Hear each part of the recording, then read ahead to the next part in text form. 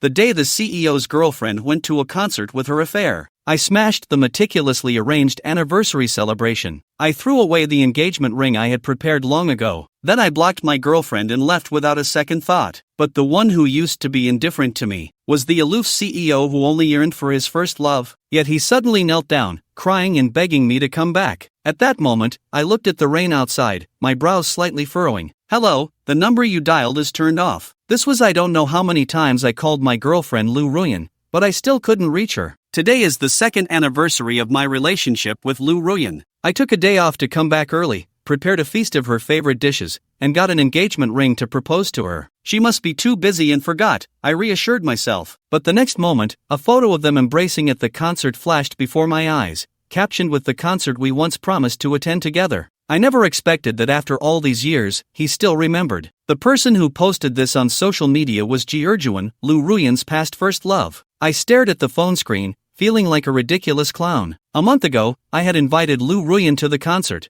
planning to propose to her there, but she declined, saying she wasn't into chasing celebrities. But now, she had gone with Ruan. It's so damn ironic. What have I been for the past 2 years? A stand-in for Ruan when he wasn't around. Just then, my phone rang. It was Ruan calling back. I squinted and pressed the answer button. "Gu Jingchen, my phone is dead. Did you call me?" Ruan's apologetic voice came through. "Sorry for worrying you. I forgot to tell you that there was an urgent matter at the company. I'm on a business trip to Roncheng and won't be back tonight." I was almost laughing with anger at the business trip. If I hadn't seen Ruan's post, I might have believed this lie. I thought calmly, "When will you be back?" "Tomorrow," Ruan replied softly. Then she seemed to remember something. "Oh, I remember the day after tomorrow is our anniversary. There are many luxury boutiques here in Roncheng. Is there anything you like? I can buy it for you." Her gentle voice made my heart sink. She even got the anniversary wrong. It was clear that I truly had no place in her heart. "Whatever," I said after a moment of silence, then suddenly asked, "Ruan, do you really love me?" On the other end of the line, Ruan's heart skipped a beat. She glanced at Ruan walking towards her and felt a bit guilty. "Why are you asking me this all of a sudden? Is it because I haven't been with you enough lately, making you feel insecure?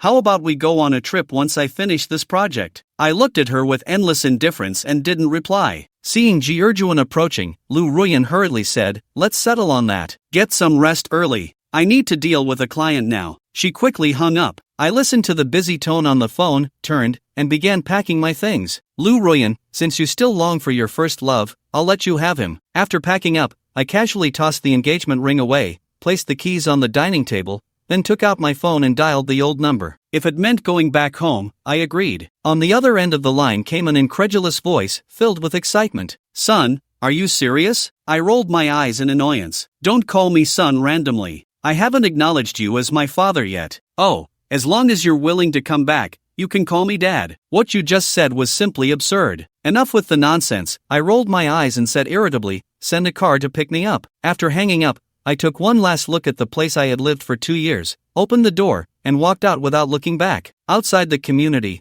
a car was already waiting by the roadside. The door opened quickly, and a butler-like man approached, his expression excited, his voice trembling slightly. "Young master." Uncle Sen, I had a vague impression of this man. It seemed he had carried me when I was young. "Young master, you still remember me?" The butler's eyes glimmered with tears. I nodded, my tone complex. "Let's go." After the concert ended, as soon as I got into the car, Ruan smiled and said, "Ruan, thank you. I really didn't expect you to remember our promise from back then." Hearing this, Ruan's eyes flashed with a hint of sadness. "You don't need to be so distant with me. Since I promised to watch a concert with you, of course, I would do it. I knew you were always the best to me." Ruan suddenly chuckled self-deprecatingly. "It's a pity I didn't appreciate it back then. Otherwise, it wouldn't be Ruan." Ruan quickly interrupted him. "You know I already have a boyfriend. What does having a boyfriend matter?" Ruan thought coldly. Now that he was back, it was only a matter of time before Ruan broke up with her boyfriend. The fact that she could hide from him to come to the concert meant she hadn't forgotten about him at all. "Sorry, I didn't mean to say that."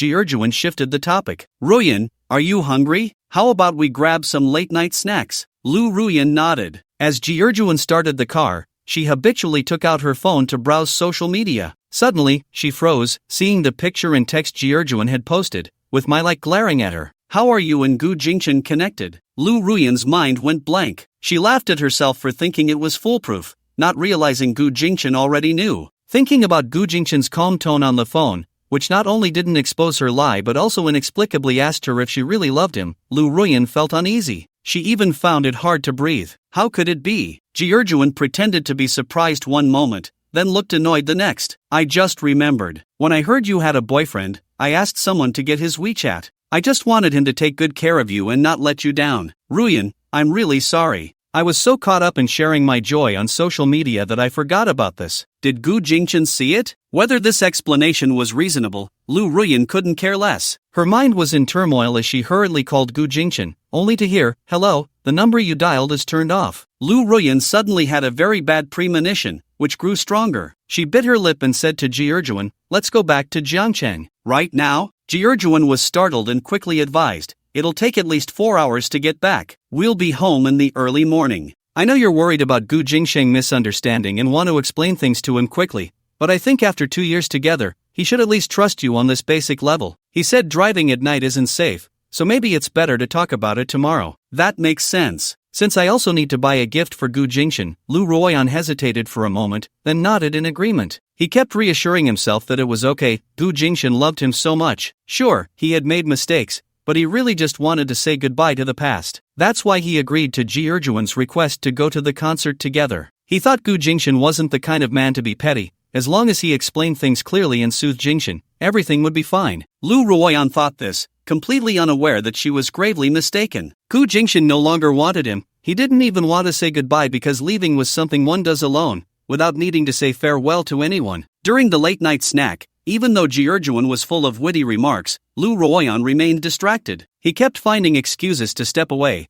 whether to go to the bathroom or to get some fresh air outside. No matter how he called Gu Jingchen, it always indicated that the phone was off. This feeling of wanting to reach someone but being unable to do so finally made Ruan understand what Gu Jingchen had felt before, and he couldn't help but feel regret. He returned to his seat in a daze, and Juan couldn't help but ask if Ruan was still worried about Gu Jingchen. Ruan nodded. Gu Jingchen had never gone missing for this long, so how could he not be worried? Juan remained calm on the surface, but inwardly cursed, thinking how stupid it was to ruin such a good atmosphere. They could have reminisced about their beautiful memories together. With the influence of red wine, maybe tonight Ruan would become infatuated. Once he had a relationship with this woman, things would be easier to handle. But right now, Ruan was clearly preoccupied with thoughts of Gu Jingchen. He couldn't even focus on drinking red wine or chatting. Keeping his composure was already a stretch, let alone seizing any opportunity tonight. Juan suddenly regretted posting that status. He had only intended to irritate Gu Jingchen and stir up some tension between them,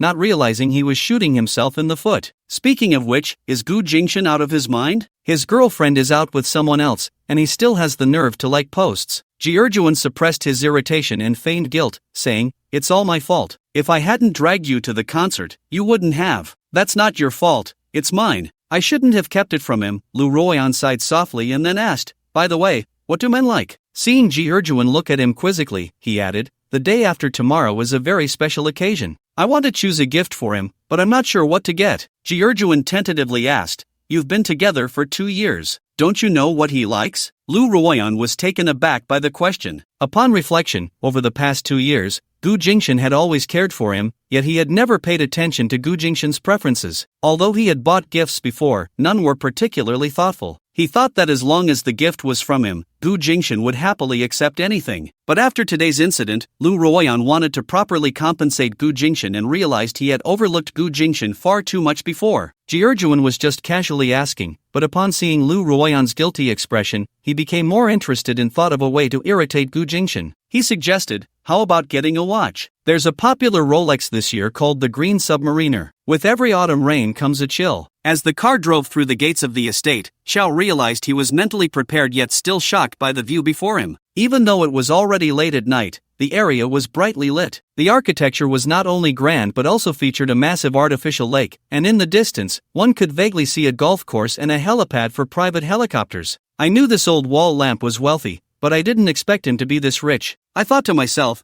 this works out well. If I'm extravagant, I have the backing to do so." Uncle Sin drove the car to the entrance of a villa, where 2 rows of servants stood in neat formation. Upon seeing me get out, they quickly bowed and greeted, "Good day, young master. Welcome home." Gu Jingchen, who had been eagerly awaiting his son, approached with excitement, but his expression quickly dimmed upon seeing my frown. He could only force a smile and change his greeting, saying, "Gu Jingshan, you finally decided to come back." I nodded and looked at the young man and woman behind Gu Jingshan. Both seemed excited to see me, but I automatically overlooked the man. The girl, or more accurately, the young woman, was stunningly beautiful with delicate features like a porcelain doll. Her long hair fell over her shoulders, and she had a graceful figure. Dressed in a white dress, she stood elegantly, giving off a neighborly girl vibe. "Let me introduce you," Gu Jingshan said, pulling the man forward awkwardly. "This is your brother." As Gu Ming made this introduction, his eyes darted away, unable to meet my gaze. He was Gu Jingshan's illegitimate son, brought back only after the original wife's passing. Faced with the debt he owed Gu Jingshan had no confidence at all. "Brother, welcome back," Gu Ming said, seemingly oblivious to the awkward atmosphere, smiling as he extended his hand to me. Of course, I was aware of Gu Ming's identity since Gu Jingshan had long ago disclosed the family situation. I gave Gu Ming a deep glance, shook hands lightly with this half-brother, and then looked at Gu Jingshan, not hiding my sarcasm at all. Gu Jingshan cleared his throat lightly to cover his embarrassment and then brought the girl over, saying softly, "This is your sister, Gu Shui." As she finished speaking, Gu Shui rushed into my arms, sobbing softly, "Brother, you're finally back. Mom must be at peace seeing you safe and sound." Unlike Gu Ming's status as an illegitimate child, Gu Shui was a foster daughter of the Gu family. After I went missing, my mother wept constantly,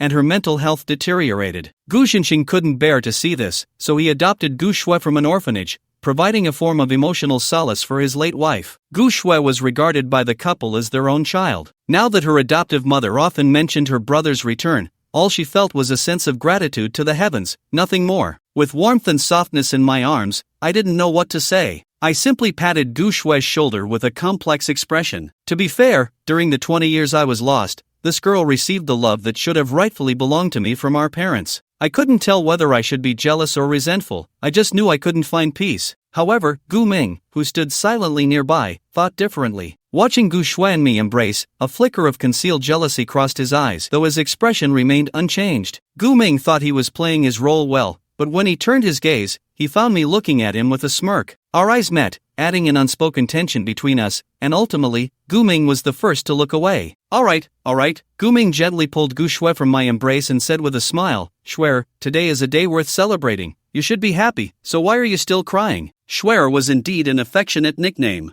I didn't respond, not taking Gu Ming's veiled provocation to heart. Gu Shui quickly wiped her tears and looked at me with an apologetic expression, saying, "Brother, I'm sorry, I got a little too emotional." "It's okay," I said, indifferent, shaking my head. Looking at Gu Ming and Gu Shui with a squint, I half smirked and said, "Just to make things clear, I'm back to claim my share of the family inheritance, so are you still welcoming me?" As soon as the inheritance claim was mentioned, everyone except Gu Jingshan and Gu Shui changed their expressions. Gu Jingshan hadn't even entered the house yet, and I had already put the most sensitive issue on the table. In wealthy families, fighting for power and profit is an unavoidable topic. However, even if it can't be avoided, one must consider face and approach things gradually. Who would directly lay it out from the start? Uncle Sin was secretly anxious. It wasn't wrong for Gu Jingshan to want to reclaim what belonged to him, but haste makes waste. Especially considering he had no roots in the Gu family, this approach would only make him a target. It was too impulsive. In contrast to Uncle Sen's hesitations,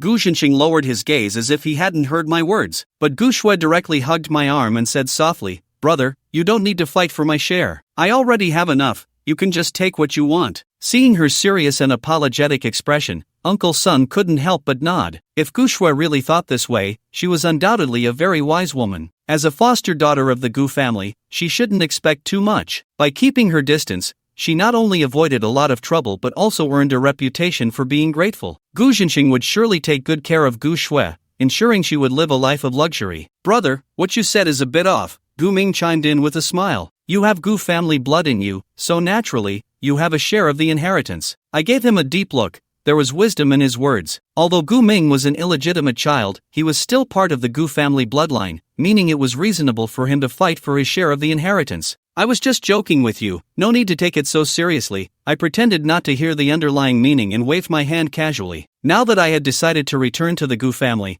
I was determined to reclaim everything that rightfully belonged to me. After this round of probing, I realized that Gu Ming was definitely not someone to underestimate. As for whether Gu Shui was naive, one can never be too careful with people's intentions. Women can be the best actresses. Having seen Lu Ruan's duplicitous nature after 2 years of dating, I couldn't trust someone I had just met, especially not a half-sister with no blood relation. Alright, you all go on and do what you need to, Gu Jinxing said with a complex tone as he walked into the magnificent villa. Gu Jinxing, come with me. I followed Gu Jinxing into a room, where across from the door was a wall with a framed black and white photo of a woman. Though it was monochrome, it did not diminish her beauty. I knew this was my mother. Gu Jinxing's eyes were slightly red as he choked out, "Heaven has eyes, I finally brought our son back." He wiped his tears, turned to speak, but then noticed I was looking at him with a strange expression, 3 parts disdain and 7 parts mockery. "Why are you looking at me like that?" Gu Jinxing wondered. I just couldn't understand. I shrugged and said, "The person is dead. Who are you trying to impress with this fake sentimentality?" Gu Jinxing got angry and exclaimed, "I was genuinely heartfelt towards your mother." Before he could finish, I interrupted him, "Your genuine feelings were just finding a mistress behind her back. Did she know you were with other women and even had children when she passed?" "Okay, you make a point," Gu Jinxing said, left speechless by my retort. But even though he felt utterly ashamed,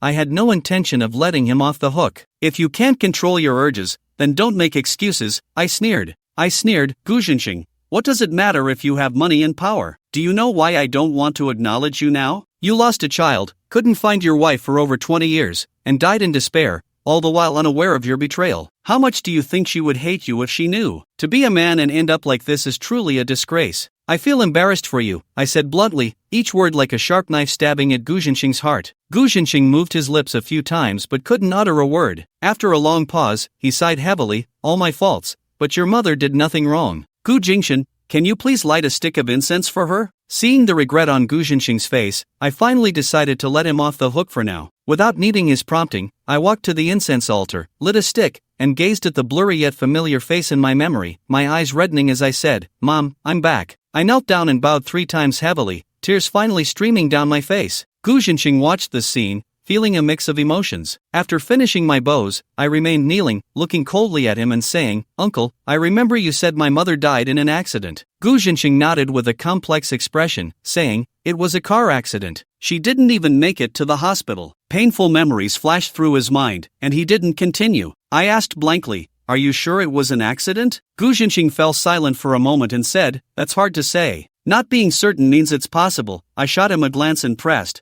"What about that woman?" I was referring to the mistress who had a child with Gu Jinxing, Gu Ming's mother. Undoubtedly, if that car accident was not an accident, he would be the prime suspect, given that he was the biggest beneficiary. Gu Ming's acknowledgement by the Gu family was the best proof of that. After your mother's incident, I also investigated, but there was no evidence linking him to it. Gu Jinxing paused and added, "And shortly after that accident, he died." Gu Ming also faced many mysterious attacks afterward. If that weren't the case, I wouldn't have brought him back to the Gu family for care. I couldn't care less about Gu Ming's fate. I asked, "What happened to that woman? How did she die?" Gu Jinxing looked at me strangely and said, "A pressure cooker exploded, and she died on the spot." For a moment, I was speechless. Her death was indeed somewhat absurd, but it felt like she got off easy. On the other hand, it seemed like Gu Jinxing didn't have much affection for that woman, given his indifferent tone. "Uncle, for the next 3 days, I'll stay here with my mom." My tone suddenly softened as I said, "I couldn't manage 3 years of mourning, but I can do 3 days. Have someone bring the mourning supplies, and I want vegetarian meals placed at the door for every meal. No one should disturb me. The debt of gratitude for giving life is greater than the heavens." I showed no kindness towards Gu Jinxing, but I was more than willing to fulfill my mourning duties for my deceased mother. All right, Gu Jinxing quickly agreed, his gaze towards me filled with a bit more appreciation. But just as he was about to turn and give orders, my voice, cold as if from the depths of hell, interrupted, "Uncle, I will investigate the cause of my mother's death, whether it was an accident or not. Let me be clear, you better hope it has nothing to do with that mistress, or else don't blame me for being unkind to Gu Ming. Don't give me that nonsense about not harming family," I said angrily. "This is a sin that cannot be easily forgiven. I want them to pay for their sins." The day after the concert, Ruan took Ruan around nearly all the luxury watch stores in Rome City throughout the morning, finally finding the green submariner. Ruan held the watch in his hands, examining it closely and nodding in satisfaction. He had checked online, and this model was extremely popular in the market,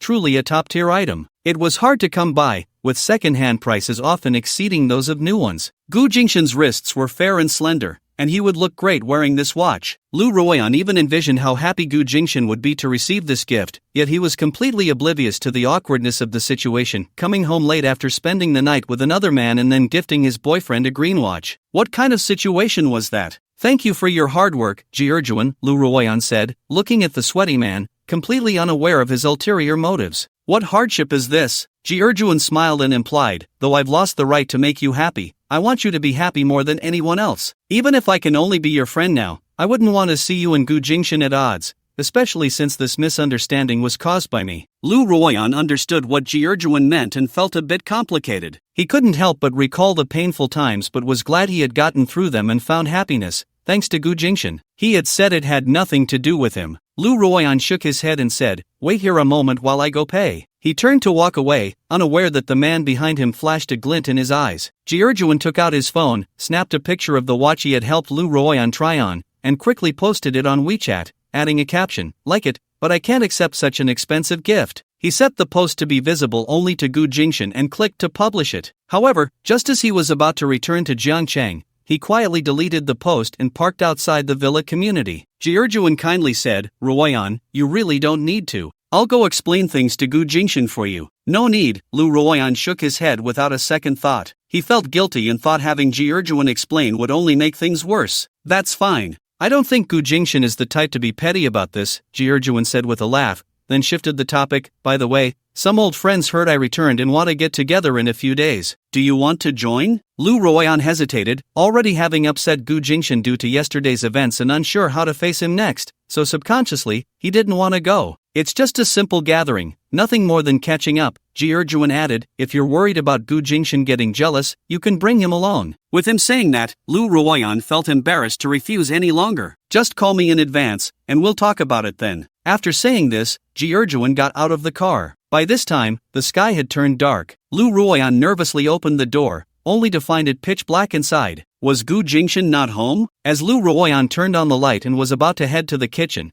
his gaze accidentally swept across the dining room, and he suddenly froze. There was a beautifully arranged table of food with a cake in the center. His heart skipped a beat as he quickly pulled out his phone and checked the calendar. Lu Ruan's mind buzzed as he realized that yesterday was their 2-year anniversary, not tomorrow. He had remembered it wrong. Thinking about how he spent yesterday at the concert with Jiurjuan and missed such an important day, Lu Ruan felt a wave of regret. No wonder Gu Jingshan had called him repeatedly. He had prepared dinner at home, but Lu Ruan had chosen to be with another man. Lu Ruan's mind flashed to Gu Jingshan, imagining how he must have looked upon seeing Jiurjuan's post. He couldn't help but feel guilty and heartbroken, realizing how disappointed and hurt Gu Jingshan must have felt. However, looking down at the carefully prepared gift for Gu Jingshan, Lu Ruan began to reassure himself, "It's okay. This is a watch worth over 100,000. Such an expensive gift surely represents my feelings. Gu Jingshan will definitely forgive me." With these thoughts, Lu Ruan soon noticed something was off. There wasn't even a single pair of Gu Jingshan's shoes at the entrance,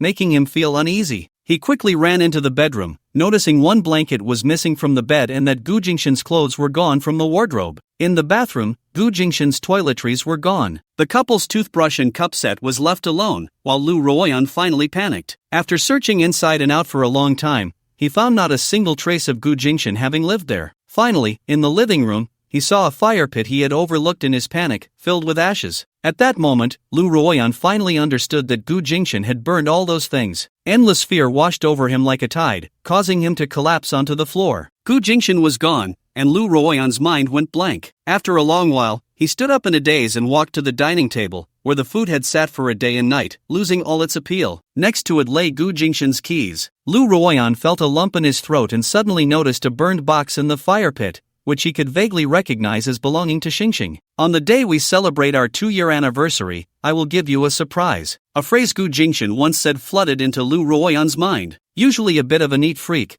Lu Ruan didn't care about the dirt and quickly started digging through the ashes. Soon, he found a blackened and yellowed diamond ring, and at that moment, he finally understood what surprise Gu Jingshan had intended for him. The man who had always been devoted to him was going to propose on this special day. How ridiculous it was. In an instant, Lu Ruan couldn't stop the tears from flowing, and his heart ached painfully. It was so cruel that Gu Jingshan had prepared for this day of proposing while Lu Ruan was with another man. If he hadn't felt so hopeless, he wouldn't have been able to bear leaving. No, Gu Jingxian can't just leave like this. Lu Ruoyan wiped his tears, knowing he couldn't reach him by phone, so he decided to send a message. Gu Jingxian, where are you? I know I was wrong. Please come back. As he typed and clicked send, he froze in shock as a bright red exclamation mark popped up in the chat box. The message read that the other party had friend verification enabled. You are not his friend. Please send a friend verification request first. Gu Jingxian had even deleted him as a friend. For 2 consecutive days, Lu Ruoyan cried at home, feeling Gu Jingxian's absence and overwhelming loneliness. He looked gaunt and haggard. He had reached out to all his connections to find Gu Jingxian, but there was no news. Since Gu Jingxian took leave that day, he hadn't returned to work. Even his few friends said they hadn't seen him, as if this man had never existed in his world, and all traces of him had vanished without a trace. At first, Lu Ruoyan fantasized that Gu Jingxian was just throwing a tantrum. He thought that when he calmed down, perhaps he would suddenly open his eyes one day and find this man back in front of him. But now, Lu Ruoyan had lost that hope. He understood that Gu Jingxian was resolute in leaving him, but who could he blame for that? At that moment, his phone rang, and Lu Ruoyan felt as if he had been electrocuted. He quickly picked it up, and just one glance turned his hopeful expression into endless disappointment. It wasn't Gu Jingxian calling. It was his assistant calling. President Lu, you need to come to the office quickly. Representatives from Tenghue are here and want to cancel our partnership. Hearing the assistant's urgent tone, Lu Ruoyan couldn't sit still any longer. Tenghue is currently the largest game operation and promotion platform in the country, holding nearly half of the market. The company had invested a significant amount of money into the new game, and losing this critical channel would undoubtedly lead to huge losses. Lu Ruoyan had no choice but to temporarily set aside the search for Gu Jingxian and hurriedly rushed to the office. Upon entering the reception room, several people were already waiting inside. The leading man, with graying hair and probably in his 60s, had an extraordinary demeanor, clearly someone who had weathered many storms. This man was none other than Uncle Sen. The Gu family's business spans almost every field, and Tenghue is one of them. He also learned that the reason they had initially agreed to partner with Lu Ruoyan's company wasn't due to the market potential of the game project but rather out of goodwill towards Gu Jingxian, as Gu Jingxian valued him highly. Since Gu Jingxian liked Lu Ruoyan, it was no issue to lend support, which could also be seen as a way to please this long-lost son. However, that was no longer necessary. In fact, Uncle Sen wouldn't have come for such trivial matters as canceling a partnership. The reason he made the trip was simply to see what kind of woman would dare not take Gu Jingxian seriously. After assessing her from head to toe, he noted that Lu Ruoyan had an exquisite face, a tall figure, and a decent temperament. In terms of looks, she could rival many celebrities. No wonder Gu Jingxian liked her, but unfortunately, this woman seemed a bit foolish. Lu Ruoyan felt a bit uncomfortable under Uncle Sen's scrutiny and turned to the project manager from Painting Company, asking, Manager Wang, who is this next to you? You don't need to know who he is. Manager Wang said expressionlessly, let's get straight to the point. We're here to formally notify you that Tenghue has decided to cancel our partnership with your company. As for the penalty, we will transfer the agreed amount to your company's account as stipulated in the contract. Lu Ruoyan had prepared himself for this when he arrived, but hearing Manager Wang say this in person still made him frown deeply. He couldn't understand, when they had previously gone to Tenghue to discuss the partnership, the other party had been so enthusiastic, everything had gone smoothly, how could their attitude take such a 180-degree turn now? Lu Ruoyan took a deep breath and said, Manager Wang, it's inappropriate for your platform to breach the contract without a reasonable explanation. Manager Wang replied, the cancellation is a decision made by the upper management of the platform. I'm not very clear about the reasons either, shaking his head. Seeing that Lu Ruoyan was about to say more, Manager Wang added with a hint of advice, that's all I have to say, President Lu. You should take care of yourself. After saying this, he turned his gaze towards Uncle Sen, his eyes filled with respect and a hint of inquiry. Uncle Sen stood up, looked deeply at Lu Ruoyan, and said, thank you. I really must thank this woman. If it weren't for the fact that he hurt the young master's heart, how could he possibly return to the Gu family? It was precisely for this reason that Gu Jingxian didn't completely destroy Lu Ruoyan's company. Otherwise, it wouldn't have just been a matter of canceling the partnership. If the Gu family decided to act, it could mean that Lu Ruoyan would have no standing in the domestic gaming market from then on. After Uncle Sen and the others left, Lu Ruoyan rubbed his temples in frustration. The sudden cancellation of the partnership was one thing, but what did that inexplicable thank you really mean? When I opened the door, Gu Shui was already waiting outside. Seeing me looking a bit haggard, the girl asked with concern, brother, are you okay? I didn't answer and instead asked, is there something you need? Hearing the distance in my tone, Gu Shui bit her lip and said, Dad is waiting for you in the study. He seems to want to talk to you about something. I nodded to indicate that I understood. Gu Jinxing was drinking tea when I entered. He quickly poured a cup for his son and said, "Jingshan, come try this Westlake Longjing tea. It's something you can't buy even with money." I didn't drink it. Instead, I sat down heavily on the sofa and said, "Get to the point. Speak your mind." I still felt some aversion towards this cheap old man. Gu Jinxing didn't mind and inquired, "I just want to ask, where have you been for the past 20 years? I paused for a moment before saying, "The first several years were in an orphanage, then 3 years in northern Myanmar, and 2 years in Jiangchang." I spoke casually, as if discussing something unrelated, while Gu Jinxing felt a pang in his heart. How much hardship had this child endured out there, especially considering he had gone to northern Myanmar, a place notorious for its dangers? He truly couldn't fathom how I had survived. Filled with guilt, Gu Jinxing didn't dare to ask further. Then he abruptly changed the subject, saying, "By the way, Tenghui has already cancelled the partnership with Mingxue today." "Isn't Mingxue Lu Ruan's company?" I said, slightly taken aback. This cheap old man acted quickly, seeking vengeance for himself. I raised an eyebrow and said, "Who told you to meddle in other people's affairs?" Gu Jinxing chuckled. "What, are you still hung up on him?" I scoffed. "That's a joke. I don't even acknowledge my biological father, let alone a woman who perhaps never truly loved me. Do you think I can just let him go?" Gu Jinxing nearly choked on his tea at my words. What did I mean by not acknowledging my own father? He coughed a couple of times and silently pulled a photo from a drawer, handing it to me. "Forget about that blind woman, take a look at this." I took the photo and glanced at it, my expression turning strange. The woman in the picture was someone I had seen in many news articles, Jiangqing's #1 beauty, Su Chingle. I shot a sideways glance at Gu Jinxing and asked, "Uncle, what do you mean by this?" "What do you mean?" Gu Jinxing replied with a smile, "It's hard to find a 3-legged frog, but there are plenty of 2-legged women. If I'm going to find you one, she must be the best. Su's girl has a great figure, a beautiful face, and a clean private life. Plus, she holds the title of Jiangqing's #1 beauty. Others would be eager for her, yet you'll have her under you, free to do as you wish. Isn't that enticing to think about? This is what a father teaches his son." I coldly remarked, "You look decent, but I never expected you to be so sleazy." Truly, one can read a person's appearance but not their heart. My mom must have been blind to have chosen you. Being mentioned about his deceased wife, Gu Jinxing's eyes flashed with a hint of melancholy and caution. "I am doing this for your own good." He took a sip of tea. "Slowly but surely, there are many people in the Gu family who hope you come back, while at the same time,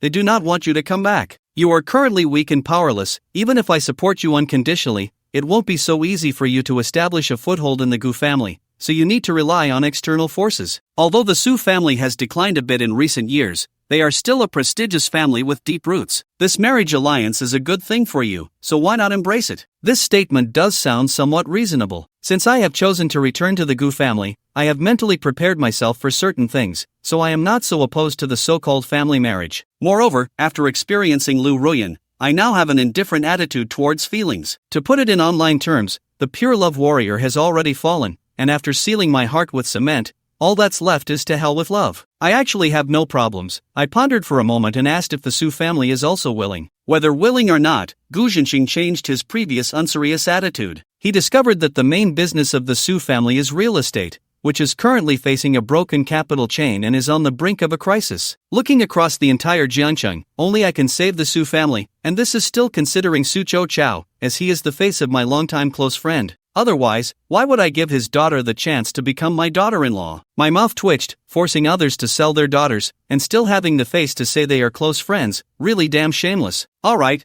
I have no objections then. I lit a cigarette, glanced at Gu Jinxing, pulled out one and tossed it over. "Oh dear, son, the cigarettes you gave me." Gu Jinxing has quit smoking for many years, yet he eagerly caught it, lit it up with it in his mouth, and took a satisfying puff. "Since you agreed, I'll arrange a time with old Su, and you can meet with the Su family girl first." Gu Jinxing exhaled thick smoke, then took out a black card and handed it to me, saying with a somewhat flattering tone, "The password is your birthday." Casually spending money in my hand, after a few seconds of silence, I asked what day my birthday is. A single sentence almost made Gu Jinxing break down. It was then that he remembered he lost it when he was very young, and had no idea about his own birthday. He only felt his throat tremble, and his heart ached so much that he couldn't say a word. Gu Jinxing could only write a string of numbers with paper and pen, fly in front of me, then turn his face away and waved his hand towards the door with his eyes closed. I took a deep look at him, got up and walked out. Although I had the black card given by the cheap old lamp, I wasn't in a hurry to activate my spendthrift mode. For the next 2 days, I was familiarizing myself with the environment of the manor. Gu Jinxing is very busy, during which he only contacted me once, telling me the time and place for me to meet Su Chingle,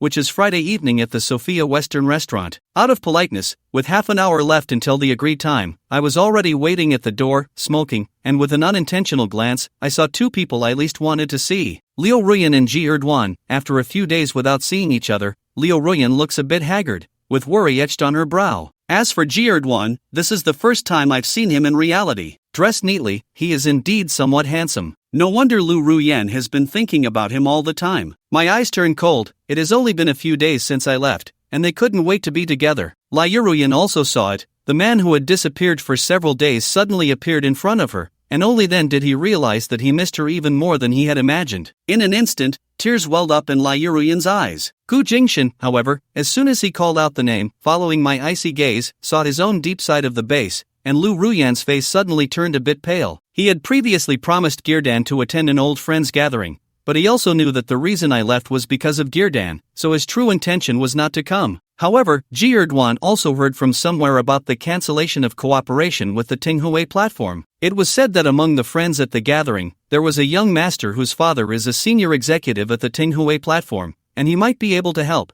possibly even restoring the cooperation. However, unexpectedly, while accompanying Jier, I instead saw Gu Jinxing, whom I have been longing for day and night. Ruan can't quite clarify what her feelings are right now, but no matter what, she must first apologize to Gu Jinxing. "I'm sorry," he said while trying to take my hand. However, I took a step back to avoid it. "No need to say sorry, after all, I was already redundant," I said coldly, "but I have to congratulate Mr. Lu, finally getting what he wished for." May the unfamiliar address from General Lu make Ruan feel as if her heart is being cut by a knife. He immediately understood that Gu Jinxing thought he had just left, while he, on the other hand, was eagerly about to be with Duan. I apologized to him because I felt guilty, but that's not the case. "Gu Jinxing, you misunderstood." Ruan was so anxious that tears were about to flow out, shaking her head repeatedly and saying, "Duan and I are just ordinary friends, I only have you in my heart." However, his explanation did not elicit even the slightest emotional response from me. "I don't want to beat around the bush, Ruan, saying these things now is meaningless, we have already broken up." The cold tone directly left Ruan, who still had a glimmer of hope, standing there in a daze. "No, I don't agree to break up," Ruan said with a trembling voice. "Gu Jinxing, I know I was wrong, and it was an outrageous mistake. Please give me a chance, just come home with me first, okay?" Seeing his desperate pleading expression, the nearby Ruan knew he could no longer remain silent and had to do something. Otherwise, what if Gu Jinxing really softened his heart? "Gu Jinxing, you really don't have to be like this. Just pretending to sigh at the year's end," I said. "I know the reason you create the illusion of leaving is simply to find out whether Ruan really cares about you. Now you should understand, he truly cannot live without you. So please stop tormenting Ruan, okay? Look, he's already bowed his head to apologize to you, just forgive him." Ruan was slightly taken aback, unintentionally mentioning the chicken ear tip. "What you mean is that everything Gu Jinxing did was intentional. Like smoke. Why are you so silly? He likes you so much. How could he bear to leave you? Do you think Gu Jinxing appeared here for no reason? It's just that he found out we were having a gathering here today, so he specially came to see you, and it's also a way for him to save face. But you must not blame him. It's the second anniversary of our relationship. Such an important day can be overlooked by you. Even if you feel no guilt, leaving him to be with me is still wrong. Shouldn't Gu Jinxing be angry?" He first deliberately brought up topics that shouldn't be mentioned, then turned his gaze towards me, gritting his teeth, and said, "I know my existence has caused you trouble. So how about this? As long as you forgive Ruan and reconcile with him, I promise I will never appear in front of him again." After saying this, Kier put on a look that was both sorrowful and aggrieved. The destructive power of the white moonlight finally manifested at this moment. Ruan was almost moved to tears. "Duan, don't say anymore," Ruan said with a trembling voice. "Gu Jinxing was just misunderstood. He is actually not such a petty person." Duan waved his hand and pretended to be carefree, saying, "I'm fine. I've already hurt you once. How can I bear to see you get hurt a second time because of me? As long as you and Gu Jinxing can be happy, it doesn't matter if I never see you again. I would even risk my life for it." I quietly watched Shara perform. This move of retreating to advance is a real skill, not to mention, Ruan seems to really believe it. "Your level of green tea is truly surpassing that of high-end green tea bitches. Today has really opened my eyes." I couldn't help but applaud, "But you called out like smoke right in front of me, which is really too dismissive of me." Jera's face slightly changed, apologizing and saying sorry. I got used to calling it that before, and I didn't change it in time. Whether it hasn't been changed or it's intentional, you know in your heart. I chuckled foolishly and added, you should also put away those self-righteous thoughts. Who said I came here specifically to wait for you? It was as if to confirm something. As soon as I finished speaking, a series of roaring sounds came from far to near, and a pink Lamborghini appeared in my sight, then immediately stopped in front of me. The car door opened, and a young and beautiful woman stepped down. He first glanced at me, then looked over Lu Ruyan and Ji Erdogan, his gaze becoming playful. Finally, he looked at me, and the woman said with a half-smile, it seems like I came at the wrong time. The person who came is Su Chingle. She has a face that could be described as a beauty that brings disaster, with long hair cascading like a waterfall over her shoulders. She is wearing a fitted women's business suit, with a high and perky bust and a waist that could be grasped with one hand, creating a strong visual contrast. Her long and straight legs are wrapped in black stockings, and she is wearing a pair of high heels adorned with crushed diamonds, make her already tall figure even more slender. This face, this figure, is absolutely stunning. When I saw the photos before, I thought they had been enhanced with beauty filters and retouching. I didn't expect that after meeting in person, I would find that Su Chingle is even more beautiful than in the photos. Although Lu Ruan is also a beauty, compared to Su Chingle, she pales in comparison. One can only say that the old lantern was not exaggerating at all. The number one beauty in Jiangcheng truly lives up to her reputation. Miss Su, are you talking to Gu Jingshan? Lu Ruyan naturally also knows Su Chingle, looking puzzled. Gu Jingshan? When did he have any interaction with this jewel of the Su family? Beside her, Erdogan clenched his fists tightly. This woman driving the sports car looked like a top-tier rich beauty. How did Gu Jingshan know her? Isn't she just a loser? According to Lu Ruyan, she was just an ordinary employee at a software company, and it was the boss on the other side who arranged for her to be there to please him. What right does Gu Jingshan have? At this moment, the fire of jealousy burned fiercely in Erdogan's heart. Of course I know him, Su Chingle lightly nodded and ambiguously said, I specially came to see him today. Lu Ruyan's body stiffened, and she stood there in a daze. Came specifically to see Lu Han? What does that mean? Yen, I think I understand, Ling Mo said in a deep voice. It seems Lu Han is not joking about wanting to break up with you. So he has had someone else in his heart for a long time, and leaving you was premeditated. It's just that you accompanied me to the concert, which is a mistake on your part, and he took the opportunity to break up with you. That way, even if it gets out, no one can say it's his fault. Ling Mo was certainly displeased with Lu Han's charm with women, but he suddenly realized that this situation was undoubtedly a complete opportunity for Lu Ruyan to leave Lu Han. Sure enough, as soon as he finished speaking, Lu Ruyan almost lost her balance and murmured, impossible, Lu Han is not that kind of person. Not that kind of person? Ling Mo sneered. Maybe he pursued you so relentlessly back then just because he was after your money. Yen, look, now that he has someone prettier and wealthier, he has no hesitation in abandoning you, right? It's a shame you still like him so much. I really feel sorry for you. Rationality told Lu Ruyan that Lu Han was not as despicable as Ling Mo said. Moreover, in the past 2 years, Lu Han had treated her so well, even to the point of being meticulous, it didn't seem fake at all. But seeing that Lu Han had no intention of defending himself and his gaze was still so cold, she couldn't help but believe him a little. Lu Ruyan trembled as she asked, Lu Han, tell me, is what Ling Mo said true? She wanted to hear the confirmation from Lu Han's own mouth. Think whatever you want, Lu Han said lazily, turning his gaze to Su Chingle, and smiled bitterly, sorry, I had some personal matters I didn't handle well, making you see a joke. Su Chingle smiled lightly, it's fine, I just find it interesting. I actually don't care about these things. Lu Han nodded and said, then let's go. He didn't even spare Lu Ruyan a glance and gestured for Su Chingle to go ahead. Just as they were about to enter the restaurant, Ling Mo's malicious voice came from behind. This beautiful lady, I advise you to open your eyes. I don't know what is so good about Lu Han, but maybe after a while, you'll repeat Lu Ruyan's mistake. If he can abandon Lu Ruyan for you today, he can abandon you for another woman tomorrow. By the end, Ling Mo was almost hoarse. He was not only pretending to stand up for Lu Ruyan but also venting his insane jealousy. However, whether it was Lu Han or Su Chingle, it seemed as if they hadn't heard him at all. The two didn't even pause their steps and directly disappeared from his and Lu Ruyan's sight. In the elegantly decorated top-floor private room, Lu Han very gentlemanly pulled out a chair for Su Chingle. Thank you. Su Chingle elegantly took her seat, and when Lu Han sat down opposite her, she said with a complex expression, Lu Xiao, are you satisfied with my appearance? Miss Su is joking, I've never seen a woman as beautiful as you. As for the title Lu Xiao, let's forget it. First, I'm not used to it, and second, it's not fitting. Lu Han shrugged and said, I suppose you know that my identity hasn't been recognized by the Lu family yet. Su Chingle frowned slightly and said, "What you just said is meaningless." Although Lu Han's identity had not been fully disclosed, it was no secret in certain elite circles. He indeed had not truly recognized his ancestry, but not being recognized and not wanting to be recognized are two completely different concepts. Otherwise, why would he be forced to go on a blind date just because of a word from Lu Zhenxing? Lu Han remained non-committal, just as the waiter came over with the menu, and he gestured for it to be handed directly to Su Chingle. Su Chingle might be a regular here, as she quickly finished ordering after receiving the menu. Lu Han glanced over. Just the bottle of red wine the woman ordered was worth over 200,000.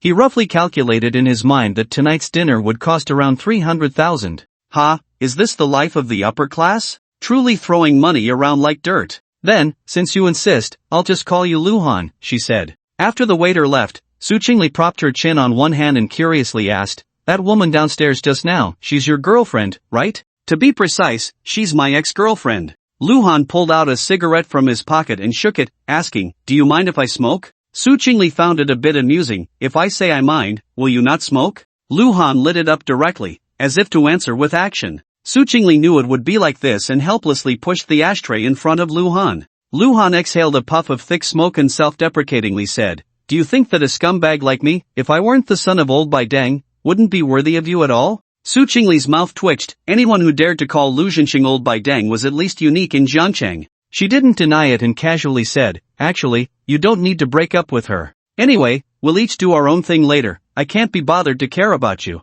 Su Chingle thought Lu Han had returned to the Lu family and was arranged into such a marriage, so he abandoned his girlfriend. Loving wealth and hating poverty, such things were nothing new to her, so she found it nothing strange. Su Chingle was very confident in her looks and family background. If Lu Han refused to marry her just because he had a girlfriend, that would be abnormal. Lu Han knew Su Chingle misunderstood, but he was too lazy to explain. He said with interest, "From your tone, it seems you've already agreed to this marriage? What can I do if I don't agree?" Su Chingle said with a hint of resentment, "Do I have the right to refuse?" Lu Han flicked the ash off his cigarette and said, "But you're not sincere, and I don't really like that." He was referring to Su Chingle wearing a professional skirt suit for the date without putting in much effort, which felt too perfunctory. "It's just a formality. Does it really matter that much?" Su Chingle understood what Lu Han meant, then looked at him in his white sweatshirt and jeans, unable to help but mutter, "You say I'm not sincere, but aren't you the same?" "Of course, it's different." Lu Han crossed his legs, speaking with a hint of arrogance, "You just said it yourself, you don't have the right to refuse, but I do, so I can wear whatever I want without needing to care about your opinion." You Su Chingle, a proud daughter of heaven, was used to other men being submissive to her. When had she ever encountered someone like Lu Han who didn't take her seriously? If it were before, she would have left in a huff. But today, Su Chingle couldn't. Thinking about how the Su family still needed the Lu family's investment to get through a crisis, she could only endure her displeasure and soften her tone. "Alright, I apologize for my lack of effort, but I didn't mean it that way. I was in a meeting earlier, and I only realized afterward that I didn't have time to go home and change. Can't you, as a big man, just not hold it against me?" Though she said this, she also felt a bit regretful for being so hasty. She had thought Lu Han was just a nouveau riche type, the kind who couldn't resist beauty and should be easy to handle. So she didn't take him seriously and came over directly after finishing her work. After all, it was just a formality. Today was just about getting to know each other. Unexpectedly, this man, who seemed carefree, turned out to be quite difficult to get along with. "From what you're saying, it sounds like I'm the big bad wolf bullying a little white rabbit?" Lu Han extinguished his cigarette and changed the subject. "Su Chingle, you just said we'd each do our own thing in the future. I think it's better to clarify things first. Do you also have a so-called white moonlight that you can't let go of? Or have you secretly gotten a boyfriend behind your family's back?" Su Chingle. Her intuition told her that the scene she had just seen downstairs was not as simple as she had imagined. "I don't have a white moonlight, nor do I have a boyfriend." Su Chingle shook her head and said, "It's just that I don't like a marriage without feelings, and I don't want you to touch me. In exchange, I won't interfere with you having women outside. As long as she doesn't make too much of a fuss, I can turn a blind eye and pretend she doesn't exist." "Heh, you are quite magnanimous." Lu Han lowered his gaze and said, "What about you? Just because you don't have someone you are moved by now doesn't mean you won't in the future. Let me clarify, I have a mental cleanliness obsession. If you dare to be ambiguous with other men behind my back, even if nothing substantial happens, I won't let you off easily. So to avoid such things from happening, I think we should just let this marriage go." He really thought so, but as soon as the words came out, Su Chingle became anxious. "No, we must get married. Su Chingle took a deep breath and said, Luhan, how about we make a deal? Luhan raised his eyes and said, I'm all ears. Your father's investment intention is to use your name to acquire 30% of our Su Group's shares for 3 billion, of course. This is a premium acquisition due to the marriage between the two families. Su Chingle said seriously, I can sign a prenuptial agreement with you to transfer 15% of my shares to you, so you will have nearly half of the Su Group's shares. However, this additional 15% is conditional. We will only maintain a superficial marriage for 2 years. You give me 2 years, and I will use at least 6 billion to buy back these shares, then we will part ways peacefully. And you can rest assured, during these 2 years, I will definitely keep myself pure. Aside from the necessary social etiquette, I won't let any other man touch a single finger of mine. As for you, feel free to indulge outside as much as you want, as long as you don't make it too difficult for me, I can turn a blind eye. What do you think? This was her main purpose for coming today. If she couldn't control the marriage, at least she could settle for a compromise. Su Chingle believed Luhan would definitely be moved. It does sound quite tempting. Luhan pondered for a moment and asked, but what if you can't come up with 6 billion by then? Investment has risks, of course, one must be cautious. How could I not come up with it? Su Chingle expressed her confusion. The Su family was just temporarily in trouble. As long as they secured this investment from the Lu family, not only would they have a chance to turn things around, but they would also thrive. After all, in the business world, Lu Zhenxing was willing to put out 3 billion, ultimately because there was profit to be made, right? Su Chingle didn't think she was worth that much money. What if? Luhan pressed on, clearly not willing to let it go without a guarantee. If I really can't come up with 6 billion, the shares will still be yours, and I will do whatever it takes to return your capital. Su Chingle bit her silver teeth and said angrily, besides, I will also be yours, you can play however you want. This woman was really putting in the effort. But it was indeed a deal that guaranteed profit. Luhan extended his hand and said, deal. Ha! Seeing Luhan agree, Su Chingle finally breathed a sigh of relief. Then it's settled, and you can't back out. She also extended her hand and said, I will find a lawyer to draft the prenuptial agreement as soon as possible, and you just need to sign it. Luhan held Su Chingle's delicate little hand, which was both tender and smooth, making it hard to part with, and said, don't worry, I have always been a man of my word. At that moment, the red wine was served, the dark red liquid poured into the decanter, and Luhan and Su Chingle exchanged contact information. Of course, Luhan's number was new, and his WeChat was also re-registered. The previous SIM card had long been removed and crushed, so Lu Ruyan couldn't get through at all. Soon, the wine was aerated, and the steak and dessert were brought out. Su Chingle and Luhan chatted while eating, and the atmosphere was quite harmonious. However, in another large private room downstairs, Lu Ruyan was completely distracted. Her mind was filled with the intimate figure of Luhan and Su Chingle from earlier. In fact, after she realized what was happening, she immediately chased after them. Ling Mo's words were not without reason, but Lu Ruyan still didn't want to let it go so easily. She needed to clarify her situation with Ling Mo and also ask about Luhan and Su Chingle. However, just as she stepped onto the stairs leading to the top floor, she was politely stopped by a waiter. The reason was that the entire floor above was privately owned, and others were not allowed to enter without permission. Yen, still thinking about that scumbag? Just as Lu Ruyan was lost in thought, she heard Ling Mo's voice beside her. Seeing her come back to her senses, Ling Mo said indignantly, don't be foolish, okay? Luhan isn't worth you being sad over. Lu Ruyan was silent for a moment and suddenly said, Ling Mo, please don't call me Yen anymore. Ha? Ling Mo looked shocked. Then, what should I call you? Lu Ruyan glanced at him and said, I do have a name. It's really not appropriate for you to call me so intimately, it can easily lead to misunderstandings. This directly left Ling Mo feeling frustrated. What was going on? Luhan had already left, and it was a good opportunity for him to step in, yet this woman was distancing herself instead? Fine. I'll try to change it. Ling Mo forced a smile and called out to a young man with slicked back hair across the room, Bin Xiao. Can you explain why Tinghue Group suddenly terminated the contract with Lu Ruyan's Mingxue company? This was also something Lu Ruyan had been wanting to know. Otherwise, with her current terrible mood, she wouldn't be able to continue attending this gathering. Bin Xiao's full name was Lu Bin, and his father was the project director at Tinghue. Seeing everyone's gaze on him, he scratched his head and said, how should I put it? The game developed by Mingxue was initially passed over in the project department, but the executive president personally spoke up. And who would dare to say a word against it? The problem is, a few days ago, I don't know what happened, but the executive president intervened again, and this cooperation was forcibly terminated. Chuzone, if you ask me, you should think carefully about whether you've offended some big shot. Lu Ruyan listened, confused. Ever since Teng Hui agreed to cooperate, she had spent most of her time personally overseeing the progress at the company. Besides that, she was either at home with Lu Han or helping Ling Mo, who had just returned to the country, with some trivial matters like buying furniture. She rarely engaged in socializing, let alone offending any big shots. The only person she might have upset was probably Lu Han. Wait, Lu Han? Lu Ruyan suddenly recalled how familiar he had seemed with Su Chingle earlier. Could he be the one causing trouble? This thought flashed through her mind, and Lu Ruyan shook her head. How could that be? Lu Han wasn't that petty. After spending 2 years together, she was clear about his character. It was just that she had never truly understood him. Thinking of Lu Han made Lu Ruyan's heart ache. Some people only learn to cherish what they have after losing it. Feeling increasingly depressed, she could only drink one glass after another. Meanwhile, Ling Mo was overjoyed. Drinking was great, and getting drunk would give him a chance.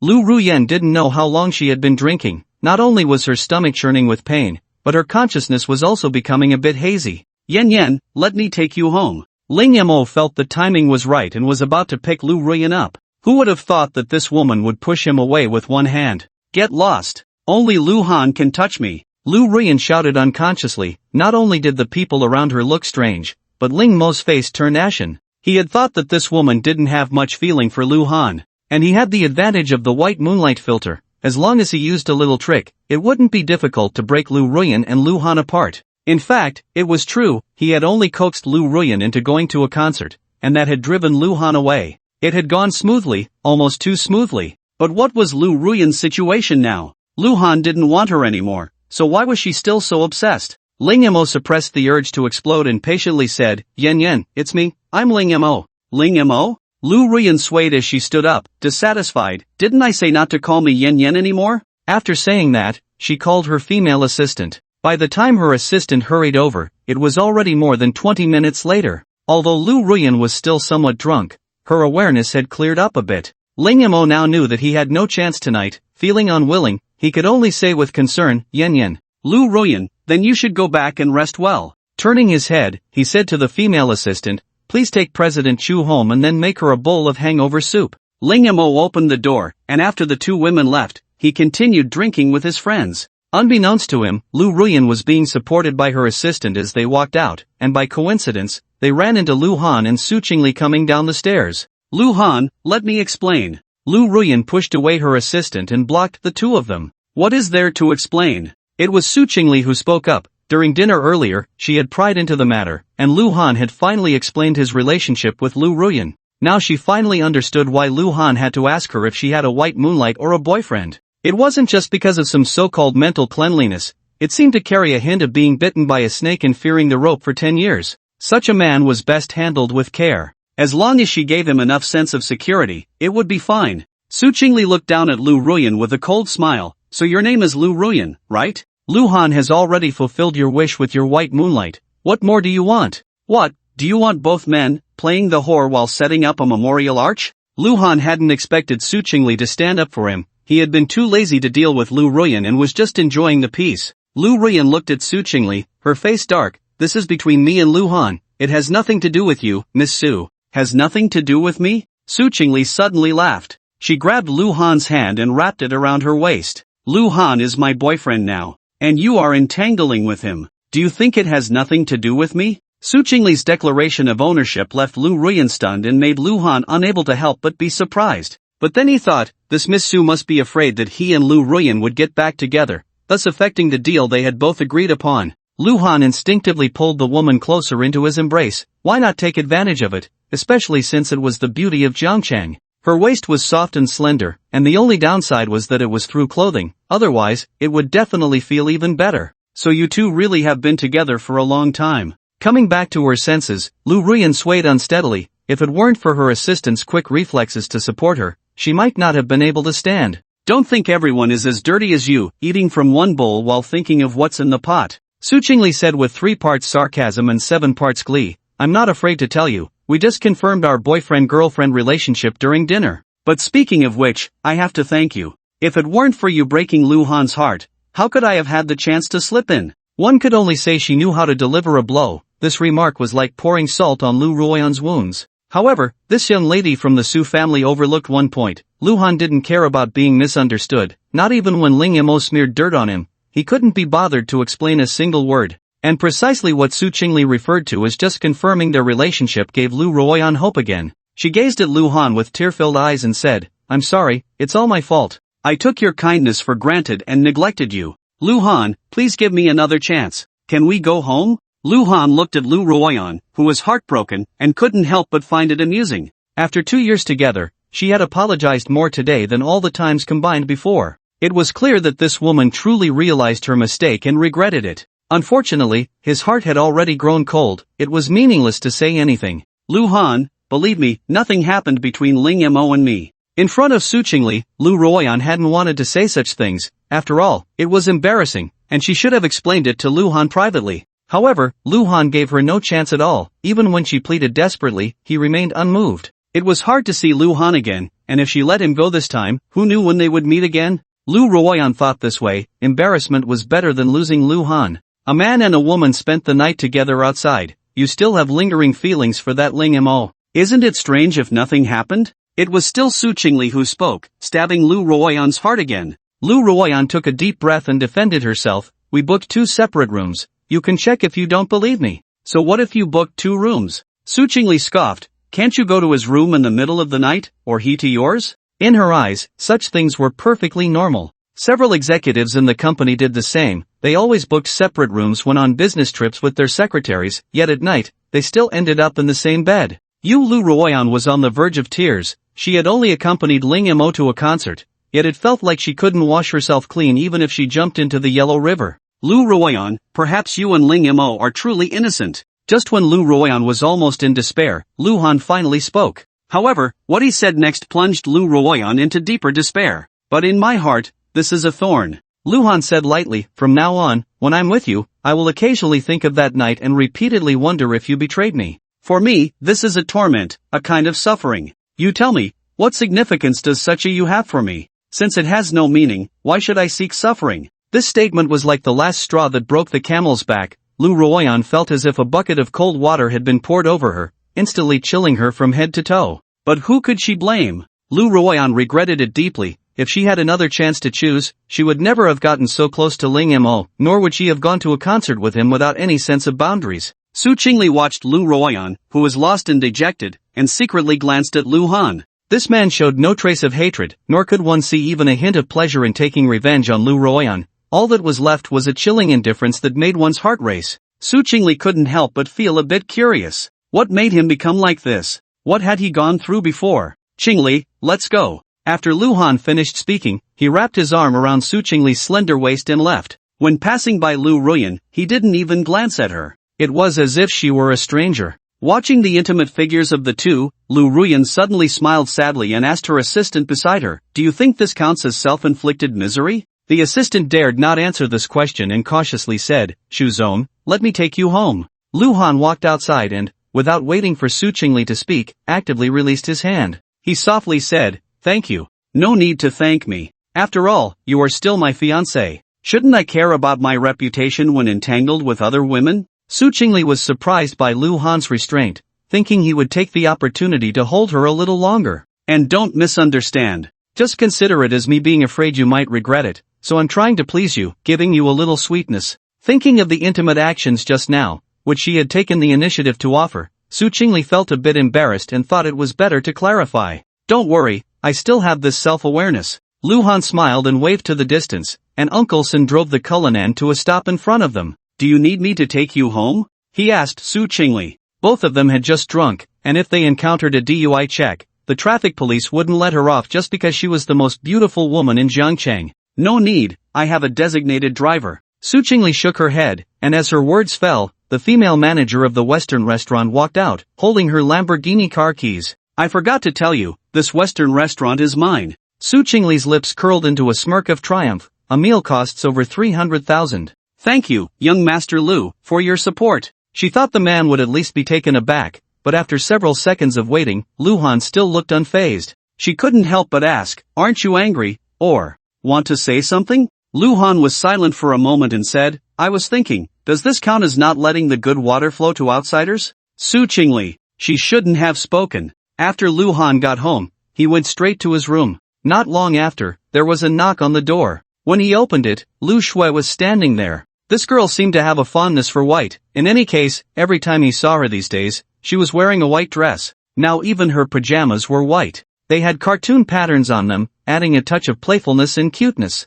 Speaking of which, Lu Shui was still a senior at Jiangqing University, and with her sweet appearance, Luhan felt she must have many admirers. Lu Shui was holding a bowl of hangover soup and smiled. "Brother, I heard from Uncle Sun that you drank, so I specially made this for you. Just half a bottle of red wine, it shouldn't be that serious." Luhan chuckled silently but still said thank you. Just as he was about to take it, he noticed the girl had no intention of letting go. "Aren't you going to invite me in to sit for a while?" Lu Shui blinked, her tone carrying a hint of grievance, as if she were a bit sad about his distance. Luhan initially wanted to politely refuse. After all, they were only nominal siblings, with no blood relation whatsoever. It felt a bit awkward and uncomfortable for Lu Shui to come into his room in her pajamas. But then he thought, if she didn't care, why should he? "Come in." Luhan stepped aside to let Lu Shui enter. The girl didn't treat herself as an outsider. She placed the hangover soup on the coffee table, kicked off her slippers, and curled up on the sofa. Due to her position, the hem of her pants rose, revealing a smooth, fair calf.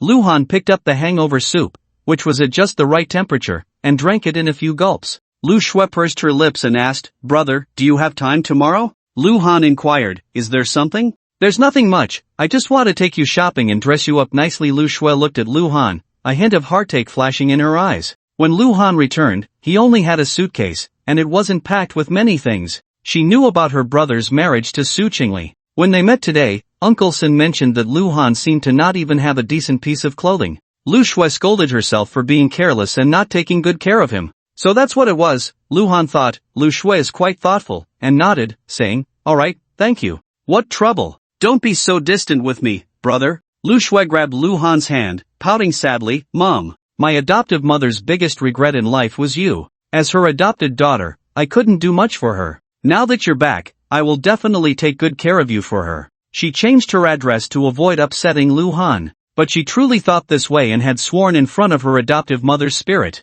However, Luhan didn't know any of this. He smiled and said, "It's kind of you to think that way, so I'll follow your arrangements tomorrow." "Yay! It's settled then." Lu Shui beamed, seemingly oblivious to the perfunctory tone in Luhan's voice, excitedly saying, "Brother, with your figure, you're practically a natural clothes hanger. If you dress up nicely, you'll definitely be more handsome than those stars in idol dramas." At that moment, Luhan's phone rang. It was the cheap old deng calling him to go to the study. No need to say, it was definitely about the blind date. After hanging up, Lu Shui, who had overheard the conversation, said, "Then I'll go first, see you tomorrow morning." But after standing up, she hesitated for a moment, suddenly took a deep breath, and said, "Brother, please believe me." It was a rather abrupt statement. After saying this, Lu Shui tiptoed and gently hugged him before jogging away. With the girl's fragrance lingering in his arms, Luhan fell silent for a moment and suddenly smiled. "I said, even if she's the adopted daughter of the Lu family, she can't be a silly sweet girl." When Luhan pushed the door into the study, Lu Zhenxing was drinking tea. "Old Deng,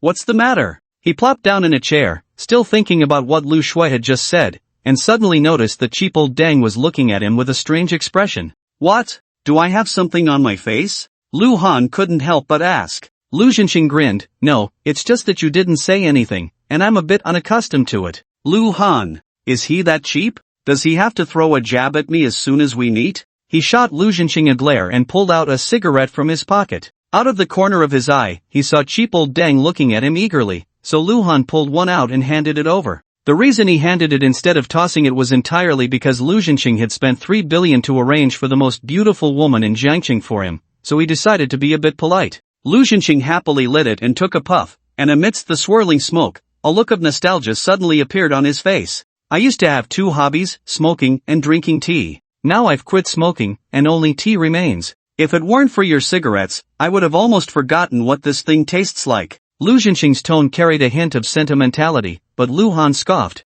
Luhan sneered, "Don't forget you're also lecherous." Cough cough. Did he really have to bring that up? Lu Zhenxing choked on a puff of smoke and started coughing violently. "So, you met Su Chingle, how was it?" "I didn't lie to you, isn't she stunning?" He quickly changed the subject. In fact, he had called Luhan over just to ask if things went smoothly. Luhan didn't say anything, just nodded.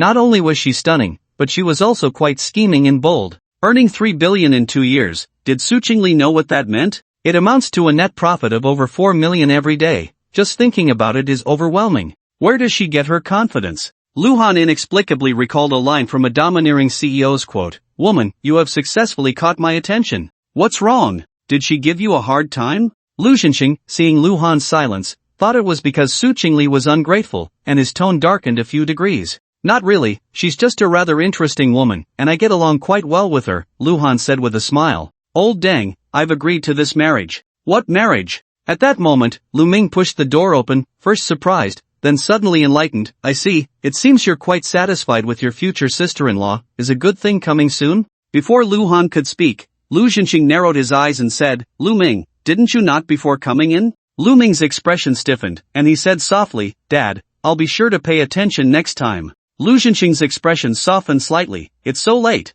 What do you need from me?" "I heard from the servant that my brother is with you, and I happen to have something to discuss as well." Lu Ming sighed softly and said, "Dad, I'm currently managing several companies at the same time, and I'm really stretched thin. It was fine to be a bit tired before, after all, there aren't that many trustworthy people, so I had to do everything myself. But my brother is back now. I just want to know, can he help me share some of the burden?" Hearing this, Luhan was somewhat taken aback. To voluntarily hand over control of the Lu family's business, does Lu Ming really have such good intentions? Flattery without reason is either deceitful or malicious. Luhan never believed in free lunches and had to assume the worst about Lu Ming's intentions. He chose to observe the situation regarding this half-brother's overtures. Lu Zhenxing also didn't expect Lu Ming to make such a request, pondering, "Which company do you plan to hand over to Luhan?" Lu Ming smiled, "We're all family, let my brother choose freely, whichever he wants, I'll give him." He was clearly prepared, and as he spoke, he handed a folder to Luhan. Luhan took it and opened it. It contained detailed information about several companies, including financial statements and other relevant documents. "Since this is my brother's goodwill, I won't be rude," he said, putting the folder away. "As for which company to choose, give me some time to think about it." Lu Ming joked, "Brother, please hurry, I'm really stretched thin here, just waiting for you to save me from this predicament." After saying that, he turned his gaze to Lu Zhenxing. "Dad, I have no other business, you and my brother can continue your conversation." After he left, Lu Zhenxing smiled and said, "Luhan, actually your brother isn't bad, just to clarify, this is definitely not me asking him to please you." Luhan glanced at Lu Zhenxing, who was pretending to be oblivious, and said lightly, "Old dang, don't pretend you can't see what he's up to, I'm not as foolish as you think." Lu Zhenxing put away his playful demeanor, and a heavy, oppressive aura suddenly emanated from him, filled with the authority of a superior. He lowered his gaze and said something that sounded inexplicable. "It's not that you're foolish, it's that he's too anxious." Luhan was slightly taken aback, then looked at him deeply before leaving the study. Back in his room, Luhan threw the thick documents onto the sofa, thought for a moment, and dialed a phone number he had memorized. "Come to Jiangcheng as soon as possible." He hung up after saying just that, then washed up and went to bed. Luhan had always had a habit of waking up early, even after returning to the Lu family. He got up at 6 o'clock sharp in the morning, just as dawn was breaking, and there were hardly any servants visible in the entire estate. Luhan ran a large circle around the artificial lake and golf course, and by the time he returned to the front lawn, over an hour had passed. He practiced a set of Tai Chi again, and after taking a shower, he went to the dining room, where only his family of 4 was missing. As long as he wasn't alone with Luhan, Lu Zhenxing always wore a serious expression, which made even the atmosphere during meals quite oppressive. Luhan disliked this feeling very much. The villa was large, yet it had no sense of home at all. It wasn't until Lu Zhenxing put down his chopsticks, wiped his mouth, and left that the gloom hanging over the dining room finally dissipated. "Brother, I'm going back to my room to change and put on some makeup. Wait for me for a bit, okay?" Lu Shui smiled lightly at Luhan. Lu Ming paused slightly in his action of picking up food with his chopsticks and asked, "Are you two going out?" Lu Shui replied with a soft "There's no class today, so I just want to buy some clothes and shoes for Brother Han." After saying that, she left the dining room. Brother Han? Lu Ming knew that Lu Shui called him that to distinguish between himself and Lu Han, but wasn't that a bit too intimate? He had never heard her call him Brother Ming. He looked at Lu Han, forcing a smile, and said, "I didn't expect that in just a few days, you two would be so close." Luhan stuffed the last bite of bun into his mouth and retorted, "Aren't you happy? How could I be?" Lu Ming said with a half-smile, "I'm just glad you can integrate into the family so quickly." Luhan smiled and said nothing. He changed his clothes in his room, and after waiting outside for a short while, Lu Shui came out. The girl was wearing a white sweatshirt paired with a white A-line skirt, and her shoes were also white. However, she wore black knee-high cotton socks, the contrasting colors adding a touch of maturity to her innocence.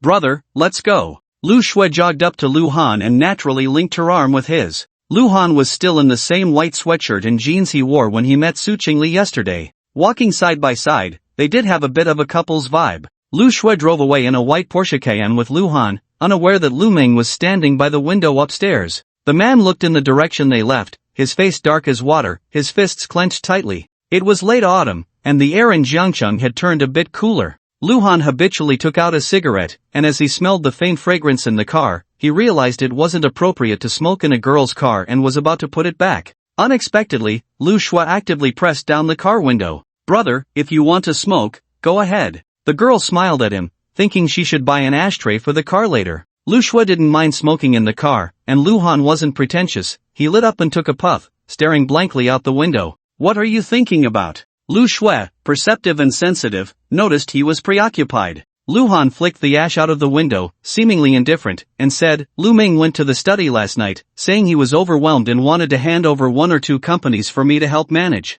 Squeak! Unexpectedly, Lu Shui slammed on the brakes and stopped by the roadside, frowning as she asked, "Did you agree? Which company does he want to hand over to you?" Lu Han was surprised by her strong reaction and explained, "It's not decided yet, but he gave me all the company information to choose from." Lu Shui bit her lip and said, "Brother, listen to me, find a reason to refuse later, don't take any of them." Lu Han asked curiously, "Why? Isn't he just being kind?" "What kindness? He's clearly plotting against you." Lu Shui said anxiously, "Those thriving companies are all his people. If you go, you'll be hindered everywhere, and even if you manage to achieve results under pressure, the elders won't see you shining, they'll think he laid a good foundation, and you're just adding a little embellishment. But if you manage those average or poor companies, he'll definitely leave you a pile of mess to clean up. Handling it well is fine, but if you don't handle it well, you'll end up being the scapegoat. So, just ignore him." This analysis can't be said to be spot on, but at least it pierced through Lu Ming's ill intentions, which was exactly what Lu Han was thinking.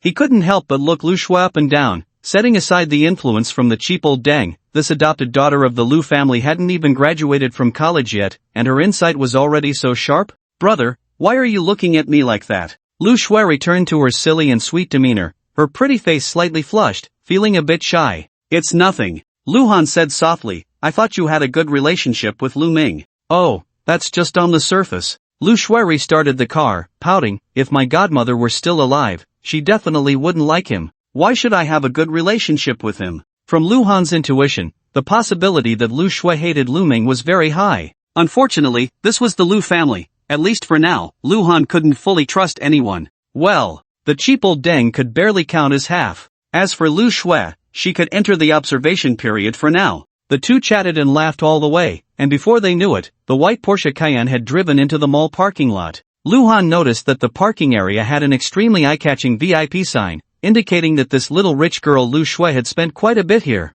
Sure enough, as soon as they walked into the luxury goods section, several brand sales assistants spotted Lu Shui through the glass and hurriedly ran out from their respective stores. "Miss Lu, you're here? What would you like to buy today, Miss Lu?" "Miss Lu, we just received a new batch of goods in the store, would you like to take a look?" These sales assistants were extremely attentive, but they were even more surprised by Lu Han, who was linked arm in arm with Lu Shui. In their impression, not to mention the young lady of the Lu family being so close to any man, she usually didn't even have a male shadow around her. The ones accompanying her for shopping were either girlfriends or female classmates. Has Miss Lu gotten a boyfriend? But this is too ordinary, right? They secretly sized up Lu Han. Although he was a bit handsome, from his clothing and style, he looked at most like a middle-class family. Not a match for Miss Lu at all. "Brother, what brand do you like?" However, when Lu Shui spoke, the impact on these sales assistants was undoubtedly even greater. They couldn't help but exchange glances, seeing the confusion in each other's eyes. "Brother? Isn't Miss Lu's brother Lu Ming, the young master of the Lu family? Then, where did this brother come from?" But despite their confusion, they were just purely gossiping. No one would be foolish enough to voice that question. What if they upset Miss Lu and she decided not to buy anything from their store? That would be like going against money. "I'm not very familiar with these luxury brands." Lu Han shook his head and said, "Didn't I say last night? Today, I'll follow your arrangements, I trust your judgment. I heard your previous girlfriend was quite wealthy too, right?" Lu Shui muttered softly, wasn't it said that her assets were over 10 million? She didn't want to bring you to places like this? Hearing her say that, Lu Han couldn't help but chuckle. Lu Ruan had indeed given him some light luxury items, but they were all directly bought home. The times they went shopping together were few and far between. Silly girl, having 10 million in assets and 10 million in savings are two completely different concepts. He rubbed Lu Shui's little head and said, besides, she works in the online gaming industry, which is notoriously short-lived and costly. Lu Shui thought about it and agreed, assets and savings were indeed different. She had a classmate whose family brewed wine, and the factory plus equipment was worth over 10 million. But they had several million in debts, and at their poorest, this classmate had to be frugal even when recharging their meal card. However, Lu Shui still felt it was unfair for her brother. She went to meet that pretty boy behind your back, how can you still speak for her? Lu Shui pouted her cute cherry lips, showing no signs of hiding her displeasure towards Lu Ruyan. It's just a matter of principle, Lu Han shrugged and said, you're right, let's not mention her anymore. The two entered a luxury goods store, and Lu Shui looked around, instantly captivated by a pair of leather shoes. She pointed and said, get them for my brother to try on. Miss Lu has a great eye, these just arrived last night and are our main fashion item for the autumn and winter season, the well-made-up salesgirl complimented while giving a brief introduction, then asked Lu Han, sir, what size do you wear? Size 43. The salesgirl quickly brought out 3 pairs of shoes, one size up and one size down, to ensure the customer had the most comfortable choice. So, while the salesgirls in luxury stores might look down on people, as long as they recognize a customer with spending power, their service is definitely attentive and meticulous. However, what happened next was something the salesgirl and other customers did not expect. Brother, sit down. Lu Shui pushed Lu Han onto the sofa provided for customers to rest, then half-squatted to take off his sneakers. She then placed Lu Han's foot on her lap and took the leather shoes from the salesgirl to put them on him. Brother, try them on, are they comfortable? Lu Shui stood up, tucking a few slightly messy strands of hair behind her ear, revealing a gentle and charming face. The nearby salesgirl was almost dumbfounded. I mean, even if he is her brother, this is too exaggerated. What kind of grace does Miss Lu have to serve him like this? And the men nearby, who were unaware of Lu Shui and Lu Han's relationship, were filled with envy and jealousy, almost cursing under their breath. They thought these two were a young couple. Look at that girlfriend, then look at their own companions. Whether they came with their girlfriends or wives, or even with their mistresses, all these men were thinking, when have we ever enjoyed such treatment? Damn it, what right does this guy have? They're quite comfortable, and the size is just right. Lu Han stood up and walked around casually. Although his expression remained calm, a warm current surged through his heart. Even if Lu Shui was just acting, she was the first woman in all these years to treat him with such care. Then just wear them, don't take them off. Lu Shui, used to not asking about prices, instructed the nearby salesgirl to pack up the sneakers Lu Han had taken off. Shall I remove the tags for you, sir? The salesgirl was practically overjoyed. The latest styles in the store generally do not participate in discount activities, and the commission is higher. These leather shoes cost over 40,000, and just from the commission, she would earn over 1,000. Unfortunately, Lu Shui only ended up liking this pair of shoes in the store. She had tried several outfits on Lu Han but felt they were lacking something. When they left, the salesgirl forced a smile, and the disappointment in her heart was beyond words. For the next 2 hours, Lu Shui took Lu Han to every luxury store in the mall. Not only did they buy several outfits and shoes, but she also bought Lu Han a Patek Philippe watch worth over $1 million. In just that morning, they spent nearly $2 million, but Lu Shui didn't feel a bit of regret. After all, this is my brother. She looked at the refreshed Lu Han. It really wasn't just talk that people look good in nice clothes, he was simply stunning. Brother, I'm hungry, let's go eat. Feeling a sense of accomplishment, Lu Shui clung to Lu Han's arm and acted cute, her demeanor affectionate as she rubbed her little face against his arm. Unbeknownst to them, in a corner not far away, a man captured this scene on his phone. Damn it, what's up with this Lu Han guy? Just let it go with Su Chingle, but who is this beautiful girl today? He gritted his teeth and muttered to himself, then dialed a phone number. Once connected, he deliberately spoke in a hesitant tone, Lu Ruyan, guess who I saw? Ling Yamo went out shopping today, and who would have thought he unexpectedly ran into Lu Han? It had only been a day since they last met, so how come he was with another woman? And she was so stunning. Ling Yamo felt a mix of envy and jealousy, unable to help but compare the woman in front of him with Su Chingle. Although she was a bit inexperienced, she had a charming and cute demeanor, especially that innocent yet alluring face, which could easily stir a man's protective and possessive instincts. But jealousy aside, he didn't want to miss this chance to completely make Lu Ruyan give up on Lu Han. Who did you see? On the other end of the line, Ruan was sitting in her office, her face showing signs of exhaustion, her voice weak. After a night of heavy drinking, she had been unable to sleep, her head spinning all night. In the past, Han would never let her suffer like this. He would definitely have given her a heartfelt massage. Moreover, his technique was better than a professional masseuse. Under his touch, she would often fall asleep without even realizing it. Ruan missed Han more and more. Ever since he left, her days had been miserable. Waking up in the morning, she could no longer see the figure busy in the kitchen, and the house was a complete mess. She couldn't even find her things. Remembering how she had noticed the plants on the windowsill had wilted when she left this morning, she realized she hadn't watered them in days.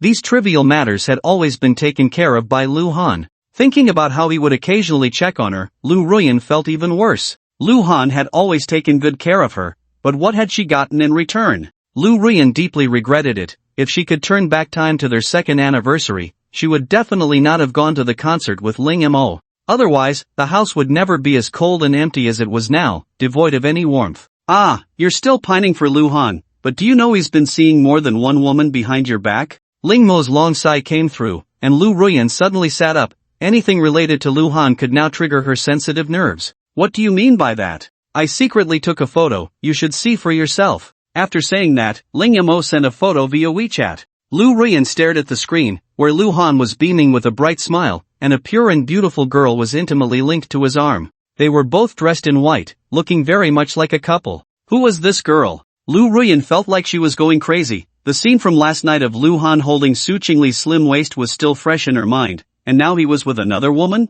I told you, Han is a scumbag, you misjudged him. Mo continued to slander Han. Maybe he used to be a gigolo in nightclubs, and you were just one of his successful catches. That woman from yesterday was one thing, but today's girl, just look at her clothes and bag, it's obvious she comes from a wealthy family. You all have been deceived by him. Listening to the incessant chatter coming from her phone, Ruan instinctively believed some of it, but then she thought again, something felt off. If Han was really a gigolo, he was only after her money, why not continue to deceive her? After all, she still hadn't seen his true colors. Moreover, Han had never asked me for money or to buy him anything expensive. Ruan, for once, had a clear mind. No, there must be a problem here. Mo, I have something to attend to, I'll talk to you later. Ruan hung up the phone and directly called her female assistant in. You need to contact the most famous private detective in Jiangcheng immediately, no matter the cost, I want to meet him today. Han and Shui had hot pot for lunch.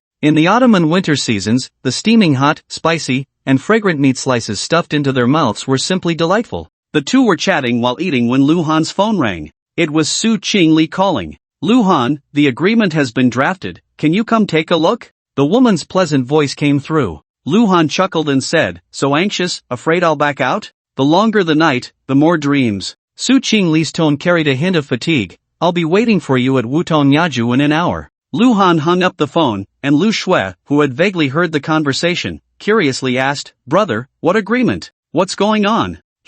Just a small matter. Han casually brushed it off, saying, you can just go home directly later, I have some personal matters to handle. Shui responded with an oh, feeling a bit gloomy about Han's vague defensiveness. Real siblings should be able to talk about anything, why was he being so mysterious? But it was fine. The girl encouraged herself. After spending the entire morning together, their relationship had already improved a lot. As long as she kept trying, this brother would eventually accept her. After lunch, Han watched the white Porsche Cayenne slowly drive away, while he hailed a taxi to Wutong Yaju. When he walked into the private room, Su Chingle was already waiting inside. The woman was wearing a cotton long-sleeve dress today, with her calves wrapped in flesh-colored stockings, stepping on a pair of diamond-studded high heels, elegantly sipping tea. Han noticed the wool coat draped over the chair next to Su Chingle but didn't bother to consider whether it was intentional. He plopped down in the seat opposite her. Han, this is the prenuptial agreement drafted by my lawyer. Take a look and see if there are any modifications or additions needed.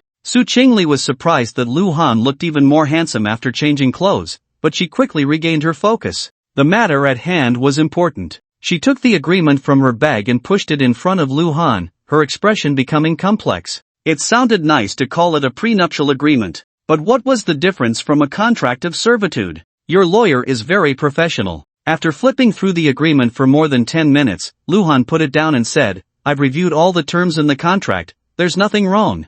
Su Chingle visibly relaxed and took out a signature pen from her bag, handing it to the man. Since there are no issues, then let's sign. However, Luhan did not take it. Instead, he smiled and said, "Don't be in such a hurry. I haven't finished speaking yet." His words made Su Chingle tense up again. "What other requirements do you have?" Su Chingle lightly bit her lip. This agreement had already been modified by her overnight many times, with almost every clause being advantageous to Luhan but disadvantageous to herself. What else could she be dissatisfied with? If it weren't for the 3 billion promised by the Lu family that could save the Su family from disaster, how could she possibly put herself in such a position? Let's add a clause here. Luhan flipped to the last page of the agreement, pointing to the blank space at the end, and said, "I have the right to terminate the agreement at any time, and when the agreement is terminated, the repurchase amount you promised will be calculated based on the remaining days discount or settled according to the original termination time of the agreement." This additional clause was clearly very beneficial to Su Chingle.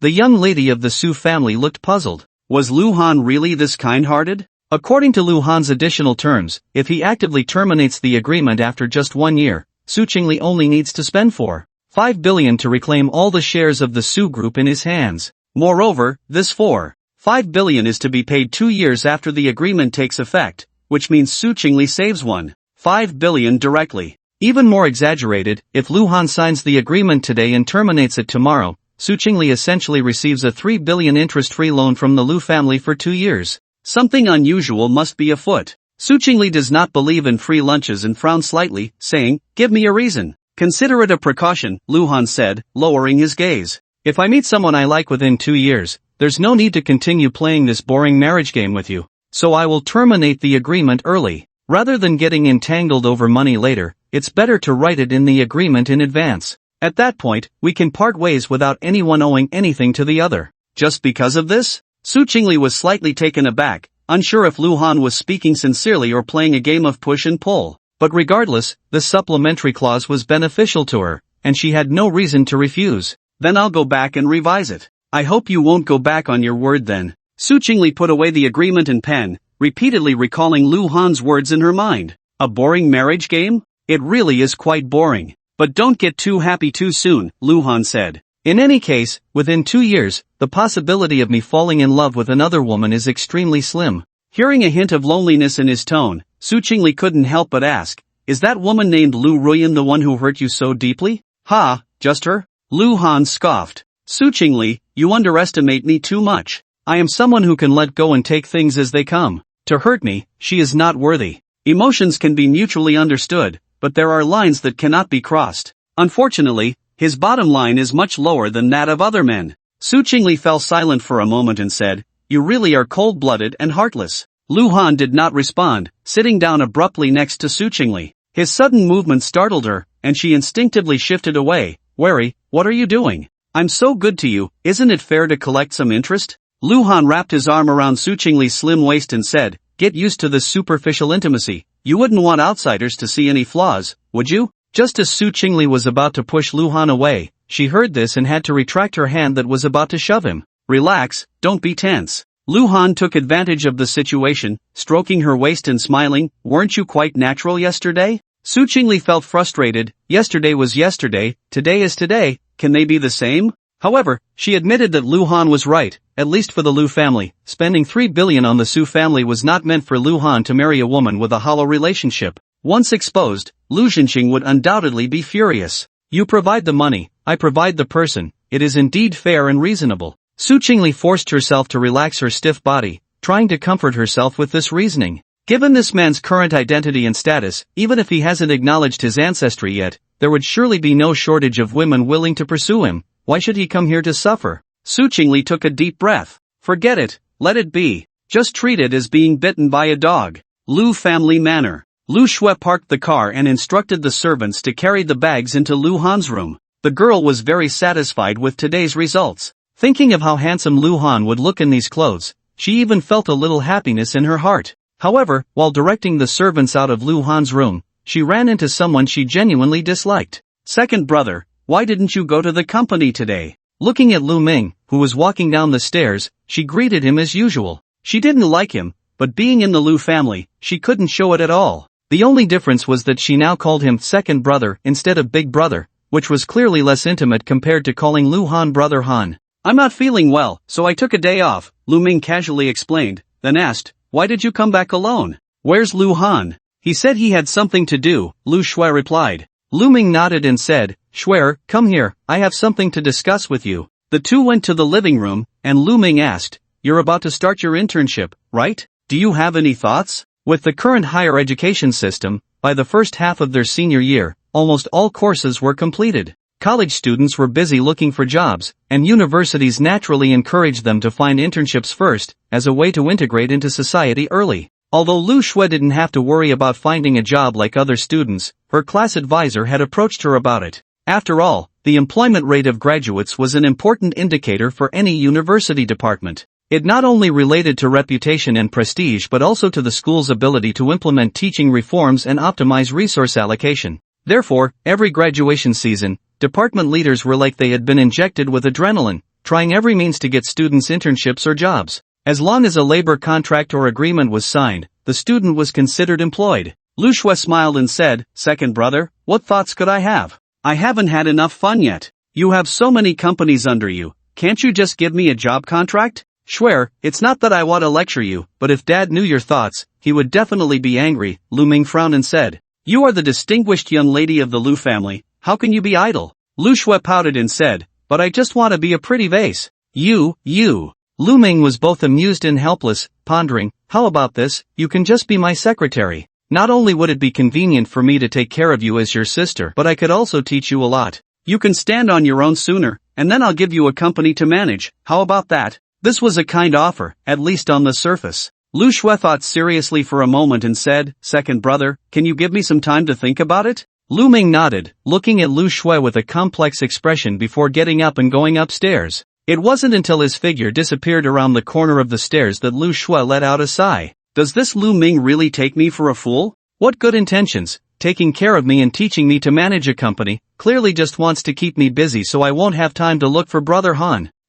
I won't fall for your tricks. Lu Shui muttered to herself, unaware that Lu Ming's actions were entirely aimed at her. The early bird catches the worm. The Wutong tea house was a tea house. The moment Su Chingle stepped out the door, she secretly breathed a sigh of relief. Although Lu Han's hand was still around her waist, it was clearly much less threatening compared to being alone in a room with him just moments ago. In fact, Su Chingle had been on edge, fearing that the man might make an aggressive move like kissing or groping her. And for the sake of the Su family, she might have been half pushed into his arms. Fortunately, Lu Han was somewhat of a gentleman. Aside from his hand being a bit too familiar on her waist, he didn't act on any primal instincts. "Lu Han, where are you going?" "I'll give you a ride," Su Chingle suggested as they reached the parking lot. But after waiting for several seconds without a response, she looked up in confusion and found Lu Han staring grimly across the street. Following his gaze, Su Chingle saw a woman begging with a child. In the chilly autumn wind, the woman was only wearing a thin garment. The child in her arms looked even worse. It looked like a girl, about 1 or 2 years old, with large areas of skin exposed, her shoulders and back covered in burn scars. Occasionally, passers-by would walk by, and upon seeing the pitiful mother and daughter, most would spare some change. Su Chingle's heart immediately swelled with sympathy, and she rummaged through her bag for a few hundred yuan bills to give them. Just as she took a step forward, she was pulled back by Lu Han. Meeting the woman's puzzled gaze, he said in a low voice, "Don't go over there, there's something off about that mother and daughter." Su Chingle was slightly taken aback and asked, "What makes you say that?" Lu Han replied with a half-smile, "How about we make a bet?" "Lu Han, can't you show a little compassion?" Su Chingle glared at him, her eyes filled with disappointment. It was already pitiful enough for the mother and daughter to be out begging in the cold. How could this man even think of making a bet about them? It was too much. After saying that, she angrily walked away, her long legs and high heels striding quickly across the road. Su Chingle immediately spotted the white cloth in front of the mother and daughter, covered in crooked writing. The gist was that neglect had led to the child being accidentally burned, and skin graft surgery would require a large sum of money. Just then, the girl burst into loud cries, which was heart-wrenching to hear. Su Chingle felt even more pity, tears almost spilling from her eyes, and without a second thought, she placed the few hundred yuan bills into the box. "Thank you, may good people live in peace," the child's mother hurriedly expressed her gratitude. "No need for thanks, but I have a question." With a slightly mocking tone, Lu Han had already come to Su Chingle's side, looking down at her. "Are you really this child's mother?" A flicker of panic crossed the woman's eyes as she patted the child and said unhappily, "What kind of question is that?" If she's not my child, is she yours? Luhan, what exactly do you want? Su Chingle retorted angrily. What mother would want to take her child out to beg if she wasn't desperate? It's one thing not to sympathize with them, but why deliberately pick a fight? Are you that bored? As she finished speaking, many onlookers around them began to whisper among themselves, expressing their agreement.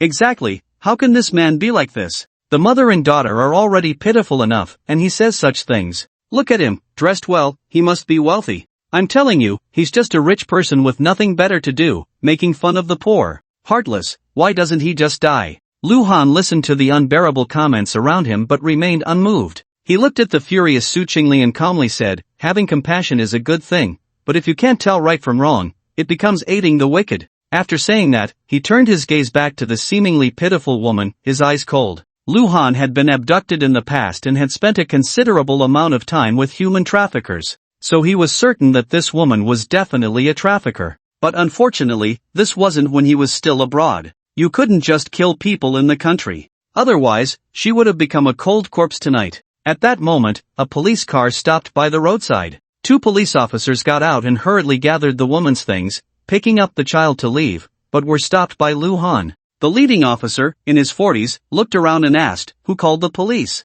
"It was me." Luhan smiled and said, "You guys responded really quickly. I thought I would have to wait a while." "Well, we were nearby, and as soon as we heard the dispatch from the command center, we came right over." The officer frowned slightly as he looked at the begging mother and daughter. "You suspect she's a trafficker, deliberately burned this child to exploit people's sympathy for fraud?" "Officer, that's not it." The woman quickly waved her hand and said, "I'm not a human trafficker, I'm just this child's mother." "Is that so? We'll find out if you come back with us." The police officer pointed to the police car. The woman clearly resisted, but eventually got in. "You also need to come back with us to make a statement." The officer turned his gaze to Luhan. Luhan nodded and cast a deep look at someone hiding in the crowd, who instinctively turned away. Once Luhan got into the police car, Su Chingle realized what was happening. After asking which police station it was, she hurried back to the parking lot. Starting her pink Lamborghini, she stepped on the gas and chased after them. When Su Chingle arrived at the police station, she didn't see Luhan.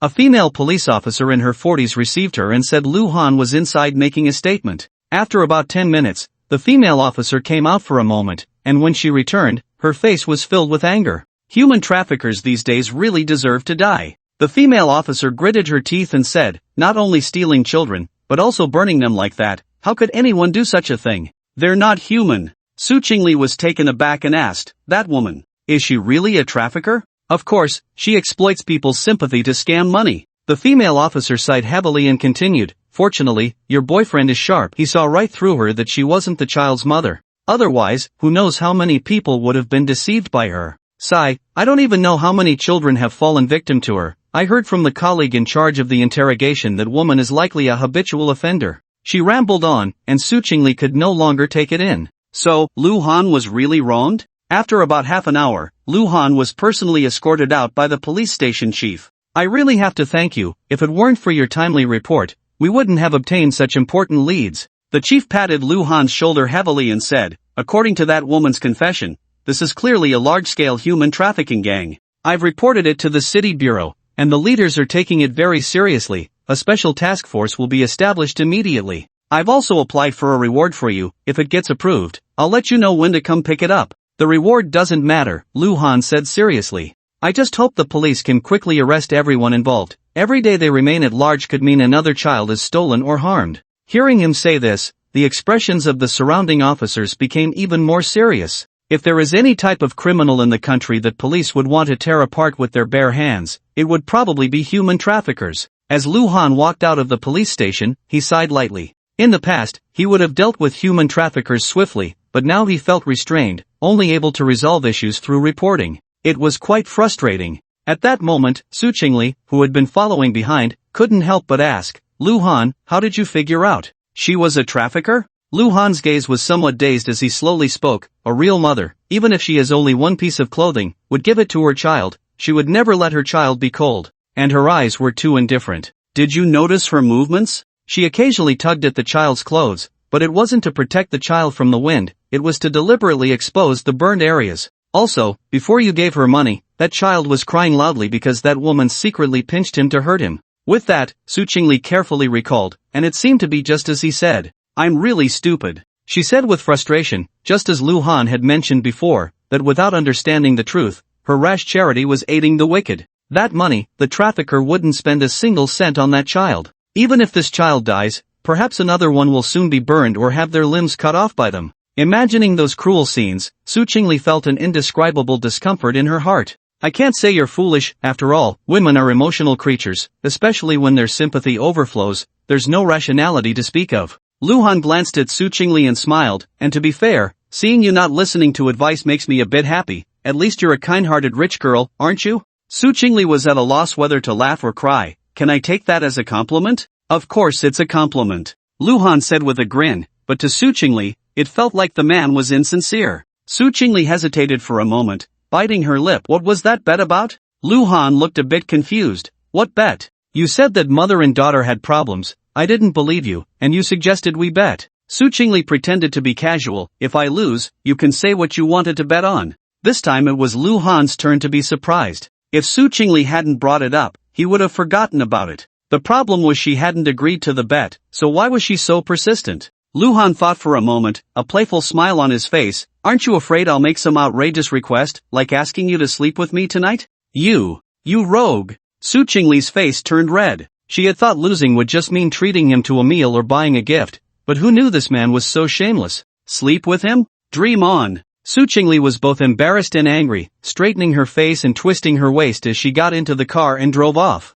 She had been thinking of giving Lu Han a ride, but now she would just take a taxi. Su Chingle thought Lu Han would be flustered in the wind, but little did she know that this young master of the Lu family was as steady as a rock. Lu Han deliberately waited a moment before leisurely pulling out his phone. Miss Su, you have 5 minutes to come back and pick me up, otherwise I refuse to sign the agreement. After sending the voice message, Lu Han couldn't help but laugh. This feeling of having a woman in his grasp was truly delightful. Su Chingle, who was driving and waiting at a red light, saw Lu Han's message and couldn't help but smile. That scoundrel, did he finally soften up? However, the next second, Lu Han's infuriating voice came through, and Su Chingle realized she had still underestimated this man's shamelessness. You bastard! You're so despicable! The young lady of the Su family cursed back as she sharply turned the steering wheel. Fortunately, she hadn't driven far yet. 3 minutes later, Su Chingle parked her car in front of Lu Han. And 5 minutes later, this dog of a man not only got into her car but also placed his hand on her thigh.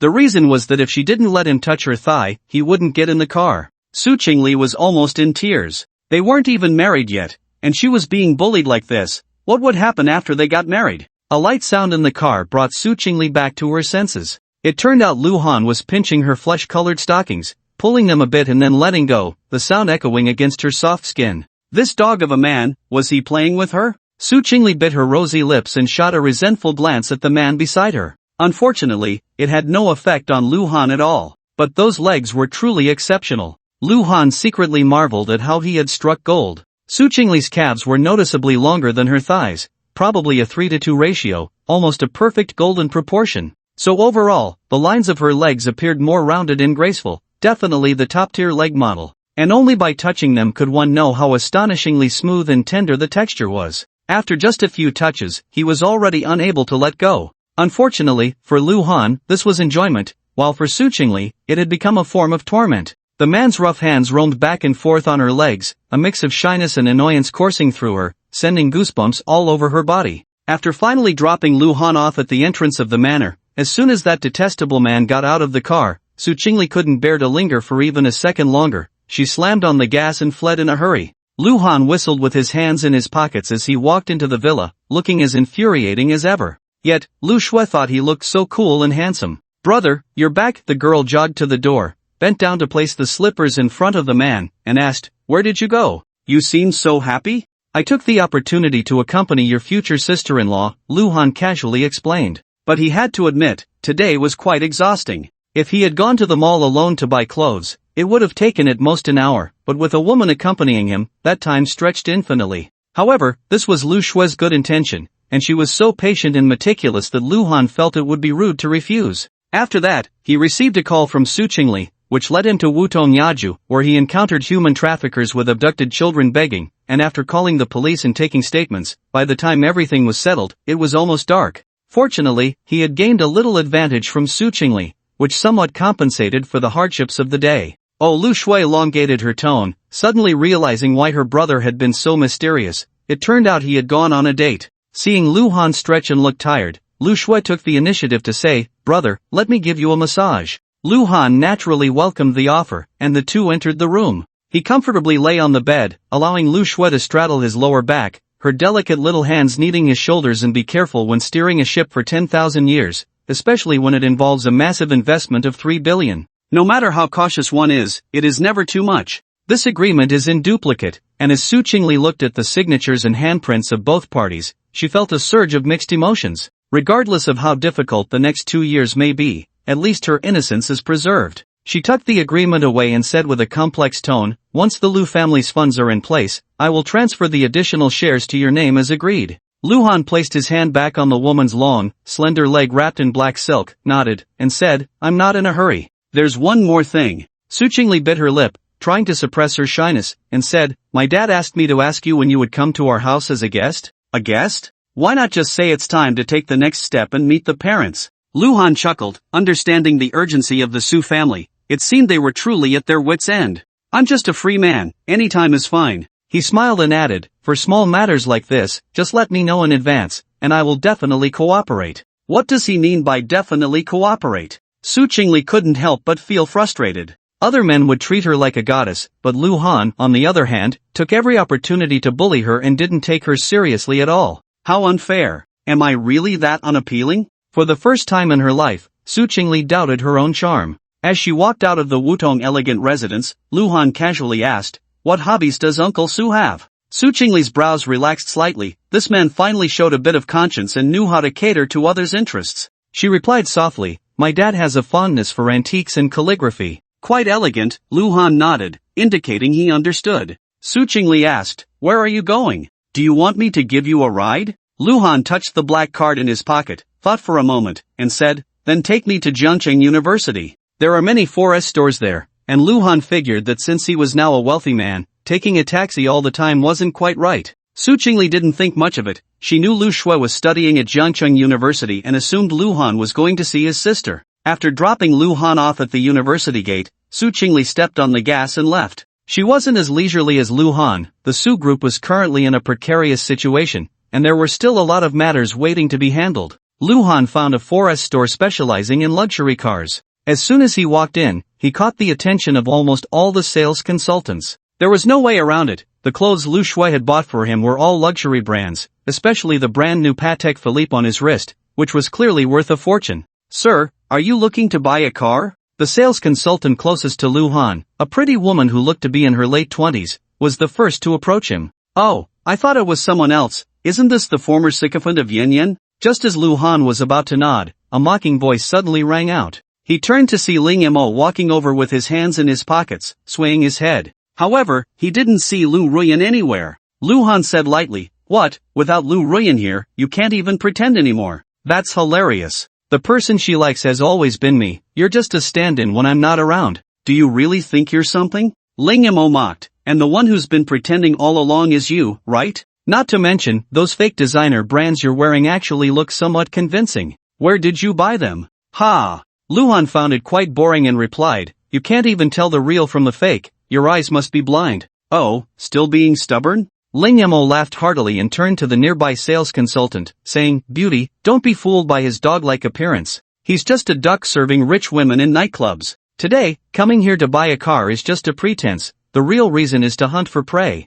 Upon hearing this, the elegantly made-up sales consultant's expression immediately soured. Just now, she had seen through the glass that Ling Mo's vehicle was a BMW X5, which, even in its lower configuration, costs nearly 600,000. And there are many counterfeit luxury goods in the country that can easily be mistaken for the real thing. Only professionals can truly identify them. She suddenly remembered that Lu Han had crossed the street and walked in directly, without even a car, making it quite likely that he was wearing fakes. In comparison, Ling Mo's words were clearly more convincing. So she straightened her face and said to Lu Han, "Sir, we do not welcome you here, please leave." "Are you looking down on people?" Lu Han glanced at her sideways. "What if I don't leave?" The female sales consultant coldly replied, "Then I'm sorry, I can only call security." Lu Han suddenly laughed, looking around, "Is there anyone else here willing to attend to me?" His voice wasn't loud, but it was clear enough for everyone to hear. Sir, can I give it a try? A timid voice spoke up, and a girl with light makeup approached, looking quite young and as if she had just entered the industry. Shaolin, are you stupid? A colleague beside her pulled her back and whispered, Sister Jiang is driving people out. Why are you making a fuss? Anyway, I don't have any clients, so why not show him around? The girl named Shaolin appeared indifferent, coming in front of Luhan with a professional smile, saying, Sir, which model do you like? I can introduce it to you. Luhan waved his hand, no need to look. What's the most expensive car in your store? As soon as he said this, almost everyone was stunned. Does this mean he wants to buy the most expensive one directly? Alright, Luhan, stop pretending to be rich here. Ling Mo scoffed, she's just being nice, not wanting to see you embarrassed, and you're turning it around to make fun of her. Is that interesting? Luhan couldn't be bothered to respond to him, still looking at Shaolin, asking, Beautiful lady, aren't you going to answer me?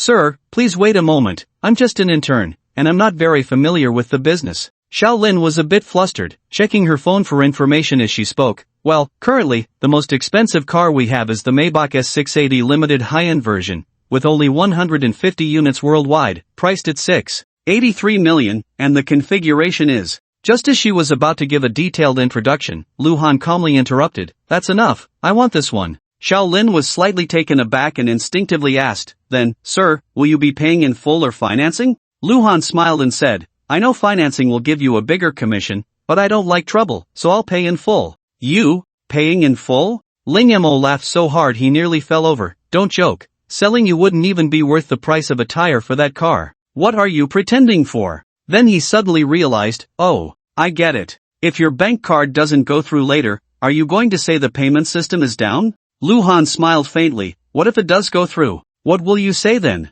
If it goes through, I'll kneel down in front of you and call you dad. Ling Mo sneered, but if it doesn't, you'll have to crawl out of here like a dog. Luhan, do you dare to play this game? Ling Mo was certain that Luhan was just a poor loser. The only reason he could be Lu Ruyan's boyfriend was that he had taken advantage of her absence. If he hadn't gone abroad back then, Luhan wouldn't have had a chance at all. What's even more outrageous is that Lu Ruyan clearly didn't care much about this guy before. Why is she now so obsessed with him after leaving? Thinking about how he had repeatedly invited Lu Ruyan out these days only to be met with setbacks, Ling Mo felt a surge of anger. How could he let such a chance to humiliate Luhan slip away? Ling Mo thought that after he finished speaking, Luhan would definitely leave with his tail between his legs like a dog. However, he was surprised to find that the guy seemed to have no intention of backing down at all. What's there to be afraid of? Luhan thought Ling Mo was really foolish. If there was a path to heaven and you didn't take it, then don't blame me for being rude. He turned his gaze to Shaolin, Miss, should we sign the contract first or make the payment?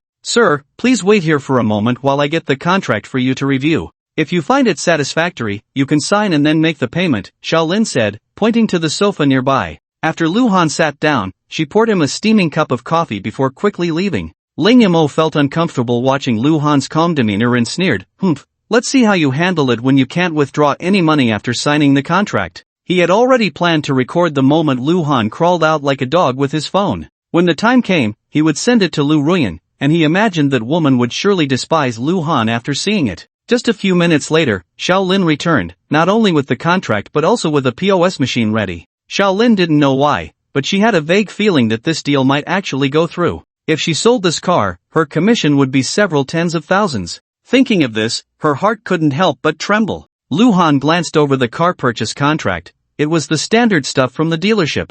Finding the place to sign, he wrote down his name. Then, under Shaolin's excited and expectant gaze, Luhan took out the black card given to him by the cheap old deng. The moment she saw the card, Ling Mo's expression changed slightly, and he suddenly had a bad premonition. But he quickly shook his head. No way. How could a loser like Luhan have such an unlimited overdraft black card? Ling Mo still thought Luhan was just putting on a show, but the next second, he was slapped hard in the face. Luhan swiped the card, entered the transaction password, and pressed the confirm button, and Shaolin eagerly took back the POS machine. After a brief delay, the words transaction successful on the screen nearly dazzled her eyes. She had only come to help Luhan out of a jam because she couldn't stand Sister Jiang and that arrogant guy looking down on people, and to gain some work experience. Who would have thought this guy was actually a big shot? The happiness came too suddenly. Shaolin felt dizzy, as if in a surreal state. Was she really selling a car for the first time and managed to sell the most expensive one in the store? Shaolin, did the transaction fail?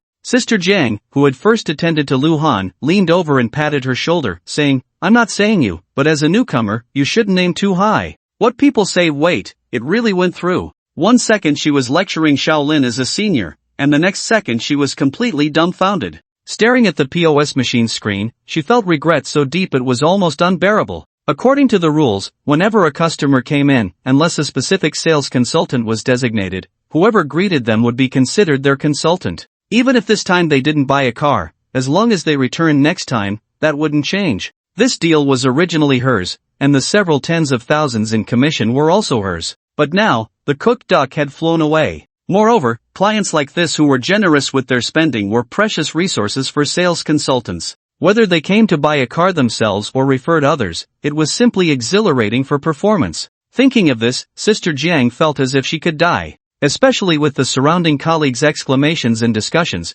it felt like the greatest mockery to her. She glared at Ling Mo with a face full of resentment, gritting her teeth and saying, Sir, we have no grievances or grudges before, why are you doing this to me? Ling Mo had no time to answer this question, his head was buzzing incessantly. His mind was completely filled with shock. Impossible, how could Lu Han be so wealthy? It's not someone else harming you, it's you who acted foolishly. Who can you blame? Sister Jiang didn't get an answer from Ling Mo, but suddenly a voice filled with authority and a hint of disappointment rang out. Following the gazes of the crowd, Lu Han saw a man in his 50s who had somehow appeared at the stairs. He walked steadily to Lu Han and slightly bowed, saying, May I ask your esteemed name, young brother? I can't claim to have an esteemed name, Lu Han waved his hand and said, Just call me Lu Han. I am Jin Feng, the owner here. The man sighed lightly, he had just received a text about nearly 7 million in funds being deposited, which had startled him. He hurried out to see what was going on and witnessed this scene. Being a savvy person, he didn't rush over immediately but called over a nearby sales consultant to inquire about what had happened.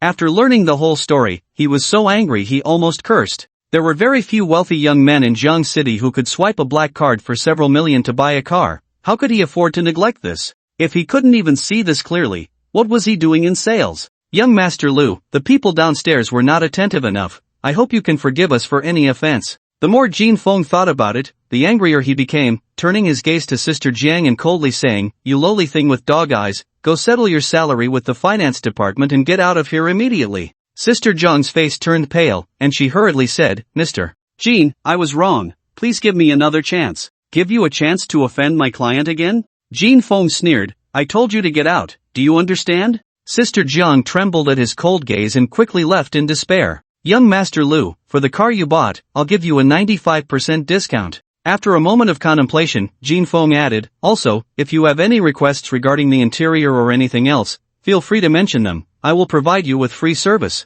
Thank you, Boss Jin. Lu Han smiled, feeling that Jin Feng's handling of the situation was quite satisfactory, and he couldn't be bothered to hold a grudge against him. However, for someone who insisted on humiliating themselves, he couldn't be blamed for being petty. Ling Mo, you just said that if I could pay in full, you would kneel before me and call me dad. Lu Han's gaze turned icy as he mocked, Now, shouldn't you fulfill your promise? Ling Mo never expected to shoot himself in the foot. Now that Lu Han had called him out, seeing that almost everyone was looking at him with glee, he couldn't maintain his composure. Kneeling and calling Lu Han dad? In his dreams. Lu Han, don't get too smug. Ling Mo said angrily, That money of yours is definitely ill-gotten. It must have been swindled from some rich woman. Just wait for the police to come and arrest you. He spat out his harsh words and was about to leave in disgrace. Ling Mo, you can't afford to play this game. Have you thought about the serious consequences? Lu Han's tone was cold. He had previously thought of this guy as a clown and didn't want to stoop to his level.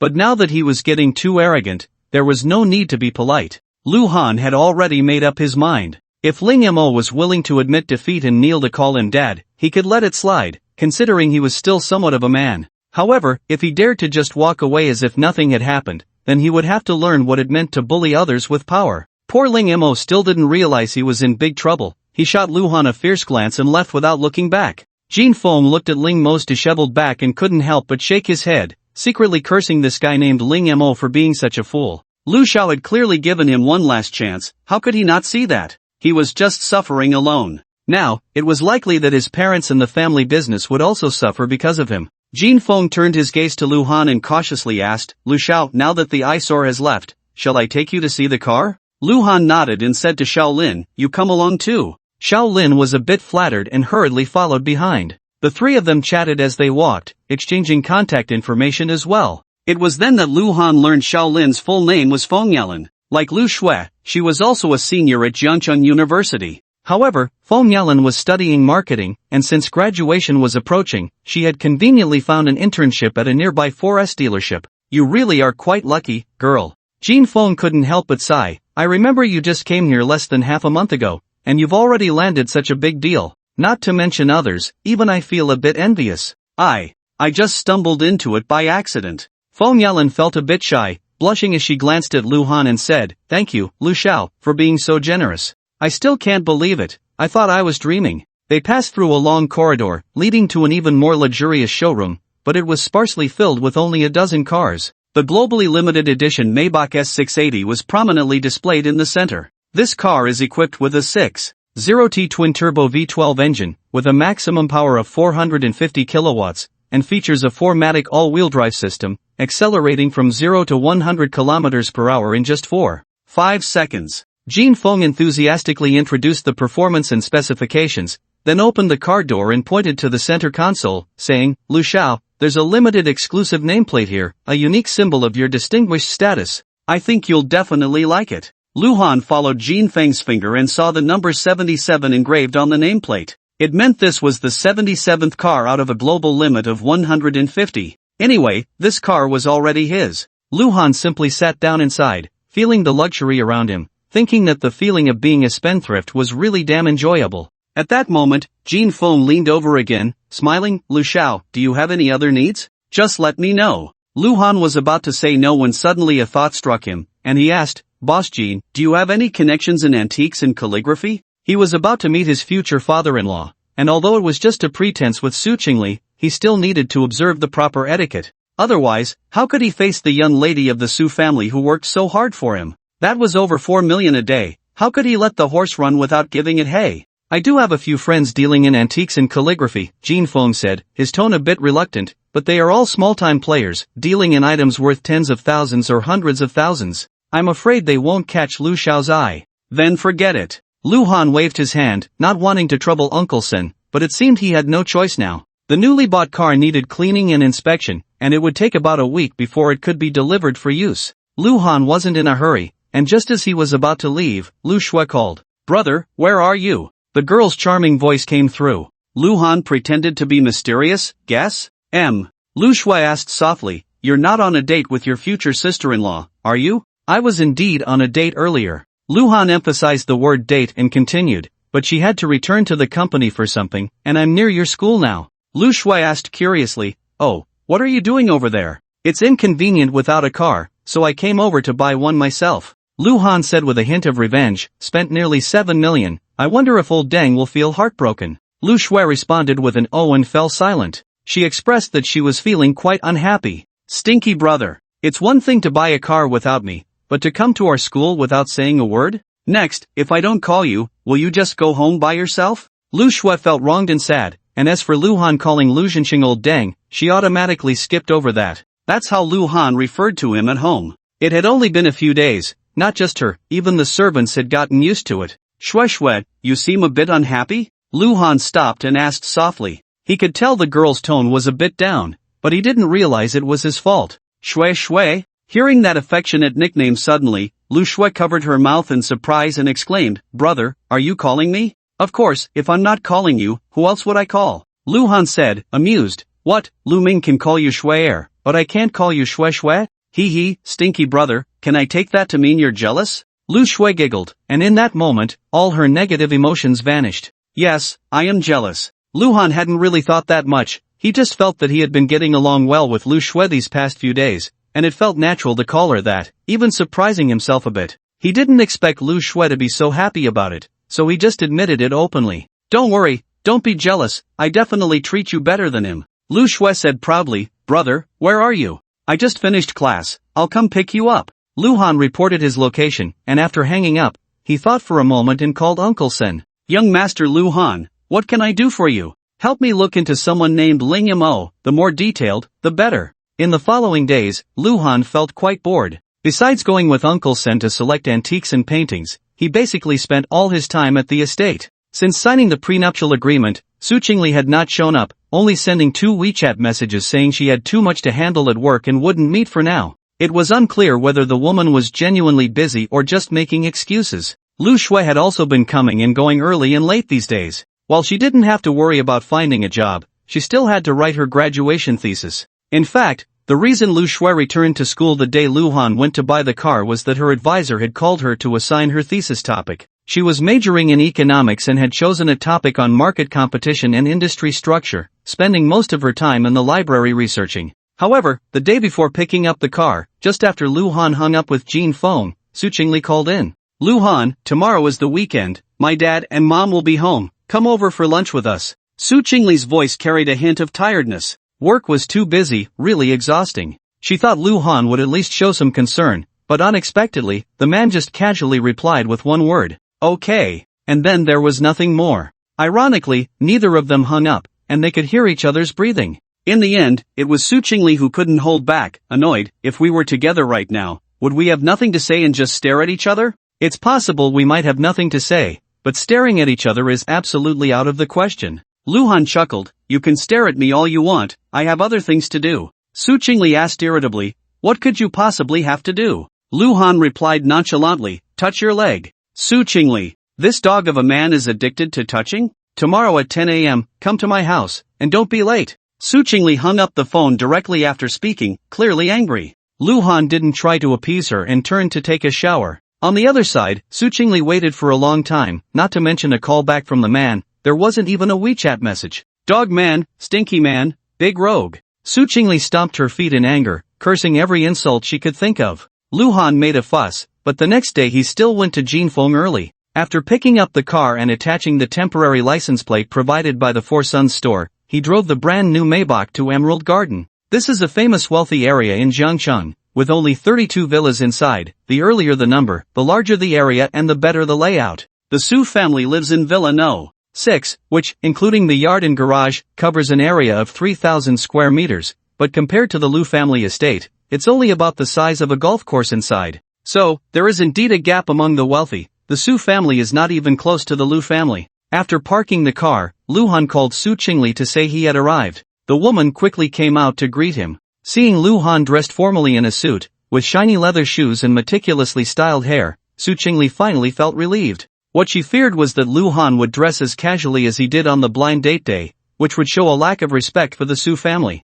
Her parents might not say anything, but they would definitely feel uncomfortable. Dog man, at least he has a bit of conscience. Considering Luhan's decent performance, Su Chingle decided not to be angry about yesterday anymore. Mr. Lu has arrived. As soon as they entered, a woman in her 50s with an elegant demeanor came forward, reaching out to help Luhan carry things. Su Chingle quietly introduced, this is my mom. Actually, Luhan could guess without her saying, especially since he had read the Lu family's information many times. Su Chingle's mother is named Xia Qingwan. Luhan knew she was from Suzhou and Hangzhou, and upon meeting her today, she indeed lived up to her name, giving off a gentle and graceful impression. Auntie, you can just call me Luhan, I'll carry it myself. Luhan politely avoided Xia Qingwan's outstretched hand while looking at the man in the living room who had already stood up, smiling and greeting, hello, Uncle Su. Su Chingle's father, Su Qiuqiao, was a year younger than Lu Zhenxing. He carefully examined Luhan and could vaguely see the shadow of Lu Zhenxing in his youth, nodding slightly in response.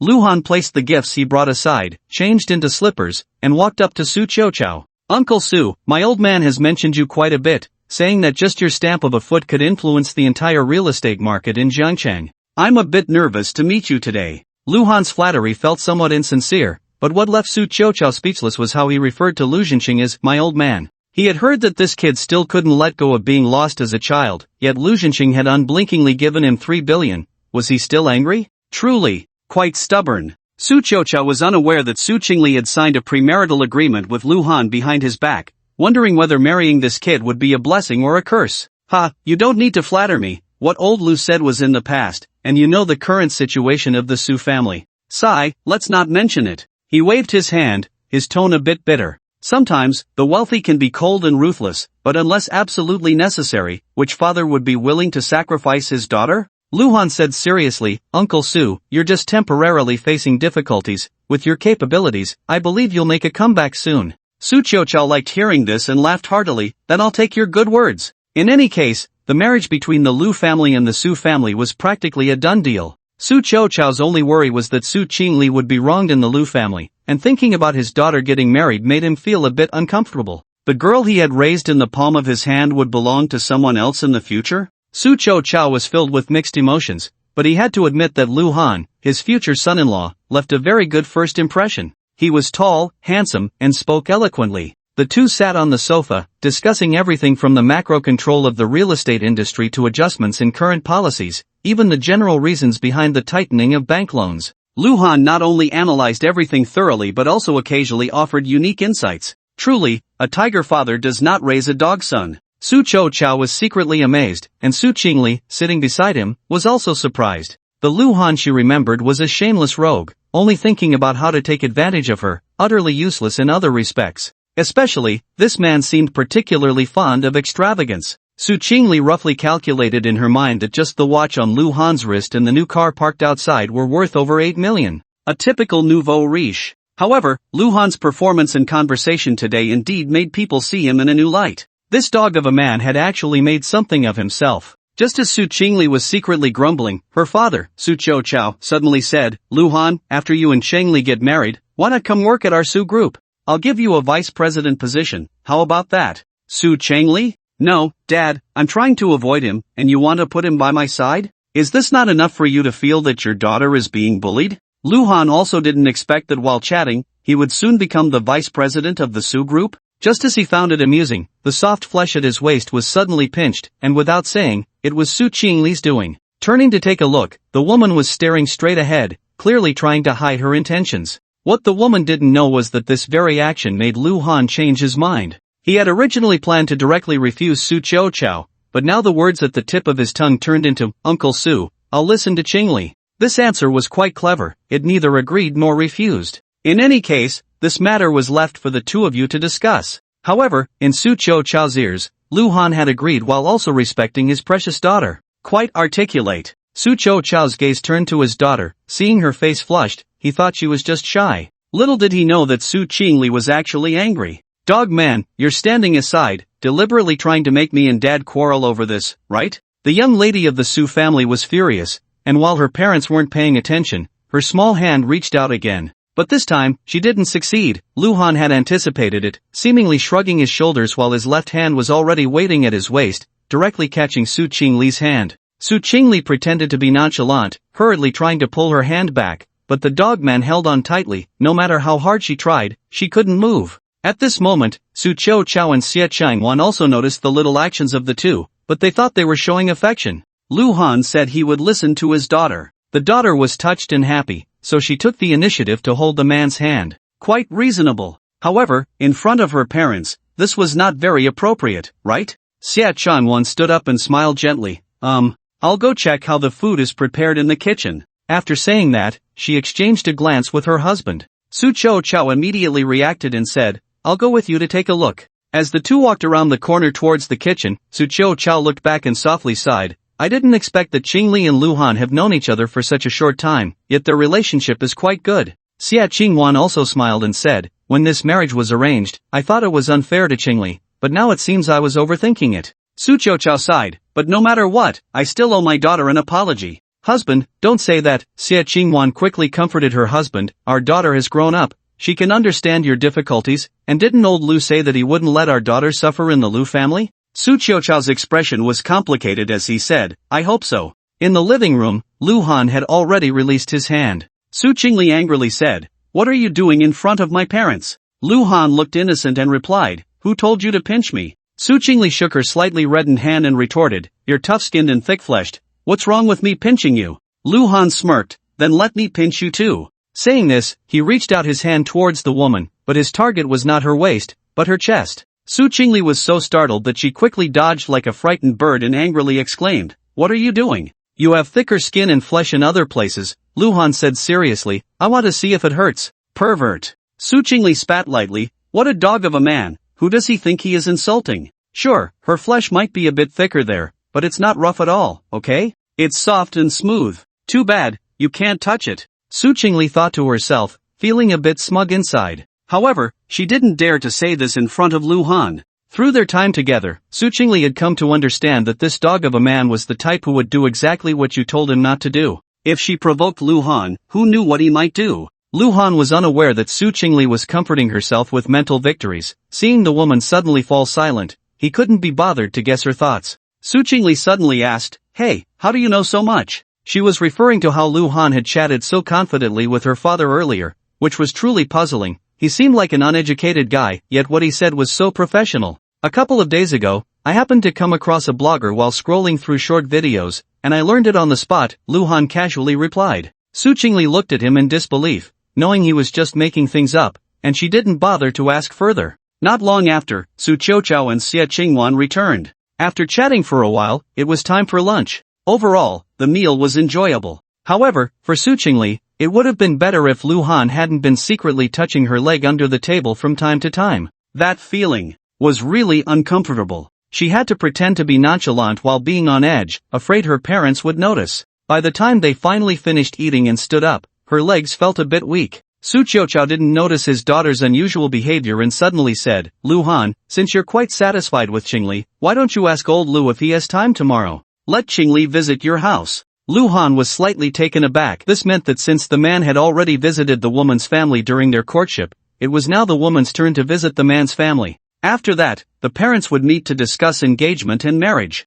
Su Chingle understood what was happening and couldn't help but feel bitter inside. What was meant to come had finally arrived. Xie Qingwan, who was nearby, keenly noticed her daughter's slight gloom and couldn't help but hold her hand. Realizing she had worried her mother, Su Chingle quickly tidied up her low spirits and gave her mother a reassuring smile. Luhan smiled and said, "No need to ask, let's set it for tomorrow." This little matter, he could still decide. Would old Deng dare to say he was too busy? Seeing that the time was about right, Luhan took his leave. On the way back, he called Uncle Sen. "Young master, what is it?" "Uncle Sen, have you found out anything about Ling Mo?" Luhan generally didn't like to hold grudges against others, but if someone provoked him, he would always retaliate. "I've almost finished the investigation," Uncle Sen replied. This Ling Mo's family is in the building materials business, but the real estate market has been poor these past 2 years, and they have a lot of funds that haven't come back. Their company is currently on the brink of bankruptcy, borrowing from Peter to pay Paul, but I estimate they won't last much longer. "Young master, when you return, I'll give you the detailed information." As expected of Uncle Sen, his efficiency was high. "Okay." After Luhan finished speaking, he hung up the phone. Immediately, a thought crossed his mind. Should he let Lu Ruyan know? After receiving the investigation results about Ling Mo from Uncle Sen, Luhan began to suspect that this guy was deliberately getting close to Lu Ruyan. After all, Lu Ruyan was the president of a company worth over 10 million. Although it couldn't compare to the Lu family's wealth, she could still come up with 1 or 2 million. That money might not save Ling Mo's company from disaster, but at least it could help in a critical moment. However, the thought of telling Lu Ruyan only flashed through Luhan's mind, and he shook his head. Not to mention whether that woman would believe it. Even if she did, she might actively help Ling Mo. Anyway, they were already like strangers, so why bother? No need to meddle in other people's affairs. Luhan no longer cared about Lu Ruyan, but he didn't know that the woman's longing for him was growing day by day. At the Mingxue Game Company, Lu Ruyan came out of the break room looking haggard. She had basically been sleeping there these days. When Luhan had just left, she only felt that the house was empty. But that emptiness quickly turned into a lifeless silence. Whenever Lu Ruyan was at home, she couldn't help but think of how beautiful the days they lived together were, and she increasingly hated her foolish actions. What was she thinking at that time? Ling Mo just said he wanted to go to a concert, and she foolishly took him there? Lu Ruyan recalled the poster of Isan Chan she found under the bed, which must have been left behind by Lu Han and forgotten to be burned. How ridiculous. After 2 years of dating, she didn't even know who her boyfriend's favorite star was. More than a month ago, Luhan had invited her to see his idol's concert, which she had refused. Then on the day of the concert, she went with another man. How laughable that she thought Luhan was kept in the dark, lying to him over the phone. What was the difference between that and murder? Let's put it this way, Lu Ruyan, if I were your boyfriend, just for this one thing, I would have to break up with you. Lu Ruyan recalled how her best friend had said this bluntly when she confided in her a few days ago. At that time, she had no way to argue back and could only drink cup after cup. Soon after, her stomach problems, which Luhan had helped her manage, flared up again. Lu Ruyan sighed softly, rubbed her slightly aching stomach, and began her work for the day. This was considered overtime. However, only by keeping busy could she temporarily forget about Lu Han. But not long after, a commotion erupted outside. Just as Lu Ruan was about to go out to see what was happening, her assistant knocked and walked in first. President Chu, Mr. Ling Mo is outside, making a fuss to see you. What do you think? The female assistant looked troubled. That man had come several times before, and although he had been turned away, he hadn't made things difficult for them. Today, she didn't know what was wrong. His attitude was terrible, as if he had taken gunpowder, simply unreasonable. But after all, he was once President Chu's white moonlight, so the female assistant didn't dare to call security to handle it. Lu Ruan frowned slightly. Hadn't they told Ling Mo not to meet if there was nothing going on? Why was he here again? The noise outside grew louder, and Lu Ruan rubbed her temples, saying, "Let him in." The female assistant breathed a sigh of relief, and shortly after leaving, Ling Mo pushed the door open. Dressed in a tailored suit, with a handsome face, if this were before, facing the once beloved by Yue Guang, Lu Ruan would surely have felt a stir in her heart. But now, she felt nothing for this man. Moreover, Ling Mo was holding a bouquet of roses. What was he trying to do? Lu Ruyan. Ling Mo no longer dared to call her Yin Yin, fearing it would upset her, and smiled as he said, "Why aren't you relaxing on the weekend? I happen to have 2 movie tickets, how about?" "I don't have time." Before he could finish, Lu Ruyan directly rejected him. Ling Mo's expression stiffened slightly, unable to help but ask, "Did I do something wrong? You weren't like this before." "Before was before, now is now." Lu Ruyan smiled bitterly and said, "You know, Lu Han will be unhappy if he sees you and me together." Lu Han, again Lu Han. Ling Mo's face instantly darkened to the extreme, gritting his teeth and saying, "Lu Ruyan,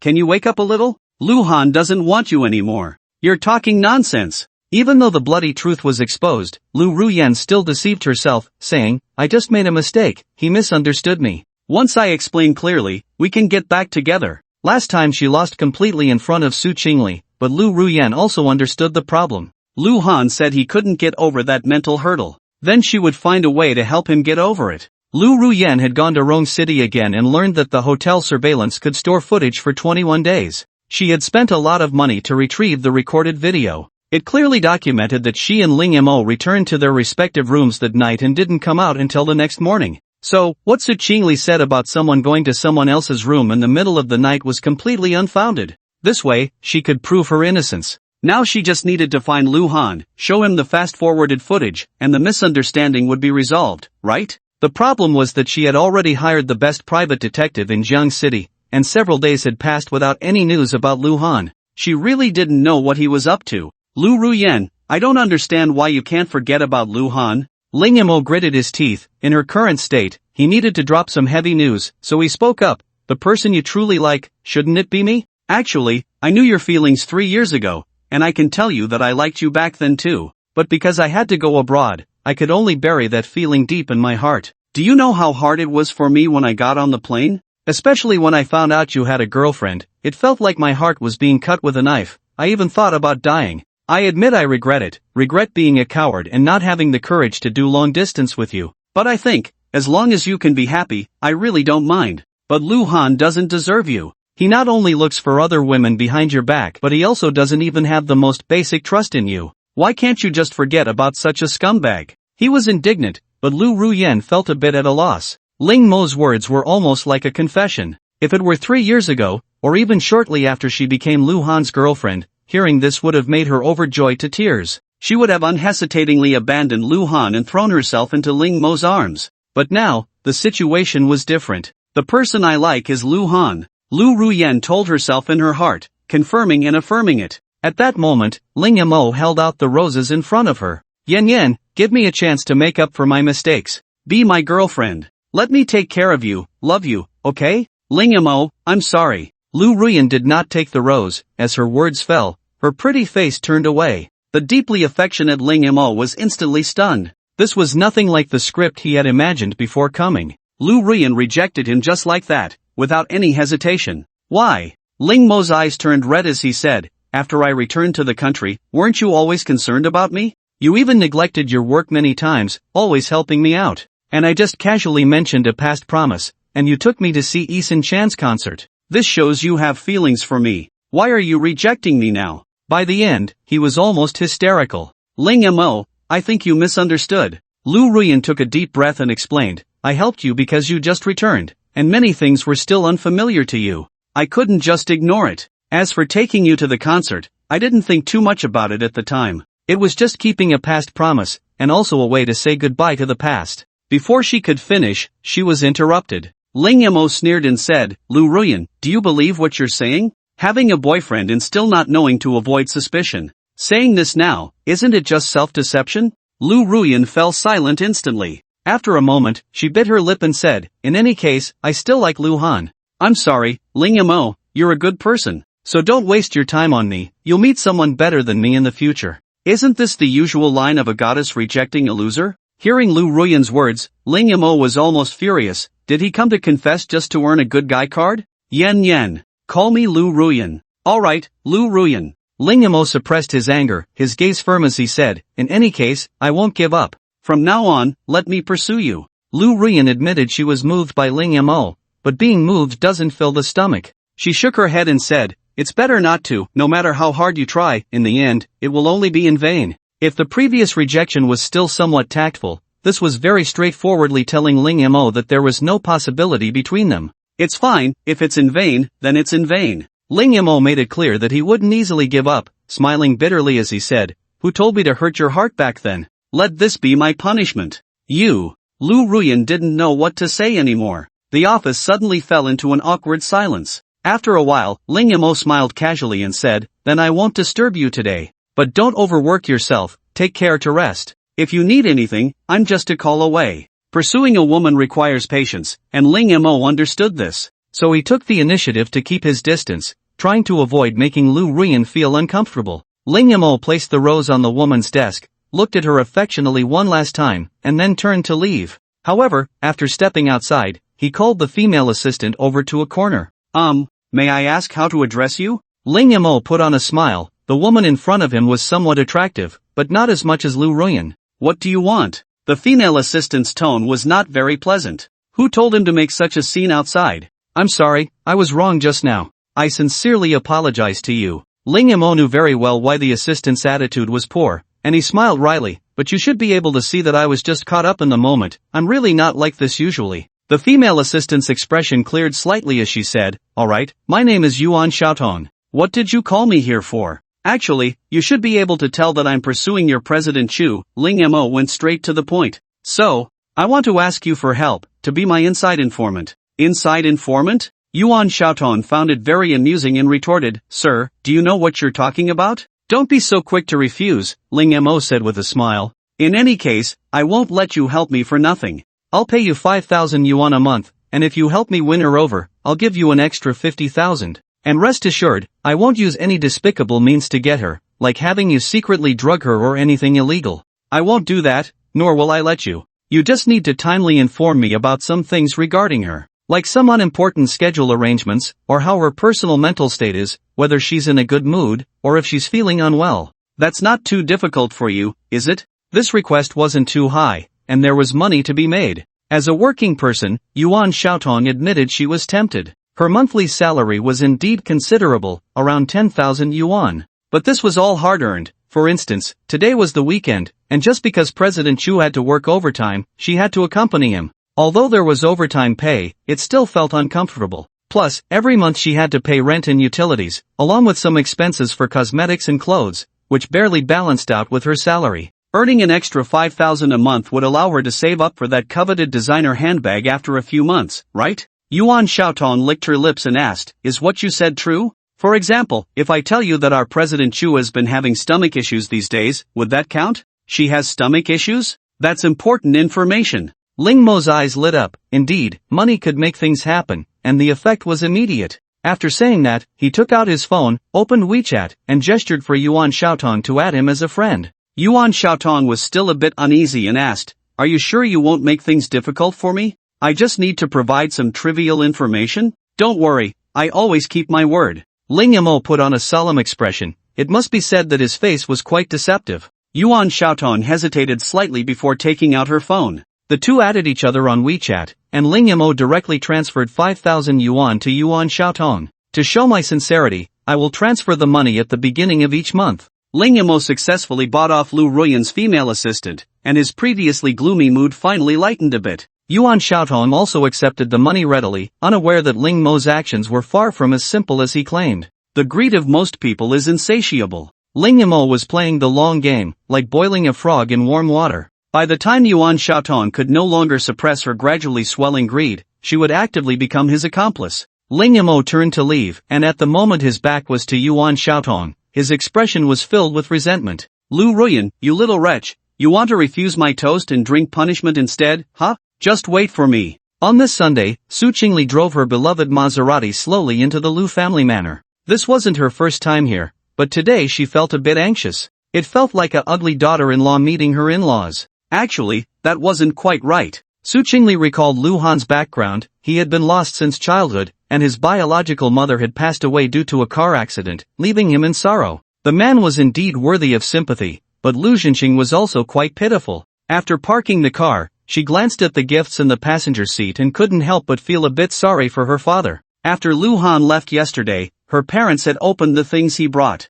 Other things are easy to say, but inside there is a painting titled The Picture of the Withered Mountains, a stunning masterpiece by the painting Saint Gudaozu, absolutely priceless. The Lu family being able to present this painting is not just to cater to others' tastes, it also expresses their significant regard for the Su family. Among common folk, there is a saying about reciprocity, and it is even more so among the wealthy. So, Su Chao gritted his teeth and decided to take out the Ming Dynasty blue and white porcelain he had treasured for over 20 years. Originating from the official kiln during the Yongle period, although it cannot compare to the picture of the withered mountains, it is the most precious item in his collection. Su Chingle silently lamented the plight of parents everywhere and got out of the car with the gift. She had, of course, dressed up carefully today, wearing a purple and white gradient pleated jumpsuit paired with flesh-colored thigh-high stockings and light purple diamond-studded high heels, showcasing her perfect figure to the fullest. At this moment, Lu Han had already come out to greet her, accompanied by Lu Shui. "Sister Chingle, you're here."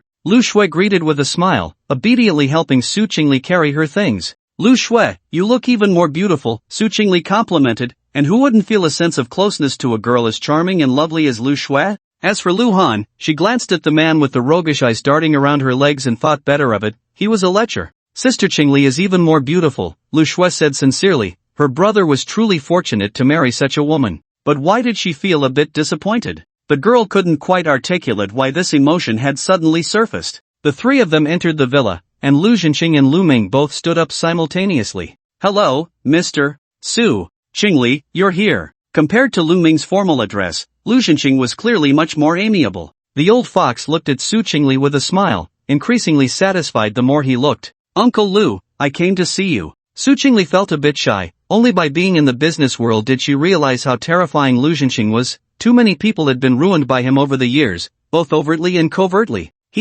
No need to be so formal. Lu Zhenxing waved his hand, saying with double meaning, "Just treat this place as your own home, come and sit." Su Chingle sat down as instructed, and at that moment, Lu Ming's phone rang. He walked to a corner and pressed the answer button, speaking softly, and it was hard to tell what he was saying from a distance. Soon he returned, whispering, "Dad, there's an urgent matter at the company. I need to go take a look." Lu Zhenxing nodded slightly, and Lu Ming smiled apologetically at Su Chingle before turning to leave. Throughout, he hardly glanced at Lu Han. Su Chingle observed the situation and understood that the relationship between the two brothers was not that good. But this was normal. In wealthy families, it was not uncommon for biological brothers to turn against each other, especially when they had different mothers. "Chingle, how have you been getting along with Lu Han? He hasn't bullied you, has he?" Lu Zhenxing asked, getting up to pour tea for Su Chingle. This gesture surprised her. For an elder to personally pour tea for a younger person is considered a very high courtesy in the strict etiquette of wealthy families. "Thank you, uncle." She quickly placed her hand on the edge of the teacup, only pulling it back once Lu Zhenxing finished pouring. "Lu Han has been quite nice to me." Su Chingle smiled charmingly on the surface while silently adding the words "not at all" in her heart. What does it mean to not bully? He has bullied her plenty. "Sister Chingle, if my brother dares to bully you, just tell me," Lu Shui said, holding Su Chingle's hand and whispering, "I'll help you deal with him." Su Chingle looked at the girl trying hard to put on a fierce expression and couldn't help but chuckle. But she didn't believe Lu Shui could handle Lu Han. "Lu Han, Chingle is here, can you stop staring at your phone and look up?" Lu Zhenxing looked at his son sitting next to Su Chingle and thought, "I found the most beautiful woman in Jiangqing for you. Even if you're just putting on a show, can't you at least not be so cold to her?" Lu Han didn't even lift his head. "It's just a formality before marriage. Why are you taking it so seriously? Su Chingle couldn't help but twitch her lips, knowing that the man was unruly at home was one thing, but witnessing it firsthand was another. However, she sided with Lu Han this time. After all, she was also a victim of a wealthy family marriage, and wasn't today just about going through the motions? Ahem, Lu Zhenxing's old face flushed as he said, Chingle is here, can you give me a little face? Lu Han responded with silence, his fingers flying as he sent a WeChat message saying, see you at 8 tonight. This made even Lu Shui feel a bit awkward. She leaned close to Su Chingle and whispered, don't think too much about it. My brother is like this with my dad, just get used to it. Su Chingle thought to herself that she didn't want to get used to it, but could only force a smile. Lu Zhenxing was at a loss with Lu Han, shrugged his shoulders, and turned his gaze to his future daughter-in-law, asking, how is the current situation of the Su group? It's okay, barely managing to keep running. Su Chingle clearly didn't want to discuss this topic further. In reality, the company was struggling, and not only were projects halted, but with the current cash flow, they were just grateful to be able to pay the employees normal salaries. Lu Zhenxing seemed oblivious to Su Chingle's embarrassment and sighed to himself, actually, I advised your dad long ago, don't be fooled by the booming real estate market, there's a lot of bubble. Instead of spreading the Su group too thin, it would be better to focus on one project and do it well, then move on to the next. But he wouldn't listen, insisting on taking such big steps, and look what happened, funding broke down, and several projects are left unfinished. As he finished speaking, Su Chingle didn't know how to respond, and Lu Han suddenly interjected, saying blandly, unfinished projects aren't the main issue, the key is that Uncle Su doesn't want to cut losses to survive. There were 2 or 3 projects that initially had no one willing to take over. If they had sold them off earlier to recoup funds, they would have had more than enough to develop the remaining projects. Unfortunately, it's too late now. Other real estate companies are like starving crocodiles, just waiting for the Su group to bleed and will rush in. This made Su Chingle even more silent. It was harsh but hit the nail on the head. The problem was, did the Lu father and son have a problem? I came to meet the parents according to the marriage process. Why do you two keep bringing up our family's shortcomings? Su Chingle was almost depressed to death, but Lu Zhenxing chuckled. Just based on what Lu Han had said, it was enough to prove that his precious son wasn't a fool. How could this old father not be happy? Dad, brother, you two really, if anyone was the best, it was Lu Shui, who at this moment came to Su Chingle's rescue, saying, Sister Chingle has come home with great difficulty, why do you two keep talking about things that make her unhappy? Su Chingle was almost moved to tears, just for this sentence. When she parted ways with the dogman 2 years later, this little sister-in-law would have to be recognized. You girl, we're saying these things because we don't treat Chingle as an outsider. Lu Zhenxing lowered his eyelids and said, good advice is hard to hear, that's what you say when the relationship is good. If it were someone with a bad relationship, they would only flatter. This made sense, and Su Chingle couldn't help but nod. They say true feelings are revealed in times of trouble. Being forced into a marriage was certainly for the Lu family's investment, but would any other wealthy family really be willing to spend a whole 3 billion just to marry her? Lu Zhenxing, does he really see me as a daughter-in-law? Su Chingle suddenly felt a bit of pain in her temples. If that old man found out about her prenuptial agreement with Lu Han, wouldn't he fly into a rage?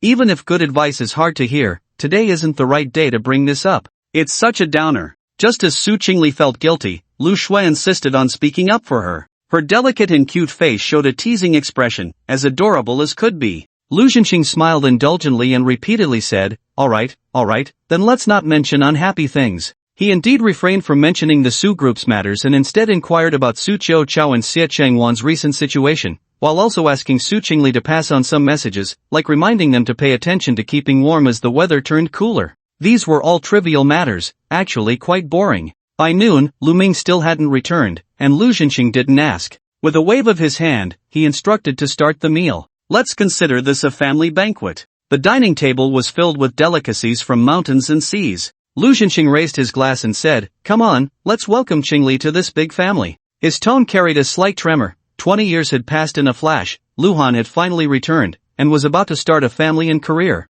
The bittersweet emotions were truly beyond words. After speaking, he downed his drink in one go. The spicy liquor flowed down his throat into his stomach, and Lu Zhenxing glanced at the empty seat beside him, his eyes involuntarily reddening. At that moment, he seemed less like the formidable Lu Zhenxing of the business world and more like an ordinary husband and father. Affected by his emotions, Su Chingle, though only able to drink juice because she had to drive, finished her glass in one go. Lu Shui also emptied her glass of wine, her mood sinking as well. It was Lu Han who remained the calmest, showing no signs of emotional fluctuation, even taking only a symbolic sip of the liquor. Seeing this, Su Chingle couldn't help but gently kick him under the table. Luhan looked up at the woman, her expression seemingly saying, "There's no overnight feud between father and son, why are you like this?" To this, Luhan merely smiled and said nothing. He couldn't be bothered to utter clichés like one cannot advise others to be good without experiencing their suffering, because some things were simply known to the person involved. The atmosphere at the dining table was somewhat oppressive, but thankfully Lu Shui was there, her charming and cute demeanor occasionally lightening the mood, making it finally feel harmonious. After the meal, Luhan was sitting on the sofa, carelessly picking his teeth, when Lu Zhenxing suddenly said, "Qingli, come with me." Su Chingle was slightly surprised but followed Lu Zhenxing to the study. "Have a seat." Lu Zhenxing pointed to a chair beside the tea table. After Su Chingle sat down, he first boiled water to prepare tea, then smiled and said, "Isn't your relationship with Luhan quite unpleasant?" "Not at all, he's not bad." Su Chingle thought, even if Luhan wasn't good, I can't just say it outright, but then recalling that the dog of a man had signed that prenuptial agreement without hesitation, she felt her words weren't entirely a lie. "That sounds insincere." Lu Zhenxing shook his head with a smile and said, "I may not be the best father, but I do understand his temperament a bit. Just consider it me acting like an elder. If he does anything wrong or if something makes you angry, please be more forgiving. If it really doesn't work out, just come to me, and I'll teach him a lesson." "Su Chingle? You don't dare say a word in front of Luhan, you're even worse than me. Are you sure you can teach him a lesson?" "I owe him, but I won't indulge him." Sensing Su Chingle's disbelief, Lu Zhenxing emphasized again, "Spoiling a child is like killing a child, I understand this principle." Su Chingle was silent for a moment and said softly, "Uncle Lu, you called me here alone, it can't just be to say this, right?" He, I knew you were smart." Lu Zhenxing lowered his eyes and said, "Chingle, please tell your parents that regarding you and Luhan, including the engagement banquet and wedding, our Lu family won't have too many people attending. I estimate it will only be me, Lu Ming, and Lu Shui. Please don't let them mind." Su Chingle frowned slightly, immediately catching the underlying meaning. She couldn't help but ask, "Is Luhan really that unwelcome?" "Every family has its own difficulties," Lu Zhenxing said without hiding anything, sighing, "When we divided the family assets back then, we siblings completely fell out. Although our relationship has eased a lot over the years, Luhan is currently unwilling to acknowledge his roots, and they have quite a few complaints about it. I suppose even if I send the wedding invitation, they will likely send their regards without showing up." Su Chingle nodded. After all, the so-called engagement and wedding were just formalities. As long as Lu Zhenxing was present, it didn't matter what others thought. As for her parents, since Lu Zhenxing had given a heads up, it should be understandable. At that moment, the water began to boil. Su Chingle quickly stood up, preparing the tea with care, and finally placed a cup filled to 7/10 in front of Lu Zhenxing with both hands. Such thoughtfulness and attention to detail made Lu Zhenxing increasingly satisfied with this future daughter-in-law. "By the way, there's one more thing I want to tell you." Lu Zhenxing took a sip of tea and smiled. "Luhan has been brushing up on real estate knowledge lately. It seems he cares about you quite a bit. Why not let him help you at the Su group after the engagement?" "Ah." Su Chingle's vision darkened at his words, and she almost fainted. Her mind was filled with just two words: spicy meatball. Lu Zhenxing's idea was actually quite simple. After all, Luhan and Su Chingle had no emotional foundation, it was a marriage arranged by their parents. But it was fine, they could love after marriage. Spending time together day and night, who knows when they might spark a connection. Little did he know that this arrangement felt like a bolt from the blue for Su Chingle, making her feel like she wanted to die. With her father saying this, how could she refuse? But now that even Lu Zhenxing had spoken, how could she dare to say no? "I will listen to Uncle Lu." When Su Chingle said this, she was thinking that life was going to be unbearable. "Then it's settled." Lu Zhenxing smiled broadly and added, "Also, let's set a time with your parents. Let me check the calendar.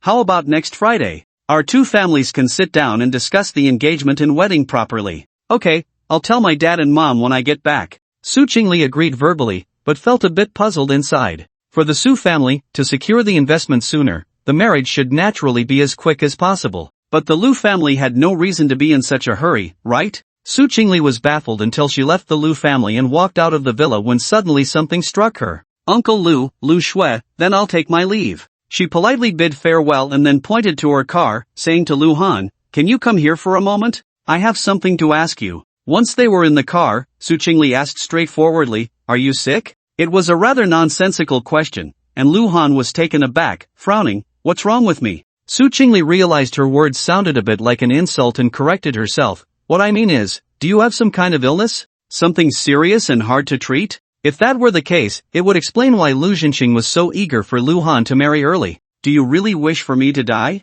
Luhan narrowed his eyes, his tone carrying a chilling coldness that sent shivers down her spine. Looking at his cold and emotionless gaze, Su Chingle instinctively shifted her body a little further away and said softly, "Don't get me wrong, I don't like you, and I even feel a bit disgusted, but I don't wish for your death. I just feel that Uncle Lu is more anxious about this marriage than our family. Is there some hidden truth behind it? Like, for example, if you have some terminal illness or something, just to clarify, I'm not cursing you, just thinking wildly. In any case, if I happen to guess right, I think you shouldn't give up easily. We have many doctor friends, both domestic and abroad, and some of them are quite authoritative in their fields. Why not go see them? What if there's hope, right?" After saying this, Luhan was left speechless. Women are truly incomprehensible, who knows what they think about all day long. Luhan said lightly, "You don't need to worry about me, I'm doing just fine." Su Chingle responded with an "oh," thinking that it was good if he was not sick. Seeing her visibly relax, Luhan suddenly changed the subject, saying,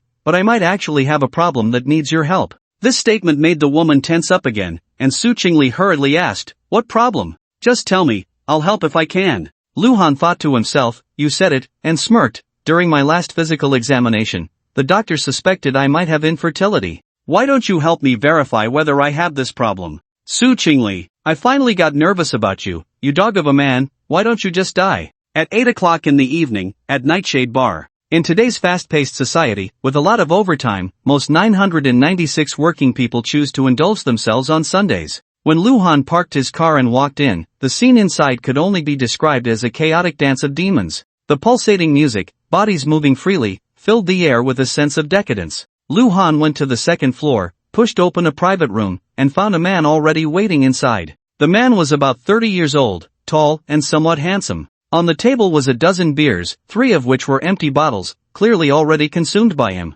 Luhan sat next to the man and asked curiously, "Since when did you like places like this?" The man did not answer his question and said in a low voice, "What do you want from me?" His name was Li Dongsheng, one of the few friends Luhan had. Of course, to be considered a friend by Luhan, one must meet the prerequisite of having a life and death bond. "You know, I returned to the Lu family." Luhan shrugged. He had only learned about his background 2 or 3 months ago, quite suddenly, transforming from an ordinary citizen into a young master of a wealthy family. "You've already mentioned this, I'm asking what you want from me." Li Dongsheng took a swig from the beer bottle, feeling a bit puzzled himself. Wasn't Luhan resistant to his original family? Why did he suddenly return? In fact, as far as he knew, several of Luhan's other friends were also quite surprised when they learned about this. Because, based on their understanding of Luhan, he was a person who was extremely cold-blooded and ruthless at heart. Even familial ties, if there was even a hint of hatred, this man would disdain. But since Luhan didn't say anything, Li Dongsheng didn't bother to ask.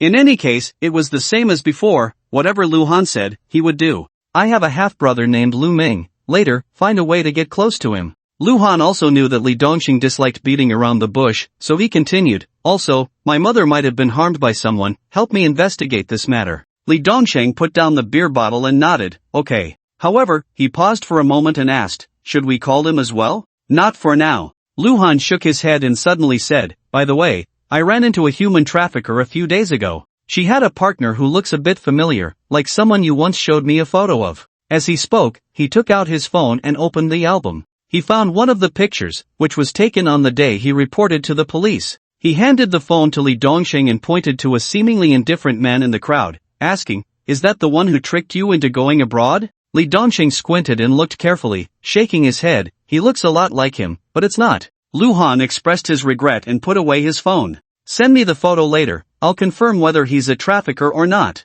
Li Dongsheng's expression was cold as he said, "In any case, human traffickers deserve to die. Killing as many as possible is not too much. This is the mainland, don't act recklessly." Luhan frowned slightly and said, "If I could have acted, I would have done it long ago. It's not your place." "It's fine." Li Dongsheng said nonchalantly, "Don't forget, I'm best at disposing of bodies." Luhan felt helpless, knowing he couldn't persuade this man, so he stopped trying. Li Dongsheng didn't want to linger on the topic, picked up a beer, and said, "It's rare for us to get together, want to drink a bit?" "No, I drove here. Getting caught for drunk driving in the mainland is a hassle." After saying that, Luhan stood up to leave. However, after exiting the bar, he didn't leave immediately. Luhan walked straight to a car. He knocked on the window, and a man wearing a thin down jacket and a baseball cap rolled down the window. The man looked puzzled. "What's the matter?" Luhan smiled faintly and said, "You've been following me for several days, right? Aren't you tired?" Hearing Luhan's words, the man's expression changed slightly but quickly returned to normal.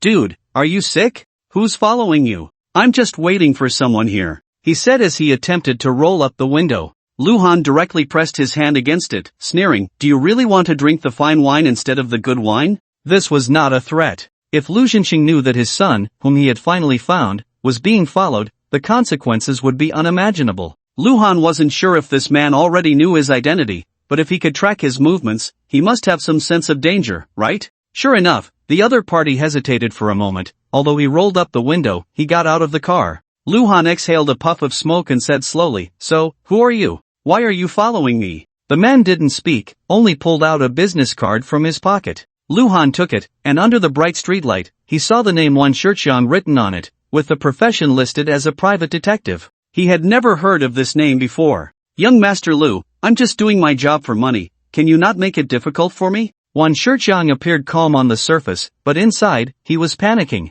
According to the woman named Lu Ruan, this Luhan had no identity or background, so it should be easy to investigate. Who would have thought that the more he investigated, the more shocking it became? Until he learned through his years of top-notch connections that Luhan was the son of Lu Zhenxing, Wan Shixiang felt like he wanted to die. No identity, no background? Are you kidding? Lu Zhenxing was notoriously ruthless, he couldn't afford to offend him. However, in the private detective business, reputation was especially important. He had become a benchmark in this field, attracting many clients. Once he broke a contract, it would be equivalent to ruining his own brand. So, despite the money from Lu Ruan being tempting, Wan Shixiang had to grit his teeth and continue the investigation. However, he also kept a cautious eye. He hadn't revealed a single word about all the progress so far to Lu Ruan. "Who is the client?" Luhan squinted his eyes. He guessed correctly, as the man blurted out "Young Master Lu," indicating he was definitely not an ordinary person. Wan Shixiang was in a dilemma,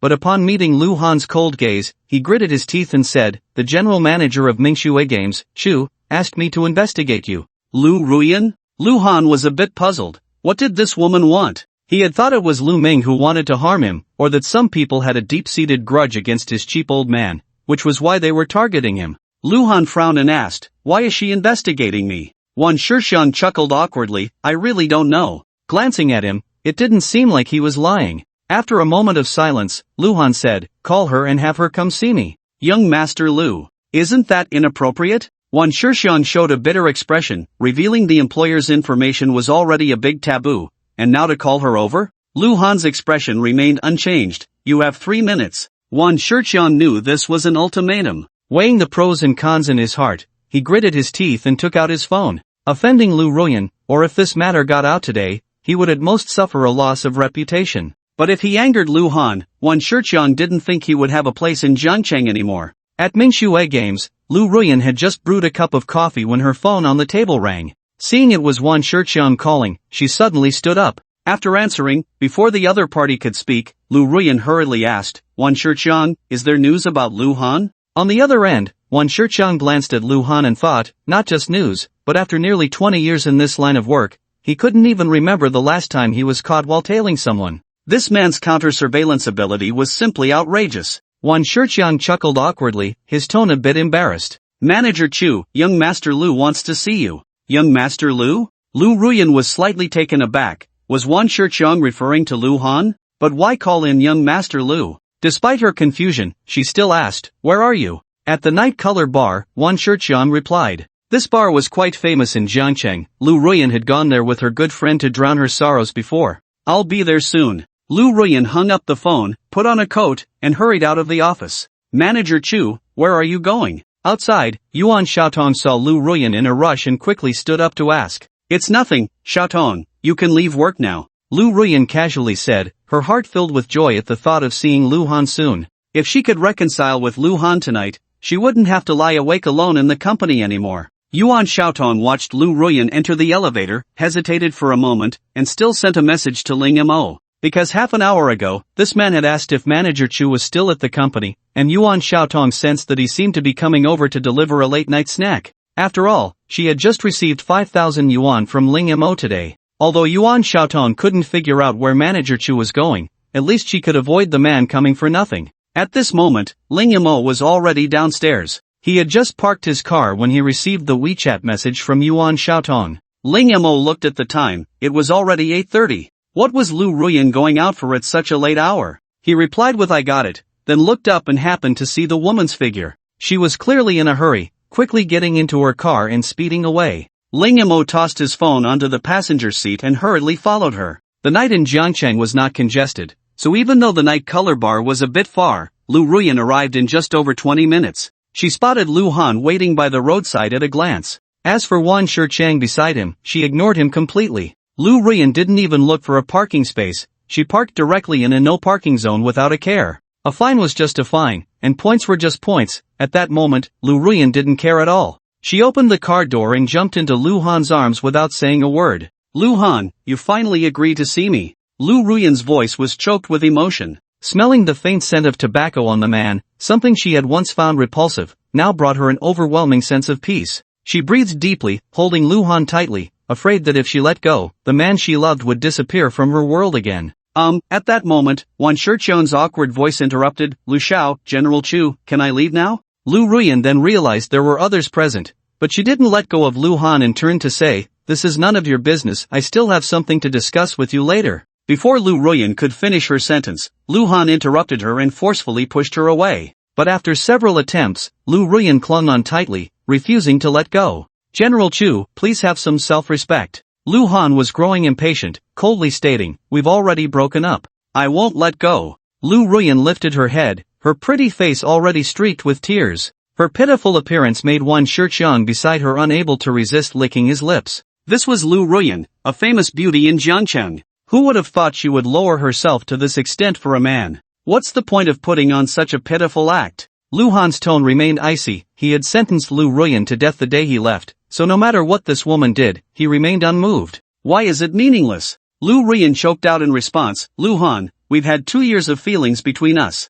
Is it really so insignificant in your eyes?" Lu Han laughed, "Now you realize we have 2 years of feelings?" Saying this, he forcefully pried Lu Ruyan's fingers open one by one and suddenly pushed her away. Lu Ruyan stumbled and fell to the ground. But she quickly got up, tugging at Lu Han's shirt, pleading, "I'm begging you, can we talk properly?" Lu Han squinted at her and nodded after a few seconds. He had thought leaving Lu Ruyan would be a clean break, but unexpectedly, this woman had entangled him, even hiring a private investigator for it. How long was this going to go on? The reason Lu Han had Wan Shichang call Lu Ruyan was to settle things today and not be bothered by her anymore. Just as the two were about to go to the car for a private talk, a figure suddenly dashed out from the side. "Lu Ruyan, why are you still looking for Lu Han?" The newcomer was Ling Mo. He had sensed something was off when he received a WeChat message from Yuan Xiaotong, and seeing Lu Ruyan in a hurry, he figured she was going to meet Lu Han. But seeing this woman leap into Lu Han's arms as soon as she got out of the car ignited his anger.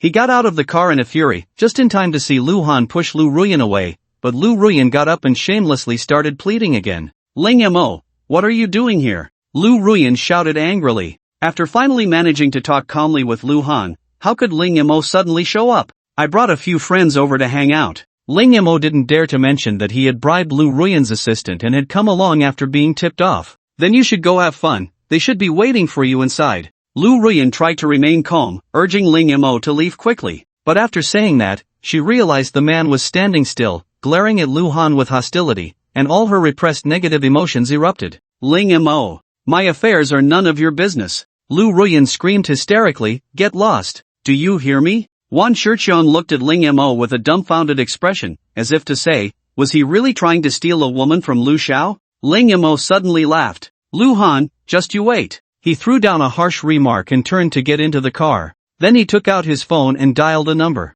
"Brother Hu, where are you?" "I'm here on Wenhua Road having barbecue with the brothers." "Is there something going on with you, young Master Ling?" "That's just right," Ling Mo said with a sinister smile, "bring your people to the night color bar." Lu Han still didn't know that Ling Mo was gathering people. Just as he got into Lu Ruyan's car, the woman not only hugged him but also kissed him. "President Chu, if we're going to talk, let's talk properly. I'm not here to watch you get all worked up." Lu Han pushed Lu Ruyan away, speaking without courtesy, "You look like this now, it really disgusts me." "Lu Han, can you not treat me like this?" Lu Ruyan said with tears streaming down her face, "Nothing really happened between me and Ling Mo, if you don't believe me, look." As she spoke, she took out her phone and handed it to Lu Han, saying, "That night, we both really went back to our own rooms, and we didn't meet until the next morning. This is the hotel footage, you can watch it from start to finish and you'll know." Lu Han glanced at it but didn't take Lu Ruyan's phone, coldly saying, "What does this prove? At most, it can only prove that nothing happened that night. But if I'm not mistaken, Ling Mo has already returned to the country. You're more than half a month of coming and going late, isn't that just being with him? And who says that something has to happen in a room? In the car, in the wild, anywhere is fine?" Lu Ruyan thought that showing the hotel footage would prove her innocence, but Lu Han's cold and ruthless words shattered all her fantasies. "Lu Han, do you really see me as that kind of shameless woman?" Lu Ruyan clutched her chest, realizing that being misunderstood by the man she loved could truly hurt to the point of being unable to breathe. Once the seed of doubt is sown, it will take root and sprout. You know this principle. Lu Han's voice remained cold. "I said before, perhaps nothing really happened between you two. Not to mention kisses and hugs, there wasn't even a bit of physical contact. But so what? Your concern for Ling Mo isn't fake. You even lied to accompany him to the concert. What were you so guilty about at that time? Do you dare to say that when you found out Ling Mo was back in the country, you really had no other thoughts about him?" At that moment, outside, a delivery guy sped by on an electric bike, the added speakers playing Eason Chan's Red Rose. "What cannot be obtained is always restless, those who are favored have nothing to fear." Hearing just these two lines, the rest was drowned out by the city's noise as it faded away. Lu Han suddenly found it amusing, quite fitting. Lu Ruyan's face turned pale in an instant, speechless in the face of Lu Han's questioning. She remembered when she received Ling Mo's call, learning that her past white moonlight was returning to the country, her heart couldn't help but flutter. After that, she secretly went to the airport to pick him up behind Lu Han's back, and then, fearing that Ling Mo wouldn't adapt after returning, she helped him buy daily necessities and took him to eat at the restaurants they used to frequent a long time ago. During that time, it seemed like her mind was filled with Ling Mo. Even just because of a call from this man, she could drop important work and leave the company immediately. In contrast, Lu Han was completely ignored by her. Because she didn't get Ling Mo back then, she felt unwilling, which led to her restlessness. Knowing that Lu Han loved her deeply, she felt fearless, thinking that no matter what mistake she made, this man would never leave. "Why aren't you talking?" Lu Han looked at the dazed Lu Ruyan. "Have you ever thought, that day when you accompanied Ling Mo to the concert, if I was still kept in the dark, what would happen in the future? You would become increasingly unrestrained, wouldn't you? Soon it would turn into him holding your hand, and you wouldn't refuse. Then, he accidentally kissed you, and while you pretended to be angry, deep down you were secretly delighted. If this continues subtly, cheating is just a matter of time. You said, with such a you, what am I keeping you for?" Lu Ruyan's body may not have strayed, but at that time, she was at least on the verge of a mental affair. So, for Lu Han to cut his losses in time was the wisest choice. Did he have to wait until the green hat was firmly on his head before he panicked? After he finished speaking, he was about to get out of the car. But Lu Ruyan was quick and directly locked the car door. Lu Han frowned and said, "What do you want to do?" Everything that needed to be said had been said. Why was she still so unwilling to give up? "Lu Han, I know I was wrong." Lu Ruyan hurriedly said, "I admit I was bewitched at that time, but my body is still clean. Please don't be so cruel to me. Considering we've been together for 2 years, can you give me another chance? I promise I won't have any contact with Ling Mo. No, I won't have any contact with any man. Please forgive me this once, okay?" Her eyes were filled with tears, looking like a pet abandoned by its owner. But Lu Han remained unmoved. "Sorry, I am a person who is already pitifully lacking in emotions, and I won't spare any for the past." Lu Han shook his head and continued, "Besides, I am about to marry Su Chingle, so whatever you say or do is too late." "Marry?" Lu Ruyan was shocked, but immediately said bitterly, "Lu Han, even if you refuse me, you should at least find a reliable reason. This is not funny at all." She couldn't believe it. It had only been a few days since they parted. How could Lu Han possibly have fallen for someone else so quickly, let alone talk about marriage? Especially since the bride-to-be was the most beautiful woman in Jiangcheng, Su Chingle, it was even more impossible. Believe it or not, Lu Han was too lazy to explain and said, "In any case, a qualified ex should be like a dead person. Don't entangle me anymore, okay? Lu Han, why do you have to be so heartless?" Lu Ruyan seemed to have made a certain decision, wiping her tears and saying, "Alright, let's say you're getting married. But that doesn't affect us being together, right? How about I be your mistress? I don't expect you to love me anymore, just take it as revenge for the hurt I caused you, treat me as a plaything, isn't that fine?" Lu Han scoffed, "Lu Ruyan, are you really that shameless?" Lu Ruyan raised her head defiantly and said, "I've lost the man I love. What do I need shame for? Late found affection is worth less than grass. She knew she was reaping what she had sown, but living without Lu Han was truly unbearable. Even if he was really getting married, being a third party was fine with her. So Lu Ruan chose to settle for less, regardless of whether what Lu Han said was true or not. She just wanted to stabilize their relationship for normal interactions first, and then she would still have a chance to win Lu Han back. Next was to show her sincerity. Lu Han, why don't we go to a hotel right now? Lu Ruan took a deep breath and said, the hotel surveillance can't prove anything, but you can verify it yourself. My first time is still intact. It's quite laughable. They had been in a relationship for 2 years and had lived together for over a year, yet Lu Ruan and Lu Han had always slept in separate rooms. Lu Ruan had said that she wanted to give herself completely to Lu Han on their wedding night, so their daily intimacy was limited to kisses and hugs. And Lu Han respected Lu Ruan's thoughts, so he had never forced her. But today, Lu Ruan was really going all out. Don't worry, I don't need you to take responsibility, and as long as you want me in the future, at any time and any place, I will be there for you. Lu Ruan looked serious. Even if it meant flying into the fire, she was willing to take the risk. He. Lu Han reached out and toyed with Lu Ruan's rosy lips, no longer resembling the aloof female CEO she usually was, mocking, you know how cheap you are now, begging me to be with you? Lu Ruan said nothing, only extending her soft tongue to slowly lick the man's fingers. Cheap? If that's what it is, then so be it. As long as I can stay by your side, I can be even cheaper. With this thought in mind, Lu Ruan, despite feeling very ashamed, trembled as she pulled Lu Han's other hand and slowly placed it on her chest. Forget it, I have no interest in you at all right now. Lu Han withdrew his hands, his eyes filled with a bone-chilling indifference. Open the door, I want to get out. No. Lu Ruan's watery eyes were filled with pleading. She was now even more certain that Lu Han's lack of desire for her beauty meant he had truly loved her before. Then she absolutely couldn't let this man leave. Seeing the woman still unwilling to give up, Lu Han had completely lost his patience. He narrowed his eyes and glanced at Lu Ruan, then suddenly swung his elbow and smashed it hard against the glass. Bang! The sturdy glass shattered, startling Wan Shixiang, who wanted to leave but dared not. What the hell is going on? Wan Shixiang was dumbfounded, his heart hanging in suspense. Lu Shao was really angry. Would it implicate him? If he had known, he shouldn't have taken Lu Ruan's business. He regretted it endlessly, but it was too late to say anything now. He could only hope that Lu Han would be reasonable, that he was just doing his job for money and wasn't the mastermind, so he shouldn't be overly held accountable, right? Inside the car, as the window shattered, a cold breeze rushed in, instantly waking Lu Ruan, who had been startled. Lu Han, are you okay? Lu Ruan hurriedly expressed concern, seeing Lu Han reaching outside but not opening the car door,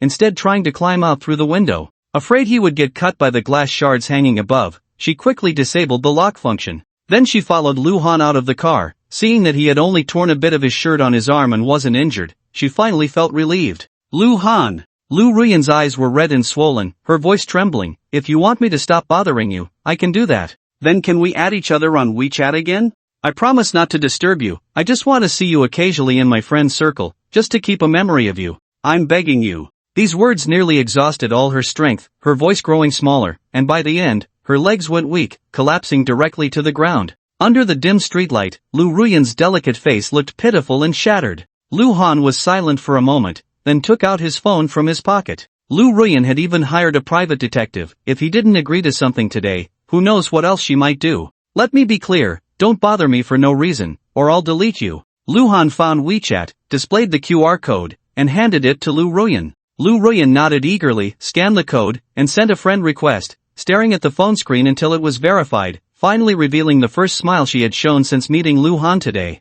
This was a small step towards winning Lu Han back. However, Lu Ruan didn't have time to be happy. With a series of piercing roars, several motorcycles came racing in with an arrogant air. The riders looked like thugs, showing off their tattoos in the cold weather, shouting and waving baseball bats or steel pipes. They parked their motorcycles next to Ling Mo's car, and at that moment, Ling Mo also got out of the car. Lu Ruan saw Ling Mo pointing in this direction, not knowing what he said, and then, under his lead, those people marched over aggressively. This is bad, they're coming for Lu Han. Lu Ruan instantly understood and hurriedly said, Lu Han, you should leave quickly. Even Lu Ruan could see that Ling Mo was bringing people with bad intentions, and naturally, Lu Han could too. However, he not only didn't leave but also lit a cigarette. Amidst the swirling smoke, his sharply defined face was exceptionally cold. On the second floor of the night color bar, Li Dongsheng was standing by the window, with a seductive woman in his arms. The woman looked outside and saw Lu Han surrounded by thugs, worriedly saying, Dongsheng, that's your friend, aren't you going to help him?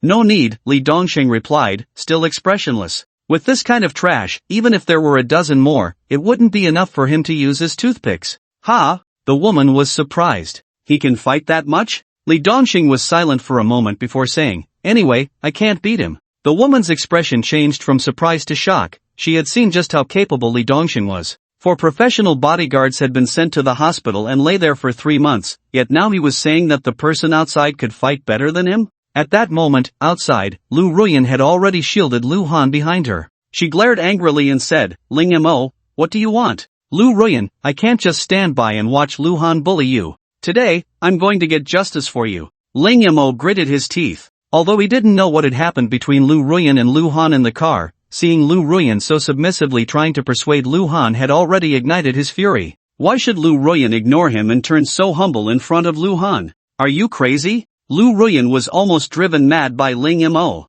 Which of your eyes saw him bullying me? Clearly, I'm the one clinging to him. She shouldn't have said that, but once she did, it was like adding fuel to the fire. Ling Mo was about to explode with anger. But he didn't dare to do anything to Lu Ruyan. Instead, he turned his gaze to Lu Han, venomously saying, Lu Han, you look so good. Do you only know how to hide behind a woman? By now, many people had gathered to watch the commotion. Bars are places where crowds gather, so the area was filled with all sorts of people, especially after drinking, where strangers often inexplicably got into fights. Those who came to watch had seen it all before and were just looking for some fun, but upon hearing Ling Mo's words, they all cast disdainful glances at Lu Han. Bro, don't be a coward, he's calling you a softie, why don't you go up and take him on? Take on what? Look at him, he hasn't even dared to let out a fart, he's just a coward. Exactly, relying on a woman for support, he's really not a man. The surrounding voices of discussion and mockery rose, but Lu Han acted as if he hadn't heard. He looked at Ling Mo and said, if you're going to make a move, do it quickly, I'm in a hurry.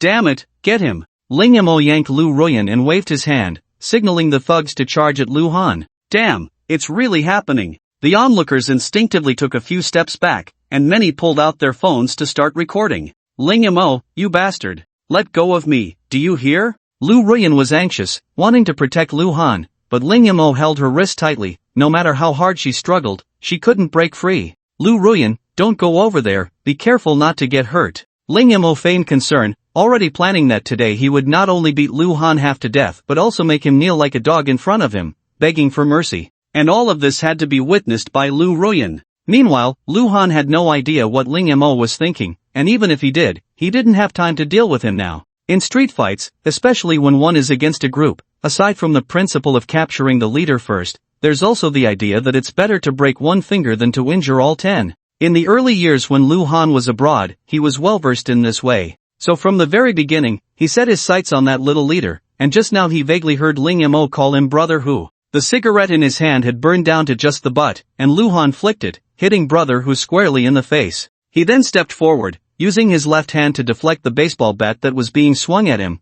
while his right hand formed a fist and struck fiercely at Brother Hu's abdomen. In the night, almost no one noticed that Lu Han's fist was pinched between his thumb and middle finger. Ugh! Brother Hu was hit and fell to the ground with a muffled groan. His expression twisted in pain, his body curled up like a shrimp. He wailed incessantly, feeling a piercing pain in his stomach, as if his intestines were being twisted apart. But Lu Han showed no intention of letting Brother Hu go. After landing the hit, he followed up with a kick to his head, knocking him out cold. In just a moment, Lu Han had taken care of Brother Hu. At this time, the other thugs also sensed something was off. Damn, this kid is so fierce? They exchanged glances, looking at each other and then at Brother Hu lay on the ground with his eyes closed and motionless, none of them daring to make the first move. Ling Mo beside them was also a bit dumbfounded. Those in the construction industry usually kept some thugs around to handle shady business. Brother Hu was one of his father's capable subordinates and seemed to be a fitness coach, yet here he was, taken down by Lu Han with just one punch and one kick?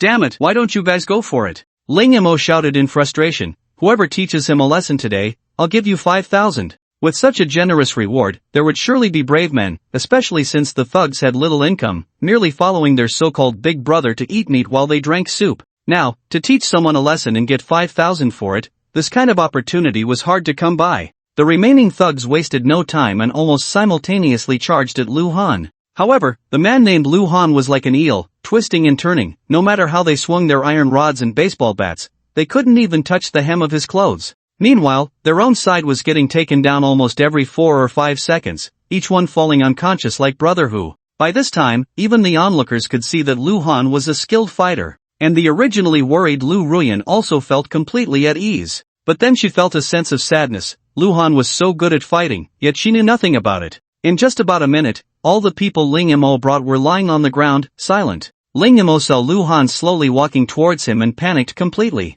Lu Han, I warn you, if you dare to touch me, I will make you pay. He tried to sound fierce, but his legs were shaking. Lu Han responded with a cold smile. In front of Ling Mo, Lu Han took out his phone and dialed a number. Uncle Sen, tell Ling Hui that I want to hear his son kneel and bark like a dog. Lu Han didn't hit Ling Mo because it wasn't self-defense. With such a commotion tonight and so many people recording videos, if it got out and stirred up public opinion, the police would definitely get involved. Hitting Ling Mo again could easily be classified as excessive self-defense. Lu Han didn't want to get himself into trouble, and he had a way to make Ling Mo feel worse than being beaten. However, Ling Mo scoffed at the phone call Lu Han made. Not daring to make a move was just not daring to make a move. What was he trying to show off? Kneel and bark like a dog? Was he dreaming? Ling Mo thought Lu Han was just bluffing. He couldn't possibly have that much power. But just half a minute later, his phone rang. He took it out and saw that it was indeed a call from his father. Ling Mo suddenly had a bad premonition. No way? Lu Han just made a harsh statement, and now this. Could it be that he really knows some big shot? Dad, what's the matter? Ling Mo anxiously pressed the answer button, and as soon as he spoke, his father's furious scolding came through. You idiot, you dare to offend young Master Lu? Do you want to die? Ling Mo's eyelids twitched wildly, and he whispered, Dad, what are you talking about? Which young Master Lu? The one next to you, named Lu Han. He's the young master of the Lu group, the son of Lu Jinxing, you fool. On the other end of the phone, Ling Hui was almost bursting with anger, not even realizing he had raised such a fool. Ha! Ling Mo's mind went blank in an instant. He had been abroad for 3 whole years, but that didn't mean he knew nothing about the Lu group. His family had a bit of money, but compared to the colossal Lu group, it was nothing at all. And this Lu Han, he was actually a wealthy heir from the Lu family? How could that be? Ling Mo was stunned, and nearby, Lu Ruyan also heard the roar coming from his phone, her mouth agape in disbelief. She looked at Lu Han, who was calm, the boyfriend who had pursued her for half a year and had spent so much time with her. How could he have such a prominent identity? So, was this the wealthy heir who would rather tear apart his family than give up on true love? Oh my god, what have I done? Lu Ruyan regretted it so much that her insides felt twisted. She finally realized that when Lu Han said he wanted to marry Su Chingle, he might not have been joking at all. Wasn't this the cliché plot in dramas, where the male lead gives up true love to return to his family, only to be immediately arranged for a pre-planned marriage? This explained why Lu Han had been with Su Chingle before. What the hell are you doing? At that moment, Ling Hui's voice came through the phone, filled with frustration. Son, I know you're feeling wronged, but you need to kneel down and bark like a dog to please young Master Lu. Do you hear me? But Ling Mo wanted to make one last struggle. This was even harder to bear than being killed, but as soon as he spoke, he was interrupted by his father. What do you mean but? Ling Hui gritted his teeth. If Lu Jinxing lifts a finger, both of us will be doomed. Do you understand? This was not an exaggeration. Thinking about the consequences of offending the Lu group made Ling Mo shiver.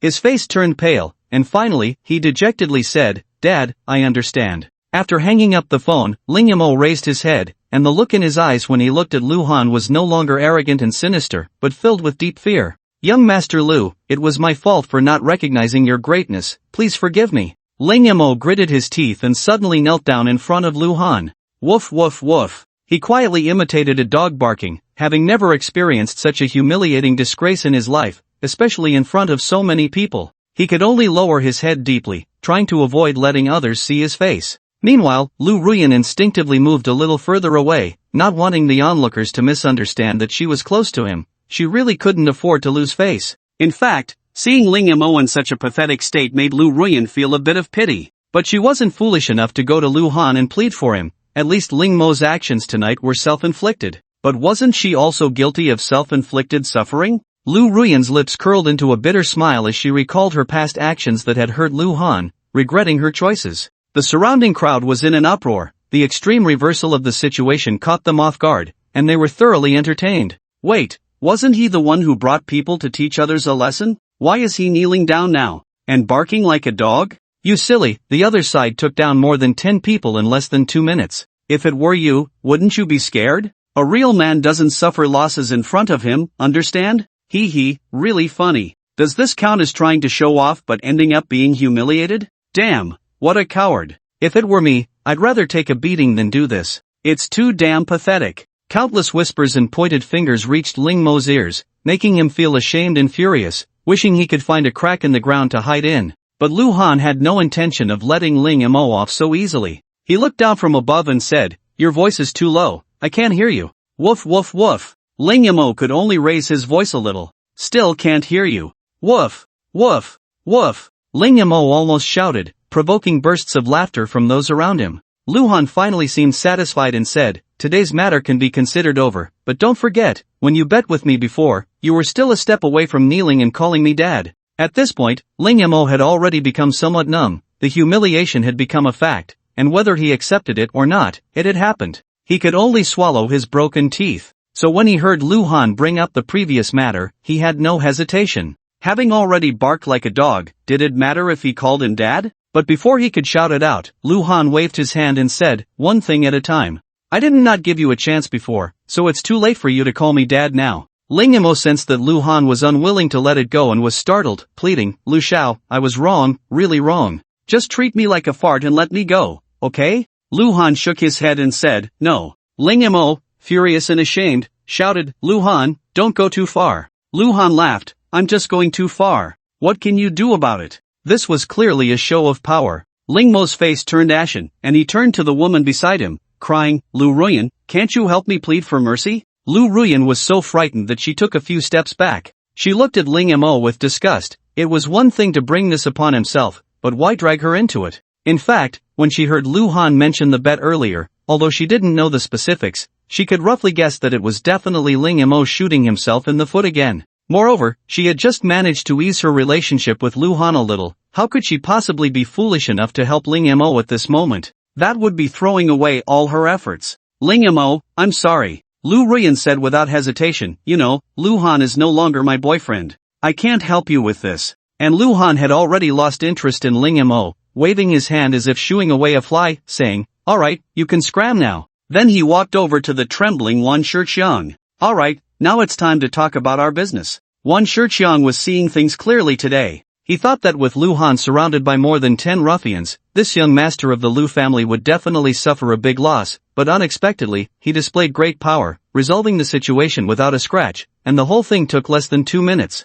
Purely a one-sided slaughter. As for that guy named Ling Mo kneeling and barking like a dog, Wan Shiqiang had a detached attitude, thinking it was none of his business. Anyway, since Lu Ran wouldn't let him leave, he didn't dare to go, so he simply stood by as a bystander. But he had to admit, this was quite entertaining. While Wan Shiqiang was reveling in the misfortune, he saw Lu Han approaching and couldn't help but show a bitter expression. He forced a laugh and said, "Lu Xiao, could you give me a hint? Besides taking money from General Chu to do things, where else have I offended you?" "Oh, you misunderstood." Lu Han patted Wan Shiqiang's shoulder. "I'm here to ask you to do something. Of course, once it's done, you won't miss out on your benefits. Come on, let's find a quiet place to discuss." Wan Shiqiang almost couldn't catch his breath. After being on edge for so long, it turned out he hadn't offended Lu Xiao, but rather Lu Xiao wanted him to help with something? Why didn't he say so earlier? "There's a tea house up ahead, shall we walk there, Lu Xiao?" Wan Shiqiang smiled obsequiously, not expecting that a casual remark would lead to such a big opportunity.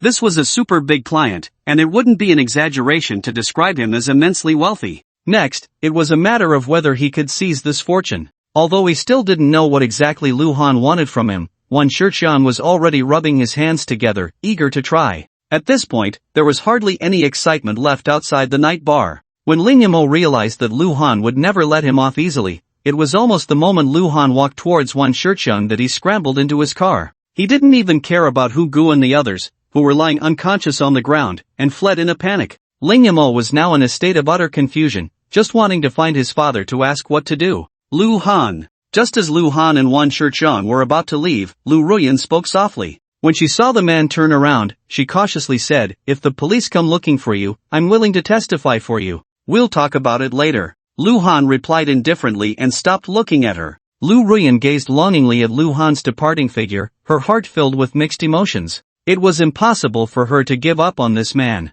But now it seemed that not only was it difficult to win Luhan back, even if she succeeded by some stroke of luck, he would likely be bound by family obligations regarding marriage. It's okay, when Luhan pursued me back then, he was so sincere. Now it's my turn to pursue him, what's a little difficulty? Lu Ruyan encouraged herself. If I did something wrong, I should be punished. At worst, I'll just be his mistress. Thinking this way, she felt that as long as she wasn't greedy, it was still quite possible to win Luhan back. However, after getting into the car, she glanced at the shattered glass that Luhan had broken with his elbow and began to lose confidence again. After a long silence, Lu Ruyan silently added to herself, if it really doesn't work out, being his friend with benefits is also an option. The tea house Wan Shixiang mentioned wasn't far, about 500 meters from the night bar, just a few minutes walk. The environment inside was quite nice, although it couldn't compare to the Wutong elegant residence, it was a peaceful retreat amidst the noise. One could only say that opening a tea house in an area full of bars was quite a unique idea.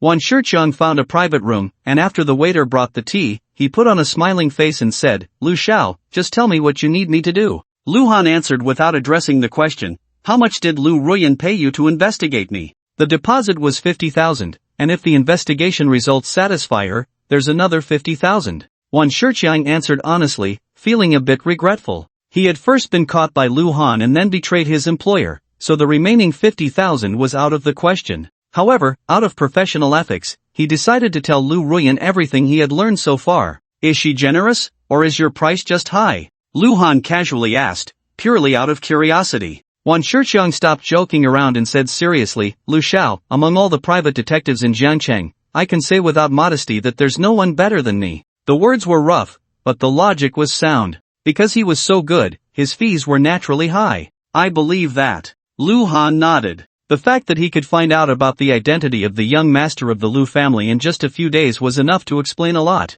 Otherwise, he wouldn't have sought Wan Shixiang's help.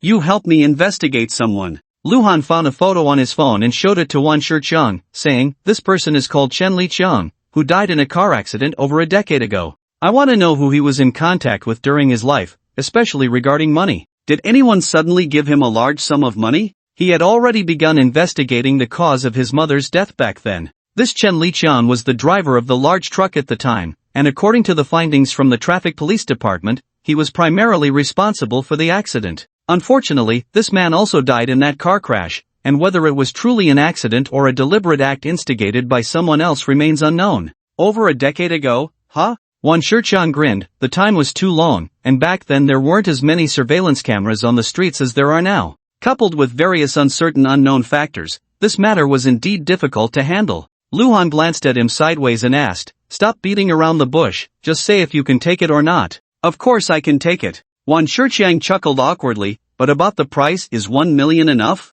Luhan interrupted him with his offer. That's more than enough. Wan Shixiang nodded eagerly, in fact, his psychological price was 500,000, but he didn't expect Luhan to double it right off the bat. One could only say that Lu Xiao was indeed impressive, his stature thicker than his own waist. Then it's settled. Luhan took a sip of tea, his eyelids lowered as he said, I'll pay a deposit of 400,000 first. If you can clarify the matter within 6 months, I'll pay the remaining 600,000 in full. I know this is difficult, so I've given you ample time, but for every month you extend beyond that, the final payment will be reduced by 100,000. Additionally, if you can't provide me with any results after a full year, don't blame me for being rude. Not only will you not receive the final payment, but you'll also have to return the deposit in full. So, Wan Shixiang, do you still dare to take it? Wan Shixiang's expression was somewhat conflicted, but it quickly relaxed. What's there to be afraid of? Take a gamble, a bicycle can turn into a motorcycle. He laughed and said, besides, I have confidence in myself.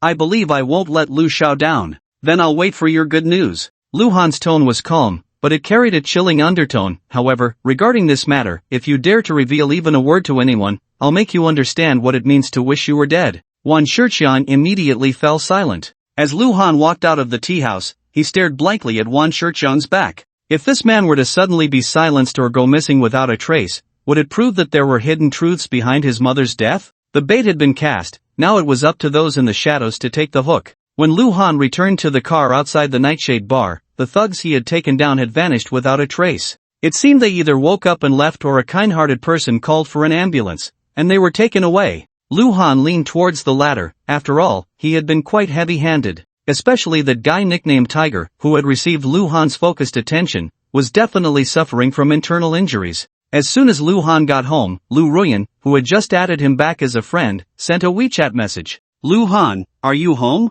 Then came a second message. "Everything I said in the car was true. Whenever you want to sleep with me, I'm always available." Lu Han had no intention of replying, but seeing the constant "the other party is typing" notification at the top of the screen, only for nothing to come through in the end, he could sense that Ruan was quite conflicted on the other end. How ridiculous. When he was with Ruan before, she had never cared about him this much, but now that they were apart, she was not only cautious but many things that had once seemed like luxuries were now easily offered to him. Lu Han didn't reply to Ruan, tossed his phone aside, washed up, and went to bed. In fact, Ruan was indeed quite conflicted. After leaving, she didn't go to the company but returned home, a place she hadn't been to for several days. Although it was still cold and desolate, she felt less suffocated. Ruan knew this was all because her relationship with Lu Han had eased. Even though it was just a little, she felt very content. After taking a shower, Ruan leaned against the bed. Then she picked up her phone,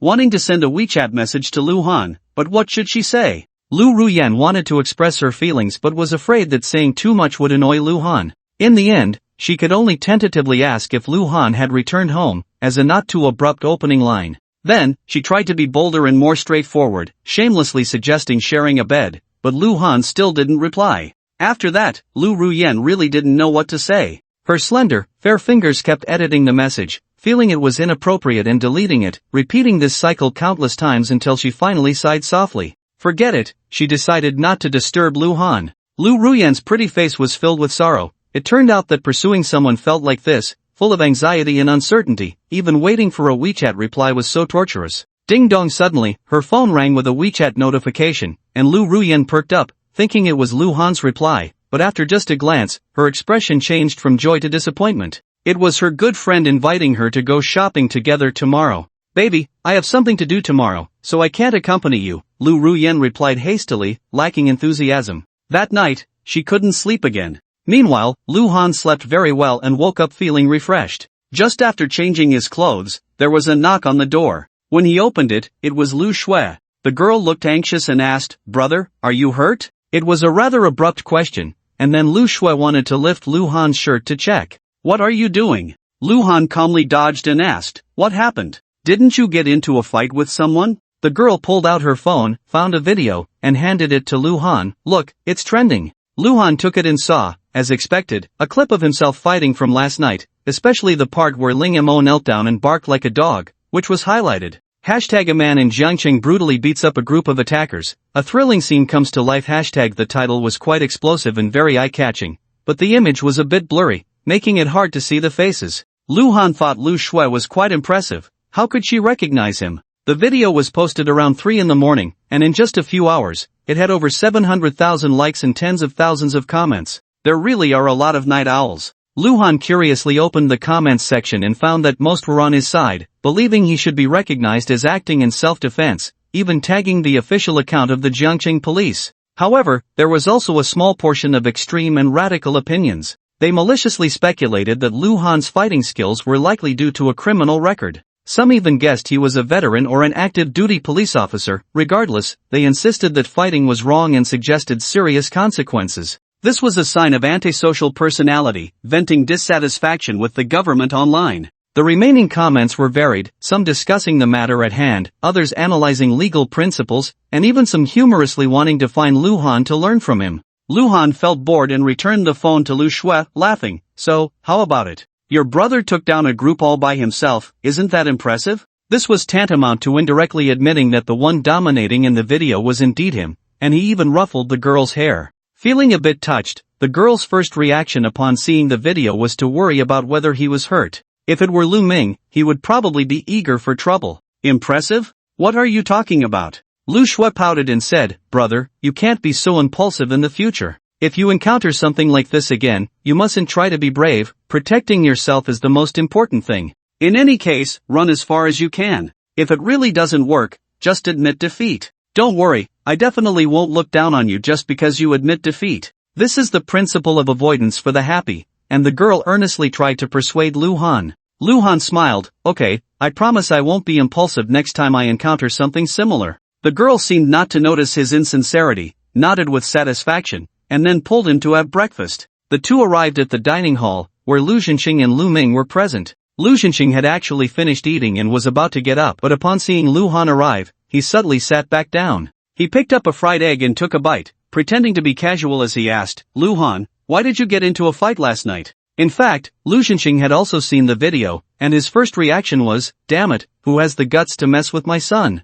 His second reaction was, wow, my precious son is really impressive, how can he fight so well? Oh my, did that punch to the stomach break his intestines? The pride of being a father was vividly reflected at that moment. Not only did his son not suffer, but he also fought like cutting vegetables, making him feel exhilarated. Lu Zhenxing was the type who would rather his child beat someone else and then go apologize and compensate, rather than have his child be beaten and go confront the other party. It's fine, it's all resolved. Luhan replied casually, clearly not wanting to explain. After a moment of silence, Lu Zhenxing said in a negotiating tone, how about I arrange for 2 bodyguards for you? Luhan raised an eyebrow. What, do you want to find someone to monitor me? Brother, Dad is concerned about you, how can you talk to him like that? Lu Ming suddenly slammed the table and glared at Luhan. Luhan ignored him and looked at Lu Zhenxing, asking, old dang, are you angry? Lu Zhenxing quickly shook his head. Luhan continued eating, muttering, a dog meddling in others' business. Not long after Luhan finished breakfast, he received a phone call.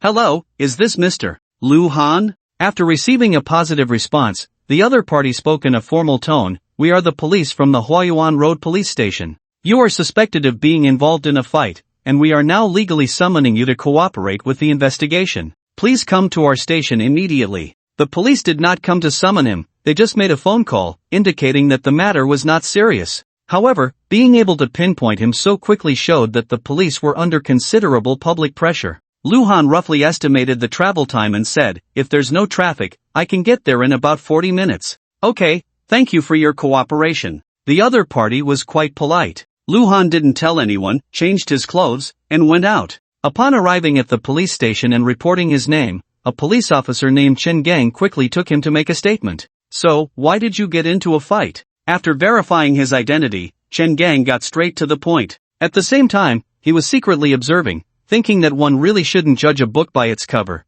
This guy didn't look strong at all, yet how could he hit so decisively and fiercely? In fact, before summoning Luhan, they had already done a lot of preliminary work, including going to the hospital to find out about those local ruffians. This wasn't difficult, as according to the surveillance footage near the scene, an ambulance took them away, called by a concerned citizen who dialed 120, so it was easy to trace. However, the diagnosis results for those guys were shocking. 1 had an external intestinal obstruction, 5 had fractured ribs, and the rest had varying degrees of internal injuries. The problem is that the video has already been studied frame by frame, and these guys only took 2 or 3 punches at most. Is it that serious? So Chen Gang was very curious about who Luhan really was, but after meeting him, he found him to be quite ordinary, which only proved that one cannot judge a book by its cover. I don't know why they wanted to hit me, Luhan shrugged and said, I was just forced to fight back. Chen Gang nodded and asked, do you know someone named Ling Mo?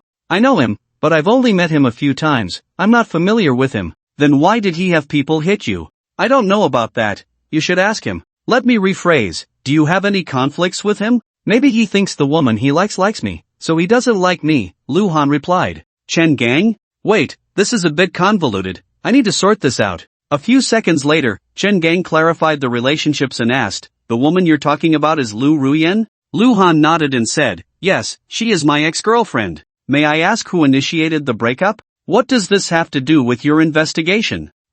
Just consider it my curiosity, you don't have to answer. Chen Gang felt a bit awkward and then asked, have you studied Sanda or free fighting? Luhan shook his head and said, no. Chen Gang was taken aback and said, then how come you're so good at fighting? Can I smoke? Luhan's craving for a cigarette hit him. Sorry, smoking is prohibited here. Alright. Luhan yawned and continued explaining the previous conversation. I was an orphan when I was young and spent a long time on the streets. Fighting was a common occurrence, so I guess I got good at it. This explanation sounded reasonable, and Chen Gang responded with an muttering, with your skills, it's a pity you're not a police officer. Luhan smiled, this officer was quite interesting, but he really wasn't cut out to be a cop, he had character flaws and was easily impulsive. Then he asked the most critical question, Can I be recognized as acting in self-defense? That's hard to say. Chen Gang's answer was ambiguous. In fact, he personally believed that Lu Han's actions were justifiable self-defense. After all, the other side had more than a dozen thugs wielding baseball bats and steel pipes, and they were the ones who attacked first. He couldn't just stand there and take the hits, that would be ridiculous.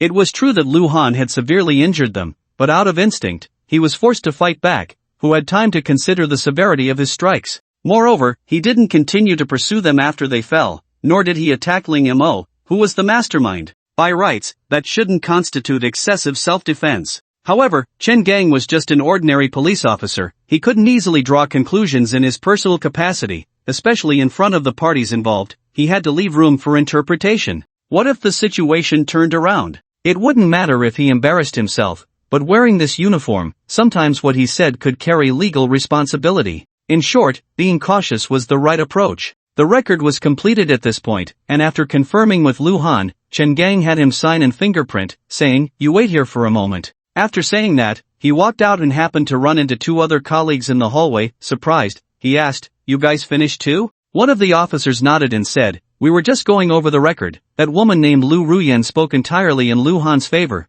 but that guy named Ling Mo was a bit confusing. Chen Gang asked in confusion, "What's confusing about it?" One colleague shrugged and pointed to the other, saying, "You should ask him." Ling Mo said he couldn't stand Lu Ruyan being dumped by Lu Han and still clinging to her, and since he didn't want to do anything to Lu Ruyan, he could only vent his anger on Lu Han. The third police officer succinctly said, "It sounds like it corroborates what those local ruffians said. He indeed was the one who found the person, but therein lies the problem. You said he was forced to kneel and bark like a dog, yet today he comes and takes all the responsibility upon himself, claiming this is his own doing and has nothing to do with Lu Han." He flipped through the records and added, "Oh right, Ling Mo said he would cover the medical expenses for those ruffians. I also called those guys lying in the hospital, and they all said in unison that they wouldn't report it and didn't want any compensation." Chen Gang frowned and asked, "Did you record it? Come on, do you think I'm stupid? Alright, the work that needs to be done is done. Let's go report to the director." The three knocked on the door of the director's office, where the director was on the phone.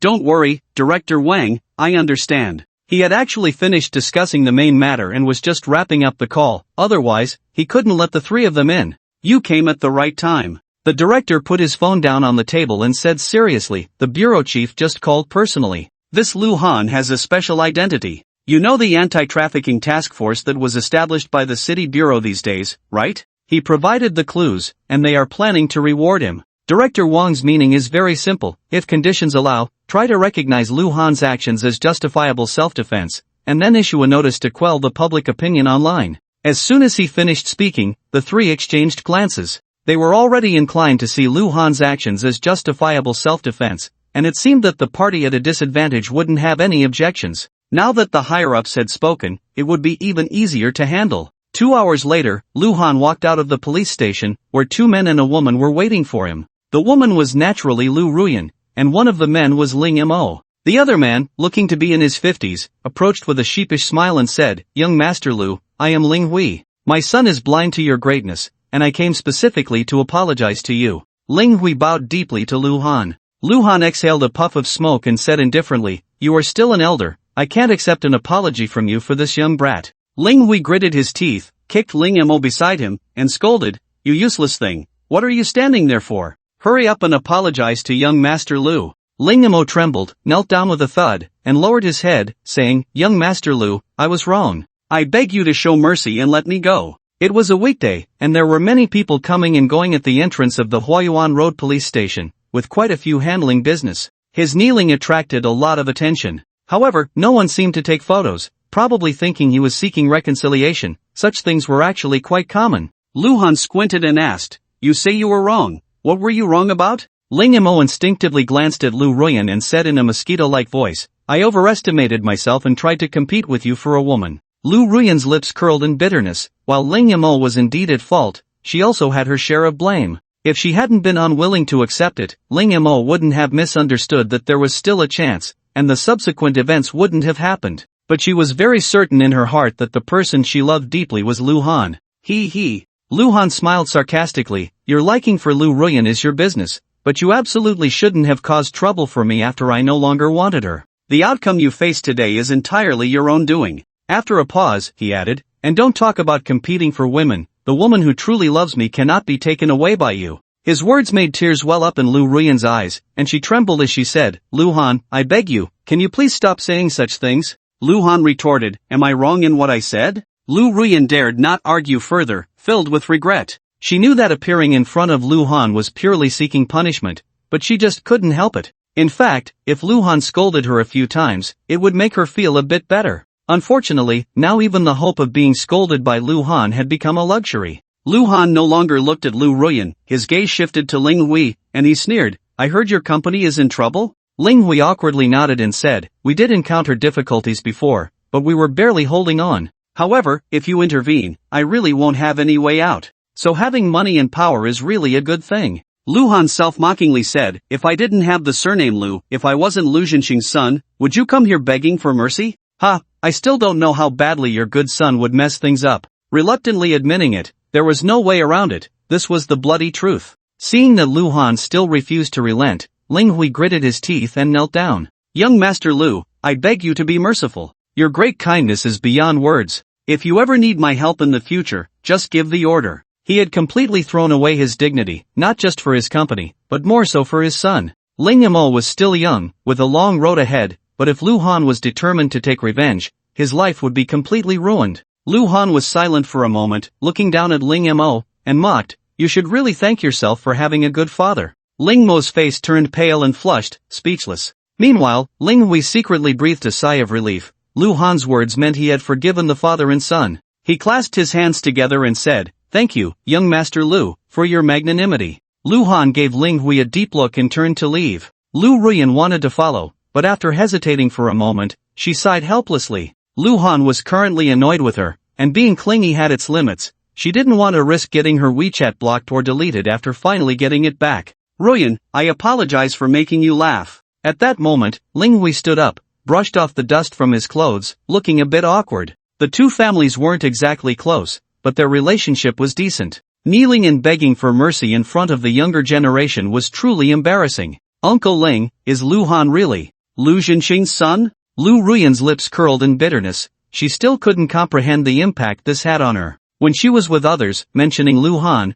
almost everyone said she was blind. After all, she was a female CEO with a net worth of over 10 million. How could she have chosen a boyfriend with no family background or connections? Some even maliciously speculated that Luhan had ulterior motives and was just trying to scam her money. In fact, when Lu Ruyan took over the company, it wasn't as good as it was now. At most, she had a few million in assets. But for an ordinary person, she could be considered a small wealthy woman. However, now Luhan had transformed, and she found herself unable to reach him. That was the Lu family, with assets worth hundreds of billions. The gap in Lu Ruyan's heart was unimaginable. Ling Hui sighed, if he weren't, would I have thrown away my dignity? But why Lu Zhenxing suddenly has such a son, I really don't know. In fact, he was also quite troubled, recalling the phone call he received last night, which was personally made by the Lu family's butler, Wang Baosan. He learned that his son had offended young Master Lu, and he was still feeling uneasy about it. If Luhan hadn't shown mercy today, it wouldn't have required the Lu family to intervene. Just the news getting out would have caused many business partners to take advantage of the situation. Ling Hui had seen too many people turn their backs after more than 20 years of navigating the business world. Lu Ruyan opened her mouth, wanting to ask if Luhan was really about to marry Su Chingle, but thought better of it. She could belittle Luhan in private, but in front of Ling Hui, she had to maintain some decorum. Besides, Ling Hui might not even know. Ru Yun. Ling Hui glanced at his ungrateful son beside him and said, I know Ling Mo has caused you trouble. This is actually my fault. To be honest, I noticed back then that you both liked each other, but I still sent him abroad. All the blame is on me, so don't blame him. Lu Ruyan shook her head and said softly, Uncle Ling, let's not bring up the past. I don't blame you or Ling Mo. If there's anyone to blame, it's myself. After saying that, she left in a low mood. Throughout, Lu Ruyan didn't even glance at Ling Mo. Dad, I'm not willing to accept this. Ling Mo looked at Lu Ruyan's graceful figure as she left, swallowing hard. Shut up. Ling Hui interrupted his son's infatuation, scolding, you fool, can't you see? She's not someone you can have. He understood the psychology of those wealthy young masters too well. Their possessiveness was extremely strong. Especially towards women, even after a breakup, it was the same. The father and son had already dodged a bullet today, it was a blessing, yet Ling Mo was still daydreaming? Ling Hui was so angry his teeth itched. Warning, you stay away from Lu Ruyan in the future. I understand, Ling Mo said softly. However, after his father turned away, a trace of resentment flashed in his eyes. Lu Ruyan now not only exuded femininity but had also doubled the assets of Mingxue Games in less than 3 years. She had both money and beauty. Conquering such a woman would bring a sense of achievement. Moreover, Lu Ruyan was originally his. Give up? How could that be possible? The efficiency of the Zhengcheng police was very high. Lu Han had just come out of the police station in the morning, and by the afternoon, an announcement was made. The gist was that both parties had a serious conflict and ended up fighting, but they had now reached a reconciliation.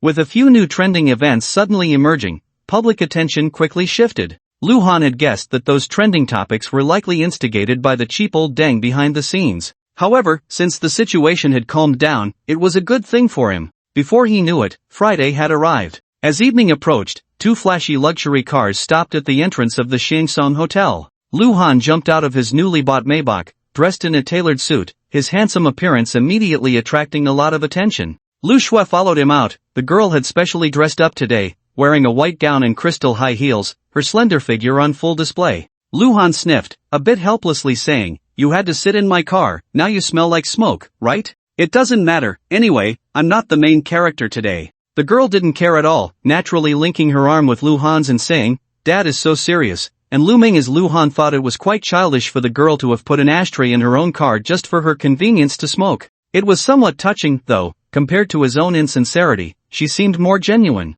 The family of 4 walked into the large private room that the hotel had specially reserved, where Su Chingle and her parents were already waiting inside. "Old Su, sorry for being late," Lu Zhenxing greeted politely, though he was a bit surprised that Su Chou's family had arrived nearly an hour before the agreed time. "You're not late, we arrived early," Su Chou chuckled. When parents meet to discuss marriage, it is customary for the male side to wait for the female side, as a basic courtesy, but he didn't dare to make Lu Zhenxing wait, so he had come here early. However, it wasn't that early, just about 10 minutes. "Old Su said you 2 brothers haven't seen each other in a long time, especially since you're about to become in-laws. He kept mentioning you on the way here," Xie Qingwan said with a smile, a very virtuous woman, not just trying to smooth things over but maintaining her husband's dignity. Beside her, Su Chingle couldn't help but feel a bit emotional. Her parents were such proud people. If it weren't for the Su group facing difficulties, even if they had lowered their stance in front of Lu Zhenxing before, it wouldn't have come to this, almost to the point of being subservient. After the pleasantries, they took their seats, and Lu Zhenxing naturally sat in the main position. Su Chou and Xie Qingwan sat to his left. The seat on the right was supposed to be for Lu Han, but he deliberately left it empty. Facing everyone's puzzled gazes, Lu Han explained, "This seat is for my mom. If his mother were still alive, she would surely be very happy that he was about to get married." Although, this marriage was not what it seemed. Upon hearing Lu Han's words, Lu Zhenxing instantly felt a pang of sadness, and tears welled up in Lu Shui's eyes, while Lu Ming remained calm. Su Chou and Xie Qingwan suddenly understood and looked at Lu Han with a bit more admiration. If they had any lingering doubts about entrusting their daughter to him before, now, that last bit of worry had dissipated. Generally speaking, as long as a child is filial, even if their character is lacking, they won't be too bad, especially since Lu Han had left a very good first impression on them. However, this made the atmosphere a bit somber. "Ahem, Qingli, bring the wine over." Su Chou felt he should say something at this moment and smiled. "Old Lu, I'm happy today, so I brought a special 30-year-old Mao Tai. How about we drink this?" Saying this, his daughter had already brought over the packaging box, and he opened it to take out a bottle and handed it to Lu Zhenxing. "Is that so? Then I must taste it well," Lu Zhenxing said with a smile, knowing that Su Chou intended to lighten the mood, and he started discussing the topic with him. Suddenly, Lu Han's phone rang with a WeChat notification. He took it out to see it was from Lu Ruyan. What was this woman up to? Lu Han frowned slightly and opened the chat box, only to find a revealing photo. Lu Ruyan had taken it in front of a mirror, her phone covering her face, but her pose was extremely alluring and sexy. She was wearing only a black lace lingerie set, with large areas of skin exposed, only the upper part and the area between her legs barely concealed. What was this? Was she trying to seduce him? Lu Han felt quite helpless. In fact, Lu Ruyan had been sending him WeChat messages every day for the past few days, but they were all quite normal, just reminders to eat on time or to dress warmly in the cold weather. He didn't expect her to come on so strong this time, but he had to admit, Lu Ruyan's figure was indeed stunning.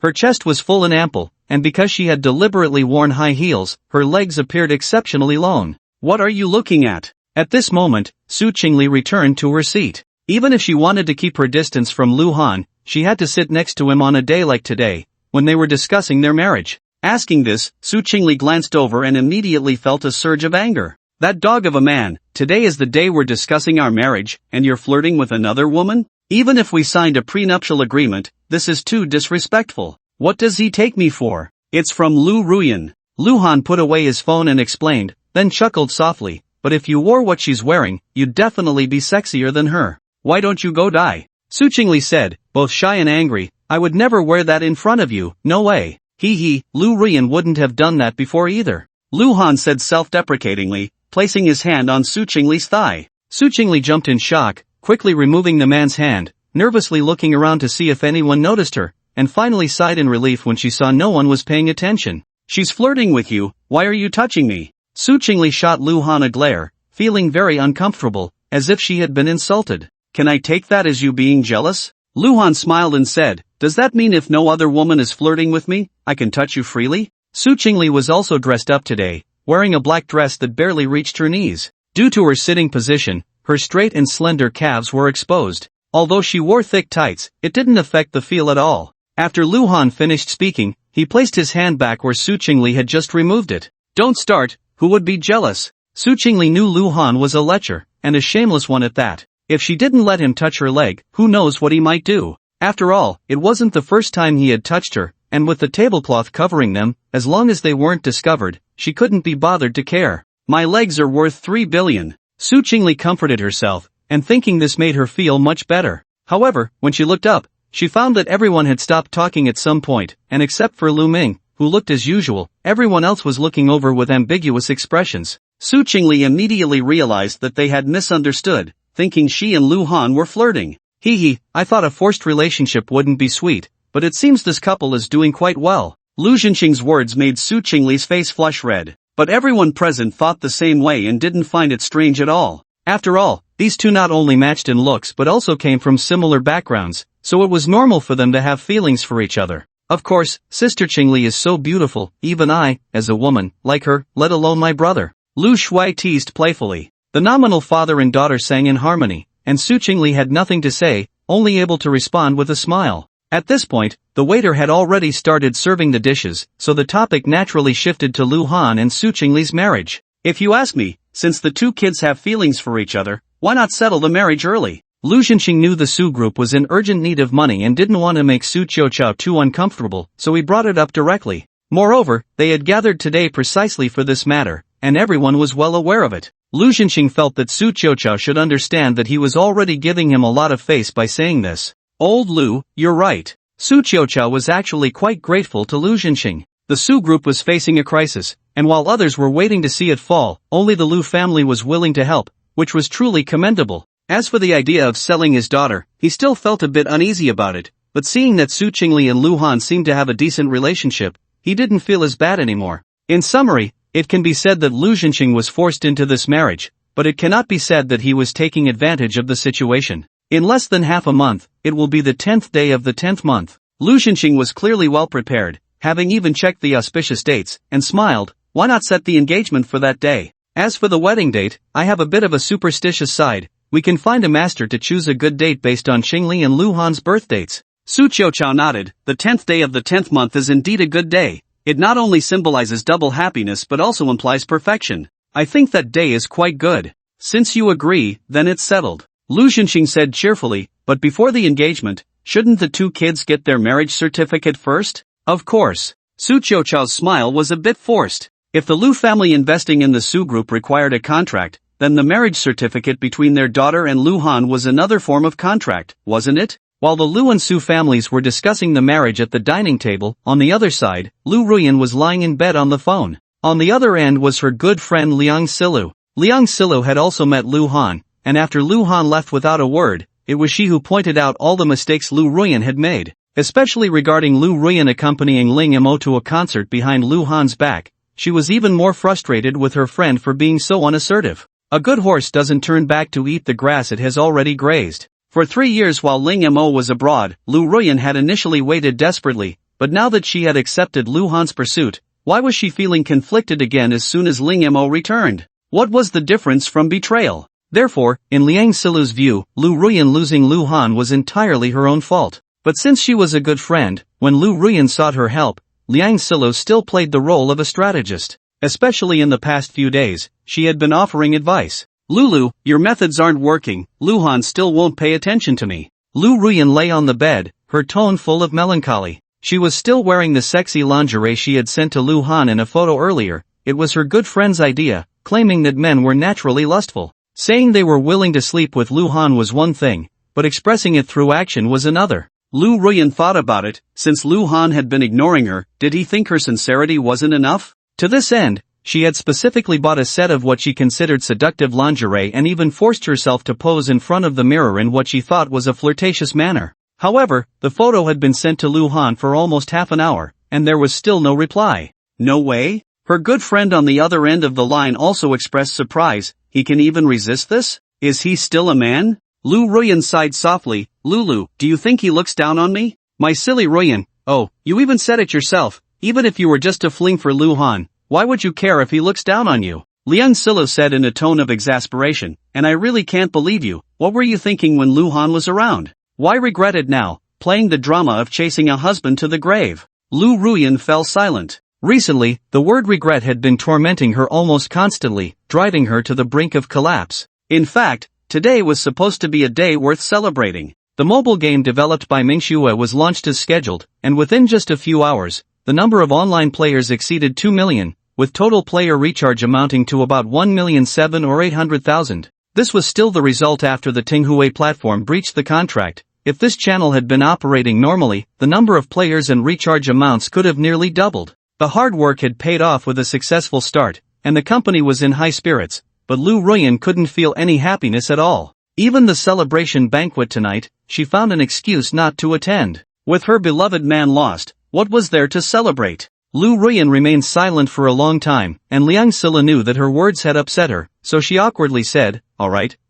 let me tell you not to lose heart. Maybe Lu Han has something going on and hasn't seen your WeChat message yet? It wasn't impossible. Lu Ruyan thought anxiously and said, then let's wait a bit longer. Liang Silu pondered for a moment and changed the subject. By the way, Ruyan, I heard that Ling Mo is still bothering you? It's not really bothering. Lu Ruyan thought for a moment and said, he's just been sending me breakfast these past few days, but he hasn't shown up, just leaving it at the company front desk or directly handing it to my assistant. Liang Silu clicked her tongue. Oh, changing tactics, huh? Is he trying to slowly win you over? Have you eaten his heartfelt breakfast? What heartfelt breakfast? Don't talk nonsense, I haven't eaten it. Lu Ruyan pouted. Eating it would be giving Ling Mo hope, and she wasn't that foolish. Ruyan. Liang Silu hesitated for a moment and said, I'm not speaking ill of him behind his back, but I always feel that Ling Mo's intentions towards you aren't pure. Ha? No way? Lu Ruyan felt it was unlikely. He was really nice before, otherwise, I wouldn't have liked him back then. You see, you said before. Liang Silu retorted angrily, people can change, and besides, you never know what's in someone's heart. Have you considered that the day you went to the concert with Ling Mo behind Lu Han's back, that post he made was to provoke Lu Han? What nonsense, I forgot I had added Lu Han as a friend before. I'm telling you, he definitely did it on purpose. If it were anyone else, Liang Silu would have already scolded them for being deserving, but since Lu Ruyan was her good friend, she remained firm in her stance. But don't put all the blame on him, it takes two to tango. You have some responsibility in this too. Liang Silu continued, anyway, I think Lu Han is right. If he hadn't left, you would have continued to be ambiguous with Ling Mo. Even if Lu Han reminded you, you would think he was making a big deal out of nothing, not realizing that your actions were no different from straddling two boats. You say you're such a smart person, how could you be so confused? Aren't you afraid that if this continues, you'll end up in bed with Ling Mo? Liang Silu stood firmly on Lu Han's side, especially since it involved principles. In fact, it was precisely because Lu Ruyan was her good friend that Liang Silu hadn't already started cursing others for their misfortunes. Pa, what nonsense are you talking? I admit I was indeed foolish back then, but it wasn't as terrible as you say. Lu Ruyan spat and said, moreover, after Lu Han left, I completely woke up. My heart only has Lu Han, I can't live without him. Oh, so you should thank Ling Mo then, for helping you realize your true feelings? Liang Silu's tone carried a hint of schadenfreude. Don't mock me. Lu Ruyan sighed, my current opponent is Su Chingle, and I really have no confidence at all. Liang Silu expressed her helplessness, saying, who can say otherwise? The number one beauty in Jiangcheng, the dream of so many men. Lu Ruan murmured, does that mean I have no chance at all? Not necessarily. Liang Silla thought for a moment and comforted her, if what you said is true, then Lu Han and Su Chingle are just a family alliance, so there's no emotional foundation. For a proud woman like Su Chingle, agreeing to a marriage under family pressure is one thing,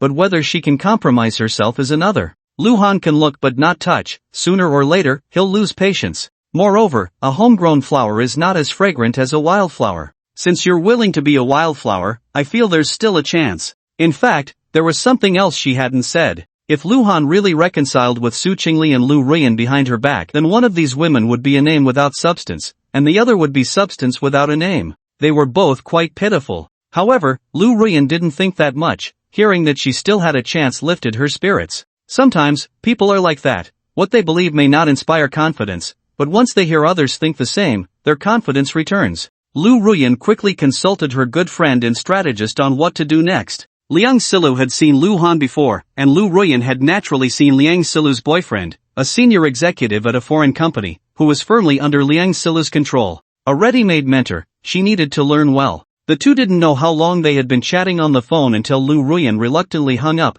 only to realize it had been almost an hour since she sent Lu Han the photo. Yet, there was still no reply. Lu Ruan tossed aside the thin blanket, looking at her curvaceous body. After exposing herself like this, did Lu Han really not feel a thing? At Xiangsong Hotel. By this time, after several rounds of drinks and dishes, Lu Xinqing looked at Su Chao and smiled, Old Su, I mentioned to your daughter before that my son will hold 30% of your Su Group's shares. Isn't it reasonable for him to come over as a vice president? Among those present, only Lu Xinqing and Su Chingle knew about this matter, while Su Chao and Xia Qingwan had considered it, but it was immediately vetoed by their daughter, and they hadn't brought it up again. So, as soon as he finished speaking, everyone, including Lu Han, was somewhat surprised, except for Su Chingle. Su Chingle cooperated with Lu Xinqing, her pretty face maintaining a smile. The baby felt bitter inside, but the baby couldn't say it. Lu Shui was quite pleased. Lu Ming had previously mentioned transferring several companies for Han Ge to manage, which seemed kind but was actually a cunning move. Now, his plans had completely fallen through. Lu Shui discreetly glanced at Lu Ming, noticing he only looked slightly stunned before quickly returning to normal, a hint of a smile still on his lips. The girl quickly realized that even if Han Ge went to the Su Group, he had merely avoided falling into Lu Ming's trap, and in reality, Lu Ming suffered no loss. Those companies were still firmly in his grasp. What deep schemes he had. Lu Shui felt uncomfortable, her dislike for Lu Ming growing. Not excessive. Absolutely. Not excessive. Su Chao was already a bit tipsy, her tongue slightly thick, as she said while burping, Old Lu, you can rest assured.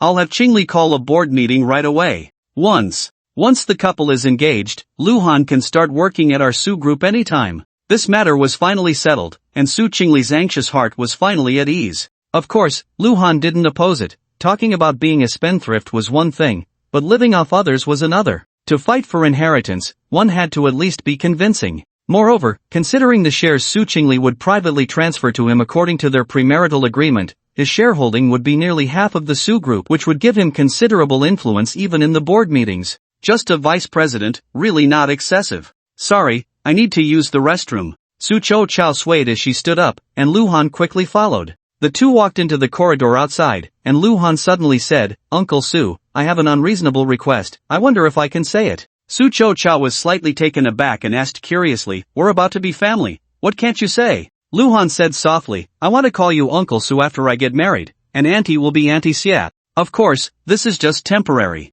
When I no longer call him Old Deng, I will definitely change how I address him. Su Chao's mood today was very complicated. It couldn't be said to be sad nor happy, so he drank quite a bit, but his mind was still very clear. The he in Lu Han's mouth was referring to Lu Xinsheng, wasn't it? Su Chao thought to himself, it was true, even his biological father was only worthy of being called Old Deng in Lu Han's mouth, so it was indeed a bit unreasonable for him to change and call him Dad and Mom on his side. It's fine, I can understand. Although he felt a bit uncomfortable inside, Su Chao still pretended to be magnanimous and waved his hand, saying, Lu Han, it's not that I'm saying this as an uncle, your dad. No, old Lu has been quite good to you. That's a whole 3 billion, if you average it out. During the years you weren't in the Lu family, that's over 1 billion in compensation for you each year. Of course, I don't mean it that way. I know such things can't be measured with money, but you have to understand that he hasn't had it easy these years either. Some people become talkative after drinking, and Su Chao was one of them. He walked while chattering on, speaking well of Lu Zhenshang, and Lu Han occasionally responded, but he wasn't really listening. Lu Zhenshang hasn't had it easy? What difficulties has he faced? When he was young, he not only had a wife who loved him but also kept a mistress outside. The mistress even bore him a son, including his adopted daughter Lu Shui. Even if he didn't return to the Lu family, he could still be considered to have both sons and daughters. Moreover, Lu Zhensheng couldn't simply be described as successful in his career, at least in Jiang City. He was definitely a formidable person whose stomp could shake the ground. In contrast, Lu Han really wanted to take off his shirt and show Lu Zhensheng the countless scars crisscrossing his body. Does he know how hard it has been for him to live until now? If it weren't for his good fortune, he wouldn't even know how many times he had died. The most pitiful and tragic was still his mother. A woman, betrayed by the man she loved, and her only son lost, never seeing him one last time before she died. Could she close her eyes in peace? Lu Han could let go of many things, but he truly couldn't find a reason to forgive Lu Zhensheng. He even thought that in order to make this cheap old deng feel uncomfortable, he really considered calling Su Chao dad at that time. But after thinking it over, he decided against it. Lu Han was sometimes quite stubborn. Since the so-called marriage was just a farce with Su Chingle, he didn't need to take it seriously. Fortunately, with Lu Zhensheng as a shield, he didn't have to change how he addressed Su Chao and Xie Changwan to dad and mom, which made sense. He just didn't know if Su Chingle would be angry. Lu Han thought of that woman he had taken advantage of and couldn't help but feel a bit amused. Even if it was to find joy in hardship, he was actually looking forward to going to the Su group as the vice president. After returning from the restroom, Lu Han stopped at the door of the private room.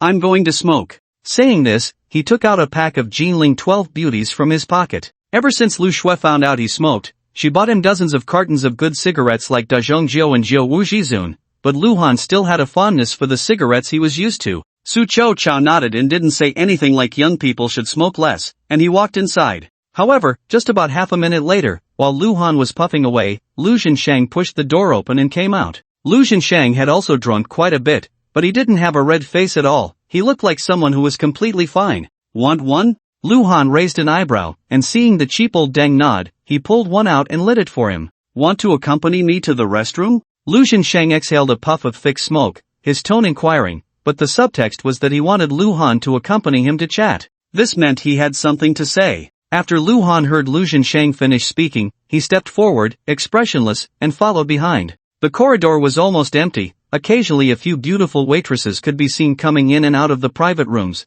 making it quite quiet. Lu Zhensheng had not walked far when he suddenly spoke up. "You won't blame me, will you?" It was a rather abrupt question, but he knew Lu Han understood what he meant. "Blame you for what? Blame you for worrying that I might clash with Lu Ming?" Lu Han emphasized the word brother, his eyes narrowing. "I know you noticed Lu Ming's little schemes, and I can guess what you think about it." Lu Zhensheng sighed heavily and said, "In any case, both the palm and the back of the hand are meat. Even if you don't want to hear it, I still have to say it. To avoid the two of you fighting openly and secretly, I will try to keep things fair. The companies he manages now will still belong to him in the future. But I can't let you suffer. Investing 3 billion in the Su Group under your name is just the beginning. In the future, your shareholding ratio will be even greater, and there are a few other companies that I will also leave for you. So consider it a request from me, even if you can't be as close as brothers with Lu Ming, can you at least keep your distance?" As a father, he always had good intentions. The day Lu Han publicly declared he wanted to fight for the family fortune, Lu Zhensheng had already started to prepare for the worst.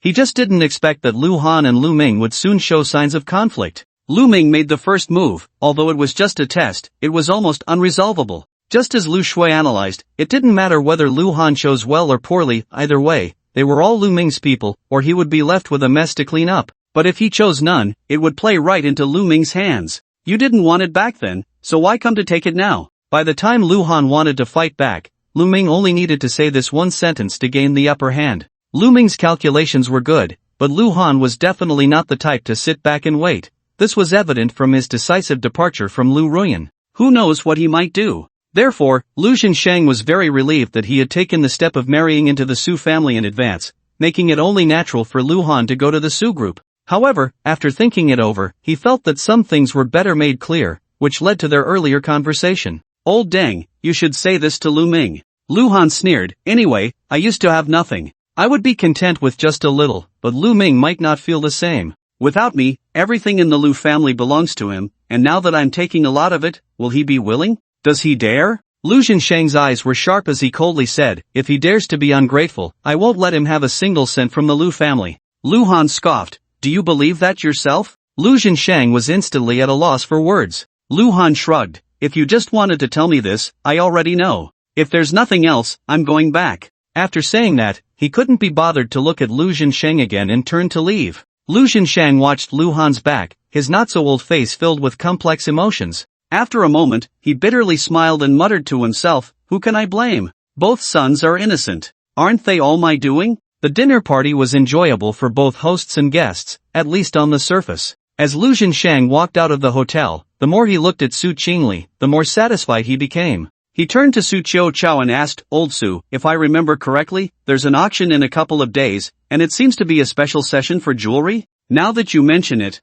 I remember too. Su Chao asked curiously, why are you suddenly asking about this? Aren't you not interested in jewelry? Actually, Lu Zhensheng is not uninterested in jewelry, but after the mistress and the original partner passed away, he hasn't sought out another woman. There's no need to please a beloved, so there's naturally no need to buy these things. However, this is something only he knows, and Lu Zhensheng doesn't need to explain it to Su Chingle.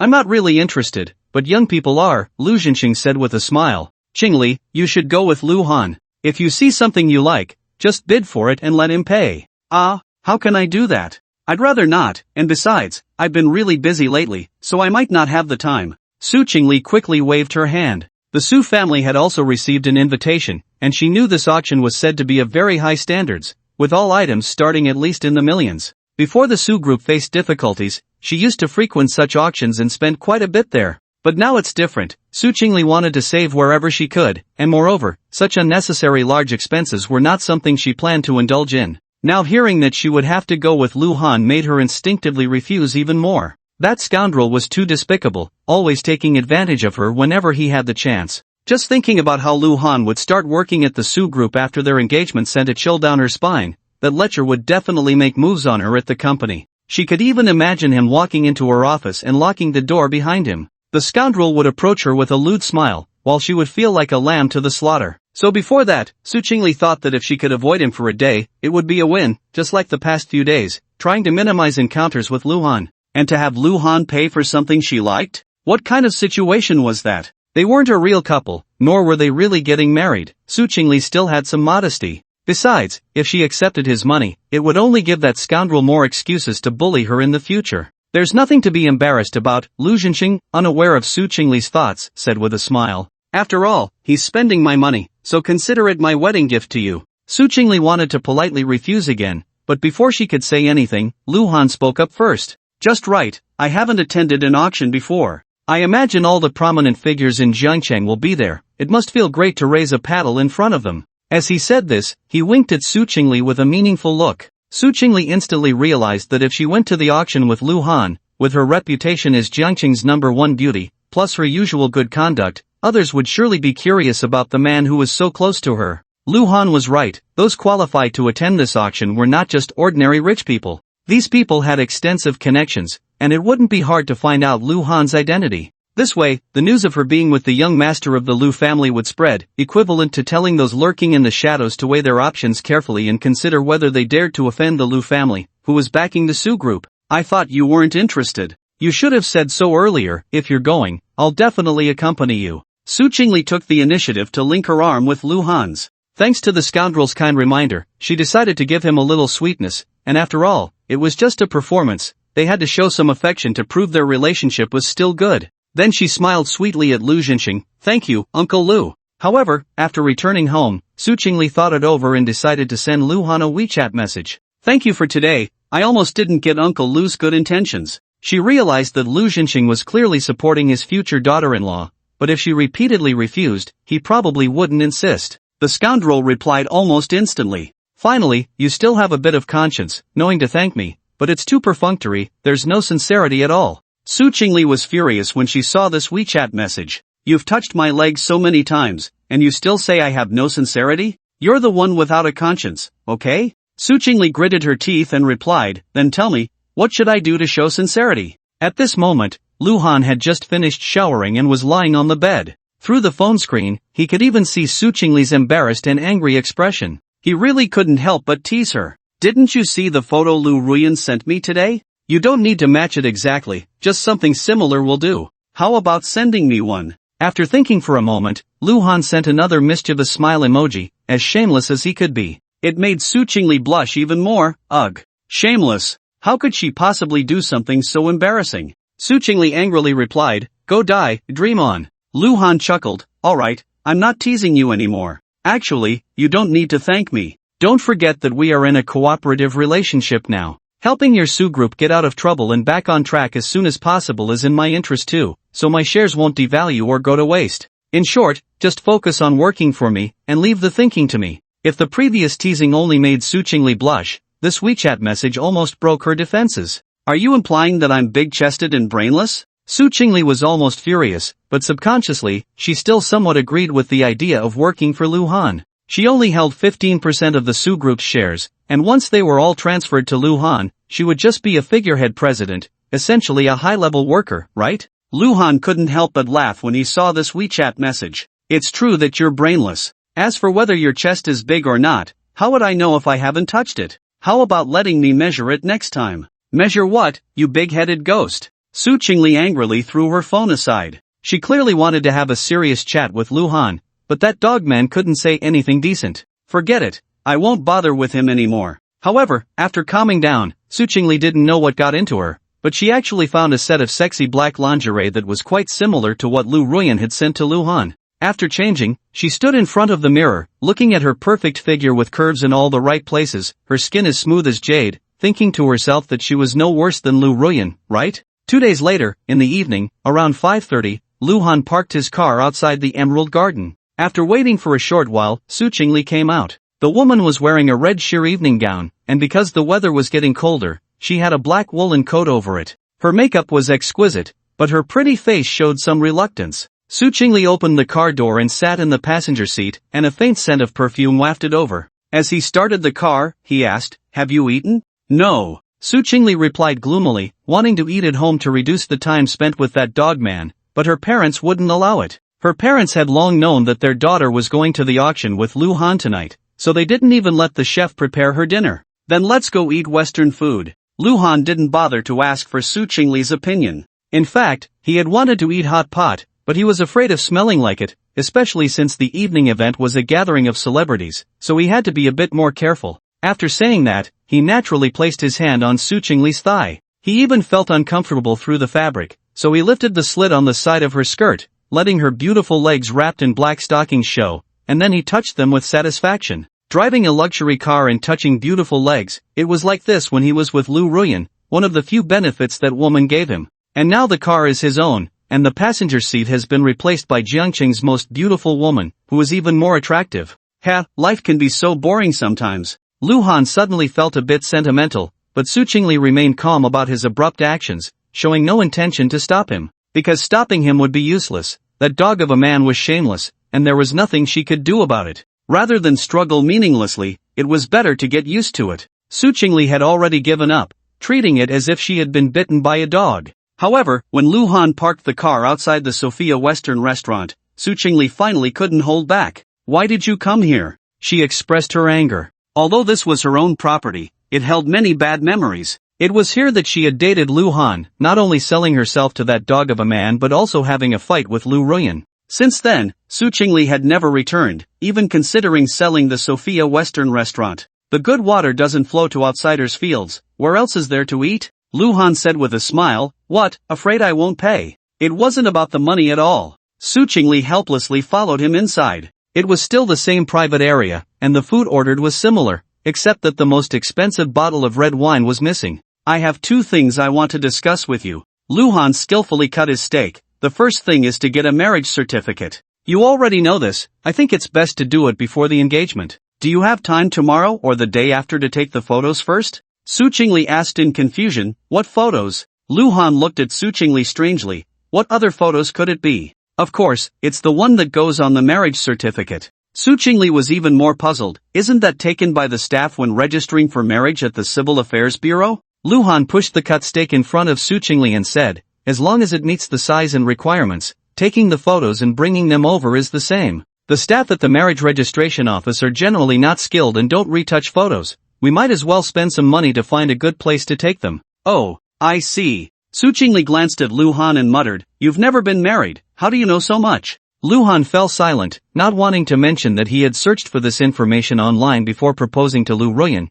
It felt embarrassing. Seeing Luhan suddenly stop talking, Su Chingle guessed what was going on and felt a bit sour. That dog of a man was so thoughtful, which showed how good he had been to Ruan in the past. Su Chingle used her fork to bring a small piece of steak to her mouth, pretending to be indifferent. "So what's the other thing?" "In a few days is." "Never mind, it's not necessary." Luhan started to speak but shook his head. Su Chingle was waiting to hear more, but he suddenly stopped, making her feel quite anxious. She wanted to ask but thought it unnecessary. Not asking made her feel a bit stifled. This feeling was truly indescribable. In short, it was unbearable. In fact, Luhan wasn't intentionally tormenting her. In a few days, it would be the anniversary of his mother's death, and he wanted to take Su Chingle to pay respects. However, once the words were out, he suddenly felt it unnecessary. After all, his mother in heaven wouldn't want to see a daughter-in-law who was merely a name. So, having Lu Shui accompany him would be enough. As for Lu Zhenxing, he could go by himself. Luhan had no plans to go together.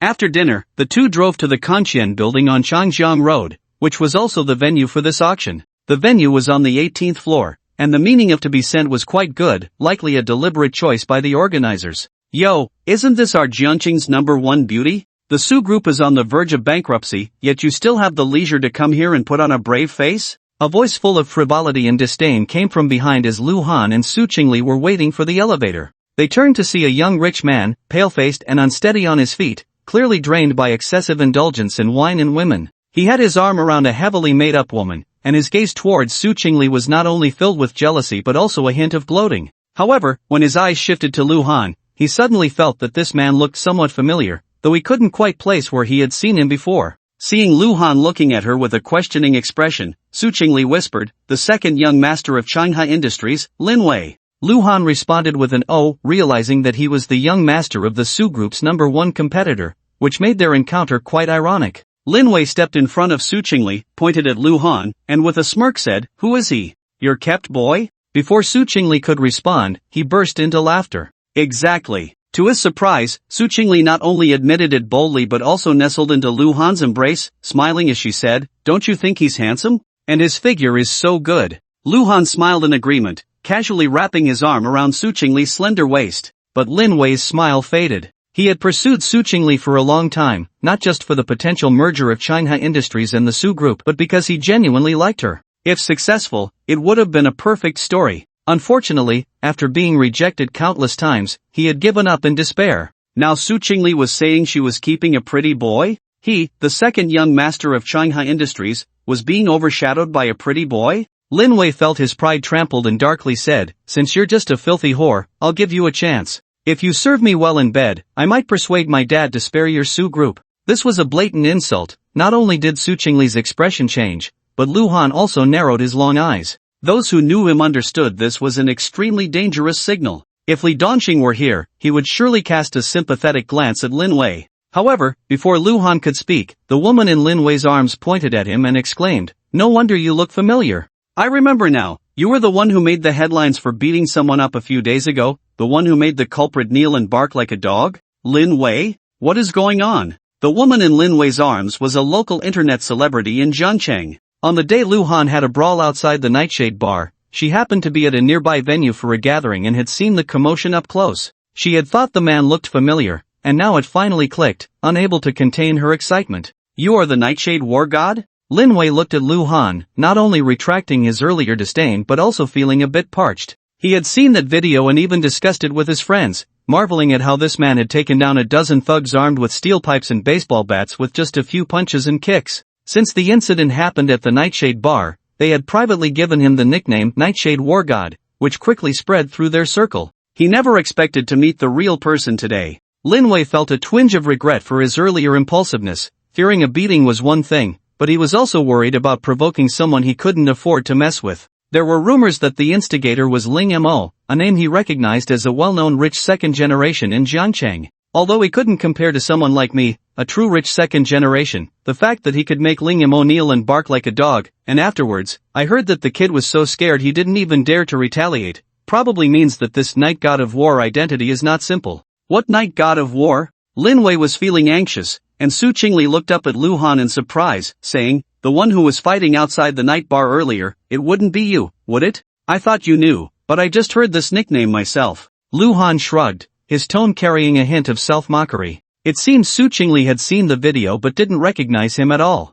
No comparison, no harm, Lu Shui is still better. Thinking of the girl's concern for him, Lu Han's gaze towards Su Chingle became somewhat distant. An untrustworthy fiancé with no emotional foundation, indeed. Su Chingle also sensed that something was off with Lu Han, but she couldn't pinpoint what it was. It just felt like this man was standing right next to her, yet the distance suddenly felt very far. She couldn't quite articulate what was wrong, but inexplicably felt a bit guilty and flustered. Lu Han released the hand he had around Su Chingle's waist, leisurely lit a cigarette, and said lightly, apologized to her. This was naturally directed at Lin Wei. Although somewhat reluctant, Lin Wei thought for a moment and decided that it was better to avoid trouble, so he forced a smile and said, Su, I misspoke just now, I'm sorry. He thought that would be the end of it, as Su Chingle had already turned her head away, seemingly not wanting to pursue it. Is that it? That's too insincere. However, Lu Han had no intention of letting Lin Wei off easily, looking at him with a half-smile. What do you want then? Lin Wei's face darkened, even a clay figurine has some temper. He just couldn't gauge Lu Han's background, and if a conflict really broke out, who knows who would be afraid of whom? Lu Han exhaled a puff of thick smoke, his eyelids lowered, and said, Kneel, slap yourself twice, and while doing it, say I was wrong. Damn it, are you giving me face? Lin Wei instantly exploded in anger, pointing at Lu Han's nose and gritting his teeth. What if I don't? What can you do to me? Unfortunately, before he could finish, Lu Han kicked him in the stomach. Ugh! Lin Wei barely managed to let out a muffled groan, feeling as if he had been hit by a car, and flew straight back. After hitting the ground, he felt unbearable pain in his internal organs, to the point where he couldn't even speak. At this moment, people around had started to watch the commotion, most of them dressed elegantly, and some even holding invitation cards, clearly there for the auction. Seeing this scene, they couldn't help but exclaim, and having heard the earlier conversation, they thought to themselves that this really was the night god of war. Impressive! Even though Lin Wei had been drained by wine and lust, he was still about 1.8 meters tall, and a kick could send him flying over 2 meters, and that was while airborne. How much strength did that take? Su Chingle also didn't expect Lu Han to act so quickly, giving no time to react, and instinctively rubbed her temples. What was originally a small matter now seemed unlikely to end so simply. How can you hit someone? The little internet celebrity that Lin Wei brought finally reacted to what had happened, quickly running a few steps to his side, but after several attempts, she couldn't help him up, tears streaming down her face. Lin Xiao, are you okay? I'm fine. Lin Wei had recovered a bit by this time, but still couldn't stand up. He looked at Lu Han with a face full of resentment and said viciously, Kid, do you dare to tell me your name? This was clearly a threat of revenge. My surname is Lu, with the single character Han, meaning cold. I'm not going to back down. In fact, I even hope to give that cheap old deng some trouble, Lu Han said, looking down at Lin Wei. I know you're not an easy target, but I advise you to do as I say. Maybe afterwards you'll have 100 ways to make me regret it, but for now, I can easily turn you into a useless person. You can either kneel down and slap yourself while saying I was wrong, or you can lie in bed for the rest of your life, unable to take care of yourself. The choice is yours. Crazy. This person is simply insane. Almost everyone present had this thought, but strangely, no one doubted the truth of his words. Lin Wei's expression fluctuated, and he was torn inside. After a few seconds, he decided to concede. After all, Lu Han's track record was verifiable, and he didn't dare to gamble. His family was so wealthy, and he was so young. Even if he died on a woman's belly, it would be a glorious death under the peony flowers. Being beaten into a cripple here, what kind of situation was that? Especially when he thought about not being able to play with women freely in the future, it was even more unbearable than death. You're ruthless. But just wait for me. Lin Wei forced out a final show of defiance, gritted his teeth, and knelt up, slapping himself twice hard across the face. Enduring the humiliation, he said to Su Chingle, I was wrong. Su Chingle felt a mix of emotions. She couldn't even imagine that the second young master of Changhai Industries was forced into such a state, creating a surreal feeling. That's more like it, Lu Han said calmly, throwing the cigarette butt on the ground and stepping on it. Alright, you can leave now. Actually, smoking was not allowed here, and there were security and service staff standing not far away. yet no one dared to intervene from start to finish. Lin Wei glared at Luhan fiercely and crawled away. With that, the farce came to an end. However, Luhan didn't notice that among the crowd, a cold beauty was staring at him, tears streaming down her fair and beautiful face, creating a particularly tragic scene. Until the crowd gradually dispersed, Luhan caught a glimpse of her. Their eyes met, and the air seemed to freeze. Luhan felt a dull pain in his heart. Damn it, why is she here? Before he could think further, the woman had already walked step by step to him. Under Su Chingling's surprised gaze, she smiled through her tears and said, Luhan, I finally found you. The woman speaking wore a fitted black women's suit, her slim waist contrasting sharply with her ample bosom. Although she wore trousers, her long legs were still evident. The pants were particularly long, even covering her high heels, revealing only the pointed tips, making her figure appear even taller. Of course, the most striking feature was her cold, stunning beauty, now gazing at Luhan with a broken yet beautiful expression, accentuated by tear stains. What do you want from me? But as soon as the man spoke, he broke her heart. Luhan's lips curled into a faint sneer. Wasn't it just what you wanted when I left back then? Su Chingle sensitively caught the phrase back then, realizing that they had known each other many years ago. The woman was in tears. You misunderstood. It wasn't what you saw back then. Can you give me a chance to explain? There's nothing to explain, and I don't want to hear it. Luhan's tone was indifferent as he turned his gaze to Su Chingle and softly said, The auction is about to start, let's go. Just then, the elevator arrived, and he turned around directly. Oh.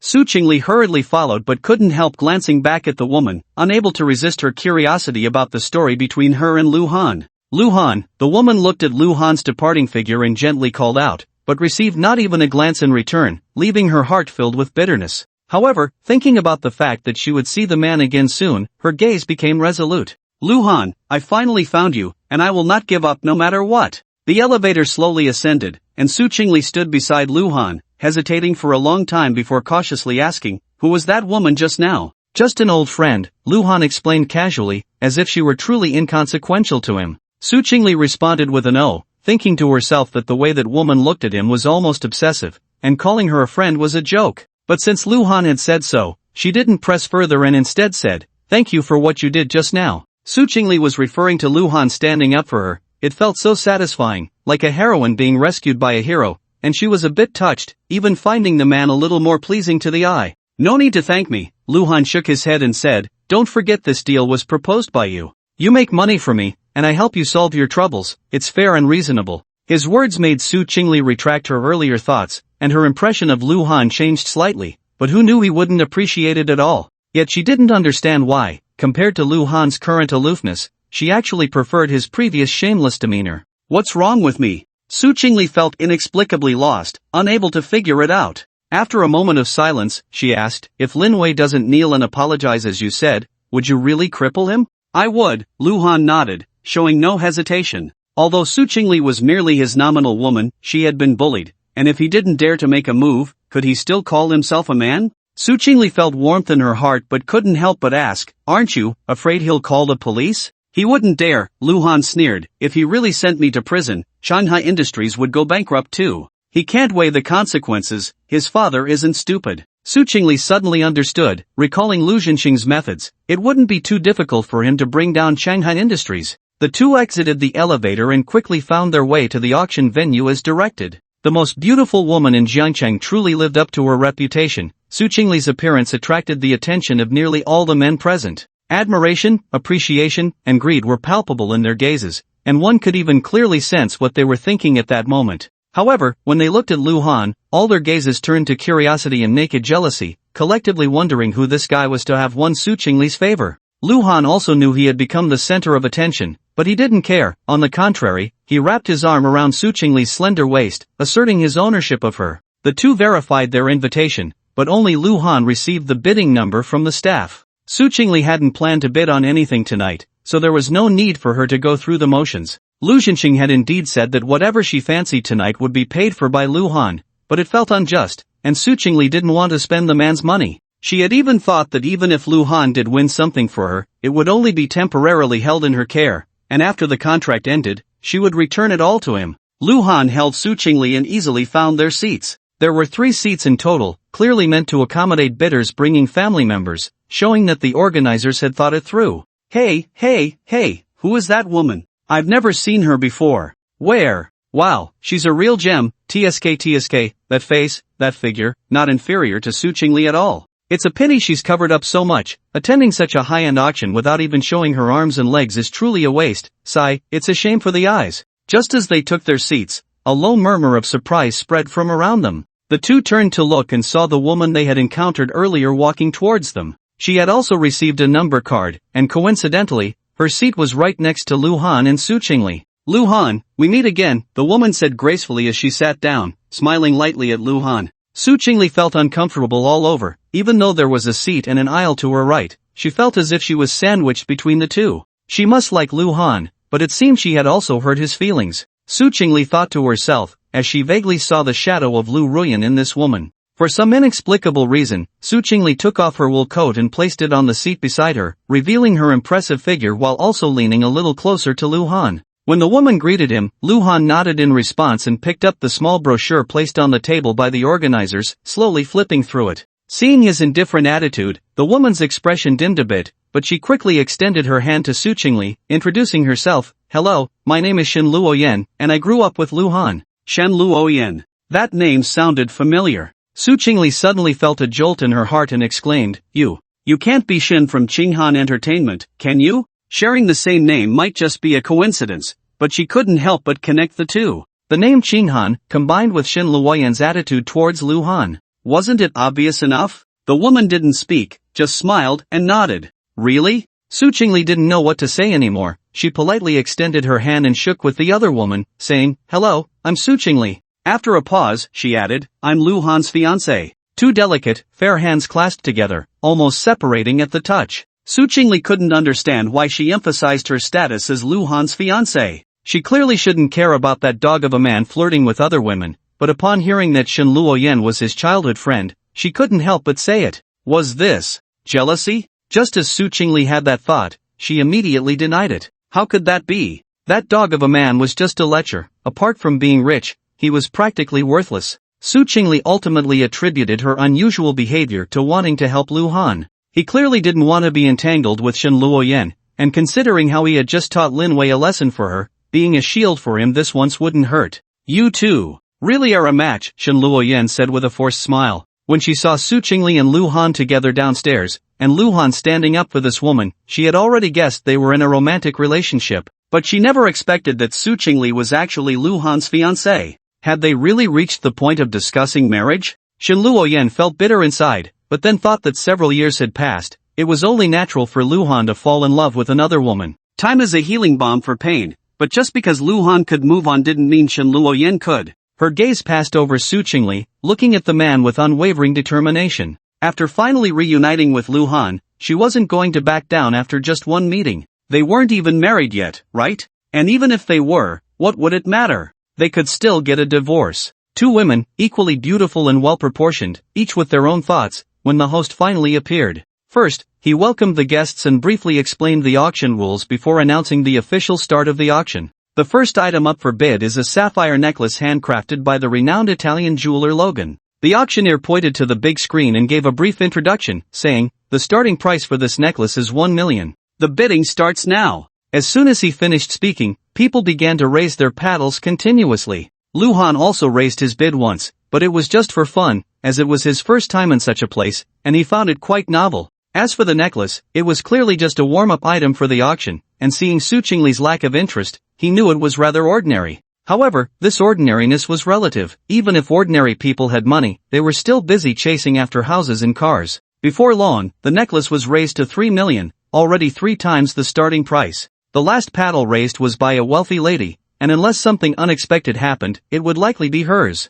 3,500,000. But an unexpected event occurred just then, as Shen Luoyan casually raised her bidding paddle. As her words fell, almost everyone turned to look at her, their gazes filled with surprise. Most of those present were knowledgeable individuals, invited to such a high-class auction. This necklace was worth at most 2 million, reaching 3 million already proved that the bidders genuinely liked it, willing to pay a premium to secure it. However, to raise the bid by another 50,000 was not how a fool would act. The wealthy lady was furious but gritted her teeth and ultimately gave up. Thus, the sapphire necklace was claimed by Shen Luoyan. Su Chingle was somewhat surprised as well, but she didn't think much of it. Changhan Entertainment was currently the hottest entertainment company in the country, with several stars under its banner being top tier in the industry. Spending 350,000 on a necklace was no different for Shen Luoyan than an ordinary person casually buying something from a street vendor. Perhaps she really liked it, Su Chingle thought. However, as the auction continued, she quickly noticed something amiss. Whenever Lu Han raised his paddle to bid, Shen Luoyan would never raise her bid afterward.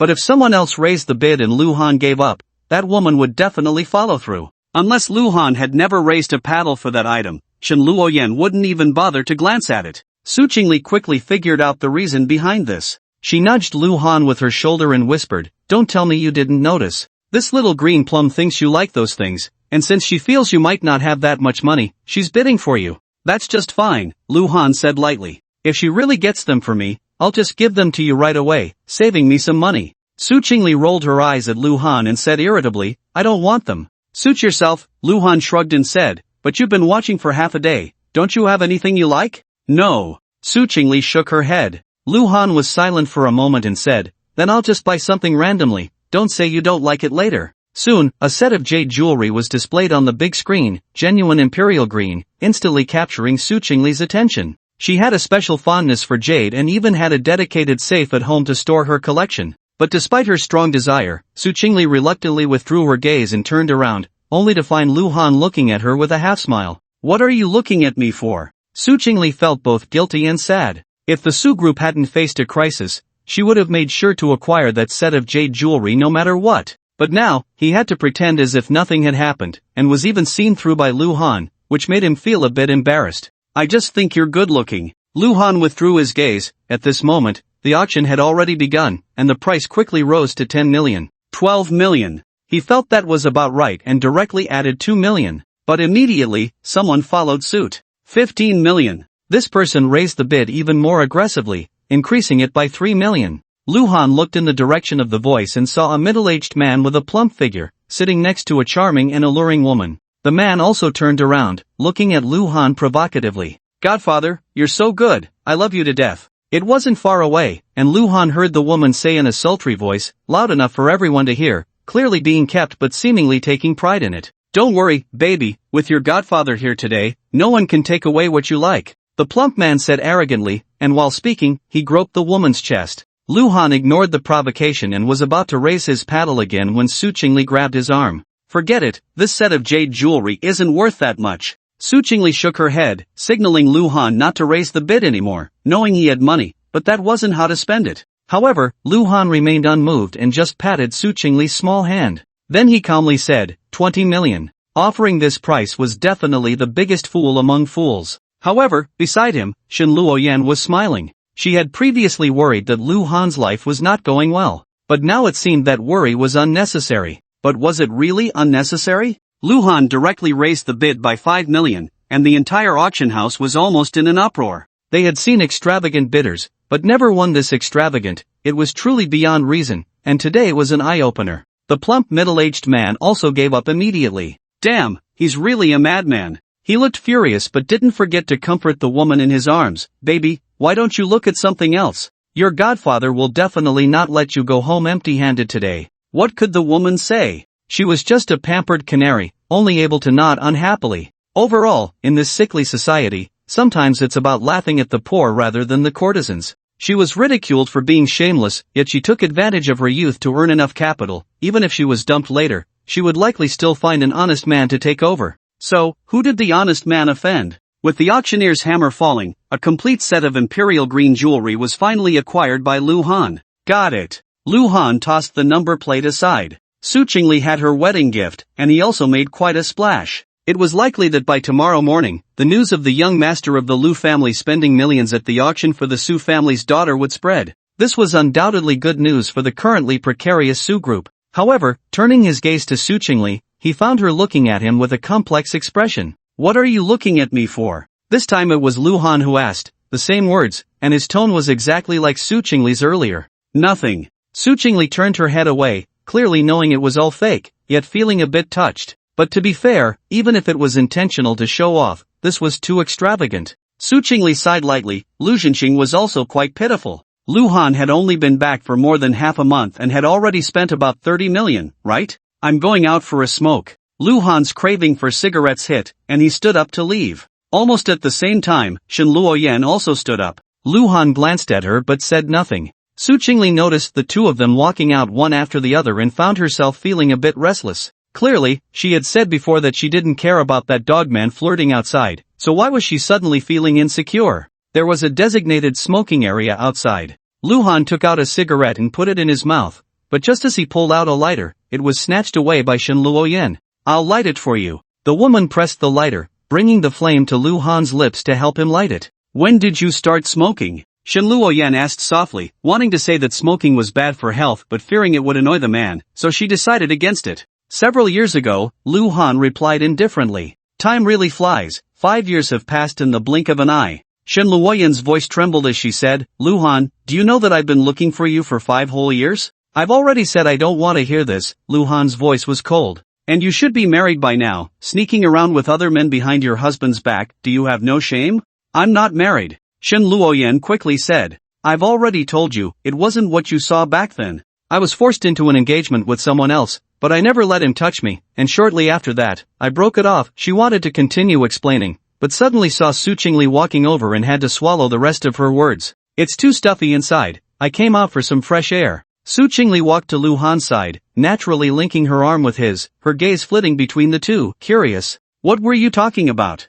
Nothing, just catching up. Lu Han found it a bit amusing that Su Chingle had followed them out. Was she feeling jealous? Of course, that thought only flashed through his mind and was quickly dismissed. It was probably because she sensed that Shen Luoyan had a past with him, so she was a bit uneasy. The prenuptial agreement had been signed, but they weren't married yet, and the 3 billion financing from the Su Group hadn't been secured either, right? Lu Han, you never told me about your past. Why don't you let me hear about it? Su Chingle raised her delicate face, her voice sweet and charming, like a little bird. Just some old stories, nothing worth hearing. Lu Han extinguished the cigarette and said, let's go back. He genuinely found it quite boring, but to Su Chingle's ears, it sounded a bit like he was trying to hide something. Was the dog man feeling guilty? Lu Han, let's exchange contact information. I'll treat you to a meal another day. At that moment, Shen Luoyan took out her phone, looking at him with anticipation. Lu Han was silent for a moment and said, what's your number? I'll call you. The two exchanged contact information,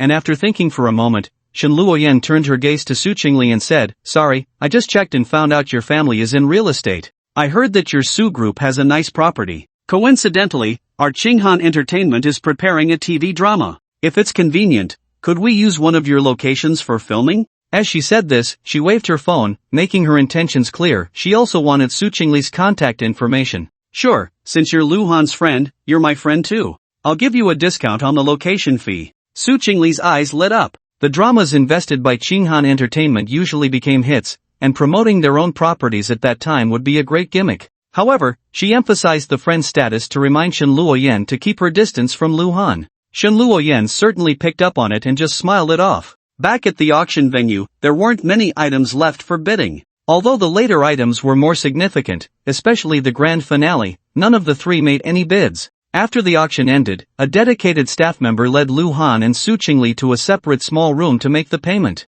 After Lu Han finished swiping his card, the staff member began to register the delivery information. For valuable auction items like jewelry, auction companies with a reputation offer home delivery services, which is also a safety consideration. Since the items were meant as a gift for Su Chingle, Lu Han simply let her fill out the form, at which point another staff member knocked and entered. Excuse me, are you Mr. Lu Han? She inquired respectfully and politely. After receiving a positive response, she smiled and said, there is a Ms. Shen Luoyan, her auction items have all been paid for, but she requested delivery to your address. Could you please provide the relevant information? Su Chingle was checking the information filled out by the staff when she looked up, realizing she had guessed correctly. The items Shen Luoyan bid on were indeed for Lu Han. Lu Han raised an eyebrow. Where is she? Ms. Shen left right after making the payment. Heh, she really is generous. Well, if it's free, why not? Lu Han looked at the staff member, who had even brought a tablet, and didn't want to make things difficult for her.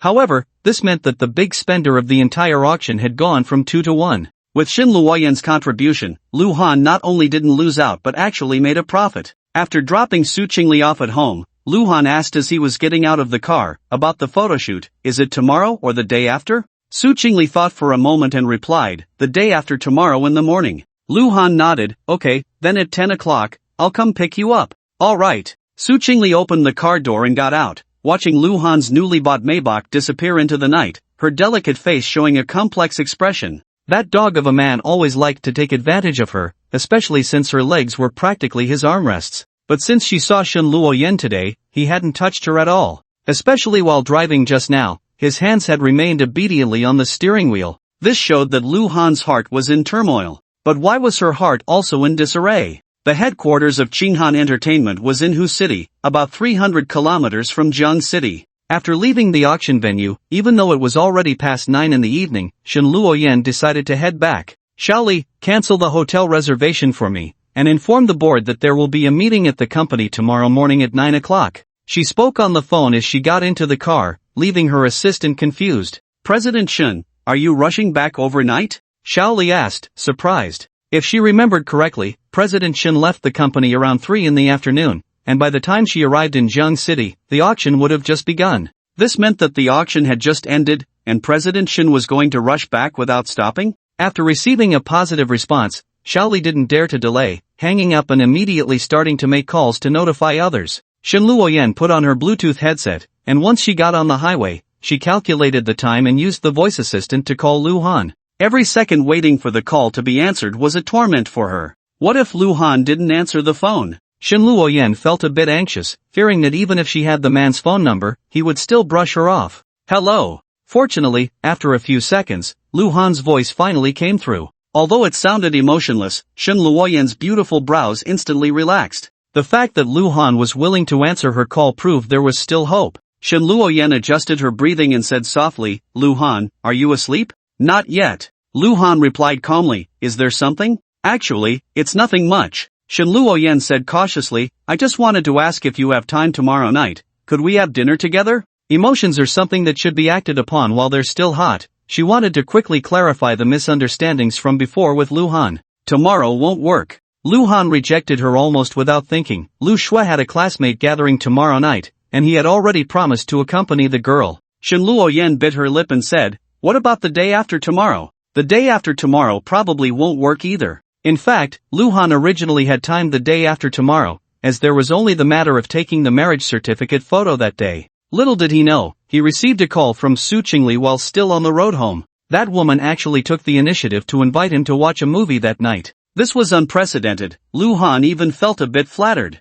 Shen Luoyen, however, was not discouraged and continued, then. What about the day after tomorrow? Still not possible. The day after tomorrow was his mother's death anniversary. Luhan sighed softly and said, if you have something to say, why not just say it over the phone? It's better to talk in person. Shen Luoyen thought Luhan was deliberately avoiding her and trembled as she said, even if I have to beg you, can you give me a chance? Luhan was silent for a moment before saying, then let's do it next Wednesday, wait for my call. Okay. Shen Luoyen quickly agreed, not to mention next Wednesday, even the Wednesday after next or next month's Wednesday would be fine. On the other side, after Luhan hung up the phone, he silently walked to the window. Looking out at the night, he couldn't help but recall the past. The year he was stolen by human traffickers, he was only about 3 years old, completely unaware, not even knowing what a police officer was. When he was rescued, he was already over 1,000 kilometers away in Guangcheng. It was said that someone from the same village reported it, seemingly having a grudge against the family that bought him.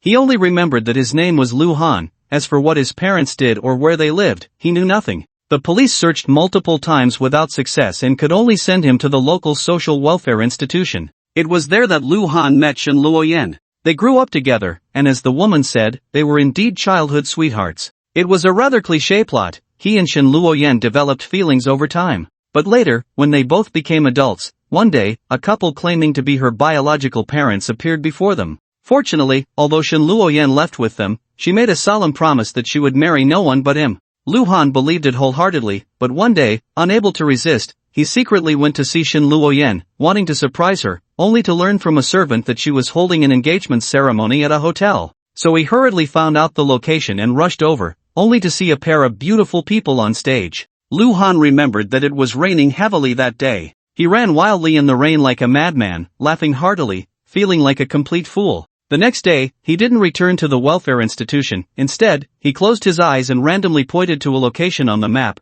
going to that city to work. Soon, he was deceived and taken to northern Myanmar. Luhan thought he would never have any connection with Shin Luoyen again in this lifetime, but unexpectedly, they met again 5 years later. Even more unexpectedly, she still remembered her old feelings for him. Unfortunately, they could never go back to the way things were. When Shin Luoyen returned home, it was already early morning. Although her body was exhausted, she felt no sleepiness at all. After a quick shower, she made a cup of coffee and sat down in front of her computer. Having dominated the business world for many years and being in the entertainment industry, Shin Luoyen believed her ability to read people had reached an expert level. Su Chingle claimed to be Luhan's fiancé, and while Luhan indeed acted out of anger for her, she always felt there was something off between the two. Since she was going to compete for a man with another woman, especially one who was as beautiful and well-shaped as herself, she needed to know her opponent well. She quickly found the information she wanted. Negative news about the Su group is rampant online,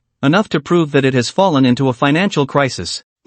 This is a very good breakthrough. The next morning, as soon as Shin Luoyen arrived at the company, she received a call from her best friend. Xia Yanyan, how was last night's harvest? Her best friend sounded a bit guilty. It was her insistence that dragged Shin Luoyen to the auction, but she had an urgent matter come up at the last minute, leaving Shin Luoyen to go alone. Shin Luoyen didn't say anything and directly transferred 100,000 yuan via WeChat. Best friend? Xia Yanyan, what's going on? Actually, 100,000 yuan wasn't much for her, but it was too sudden, and she was a bit hesitant to accept it. What I gained last night can't be measured in money. Shin Luoyen's voice was soft. Thanks to you, of course I have to send you a red envelope. Originally, her best friend wasn't going to go, and she didn't want to go either. But her best friend persuaded her that since the hotel was fully booked, she might as well relax for the weekend and play in Jiangqing for a couple of days. Shin Luoyen thought about it and decided to go. So without this best friend, she would have missed out on Lu Han. Shin Luoyen had already thought it through. When she married Lu Han in the future, if her best friend wasn't present on the phone, she wouldn't even start the banquet. Wait. She must wait. Mua Wuwa Xia Yanyan, you are just too generous, I love you so much. When her best friend heard it was a red envelope, she had nothing more to say, beaming as she accepted it, while sending a meme of kneeling in thanks to the boss. Alright, I have things to do, let's meet another day. Shin Luoyen hung up the phone, checked the time, and headed to the conference room. All the board members were already present, and as soon as they saw her, they stood up in unison. Please sit. Shin Luoyen took her seat at the head and immediately got to the point. The only agenda for today's meeting is that I want to establish a branch in Jiangcheng, and I will personally oversee it. Why is President Shin suddenly wanting to open a branch in Jiangcheng? And she will personally oversee it? As soon as Shin Luoyen finished speaking, everyone couldn't help but whisper among themselves. President Shin, there's nothing wrong with the company expanding and establishing a branch. Finally, an older board member spoke up first, frowning, but I feel it's inappropriate to set the branch in Jiangcheng. Mainly because it's too close to the headquarters, there's no real significance in doing this. I personally suggest that the capital city would be better, it has a greater influence. His words were very reasonable, and everyone couldn't help but express their agreement one after another. I think you may have misunderstood something. Shin Luoyen looked around coldly and said, the purpose of today's board meeting is not to seek your opinions, but to formally notify you that I am going to establish a branch in Jiangcheng. Anyone who opposes this can leave right now. Everyone was taken aback. Was President Shin's attitude really that resolute? They looked at each other, and no one dared to speak. It was no joke. Shin Luoyen had fought hard to get to her current position, reportedly using very unscrupulous means to snatch it from her own parents. Moreover, when she took over a few years ago, she was unafraid to sever ties. Whether it was the veterans who had started the business with her parents or relatives like her third uncle or fourth uncle, anyone who was just occupying a position without contributing was ruthlessly cleared out by her. But the results were immediate. With a group of capable and determined people taking charge, the company experienced rapid growth. Especially after being renamed Xinghan, it became unstoppable, and with the company's current overall strength, it absolutely ranks among the top 3 in the domestic entertainment industry. They hadn't seen Shin Luoyen's domineering demeanor for a long time, and at this moment, they finally recalled the fear of being controlled by this woman. I have no objections. Neither do I. Regarding the establishment of a branch in Jiangcheng, just let me know what I need to do, General Manager Shin. In an instant, everyone expressed their opinions. In fact, this was really not a big deal, and opposing it would be useless. Shin Luoyen controlled a staggering 70% of the shares in Xinghan Entertainment, which meant she could almost force through any resolution. The board meeting lasted less than an hour. Aside from her personally overseeing the location of the branch, the rest of the work was delegated. After the meeting, back in her office, Shen Luoyan pondered for a moment and dialed Su Chingli's phone number. "Miss Su, this is Shen Luoyan." Her tone was cold, carrying a hint of pressure.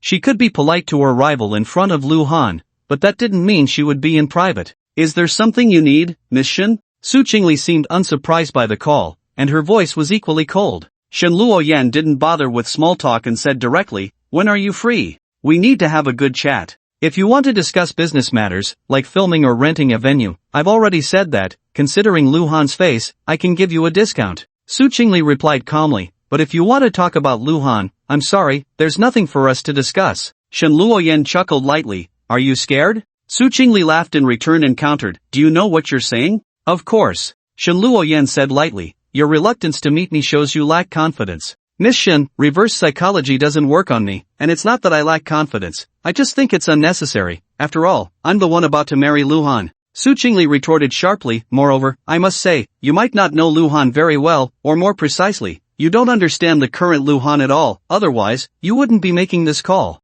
She had a clear perspective. Shen Luoyan probably still didn't know about Lu Ruyan. If she did, she likely wouldn't be so confident. Lu Han's attitude towards Lu Ruyan that day was chillingly indifferent, and Su Chingle still remembered it vividly, enough to prove that the man had suffered a significant emotional blow in the past and still hadn't moved on. If nothing unexpected happened, Shen Luoyan should be the culprit. If Lu Han couldn't forgive Lu Ruyan for repeating her mistakes, how could he forgive her? Shen Luoyan fell silent. Su Chingle was right, Lu Han had indeed changed too much, making him hard to read. "Forget it, since you want to meet, let's meet and have a good chat." Just when Shen Luoyan was feeling melancholic, Su Chingle unexpectedly agreed. "Why did you change your mind again?" Shen Luoyan was a bit puzzled. "Because even without me, you wouldn't have much chance to get back with Lu Han. Thinking about it this way, I feel you're right, not meeting you would make it seem like I'm afraid of you." Su Chingle chuckled lightly, "I'm free anytime, just call me when you arrive in Zhangcheng." After saying that, she hung up directly. Shen Luoyan rubbed her temples, feeling a bit of a headache.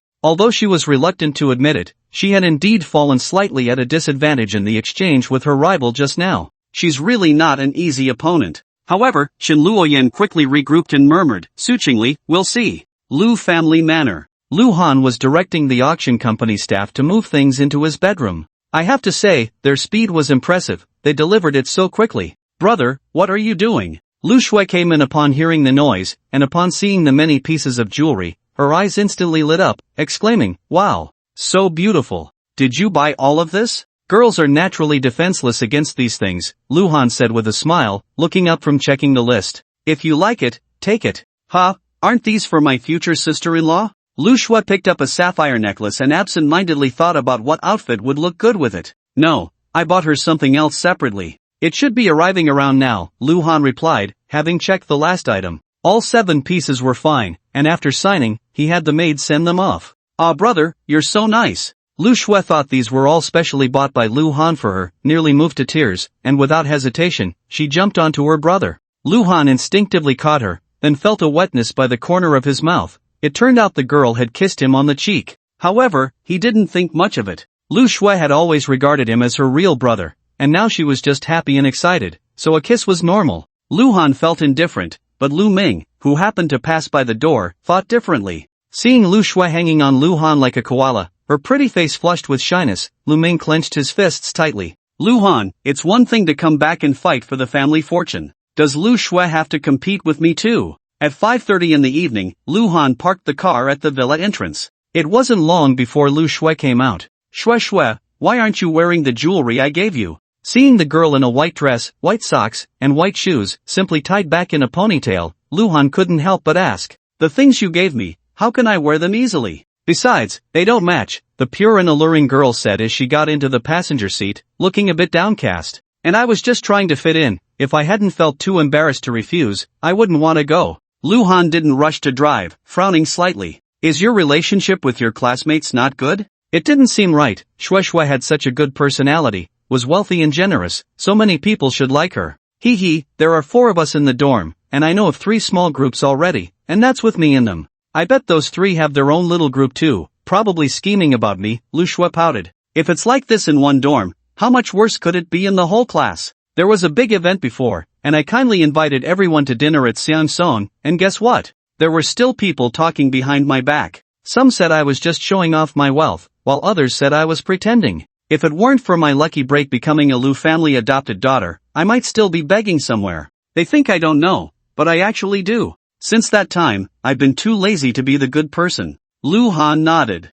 He hadn't been to college and didn't realize how complicated relationships could be among students. However, he understood Lu Shue's words. Her classmates talking bad about her were just jealous of her good fortune. A girl who should have grown up in an orphanage suffering hardships had transformed her life, now living 1,000 times better than them. It was only natural for them to be envious. Shui, if tonight's gathering only has 2 or 3 who genuinely consider you a friend, and you don't want to go, then just don't. Send them a WeChat message, they should understand. Luhan said lightly. As for those who are two-faced in front of you, don't care about them, and don't feel like you can't save face. To put it bluntly, how much is their face worth? Lu Shui was slightly taken aback, hesitating. Is that really okay? There's nothing wrong with it. Friends are meant to be happy together. If you feel unhappy, it means they aren't true friends. Lu Han reached out and pinched the girl's face, softly saying, don't forget, you are the eldest daughter of the Lu family. They can flatter you, but why should you care about their feelings? Think about your high school classmates. How many of them do you still keep in touch with?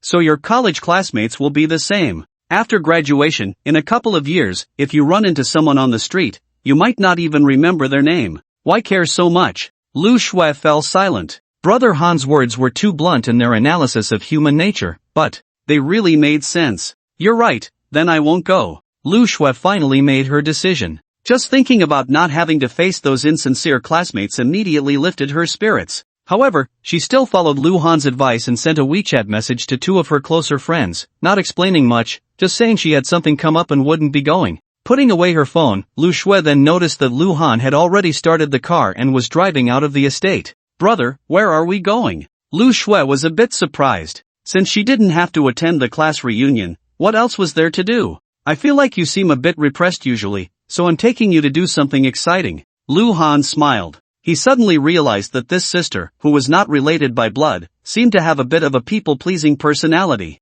Logically, this shouldn't be the case, but thinking about her being an orphan, he understood why it was so. Because of a lack of belonging and security. Lu Han had been like this when he was younger, afraid that the beauty he had would just be an illusion, so he always subconsciously tried to please others, even if it meant sacrificing himself. Personality flaws might not be easy to change in a short time, but Lu Han had a way to let Lu Shui vent a little. As the car drove into the suburbs, the sky gradually darkened. Chatting while driving, they finally arrived at the top of Qilin Mountain. From here, they could overlook the entire Jiang city, the stars shining brightly and the lights of thousands of homes intertwining to form a magnificent picture, slowly unfolding before them. Wow! It's so beautiful. After getting out of the car, Lu Shui spread her arms, closed her eyes, and let her ponytail dance in the slightly cool evening breeze. The moonlight fell, casting a glow on the girl's stunning face, adding a touch of hazy beauty to her. It was truly a feast for the eyes. Lu Han couldn't help but take out his phone, stepping back a little to capture this beautiful moment. Brother, this feeling of being empty is really nice. Lu Shui was lost in the moment, turning her head to find Lu Han staring at her without blinking, causing her cheeks to flush. Do you like it? I do. Then I'll bring you here often in the future. Lu Han smiled and said, are you hungry? Let's go, brother will take you to eat barbecue. Ha, we're going to eat now? Lu Shui blinked her big, watery eyes and pouted. Brother, didn't you say you were going to take me to do something exciting? Is it just to come up the mountain to see the city night view? Don't rush, Lu Han said with a mysterious smile, get in the car. Then Lu Shui realized what Lu Han meant by exciting. This man was actually drifting on the mountain road. In Lu Shui's view, as the car sped down, the trees on both sides blurred into a haze, the engine roared violently, mixed with the sharp sound of tires against the ground, almost piercing her eardrums. The car was filled with the acrid smell of burning rubber, and the seatbelt dug deeply into her shoulders and sides. Even though Lu Shui instinctively clutched the armrest tightly, her heart raced like a frantic drumbeat. But she felt unusually excited, unable to help but scream and shout. It wasn't until Lu Han brought the car to a steady stop that the girl quieted down. Brother, you're amazing. This is so thrilling. It feels just like riding a roller coaster. Lu Shueping took a moment to catch her breath, savoring the novelty of the experience she had just had, feeling a bit unsatisfied. However, she was more curious about how Han Gij managed to drift like that. His driving skills were incredible. Hee hee, I didn't lie to you, did I? Luhan reached out and ruffled the girl's hair, affectionately saying, are you satisfied now? Lu Shui nodded like a chick pecking at rice, then suddenly bit her lip and said, brother, can I discuss something with you? Seeing that the girl seemed hesitant to speak, Luhan couldn't help but feel a bit curious. The girl blushed, her tone carrying a hint of pleading as she said, when you become the vice president of the Su group, can I be your little secretary? Who would refuse a pure and lovely little secretary? Luhan couldn't find any reason to say no, so he agreed without a second thought. After finishing their barbecue, the two returned to the Lu family manor, but as they walked in, laughing and chatting, they found Lu Ming sitting on the sofa in the living room, looking very much like he was waiting for them on purpose. Shuer, I have something to discuss with you. Lu Ming stood up and glanced at Lu Han, making it clear that he wanted to talk to Lu Shui alone. Just in time, I also have something to say to you. Lu Shui released her hold on Lu Han's arm, feeling a bit reluctant. Then you two talk. Lu Han shrugged and went back to his room. Come with me for a walk, we can talk while walking. Lu Ming walked straight outside, glancing at Lu Shui, who was keeping half a body distance from him, feeling a surge of anger. Why was that? Lu Han had only been back for less than a month, and Lu Shui was already so close to him, hugging and embracing. Especially today, he had seen the girl kiss him. And what about himself? He had been with Lu Shui day and night for nearly 10 years, when had he ever enjoyed such treatment? However, Lu Ming couldn't get angry at Lu Shui. He tried to remain calm and said, Shuer, what do you think about what I mentioned before? Are you talking about being your secretary? Lu Shui looked up at the pure white moon in the sky, softly saying, coincidentally, I was just about to say that I wanted to talk about this too. Sorry, second brother, I've already decided to be Han Gija's secretary, and he has agreed. So, I can only refuse you. In the past, she certainly didn't like Lu Ming, but she had always been somewhat mindful of their nominal sibling relationship and would never have spoken so directly. In fact, Lu Shui had been thinking about how to refuse Lu Ming more tactfully. But today, Lu Han's words had awakened her. Liking someone is liking someone, not liking someone is not liking someone. Why should she care about others' feelings and make herself so tired? Why? Lu Ming suddenly stopped, questioning, why are you so good to Lu Han? Because he is my brother. Lu Shui replied, looking puzzled. He has suffered so much in the past, isn't it right for me to treat him well? Besides, I swore in front of my mother's spirit that as long as he returned, I would take good care of him for my mother. He is your brother, am I not your brother? The long-suppressed emotions finally caused Lu Ming to lose control. He narrowed his eyes and said, Lu Shui, don't think I don't understand your little thoughts. You know Dad feels guilty towards him and will definitely compensate him. He is likely to inherit more family assets, and he might even take away what originally belonged to me, so you are standing on his side, right? I didn't expect you to think so little of me. Lu Shui suddenly realized that her long-standing dislike for Lu Ming was not without reason. Besides the fact that his mother was a mistress, he also had some psychological issues. She sighed softly and said, think what you want, but second brother, for the sake of growing up together, I advise you to behave yourself. Otherwise, in the end, it will be like drawing water with a bamboo basket, and don't blame me for not reminding you. I've said all I need to say, you. Take care of yourself. After the girl finished speaking, she turned to leave, unaware that the man's face behind her had twisted in extreme distortion. Lu Ming stared at her back, slowly pulling out a mad smile. Lu Shui, oh Lu Shui. Since I can't have you, don't blame me for destroying you along with Lu Han. Lu Han didn't know what Lu Ming and Lu Shui had talked about, but regarding Shui now, he felt a bit more trust than when he first returned to the Lu family. After taking a shower, he picked up his phone and found several WeChat messages. Due to having just changed his number to register for WeChat, he didn't have many friends yet, only about a dozen, and Lu Ming was not among them. Whether the cheap old man was happy or not, he never intended to get along with the son of that mistress. Lying in bed, he opened WeChat. Aside from Shen Luoyan asking if he had gone to sleep, the rest were messages from Lu Ruan. 3 photos were sent in a row, the woman wearing sexy lingerie, her poses enchanting and alluring. Ever since Lu Ruan first sent him such photos, it had not stopped for days, and Lu Han couldn't help but be curious about how long she could keep it up. No one replied, and Lu Han scrolled through short videos before going to sleep. The next morning at 9:30, Lu Han parked his car outside the Emerald Garden and sent a WeChat message to Su Chingle. In less than 10 minutes, the woman came out. Not only had the temperature warmed up today, but it was also nearly 20 degrees, not cold at all. Su Chingle wore a white long-sleeve shirt on top and only a body-hugging denim short on the bottom, but instead of high heels as usual, she wore white sneakers, which did not affect her long and slender legs wrapped in black stockings. Where to? Su Chingle sat in the passenger seat, glancing at Luhan beside her, subtly shifting her legs toward him. This was tantamount to actively offering herself for the man to touch, but Su Chingle noticed that Luhan seemed not to see it, just holding the steering wheel with both hands and slowly pressing the accelerator. Su Chingle couldn't help but feel a bit down. She had tried on several outfits in the morning, ultimately choosing this one that was not too revealing yet sexy, but the detestable dog man remained indifferent. A bit discouraging. There's a place on Renmin Road that specializes in taking ID photos. I've already contacted them. Luhan seemed unaware of Su Chingle's unusual mood and asked, "Why did you suddenly want to invite me to watch a movie? What, don't you want to accompany me?" Su Chingle raised her beautiful eyebrows, her tone a bit proud, not wanting to admit that she had inexplicably developed feelings for Luhan and wanted to get closer. Luhan immediately flattered, "How could I? You're the most beautiful woman in Jiangcheng. Being able to watch a movie with you is a blessing from several lifetimes." Su Chingle snorted lightly, ignoring the man's insincere words. She was silent for a moment, then suddenly said softly, "That little green plum of yours called me yesterday." Saying this, Su Chingle quietly observed Luhan, only to find that there was no change in his expression at all. "Oh, you mean Shin Luoyan?" Luhan looked ahead and said lightly, "What did she call you for?" "She said she wanted to talk to me." Su Chingle said with a complex tone, "Don't say you can't see it. She sees me as a rival. It's all your fault for causing so many romantic debts in the past,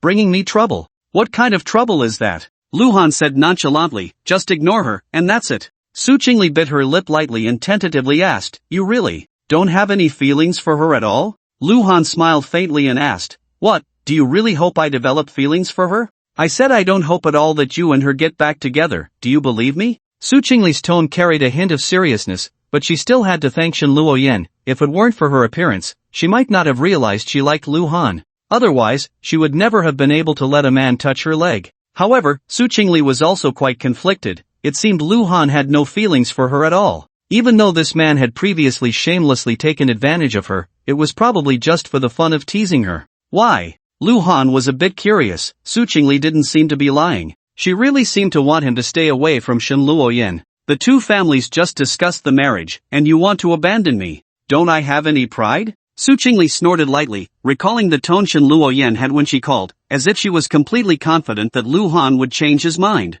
Where did that confidence come from? Did she think she didn't exist? Now that Su Chingle understood her own feelings, how could she easily let Shin Luoyan have her way? That's why she took the initiative to invite Luhan to watch a movie, considering it the first step in cultivating their relationship. Luhan noncommittally said, "Hee, some things shouldn't be taken too seriously. If you do, you'll lose." What kind of answer was that? Su Chingle felt gloomy and turned to look out the car window in silence. Luhan, too lazy to make small talk, glanced at the woman who seemed lost in thought and turned on the car's sound system. Listening to music like this, they soon arrived at the photo studio. "You two are truly a match made in heaven." The photographer, a woman, couldn't help but praise as she looked at Luhan and Su Chingle. The man couldn't be said to be drop-dead gorgeous, but his sharp features were very pleasing to the eye. The woman was even more so. In terms of looks, she was even more beautiful than the hottest actresses on TV. However, the vibe between the two was a bit strange. It was supposed to be a joyous occasion since they were about to get married, yet their smiles seemed a bit forced.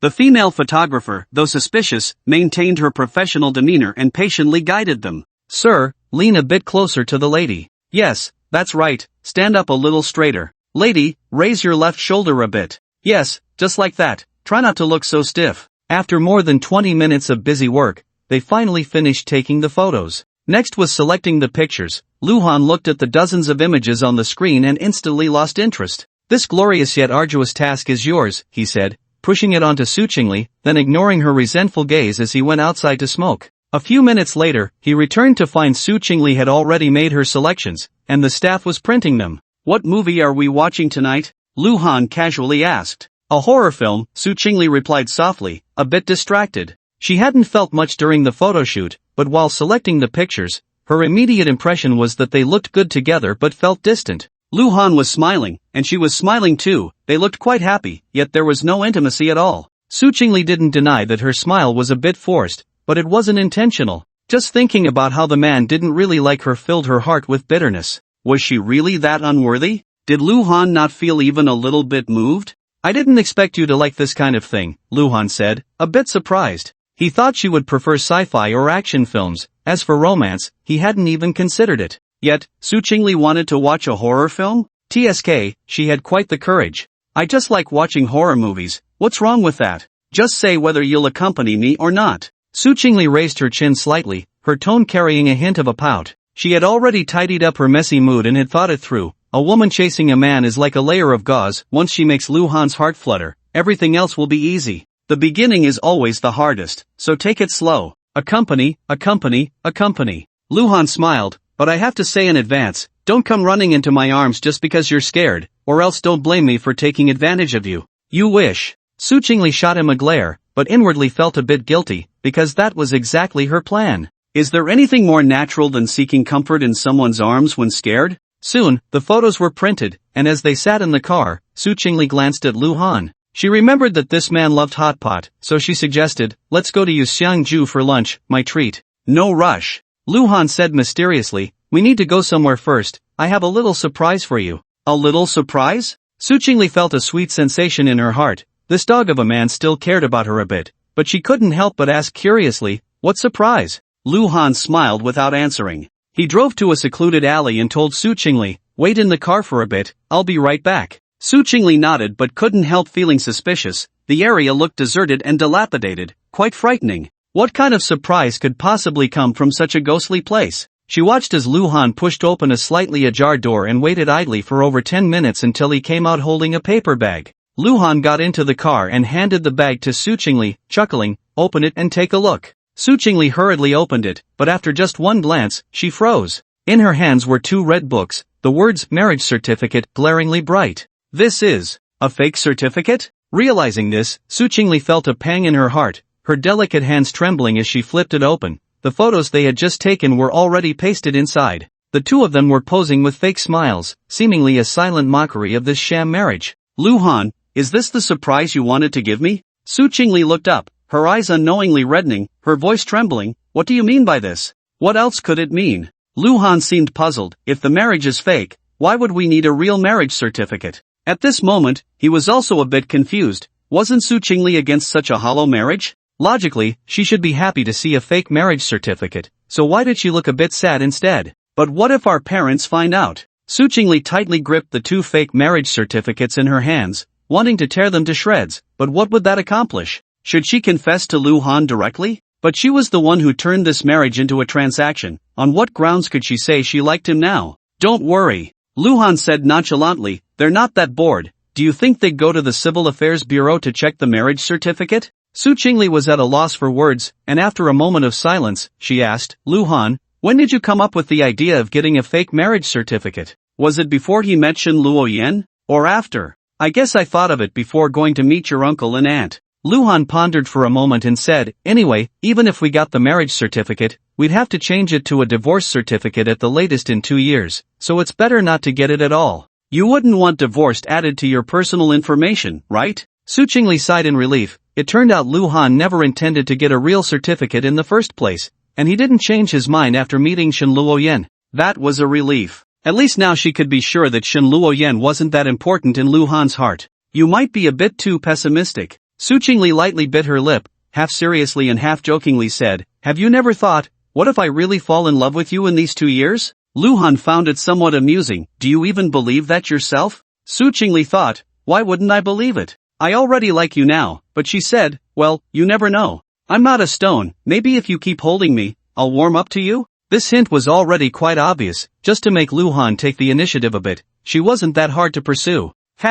Forget it. Lu Han's tone carried a hint of self-mockery. One Shen Luoyan, one Lu Ruan. I might as well have taken my heart out for them to see, but what did I get in return? So a person like me, perhaps doesn't deserve love at all. I won't allow you to say that about yourself. Su Chingle felt a pang of heartache upon hearing this. Was Lu Han's lack of security really this severe? But thinking about how this man had been an orphan since childhood, drifting alone for over 20 years, she somewhat understood why he had become this way. Rather than saying Lu Han was utterly disappointed in love, it was more accurate to say that his strong self-protective instinct had become his nature. Su Chingle suddenly realized that not expressing her feelings to Lu Han seemed to be the right choice. It was precisely because this man was sure he wouldn't fall in love with her that he shamelessly took advantage of her. But if he sensed that she had feelings for him, he might subconsciously distance himself, because Lu Han was afraid of being hurt again. Su Chingle felt enlightened. pursuing this man absolutely couldn't be a relentless chase from the start, but rather like boiling a frog in warm water, allowing him to slowly fall for her, letting things develop naturally was the best solution. With this thought in mind, she suppressed her shyness and placed Lu Han's hand on her thigh. Meeting the man's puzzled gaze, Su Chingle deliberately spoke in a nonchalant tone, "You're in a bad mood, so this is to comfort you. Also, considering you thought of me and got a fake marriage certificate, it's a reward for you." "I'm not in a bad mood." Lu Han found it a bit laughable, but since the opportunity was presented to him, he couldn't refuse, especially since Su Chingle's legs were truly exceptional. How could he say no? Feeling the man's rough hand stroking her thigh, Su Chingle almost felt like crying. Could she say she dreamed about Lu Han touching her like this last night? How embarrassing. No! This little secret absolutely couldn't be known by that dog of a man. Su Chingle felt a bit guilty and quickly changed the subject. "By the way, I haven't asked you, how did you know my birth date?" This was where she found it strange. She had never told Lu Han, so how did he get it on the fake marriage certificate? "I asked Aunt Xia." Lu Han smiled and said, "I just said I didn't know when your birthday was and wanted to prepare a surprise for you in advance. She told me, and to ensure accuracy, I even specifically asked whether you celebrate your birthday according to the solar calendar or the lunar calendar, and finally asked her to keep it a secret and not tell you." Su Chingle. "Well, it's hard to guard against a home thief. A traitor has appeared in our family. Mom, you are too easy to fool. You fell for Lu Han's trick so easily?" But thinking it over, Su Chingle felt that this couldn't be blamed on her mom. It could only be said that Lu Han was too cunning. Her future son-in-law cared so much about her daughter, her mom probably couldn't be happier. "Alright, you win," Su Chingle said weakly. "Lu Han, I'm hungry. Let's go eat." But as the car slowly started, Su Chingle looked down at the two little red books in her hand and suddenly found that she wasn't that sad anymore. "It's just a fake marriage certificate, right? Humph. Sooner or later, I'll turn it into a real one." While eating hot pot, Lu Han suddenly thought of a question. They were going to watch a movie in the evening, at around 7 o'clock, so what should they do in the afternoon? "How about after we finish eating, I take you home first, and then come to pick you up in the evening?" As soon as he finished speaking, Su Chingle rejected him, saying, "That won't do. I have a task. My mom said that it won't be long before we get engaged, and since we're out together today, she asked me to take you to buy a suit." Lu Han nodded, not thinking too much about it. After finishing the hot pot, the two of them went to the mall. Entering the luxury goods section, Su Chingle quickly spotted a black suit and asked Lu Han to try it on. When Lu Han saw the price tag, he was taken aback. The suit cost over 70,000. He suddenly felt something was wrong with him. He had spent 20 million at an auction for Su Chingle without batting an eye, yet he hesitated to buy an expensive piece of clothing for himself. Perhaps this is a common flaw among good men. However, when Lu Han came out in the suit, the look of anticipation in Su Chingle's eyes turned to disappointment. The cut suited him well, but the overall effect was somewhat lacking. But it was fine, they had the whole afternoon, and her intention was to spend more time with him, so they could take their time choosing. Lu Han. Just as Su Chingle was about to ask him to change out of the suit, she heard someone call his name. Turning around, she saw Lu Ruan standing at the door, along with another beautiful woman. It was indeed Lu Ruan and her good friend Liang Silu. Lu Ruan had been feeling down these past few days, and Liang Silu, having a rare free weekend, dragged her out shopping to lift her spirits, not expecting to run into Lu Han here. The woman beside him must be Su Chingle, right? Liang Silu had never seen Su Chingle, but she could guess. After sizing her up, she couldn't help but feel a sense of inferiority. Truly, she was the most beautiful woman in Jiangcheng, simply stunning. She couldn't help but cast a sympathetic glance at her best friend, wondering if Lu Ruan really stood a chance against such a woman. "Lu Han, why haven't you replied to my WeChat?" Lu Ruan, unaware of Liang Silu's thoughts, only had eyes for Lu Han. Just as she was about to walk towards him with tear-filled eyes, she was blocked by Su Chingle. "Miss Chu, are you here to buy clothes too?" Su Chingle greeted her with a smile but feigned surprise, saying, "Oh, where's that white moonlight pretty boy of yours? I think his name is Ling Mo, right? Why isn't he with you?" What a touchy subject. For Lu Ruan, it was like a slap in the face. "Su Chingle, please step aside." Lu Ruan frowned, unwilling to engage in a debate about her relationship with Ling Mo because she had explained it many times before, and bringing it up again would only annoy Lu Han further. Besides, she did have her faults, and there was nothing more to say about that. "Your words are amusing. Why should I step aside?" Su Chingle said lightly, "Don't forget, he is my boyfriend now. No, I should say he is already my fiancé. Please keep your distance from him." "Fiancé?" Upon hearing Su Chingle admit it, Lu Ruan realized that Lu Han's earlier mention of marriage was indeed true. The last shred of hope shattered. despite being mentally prepared, she still felt a wave of bitterness and sadness. "Ruan, are you okay?" Liang Silu noticed her best friend's discomfort and hurried over. She actually wanted to say, why bother? What was so good about Luhan anyway? If he was lost, then let him be lost, why cling to this tree to die? "I'm fine." Lu Ruyan steadied her swaying body, catching sight of the shop assistant and customers looking at her with strange expressions. She knew that seeking Luhan in front of Su Chingle was inappropriate and would only attract attention and ridicule. She could only bite her lip, glance at Luhan, and turn to Liang Silu, saying, "Lulu, let's go." Liang Silu nodded, offering Su Chingle an apologetic look as she supported her good friend out of the shop. However, not far outside, Lu Ruyan stopped in her tracks, silent, gazing longingly at Luhan through the window. "Ruyan, you're beyond saving," Liang Silu couldn't help but sigh. From her perspective as a good friend, she truly didn't want to see Lu Ruyan like this. The problem was, she couldn't persuade her, everything that needed to be said had been said, but Lu Ruyan stubbornly refused to listen. Inside, Su Chingle noticed that although Lu Ruyan had left, she hadn't gone far, and her brows furrowed slightly. After all this, she still wasn't giving up? But then, Su Chingle suddenly thought it didn't matter. Since Lu Ruyan wanted to seek torment, let her watch. Returning to Luhan's side, Su Chingle personally took off the man's suit jacket and handed it back to the shop assistant, then carefully smoothed out the wrinkles on his shirt, resembling a considerate little wife. "Actually, you really don't have to do this." Luhan thought Su Chingle was intentionally acting intimate to show Lu Ruyan, and couldn't help but find it a bit amusing. Su Chingle thought to herself, what if you soften your heart? Although she knew the possibility was slim, remembering the shameless photos Lu Ruyan had sent Luhan, she still felt the need to be cautious. Men are creatures that think with their lower bodies. Who knows, Luhan might end up in bed with Lu Ruyan? "I'm your fiancé, after all. Am I supposed to just watch you be harassed by another woman? Am I that magnanimous?" Su Chingle teased, taking Luhan's hand and wrapping it around her slender waist. "There aren't any suitable clothes here, let's go to another store." The two walked out like that, not sparing Lu Ruyan a glance, as if she didn't exist. However, from then on, no matter where Luhan and Su Chingle went, they would occasionally notice Lu Ruyan following at a distance, neither too close nor too far,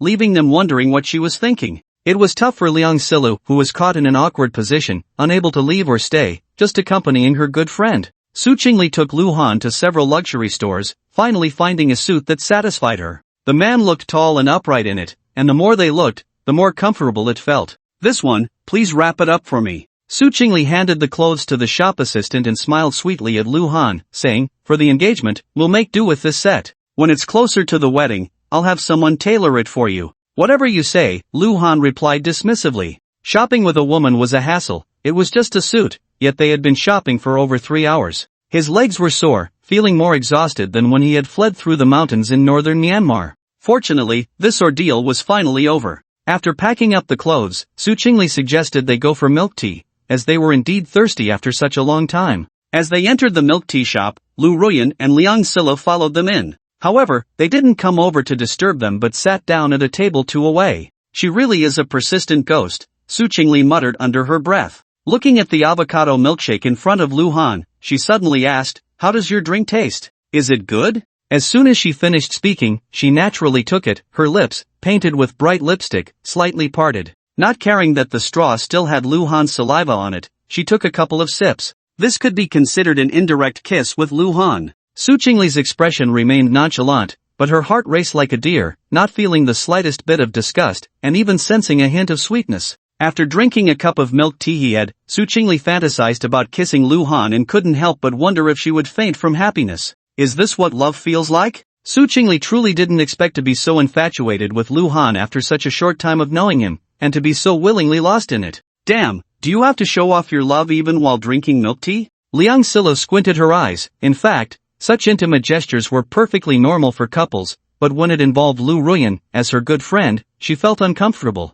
Then her gaze instinctively turned to Lu Ruyan, and sure enough, she saw her pale little face, looking both sorrowful and resentful. "Ruyan, I'm begging you, let's go." Liang Silu really couldn't bear to watch any longer. She used to think that Luhan and Su Chingle were just a marriage of convenience, and it didn't matter if her good friend had a name or not, but now it was clear that it was not the case at all. They were clearly in love, and yet she still had to interfere. Was there no shame? "I'm not leaving." Lu Ruyan's heart was shattered, yet she looked almost self-destructive as she stared at Su Chingle and Luhan not far away, letting her vision blur with tears, her eyes wide open without blinking. Liang Silla was about to go crazy. If it were someone else, she would have slapped them to wake them up, but when it came to Lu Ruyan, she just couldn't bring herself to do it. Forget it, if you want to seek out pain, I'll go all out today and stick with you. In the end, she gave up struggling, thinking that she must have picked a bad day to go out. It was just a shopping trip. How did she end up running into Luhan and Su Chingle? Su Chingle put down her milk tea and saw Luhan looking at her with a half-smile,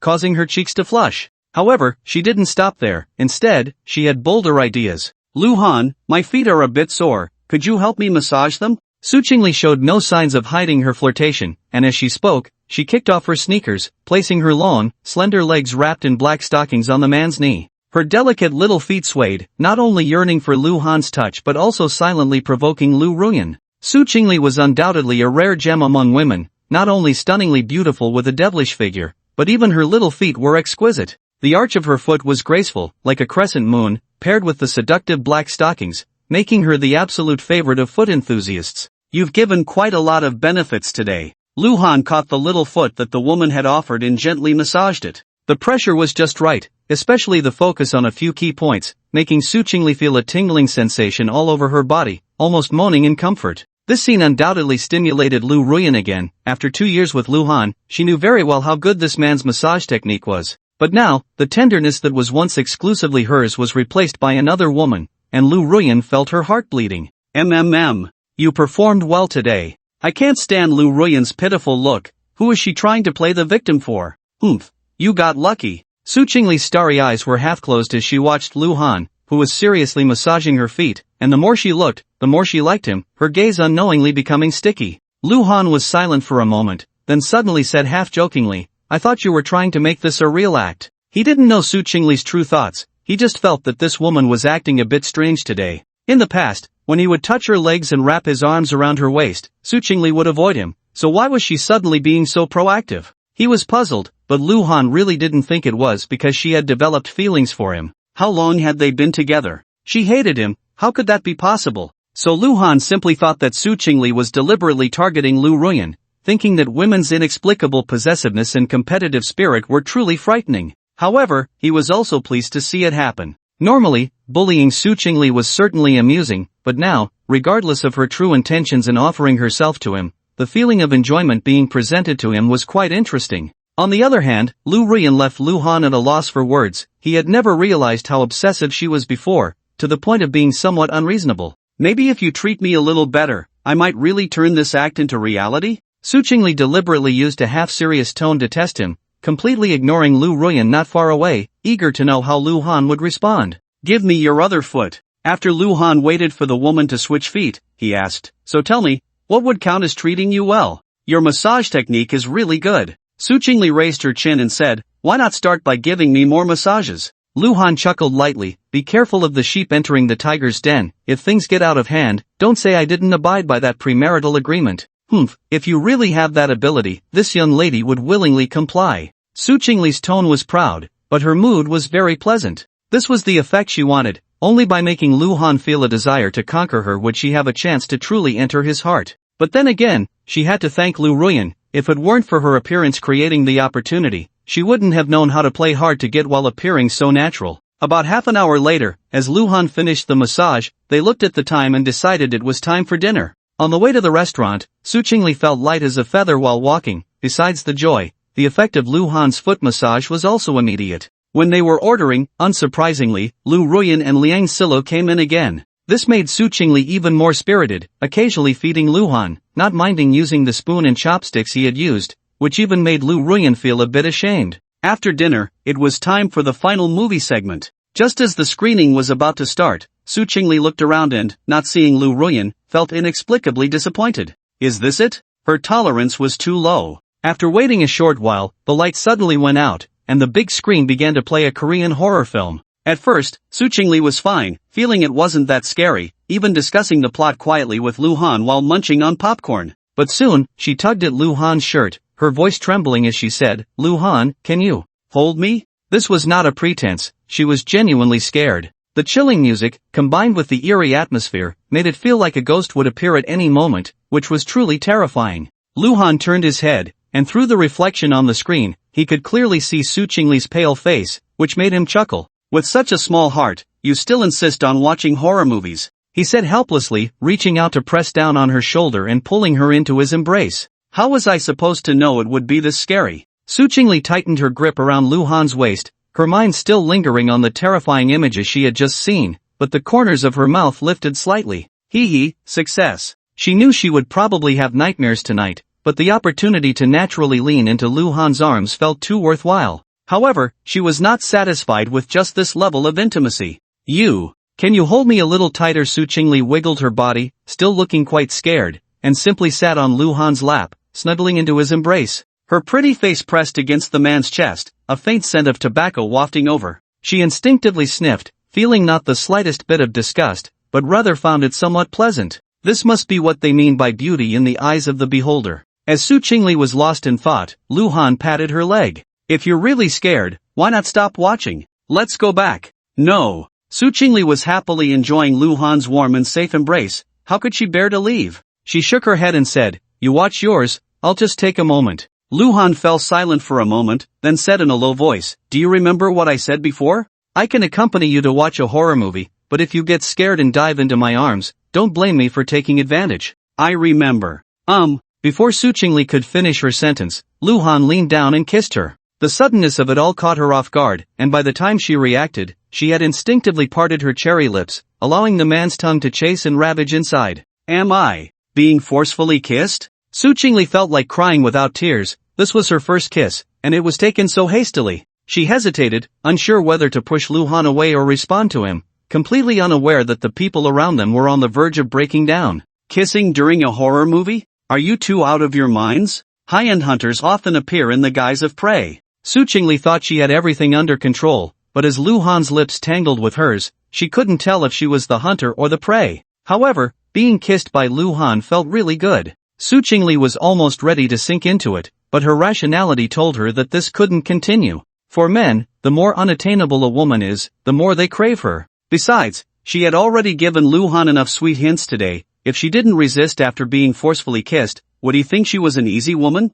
With that thought, despite enjoying Lu Han's kiss, Su Chingle resolutely pushed him away. You went a bit too far." Su Chingle pouted, feeling wronged. "Even if you want to take advantage of me, you can't kiss me without my consent." Lu Han felt a bit embarrassed and nodded. "Okay, I won't do it again." In fact, he had acted on impulse. After all, he was a young man full of vigor. Su Chingle's earlier actions were no different from throwing herself into his arms. How could he remain indifferent? But thinking back, it seemed like she wasn't entirely opposed to him kissing her. Su Chingle bit her lip and said, "Lu Han, how about we set some ground rules?" Lu Han was slightly taken aback. "What do you mean? Although our marriage is nominal, as you said before, we haven't had any intimate behavior, and that's not quite right." Su Chingle's slender fingers fidgeted together as she said shyly, "You can touch my legs, wrap your arms around my waist, even hug me, I can accept all that. But if it goes further, like you just kissed me, can you at least show me some basic respect?" This was something she had always worried about. She didn't want Lu Han to think that because the Lu family invested 3 billion, it was natural for him to take advantage of her. What was the difference between that and looking down on herself? She didn't want to leave a cheap impression on Lu Han, and this was a good opportunity to remind him. "Sorry, I was careless before." Lu Han sincerely apologized, realizing that Su Chingle made sense. His previous thought was that so many wallets could support several starlets, so taking advantage of this woman shouldn't be a problem, right? But now that he thought about it, she was still a rich young lady, after all, and she had her pride and face to consider, didn't she? Su Chingle thought to herself that there was no need to apologize. She wasn't really angry with him. "However," she said, "it's good that we talked it out. Let's continue watching the movie." Despite saying this, she couldn't focus on the plot that followed at all. Lu Han's embrace was simply too comfortable, and after being reminded, this man indeed became much more obedient, just gently stroking her leg back and forth, occasionally giving it a pat. Su Chingle felt like a little kitten being held in his arms, almost dozing off. "I say, aren't you getting up?" She didn't know how long it had been until Lu Han's voice suddenly rang in her ears, and she groggily opened her eyes, realizing that the movie had already ended, and the man was looking at her with a half-smile. "Oh, I'm just a bit tired from shopping today." Su Chingle pretended to be nonchalant as she reluctantly left Lu Han's embrace. On the way back, although Lu Han still had his hand on Su Chingle's leg, the atmosphere had changed. It felt as if his hand was not on a mere object but on a piece of art, and his movements had become much gentler. This subtle change did not escape Su Chingle's keen perception. Her heart warmed. Although she had gone through a sham marriage with the man, today's date had been very successful, and she had basically achieved her goals. Luhan accompanied Su Chingle to her doorstep, watching her graceful silhouette, and suddenly smiled. This woman was quite interesting. The next morning, Luhan got up early and changed into formal attire. When he opened the door to step outside, Lu Shui was already waiting for him. Today was the anniversary of their mother's death, and he was going to pay his respects. "Brother, are you okay?" Lu Shui walked over and took his hand, her pretty face filled with concern. Brother Han had been wandering outside for over 20 years, and this was his first formal meeting with their mother since returning, but he could only face a cold tombstone. He must be feeling terrible inside. "I'm fine, let's go." Lu Han took a deep breath, glanced at Lu Zhenxing, who was also waiting there, and pulled Lu Shui out. "Sir, should I persuade young Master Lu Han again?" Uncle Sin tentatively asked. Young Master Lu was going to pay respects to his biological mother but insisted on prioritizing his biological father. What kind of situation was this? "No need." Lu Zhenxing's expression was complex as he sighed lightly. "He hasn't forgiven me yet." "It's alright, perhaps next year we can do it together?" Longshan Cemetery faces south and has excellent feng shui. As Lu Han and Lu Shui walked up the hill, the sun began to rise. It was a beautiful day. After walking for a short while, they arrived at a tombstone. The grave of his beloved wife, Lin Suya.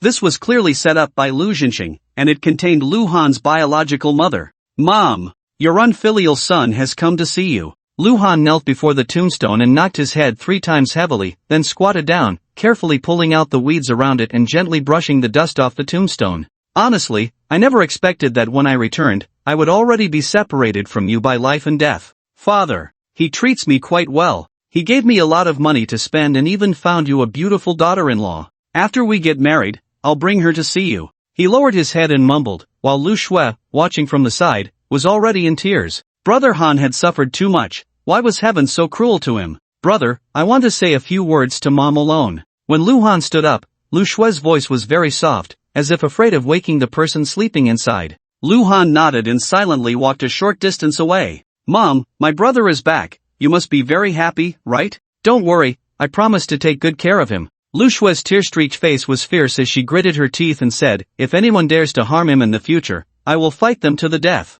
A slightly cool breeze brushed by, lifting the girl's long hair, as if it carried her words toward an unknown distance. As the two descended the mountain, Lu Zhenxing was already walking up. Lu Han only glanced at him and silently passed by. However, Lu Shui stopped in her tracks. When Lu Zhenxing approached, she softly said, "Dad, just now when my brother was talking to Mom in front of the tombstone, he called you Dad." Suddenly, Lu Zhenxing turned around, but only saw Lu Han's gradually receding figure. "Ha ha ha." Lu Zhenxing suddenly laughed, but as he laughed, he began to cry again. A new week began. After Su Chingle finished the regular meeting, summarized the progress of the previous week, and assigned this week's tasks, she sat quietly in her office, lost in thought. Her mind was inexplicably filled with Lu Han, and she found it a bit amusing. After all, she had just gone on a date with that man a few hours ago. Why was she still thinking about him today? But that dog of a man. Su Chingle fiddled with her phone on the desk. She had kissed him and hugged him yesterday, yet now there was not even a call or a message.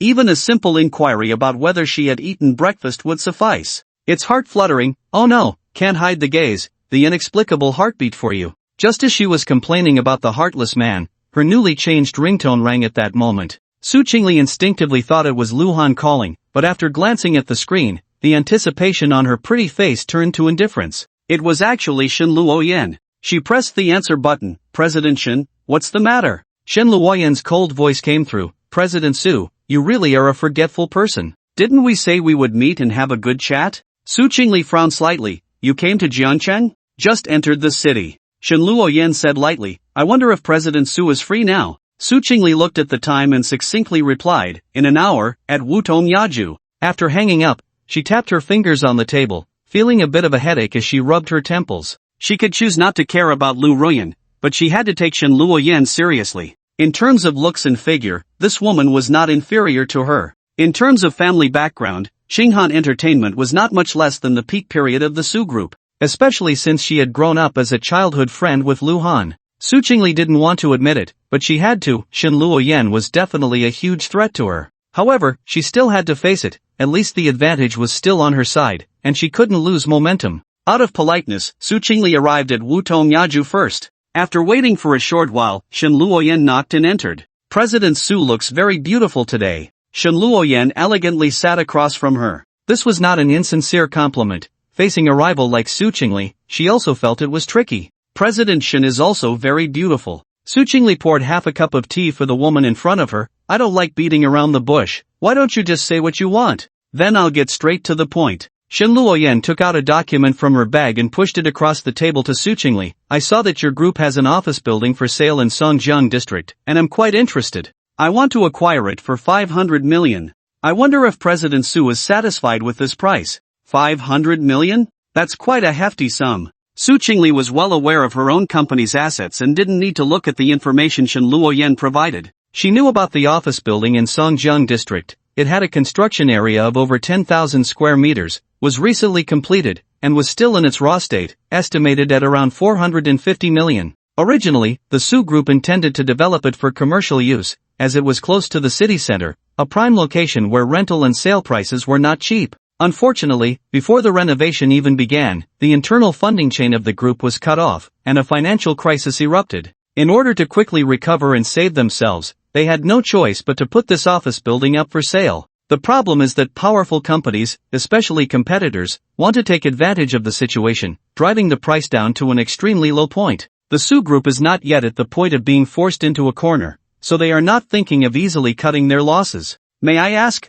President Shen, why are you willing to pay a premium? Su Chingle's intuition told her that this matter was not that simple. The entertainment market in Jiangcheng and surrounding cities is quite good. Qinghan Entertainment plans to establish a branch here, Shen Luoyan said calmly. When the time comes, as a newcomer, I hope President Su will take care of us. Taking care of us is not the issue, just don't treat me like a fool, Su Chingle sneered. Are you really saying this isn't about Luhan? The establishment of a branch is just nonsense. Isn't it just to make it easier to entangle with Luhan? Talking to smart people is comfortable. Shen Luoyan took a sip of tea and lowered her eyes. I heard that the Su Group is currently facing difficulties. My premium purchase of this office building is a gesture of sincerity. Additionally, Qinghan Entertainment is willing to lend 1.5 billion at a low interest rate to the Su Group. I believe that should be enough to solve your urgent problems. Of course, there's no such thing as a free lunch. President Su, you and Luhan are not suitable for each other. Breaking up is good for both of you.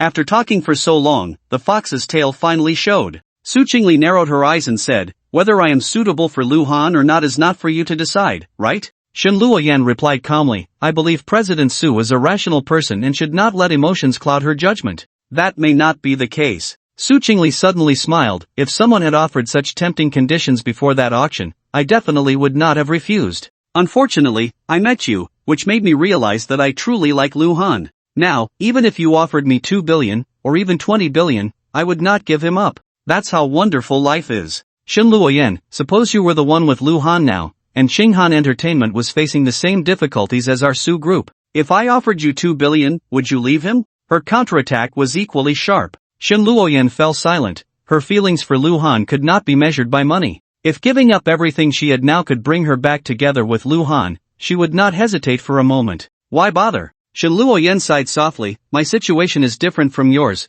You have no idea how much I love him. Don't you find yourself ridiculous? Su Chingle couldn't help but mock. You keep saying how much you love Luhan, yet in the end, you still lost him? That's why you and Lu Ruan are not good women. Luhan's interest in both of you is simply blinding. She still remembered that Luhan said he was a worthless person unworthy of love, which was because he had been hurt too deeply by Shen Luoyan and Lu Ruan. Shen Luoyan didn't want to explain her past struggles to Su Chingle and frowned. Who is Lu Ruan? Luhan's ex-girlfriend. Su Chingle pouted, getting angry just mentioning that woman. Shen Luoyan's face turned slightly pale. Does that mean she is already Luhan's ex-girlfriend? Su Chingle poured more tea for Shen Luoyan and casually said, have you been investigating Luhan these past few days? Do you know what his current situation is? Shen Luoyan shook her head. I won't investigate him. I will wait. When the time comes, if he is willing to tell me, I will listen. If he doesn't want to tell me, I won't ask. Then I'm sorry, you won't have that opportunity. Su Chingle took out a small red book and placed it in front of Shen Luoyan. Luhan and I have already registered our marriage, so please keep your distance from my husband in the future. Who says a fake marriage certificate is useless? Su Chingle looked at the suddenly pale Shen Luoyan and added with a smile, by the way, this marriage certificate is worth 3 billion. 3 billion? What does that mean? Shen Luoyan raised her eyebrows slightly and pushed the marriage certificate back in front of Su Chingle. The progress between these two was too fast. Su Chingle was clearly still Lu Han's fiancée just last week, and now, just a few days later, she had become the real deal? The literal meaning: it's the betrothal gift Lu Han gave me. Su Chingle carefully tucked away the marriage certificate, regretting that the fake date was written as today. Otherwise, she should have thrown it in Lu Ruyan's face when she saw her yesterday. Is Lu Han really that rich now? Shen Luoyan was genuinely troubled. For the past 2 days, she had been researching the Su group. Despite the negative news online, she had to admit that as long as there was enough funding, it wouldn't be difficult for the Su group to make a comeback. She thought that offering 2 billion would be enough to sway Su Chingle, but she didn't expect Lu Han to directly give 3 billion? What was Lu Han's situation now? Shen Luoyan suddenly felt a deep sense of helplessness. Sometimes, feelings really can't be measured by money. But the fact that Lu Han was willing to spend so much on Su Chingle at least proved that he cared for this woman. He's the son of Lu Jinxing. What do you think? Su Chingle wasn't afraid to reveal this information to her rival. After all, the other party would find out sooner or later. Are you saying Lu Han found his biological parents? Shen Luoyan stood up abruptly, shocked by the news, her voice even cracking slightly. It had been a long time since she had lost her composure like this. However, Su Chingle didn't mock Shen Luoyan. Instead, she felt a slight heaviness in her heart. Compared to finally understanding why Lu Han was so wealthy, it was clear that Shen Luoyan was more excited about the fact that Lu Han had finally found his biological parents. What did this mean? It meant she truly cared about that man. Su Chingle's intuition told her that even if the marriage certificate she had just shown Shen Luoyan was real, the other party wouldn't easily give up. So, when Shen Luoyan said she had been looking for Lu Han for 5 years, was that really true? Su Chingle secretly wondered, did that dog of a man have such great charm? Lu Ruyan could be overlooked, but how could a woman like Shen Luoyan be so obsessed with him? But just as this thought crossed her mind, Su Chingle couldn't help but chuckle. Hadn't she also completely fallen for him in less than a month? How could she have the face to criticize others? It seems Lu Han is living quite well now. After her excitement, Shen Luoyan beamed with a bright smile, but once she sat down again, she couldn't help but feel a bit melancholic. She certainly knew who Lu Jinxing was. Not only was he a business tycoon in Jiangcheng, but he was also well known in Hucheng, with a fortune of several hundred billion. She didn't expect Lu Han to be his son. No wonder he had spent 20 million at the auction without batting an eye. It turned out he was truly wealthy and powerful now. She was genuinely happy for him. However, Shen Luoyan suddenly realized that this meant all her self-assumed advantages had vanished, and with Su Chingle eyeing her like a hawk, it would be even more difficult to win that man back.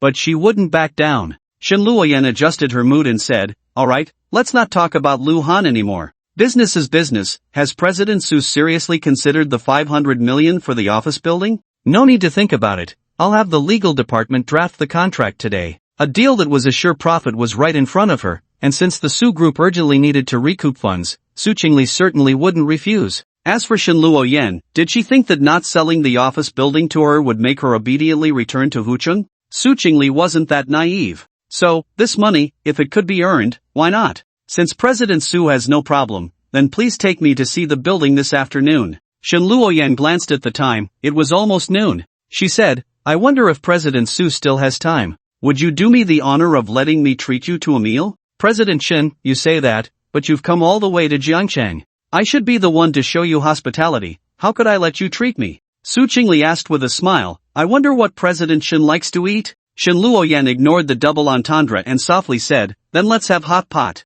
Lu Han's favorite food was hot pot. She didn't believe Su Chingle didn't know that. This was a silent battle for affection, and Shen Luoyan did not deny that she was slightly at a disadvantage now, but at least it wasn't so unbearable. When it came to understanding Lu Han, she was certainly more knowledgeable than Su Chingle. The two women finished their meal at a nearby hot pot restaurant and headed to the Su Group's office building located in Songjiang district. Shen Luoyan took a good look around the building, and setting up a subsidiary here was just perfect, putting aside personal feelings. The area was surrounded by business districts, with plenty of large companies. With the reputation of Qinghan Entertainment and a star-studded roster, it would soon become their first choice for business collaboration. President Shen, I have a question, and I'm not sure if I should ask it. Just as she was contemplating how to plan the layout of the office building, Su Chingle suddenly spoke up. Shen Luoyan turned her head, puzzled. What does President Su want to ask? Don't you think your outfit is a bit too conservative? Su Chingle unexpectedly thought of the auction day when everyone was dressed to the nines, while Shen Luoyan stood out in her professional attire.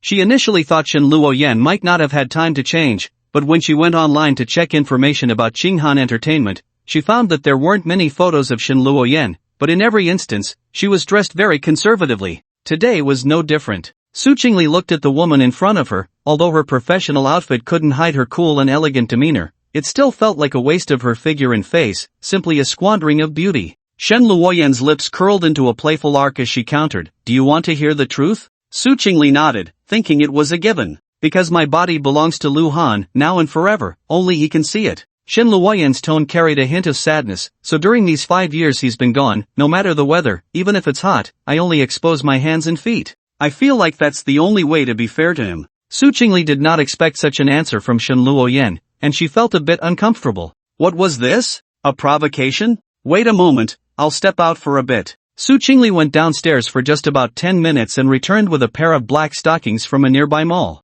"President Su, what's this?" Shen Luoyan watched as Su Chingle tore open the packaging, seemingly about to change. She couldn't help but feel a bit curious. "Oh, I just suddenly noticed that this one has pilled a bit." Su Chingle pointed to the area above her left knee and said lightly, "I should change to a new pair. I'm afraid it might feel uncomfortable for Lu Han." Since there was no one else here besides Shen Luoyan, Su Chingle saw a chair nearby, not knowing how it had been left there. She pulled it over, dusted it off, and stepped on it to change into the black stockings. Shen Luoyan stood beside her with a complex expression, watching Su Chingle's long, beautiful legs, thinking no wonder the stockings had gotten pilled from Lu Han touching them. Every female star under Qinghan Entertainment, regardless of whether they were hailed as leg goddesses or jokingly referred to as leg beauties, even including herself, when it came to the elegance and length of their legs, as well as the whiteness and delicacy of their skin, none could compare to Su Chingle. Even as a woman, she couldn't help but feel envious. It was a wonder Lu Han could resist touching her. Shen Luoyan even inexplicably imagined how those stunningly beautiful legs would look resting on Lu Han's shoulders. That scene.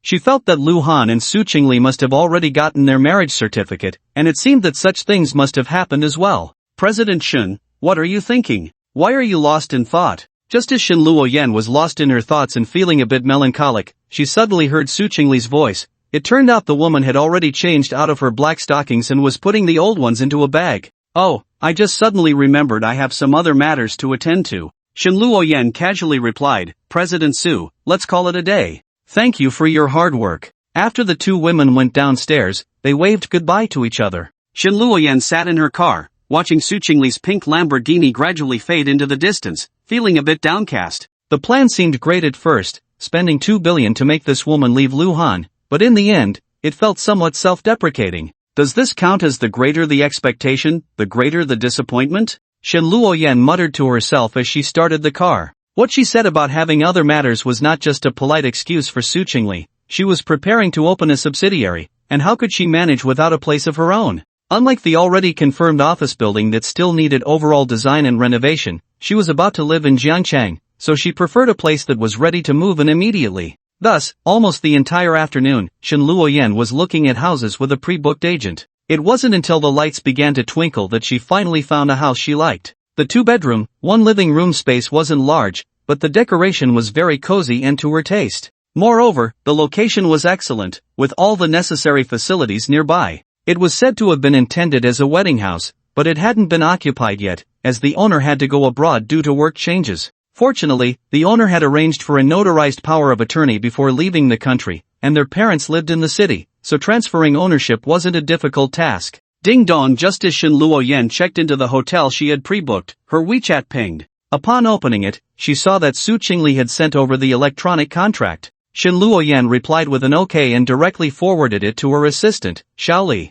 She then called. "Xiaoli, this is the contract from Su's group. Please have the legal department review it carefully and see if there are any issues." Shen Luoyan walked to the floor-to-ceiling window, gazing at the myriad of lights outside, and added lightly, "Also, please check on a woman named Lu Ruan. She should be a local from Jiangchang and seems to have opened a gaming company." Lu Family Manor. After dinner, Lu Shui had just returned to her bedroom when she let out a long sigh almost the moment she closed the door. After returning from Longshan Cemetery, Han Gij had gone to the room where their mother's spirit tablet was placed, and it had been almost a day. Why hadn't he come out yet? She had thought about going in to check, but when she saw that even the vegetarian meal placed at the door hadn't been touched, she didn't dare to disturb him. Han Gij usually had a good temper, but once it involved their deceased mother, his expression became eerily calm. Not to mention herself, even their father didn't dare to breathe loudly. But he hasn't eaten for 2 meals now. Lu Shui felt a bit worried. Han Gij was in good health, but he shouldn't torture himself like this.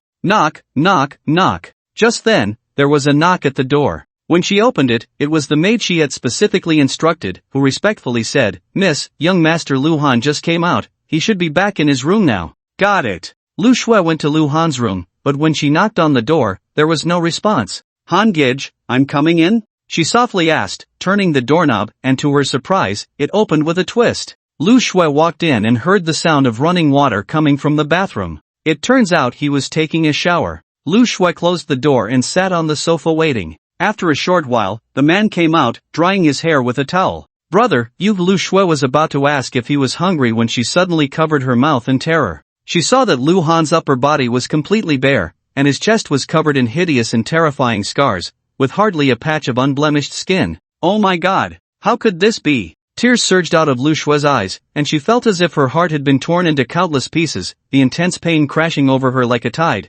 making her feel almost unable to breathe. It's Shui, right? I didn't scare you, did I? Lu Han hadn't expected Lu Shui to be outside and only then realized he had forgotten to lock the door, thinking to himself that at least he was wearing shorts. Otherwise, if he had been in just his underwear or completely naked, that would have been quite embarrassing. But the current situation wasn't much better. The secret he had been deliberately hiding had finally been inadvertently exposed by the girl. Lu Shui suddenly stood up and almost ran to Lu Han's back, discovering that the scars on his back were even more terrifying and denser than those on his chest, and she couldn't help but hug him and cry loudly. Lu Han didn't know what to say. He just turned around and held the girl in his arms, gently patting her back. "Brother, wait for me a moment." Lu Shui suddenly left his embrace and ran outside. Lu Han knew the girl was going to call Lu Jinxing and hesitated for a moment but ultimately didn't stop her. Forget it, after all, you can't hide fire with paper. A few minutes later, Lu Jinxing rushed into Lu Han's room like a madman.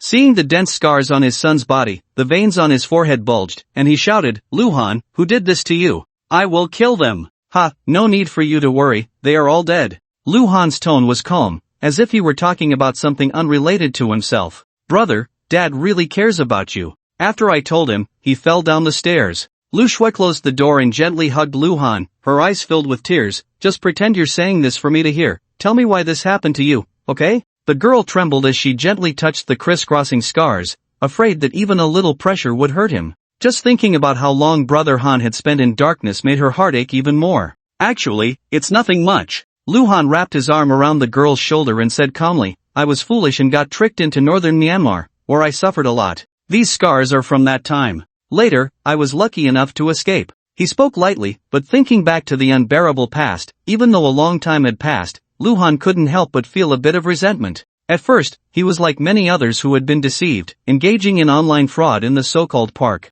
If you couldn't meet your targets, you would either go hungry or get beaten up regularly. He had tried to escape, but was quickly caught and nearly beaten to death. The first time he escaped, he was hung on an iron bar for 3 days and nights. The second time, he was locked in a water prison for 15 days, soaking in foul water for 8 hours a day, until he was forced to agree to sell blood to stop the torture. Then he was bled for 4 consecutive days, not knowing how many milliliters were taken each time, and on the last day, he was bled until he fainted. The third time he escaped, he was locked in a water prison for 32 days, but when he was about to die, he was fished out, supposedly because a kidney match was successful, and the other party requested to take care of his kidney. The following days, perhaps the most comfortable days Lu Han had in northern Myanmar, he was well fed and well cared for every day, like a pig being fattened for slaughter during the new year. Ironically, while his health improved, the buyer suddenly fell to his death, infuriating the big boss above. But less than a week later, Lu Han and others, a total of 100 people, were thrown onto a deserted island. It was similar to a real-life battle royale game, where bosses who valued human life as grass sent people to pass the time, betting on who would be the last one standing. Lu Han was lucky enough to laugh until the end and also gained the recognition of a big shot. Later, from doing underground fights for the big shot to helping him with tasks, he not only avenged himself but also made a few brothers for life. 2 years ago, the country could no longer tolerate the rampant and unrestrained electric fraud parks in northern Myanmar, and the 4 major families were almost wiped out overnight, seizing the opportunity to escape back to the country. Even Lu Han himself did not expect that just returning to a city he randomly picked on the map would lead him to find his biological father 2 months ago while hosting a banquet as a staff member. Although the atmosphere was tense and the words were hard to say, his original intention was to propose to Lu Ruan before returning to the Lu family. But in the end, he was the only one who came back. The unbearable past flashed through Lu Han's mind like a slideshow, and he didn't want to explain it in such detail. Why say so much? It felt like selling misery for sympathy, which was pointless. Yet even so, Lu Shui was in tears. Brother, it's okay. The girl wiped her tears and sniffled. With today's advanced medical technology, they can definitely remove these scars. While it was true that comforting Brother Han was well-intentioned, Lu Shui had no confidence at all. The longer the scars lasted, the harder they were to heal. This was common knowledge. And even if the physical scars could be repaired, how could the psychological trauma be smoothed over? There's no need to remove the scars, I'm used to them anyway, as long as I don't scare you. Lu Han declined the girl's kindness, as he wasn't a woman and didn't care about such things. What was the point of medical beauty? I wasn't scared, I just feel sorry for you. Lu Shui buried her little head in Lu Han's arms, rubbing her delicate face against the man's chest. No wonder every time she massaged Brother Han to help him relax, she reacted so strongly when she wanted to lift his shirt. Besides not wanting the scars to be seen, was she also afraid of scaring herself? Thinking this way, the girl felt soft inside, as if she were about to melt. Lu Han, you said the people who bullied you abroad are dead. What about those in the country? Lu Zhenxing's eyes were bloodshot, gritting his teeth. Who was the one who tricked you into northern Myanmar? Lu Han was silent for a moment and said, I only remember his name was Luo Wei, but it's probably a fake identity. After returning from northern Myanmar, the main reason he chose to live in Jiangchang was to find this guy. Unfortunately, he still hadn't obtained any valuable clues. No matter who he is, I will make him know what it means to live worse than death. Lu Zhenxing's expression was ferocious. What if it was a fake identity? Even if he had to dig 3 feet into the ground, he would find that person, then skin him alive, pull out his tendons, and chop him up to feed the dogs. Lu Zhenxing had never hated anyone so much, but after saying this, he suddenly found himself at a loss for words. Having experienced the loss of family ties and being covered in injuries, Lu Han was indeed a bit cold and heartless, but his mind had become incredibly strong. No matter how he comforted himself, it all seemed so pale and powerless. If he couldn't comfort, then all that was left was compensation. And logically speaking, no matter how he compensated Lu Han, it wouldn't be too much. But Lu Zhenxing sadly discovered that besides money and material things, he seemed to have nothing else to give him. Lu Shui, come out for a moment, I need to talk to you. Finally, Lu Zhenxing could only call his adopted daughter outside the door and said dejectedly, right now, the only good and harmonious relationship in the whole family is between you and Lu Han, so you must help me take good care of him. If anything happens to Lu Han, you mustn't hide it from me, you understand? Dad, don't worry, I know what to do. Lu Shui nodded obediently and then anxiously said, if there's nothing else, can I go in and keep Han Gij company? Go ahead. Lu Zhenxing felt that the only right thing he had done in his life was adopting this girl from the orphanage. Watching Lu Shui hurriedly go back to find Lu Han, he suddenly felt a bit regretful. If I had known these two kids would get along so well, why did I bother looking for Su Chingle as a daughter-in-law? They aren't even real siblings, it would be better to be closer than that. As Lu Zhenxing walked, he muttered to himself, not knowing which bastard would end up with such a good girl like Lu Shui.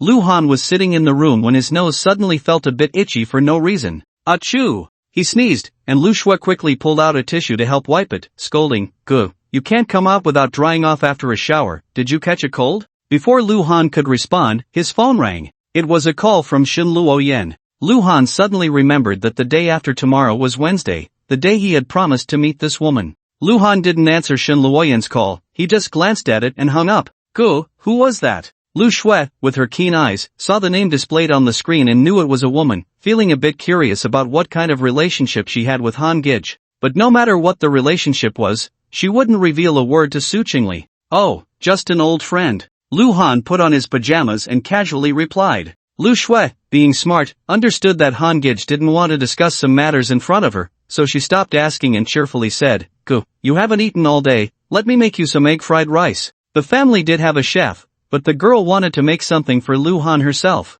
After saying that, she gently hugged him before going out. Lu Han thought for a moment and decided to call Shin Luoyan back. It was almost immediately answered. Is there something? Lu Han's tone was distant, but compared to his attitude towards Lu Ruan, it was a bit better. Actually, it's nothing much. I just wanted to ask if we could meet at my place the day after tomorrow. Shin Luoyan quietly inquired while holding her phone. She had felt dejected when Lu Han rejected her call earlier, thinking he didn't want to pay attention to her. But even though the man called back right away, she was still cautious, afraid that any wrong word would lead to being hung up on. She had already lost Luhan once, so any slight movement made her feel anxious. Your place? Luhan frowned slightly and said, then forget it. I don't plan to go to Hu City. It's not Hu City, I just bought a house in Jiang City, the kind where you can move in with just your luggage. Shen Luoyan scolded herself for being careless, almost leading to a misunderstanding with Luhan, and hurriedly explained, I don't have many friends here, and I thought I could cook you a meal. Just consider it a celebration for my housewarming, okay? Her tone was almost pleading, but after a slight pause, she quickly added, if you don't want to come to my place, we can go out instead. It's hard to imagine that the esteemed president of Qinghan Entertainment, who seemed unattainable to others, would be so humble in front of a man. Luhan asked in confusion, why on earth did you buy a house in Jiang City? Shen Luoyan thought to herself, of course it's for you, but she said, the board has decided to establish a subsidiary in Jiangcheng. After all, we will have to come here in the future, and it's also for our own convenience. Luhan was slightly silent and said, send me the address later. This was equivalent to agreeing, and Shen Luoyan immediately felt overjoyed. Explaining misunderstandings in such an atmosphere outside is nowhere near as good as at home, and with the catalyst of alcohol the success rate would undoubtedly be much higher. Moreover, once Luhan forgave her, combined with the beautiful memories stirring up emotions, perhaps they could even take things further. After that, regardless of whether Su Chingle was willing or not, she could entangle Luhan with justification.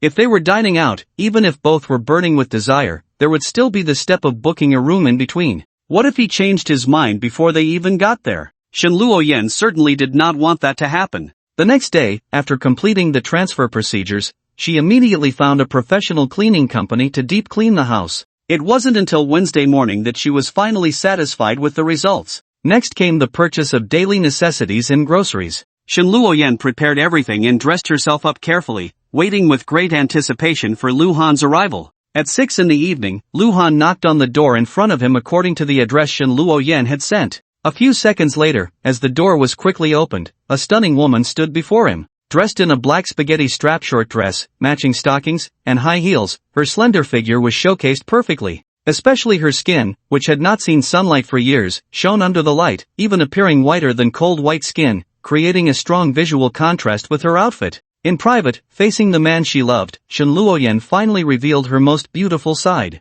You're here, come in quickly. Shen Luoyan smiled sweetly, picked up the newly bought men's slippers from the shoe rack beside her, squatted down to place them on the floor, and reached out to help him take off his shoes as Luhan walked in. I'll do it myself. Luhan slightly dodged, changed into the slippers on his own, and walked straight in. The furnishings in the room were relatively simple, but it gave a warm feeling. In the living room, there was a table with several exquisite small dishes on it, and beside it was an already opened bottle of red wine. Luhan, you must be hungry, let's eat first. Shen Luoyan waited for Luhan to take a seat before sitting down opposite him, gracefully pouring red wine into the glass while smiling and saying, I haven't cooked for years, my skills seem to have declined a lot, I don't know if it suits your taste, but they are all dishes you love to eat. Look at this scrambled eggs with tomatoes, I remember you don't like it too sweet, you prefer it a bit salty. And the stir-fried meat with chile, back in the orphanage, we could only have it after a long time, and you could never get enough of it, even secretly eating mine. And this. Shen Luoyan chattered on, wanting to continue, but when she put down the wine and looked up, she found Luhan staring at her coldly, and she immediately dared not speak. Are you done? Luhan said impatiently, Shen Luoyan, the reason I agreed to meet you today is not to reminisce about the past. If you want to explain what happened back then hurry up, you speak, I'll listen. But if there's nothing to explain, sorry, I don't want to waste time here with you. Sometimes, it was really hard to understand these women. Clearly, they were the ones who betrayed the relationship first, yet they still remembered those bits and pieces of beautiful memories, which was truly disgusting. Shen Luoyan sighed softly and said, before the explanation, can I show you something first? As soon as she finished speaking, she stood up without caring whether Luhan agreed or not. But she didn't take anything out from anywhere, instead, she slowly pulled down her strap dress. What is this, seduction? Luhan originally looked down on it, but just 2 or 3 seconds later, he was stunned. The woman was wearing a light blue bra underneath, not completely naked. However, between her full breasts, slightly higher up, was a glaringly red Han character tattooed there. Luhan inexplicably thought of an ancient punishment called ink punishment, which involved carving characters on a criminal's face. This was done 5 years ago by a female tattoo artist I found. Shen Luoyan specifically emphasized the gender of the tattoo artist, smiling sadly and asking, Luhan, does it look good? If a woman is willing to tattoo a man's name on such a private part of her body, regardless of whether she is love-struck or not, she undoubtedly loves him deeply. Ahem. Luhan didn't know how to answer Shin Luoyan's question, his gaze slightly evasive as he said, you should put your clothes back on first. However, he couldn't deny that this scene had indeed brought him a huge shock, and Luhan couldn't help but feel suspicious. Could it be that what he witnessed back then really had another story? Oh, Shin Luoyan adjusted her strap dress, a bit disappointed. Luhan really was something, how could he resist touching her even a little? Just as this thought crossed her mind, she immediately dismissed it. If she were really that unworthy, Su Chingle wouldn't be wary of her. Thinking about how that woman had changed into black stockings right in front of her in the office building, Shin Luoyan found it somewhat amusing. It clearly created a sense of crisis for her. Luhan, wait a moment. Shin Luoyan tucked a strand of hair behind her ear, smiled at the man, and hurried into the bedroom. About half a minute later, she came out holding a document and handed it to Luhan. What is this? Luhan really couldn't understand Shin Luoyan. Clearly, she had come today to explain things, but now she was taking off her clothes and handing him documents. What was going on? Shin Luoyan's autumn water-like eyes gently gazed at him. You'll know when you look. Luhan took it and opened it, his eyes widening in disbelief. This was actually a share transfer agreement, and after flipping through the contents, he realized that Shin Luoyan wanted to transfer all her shares in Qinghan Entertainment to him, and the transfer price. Only 520 yuan? Are you crazy? Luhan looked up. Shin Luoyan could not have made a mistake in the price. What was this, exchanging her entire fortune for him to love her again? I'm not crazy. Shin Luoyan said calmly, what's mine is yours, even I am yours. Isn't it reasonable to give you the shares? Luhan was speechless. Aren't you afraid that after I sign, I might turn my back on you or just play around and dump you? Not afraid. Shin Luoyan shook her head. In fact, she had long realized that she had a kind of pathological dependence, which could be sweetly called a yandere or harshly described as being completely out of her mind. But so what? She remembered when she was 16, she and Luhan passed by a roast duck shop. The aroma in the air was something she still remembered. It was truly fragrant. 25 yuan for a whole duck. Half a duck could also be sold, but the two of them only had 2 yuan combined. Neither of them spoke, silently returning to the orphanage. However, the next day, Luhan gave her half of the delicious roast duck. He said he bought a whole one, and that half was saved just for her after he had already eaten the other half. That was the first time she had ever eaten roast duck in her life. Later, she found out that Luhan had secretly gone out at midnight to rummage through trash cans for scrap, sold it early in the morning, and still needed a little over a yuan, begging the roast duck shop owner for a long time before he was finally sold half a duck out of pity.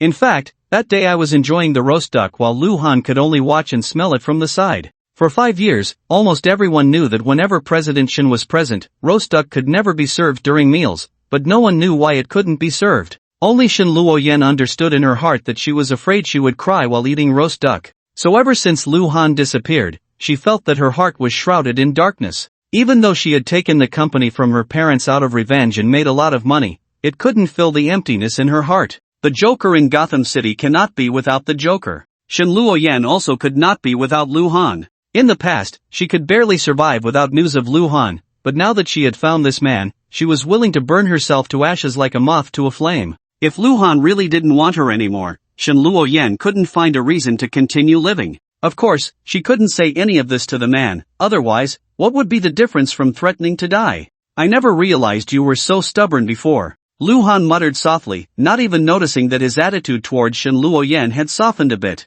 He set the transfer agreement aside and said, you can explain what happened back then now, I'm all ears. It was indeed time for an explanation. Shin Luoyan had laid the groundwork for so long, revealing her tattoo and transferring shares, just to make her explanation more credible. At least from Luhan's tone now, he should feel that it was a misunderstanding back then. That day, what you saw at the engagement scene was actually just a performance. Shin Luoyan took a deep breath and began to narrate. The other party was the son of a big boss, and because he was diagnosed with a serious illness, he came up with a terrible idea to get married for good luck. My parents happened to have a favor to ask, so they used me to curry favor. Luhan, you should understand, right? I had just been brought back not long before, and with a younger brother, I instinctively tried to please my parents, wanting to show that I was sensible, so I didn't dare to refuse. And it was just a symbolic engagement anyway. I thought about it and didn't dare to tell you, fearing you would be angry, so I kept it from you. I thought this matter would just pass quietly since it wasn't real. I didn't expect. Shin Luoyan's expression was complicated, and there was no need to go on about what happened next. They both knew what had transpired. Lu Han was silent for a moment and asked, "What happened later?" Hearing his follow-up question, Shin Luoyan thought to herself that there was hope. Otherwise, based on her understanding of this man, he wouldn't be interested in things he didn't care about. Did this mean he still cared about her? Later, I never saw him again. But my parents did get a large investment, and the company started to improve. A hint of resentment suddenly crept into Shin Luoyan's tone. But I was unwilling. Why should I lose the man I loved the most while they reaped the benefits? Moreover, I later found out that they had known I was in the orphanage for a long time, and they had deliberately abandoned me in the first place. Just because they found out I was a girl and not a boy after I was born, isn't that ridiculous? In fact, the reason they wanted to find me back was so they could use me to bring good luck to someone else. They only remembered they had a daughter when it suited them. So later on, I simply took everything from them, and that's how I ended up with today's Qinghan entertainment. Hearing this, Lu Han felt a bit uncomfortable. Shin Luoyan spoke lightly, but being in a family that valued sons over daughters, and with her biological parents already having a son, one could imagine the difficulty she faced in taking over the company. Most likely, she had used underhanded means. You've really suffered. Lu Han couldn't help but sigh softly. Shin Luoyan didn't care about her own suffering anymore, tears brimming in her eyes as she said, Lu Han, I have never betrayed you. It was really just a misunderstanding. I beg you. Can you forgive me? Time seemed to stand still as Shin Luoyan looked at Lu Han with a heart-wrenching tension, like a sinner awaiting final forgiveness and judgment. Does it matter? Lu Han didn't know how to answer that question, softly saying, Shin Luoyan, you know I'm getting married. So, you still won't forgive me, right? Shin Luoyan's voice trembled, her heart deadened at that moment. If this couldn't make Lu Han forgive her, what was the point of living? It's not so much about forgiving or not forgiving. Lu Han thought for a moment and offered a very candid response. In any case, after hearing your explanation, at least I have come to terms with what happened back then. Shin Luoyan had almost lost all hope, but upon hearing this, her eyes instantly brightened. She understood Lu Han's meaning. Betrayal could lead to discussions of forgiveness, while misunderstandings could only be about being bothered or letting go. So, in Lu Han's heart, he no longer thinks I betrayed him back then? With this thought, Shin Luoyan was suddenly enveloped by immense joy, almost moved to tears. She felt she should be content, at least tonight. The relationship between her and Lu Han had eased, which was already a huge success. If she pushed the man too hard, it might backfire, and all her efforts would be in vain. Shin Luoyan felt enlightened. She had endured for 5 years, so why rush for a conclusion today? The opportunity was there, so she could take her time. She would eventually win him back. Shin Luoyan silently cheered herself on, but she still needed to express her feelings, making sure Lu Han understood her intentions. I know you're getting married, Shin Luoyan said earnestly, but I won't give up on you. Then, without giving Lu Han a chance to respond, she smiled brightly and said, Look, the food is getting cold, let's eat. Lu Han picked up his chopsticks, inexplicably relieved. If the truth had been that Shin Luoyan betrayed him, there would have been nothing to say. He could never forgive that woman. But discovering it was just a misunderstanding made him realize that his decision to leave without even asking was foolish, and his attitude toward Shin Luoyan unconsciously softened a bit. Was this the power of a white moonlight? Realizing his subtle feelings, Lu Han unexpectedly thought of Lu Ruan, as if he understood her a bit, but that couldn't be a reason for forgiveness. After all, betrayal was betrayal, and it couldn't be washed clean. As for meeting Shin Luoyan while still engaged to Su Chingle, Lu Han felt very calm about it. It was the first beauty of Jiangcheng who insisted on turning marriage into a transaction, and she had clearly stated that as compensation for not being able to have a relationship, she allowed him to find women outside. Not to mention he never intended to have anything with Shin Luoyan. Even if something did happen, it was none of her business. Moreover, Su Chingle might not only not be angry but might even hope for him to rekindle old feelings with his childhood sweetheart, thus actively ending their engagement. In that case, she would have unwittingly secured a 3 billion interest-free loan for the Su Group and escaped from her own clutches, probably waking up smiling in her dreams. Lu Han thought this way, unaware that Su Chingle had completely fallen for him and regretted her initial proposal. Almost at the same time that Lu Han and Shin Luoyan were having dinner, in Villa No. 6 of the Emerald Garden, Su Chingle was sitting on the bed in a daze, clutching the fake marriage certificate that belonged to her. Although she had previously been assertive in front of Shin Luoyan, she knew in her heart that this was based on Lu Han's not breaking the contract. If you don't break the window paper, no one will doubt the authenticity of this little red book. But the dog man has said that once he no longer wants to play this boring marriage game, he will take the initiative to dissolve the engagement. Su Chingle felt she was really foolish. When Luhan proposed this supplementary clause, she was secretly pleased. Without this clause, at least she could be tied down for another 2 years. But with this clause, what if he soon insists on being with another woman?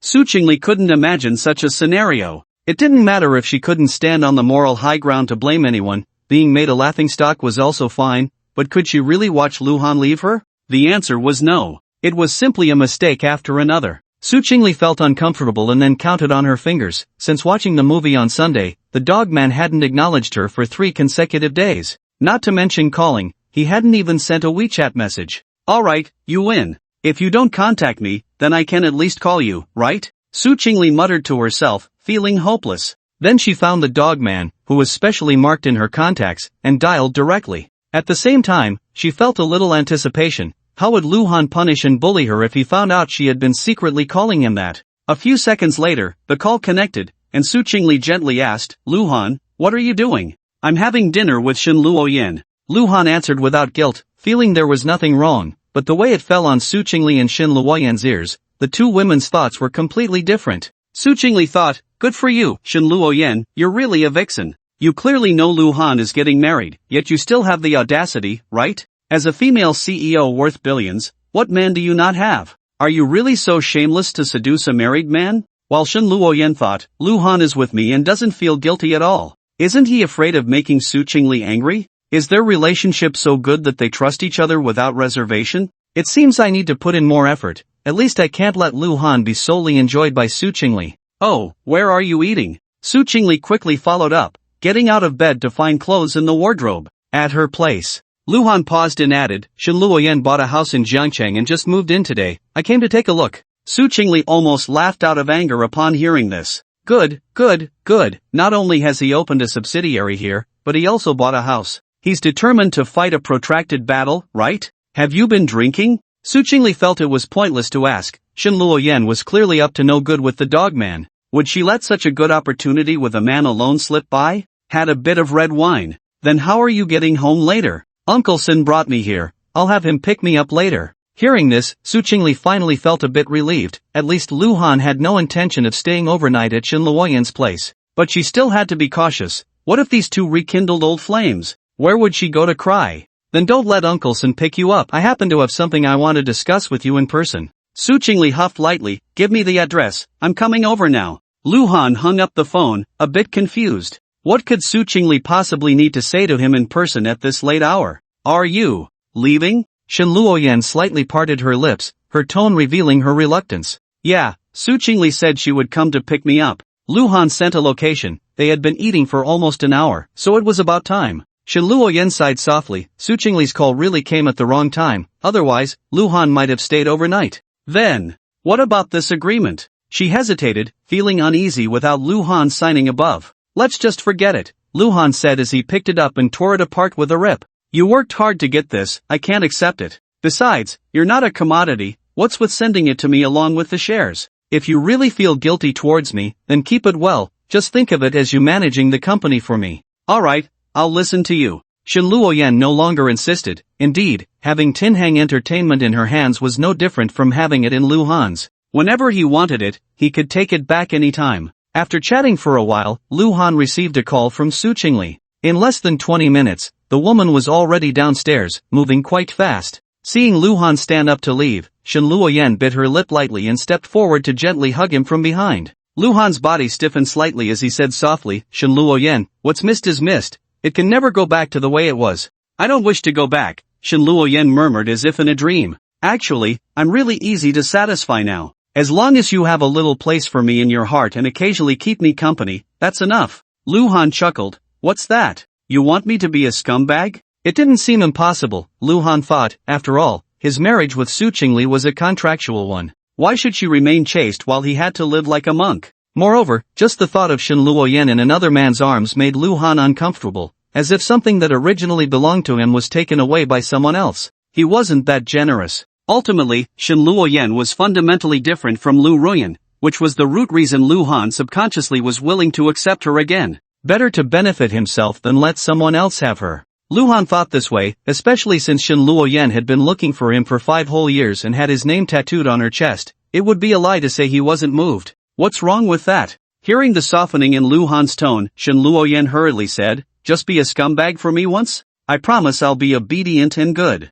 Since the woman was so insistent, it seemed pointless to be wishy-washy. Lu Han didn't want to be pretentious anymore and smiled, then let's see how you perform. If I'm satisfied, it's not impossible. After saying this, Lu Han suddenly felt he really had the potential to be a scumbag. Had he learned PUA? Shen Luoyan didn't expect such a turn of events, and her eyes instantly sparkled with immense joy as she said sweetly, alright, from now on, I'll be your loyal dog. A beautiful CEO with a net worth of billions being a loyal dog for him? That felt quite nice. Lu Han found it amusing and couldn't help but tease, be careful, you might end up with nothing in the end. That won't happen, Shen Luoyan said, rubbing her cheek against his solid back softly. Without you, I truly have nothing. After that, both of them fell silent, and the air seemed to carry a silent yet profound ambience. They quietly embraced Lu Han from behind for a while, and only reluctantly did Shen Luoyan let go. Watching the man go downstairs until his figure disappeared, she couldn't control her emotions anymore after closing the door, finally bursting into tears of joy.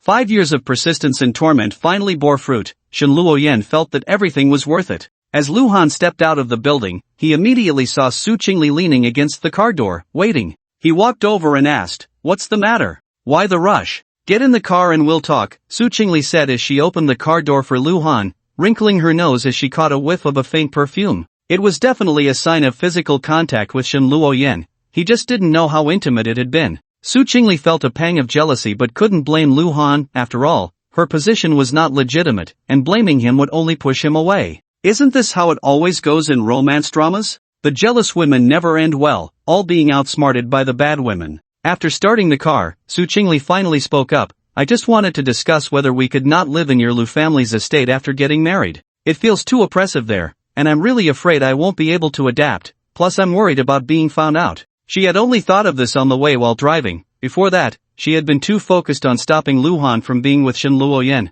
For this seemingly reasonable excuse, she had truly exhausted countless brain cells in the past few minutes. Sigh, being a woman is hard, and pretending to be indifferent when you clearly like a man is even harder. Su Chingle felt a deep sorrow in her heart, but to be fair, although this excuse was a bit flimsy, she genuinely intended to do so. Facing the old fox that is Lu Jinxing, she felt immense pressure. And that Lu Ming, he looked well-dressed, but somehow he didn't seem like a good person. Of course, the main reason was that moving out would mean no one would disturb her, making it easier for her and Lu Han to develop feelings over time as a lonely man and woman. It was a win-win situation, there shouldn't be any problem with this. Lu Han had no idea what Su Chingle was thinking. After hearing her, he couldn't help but laugh and cry, you came to find me at night just for this? Where to live didn't really matter. The key point was that they hadn't even gotten engaged yet. Wasn't it a bit early to be discussing this? Hey, don't you think this is a big deal? Su Chingle was displeased. If you agree, then looking for a house and choosing one won't take time, and there's also the design and decoration.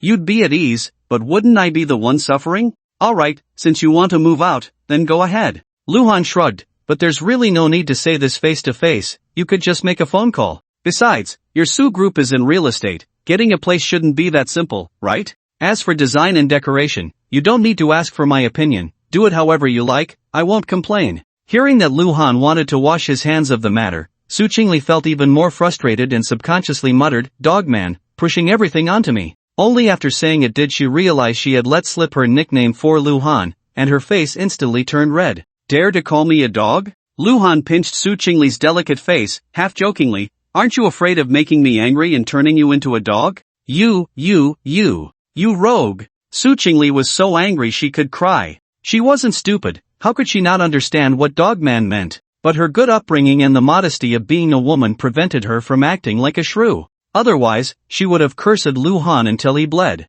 Of course, cursing him with harmless words was also because she wasn't really angry. In fact, Su Chingle was secretly thinking, if the marriage certificate they received earlier was real, as long as Lu Han dared to admit he was a dog, she would really go for it and let him have his way once. It didn't seem impossible. However, as soon as this thought emerged, even Su Chingle was startled and quickly shook her head, dispelling this terrifying idea from her mind.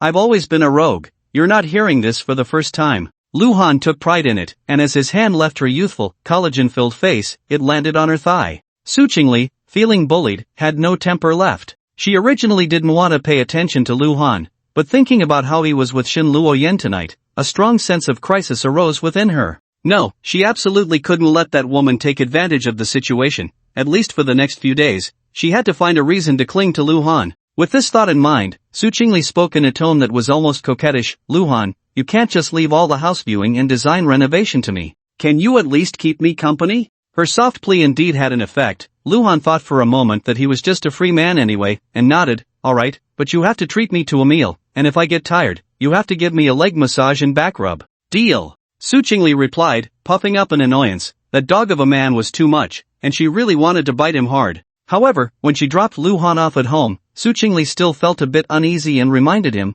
I'll come to pick you up at 8 tomorrow morning, remember to get up early. Then you should sleep a bit more, I'll come to pick you up. Luhan usually got up before 6 to exercise, and considering the time for meals and travel, he would arrive at Emerald Garden around 8. Just as Su Chingle left, feeling satisfied, Luhan received a WeChat message from Shen Luoyan. The content was a string of numbers, the password for the smart lock at her home. There was also a line that read, I miss you. Luhan didn't know how to respond. Saying he missed her too felt insincere, even he felt it was fake, let alone the sensitive Shen Luoyan. But if he said he didn't miss her, that would be the truth. But it might hurt her feelings. Being a scumbag wasn't easy. Luhan thought for a moment and replied with a cute emoji, leaving the rest for Shen Luoyan to fill in herself. Almost at the same time Luhan returned to the Lu family estate. In a hidden house in Jiangchang, Lu Ming was sitting on the sofa with a cold expression. Next to him stood a burly man in his 40s, muscular and clearly a fighter. Uncle Chen, have you found the person you were looking for?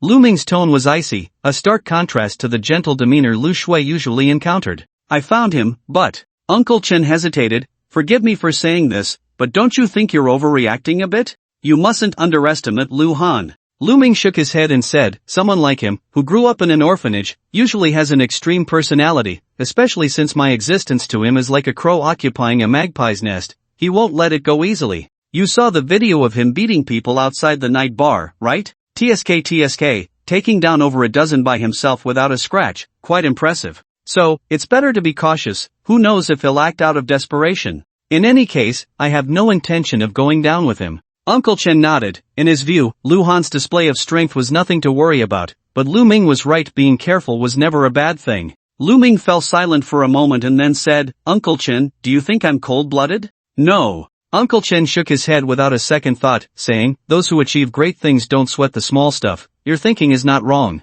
Before Lu Han returned, Lu Ming was the only son of Lu Zhenxing, and with a white hat on, he would inherit everything. Faced with the temptation of immense benefits, even brothers could turn against each other, let alone these two who were half-brothers. Especially since Lu Ming and Lu Han had no familial bond to speak of, there was even less reason to show mercy. Uncle Chen's analysis was spot on, but he didn't know that Lu Ming's true motive for wanting to kill Lu Han was a woman. Lu Ming had liked Lu Shui for a long time, a secret known only to him. The woman he loved didn't reciprocate his feelings, and he could wait. But Lu Shui was always around Lu Han, and Lu Ming was truly fed up. By the way, there's one more thing. Uncle Chen suddenly said, recently, there's a guy named Wan Shiqiang who seems to be investigating that car accident from years ago. Lu Ming frowned and asked, you're talking about that famous private detective, right? Who hired him? It should be Lu Han, Uncle Chen explained. On the day Lu Han was fighting outside the Nightshade bar, Wan Shiqiang was also present. I had someone look into it. The two of them later went to a tea house not far away and spent at least half an hour alone together.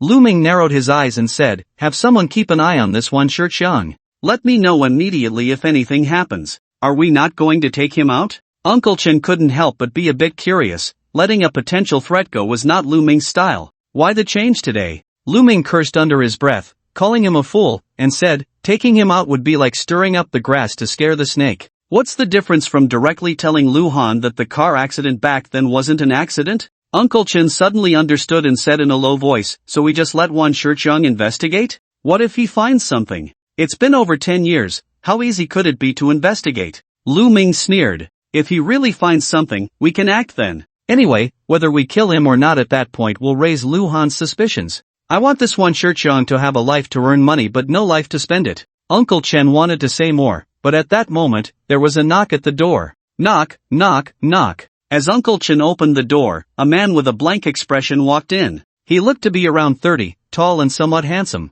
Lu Ming waved to Uncle Chen, signaling him to come closer, and whispered, he doesn't look like he can fight much. Is he reliable? Uncle Chen replied quietly, don't worry, he was recommended by Hongjie. Absolutely no problem. Then he turned to the unsmiling man and said, "What are you standing there for? Introduce yourself." "Hello, young Master Lu," the man said, neither humble nor arrogant. "My name is Li Dongsheng." As soon as Li Dongsheng finished introducing himself, Uncle Chen saw Lu Ming subtly signal him with his eyes. He understood immediately and then threw a punch at Li Dongsheng's face without warning. The speed was like lightning, and an ordinary person wouldn't have time to react. Unfortunately, Li Dongsheng was not an ordinary person. Even though he was caught off guard, he still slightly stepped aside. Swish, the punch barely grazed his ear without touching him at all. Uncle Chen was slightly surprised. This kid had some skills, but he didn't stop there. Instead, he stepped in and thrust his elbow toward Li Dongsheng's chest. 8 Extremes Fist, Iron Mountain Lean. Li Dongsheng's expression remained unchanged, his right arm crossing in front of his chest.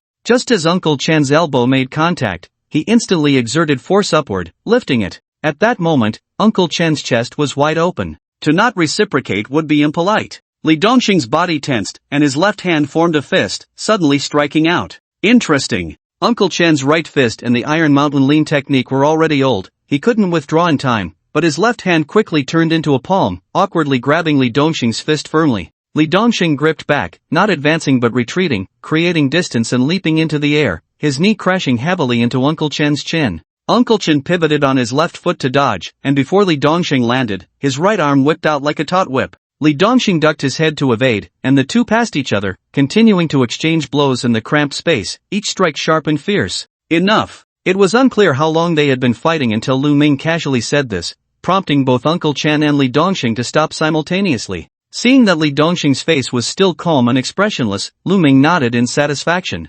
"I'll give you $1 million a year. Are you willing to help me with some work?" Starting with $1 million annual salary, he truly was wealthy. However, Lu Ming felt that Li Dongsheng was worth that price. Uncle Chen is a ruthless man who carries several lives on his back. Even a tentative move from him would leave an average person unable to last more than 3 moves. However, this Li Dongsheng seems to handle himself with ease, proving he is a master. The problem is, he is only around 30 years old, younger and more worth recruiting compared to Uncle Chen, who is nearing the decline of his career. Li Dongsheng remains as stoic as ever, calmly nodding. "Send me a bank card number later," Lu Ming instructed lightly. "Uncle Chen, please arrange a room for him." Uncle Chen took Li Dongsheng away and returned shortly. Lu Ming was standing by the window, savoring red wine. He saw Uncle Chen's reflection in the glass but did not turn around. He gently tapped his glass, producing a crisp sound, and asked, "Uncle Chen, what do you think of this Li Dongsheng? Sister Hong is indeed remarkable. She has a great reputation in the circle, and the people she introduces are extraordinary," Uncle Chen praised. "This kid is definitely a tough character. At first, I held back a bit, afraid of hurting him, but later, I didn't hold back at all, at least I used 70 to 80% of my strength." He came out unscathed. TSK. I haven't seen such a formidable young man in a long time. Lu Ming fell silent for a moment before suddenly asking, "If you were to fight him to the death, who would survive?" Uncle Chen pondered slightly, squinting as he replied, "It's about 40-60, he has the advantage." He couldn't deny it. Comparing people can be disheartening. He didn't have this kind of skill when he was in his 30s. Lu Ming suddenly turned around, looking at Uncle Chen's serious expression, a slight smile curling at the corners of his mouth. "Then it seems we've struck gold." Li Dongsheng was assigned to a simple room, quite small, probably less than 10 square meters. The furnishings were very basic. Apart from the bed and sofa, there was only a television on the wall and a refrigerator in the corner. However, the bathroom was well equipped with toiletries and a water heater for showers. After Uncle Chen left, Li Dongsheng took out his phone. He entered a password to unlock it, but it prompted that the password was incorrect. He then entered another new password, and the screen changed to a brand new interface. He opened WeChat and found Sister Hong, sending her a message. "Thank you. Just 2 concise words." The woman quickly replied, "I risked my reputation in this circle for you, and you just say thank you? Li Dongsheng, then what do you want?" "Sister Hong, you ran off before I had my fill last time. Next time, put in more effort with me?" Li Dongsheng, "Okay." "Sister Hong, you jerk, can't you say something else? Even calling me a cheap whore would be fine. You have no sense of romance at all." Li Dongsheng, "I won't." "Sister Hong, are you a block of wood? If you can't, then go learn." Li Dongsheng, "No time." "Sister Hong, get lost, I don't want to talk to you anymore." Generally speaking, when a woman says she doesn't want to talk to you, she actually hopes to be coaxed a bit, satisfying her tsundere psychology. Because if she truly didn't want to talk to you, she wouldn't tell you. Unfortunately, Li Dongxing didn't think so. He really exited the chat with Sister Hong. Then he opened a group chat with only 7 people and began sending messages. Brothers, I just landed a 1 million deal, sending you all red envelopes. He then sent out a 10 yuan red envelope. 5 people grabbed it, and it was almost instantly snatched up. Thanks to my brother Shang for his generosity. Brother Shang, lie down. My little brother recently learned the poison dragon technique. Thank you, Brother Shang, for covering a year's living expenses. No need to say more. I'll book a good room for you tomorrow. Brother Shang, don't believe him. This kid's service attitude is terrible. You should come find me instead. I guarantee you'll be satisfied. Satisfied my ass, you've got hemorrhoids. Are you going to bleed for lubrication? Fuck, aren't you supposed to be on my side? Why are you helping him talk? Who told you, you son of a turtle, that your luck is the best? I only snatched 3 cents, we are not on the same side. The group was in an uproar, while Li Dongxing quietly watched a few people fooling around, a faint smile unconsciously appearing at the corner of his mouth. The relationship between men is actually quite simple. Being polite when they meet doesn't necessarily mean they have a good relationship. On the contrary, joking around and calling each other old man or referring to each other as good son or foster father is what makes them good brothers. However, Luhan seemed to be an exception. No matter how lively the group chat was, he rarely spoke up. Even when Li Dongxing sent out red envelopes, he subconsciously assumed Luhan wouldn't snatch any. After thinking for a moment, Li Dongxing sent a message to Luhan. I've met Lu Ming, he thinks highly of me. It wasn't until more than 10 minutes later that Li Dongxing received a reply. Luhan, be careful. Li Dongxing, I know what I'm doing. By the way, what are you doing? Why did it take you so long to reply? Then he received a photo. Luhan was lying down with a pair of legs clad in cute cartoon pajamas, a delicate little hand feeding him grapes. The grapes were already peeled. Li Dongxing. Damn it! At 6:30 in the morning, when Su Qiuqiao and Xia Qingwan walked into the kitchen together, they were surprised to find Su Chingle there as well. The couple exchanged glances. Their daughter usually didn't get up before 8 o'clock, claiming that beauty sleep couldn't be delayed, so every day the servants prepared breakfast for her alone. Why was she up so early today? Xia Qingwan sat next to her daughter. Chingle, why are you up so early? Su Chingle, chewing on a soup dumpling, mumbled, oh, I'm going to look at houses with Luhan later. Look at houses? Su Qiuqiao asked in confusion, what houses? Of course, it's for the wedding house. Su Chingle's face turned slightly red, a bit shy. We both agreed to move out when we get married. Ha, that's great news. Su Qiuqiao smiled. Although the Lu family estate was nice, it always felt like their daughter living there would be like a canary in a cage. With Lu Zhenxing around, life would definitely be cautious. It was simply wonderful that the young couple could move out. Dad, Mom, you eat first. Su Chingle had a small appetite. Just 2 soup dumplings and a bowl of millet porridge was enough for her. Back in her room, Su Chingle first took a shower, the light jasmine-scented body wash making her smell delightful. Then she opened her wardrobe. She had already checked the weather forecast. It was a bit cold today. Su Chingle originally wanted to wear a floral long-sleeve shirt and jeans, topped with a woolen coat, but after picking those out, she thought for a moment and put them back. Instead, she found a pair of Balenciaga tights. Although they were thick, they didn't affect the feel at all. So her outfit for today turned into black stockings paired with a black ultra-short skirt, a black knitted top, and high-heeled shoes with a high platform. Cold and sexy. Luhan would definitely like it. Su Chingle looked at herself in the mirror, nodding in satisfaction. Next was makeup, which was relatively troublesome. However, for the one who pleases her man, she certainly had to put in some effort. When Luhan sent a WeChat message, she had just about finished. Su Chingle hummed a little tune, stepping out with a cheerful stride, and immediately spotted Luhan's newly bought Maybach. But as she approached, the passenger window slowly rolled down, revealing a delicate and pretty face. Sister Chingle, good morning. Lu Shui greeted with a bright smile. Wow, you look so beautiful today. Lu Shui, what's wrong with you? The moment she saw the girl, Su Chingle suddenly realized that her mood wasn't as good as before. Especially since Lu Shui hadn't made any move to open the car door and let her into the passenger seat. Su Chingle looked down at her Balenciaga shoes, feeling as if they were wasted? Lu Shui seemed oblivious to the subtle disappointment in Su Chingle's tone and smiled lightly. Anyway, I don't have anything to do today. Han Gu said he would accompany you to see the wedding house, so I just came along to join the fun.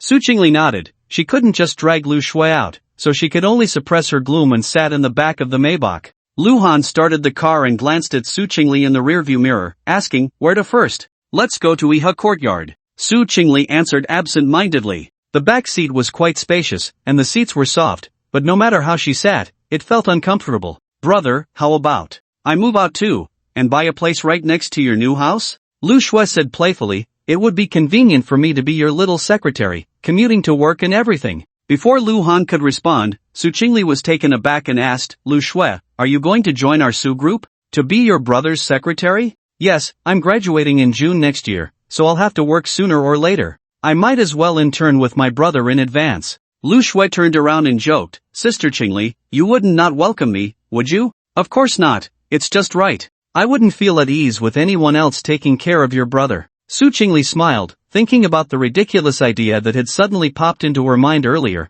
and couldn't help but shake her head in amusement. How could that be? It must be that she was overthinking it. Su Chingle got up early on purpose, but she didn't know that Shen Luoyan, who usually had a habit of waking up early, had actually slept in today. After resolving the misunderstanding with Lu Han yesterday, they had reconciled, which allowed her to sleep particularly soundly and sweetly. It wasn't until nearly 9 o'clock, when the sun was already shining, that Shen Luoyan finally opened her eyes. Stretching lazily as she sat up, she picked up her phone from the side. Opening WeChat and clicking on the pinned chat with Lu Han, looking at the cute stickers he sent last night, it felt as if he was really patting her head, and Shen Luoyan couldn't help but smile. Is this the mentality of a devoted admirer? Just a little attention from the male god, and a hint of flirtation, and she was this happy? Shen Luoyan sent a message saying I miss you again to Lu Han, not caring whether he replied or not, and got out of bed. After washing up and making breakfast, she was eating when her phone rang. Shen Luoyan thought it was Lu Han calling,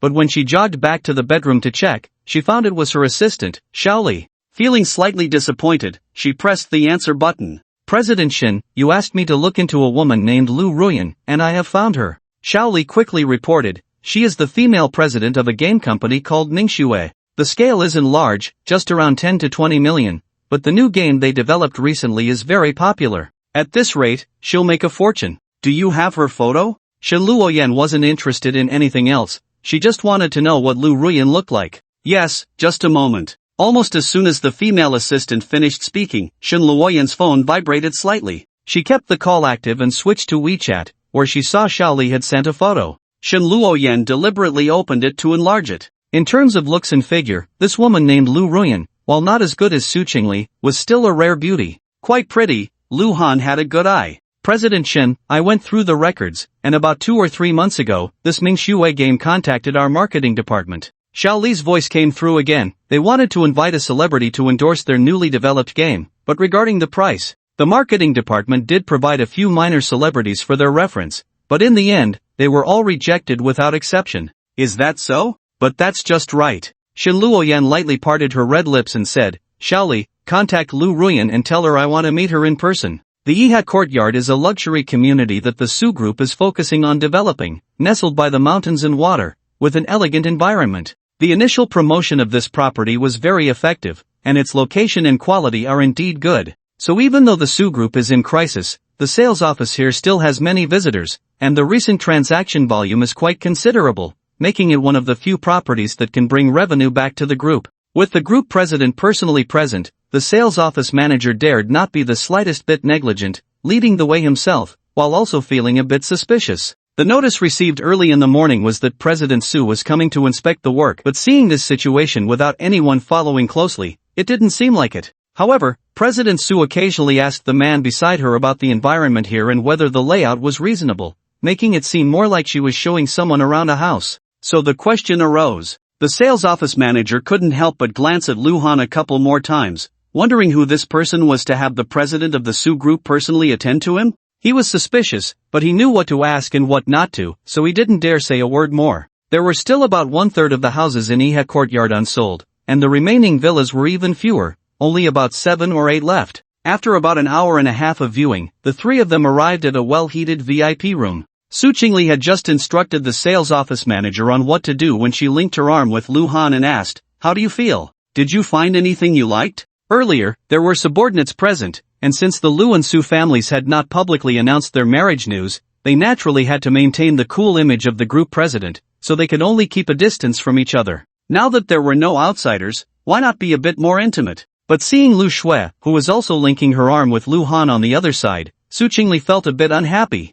This girl had no such reservations and had been clinging to her dogman since they got out of the car. But they were siblings, so it was quite normal. Do you want me to be honest? Luhan was sandwiched between Lu Shui and Su Chingle. The mixed sense of two different perfumes were refreshing. Seeing both women showing attentive expressions, he slowly said, I feel like we don't necessarily have to buy a villa. After all, it's just the two of us living there. A 3-bedroom or 2-bedroom apartment would be enough, so a regular apartment would do. Luhan's thoughts were simple to the extreme. After all, in at most 2 years, he and Su Chingle would part ways. Just a house, really no need to complicate things. How can that be? Su Chingle didn't know how to respond, but Lu Shui was the first to object, pouting, you two might be fine living like that, but don't you want kids after getting married? And I feel like having just one child definitely won't be enough, at least you need two. Maybe you'll have a boy and a girl? 2 kids sleeping together when they're young is fine, but when they grow up, they'll have to have separate rooms. Calculating that, you'd need 1 master bedroom, 2 secondary bedrooms, 1 study, 1 children's room, plus a maid's room and a guest room. Of course, you need to get a big villa right from the start. So, brother, I can't support you on this. It's still future sister-in-law who's thinking ahead. Lu Shui wished she could give everything good in the world to brother Han, and she didn't know about the contract marriage, let alone a villa, which was just a matter of flipping her hand for Su Chingle. Even if the Su group wasn't in real estate, she had money in her hands, so how could she possibly let him suffer? The girl's words immediately dispelled Su Chingle's jealousy, especially the term future sister-in-law, which struck a chord in her heart. This little sister-in-law really knew how to get along, but she and Lu Han hadn't even gotten engaged yet, and here they were already planning to have 2 children. Wasn't that a bit too embarrassing? Could it be that this was also Lu Jinxing's idea? As Su Chingle thought of this, she instinctively lowered her head to glance at her flat abdomen, and then she was startled by a sudden thought that popped into her mind. Her first reaction was whether having children would affect her figure, rather than not wanting to have children with Lu Han.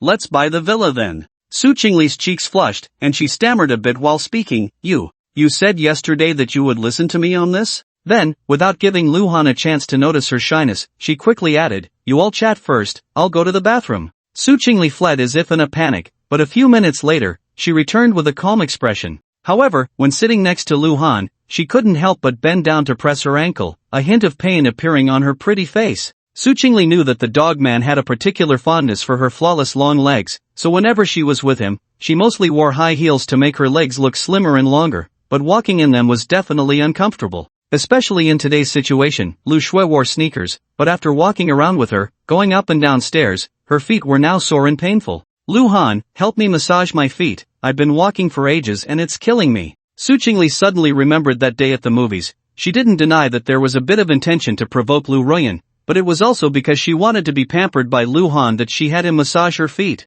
But his massage technique was really comfortable, and she couldn't help but reminisce. Regardless of whether Lu Han agreed or not, Su Chingle leaned back slightly to push her chair away, then took off her high platform heels and placed her feet on the man's lap. Her size 35 feet were delicate and cute, fitting perfectly in Lu Han's large hands, and he said nothing as he gently kneaded them. Su Chingle was enjoying the man's massage so much that she almost let out a moan when she suddenly saw Lu Shui stand up and walk behind Lu Han. Brother, you must be tired too, the girl said softly, let me help you massage. Then she began to knead Lu Han's shoulders, and within 2 minutes, fine beads of sweat appeared on her smooth forehead. Su Chingle looked at Lu Han, who was focused on massaging her feet, and then at Lu Shui, who was equally focused on massaging Lu Han's shoulders, and couldn't help but recall many details from earlier. For instance, when going upstairs, Lu Shui would remind Lu Han to be careful not to fall. Also, Lu Shui had taken a bottle of mineral water from the sales office, but she hadn't drunk from it. Instead, she had handed it to Lu Han 5 or 6 times, all of which ended up in the dogman's stomach.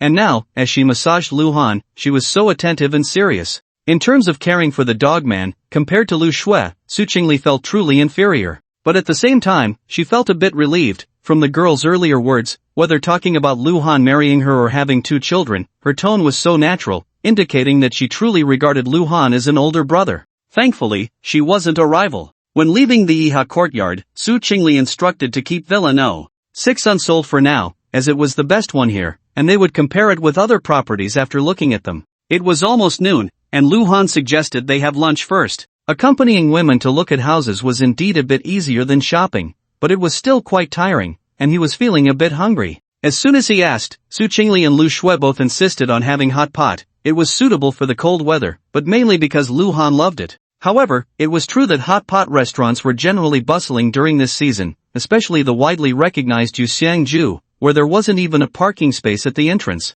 Lu Han had no choice but to park a little farther away, but he let the two women get out at the door and go in to order first. "Hey, handsome, can I add you on WeChat?" Just as he parked and was walking back, he encountered a woman who seemed quite pretty trying to strike up a conversation. Following her subtle gaze, Lu Han turned to look at his Maybach and understood everything. He looked at the woman with a half-smile. "If I say that car isn't mine, are you sure you still want to add me on WeChat?" The woman was taken aback for a moment, uncertain. "Are you joking?" Lu Han shrugged and said, "Really, I'm just a driver." "Ugh, so you're just a driver." The woman's expression changed faster than flipping a book. She shot Lu Han a disdainful glance and turned to leave. Lu Han didn't mind, but he didn't know that on the second floor of Yuxiangju, by the window, Su Chingle and Lu Shui had witnessed the entire scene. "Shui Shui." Su Chingle called Lu Shui by that name and reminded her, "When your brother becomes the vice president, he will inevitably have to attend some social gatherings or dinners, and there will definitely be women trying to get close to him,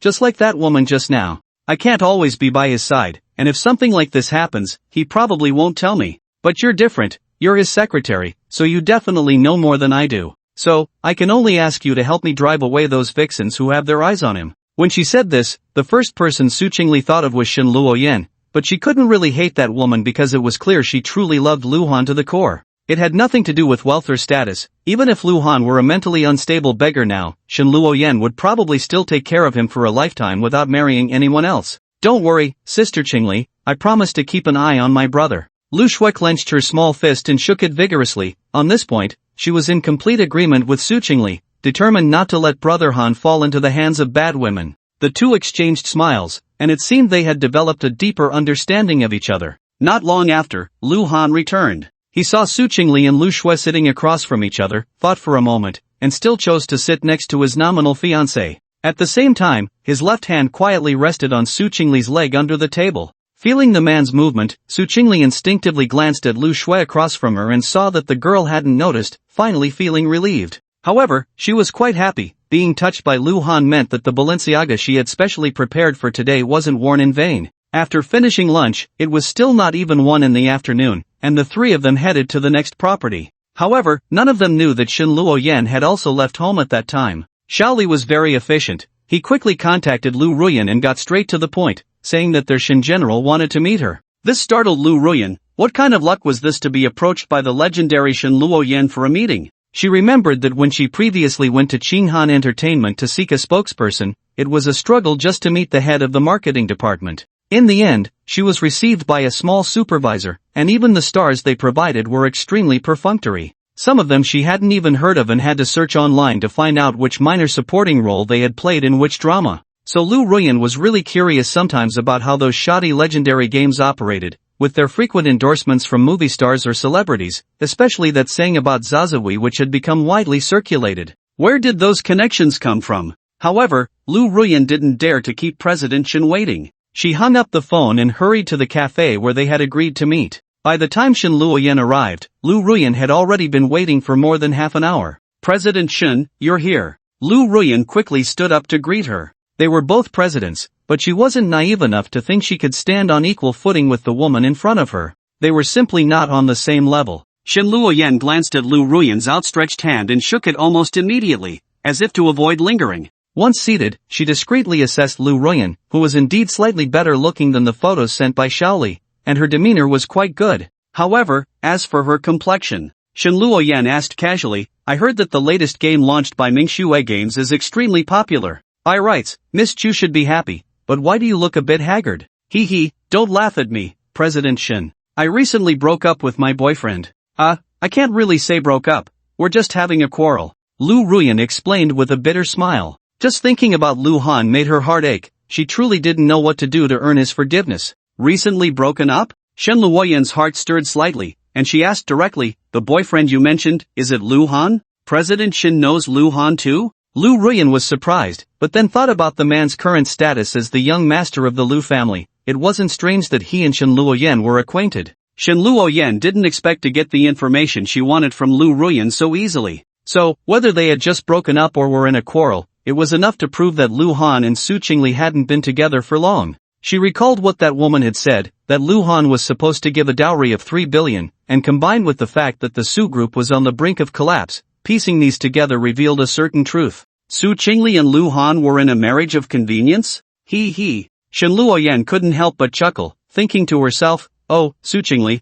who are you trying to scare with that marriage certificate? Is there any real affection between you two? A marriage could be given to her, it didn't matter. But as for Luhan, sorry, but she could only say that. Miss Chu, I have other matters to attend to, so I'll be leaving first. Shen Luoyan had no reason to stay any longer. As soon as she finished speaking, she stood up and left. In fact, doing so was a bit disrespectful to Lu Ruan, but who told her she was Luhan's ex-girlfriend? Although Shen Luoyan acted like a docile kitten around Luhan, everyone in the entertainment industry knew she was not to be trifled with. A mere so-called female president of a small game company was not worth her attention. In the end, Lu Ruan was left in a daze. She hadn't even ordered coffee yet, and she just left like that? So, what was President Shen's purpose in meeting me? Stepping out of the cafe, Shen Luoyan felt that the weather outside was really nice. Facing Su Chingle earlier, she couldn't deny the pressure was quite heavy. After all, that woman was Luhan's fiancée, and a legitimate one at that.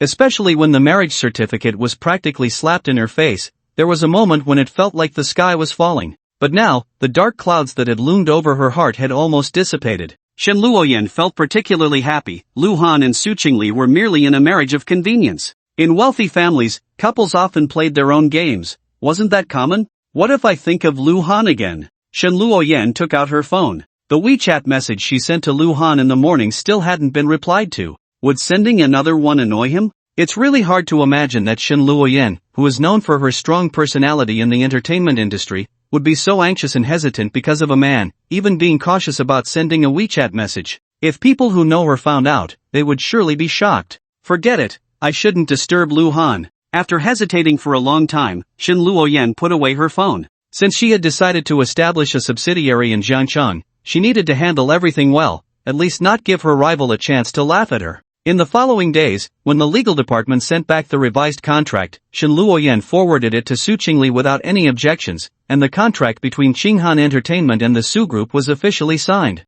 However, both women tacitly chose not to attend the so-called signing ceremony, instead sending representatives to sign with the contract's official seal. Of course, this news inevitably spread, causing quite a stir in the industry. Especially those who were waiting for the Su Group to suffer losses were dumbfounded. Many already knew what had happened at the auction, and Lu Zhenxing's son, who had just been found, was now in a vague relationship with Jiangcheng's most beautiful woman. Now the Su Group had suddenly regained 500 million in funds. It felt like a resurrection. For a moment, the real estate industry in Jiangcheng was in turmoil, but Shen Luoyan remained indifferent. These matters had nothing to do with Qinghan Entertainment. The office building was already secured, and next came the design and renovation. To this end, she not only brought in capable personnel from Wucheng but also called Shaoli to Jiangcheng, sharing the workload with her most capable female assistant, which significantly reduced her work pressure. Soon, a week passed, and on Tuesday, Shen Luoyan pushed aside all her tasks and returned home for lunch.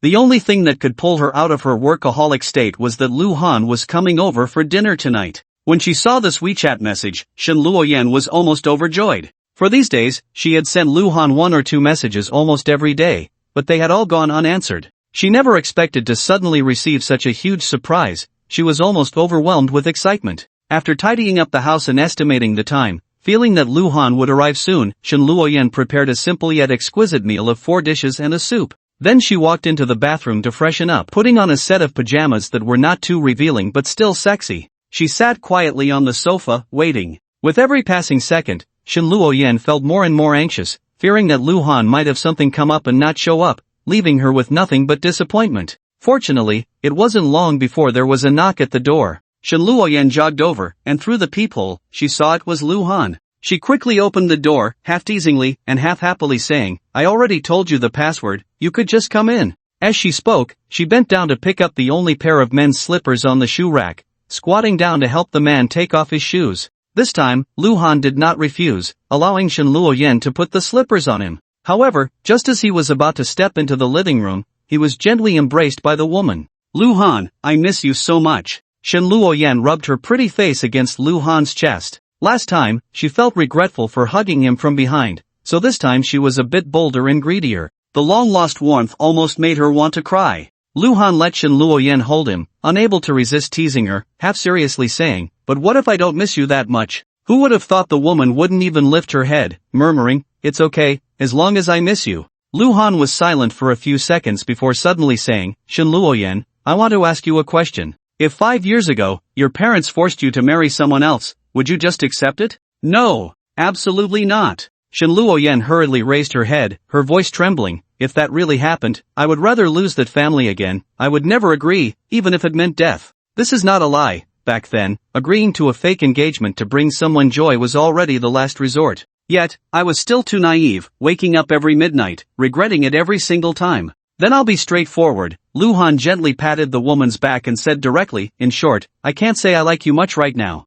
5 years have passed, we really can't go back to the way things were. When I said I was relieved, it was more about the man's possessiveness at play. Because you used to be mine, even if I don't like you now, I don't want to give you to someone else. This kind of thinking is extremely selfish and unfair to you. Can you accept it? The reason I came here today was to clarify these words face to face. Unlike Lu Ruan, who posts explicit photos every day, Shen Luoyan's WeChat messages, though brief, convey her deep feelings. Unfortunately, I can't seem to feel much and don't even know how to reply to her. Now that I've said what I needed to say, if the woman still doesn't want to leave me, then there's nothing to be conflicted about. I might as well just keep her. Why can't I accept it? As long as you keep me by your side, I would give you my life. Shen Luoyan sighed in relief, thinking it was about something else. If you don't like me, then you don't like me. It's a punishment I should bear. She buried herself back in Lu Han's arms and softly said, in any case, if you miss me, just come find me, and you don't have to care about my feelings. You can hit me or scold me.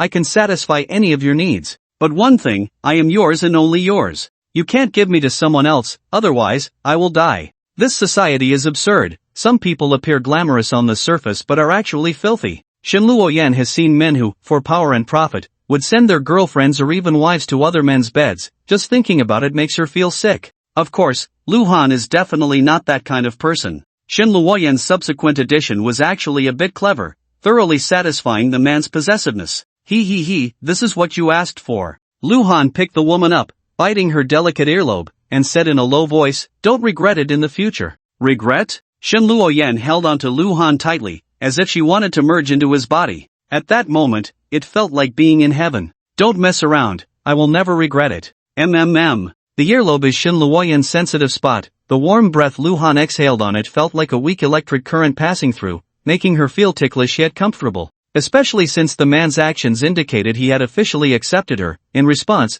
Shen Luoyan stood on her tiptoes and actively offered a sweet kiss. She had given her first kiss to Lu Han when she just turned 18, and now finally kissing this man again, Shen Luoyan could no longer control the joy of regaining something lost, tears slowly flowing from the corners of her half-closed eyes. The woman had already thrown herself into his arms, and Lu Han was not the least bit polite. While kissing her, he wrapped his left arm around Shen Luoyan's slender waist, and his right hand directly climbed up to her full chest. Shen Luoyan's breath suddenly quickened, but she soon relaxed, allowing Lu Han to take advantage, slightly leaning back to make her proud chest even more prominent. However, this was her only remaining clarity. Her mind was dizzy, and her feet felt as if they were stepping on cotton, her whole body light and airy. If it weren't for Lu Han supporting her, she would even doubt she could stand. Time passed second by second. She didn't know how long it had been, and Shen Luoyan felt like she was about to run out of breath, reluctantly ending the kiss. Under the bright lights, her eyes were hazy, her pretty face flushed with an alluring red, truly beautiful beyond compare. Let's eat first, it's almost cold. Shen Luoyan pulled Lu Han to sit at the dining table, but she didn't go to the opposite side. Instead, she nestled into the man's embrace. She took one of Lu Han's hands and placed it on her chest, implying you can touch yours. Shen Luoyan then kissed his face and softly said, I'll feed you. Thus, the meal turned into Lu Han touching this and that on Shen Luoyan's delicate body, busy and happy. His mouth was not idle either, being fed to his heart's content by the woman. When they finally finished eating, Shen Luoyan in his arms was already half undressed, her starry eyes half closed, slumped like soft mud. Lu Han, can you stay tonight? Shen Luoyan pleaded softly, wanting to give her first night to Lu Han, which had been her long-held wish. Even if you didn't say it, I wouldn't leave, Lu Han chuckled, knowing that given the situation, he would definitely stay the night. However, his tone shifted to a more serious one. But I need to show you something you shouldn't see first, so you can be mentally prepared. Don't be scared. After saying that, he stood up, took a deep breath, and slowly took off his shirt. At first, Shen Luoyan was a bit confused, but when she saw the countless scars covering the upper body of the man she loved, she immediately covered her mouth. This reaction was almost identical to that of Lu Shui, and in an instant, she felt her heart shatter. Shen Luoyan's pretty face was filled with shock and heartache, and tears as big as beans surged out as she sobbed. Luhan, why is it like this? For 2 or 3 years, I had bad luck and suffered a lot. Luhan didn't want to explain too much. After all, the past was the past, and dwelling on it was meaningless. He smiled and added, is it very ugly? Shen Luoyan didn't speak. She slowly bent down and extended her soft tongue to lick those terrifying scars. She wasn't foolish. She guessed that these scars were related to Luhan leaving her back then, and thinking of the reason for that departure filled her with guilt. Okay, stop crying. I'm fine now, right? Luhan pulled Shen Luoyan up, and in just a short while, his chest and lower abdomen were damp, not knowing if it was the woman's tears or saliva. Their eyes met, and at that moment, silence spoke louder than words. In the enchanting atmosphere, Luhan picked Shen Luoyan up horizontally and strode toward the bedroom. With the dim moonlight as a backdrop, he directly tossed the woman onto the bed. Then he turned on the light and drew the curtains, and when he turned back, he unceremoniously pressed down on Shen Luoyan's soft body. Shen Luoyan let out a soft hum. Luhan's body was quite heavy, making it a bit hard for her to breathe, but this slight heaviness felt particularly reassuring. The two kissed while tearing at each other's clothes, and soon they were completely bare. About half an hour later, with her hair in disarray, Shen Luoyan lay in Luhan's arms, her little face drooping as she said, Am I useless? I didn't let you enjoy yourself. Hee, it's your first time, it's normal, Luhan chuckled, recalling the blood-stained sheets that the woman had changed. In fact, by the end, Shen Luoyan was just forcing herself, her pretty face even a bit pale, which made him feel a pang of guilt. There was no choice but to stop. Today had to end here. However, transforming Shen Luoyan from a girl into a woman, especially considering her current identity and status, was an achievement that words could hardly describe. It felt wonderful. Shen Luoyan still felt very guilty and softly said,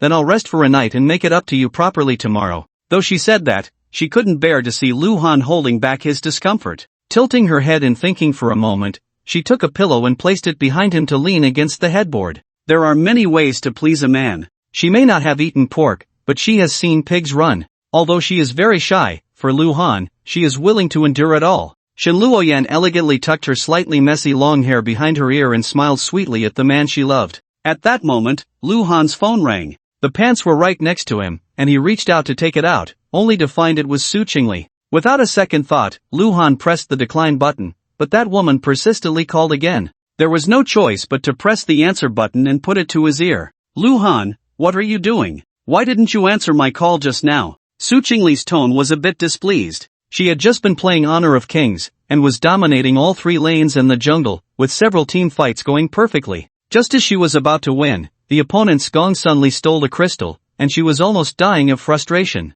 Moreover, she didn't know why, but she felt inexplicably restless and wanted to know what that dogman was doing right now. The first call was even rejected. Me? I'm playing a game too, Luhan casually replied. It was a very reasonable excuse since phone calls were the most annoying when playing games. Playing a game? What game are you playing? Su Chingle was a bit curious. If it was Honor of Kings, they could team up. Luhan comfortably closed his eyes, reached out to pinch Shen Luoyan's fair face, as a form of encouragement, and then said to Su Chingle on the other end of the line, PUBG, I just got first place. The next morning, just as dawn broke, Shen Luoyan woke up. Feeling Luhan's warm and solid embrace, she almost cried, thinking she had just had a beautiful dream. But the faint pain in her lower body reminded her that everything that happened last night was real, and her heart was filled with sweetness. Pain was pain, but it was the pain of happiness. Shen Luoyan gazed at Luhan's chiseled face, growing fonder the more she looked, unable to resist quietly taking her phone. Aiming at the sleeping man's face and her own radiant smile, Shen Luoyan made a peace sign and took several selfies from different angles,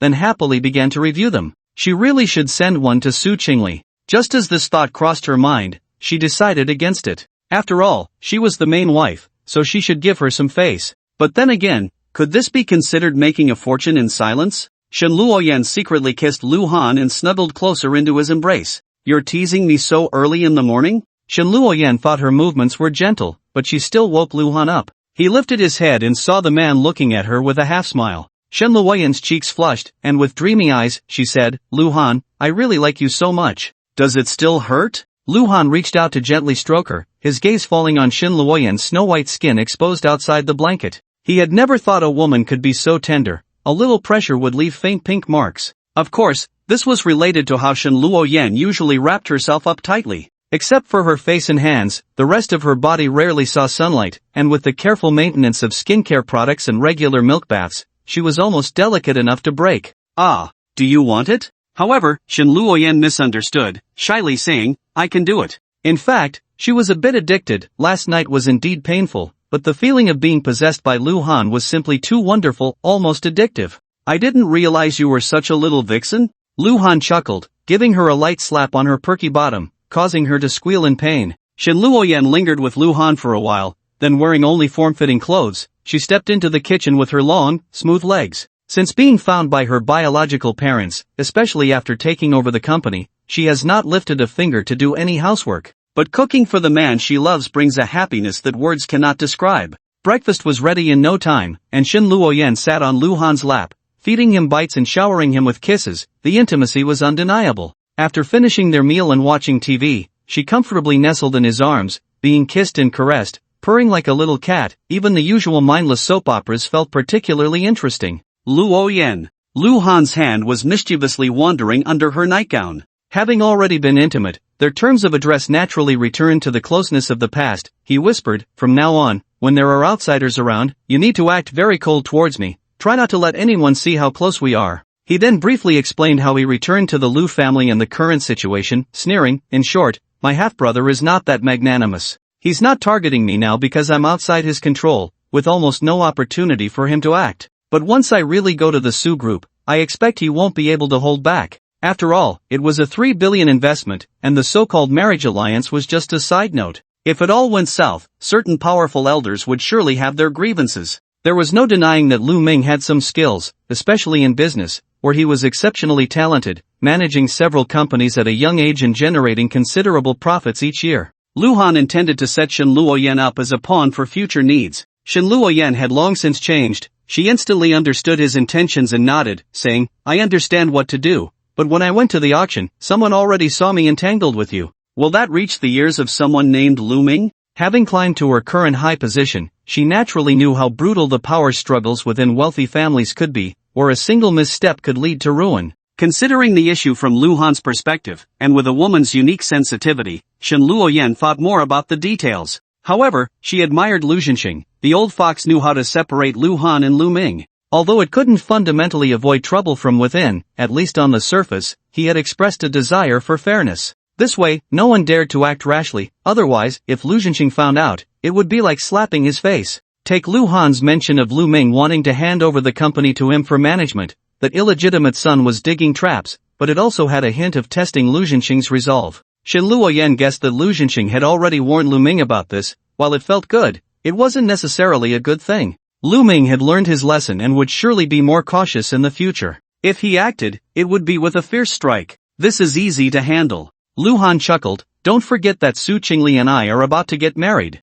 Whether you feel love turn to hate or see through my intentions with Qinghan Entertainment, these are all things others would love to see. By then, if you change the company's name, TSK, who knows how many people will revel in it. Changing the name of Qinghan Entertainment. Shen Luoyan felt a bit reluctant, but thinking it was for Lu Han's good, she felt no sadness. Then, does Su Chingle count as an outsider? She blinked her eyes, a playful smile curving her lips. Lu Han smiled back and asked, what do you think? Shen Luoyan recalled the smug look on Su Chingle's face when she took out the marriage certificate, licked her rosy lips, and leaned close to the man's ear, whispering, Lu Han, I want it. Aren't you afraid of pain? Can I say, it would be worth dying for? This sentence was like a thunderbolt striking the earth, as Lu Han picked up the woman and walked into the bedroom. Thus, for almost an entire day, the bed, the bathroom, the whole house was filled with the absurd traces of the two. And Shen Luoyan finally experienced the greatest joy and pleasure of being a woman. Even to indulge in that ultimate feeling, she repeatedly fought back, not stopping until her bones felt like they were about to fall apart. Lu Han also planned to stay the night. However, just as he was about to hold Shen Luoyan to sleep, he suddenly received a friend request on WeChat. The prompt indicated that the other party had added him through a business card. Lu Han clicked it open and was slightly taken aback. Liang Silu? What was she adding him on WeChat for? Lu Han had a very good impression of Liang Silu. She had a proper worldview, a good personality, and had helped him before. So after a slight hesitation, he accepted her friend request. Immediately after, the woman on the other side sent a voice call. She hesitated and said, Lu Han, can you Do me a favor? Ruan. She has a gastric hemorrhage and is hospitalized, but she refuses to cooperate with the treatment. I want to ask you to talk to her. Luhan's expression turned slightly cold as he said, Did Lu Ruyan ask you to find me? No wonder she hadn't sent any explicit photos for 2 or 3 days. He thought she had given up, but it turned out she was hospitalized for a gastric hemorrhage. But what was this? A ploy for sympathy? No, don't misunderstand. Liang Silu quickly explained, I asked Ruan to find you, but she wouldn't listen. I didn't know your new phone number or WeChat, so I secretly took her phone to push your WeChat business card to me. After all, you were once a couple, it's just a matter of meeting to persuade her. I thought you wouldn't be so cold-blooded. Why wouldn't I be? Luhan replied indifferently, I have no relationship with her anymore. Luhan, do you know why Ruan has a gastric hemorrhage? Liang Silla took a deep breath and slowly said, Ever since you left, she has been frequently drowning her sorrows in alcohol. She won't stop until she's completely drunk, and no matter how we advise her, she won't listen. I'm not asking you to forgive her. Can't you just go to the hospital and take a look? So, are you implying that I'm the reason she's like this now? Luhan found it amusing and said, Lu Ruyan is already an adult. Whether she cooperates with the treatment is her own choice. It's not my place to meddle. Liang Silu sighed heavily, Luhan, I'm begging you. Just consider this a favor for me, or that I owe you a personal favor, okay? At this point, Luhan found it hard to refuse. Not wanting to be rude to Liang Silu, he felt he couldn't just dismiss her request. Then take me tomorrow. In the end, Luhan reluctantly agreed, and one could only say Lu Ruyan should be grateful to have such a good friend, otherwise, she wouldn't have gone to see her even if the sky fell. Can't it be done now? Liang Silu expressed her urgency. A gastric hemorrhage isn't a major illness, but if it drags on, it could be dangerous, and it's quite painful. Let's do it tomorrow, I have something on tonight. Luhan decisively refused this time. It was already this late, and he still had to hold Shen Luoyan to sleep. Liang Silu had no choice but to say, alright, then tomorrow at 9 a.m., I'll wait for you at the entrance of the inpatient department of the central hospital. Luhan said okay and hung up the WeChat voice call. He didn't explain anything to Shen Luoyan, and the woman didn't ask anything. The two of them turned off the lights and went to sleep in perfect harmony. The next morning, when Liang Silu arrived at the central hospital at 8:30, she sent a voice call to Luhan and learned that he had already set off, finally feeling relieved. Miss Liang, why are you standing here and not going up? Just as she put her phone back in her bag, she heard someone calling her. Liang Silu looked up and saw it was Lu Ruyan's assistant, Yuan Xiaotong. Holding a thermal lunchbox in her hand, it seemed she had come to deliver a meal. Liang Silu casually said, Oh, I'm waiting for someone, we're going to see Ruan together. Yuan Xiaotong hesitated for a moment and cautiously said, Miss Liang, President Chu is in a really bad mood right now and has said he doesn't want to see anyone. You might be fine, but others. It might not be good. Liang Silu smiled and replied, It's okay, this is someone she has dreamed of meeting. Someone President Chu has dreamed of meeting? Yuan Xiaotong was slightly taken aback and tentatively asked, Are you talking about Luhan? That's right, it's him. Liang Silu was a bit surprised that Yuan Xiaotong could guess it, but considering she was Lu Ruoyan's personal assistant, it wasn't too strange. She thought for a moment and reminded, Don't tell Ruoyan yet, this is a little surprise. Okay, Miss Liang. Yuan Xiaotong shook the thermal lunchbox in her hand and said, Then I'll go up first. Liang Silu nodded, not thinking too much about it. But she didn't know that as soon as Yuan Xiaotong walked in, she quietly made a phone call. Liang Silu waited outside for a while, and just at 9 o'clock, Luhan finally arrived, albeit late. The two took the elevator to the 11th floor, and Liang Silu pushed open the door to a high-end hospital room. Luhan followed her in and immediately saw Lu Ruoyan half lying on the bed. Compared to the day they ran into each other at the mall while accompanying Su Chingle to a movie, this woman's complexion could no longer be described as haggard. Her delicate face was pale without a trace of color, looking extremely weak. Luhan, why are you here? Lu Ruoyan also saw Luhan, but along with the huge surprise, she felt a bit worried about how terrible she looked now. Would it annoy him? However, before Luhan could speak, a man hurriedly walked in, saying, Lu Ruoyan, I heard you were sick, I was so worried. How are you feeling? Are you better? The newcomer was none other than Ling Mo. He placed the fruit basket he was holding on the table and only then seemed to notice Luhan, slightly taken aback, and awkwardly smiled. Sorry, young Master Lu, I was just too worried about Lu Ruoyan and didn't recognize you in my haste. Luhan smiled, his gaze turning to Liang Silu. So he specifically called him here to see this scene? Luhan, don't misunderstand. Liang Silu was also a bit dumbfounded and quickly said, I don't know why this happened either. Ling Mo, who let you come in? Get out. Lu Ruoyan had finally reacted, her face looking extremely ugly. It was hard to finally see Luhan, who had come specifically to visit, yet Ling Mo just had to jump in and make things awkward. Lu Ruan, I mean no harm, I just came to check on you. Ling Mo claimed innocence, turning to Luhan and saying, I believe young Master Lu wouldn't mind, right? Of course I don't mind. Luhan sneered, but your father has knelt down for nothing. One could only say that if you don't create trouble, you won't die. Ling Mo didn't even cherish the life his own father had begged for, so what else was there to say? This time, he wouldn't hold back, and it couldn't just end with this kid being left with no way out, there had to be mental torment as well. Luhan ignored the fluctuating expression on Ling Mo's face and walked straight to Lu Ruoyan. Sitting beside the woman, he extended his left index finger to tease her soft lips. Just like that day outside the nightclub, Luhan made the same move. Lu Ruoyan instantly understood, knowing the man was doing this to humiliate Ling Mo, yet she showed no hesitation, opening her small mouth to gently wrap around that finger, and then shamelessly began to lick it. Liang Silu couldn't bear to watch and turned her head away. Meanwhile, Ling Mo's face turned green. Lu Ruoyan, are you shameless? Ling Mo finally erupted, shouting at Lu Ruyan. He had thought that as long as Luhan left, this woman would be his for the taking. Not only would he win the beauty, but the difficulties his company faced would also be easily resolved, achieving both wealth and love. He had put in a lot of effort for this, sending meals in various creative ways and showing concern for all sorts of reasons, but he never expected Lu Ruyan to act as if she had taken a regret pill, stubbornly refusing to let go of Luhan. The child is gone, and you come to nurse it? You know how to wipe your snot? Ling Mo was unhappy, but he also knew that Lu Ruyan's regret was useless. With Luhan's cold attitude, it was clear he had made up his mind not to want her anymore. But why did she still have to act like a worthless dog in front of Luhan? Ling Mo stared fiercely at Lu Ruyan, who was licking Luhan's fingers as if no one else was around, and thought about how this woman treated him with indifference, nearly exploding with anger. What does it matter to you if she's cheap or not? Before Lu Ruyan could speak, Liang Silu was already upset. She turned around angrily and launched into a tirade at Ling Mo. I just can't understand how you have the nerve to call her cheap. The cheapest person should be you, right? Back then, you knew Ruyan liked you, yet you ran abroad without a word. Oh, now that you're back and see she has a boyfriend, you're unhappy? What, do you mean she should wait for you her whole life if you never come back? Damn, who do you think you are, an incomplete life form? Or a mutated alien? And, Ruyan may be confused, but Ling Mo, can you honestly say you have no guilt? Look at the things you've done. How can a grown man be more disgusting than a green tea bitch? Is it because your mother threw you away when she gave birth,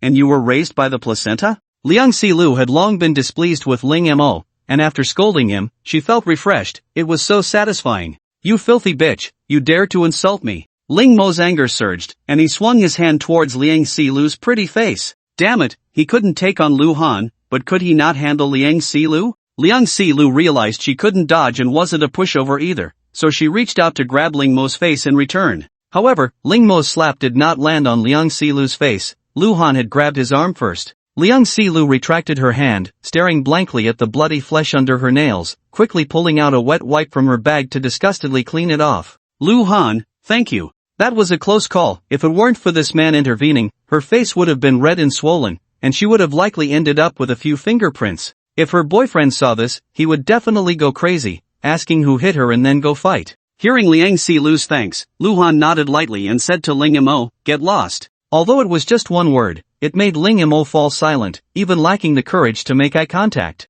He hadn't forgotten what happened outside the nightclub that day. The fear of being dominated by Luhan was still fresh in his mind. Lu Ruyan, take care of your health. I'll come see you another day. Ling Mo didn't dare to stay any longer, unwillingly leaving behind a sentence before leaving in a huff. Liang Silu looked at his embarrassed back with disdain. She had just scolded him for being cheap, and now he pretended nothing had happened, showing false concern. How could a person be so shameless? Miss Liang, Mr. Lu, you're here. At that moment, Yuan Xiaotong walked in, holding a water-washed lunchbox. Liang Silu nodded in response, her gaze inadvertently landing on the fruit basket Ling Mo had sent, and her anger flared up again. What a piece of junk, even a dog wouldn't eat it. She picked it up, ready to throw it away, but then felt it was a pity, so she handed it to Yuan Xiaotong, saying, forget it, take it. Yuan Xiaotong? Are you saying that I'm not as good as a dog? Alright, you all can go out now, I have something to say to her. Luhan's voice was calm, yet carried an undeniable tone.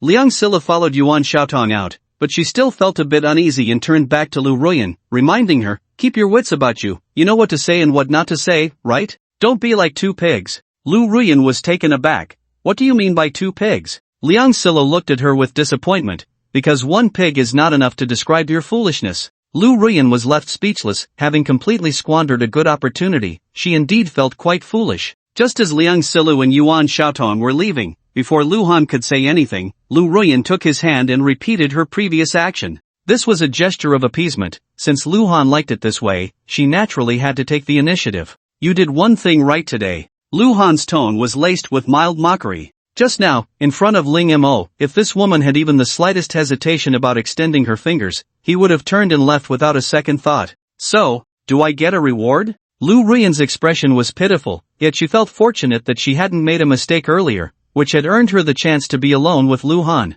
Lu Han asked back with a half-smile, do you really want a reward? Lu Ruyan nodded eagerly, as if a drowning person had grasped the last straw of hope, seemingly seeing a glimmer of possibility to win Lu Han back. I won't forgive you, and I really don't like you anymore, not at all. Lu Han's tone suddenly turned cold, so even if you come back to me, you'll only become a mere tool for me to vent my desires. That's all there is to it, you should know your place. This was what he wanted to say to Lu Ruyan. Lu Han stood up to leave, but his arm was tightly held. That's fine. Lu Ruyan said with tearful eyes, then just treat me as that kind of tool. My face and figure are still quite good, right? Although I'm not as good as Su Chingle, but I can definitely be more obedient than her. No matter what you want, I can cooperate. She truly had lost all sense of shame. However, she didn't feel particularly embarrassed. She had long prepared for the worst. After all, friends with benefits existed for the purpose of venting desires, so it didn't seem to make much difference. Seeing Lu Ruyan's resolute expression, Lu Han was somewhat surprised. She could agree to this? Ha! Since you're so cheap, it would seem unreasonable not to give you a chance. Lu Han suddenly laughed. Lu Ruyan's body should still be clean. If they didn't talk about feelings, it didn't seem too bad, but he also wanted to see this woman's determination and sincerity. Then I'll leave Ling Mo to you to deal with. Within a month, whenever he finds himself in a desperate situation, you come find me. Lu Han's lips curled into a cruel arc, but I'm also quite curious. Ling Mo is the white moonlight you've always been infatuated with. Can you really go through with it? If she could truly go through with it, it would be quite entertaining. One could imagine Ling Mo discovering that he had been severely backstabbed by Lu Ruyan. He would surely feel worse than death. I can go through with it. Lu Ruyan's voice was calm. Perhaps she would have hesitated before when she was unclear about things, but after experiencing a cliff-like breakup, she had already understood who she truly couldn't live without. She had really had enough of this torturous existence. Otherwise, she wouldn't have resorted to self-destructive drinking to drown her sorrows, even drinking to the point of gastric bleeding and refusing to cooperate with treatment. So, if she had to choose between Lu Han and Ling Mo now, there was really no need for hesitation. Lu Ruyan knew clearly in her heart that this was not just a simple punishment but also a declaration of loyalty. If she missed this only opportunity, there would truly be no chance left between her and Lu Han. Let's see how you perform, Lu Han said nonchalantly. Even if Lu Ruyan softened her heart, he would still have Uncle Sen deal with Ling Mo. Before leaving, Lu Han suddenly asked, Lu Ruyan, do you remember someone named Xiaobo? Xiaobo? Lu Ruyan was slightly taken aback, seriously recalling for a moment, and then said in realization, I had a high school classmate named Xiaobo, and later he came to the same university as me, but we were in different departments, so we only ran into each other occasionally. Is that who you mean? Lu Han nodded. Yes, that's him. Lu Ruyan cautiously asked, you know him? Yeah, he was a friend of mine, Lu Han said, his eyes downcast, a hint of sadness in his voice. But he's already dead. Dead? Lu Ruyan was startled and quickly asked, how did he die? You don't need to know that for now, Lu Han said before leaving Lu Ruyan in a fog. She couldn't quite understand why Lu Han brought up Xiaobo out of the blue. Ruyan, what did Lu Han say to you? At that moment, Liang Silo walked in, followed by Yuan Xiaotong. Lu Ruyan was about to speak when she inadvertently caught sight of her assistant, her eyelids twitching slightly. She said, Xiaotong, you can head back to the company now. With Lulu here to take care of me, it's fine. Oh, okay. Yuan Xiaotong nodded. President Chu, just call me if you need anything. Once she left, Liang Silo pondered, Ruyan, do you suspect Xiaotong has a problem too? Lu Ruyan was momentarily stunned and asked in return, what do you mean by two? Only a few people know about your gastric bleeding and hospitalization. We definitely wouldn't have told Ling Mo, Liang Silo said with a cold smile. But he clearly came prepared, knowing exactly which hospital room you were in. Also, when he saw Lu Han, he said he didn't pay attention in a moment of urgency, but he didn't look surprised at all. Plus, I ran into Yuan Xiaotong while waiting for Lu Han downstairs. Who else could have told him all this? The answer is obvious, isn't it? Liang Silla was truly amazed that someone so close to Lu Ruyan could be bought off by Ling Mo, and Lu Ruyan was completely unaware. It's also my fault. I've been so troubled lately that I didn't notice her odd behavior. Lu Ruyan rubbed her temples, feeling a wave of fear. What if Yuan Xiaotong was instructed by Ling Mo to drug her? Wouldn't she be? After a moment of silence, Liang Silla asked, so how do you plan to handle this? She definitely can't stay, but I need to find out why she betrayed me. Lu Ruyan smiled bitterly and shook her head, then said seriously, alright, let's not talk about her for now. Lulu, I want to ask you for a favor. Liang Silla instinctively refused. Stop right there. Just getting Lu Han to come see you today is already my limit. If you want to win him back, you'll have to figure it out yourself. I really can't help you. I'm not trying to win Lu Han back. Lu Ruyan took a deep breath and said, I need to make Ling Mo feel cornered, and I need your help. That I can do. Liang Silla immediately perked up. She had long been displeased with Ling Mo, and the fact that he had just tried to hit her made her even more furious. But then she hesitated. Are you really able to go through with it? Lu Han said he was willing to give me a chance, but the premise is that I do this myself. Lu Ruyan answered honestly, omitting the part about being a tool for Lu Han's release, otherwise this good friend would surely scold her for being useless or deserving it. Hiss. He really is ruthless. Liang Silla grinned, realizing that this was cruel to Lu Ruyan, but even more so to Ling Mo. But who can be blamed for this? Both of them brought it upon themselves. Especially Ling Mo, who purely dug his own grave. Lulu, help me call the doctor, I want to be discharged as soon as possible. Lu Ruyan needed to cooperate with the treatment immediately. A month is not short, but it's also not long. She had to seize the time. After Lu Han left the hospital, he went straight back to Shen Luoyan's place. Not only was the woman indulging in the pleasures of life, but he was also somewhat addicted to the tenderness of her embrace. After exhausting Shen Luoyan once again, Lu Han held her in his arms and suddenly smiled self-deprecatingly. Lu Han, what's wrong? Shen Luoyan's fair little hand was drawing circles on his chest, and upon hearing the man's laughter, she looked up. I used to hate Lu Jinxing for finding a mistress outside, but now that I've become a scumbag myself, it seems I've surpassed him. Lu Han patted Shen Luoyan's back and asked lightly, Luoyan, let me ask you a question. If you and Su Chingle both had my children, when they reached this age, would they be like me and Lu Ming, at odds with each other? This was, of course, just a hypothetical, as Shen Luoyan did not know that his marriage with Su Chingle was fake. However, it could not be denied that this was likely a problem they would have to face in the future. Every mother thinks of her children, it's in their nature. Taking Shen Luoyan and Su Chingle as examples, perhaps these two women could coexist peacefully, but when it comes to children, it's likely that neither would back down an inch. I thought it was something serious. The man's question was sharp, but Shen Luoyan was unfazed and softly said, in any case, you don't need to worry about these things with me. Lu Han was curious, why not? Because I wouldn't want to make things difficult for you. Shen Luoyan said in a tone that implied it was obvious, Lu Han, how about I go get a sterilization surgery? That way, you won't have to worry. As for children, if Su Chingle doesn't mind, I can take care of both your children as if they were my own. She certainly liked children and was very much looking forward to having a child with the man she loved, but if it would become a burden for Lu Han, she was willing to make that sacrifice. Don't say such nonsense, how could you do that kind of surgery? Lu Han held Shen Luoyan, are you trying to move me to tears? I didn't mean to move you. Shen Luoyan nestled into Lu Han's embrace and softly said, I just want to tell you that my world is very small, small enough to only have you in it. I would do anything for you. So, can you believe that I am the person who loves you the most in this world? Lu Han stayed with Shen Luoyan for a full 5 days before returning to the Lu family estate. As soon as he changed into his slippers, he heard a commotion, and Lu Shui ran out. Brother, you're back? The girl didn't ask where Lu Han had been, nor did she question why he hadn't returned for several days. They were all adults with their own private lives, but smelling the faint scent of perfume on her brother, she guessed he must have been with some woman. It shouldn't be Su Chingle, right? The girl was always sensitive to the scent of perfume, and Lu Shui could tell this wasn't the one her future sister-in-law used. Lu Han replied with a hum, thinking how good life was now, taking advantage of Su Chingle, and having a compliant Shen Luoyan outside. When he returned to the Lu family estate, Shui Shui was still so charming and lovely. As for Lu Ruyan, she had sent a WeChat message a couple of days ago saying she had been discharged, along with a more revealing photo. The woman was lying flat on the bed, her white thighs particularly eye-catching, wearing only black lace panties below,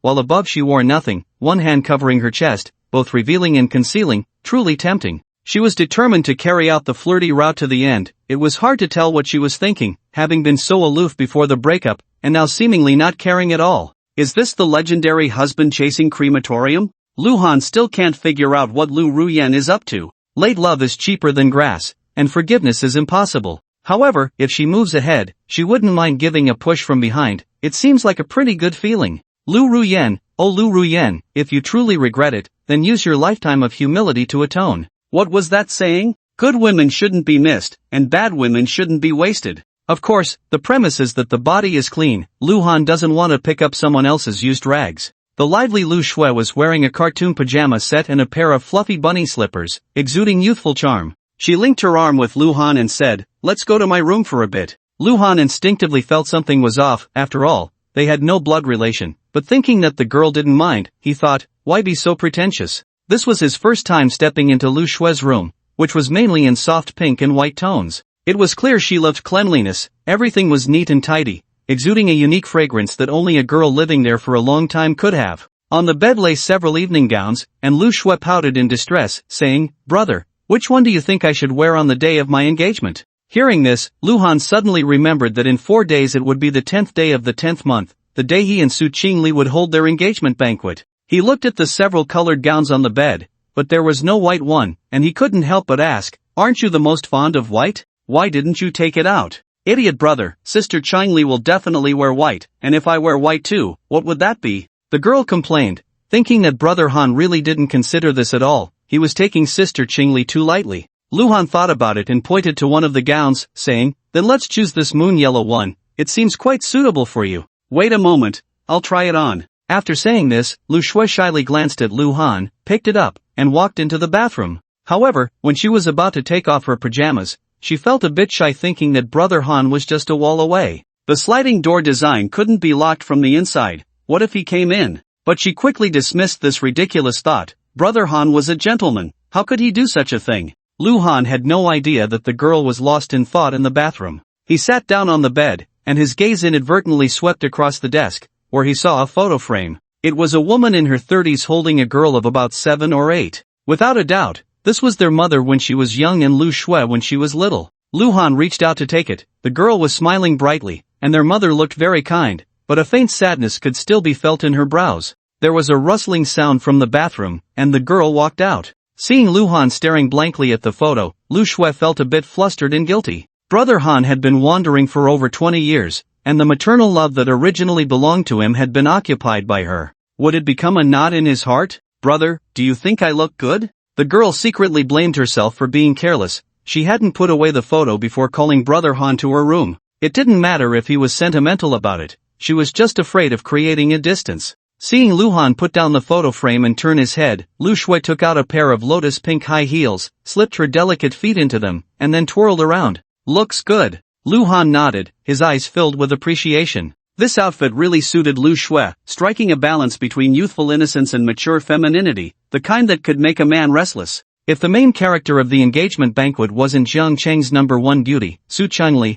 Lu Shui's outfit might have overshadowed her. "Then I'll wear this one." Lu Shui opened the safe again and took out the jewelry that Han Ge had given her a few days ago. She treasured it, not for its value, but for the sentiment behind it. Picking out a sapphire necklace, Lu Shui said, "Brother, I can't reach the back, can you help me put it on?" Luhan took it and helped the girl fasten it, but when Lu Shui looked in the mirror, she seemed a bit dissatisfied. After trying on several styles, she finally found one she liked. Once Luhan had helped the girl with her outfit, he felt there was no reason to stay any longer. However, just as he was about to leave, he ran into Lu Ming, who had just returned. Seeing Luhan come out of Lu Shui's room, Lu Ming maintained a calm facade, but his anger was nearly at its peak. That was Shui's room. He had no idea what it looked like after more than 10 years. He had only peeked through the crack when the door was slightly ajar a few times. Why did Luhan get to come and go freely? "Luhan, can we talk?" Lu Ming squinted, and since there was no one else around, he didn't need to pretend. Luhan raised an eyebrow and said, Now? Then sorry, I don't have time right now." Luhan called out behind him, "Shui, my shoulder is a bit sore, I'm going to take a shower first. Can you give me a massage later?" The girl's pleasant voice came through the door. "Okay, I'll come find you in 20 minutes? Okay, I'll wait for you. By the way, those grapes you fed me last time were really good. Do you have any left?" Yes, I'll wash some and bring them to you. Lu Han shrugged and said to Lu Ming, see, I really don't have time. Then let's talk after dinner tonight. Lu Ming took a deep breath, suppressing his anger as he opened the door and walked into his own room, thinking to himself that he could endure for now, and once Lu Han got married and moved out, everything would be fine. Without the annoying presence, he and Shuer could return to their previous way of interacting. Perhaps, there would still be a chance? Unless absolutely necessary, Lu Ming really didn't want to resort to underhanded means to win over the woman he loved most. Men are greedy. He also wanted to win Lu Shue's heart. Brother, is it comfortable? Lu Han lay comfortably on his bed in his room, while Lu Shui knelt on his waist, her soft little hands pushing along his spine up to his neck, finally pressing down a couple of times. Next to them was a box of rose essential oil for back massages. The girl looked at the scars on his back. Although she was somewhat used to them, they still felt shocking. Comfortable. Lu Han slightly closed his eyes. Calling Lu Shui over for a massage was somewhat intentional to show Lu Ming, but the technique was undeniably enjoyable. However, at that moment, a knock on the door interrupted them, which was quite disappointing. Lu Shui got off the bed, walked out of the bedroom, and opened the door to see the annoying Lu Ming standing outside. Where's Big Brother? Lu Ming still had to put on a show in front of Lu Shui, but seeing the fine beads of sweat on her slightly flushed face nearly made him grind his teeth in frustration. Those who knew thought they were just getting a massage, those who didn't might think something indescribable had happened. Lu Shui replied coolly, do you have something to find him for? It's not me looking for him, it's Dad looking for him. Lu Ming's expression was calm, but inside he felt like a thorn had pierced him, thinking that the woman he liked most had been tainted by Lu Han. Although it was just a massage, he couldn't help but think that way.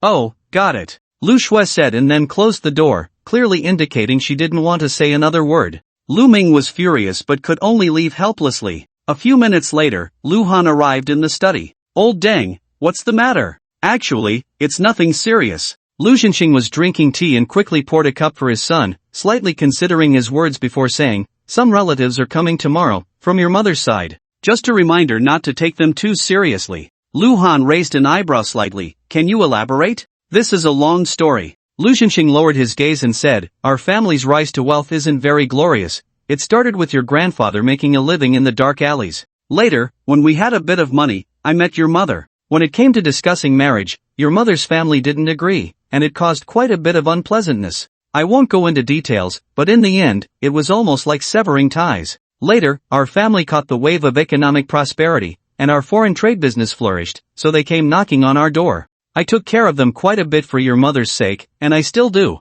Unfortunately, human greed knows no bounds. Now that I've heard you're back, they're starting to have ulterior motives. Lu Han understood this clearly. It was just a bunch of vampires. He had a good idea of what to do. The two talked a bit more about the engagement banquet, and then Lu Han left the study. As he stepped out, Lu Ming was already waiting outside. Lu Han said lightly, didn't we say we'd talk after dinner? Why the rush? Lu Ming said nothing, just gave him a deep look before turning away. Lu Han silently followed him. The two walked out of the villa. The sun was bright, and the sky was clear, a truly beautiful day. However, it was the season of transition from autumn to winter, and the lush greenery of the estate was gradually starting to turn yellow. Lu Han looked at the distant golf course and suddenly remembered that Shui Shui had said she would teach him how to play golf. Lu Han, I advise you to maintain at least a minimal sense of boundaries with Shui. Not far from where they walked, Lu Ming said expressionlessly, she is naturally innocent and doesn't think too much, but you can't disregard her reputation. Don't forget,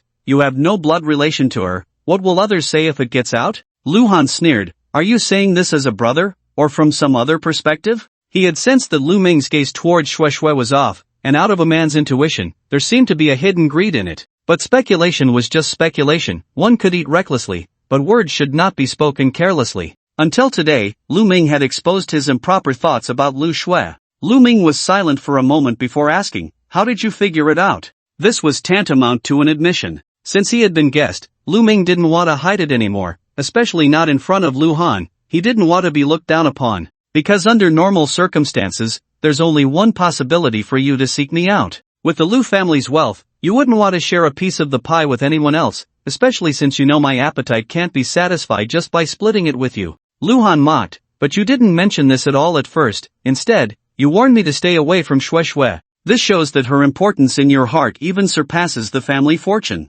TSK, I really didn't expect that a bastard like you would be such a romantic. What's wrong with being a bastard? Bastards are still human. Lu Ming narrowed his eyes and said, Luhan, you just have good luck. Without the Lu family, you are nothing. But I'm different. Even if I start from scratch, I can do much better than you. Good luck? Luhan felt he had heard the biggest joke and couldn't help but laugh. Hearing your unwilling tone reassures me. Lu Ming, you really don't need to hold back. I hope that one day when you have nothing, you can still be as arrogant as you are now. Lu Ming laughed along, saying, then let's wait and see who can laugh last. Wait. Seeing Lu Ming turn to leave, Luhan said coldly, I know you are ruthless, but I warn you to at least have some conscience and bottom line. The reason you can stand here in front of me intact is that old Deng is still alive. Remember, he is your talisman. If something unexpected happens to him one day, whether it's your doing or not, I'll hold you responsible. If that day really comes, I'll personally send you to honor him. Human resentment sometimes makes no sense.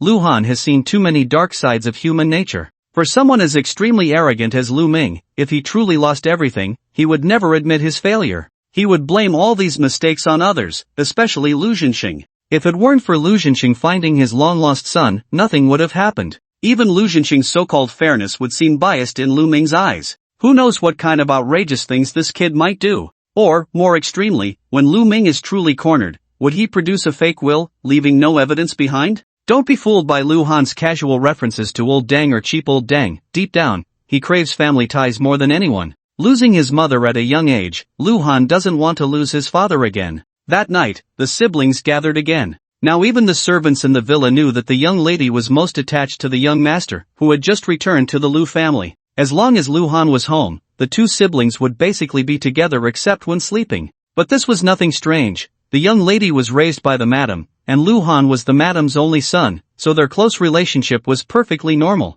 Shue Shue, Lu Ming likes you. Lu Han looked at the girl leaning on the sofa, scrolling through her phone, and suddenly said, it's not the kind of liking between siblings, but the liking of a man for a woman. He thought it was better to tell Lu Shue about this, to avoid her being confused. I know. The girl didn't even lift her eyelids, her slender fingers swiping up as she browsed an article titled Practical Skills for Business Secretaries. She was about to start working at the Su group with Brother Han, so she planned to read some theoretical material first and explore slowly after starting the job. You know? This time it was Lu Han's turn to be surprised. Lu Shue nodded, her eyes still glued to the screen, calmly saying, someone like Lu Ming wouldn't bother with a warm face against a cold butt. I'm not his biological sister, and I don't pay him any attention. Why should he be so nice to me? If it were just to put on a show in front of Dad, that would be understandable, but doing it privately is just abnormal. So what does he want? Thinking about it this way, isn't the answer obvious? A woman's sixth sense can sometimes be very accurate,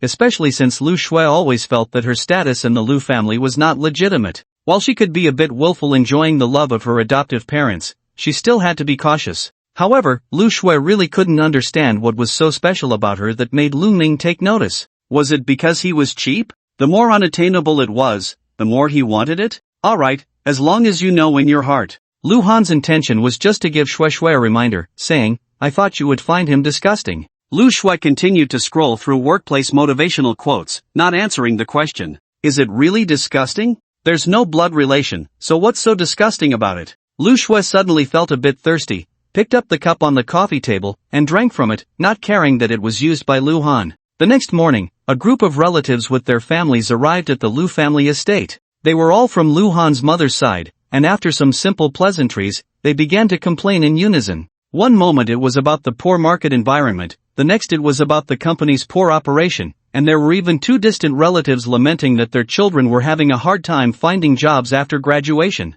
In short, no one asked where Lu Han had been all these years or how he was doing. The implication was that he was family, and it was only natural for him to take care of them. After finishing lunch, he finally managed to send off this group of thick-skinned people. Just as Lu Han let out a sigh of relief, he received a call from Su Chingle. Lu Han, do you have time this afternoon? The woman's pleasant voice came through. The design from the renovation company is ready, let's go take a look together. They had spent 2 or 3 days looking at several properties, and in the end, they felt that Villa No. 6 at Iha Courtyard was the most to their liking. The only downside was that Lu Han was adamant about not adding his name to the property deed. Su Chingle couldn't say much about it. After completing the paperwork, she contacted the renovation company, which had a close partnership with the Su group, and they worked overtime to finalize the design plan. Lu Han thought he had nothing else to do, so he said, okay, where are you? I'll come pick you up. Half an hour later, he parked his car downstairs at the Su group, sent a WeChat message, and Su Chingle quickly came down.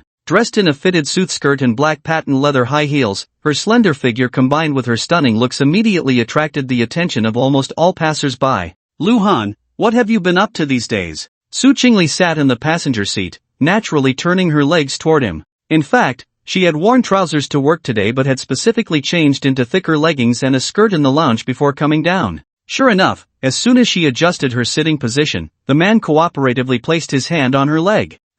That felt nice. Su Chingle felt a bit hopeless, particularly enjoying the little flirtations Luhan gave her. Luhan casually replied, just eating and sleeping at home. I feel like I've gained a bit of weight. Su Chingle responded with an oh, feeling a bit down. That dog of a man, with nothing to do at home, couldn't even make a call or send a WeChat message. How excessive. Su Chingle sighed inwardly, starting to regret the bad idea she had come up with earlier. Now, the difficulty of turning their playful act into something real with Luhan was no small matter. If that didn't work, she might as well be straightforward. Just as this thought crossed her mind, she immediately dismissed it. It had only been a month. To suddenly say she had gone from being indifferent to Luhan to liking him, let alone the dog of a man not believing it, even she herself was caught off guard. If she confessed directly, what would Luhan think? Would he misunderstand that she was after the Lu family's power, or that the difficulty of making 3 billion in 2 years was too great, and she regretted it but couldn't find a good solution, hence her contradictory behavior?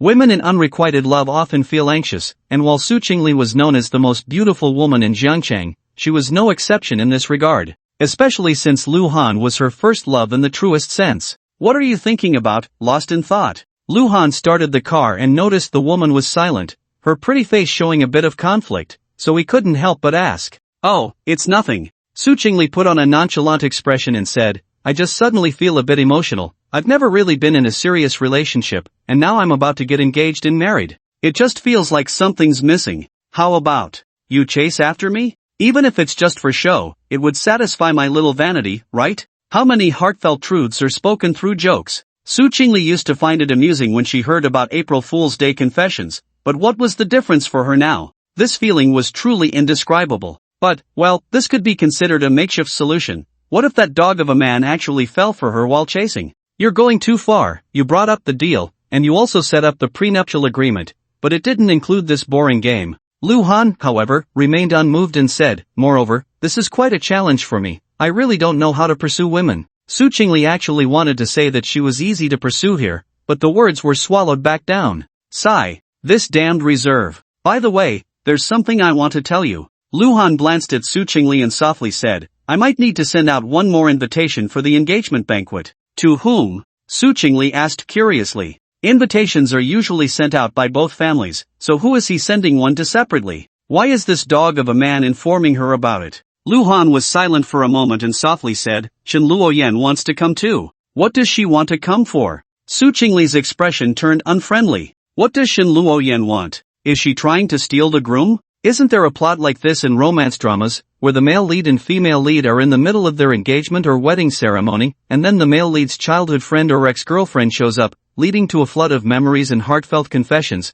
causing the male lead to be so moved that he abandons the female lead on the spot? Is such a cliché going to happen to her? She said. She wants to witness my happiness. Luhan stared ahead, not lying, because Shen Luoyan really did say that. You believe her just like that? Su Chingle scoffed, her tone carrying a hint of seriousness. What if she shows up, tearfully saying she can't live without you? Would you soften and go with her? She wasn't wrong in her thinking, but she was overthinking it. Shen Luoyan didn't know that Luhan and Su Chingle were in a fake marriage, so even if she figured out it was a marriage of convenience, she understood that she was in the wrong, lacking legitimacy, and would inevitably be cautious. Most of her thoughts were still about quietly making a fortune. On the other hand, Su Chingle was the exact opposite. Even the marriage certificate was a fake one arranged by Luhan. She had little confidence in this man. To her, Shen Luoyan was Luhan's white moonlight, and the potential damage was evident, so she had to be on guard. This led both women to see each other as the greatest threat, but in reality, neither could threaten the other.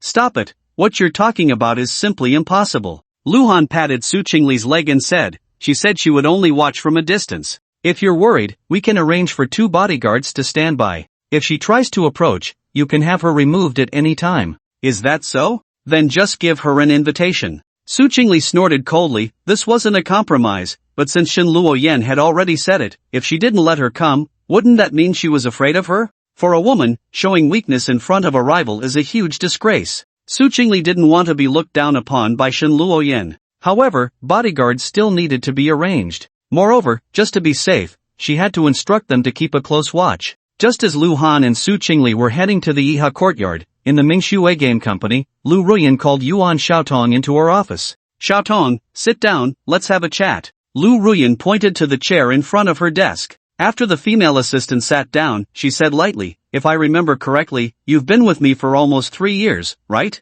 Yuan Xiaotong nodded and said, President Chu, it's been 2 years and 8 months. Heh, you're quite precise. Lu Ruyan's slender fingers lightly tapped the table, then asked, so what do you think of how I treat you? Yuan Xiaotong smiled and said, President Chu treats me very well. Since you say I treat you well. Lu Ruyan's tone suddenly turned sharp as she questioned, then why did you betray me? President Chu, what are you talking about? When did I betray you? Yuan Xiaotong felt a wave of panic. Could it be that President Chu knows about those things? A few days ago, Lu Han came to the hospital to see me. Can you dare to say it wasn't you who tipped off Ling Mo? Yuan Ruoyan said coldly, the only ones who drank with me the night before were those few good friends, and none of them looked down on Ling Mo. Besides, I asked around, and no one told him about my stomach bleeding and hospitalization. Lulu said that she ran into you downstairs that morning while waiting for Lu Han, so you knew Lu Han was coming. So apart from you, I really can't find anyone else to suspect. Yuan Xiaotong dared not speak anymore. At this point, silence was acquiescence.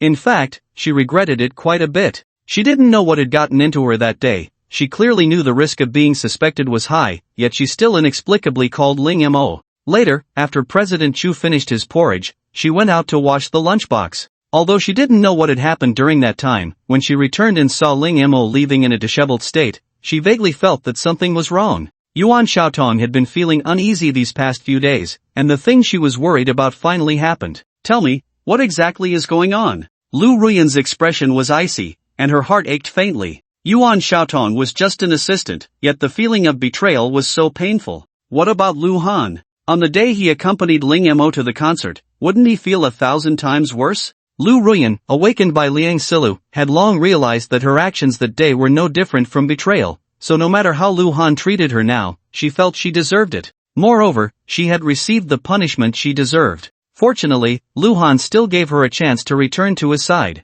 Lu Ruyan thought sadly, but unfortunately, it would no longer be as a girlfriend. Ling Mo said he would give me 5,000 yuan a month to let him know some trivial whereabouts, and if he managed to win you over, he would give me an extra 50,000 yuan. At this point, Yuan Xiaotong had nothing left to hide and recounted everything, but I really didn't tell him everything. It was all irrelevant trivialities. President Chu, please believe me, I didn't reveal a single word about important schedules and work. Just for 5,000 yuan a month, you sold me out? Lu Ruyan felt it was absurd and laughable. The average monthly salary for executive assistants in major companies in Jiancheng was mostly between 8k to 15k, with the highest around 30k. Yuan Xiaotong's nearly 10,000 a month was indeed standard, but she had company shares given as incentives, which could earn her at least 100,000 in dividends each year. How could she be so foolish as to throw away a watermelon to pick up a sesame seed? However, this did explain why she often ran into Ling Mo. It turned out he had already planted spies around her.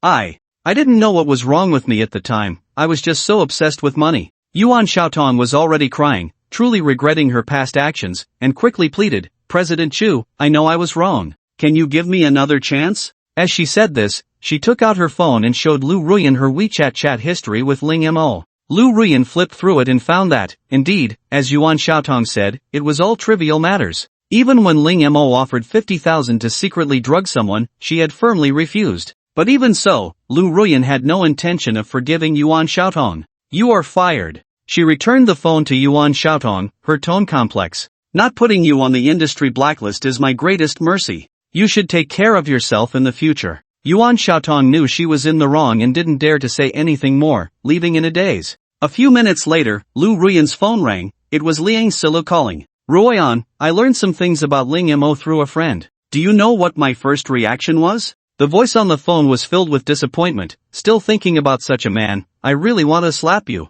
Don't, I was wrong. Lu Ruyan's mouth was full of bitterness. Ling Mo could even think of such despicable means to drug someone. It was likely that Liang Silu had learned even more unbearable things, otherwise, how could she be so angry? Liang Silo said angrily, if I don't hit you, should I let Lu Han hit you? After all, Lu Han was the person involved, but Liang Silo was just saying it casually. Unexpectedly, Lu Ruan replied seriously, that would be fine. She really thought so. Forget about slapping her, any kind of hitting would do, as long as Lu Han could vent his anger. She would immediately go buy a whip. Of course, even if Lu Han wasn't doing it to vent his anger, but simply wanted to hit her, she would still cooperate.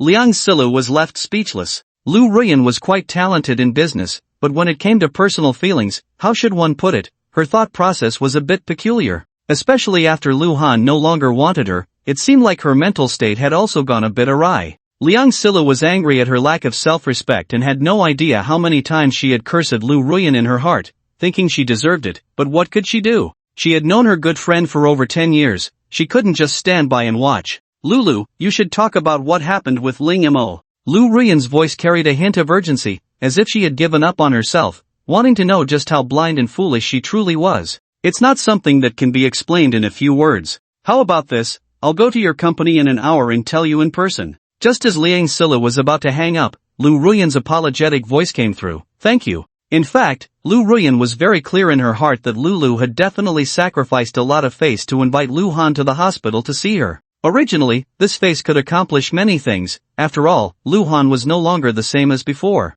As the young master of the Lu family, with a very good impression of Lulu, he wouldn't stand by if she encountered difficulties or needed help. But Lulu had wasted this face on herself. Besides feeling grateful, Lu Ruan also felt fortunate. Having such a good friend made her feel that her life was worth it. What are you thanking me for? If you say that again, I really will hit you. Liang Silo was tough on the outside but soft on the inside, mainly feeling sorry for Lu Ruan. A moment of confusion was just a moment of confusion, but her essence was not bad. Unfortunately, not every mistake can be forgiven just because it was corrected, otherwise, there wouldn't be so many people in the world shouting every day about wanting to buy regret medicine. Liang Silo arrived at Mingxue Game Company in less than an hour, but she didn't see Yuan Xiaodong. Instead, there was a relatively unfamiliar girl, likely a temporary replacement. Where's Yuan Xiaodong? Did you fire her? Liang Silo asked as soon as she entered. Lu Ruan nodded. Yeah, she admitted it. She was indeed bribed by Ling Mo. Why should I keep her?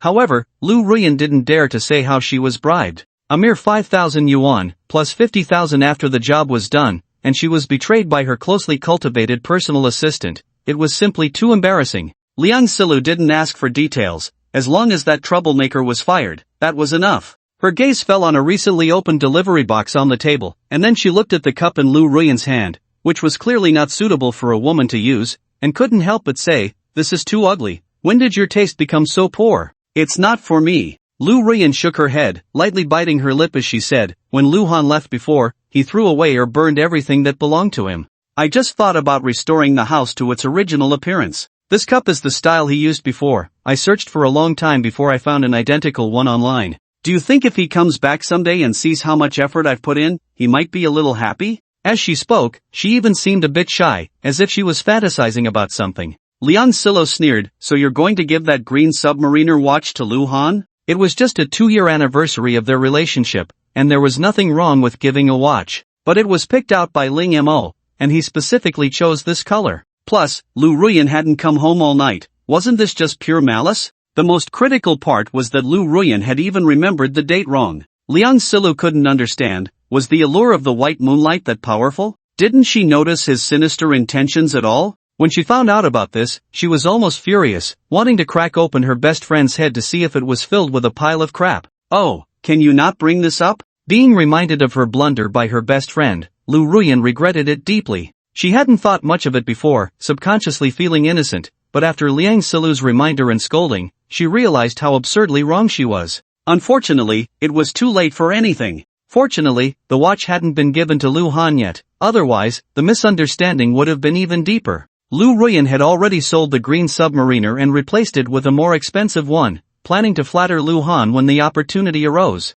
But thinking of the $1 million Patek Philippe already on Lu Han's wrist, she felt inadequate. What's wrong? You can't even take a little criticism for being foolish? That said, Liang Silo still let Lu Ruan off the hook. She took out a stack of materials from her bag and placed it in front of Lu Ruan, pouting, you can look for yourself. Lu Ruan picked it up and flipped through it carefully, her frown deepening, her expression growing increasingly grim. If everything written there was true, then Ling Mo was nothing but a complete scoundrel. Although his motive for going abroad was to pursue a rich girl, during that time overseas, he not only led a debauched life but also fell into gambling, racking up debts of 7 to 8 million. It wasn't until he was forced to repay the money, or else he'd have his hands and feet broken, that he dared to tell his family. When Ling Wei found out, he was furious, but for the sake of his only son, he could only grit his teeth and pay the ransom. However, this not only cut off the company's cash flow but also led to the family home being mortgaged, otherwise, they wouldn't be in a situation of robbing Peter to pay Paul.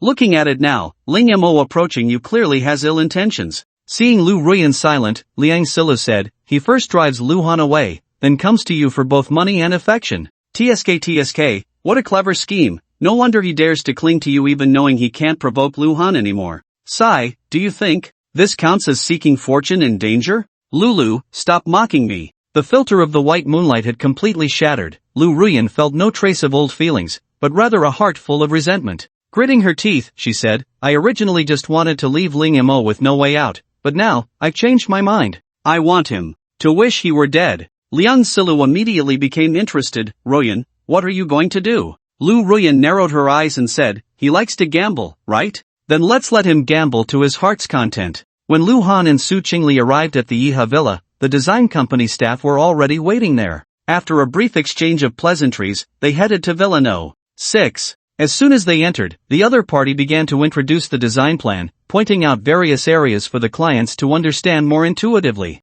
Lu Han didn't mind, as he had said before, he was fine with any kind of renovation, as he wasn't picky. However, Su Chingle took it very seriously, occasionally offering her thoughts and suggestions. I don't really like the design of the entrance, a separate shoe cabinet takes up too much space. Let's change it to an embedded wall design. The crystal chandelier is unnecessary, it's flashy but impractical, and the lighting effect is terrible. For the TV background wall, please provide me with a few more renderings later. There's also this bedroom. Her tone sounded commanding, exuding a sense of decisiveness. It was at this moment that Lu Han suddenly realized that the woman before him was the president of a group worth nearly 10 billion. An hour quickly passed, and after the others left, Su Chingle turned around to find Lu Han looking at her with a strange expression. What kind of look is that? Su Chingle pouted in dissatisfaction, feeling that the man was completely indifferent. He didn't react at all to what was being said. I just find it quite interesting. If you were dissatisfied with other places, that would be one thing, but why are you so concerned about the children's room? Lu Han said with a half smile, not only is the color scheme and safety layout comprehensive, but you also specifically emphasized the use of environmentally friendly materials. What's going on? In this contractual marriage, do you want to have a child with me? Pfft, who wants to have a child with you? You wish. Su Chingle said angrily, this is something my parents specifically instructed. They don't know that we're in a fake marriage, so isn't it normal for them to care about this? This explanation was quite reasonable, and Lu Han responded with an "oh," choosing not to say anything further. Seeing that he didn't pursue the matter, Su Chingle secretly breathed a sigh of relief. Since she was going to turn this fake act with Lu Han into something real, this villa couldn't just be a temporary residence, she had to consider it as a future home. Especially the children's room, there could be no carelessness. Su Chingle wasn't part of the dink, dual income, no kids, crowd, and after getting married, they would definitely want children. However, she wasn't lying either, because before coming here, Su Qiuqiao and Xia Qingwan had indeed instructed her about this, making it a ready-made excuse. It was only a little past 3 in the afternoon, and Su Chingle hadn't been with Lu Han for several days. She didn't want to just go home separately, so she suggested going to watch a movie. Are you sure you want to watch a movie? Lu Han hadn't forgotten what happened last time at the cinema. It was clearly a horror film, yet not long after it started, Su Chingle had kissed him forcefully. But that wasn't the main point. The main point was that this woman not only didn't get angry but also curled up in his arms lazily like a cat, almost falling asleep. It was a horror movie, for goodness sake. Could she at least show some basic respect? Yeah, what's wrong? Su Chingle scrolled through her phone, pretending not to catch the man's insinuation. She actually felt a bit guilty, as if she were walking into a trap. He. Lu Han just chuckled. After all, if the opportunity was presented to him, he had no reason to refuse. Su Chingle specifically chose the 6:40 p.m. romantic film, which wouldn't interfere with dinner and would allow Lu Han to spend a little more time with her. On the way to the mall, Su Chingle received a call from her college roommate and good friend, Lin Qingyu, nicknamed Little Fish, whose family was in the hot spring hotel business. However, her home wasn't in Jiangcheng but in the neighboring Yecheng. Chingle, you're really not being nice. Lin Xingyu said with a teasing tone, you got a boyfriend and are hiding it. If I hadn't received your engagement invitation, I wouldn't have known how long you were planning to keep it a secret. Little fish, I'm sorry. Su Chingle stuck out her tongue, glancing at Lu Han beside her, feeling a bit embarrassed as she said, I also fell in love at first sight with my boyfriend. It's pretty much like a flash marriage. Wow. No way. After her surprise, Lin Xingyu laughed. In 4 years of college, I don't know how many boys fell for you, yet not one caught your eye. I thought you were hard to pursue, but it turns out you're so shy. Su Chingle retorted, you're the shy one. Can't I meet a man who makes my heart race? So, I'm really curious about what your boyfriend looks like, but unfortunately, I can't see him in person this time. Lin Xingyu sighed softly, Xingli, I have something going on here and can't attend your engagement party. I'll transfer the gift money to you via WeChat later, and congratulations on finally finding your other half.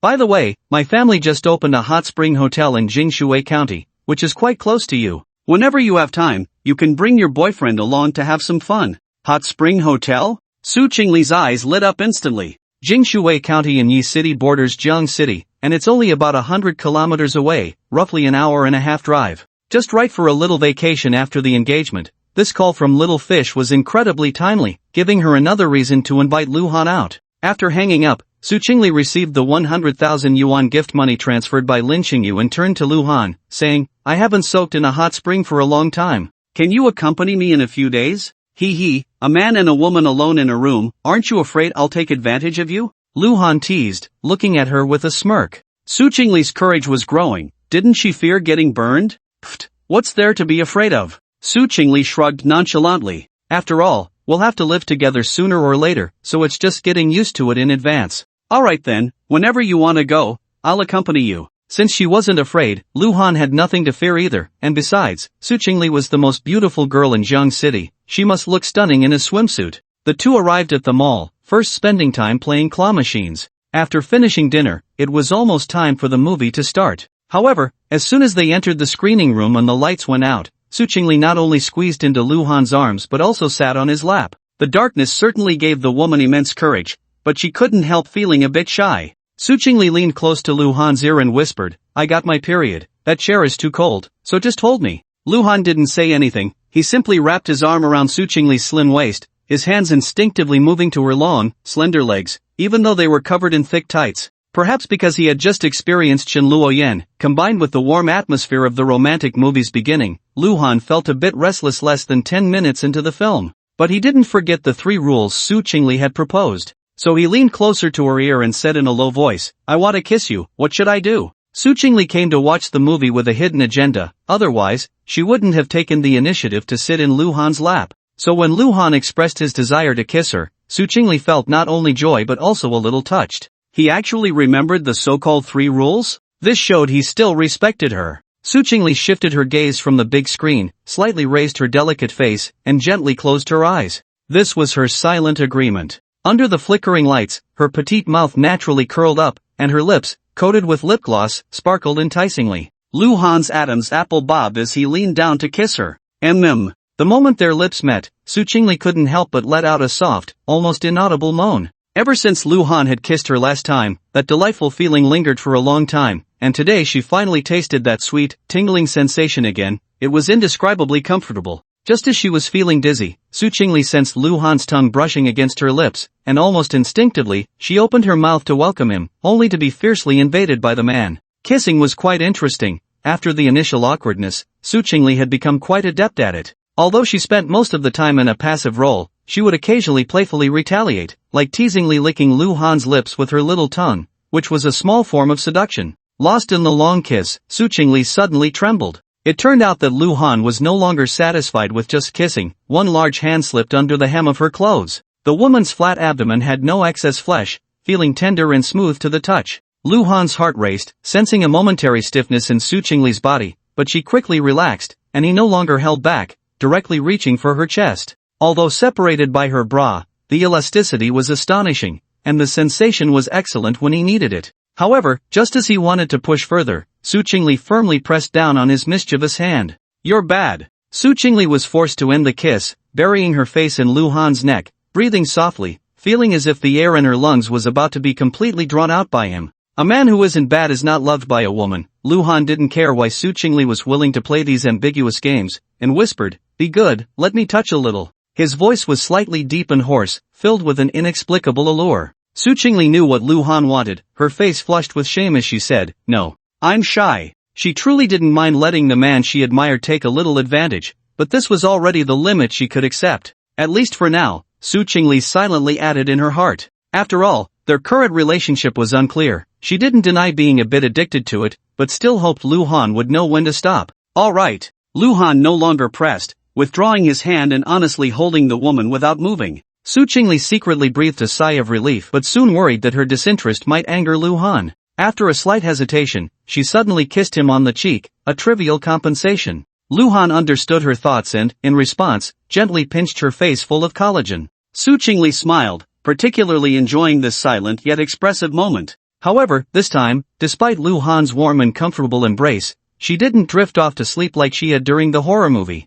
The plot of this romantic film was quite captivating. She was a bit entranced but didn't forget to interact with Luhan from time to time. Sometimes she was kissed, and sometimes she took the initiative to ask for a kiss. The movie ended perfectly, but the moment the lights came on, Su Chingle immediately stood up. The self-deception in the darkness had ended, like a beautiful dream that one must face reality upon waking. She returned to her previous reserve and softly said, "Let's go." The woman was as hard to read as a needle at the bottom of the sea. Luhan couldn't decipher Su Chingle's thoughts and was too lazy to guess. Let it be natural, he thought, but when he wrapped his arm around Su Chingle's slender waist, she did not refuse. The two walked out of the cinema like a couple, and after having milk tea, they finally left the mall. On the way back, Su Chingle had a sudden idea. Since there were many rooms in the villa, why not design a home theater? After all, they would be living under the same roof, which would be a great way to enhance their relationship. The cinema was crowded, and even in the dim environment, she felt a bit restrained. But home was different. It would just be the two of them, free to do whatever they wanted. Su Chingle instinctively thought of some things that made her blush and her heart race. Oh, how embarrassing. Luhan had no idea what the woman beside him was thinking. He only felt the atmosphere was a bit strange. Su Chingle usually chatted about something when she was in his car, but she had never been this quiet before. However, when he dropped Su Chingle off at the Emerald Garden, just as she got out of the car, she suddenly said, "Luhan, aren't you going to see me off?" Luhan looked through the car window at the gate that was almost within reach, feeling a bit puzzled. He had sent her off before, but he had never gotten out of the car. "What happened today?" "Wait a moment," Luhan said as he opened the car door. It was already past 9 in the evening, and the sky had completely darkened. Even though there were many streetlights in the villa community, it still appeared dim and shadowy. A cool breeze blew by, rustling the nearby half-dry green plants. The two walked side by side, and Luhan accompanied Su Chingle to the door, where she turned around. But it wasn't to say goodbye. Instead, she stood on her tiptoes and actively kissed him on the lips. The sudden kiss caught Luhan off guard, and just as he was trying to make sense of it, Su Chingle's muffled voice came through. "Don't move. My mom is watching from upstairs." Luhan's peripheral vision slightly shifted upward, and sure enough, he saw a figure standing in front of the floor-to-ceiling window on the 3rd floor. But it was strange. Even if it was just a pretense, Su Chingle didn't need to kiss him just because her mother was watching, right? What kind of logic was that? Su Chingle only kissed for a few seconds before pulling away from Luhan's lips. She gave him a playful glance and then hurriedly turned to enter her home. Once back home, Su Chingle first took a shower, then half lay on her bed and sent a WeChat message to Luhan. "Don't misunderstand, there will be a kissing segment at the engagement banquet. It can't look unnatural. So today is just a practice run." "Humph, you big rogue, what a bargain for you." After sending the message, Su Chingle tossed her phone aside, secretly cursing herself for being insincere. Luhan received the WeChat message from Su Chingle, but he didn't reply. On one hand, he didn't know how to respond, and on the other hand, it seemed meaningless to reply anyway. In any case, it didn't matter what that woman was entangled in or whether she was playing hard to get. What mattered was that he could take advantage of the situation. As for liking someone, or love, just hearing those two words made Luhan feel ridiculous. He was already evolving towards being a scumbag, fully aware that not investing emotions meant not getting hurt. It was the same with Shin Luoyan, and of course, it was the same with Su Chingle. As for Lu Ruan, if she hadn't insisted on sending him flirty photos every day, Luhan might have almost forgotten that such a woman existed. However, the opportunity had already been given to her, and it was clear that her identity might be less than that of a friend with benefits. Whether to seize it or not, and whether she could, depended entirely on Lu Ruan herself. The next morning, just after finishing breakfast, Luhan was called into the study by Lu Zhenxing. "Come, sign this." Lu Zhenxing pushed a 3-copy equity transfer agreement in front of Luhan, handing him a pen. Luhan briefly flipped through it. The main content was about acquiring 30% of the Su Group's shares for 3 billion, and Su Chao had already signed it. "I thought there would be some signing ceremony or something, the more media and reporters, the better." Saying this, Luhan signed his name at the designated spot. Since they had already received the marriage certificate, this agreement should have been signed long ago. As the last stroke was made, he couldn't help but feel a bit emotional. From this moment on, he would be the second largest shareholder of the Su Group?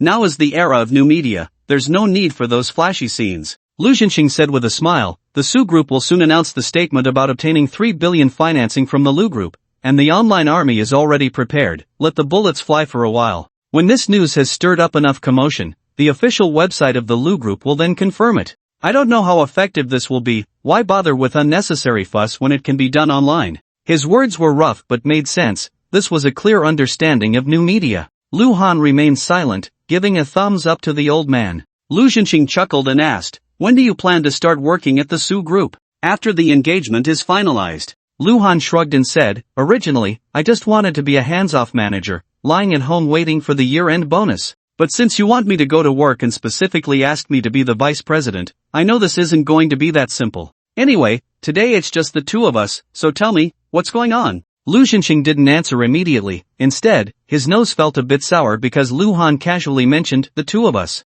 Does this count as a direct acknowledgement of their father-son relationship? Ahem. Lu Zhenxing cleared his throat to calm his slightly agitated emotions and slowly said, "Do you know why the Su Group almost collapsed?" Luhan retorted, "Wasn't it said before that they expanded too much? That's just one aspect." Lu Zhenxing took a sip of tea and continued, "Their personnel structure is too bloated, with many important positions held by relatives. With so many parasites, no matter how developed the roots of the Su Group's towering tree are, if the leaves are eaten as soon as they sprout, how much fruit can it bear in the end?" Sigh. Su Chao is good in every way, but he has too strong a sense of family, unwilling to offend anyone. Little does he know, when the day comes that the tree falls and the monkeys scatter, the first to turn their backs will be these so-called relatives. With this explanation, Luhan understood. He raised an eyebrow and said, "So, you want me to be the bad guy?" Lu Zhenxing nodded, "Only you can play this role." "Alright, then I won't hold back." Luhan expressed his helplessness, but helping the Su Group was equivalent to helping himself,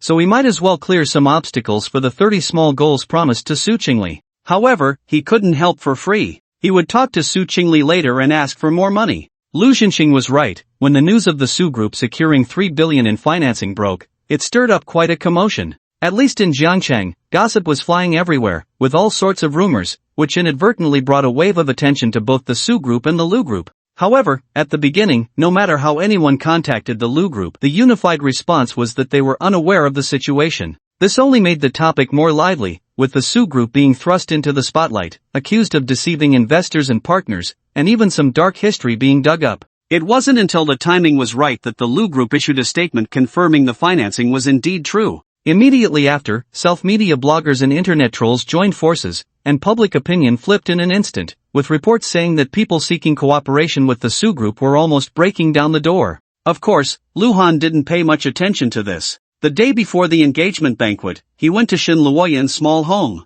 The woman missed him, really missed him. As soon as he entered, he was embraced by her. Shin Luoyan closed her eyes and rubbed against him like a little cat that hadn't seen its owner in a long time. Then came the kiss. She slightly tiptoed and actively pressed her lips against Luhan's. Luhan didn't hold back either, his hands roaming over Shin Luoyan's body, and by the time the woman was breathless from the long kiss, her clothes were already half undone. Shin Luoyan didn't bother to tidy up, pulling the man to sit at the dining table, biting her lip and saying, "Let's eat first. Once we have energy, we can do more." What kind of wolfish words are these? If it weren't for hearing it with his own ears, it would be hard to imagine that this was said by the dignified president of Qinghan Entertainment. Where did her grace go? Where did her modesty go? But you know what? This feeling was simply exhilarating. As a man, Luhan's vanity was greatly satisfied. And since he was here today, he had no intention of letting Shin Luoyan off the hook. So after finishing the meal, Luhan directly carried the woman into the bedroom. In an instant, the room was filled with the colors of spring.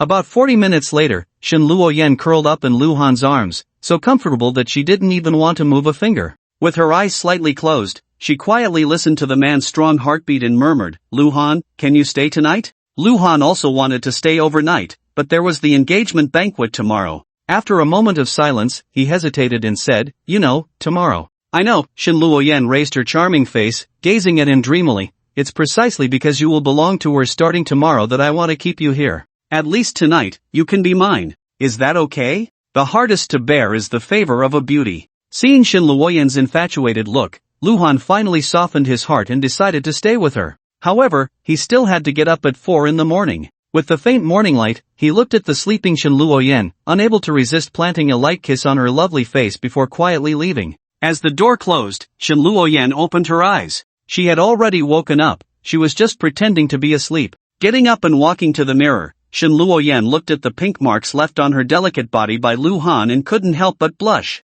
With such tender skin, Luhan must have felt a great sense of accomplishment while teasing her, right? After a moment of shy contemplation, Shin Luoyan took out a specially tailored white dress from the wardrobe. First, she wrapped her long, fair legs in flesh-colored stockings, then put on the dress. Sitting in front of the vanity, she began to apply her makeup. Half an hour later, Shin Luoyan, in white high heels, looked at herself in the mirror. Her makeup was exquisite, her figure graceful, her demeanor elegant, and she nodded in satisfaction. Not at all inferior to Su Chingle, right? She spoke to herself, filled with confidence. Although her rival was the most beautiful woman in Jiangcheng, she was also quite good herself, at least able to hold her own against Su Chingle. Shin Luoyan tilted her head and thought for a moment, striking a charming pose, and took a selfie to send to Luhan. "Next time I wear this, will you ravage me fiercely?" Regardless of whether Luhan replied, Shin Luoyan took off the dress again. Forget it, after all, it was the engagement banquet of the legitimate fiancé, so she wouldn't steal her thunder.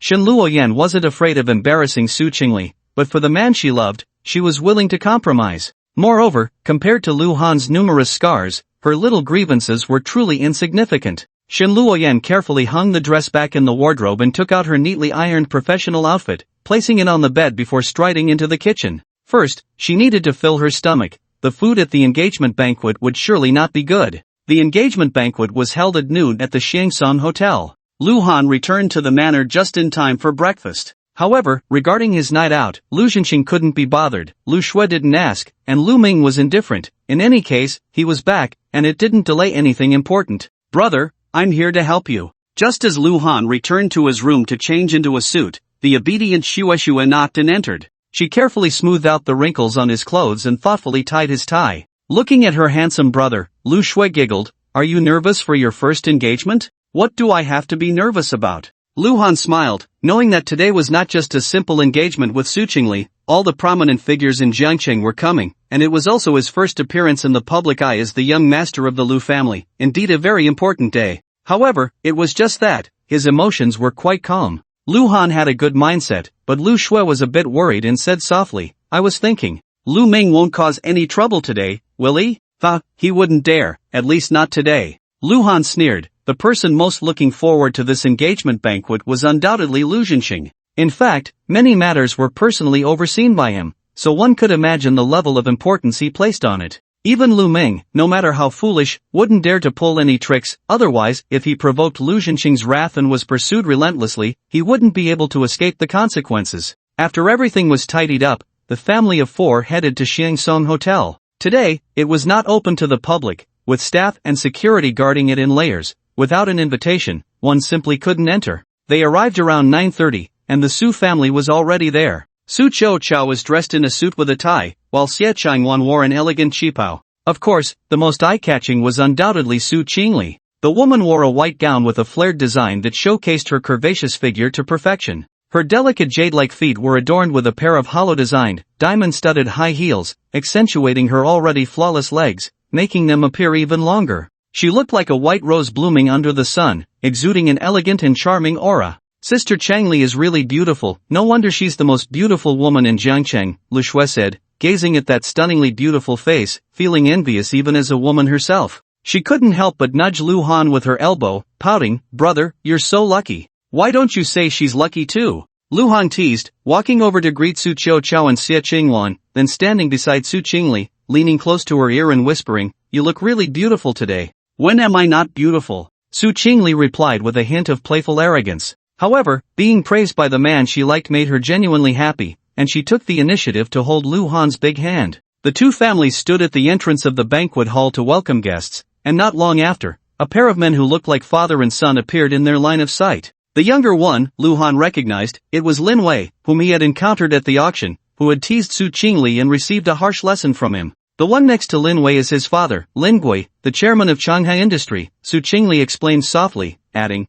after you dealt with his son that day, Lin Gui came to Su Group the next day to apologize to me. She hadn't told Lu Han about this before because she didn't think it was something worth boasting about. After all, it wasn't Su Group that Lin Gui feared, but the shrewd Lu Zhenxing. He can bend and stretch. Lu Han nodded. Today's engagement banquet was largely for show, with Su Group having Lu Group as a backing. They certainly had to make certain people see and hear the reality. Su Chao handing the invitation to the chairman of Shanghai Industry, a competitor, was also expected. Mr. Lu, young Master Lu, congratulations, Lin Gui said with a beaming smile, but then turned around and, with a loud slap, gave Lin Wei a resounding slap in public, scolding, you scoundrel, apologized to young Master Lu. Yes.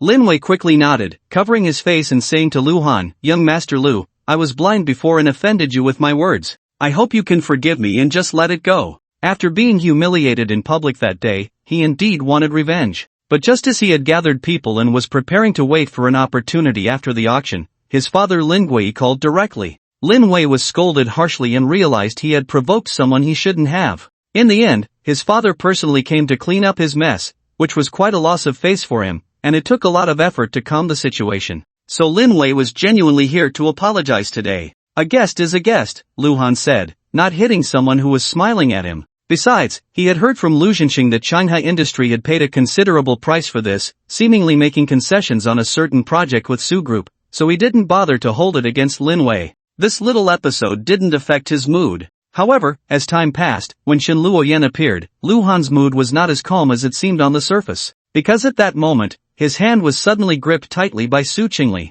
Su Chingle knew that Shen Luoyan would come. After all, Lu Han had given a heads up in advance. But seeing this woman appear with her own eyes, she couldn't help but feel a sense of crisis. However, this sense of crisis quickly faded. Su Chingle looked at Shen Luoyan, who was dressed in professional women's attire, and thought that if she really wanted to steal a wedding, wearing this outfit was not appropriate, and the timing was also off. So, was she really just here to attend the engagement banquet? Su Chingle found it hard to believe that Shen Luoyan, who had liked Lu Han so much, had searched for him for 5 years and even offered 2 billion to persuade herself to step back, would give up so easily. Lu Han, congratulations, Shen Luoyan said, standing in front of him, her voice gentle, revealing no hint of anything unusual. But inside, it really hurt. The man she loved had just held her in his arms a few hours ago, and even earlier, they had been entwined in passion, yet now he was going to get engaged to another woman. Even so, Shen Luoyan couldn't bring herself to blame Lu Han. She could only say that she had made a huge mistake back then, and thus received the punishment she deserved.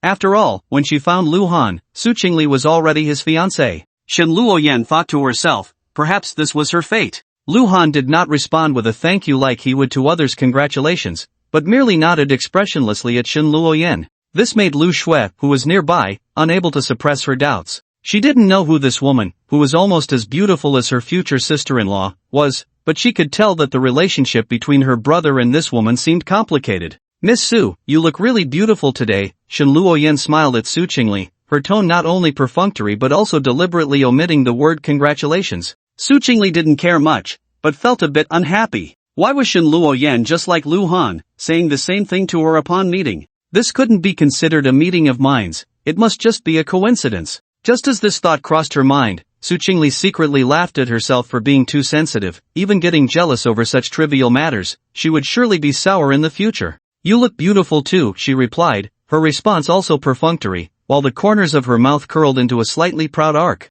Even if it was a fake engagement, at least they had gone through this process, which was already many times better than Shen Luoyan. The competitive spirit among women can be quite amusing, and even Su Chingle, the most beautiful woman in Jiangcheng, was not exempt from it. Shen Luoyan certainly understood Su Chingle's meaning but chose not to comment. Marrying Lu Han was one thing, whether she could keep him was another. This woman was getting carried away, celebrating too early. Shen Luoyan turned her gaze to Lu Zhenxing and said with a half-smile, "Hello, Uncle Lu, my name is Shen Luoyan, and I am a very good friend of Lu Han." She slightly emphasized the words very good friend, which sounded a bit strange. However, Luhan actually agreed with this self-introduction. They had already shared a bed, so their relationship was indeed as good as it could get. Shan Luoyan? Lu Zhenxing, who had not taken the woman in front of him seriously before, was now slightly shaken, surprised as he said, "You are the Shan Luoyan from Qinghan Entertainment?" As soon as this was said, Su Chao and Xie Qingwan, as well as Lu Ming and Lu Shui, all looked at her in surprise.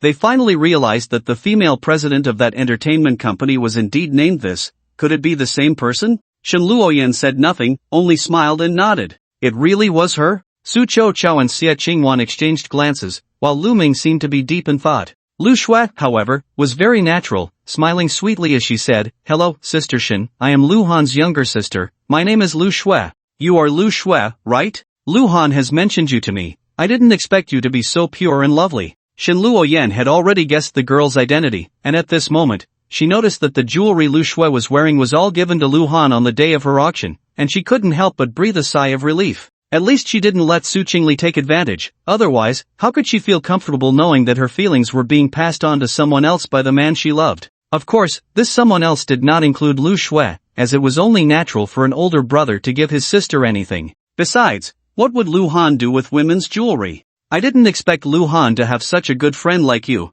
Lu Zhenxing was somewhat surprised and asked, "How did you two meet?" "We grew up together in an orphanage, living together for more than 10 years, so I guess we can be considered childhood sweethearts." Shan Luoyan explained casually and then said lightly, "But that's all in the past. I'm quite happy to witness his happiness." This was something she felt deeply, but to anyone other than Lu Han and Su Chingle, it carried a different meaning. What's going on? Why does it sound like there's something unclear between Shan Luoyan and Lu Han? Coupled with the name Qinghan Entertainment, which she hadn't thought much of earlier, it now made people think twice. There's definitely something going on between these two. Su Chingle's expression was not good, but before she could say anything, Shan Luoyan had already taken the initiative to say to Lu Han, "Lu Han, can we talk alone?" "Shan Luoyan, I'm getting engaged today." Lu Han frowned slightly and refused, "Please know your limits, okay?" Shan Luoyan stared at him without blinking, and after a few seconds, she sighed softly, "Since you've endured your displeasure and still sent me an invitation, I'll let you off the hook for now."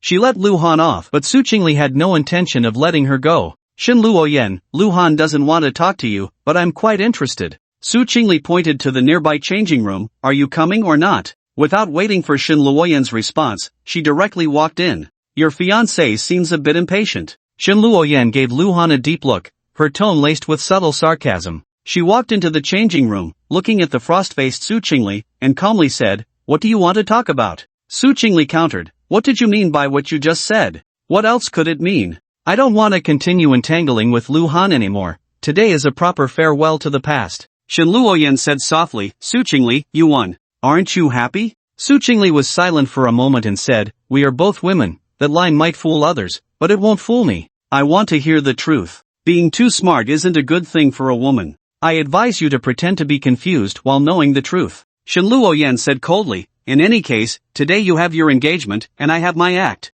You may not believe me, but please believe Lu Han." After saying that, she turned to leave, but was stopped by Su Chingle grabbing her arm. Shan Luoyan looked back at the stubborn Su Chingle, who clearly wouldn't let her go without clarification. After a stalemate for a while, Shan Luoyan said helplessly, "Do you really want to know? Aren't you afraid the truth will be very cruel for you? Go ahead, I'm listening." Su Chingle released her grip on Shan Luoyan's arm, pulled over 2 chairs, and gestured for her to sit down and talk. No matter what, they had to clarify things today, otherwise, she wouldn't be able to sleep at night. Shan Luoyan sat across from her and said straightforwardly, "You don't really think Lu Han is comfortable living in the Lu family, do you?" This involved internal struggles within a wealthy family, and even though Su Chingle was an only child, she had seen enough troubles arising from within, so she certainly didn't think so. She shook her head and said, "How is that possible? If I were Lu Ming, I wouldn't be willing to hand over something that is almost within my grasp." "At least you're not too foolish," Shan Luoyan said seriously. "In the years that Lu Han has been absent, Lu Ming has already taken root in the Lu family. It's not that easy to uproot him. He is now watching closely, but with Lu Zhenxing protecting Lu Han, your Su group can't be too complacent. At least getting through the current crisis isn't too difficult. But Qinghan Entertainment is different. I can't deny it, and even if we fight to the bitter end, it might not severely injure Lu Ming. The fact that I encountered Lu Han at the auction will eventually reach Lu Ming's ears. Plus, with the name Qinghan, it will definitely catch his attention. Since my relationship with Lu Han can't be hidden, We need to find a way to draw a clear line on the surface. Because Qinghan Entertainment is a trump card for Lu Han, it can't be revealed until the critical moment. However, this act of drawing a line can't seem too abrupt. It has to be very natural, otherwise it will be suspicious. Just right, your engagement with Lu Han is a very good opportunity for me. This was a pre-arranged plan, turning passivity into initiative. After a round of self-exposure, half true and half false, the credibility of her falling out with Lu Han was extremely high. I knew you couldn't bear to part with Lu Han. Su Chingle pouted, her tone a bit sour. No matter how clever this self-sacrifice plan was, at least Lu Han had already shown enough trust in Shen Luoyan.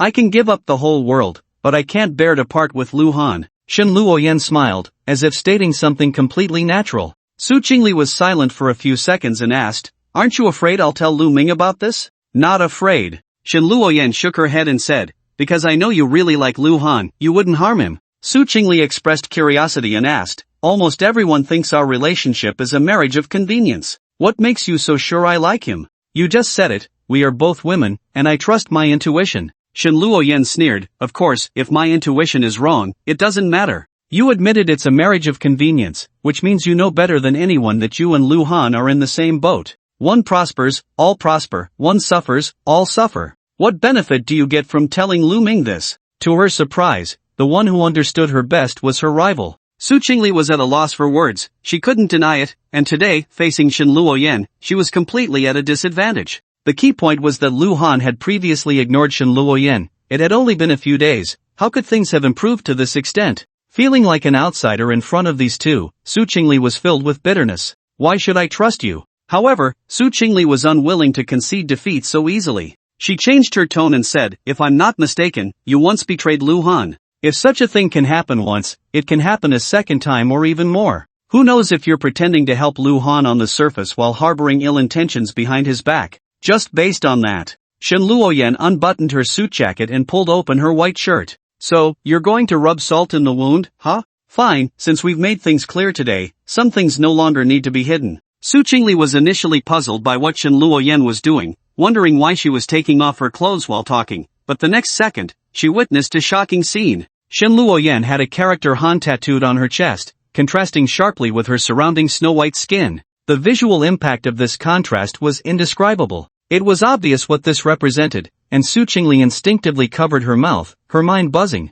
She inherited her mother's grace and beauty to some extent, and with her excellent upbringing, the idea of tattooing a man's name on her body was something she couldn't even dare to think about. But for some reason, as Su Chingle looked at the bright red and slightly enchanting characters, she found it hard to look away, even feeling an indescribable sense of beauty. I've had this character tattooed here for 5 years, constantly reminding myself that I belong to him. Shen Luoyan's delicate fingers gently traced the strokes. In this world, no one loves him more than I do, including you, his so-called fiancé. You and Lu Han. Su Chingle noticed the pink marks on Shen Luoyan's skin. Not having experienced intimacy didn't mean she was completely ignorant, yet she still fantasized about their relationship being merely sweet nothings. We've slept together. But Shen Luoyan's next words hit Su Chingle's heart like a heavy blow, the pain of heartbreak nearly taking her breath away. Consider this a piece of advice. I don't know how much you like Lu Han, but it's not too late to withdraw now. Shen Luoyan pressed on, why don't you and he maintain a superficial relationship while I help you fulfill the duties of a wife?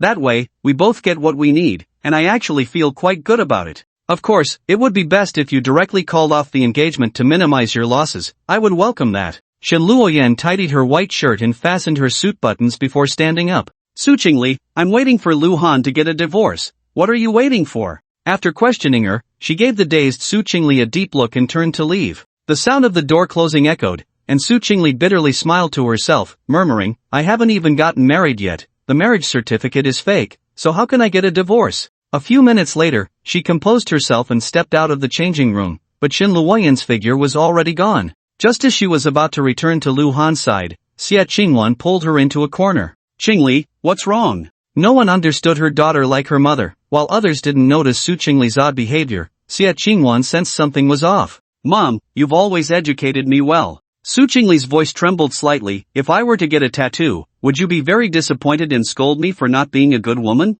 A tattoo? Xia Qingwan was taken aback. Her daughter had only been inside for less than 10 minutes. How could she come out acting strange? What did that mean? Could it be that her daughter was planning to get a tattoo? It's nothing, Mom, I was just joking. Su Chingle, feeling flustered earlier, realized she had worried her mother and smiled, saying, "I'm going to find Lu Han." Qingli. Xia Qingwan wanted to say something, but seeing her daughter return to Lu Han's side in just a few steps, she could only suppress her inexplicable worry for now. At that moment, Su Chingle not only took the initiative to hold Lu Han's hand but also intertwined their fingers tightly, as if afraid of losing this man. She wasn't foolish, she could tell what Xin Luoyan's words meant, which was to make her leave Lu Han. It was a futile wish, it was impossible. This was more than just a simple affection for Lu Han. She was the most beautiful woman in Jiangcheng, how could she let another woman take her man? However, Su Chingle also realized she needed to change her strategy. If she continued to act proud, making Lu Han only able to look but not touch, while Xin Luoyan gave him whatever he wanted, he would eventually grow tired of her.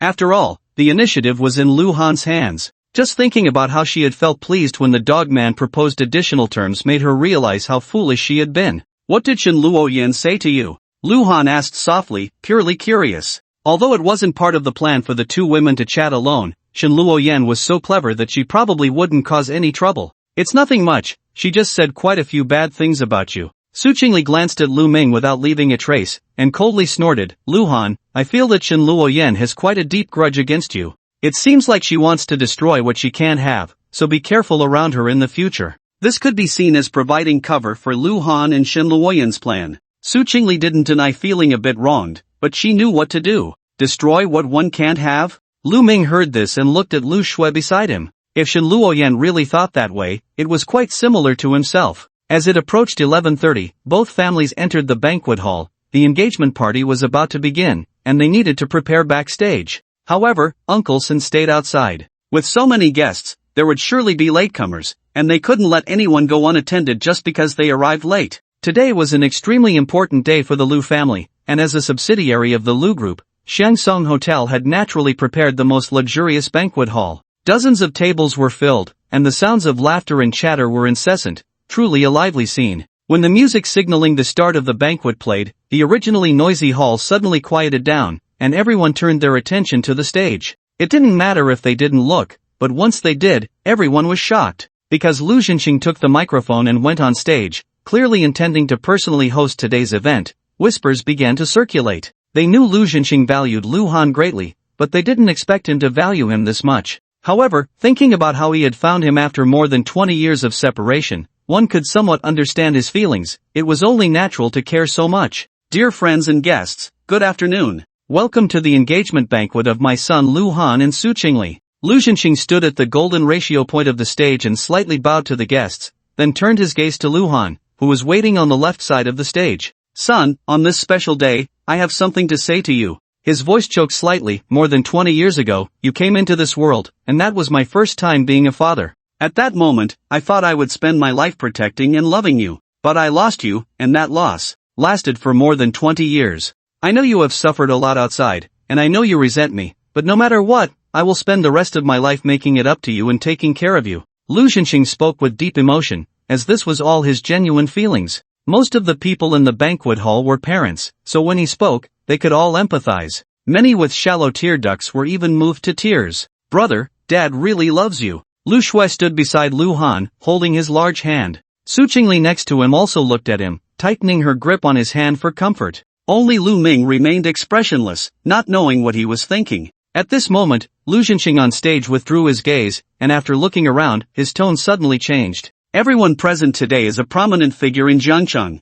and I am deeply grateful for your presence at this banquet. However, there are some things I still want to say up front." Lu Zhenxing said solemnly, "I owe Lu Han too much, and what I cannot tolerate the most is him being bullied. So, in the future, for any open commercial competition, you can come as you please. If he suffers losses, it can only be said that he lacks ability, and I won't blame anyone. But if anyone tries to play tricks behind the scenes, I advise you to handle things cleanly. Otherwise, if I find out, no matter who it is, don't blame me for turning against you. Remember, this is what I, Lu Zhenxing, say, even if the King of Heaven comes, it won't work." His aura suddenly became sharp, but no one in the banquet hall thought he was arrogant, especially Lin Gui and his son Lin Wei, who were filled with trepidation. Fortunately, they had recognized their situation in time, otherwise, they would have really made a big mess. However, a small number of more astute people caught the underlying meaning in Lu Zhenxing's words. Rather than a warning to everyone present, it seemed more like a warning directed at Lu Ming. After all, wasn't he the one who felt the most unwilling after Lu Han returned to the Lu family? At this moment, on the side of the stage, Lu Ming's expression also changed slightly, but he quickly returned to his usual demeanor. I apologize, everyone, my earlier words were a bit extreme, but I believe you can understand my current feelings. Lu Zhenxing's expression changed rapidly, and he smiled again. Now, let's welcome today's main character to the stage. Come, let's give a round of applause. As his words fell, amidst the gentle music, Lu Han walked onto the stage holding Su Chingle's hand, instantly attracting everyone's attention. The soft light fell on the two of them, truly a perfect match. The applause and cheers in the banquet hall erupted, with some even whistling, but Shen Luoyan, who was deliberately standing in the corner, covered her chest. It hurt a lot. Really hurt. The reason she insisted on attending this engagement banquet, aside from putting on a show for Lu Ming, was to see for herself what it felt like to watch the person she loved get engaged to someone else. Was Lu Han's heart also shattered like this back then?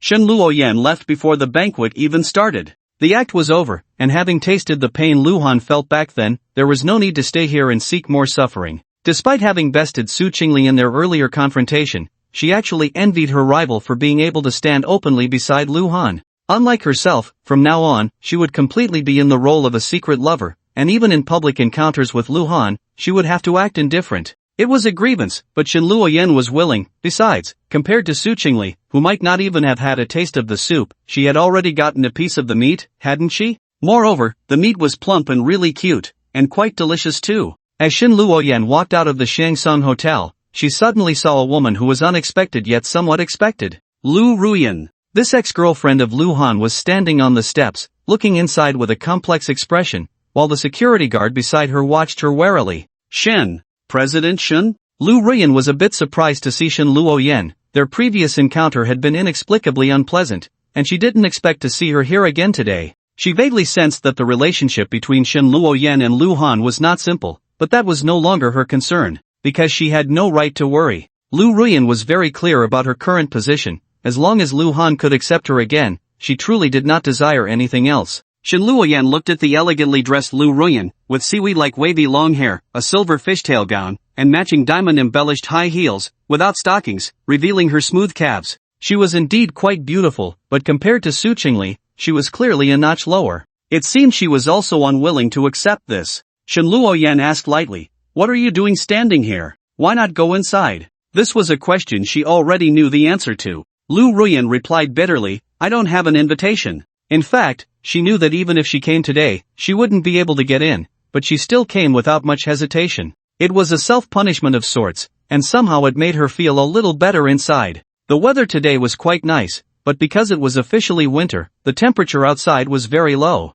Shen Luoyan looked at Lu Ruan, who was shivering from the cold, and softly said, "Go back." Yao Ruyan shook her head, knowing there would be no result, yet stubbornly said, "I'll wait a little longer." Shen Luoyan said nothing more, nodded slightly, and brushed past her. She didn't want to know why Lu Han no longer wanted Yao Ruyan, nor did she want to know why Yao Ruyan regretted it. None of it mattered. To Shen Luoyan, compared to Yao Ruyan, she was just 50 steps laughing at 100. Fortunately, her luck was still quite good. Otherwise, there would be two women standing here now. Today, there were simply too many people present. Lu Han didn't notice that Shen Luoyan had already left, nor did he know that Yao Ruyan was outside. At this moment, under the soft spotlight, he looked at Su Chingle's almost breathtaking beauty. The woman had closed her eyes, her lips slightly curled, clearly looking forward to it, and he leaned down to kiss her. This was the last segment of the engagement banquet stage, a public display of love in front of all the guests present. However, Lu Han found it somewhat amusing. Must a kiss be between lovers? Must a bed be shared by a married couple? So what significance do these so-called witnesses hold? Just like himself and Su Chingle now, they looked so serious while kissing, yet it was merely a performance. But it couldn't be denied that Su Chingle's lips were truly soft, her little tongue like bouncy jelly, making the kiss particularly pleasant. Lu Han was not emotionally invested in this kiss, yet he didn't know that Su Chingle was exceptionally engaged. In fact, there was no requirement for the couple to kiss at the engagement banquet. This was a segment she had specially requested Lu Zhenxing to add in. Once the two finished their kiss, Lu Zhenxing announced the banquet had begun. As the waiters began to serve the dishes, Su Chao and Xie Changwan stepped onto the stage, while Lu Shui and Lu Ming stood beside Lu Han. With the continuous flashes of cameras, the 7 members of both families were captured in a group photo by the photographer. The photographer believed the photos were excellent, with impeccable lighting, angles, and timing of expressions, simply perfect. He expressed great satisfaction, unaware that the harmony was merely superficial, hiding an unspoken discord beneath. Next, according to etiquette and customs, it was time to toast table by table. The first table was filled with heavyweight figures, all veterans of the Lu group, and among them were a few older individuals whom even Lu Jinxing had to address as uncle. Jinxing, today is a joyous occasion, and normally I shouldn't say certain things, but a few of us just discussed it and felt that there's no time like the present. An elderly man with graying hair but a spirited demeanor suddenly spoke up. Lu Han had seen this man when he was welcoming guests at the door. Lu Jinxing had specifically introduced him as Chan Yuzhou, one of the minor shareholders of the Lu group. He seemed to hold only a small percentage of shares, but with the market value of the Lu group, he was already worth billions. Chan Yuzhou smiled at Lu Han and then said to Lu Jinxing, "They say to make the most of resources and talents. I know you care for both sides, but for the long-term development of the group, Xiaoming is undoubtedly the most suitable helmsman." Of course, I don't mean to belittle Lu Han, just stating the facts. 300 billion is not much, 30 billion is not little either. Jinxing, regarding the future of the group, you must not let emotions cloud your judgment. This was clearly biased towards Lu Ming, and Lu Han sneered inwardly. Even the way they addressed each other was so different, quite condescending. Lu Jinxing put on a serious thinking pose and asked, "Uncle Chang, do you mean? Xiaoming is managing several subsidiaries at the same time, we can all see how well he is doing." Chan Yuzhou looked at Lu Ming with an appreciative gaze and continued, "I feel that Xiaoming has gained enough experience, why not transfer him back to the headquarters?" Lu Jinxing turned to Lu Ming, "What do you think?" "With my current abilities, going back to the headquarters is still a bit overwhelming," Lu Ming replied humbly, but quickly added, "Dad, I will follow your arrangements." Lu Jinxing then turned his gaze to Lu Han and asked, "What do you say?" "What can I say?" Lu Han looked at Chan Yuzhou with a half-smile and coldly said, "You said today is my big day, knowing that discussing business is inappropriate, yet you insist on doing so, isn't that a bit disrespectful to me? Do you know what it means to be the bird that sticks its head out? Do you know what it means to kill the chicken to scare the monkey?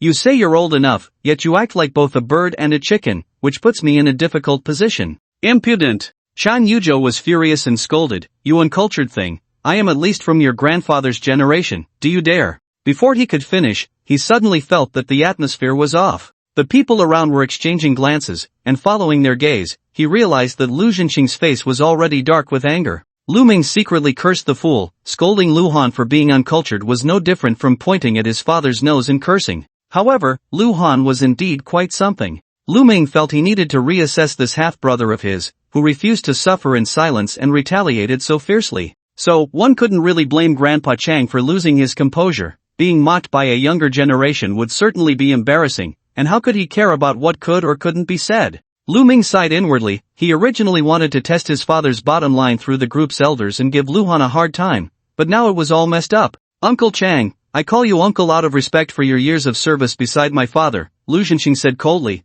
"but you relying on your age to bully me is a bit too disrespectful, don't you think?" "Jinxing." Chan Yuzhou's lips trembled as he hurriedly said, "How could I not regard you highly? I just misspoke earlier, I didn't mean it that way, please don't take it to heart." Lu Jinxing snorted coldly, finished his drink, and walked straight to the next table. Meanwhile, Lu Han raised his glass to signal the others, deliberately leaving out Chan Yuzhou, and also downed his drink in one go. Chan Yuzhou's face turned from green to white, and just when it was awkward, Lu Ming smiled and toasted first, finally allowing him to regain a bit of face. The newcomers continued to toast, but the atmosphere improved significantly. Almost every table stood up to congratulate, and occasionally, ladies would slip red envelopes into Su Chingle's hands. This was considered an extra gift, usually not a large amount, but in Lu Jinxing's eyes, it was very pleasing. So, people as foolish as Chan Yuzhou were rare, the vast majority were quite clever. Today's engagement banquet had a total of 66 tables. The drinking glasses weren't large, but it was hard to keep up with the continuous drinking.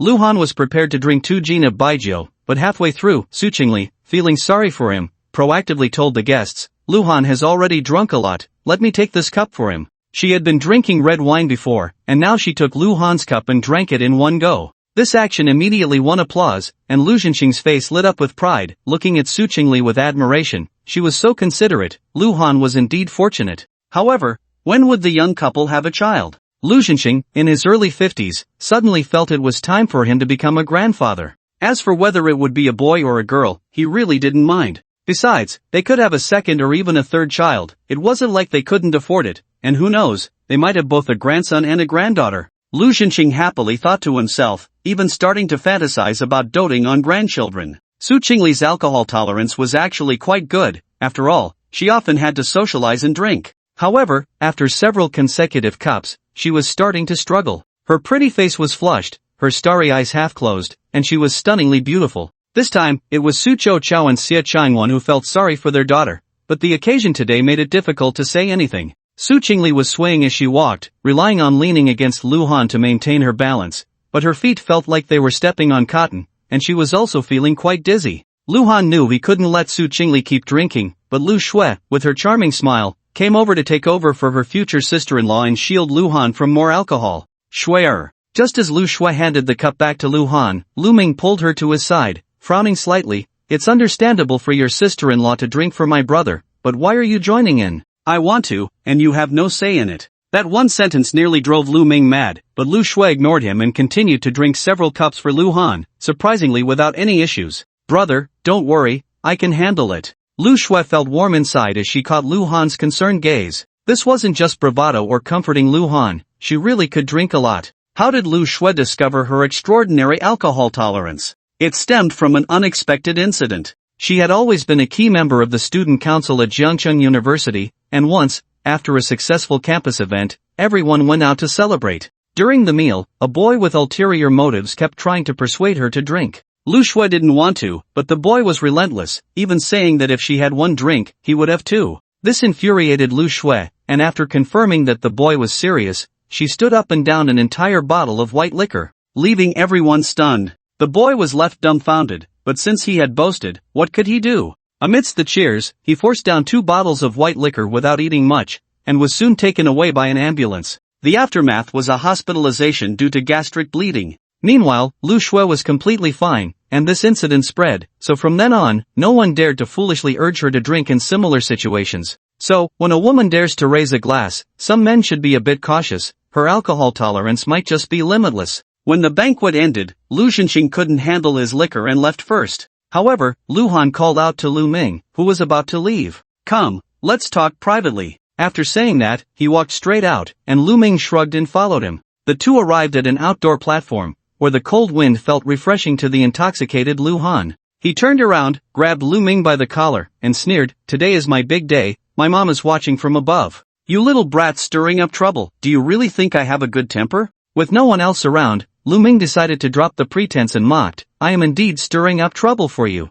What are you going to do about it?" Ha! Lu Han suddenly exerted force, choking Lu Ming, and surprisingly lifted him with just one hand. Lu Ming immediately felt a bad premonition and regretted not bringing Uncle Chen or Li Dongsheng with him. However, he truly didn't believe Lu Han would dare to do anything to him, so he felt fearless. The platform was surrounded by a railing over a meter high, but Lu Han effortlessly suspended Lu Ming over the edge. If he let go, the guy would fall. Lu Ming clung tightly to Lu Han's arm, glancing down, feeling a bit panicked. About 8 or 9 meters high, equivalent to 3 or 4 stories, if he fell, he wouldn't die but would be seriously injured. Go ahead, throw me. Damn it! Lu Ming was still provoking him 1 second, but the next second, as Lu Han loosened his grip, he began to free fall. What the hell, is he serious? In this world, apart from a very small number of professionally trained individuals, such as pilots or parachutists, even those who often engage in bungee jumping cannot help but instinctively feel terror and scream when falling from a height. Lu Ming was no exception. The sensation of weightlessness caused him to scream uncontrollably, followed by an indescribable pain that hit him as if he had been struck by a speeding truck. His vision went black, and he fainted immediately. The Shangsong Hotel was located in a bustling area, so even though Lu Han had deliberately chosen a relatively secluded spot to act, Lu Ming's screams still attracted the attention of the security guards. Upon realizing who had fallen, the guards were nearly paralyzed with fear and quickly called their captain over the intercom. This caused quite a commotion, but no one dared to touch Lu Ming, who knew what his condition was. Not moving might be fine, but what if moving made it worse? So they could only call for an ambulance. Fortunately, there was a hospital less than 500 meters away, and soon an ambulance arrived, swiftly taking Lu Ming away on a stretcher. Because Su Chingle was drunk, when Lu Xinqing left earlier, Su Chao and Xie Qingwan had also taken their daughter with them, so when Lu Han returned to the banquet hall, only Lu Shui was still there. Brother, you didn't throw Lu Ming down, did you? Given the severity of the situation, Lu Shui had already learned about it. She had just seen her brother call Lu Ming outside, and her heart sank a little.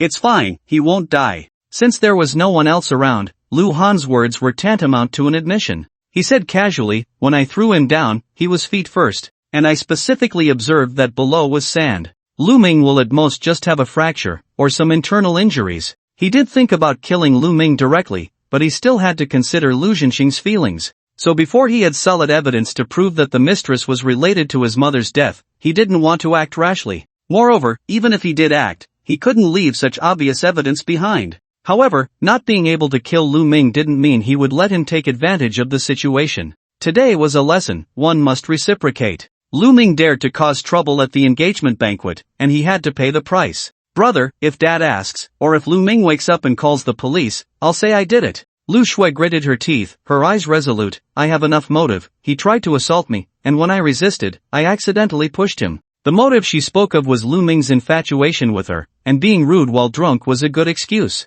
However, this would mean breaking the window paper, and if it spread, it would become a scandal for the Lu family. But for the sake of her brother, Lu Shui didn't care about that anymore. "Nonsense, how can I let you take the blame for what I did?" Lu Han rubbed Lu Shui's little head and smiled. "Besides, your lie won't hold up. A quick check of the surveillance will show you weren't at the scene. But the place I threw him down really has no surveillance. At that time, I can just insist he was drunk and fell down because he couldn't stand, right?" Even so, they still had to put on a show, so the siblings headed to the hospital together. The driver was the head of security. After all, both the young master and young lady had been drinking, and he had never driven such a nice car before, so he was nervous the whole way. The operating room's light was on, and not long after Lu Han and Lu Shui arrived, Lu Zhenxing, who had received the news, hurried over, accompanied by Uncle Sen. "What happened?" Lu Zhenxing didn't know that Lu Han had taught Lu Ming a lesson. He thought someone else had harmed Lu Ming or that he had accidentally fallen, and his expression turned a bit grim.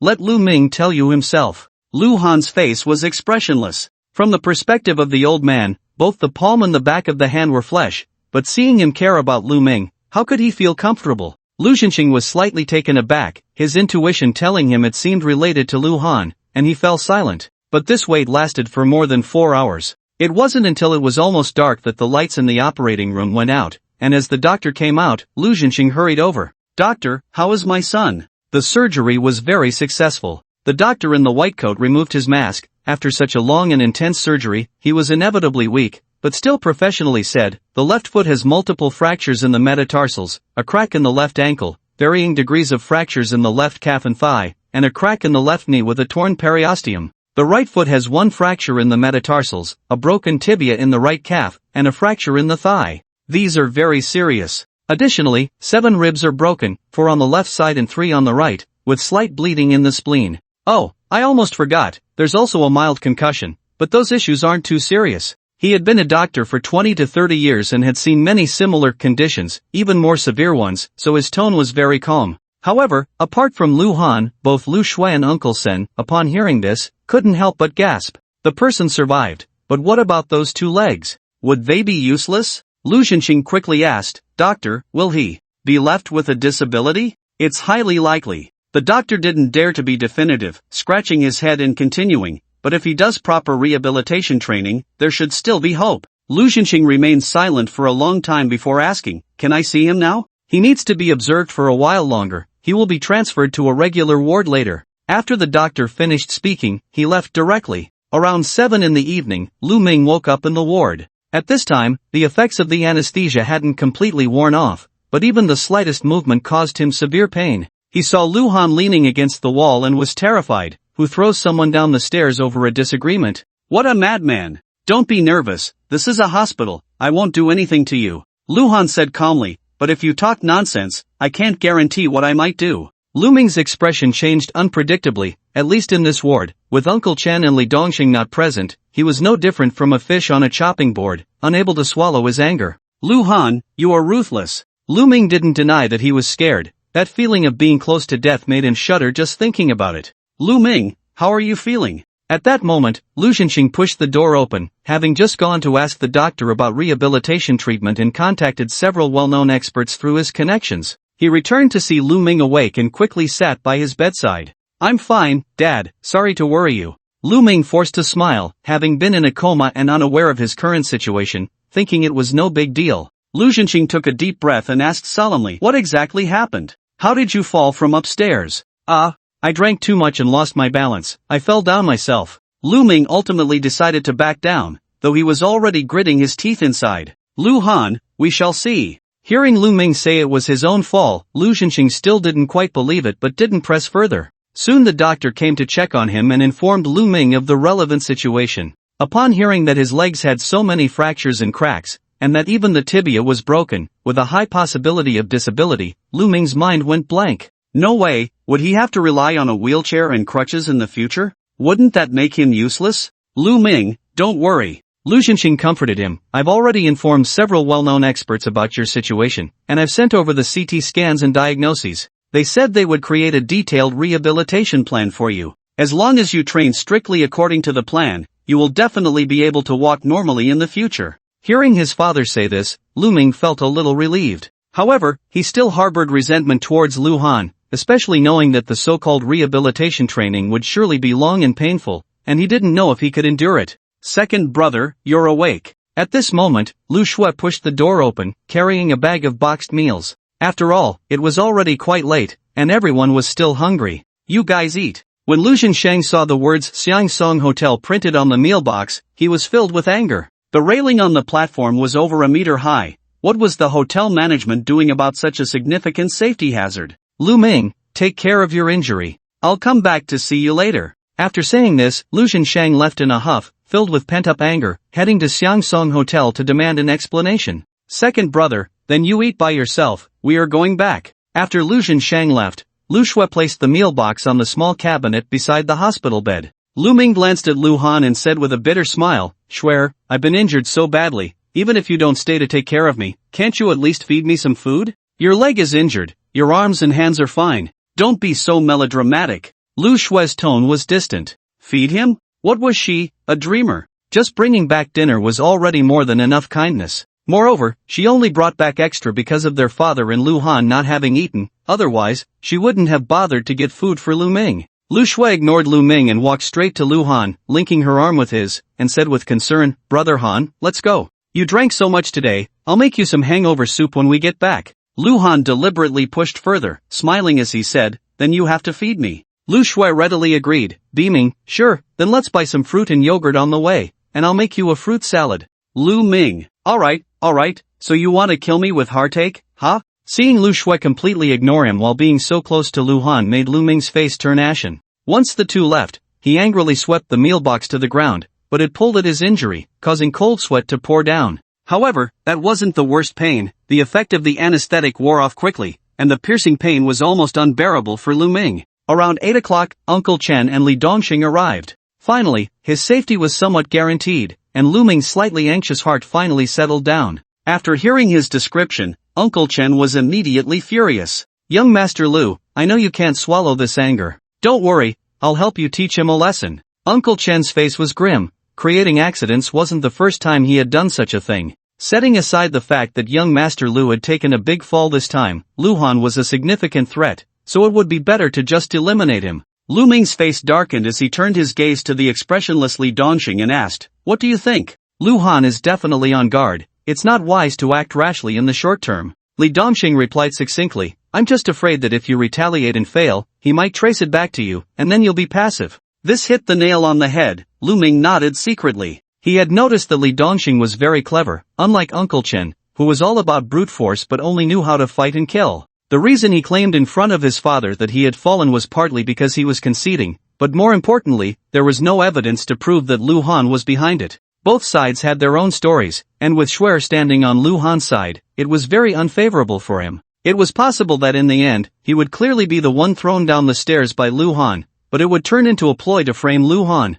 After much difficulty, father finally found Lu Han, who had been lost for over 20 years. The guilt was palpable, and it was obvious who his subconscious would favor. Lu Ming dared not gamble, nor could he afford to. This was the fundamental reason for his acceptance of the situation. Lu Ming regretted underestimating Lu Han before, having no defenses at all, which led to him suffering such a huge loss today without even being able to vent his frustration. It was almost suffocating. However, Li Dongxing was right. There were many ways to take revenge on Lu Han, but there was a prerequisite: he must not be caught. Perhaps Lu Han was just waiting for him to retaliate. If he acted rashly, wouldn't he be falling into Lu Han's trap? So, he needed to think it through carefully. Lu Xiao, if you can trust me, why don't I help you vent your anger first? Just as Lu Ming was feeling unwilling, Li Dongxing slowly spoke up. What do you plan to do? Lu Ming asked, curious. At that moment, he had a strange intuition that Li Dongxing seemed more reliable than Uncle Chen. Even if we can't act against Lu Han for now, we can't let him have it easy. Since the Su Group is his future foundation, making things difficult for the Su Group is equivalent to making him uncomfortable.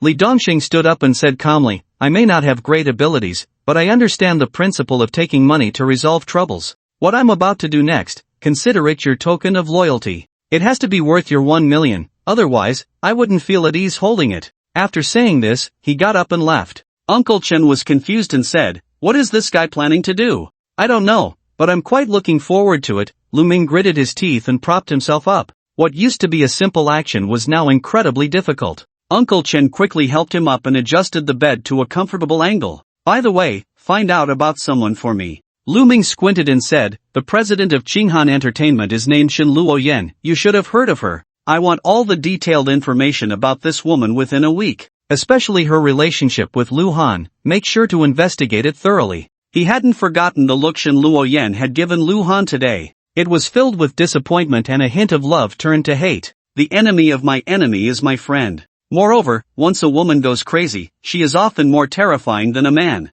At 4 in the morning, while most people were still asleep, Su Chingle was wide awake in Villano 6 of the Emerald Garden, staring blankly at the white ceiling. Yesterday, when she had shielded Lu Han from alcohol, she felt not only heartache but also a desire to drown her sorrows in drink. The character Han on Shen Luoyan's chest had a huge impact on her, lingering in her mind, making it impossible to sleep even after sobering up. But who can I blame? Su Chingle couldn't help but murmur to herself, feeling that she couldn't blame Lu Han. It was she who turned marriage into a transaction, and it was also she who said she didn't mind him finding women outside. It was clearly her mistake that gave Shen Luoyan an opportunity. Lu Han was a passionate man, and Shen Luoyan's looks and charm were impeccable. It would be strange if he didn't feel anything for her, especially since she was the one who came on to him. Lost in her thoughts, she only got out of bed when her phone alarm went off at 5. Dressed in her pajamas, she walked into the bathroom and looked at herself in the mirror, secretly making a resolution. It was impossible to give up on Lu Han, not only because she had finally come to genuinely like a man after more than 20 years,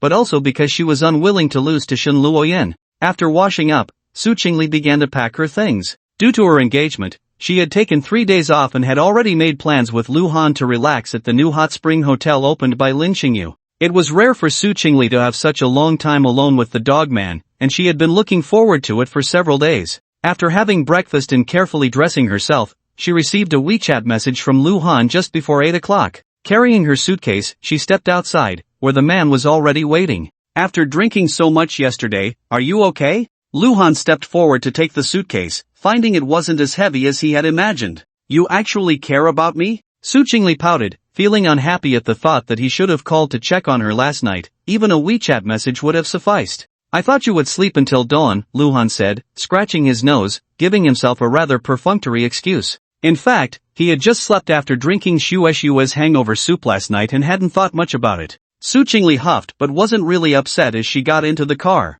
Not long after leaving the Emerald Garden, she couldn't help but ask, I heard Lu Ming fell from the Shangsong Hotel yesterday? She had only heard about it from her parents during breakfast, and her first reaction was that he deserved it. Su Chingle hadn't forgotten that during the toasts yesterday, it was obvious to anyone that the one named Chang Yuzhou was being condescending because of Lu Ming's antics. That was her own engagement banquet, and it must have been uncomfortable to have it spoiled. Moreover, she didn't have a good impression of Lu Ming, especially since he was targeting her beloved man. Yeah, he drank too much and couldn't stand up, Lu Han said nonchalantly. He felt pretty hard on both legs, but with proper rehabilitation training, he should be able to walk normally again. TCH, he got off easy, Su Chingle pouted, not knowing that Lu Han was the culprit. She thought to herself how Lu Ming didn't die from the fall, what a pity. They chatted while driving, and about 2 hours later, they arrived at the Hot Spring Hotel. The name was quite pleasant, Yushui Pang Lai. Su Chingle called Lin Xingyu, and soon a woman in a qipao came out to greet them.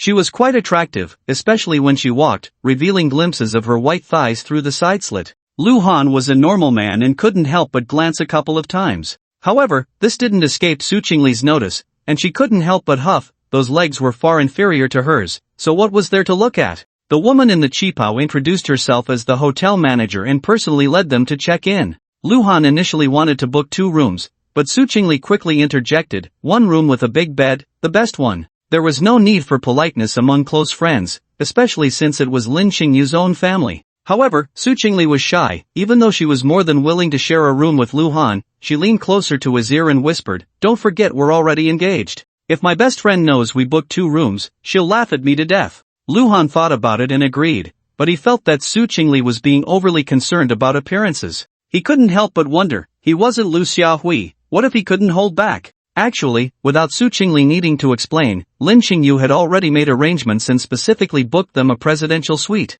The room number, 488, was very auspicious, especially since the Su group was currently facing a financial crisis, making it even more meaningful. Once they entered the room, Su Chingle took out a small device from her suitcase. "Let me check for hidden cameras first." Seeing Luhan's puzzled expression, she casually explained. Su Chingle trusted Lin Xingyu, but she didn't trust the hotel staff. She didn't want to find herself on some unknown website for others to gawk at. In any case, it was better to be cautious when out and about. After carefully checking and confirming there were no issues, Su Chingle finally took out her swimsuit. "You mustn't peek," she warned Luhan, blushing as she walked into the bathroom. The frosted glass design blocked the view from outside, but Su Chingle couldn't help but feel her heart race. After all, she could still vaguely see shadows, and it felt no different from changing into a swimsuit in front of Luhan. However, she quickly finished changing. It was a pink one-piece swimsuit, relatively conservative in style, but it showcased her figure beautifully. Where it needed to be accentuated, it was, and where it needed to be lifted, it was.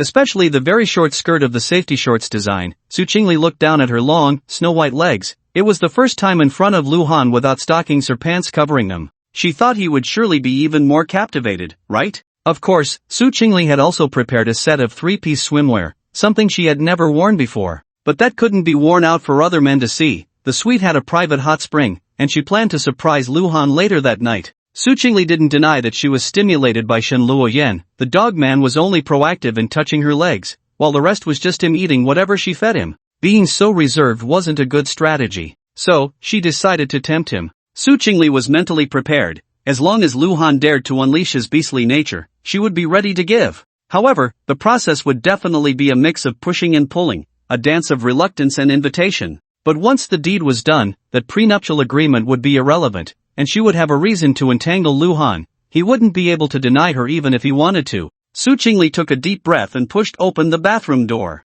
Outside, Luhan had already changed into swim trunks, but she gasped and covered her mouth. "Those scars. What happened? Did I scare you?" Luhan spoke softly, having anticipated Su Chingle's reaction. The scars were indeed quite frightening, but fortunately, Shen Luoyan and Lu Shui didn't mind. These scars. Su Chingle's pretty face was filled with concern as she walked up to Luhan and gently touched him with her slender fingers. Having just entered the room, her hands were still a bit cold, and Luhan instinctively tightened his abdominal muscles. "Did I hurt you?" Su Chingle quickly withdrew her small hand, her tone becoming slightly tense. "No." Luhan answered the earlier question, saying, "I endured some hardships outside for a few years, and that's how I ended up like this." He still spoke so lightly. He truly didn't like to use his past to elicit sympathy. "Does your father know?" Su Chingle asked again, and seeing Luhan nod, she couldn't help but feel a bit resentful towards Lu Zhenxing. 30 billion was too little, 300 billion wouldn't be enough. Of course,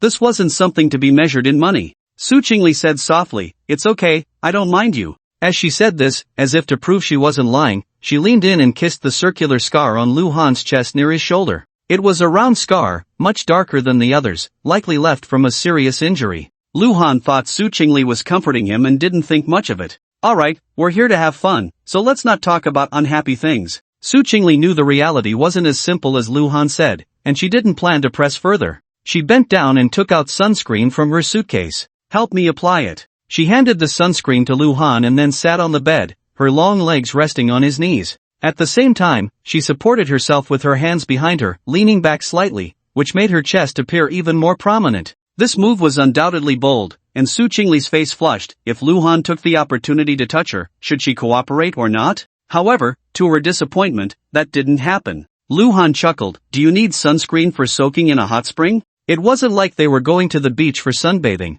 It didn't seem necessary. Of course you do. Su Chingle began to explain to the man, some of the hot springs here are outdoors, and today the sun is quite strong. If you soak in the water for too long, it's easy to develop a color difference. This is similar to how in summer, wearing short sleeves can lead to the skin on the arms getting tan where it's not covered. Luhan understood and thought that women were indeed troublesome, but he still squeezed some sunscreen from the bottle. The moment his large hand landed on Su Chingle's delicate leg, she noticeably tensed slightly, but then relaxed almost immediately. This was Luhan's first time directly touching her long legs, and the sensation was truly wonderful. Her skin was delicate and soft, smooth as jade. Of course, there was a hint of mischief in his mind, but he applied the sunscreen with great focus and seriousness. He even paid attention to her dainty little feet, which had adorably tender toes. Perhaps tickled, he could feel her toes slightly trembling, which was quite amusing. Can you kiss me? Su Chingle suddenly said shyly. Luhan's large hand seemed to have a kind of magic.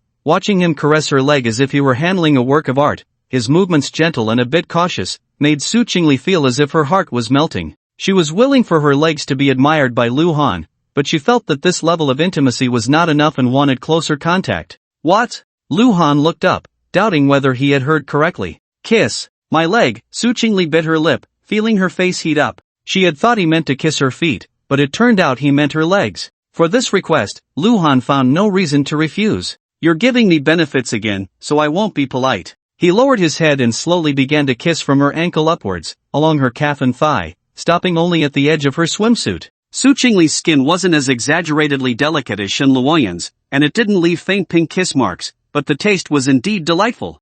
Su Chingle got her wish, unable to help but close her eyes and lean back, her lips involuntarily letting out a soft moan. Luhan did the same to her other leg, finally nibbling on the soft flesh before stopping. But as soon as he lifted his head, he was kissed by the woman. Su Chingle, unable to control herself, not only extended her delicate tongue for Luhan to taste but also wrapped her arms around his neck. Amidst their entangled lips and teeth, Su Chingle's breath quickened, her head spinning, feeling as if the surroundings were filled with pink bubbles. The atmosphere was simply enchanting, and she couldn't express how much she liked it. However, Luhan felt a bit pained. The woman's arms were wrapped tightly around him, and she was bending over, which was quite tiring. He simply embraced Su Chingle's slim waist and gently exerted force, lifting her into his arms. This height was just right. While kissing her, his hands roamed over her body. Su Chingle suddenly felt the man tugging at her swimsuit's shoulder strap. She hesitated for a moment but then withdrew her arms to cooperate. Immediately, a more intimate and comfortable sensation washed over her,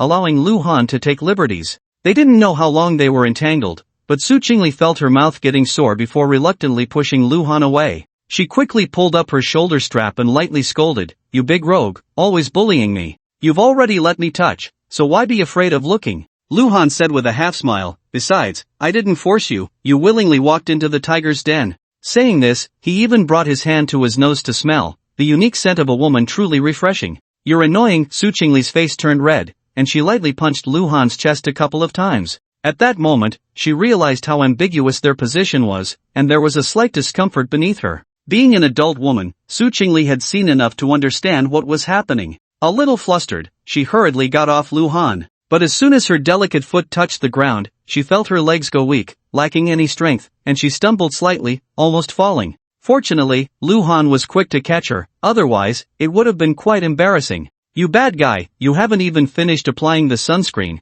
and you're already taking advantage of me." Saying this with a hint of insincerity, Su Chingle simply lay down on the bed. Since they had already had such intimate contact, she didn't mind being taken advantage of by the man she loved. Touching was fine, it wouldn't cost him a piece of meat. Su Chingle thought this was quite nice, but delicious things really should be savored bit by bit. 3 whole days, there was plenty of time. She still wanted to take it slow, gradually letting things develop naturally with Luhan.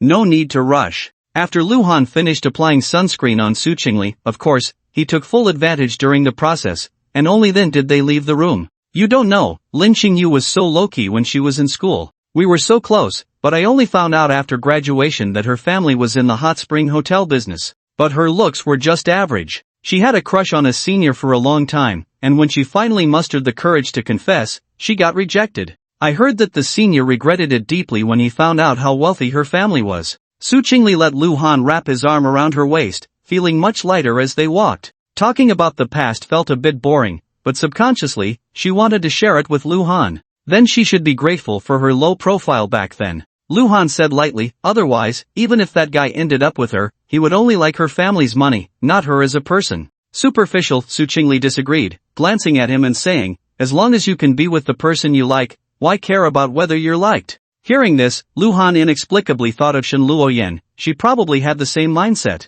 The two chatted as they walked, soon arriving at the hot spring area. Due to many promotional activities during the trial operation and effective early advertising, there were quite a few people inside. Su Chingle's stunning beauty was undeniable, especially her flawless, long legs, which instantly attracted the attention of countless men. The pool was crowded, and she regretted it a bit, thinking it would have been better to soak in a private tub in their room. But since they were already there, they chose a pool with relatively fewer people. As soon as Su Chingle sat down, she suddenly noticed that the people around either left directly or deliberately moved a bit further away. Just as she was puzzled, her gaze fell on Luhan's terrifying scars, and she suddenly realized. It was indeed quite scary. No matter who had dragons or tigers tattooed on them, they paled in comparison to this. I feel so safe next to you. Su Chingle hugged Luhan's arm, recalling how he forced Lin Wei to kneel and apologize that day. It was so manly. Can I take that as a compliment? Of course. Su Chingle twisted her body, acting a bit spoiled. When she used to watch romance films, she found such behavior unbearable, thinking it was unnecessary, but now she finally understood. It felt so good to be able to act spoiled with the man she loved without restraint. How could she possibly resist? After soaking in several types of hot springs and finishing lunch, Luhan and Su Chingle went to the water park. Whether it was the wave pool or the lazy river, they played through almost all the entertainment facilities. It was Luhan's first time playing so freely, feeling like he was making up for the childhood he missed, and with Su Chingle by his side, it felt truly warm. After playing until tired, they went to the arcade, played some video games, then played table tennis and billiards, and only returned to the room after finishing dinner. Ugh, I'm so tired. As soon as Su Chingle entered the room, she threw herself onto the big bed, but seeing the suitcase beside her, she said to Luhan, how about we skip the shower for now and soak in the private hot spring for a while? Soaking in the hot spring was indeed refreshing, and Luhan nodded without much thought. You go ahead, I'll change into a swimsuit, Su Chingle said softly, and after Luhan walked into the private hot spring, she took out the bikini she had specially prepared.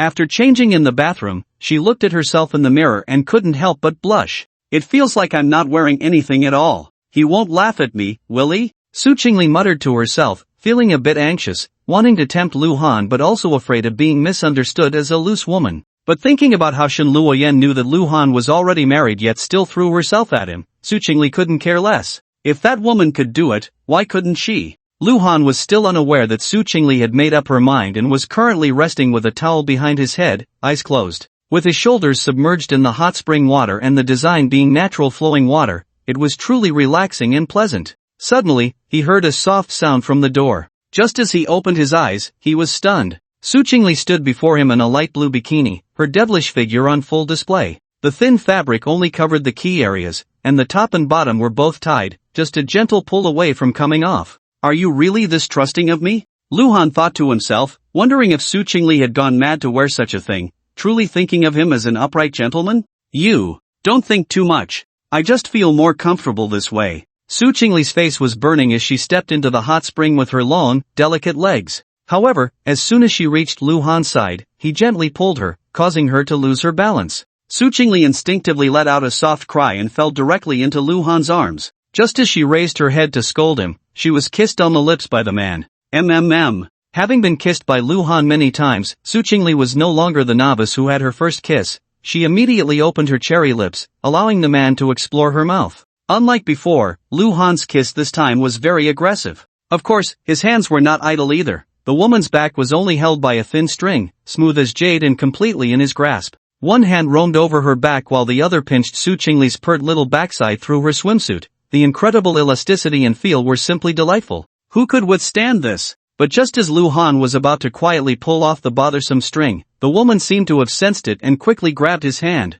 Luhan, can you just hold me quietly for a while? Su Chingle propped herself up slightly, forcing herself to end the long kiss, her expression a mix of shyness and reproach. All right. Luhan replied helplessly, but his gaze slightly lowered, and due to the woman's position, he could see a deep valley between her dazzling whiteness. The size should be similar to Shen Luoyan's, although not as fair and tender, it was still a rare gem. Big pervert Su Chingle naturally noticed Luhan's gaze and quickly lay down. The warm water, the man's solid chest, she rested her head on Luhan's shoulder, feeling incredibly comfortable. For a moment, the entire private hot spring was silent. Su Chingle comfortably closed her eyes, listening to Luhan's strong heartbeat. After a while, she softly said, "Luhan, I have something to tell you."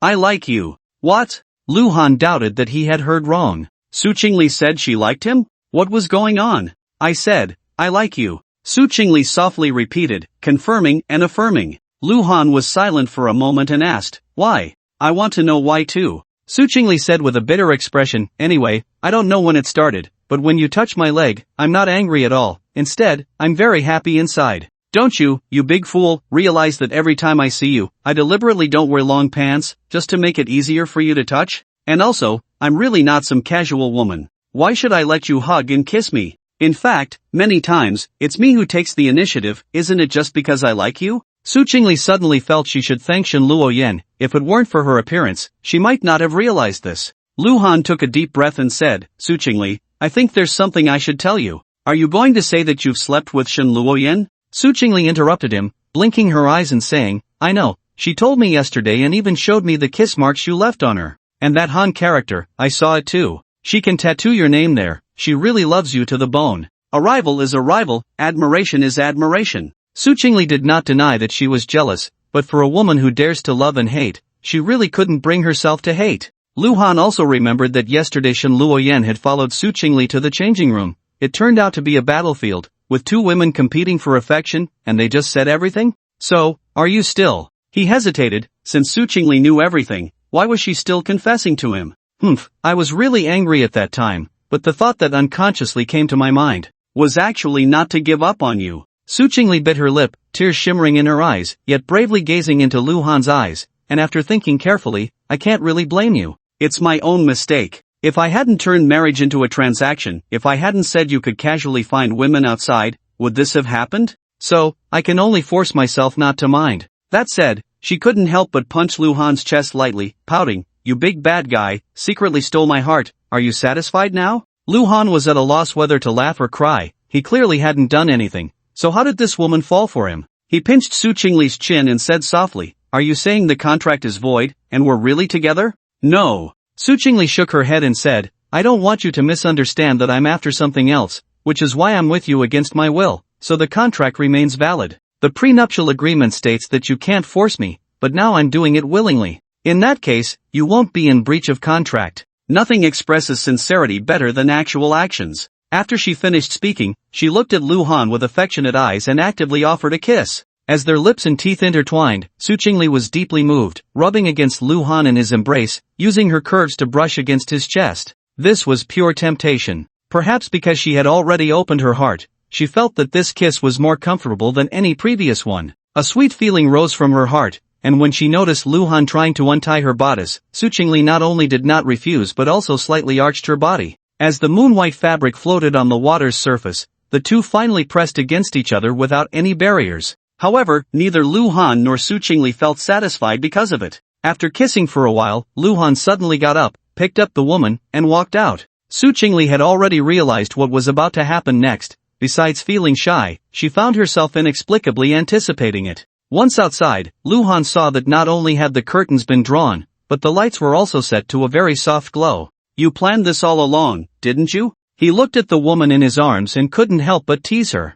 You mustn't make fun of me." Su Chingle buried her face in Luhan's chest, like an ostrich trying to hide. She was simply adorable. It was the first time Luhan had seen Su Chingle like this, and he felt even more inclined to tease her. Throwing the woman onto the soft bed, he directly tore away the last piece of cloth covering her. "Su Chingle, let me make it clear, I'm a scumbag right now." Luhan licked her delicate earlobe and said in a low voice, "If you regret it now, it's not too late." This was a final ultimatum, a last chance for the woman. Su Chingle smiled sweetly, leaned closer to Luhan's ear, and whispered, "Then please, be a scumbag with me." She had regretted once and didn't want to regret a second time. Since Su Chingle had made up her mind, Luhan had no more hesitation and gently pressed down. Half an hour later, Su Chingle lay lazily in Luhan's arms, completely drained of energy, not even wanting to move her fingers. The feeling just now was so comfortable, if her body allowed it, she really wanted to do it again. But it was okay, after resting for a night, they could continue tomorrow. Luhan, I've given you everything.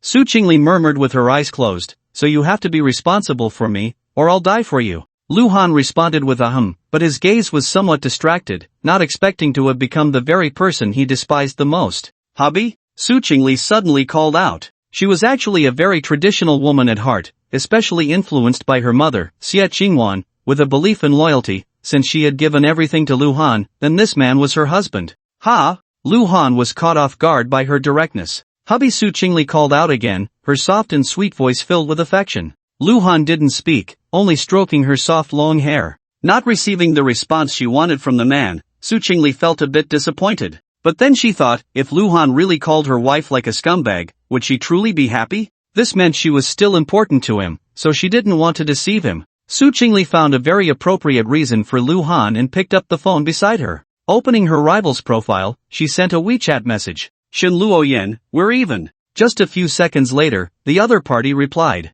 Congratulations. The next morning, Luhan couldn't sleep in as usual. In a daze, he felt a tickling sensation on his face. Slowly opening his eyes, he found that Su Chingle was already awake. The woman was propping her chin on her hand, her fingertips twirling a strand of hair. Su Chingle was playfully brushing Luhan's chiseled cheek with her hair, and when she saw that he was awake, she couldn't help but lean in and kiss him. Why don't you sleep a little longer? Luhan took the woman's small hand from under the blanket and kissed it. I can't sleep anymore. Su Chingle pouted. Hubby, hold me. She realized that calling Luhan this way was becoming more and more natural for her, and it was even more incredible that she had known this man for just over a month and had already transformed from a girl into a woman. In the past, this was something she wouldn't have dared to imagine. But, it's so strange that this happened. Could this be what they call one thing conquering another? Su Chingle suddenly began to understand Shen Luoyan. It turns out that a woman in love is truly beyond saving. Luhan pulled Su Chingle into his arms, but after just a moment, he heard her stomach rumble. Do you have any plans for today?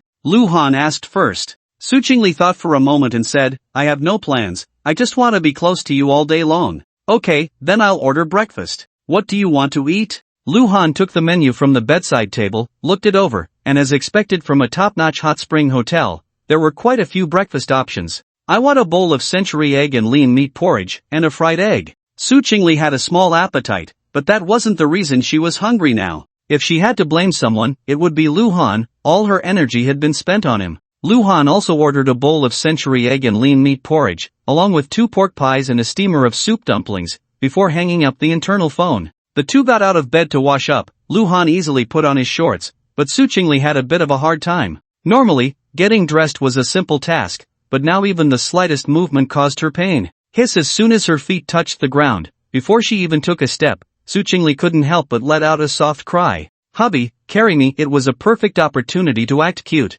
especially since Luhan was the one who had turned her into this state. After breakfast, Su Chingle suggested watching a movie. On the wall opposite the big bed, in addition to the TV, there was also a projector installed. After drawing the double-layer curtains, the room fell into dimness, creating an atmosphere similar to a private cinema. She let her beloved man lean against the headboard while Su Chingle leaned back into his arms, using her phone to cast a Korean drama. At first, Luhan obediently held Su Chingle, but after watching for just over 10 minutes, his hands began to wander. One moment he was touching her waist and flat stomach, the next he was reaching into her bra, squeezing and kneading, clearly enjoying himself. Su Chingle didn't stop him. Instead, she enjoyed it, feeling it was so warm. Ding dong. At that moment, Luhan's phone suddenly rang, but he glanced at it and put it down. Who's on WeChat? Su Chingle asked casually, thinking it was Shin Luoyan. But as soon as she asked, she felt it was unlikely. That woman wouldn't use such a lowly method to vie for attention. Ruan. Luhan answered honestly, there was nothing to hide. Is she still pestering you? How shameless. Su Chingle expressed her anger. Compared to Shen Luoyan's threats, Ruan was nothing to worry about, but her behavior was too disgusting. Betrayal had already happened, so what was the point of pretending to be deeply affectionate? She really is quite shameless. Luhan self-deprecatingly said, but what's the difference between me and her now? Aren't I also straddling 2 boats? Ha, I used to scold Lao Deng for not being able to control himself. And what happened? I ended up just like him? Hearing her beloved man say this, Su Chingle directly turned off the projector. How can it be the same? She turned to him, her expression serious. You are a man, Lu Ruyan is a woman, it's not the same. Luhan was slightly taken aback and said, what kind of logic is that? Because this is a patriarchal society. Women may not want to admit it, but it's a fact. If a man has multiple women, he's called fickle, but if a woman has multiple men, who knows how harshly she'll be criticized? Su Chingle pouted, especially for some men of social standing, who doesn't have a mistress on the side. Like my dad. My mom knew a long time ago that he was keeping someone outside. I even asked my mom why she didn't divorce my dad. Guess what she said? She said it's a common problem among powerful men. When men have money, they become bad. As long as that woman doesn't give her trouble, my dad has her in his heart, so turning a blind eye isn't a big deal. Besides, whether it's me or Shin Luoyan, we like you not for your money. Even if you're broke now, either of us could support you for a lifetime without any problem. That's where you're different from Uncle Lu. That woman is too greedy for his things, while Shin Luoyan and I want nothing from you. So really, you don't need to think about these useless things. We both don't mind, so why are you sitting around criticizing yourself from a moral standpoint? Lu Han was taken aback. Wait, your awareness is this high? Of course, if I didn't have this awareness, how could I foolishly let you take advantage of me? Su Chingle kissed Lu Han on the cheek and said, I trust my judgment. Aside from being good with women, you have no flaws. But let me make it clear, you can't mess around with just any random woman. And you should find a chance to tell Shin Luoyan that I am the rightful queen, and we should keep our distance. That's the only way we can coexist peacefully. That said, Su Chingle had her own selfish motives. As it stands, Lu Han and Lu Ming were already at odds, and the Su group was severely weakened, so even if she wanted to help the man she loved, she felt powerless. But Shin Luoyan was different. Qinghan Entertainment was wealthy and powerful, and the advantage in the entertainment industry lies in connections and resources, which could undoubtedly help Lu Han more. Since Su Chingle had decided on Lu Han, she had to think for him. This was the fundamental reason she could tolerate Shin Luoyan's existence. What kind of divine woman are you? Lu Han couldn't help but pinch Su Chingle's delicate face. If she didn't care, why should he be so pretentious? Su Chingle softly said, as long as you know I'm good to you, you should treat me even better in return. Chingle. This was the first time Lu Han used a nickname, holding her and saying, I want to eat you now. What should I do? Then just eat me. Su Chingle said charmingly, just make sure not to leave any bones behind. Su Chingle was definitely the kind of woman every man dreams of. Because even if the man she chose made a mistake, she wouldn't blame him. Instead, she would come up with reasons to forgive him, even attributing some of the faults to herself. And Lu Han was healed by Su Chingle. He didn't deny being a scoundrel or that he was straddling two boats. But so what? Following in Lu Zhenxing's footsteps didn't mean he would become like Lu Zhenxing. Why confine himself and not be a little more carefree? Whether it was Su Chingle or Shin Luoyan, Lu Ming's deceased mother wasn't worthy of even carrying the shoes of these two women,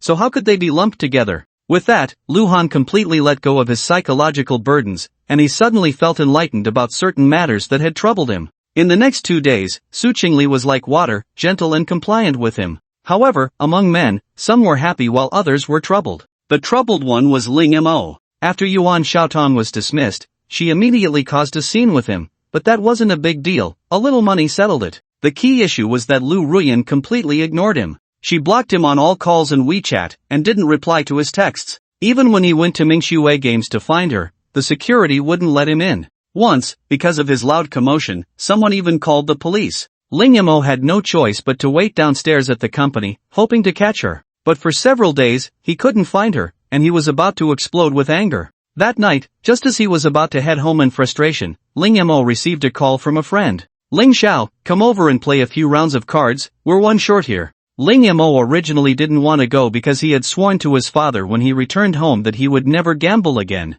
However, he was in a very bad mood today and suddenly felt a bit restless. Coupled with a psychological need to vent, he simply agreed to go. 20 minutes later, Ling Mo arrived at a residential complex. The person who opened the door for him was Meng Chao. Their fathers had been business partners for many years, so their private relationship was quite good. In the living room, a mahjong table was already set up, with two unfamiliar men sitting at it. They looked to be in their 30s or 40s, sporting gold chains and tattoos, clearly members of society. You finally made it, we were just waiting for you, Meng Chao said with a smile as Ling Mo entered the room. Come, let me introduce you. This is Brother Biao, named Zhou Ji Biao, and this is Son Chang, who prefers to be called Brother Chang. Brother Biao, Brother Chang, Ling Mo greeted them. As they started playing cards, he discovered through casual conversation that these two were indeed not simple characters. Zhou Zhibiao had several inspection lines, indicating not only was he making money, but he also had good connections with certain people. Sun Chang, in addition to running 5 hotels, also owned a bottled water factory, nearly monopolizing half of the business in the southern district. These two brothers were worth befriending. Ling Yamo was aware of his family's current situation. His father had mortgaged their house to pay an exorbitant ransom, and their business was in dire straits. He certainly couldn't pass up the opportunity to connect with such influential people. Thus, during the card game, he offered a few compliments here and there. However, Ling Mo's luck was indeed good today. In just 2 or 3 hours, he won tens of thousands. But he wasn't the biggest winner. Sun Chang had raked in over 100,000. Meng Chao lost the most, hardly winning a few rounds, either hitting a wall or being continuously beaten. I'm done. Let's have some tea and then call it a night, Sun Chang said, counting the money in his hand, leaving himself a neat 100,000 and tossing the rest onto the mahjong table. Winning money means you have to take some back home. Ling Yamo immediately took a liking to him. He was a man of principle. Thank you, Brother Chang. Meng Chao didn't even count how much it was, estimating it to be about half and half, splitting it with Zhou Zhibiao. As for Ling Yamo, he was directly overlooked by Meng Chao. They had made money, so why should they share anything with him? Zhou Zhibiao put away the money and looked at Sun Chang, saying, "What's up, Brother Chang? Did you win big outside and now find this small mahjong game uninteresting?" "Don't say, it really is," Sun Chang replied, smacking his lips, his tone full of reminiscence. That place was really exhilarating. There were so many games. Damn, it was just like in those gambling god movies. On my luckiest day, I won over 160,000 in one night. Damn, so much. Zhou Zhibiao was taken aback and said, "I heard you won, but I didn't expect it to be that much."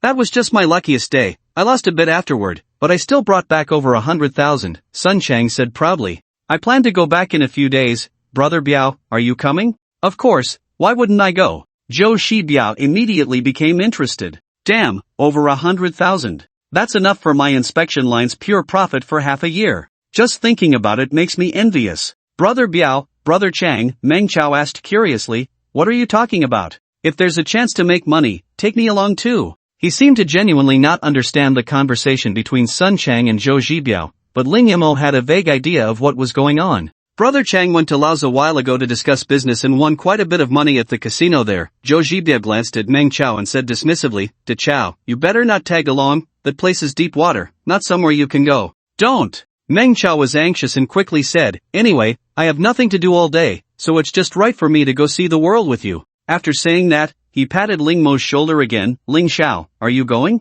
I think I won't go." Ling Mo was actually tempted by the thrill of gambling, just like a smoker who knows it's harmful to their health but still smokes. He really wanted to go, but he held back. "If you two want to go, then go." At this moment, Sun Chang said with a smile, "Just consider it a chance to satisfy your cravings. If you lose within 100,000, it's on me. Whatever you win is yours." Brother Chang is generous. Meng Chao rubbed his hands excitedly, his expression seeming to already see bundles of cash waving at him. "Then thank you, Brother Chang." Ling Yamo struggled a bit but ultimately felt tempted. He had already thought it through. Winning money would be the best, but if he couldn't win, he would stop after losing 100,000, and he absolutely couldn't repeat past mistakes. It was just a chance to test his luck. Who knows, he might win back over 1,000,000. "Okay, it's settled then." Sun Chang waved his hand and said, "You two hurry up and get your visas. We leave on Friday." About half an hour later, after finishing their tea, the group left together. However, Ling Yamo didn't know that not long after he left, Ruan, who was lying in the Mingshui game lounge, received a WeChat message.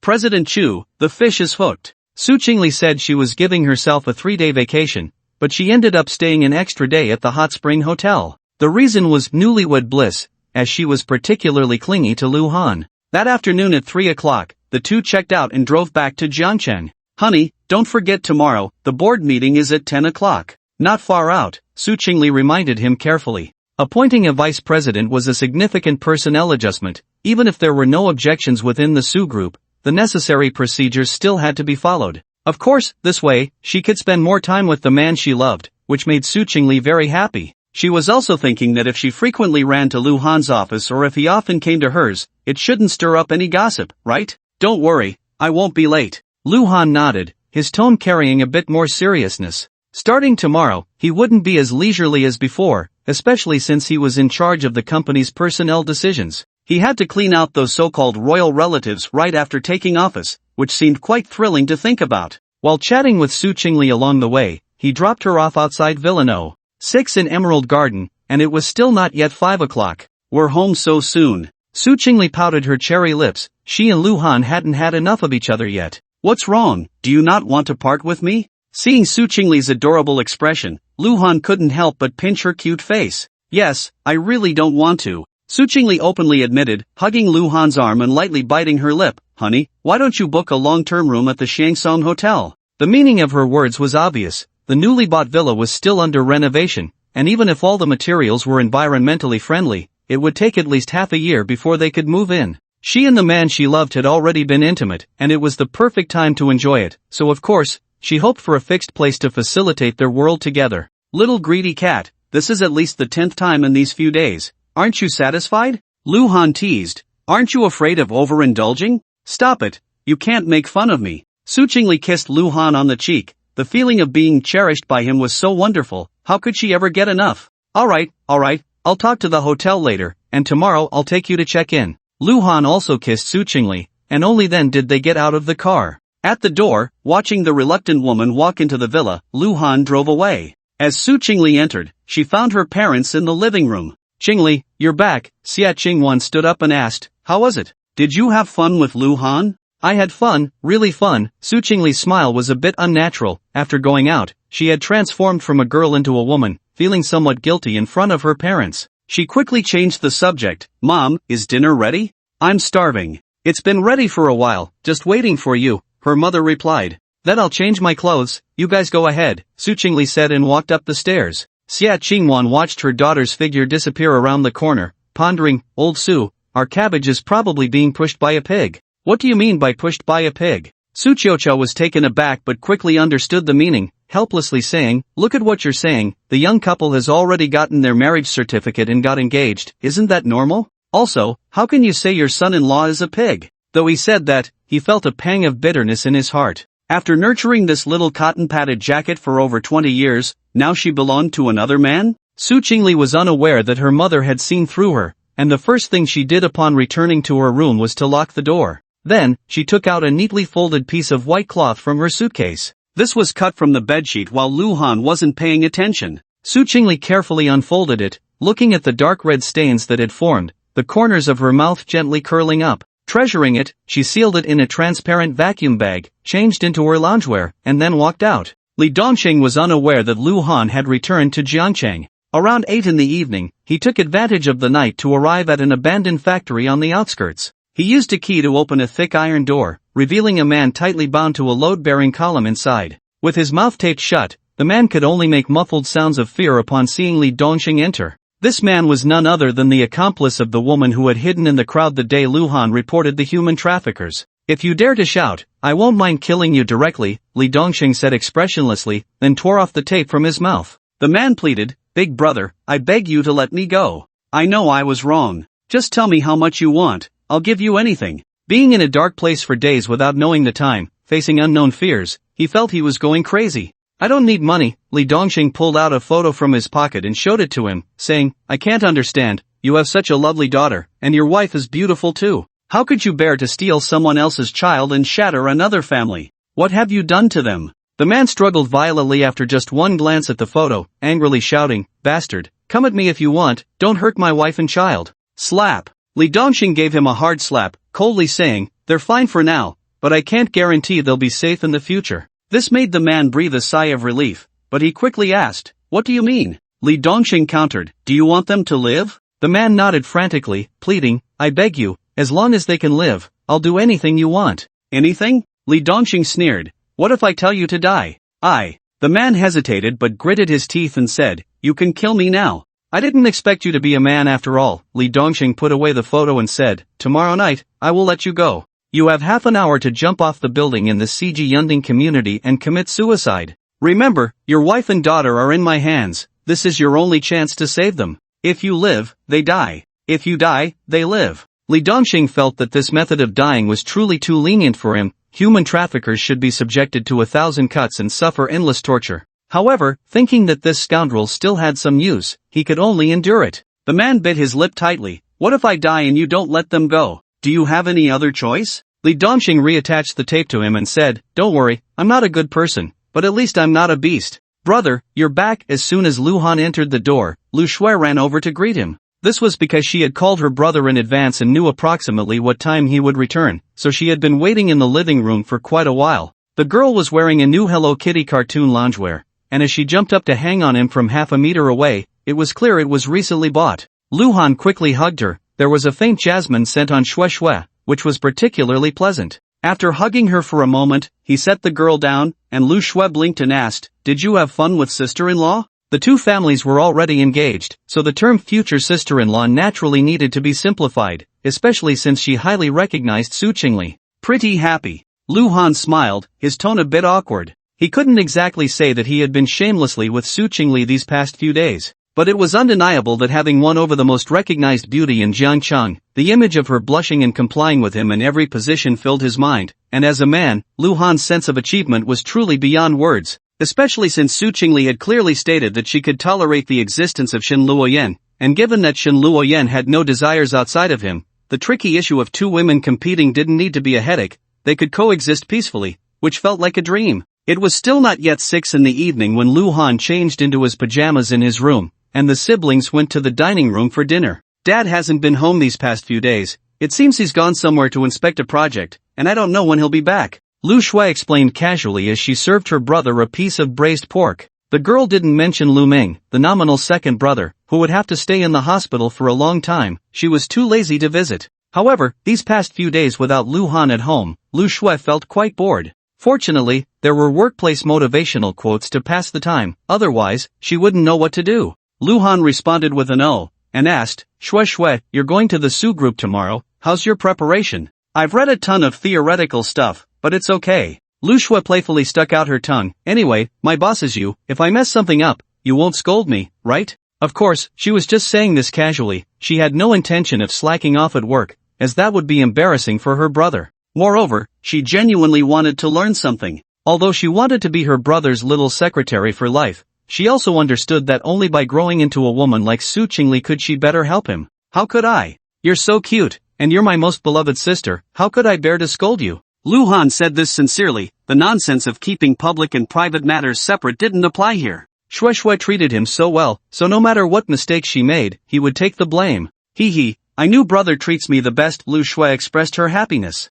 The siblings finished dinner while chatting and laughing. Lu Shui returned to her room for a bit, and about half an hour later, she knocked on her brother's door again. Lu Han had just finished showering, and the moment he saw the girl, he couldn't help but feel a sense of amazement. In front of him, Lu Shui had changed into a business outfit. The fitted blazer was elegant yet snug, her slender waist could be grasped with a single hand, and the length of her skirt barely reached her knees, revealing a section of her long, graceful legs wrapped in black stockings. Her delicate feet were adorned with 7-centimeter black high heels. The contrasting qualities of innocence and maturity blended perfectly on her, making her a sight to behold. Coupled with her stunning looks, it was easy to imagine that when the girl appeared at the Su group the next day, she would undoubtedly cause a stir. Lu Han thought to himself, "This is just my sister." If Shui Shui were an ordinary girl, many executives would surely be captivated by her beauty, becoming targets of their attempts to engage in unspoken rules. "Brother, do I look good?" Lu Shui twirled around after entering, then looked at him with eager eyes.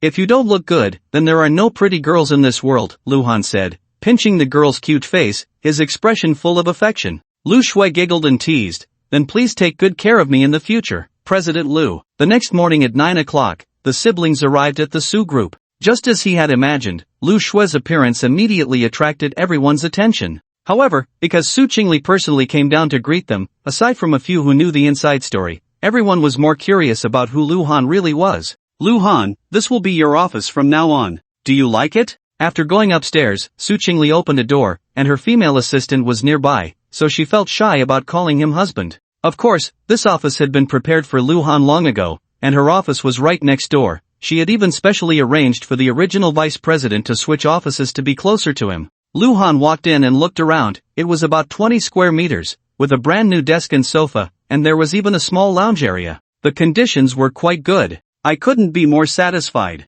He could guess that this was carefully arranged by Su Chingle herself. If it weren't for the two light bulbs nearby, he would have wanted to pull her in for a kiss. "Su Ran, take Lu Shui to get familiar with the work first. Su Chingle sent away the female assistant and her sister-in-law. As soon as the door closed, she tiptoed to kiss Luhan softly and said gently, "Husband, I really miss you." She used to scoff at the saying that a day apart felt like 3 years, but after just one night, when she saw her beloved man, she realized she missed him even more than she had imagined. A woman in love is like this, especially since Su Chingle knew about Shin Luoyan's presence around Luhan. She was generous, but she was also jealous, subconsciously wanting to compete for his affection. "Where do you miss me?" Luhan asked with a teasing smile, his words layered with meaning. "Everywhere, you big rogue." Su Chingle could easily tell what her beloved man meant, but she reluctantly left his embrace. She walked to the desk, took out a document from the drawer, and handed it to Luhan. It was actually a triplicate of the equity gift agreement.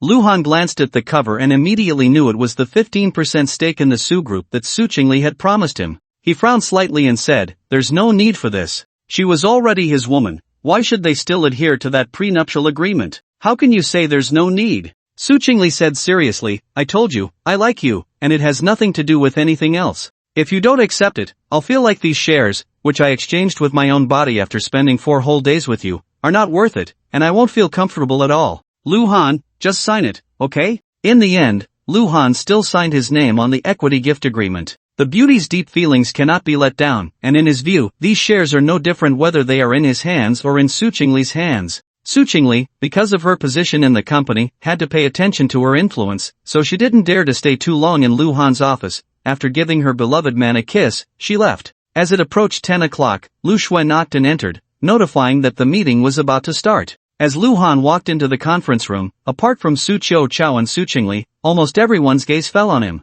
However, the emotions contained in their eyes were intriguing, and it was vaguely perceptible that most were not very welcoming to him. "Luhan, your seat is here." At this moment, Su Chao waved to him and pointed to the seat on his right. His daughter Su Chingle was already sitting on his left, leaving the seat for the future son-in-law Luhan, which undoubtedly served as a hint to everyone about who his right-hand man was. "Okay." Luhan walked straight to sit next to Su Chao, and the meeting began. Su Chao first introduced Luhan to everyone, then got straight to the point. "The reason I called everyone here for this board meeting, I believe you all have guessed. Luhan currently holds 30% of the shares in our Su Group and should rightfully become one of the board members. At the same time, since the former vice president in charge of human resources has gone to the subsidiary to take charge, the position has opened up, and I propose that he take on this role. Does anyone have any objections?" As soon as he finished speaking, someone raised their hand to indicate they wanted to speak. Luhan looked over. This person he had seen at the engagement banquet. He was Su Chao's cousin, named Su Zhenghua. If he remembered correctly, his son Sui was the manager of the Human Resources Department. It is indeed reasonable for Luhan to hold company shares and enter the board. Su Zhenghua smiled and said, "However, I think it is worth discussing whether he should take on the role of vice president in charge of human resources. I have already looked at his resume. He was just an ordinary employee at a software company before, with less than 2 years of work experience. It doesn't seem appropriate to give such an important position to him, does it?" His words were reasonable, and immediately several people expressed their agreement. "He is indeed a bit too young, and human resources is a top priority for the group. We can't be hasty." "Exactly, if he really takes on this position, people below will definitely say it's favoritism. We must pay attention to the impact. I think it's better to let Luhan gain some experience in other departments first, and then promote him when he matures." The conference room was filled with discussions, and Su Chao narrowed his eyes and said, "Everyone, one of the preconditions for the Lu Group to invest in our Su Group is for Luhan to take on this position.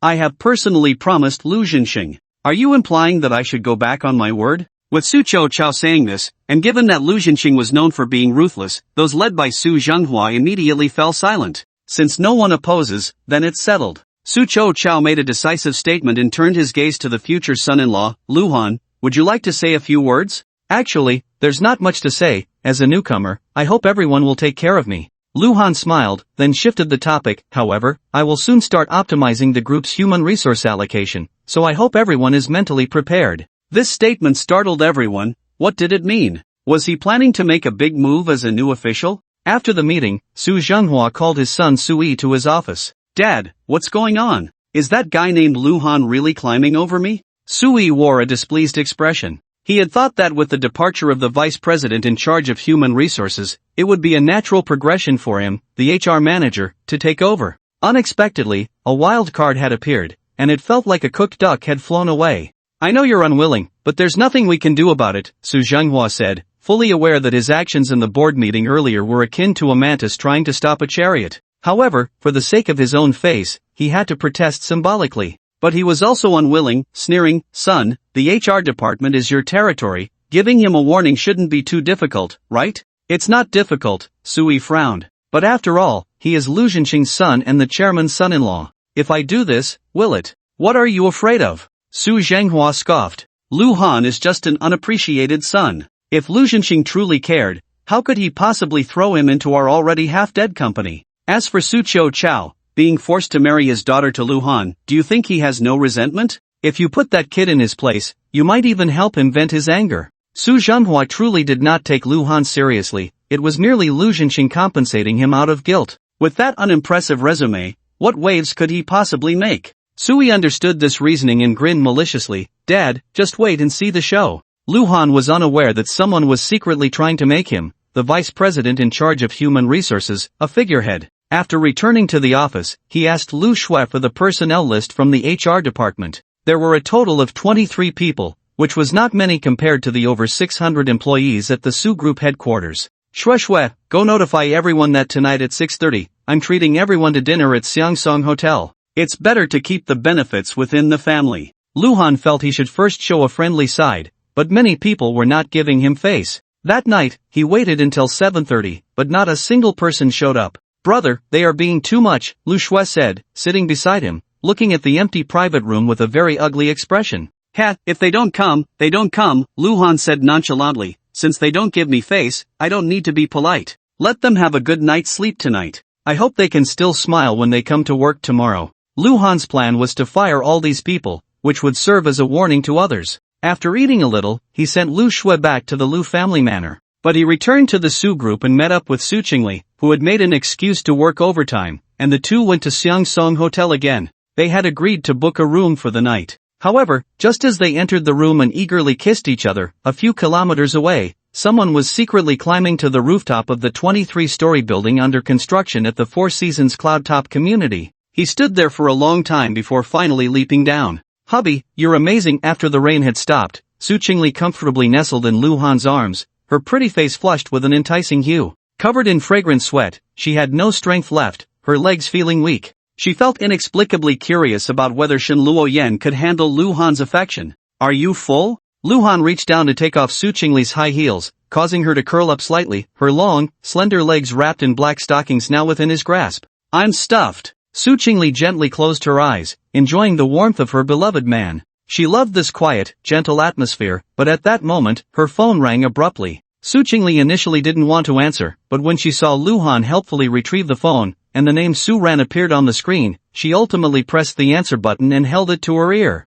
At this time, unless there was something particularly important and urgent, the female assistant wouldn't call for no reason. "President Su, something's wrong." Su Ran's anxious voice came from the other end. "Someone has jumped from the building in the Four Seasons Cloudtop community, and the police have already sealed off the scene. The head of the construction unit is cooperating with the investigation." "Jumped? Why would someone jump there?" Su Chingle straightened up immediately. The Four Seasons Cloudtop was a high-quality community developed by the Su Group, and it had just topped out less than half a month ago. How could there be a death already? It is known that in the real estate business, the worst taboo is death. Not only does the building where the incident occurred become a haunted house, but it also drags down the property prices of the entire community. Especially since this is a new development, the losses would be even greater. "I don't know," Su Ran said softly, "I only heard. It seems like someone sneaked in." Su Chingle took a deep breath and said, "You immediately notify everyone above the middle management level in the public relations and sales departments to return to the company.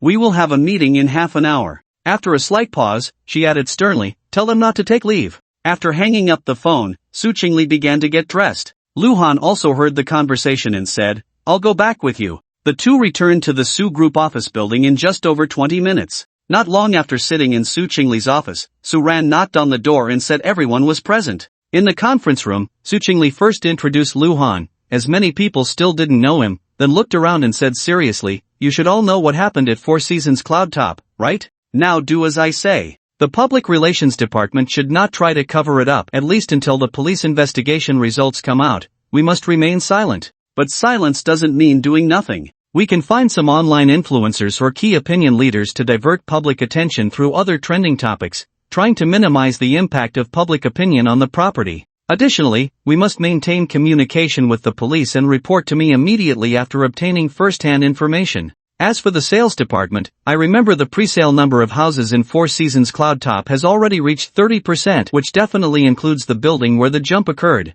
In the coming days, there will likely be many requests for refunds. You need to handle them differently. Some people don't really want to cancel, they are just using this opportunity to negotiate. As long as it's not too excessive, we can meet their demands. For those who genuinely want to cancel, appropriate compensation can be considered, but refunds are absolutely impossible. Clearly tell them that if they escalate the matter, they won't get a single cent. No matter how they sue in court, the group's legal department will accompany them to the end. Her last two sentences were quite ruthless, but in business terms, this was undoubtedly the best way to handle it. Moreover, this did not involve the quality of the houses, it was an unexpected public incident that no one could control. While the Su Group could be criticized for management oversights, it couldn't be condemned to the extent of being labeled as unscrupulous. After Su Chingle finished explaining what the public relations and sales departments should do, she sought some suggestions and additional details before directly announcing the meeting was over. Back in her office, she then noticed her beloved man looking at her with a strange expression.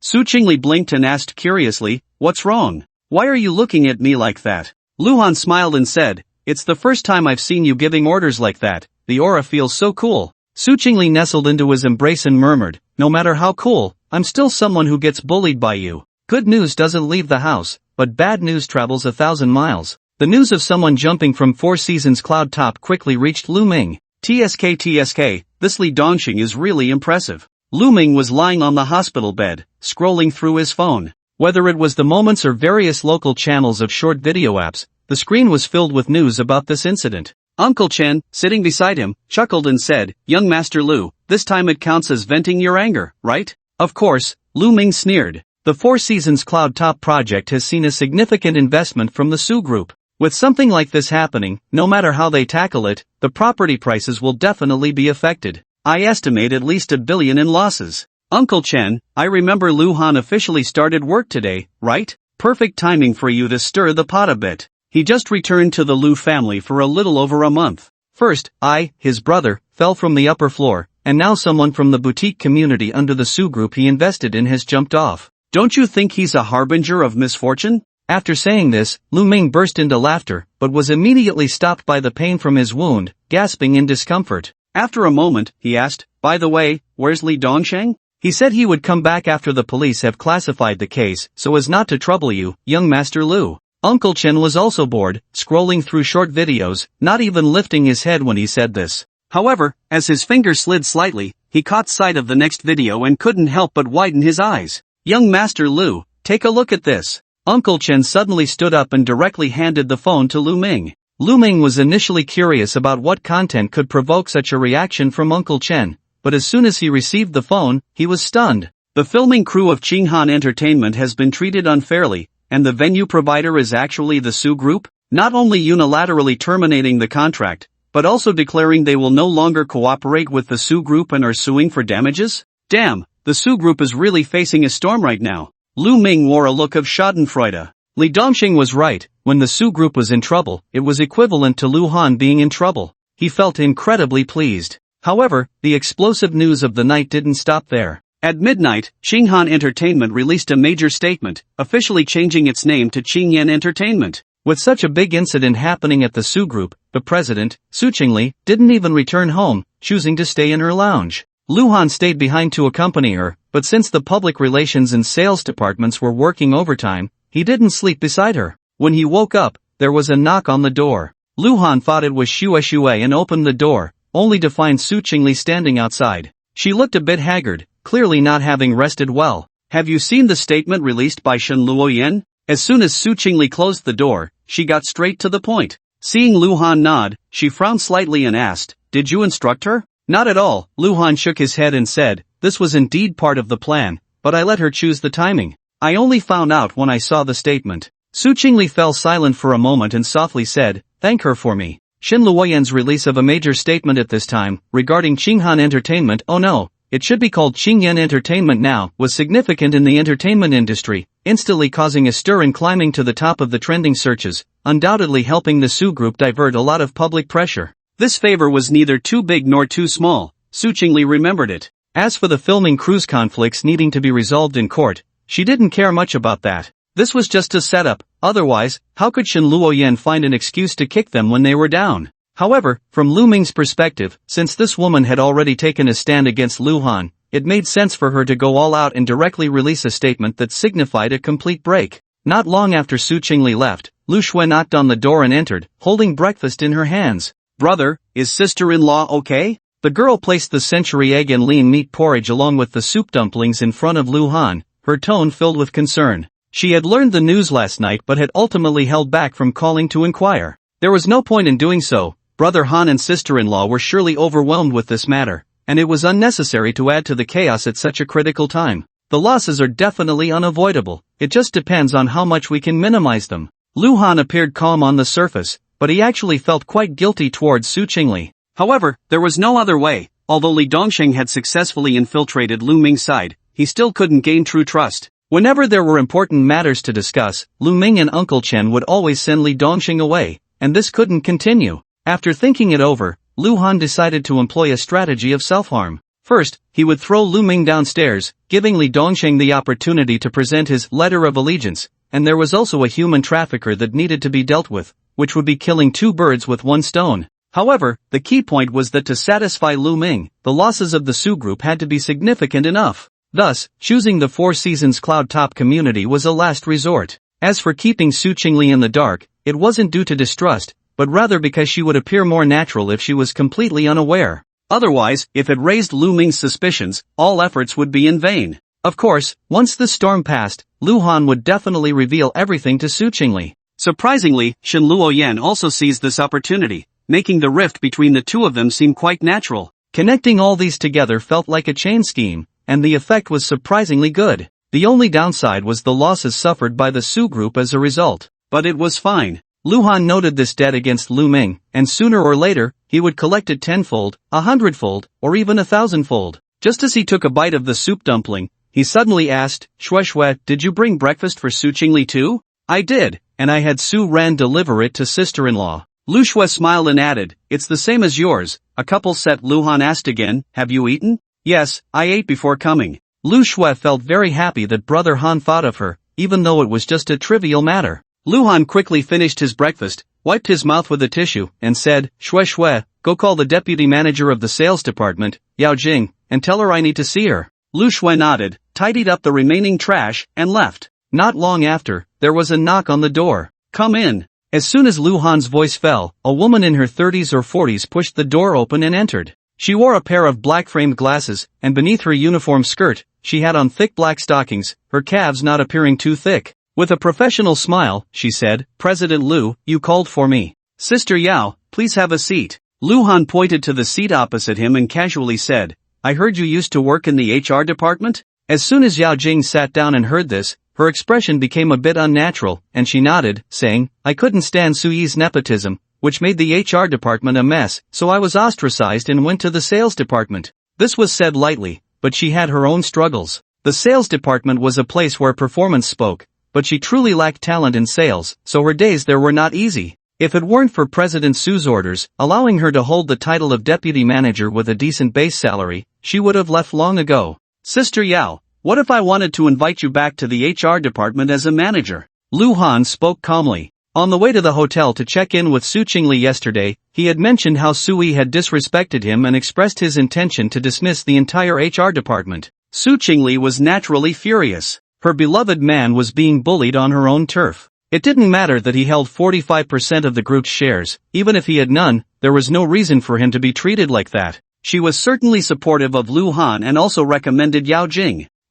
Yao Jing was startled. "Mr. Lu, you're not joking, are you? Do I look like I'm joking?" Lu Han smiled, but his tone immediately turned very serious. "However, I have a condition. I will fire the entire HR department right now. You have 1 week to recruit new people. If I need people, I'll provide them. If I need money, I'll give it. But if the final result doesn't satisfy me, I'm sorry, you won't just be fired, you'll also be blacklisted across the industry." After saying this, he quietly looked at the woman in front of him. In fact, it didn't matter if Yao Jing didn't agree or didn't do well, Luhan had already thought it through. At worst, he could temporarily ask Uncle Sen for a little help. That was his real confidence. However, Luhan believed in Su Chingle's judgment. Moreover, this approach was like sending coal in the snow. If Yao Jing could handle the position, she would become his trusted aide from then on. Mr. Lu, please rest assured. Yao Jing's expression changed several times before she finally gritted her teeth and nodded. I won't let you down. So, 10 minutes later, all the employees of the Su group received an internal email. Luhan listed 23 names, including Sui, and added this line, "Congratulations, you can all pack your things and leave." They hadn't come to see him last night. Therefore, today, he had no need to see them. The day after Luhan joined the Su group, he fired the entire HR department, shocking everyone, especially those led by Sui, who were completely dumbfounded. They were furious and, disregarding Lu Shue's obstruction, forcibly stormed into Luhan's office. Shui, you go out first. Luhan glanced at the girl with a frosty face, and after she left, he turned his gaze to Sui and the others, sneering, this is interesting. I really wanted to see you yesterday, but after waiting so long at the restaurant, not a single one of you showed up. But today, I don't want to see you, and yet you shamelessly come looking for me. You tell me, isn't that pathetic? He was truly unreserved, unable to distinguish between the big and small players. Wasn't that just what they deserved? Luhan, you're going too far. Sui gritted his teeth and said, isn't it just that we didn't go to dinner? You're so petty, is it really necessary to fire us all? As soon as he finished speaking, the others echoed him. Exactly, who doesn't have something going on? I had an elderly family member's birthday at home last night. I couldn't just delay his birthday banquet. I couldn't go because my son was sick and needed to go to the hospital for N4. My best friend rarely comes back from abroad, and she was free yesterday. We hadn't seen each other in almost 3 years. Mr. Lu, I really had an urgent matter. Just give me another chance, okay? They were all making excuses for themselves. Some were still very assertive, but others had already softened their tone. There are 23 people in your HR department. I can understand if 1 or 2 have something going on, but for all of you to have something on the same day, do you take me for a fool? Luhan sneered. And even if you really had something, wouldn't it be fine to say it in advance? You don't even have the most basic courtesy and respect. Why should I keep you? Am I supposed to keep you around to treat me like a king? Now, everyone was left speechless, turning their gazes toward Sui, their expressions filled with panic. The reason everyone looked to him was that he was well known as the royal relative. In the past, there were outsiders who took on the role of vice president in charge of human resources for the group, but they were all squeezed out by him through various means. It was only because the previous person had some connections and Sui still cared about face that he didn't completely sideline the other party. It has been many years, and almost everyone knows that whenever it comes to matters related to human resources, whether it's inviting for a meal or giving gifts, finding Sui is more effective than anyone else. So this time when Sui made it clear that no one was allowed to attend Luhan's invitation, they all habitually complied. After all, this kind of thing has happened more than once or twice, and it was no big deal. Who would have thought that this time they really hit a hard wall, and even Sui's own position was at risk? Luhan, you need to think carefully about the consequences. Sui squinted his eyes and threatened, if you're seeking personal revenge for a moment of satisfaction, that's one thing. But if you suddenly lose all of us, many internal operations of the group will be unable to function normally, causing everyone to be on edge. Can you bear that responsibility? This is not something you need to consider. Luhan said coldly, go back and tell your father that I didn't have the security throw you out. I've already left him some face. If he's not satisfied, I don't mind letting him go home to retire early. As for you all, he scanned the others and continued, there may be someone looking for you to hand over work later. I'll say this up front, if you can cooperate, I'll make sure you get the compensation you deserve. But if you refuse to cooperate, then I'm sorry. Whether you go back to request labor arbitration or sue in court, the company's legal department will accompany you to the end. However, I can't guarantee how much you'll ultimately receive or when you'll get it. Additionally, I will blacklist those who do not cooperate across the industry. I advise you to go back and find out who I am, and you'll know whether I can deliver on my words. In fact, it doesn't matter much if these people don't cooperate, as many things are backed up on the internal server, which is a common practice in large companies. However, to allow the Human Resources Department to resume normal operations as soon as possible, it's best to avoid unnecessary troubles whenever possible. We'll see. At this point, Sui had no choice but to leave in a huff. Once outside, others quickly surrounded him, asking what they should do. What else can we do? Just wait at home. Sui said ominously, wait until the company is in chaos, and then he'll be begging us to come back. This was also what he and his father, Su Chingle, had just discussed. Since Luhan had completely torn their faces, the father and son would stand firm to the end and see who could laugh last. In the next 2 days, the public relations and sales departments of the Su Group were in a state of turmoil. Especially the sales department, which was almost besieged by homeowners from the Four Seasons Cloud Top demanding refunds. Fortunately, the security intervened in time to maintain order and even called the police, which prevented a conflict. However, the police acted quickly. Within 30 hours of the incident, a blue and white announcement was released. The gist was that the person who fell was a suspect in a criminal investigation by the police, and after gathering evidence and inspecting the scene, the possibility of homicide was ruled out, classifying it as a suicide due to fear of punishment. The public relations department of the Su Group immediately sprang into action, with many influencers and online commentators expressing sympathy for the unwarranted disaster faced by the Su Group. Moreover, several homeowners came forward to testify, stating that they lived in other properties developed by the Su Group, and the quality of the houses and property services were impeccable, which also served as a promotional boost for the company. As the storm gradually subsided, aside from a short-term setback in the housing prices of the Four Seasons Cloud Top community, the Su Group did not suffer any significant external impact. As for the internal matters, Yao Jing truly lived up to Su Chingle's expectations. She borrowed a few colleagues from other departments and somehow found 2 friends to help out. With just 7 people, they managed to hold up the human resources department without the chaos that some had anticipated, leaving those waiting to watch the show utterly shocked. Su Chingle and Sui were completely flustered this time, but unfortunately, it was too late. Whether it was Su Chao or Su Chingle, neither of them gave this father-son duo a good face. Thus, Sui, this malignant tumor, was completely purged from the Su Group by Luhan. The effect of striking the first bird was simply too good. As the end of the workday approached, Luhan received a WeChat message from Shen Luoyan. I miss you, my dearest, coming soon. Can you accompany me tonight? Even through the phone screen, Luhan could feel the woman's tenderness, but he couldn't help but want to tease her. But I've been really tired these past 2 days. I don't even want to move. Ding dong, Shen Luoyan almost replied instantly. It's okay, I can be on automatic mode. Wait for me. Luhan missed Shen Luoyan too, but before going to see her, he thought for a moment and decided to knock on Su Chingle's office door first. Honey, you're here? Su Chingle stood up, and since there was no one else in the office, she directly hugged Luhan and stood on her tiptoes to give him a sweet kiss. After kissing for a while, she let Luhan sit on the sofa while she nestled into his arms, softly saying, just in time, I was looking for you too. My uncle just came by and mentioned he wants to invite you to dinner this weekend. The uncle she referred to was naturally Su Chingle. Luhan frowned slightly and asked, what, is he still not giving up? Su Chingle nodded and said, my dad and I have already made it clear that we support your decision and didn't give him a good face. He should have realized by now that you're not to be trifled with and wants to apologize privately. Apologizing is just a pretense. He really wants Sui to come back and take over as the HR manager, right? Luhan scoffed. Now he knows to back down. Where was he earlier? This meant that there was no way Sui would get another chance. However, Su Chingle thought about it too. The news of Sui's dismissal was already well known within the group. If he were to come back, wouldn't that be Luhan slapping his own face? She nodded and said, then I'll tell my uncle not to waste his effort. No need, just let him set a time, Luhan said coldly, just right, I want to give that old man a warning too. Tightening his hold on the woman in his arms, he hesitated for a moment and then said, Chingle, I want to go accompany Shen Luoyan tonight. As soon as he said this, Luhan could clearly feel Su Chingle stiffen slightly,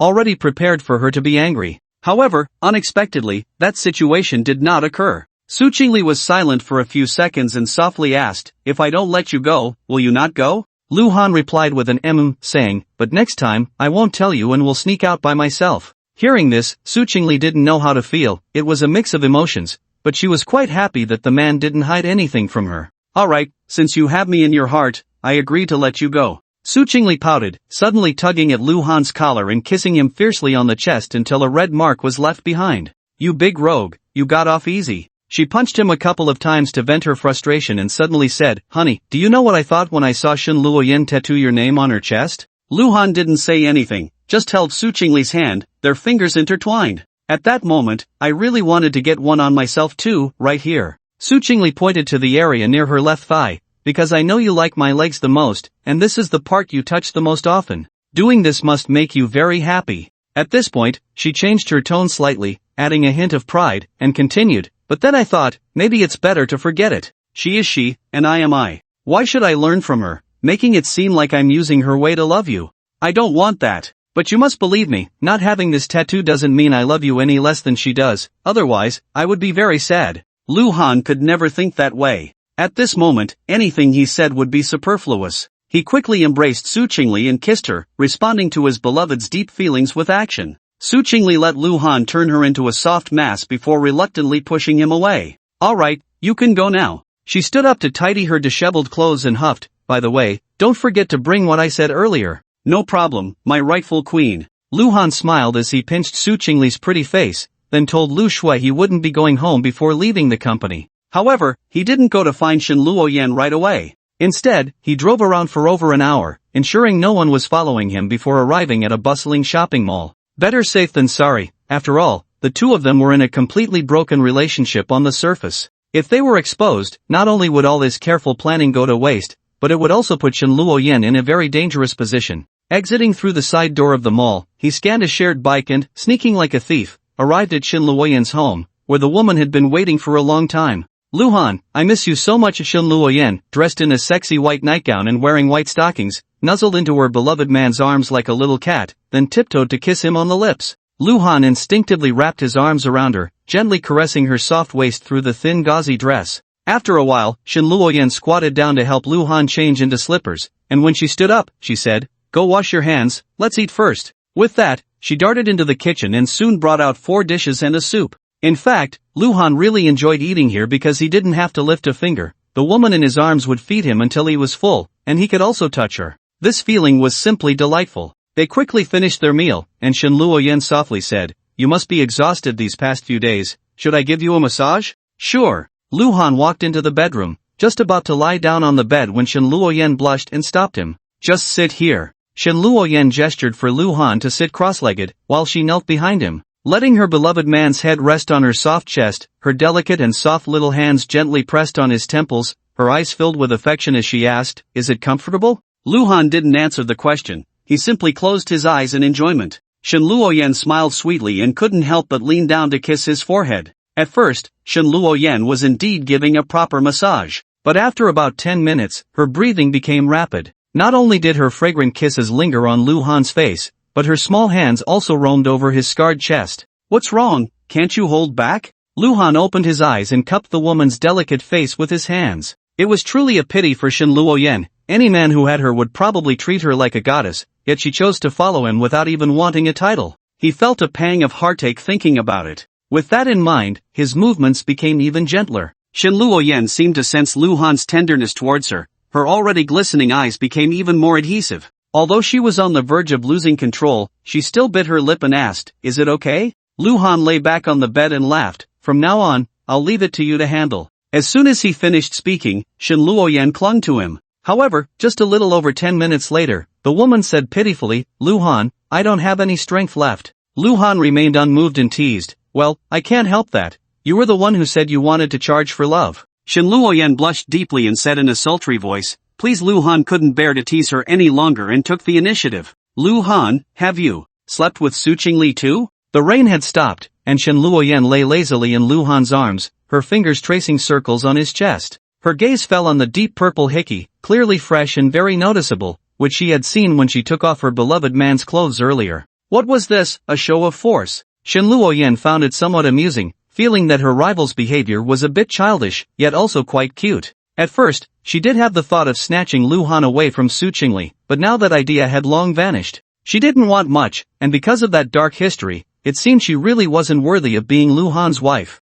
On the contrary, Su Chingle was perfect. Shen Luoyan admired her for that. Even knowing that she had already been with Luhan, that woman still acted without hesitation, showing that she loved Luhan just as deeply. "Yeah, I have." Luhan took Shen Luoyan's small hand and kissed it, openly admitting it. There was nothing to hide, just like he had been honest with Su Chingle about coming here tonight. He didn't want to lie to the woman in his arms. "So, are you more comfortable with me or with her?" Shen Luoyan's cheeks flushed slightly, but it wasn't to compare with her rival, she was simply curious. "That question stumps me." Luhan chuckled and said, "In any case, each has its merits. I enjoy both." This could be considered a classic line of a scumbag, but it really couldn't be compared. In terms of looks, both Su Chingle and Shen Luoyan were undoubtedly top tier. The former was delicate and charming, exuding the grace of a Jiangnan woman. The latter was elegant and beautiful, her tender affection particularly endearing. In terms of figure, both women were flawless. Su Chingle's perfect, long, flawless legs made him unable to resist. Every time he saw them, he felt an urge to caress them.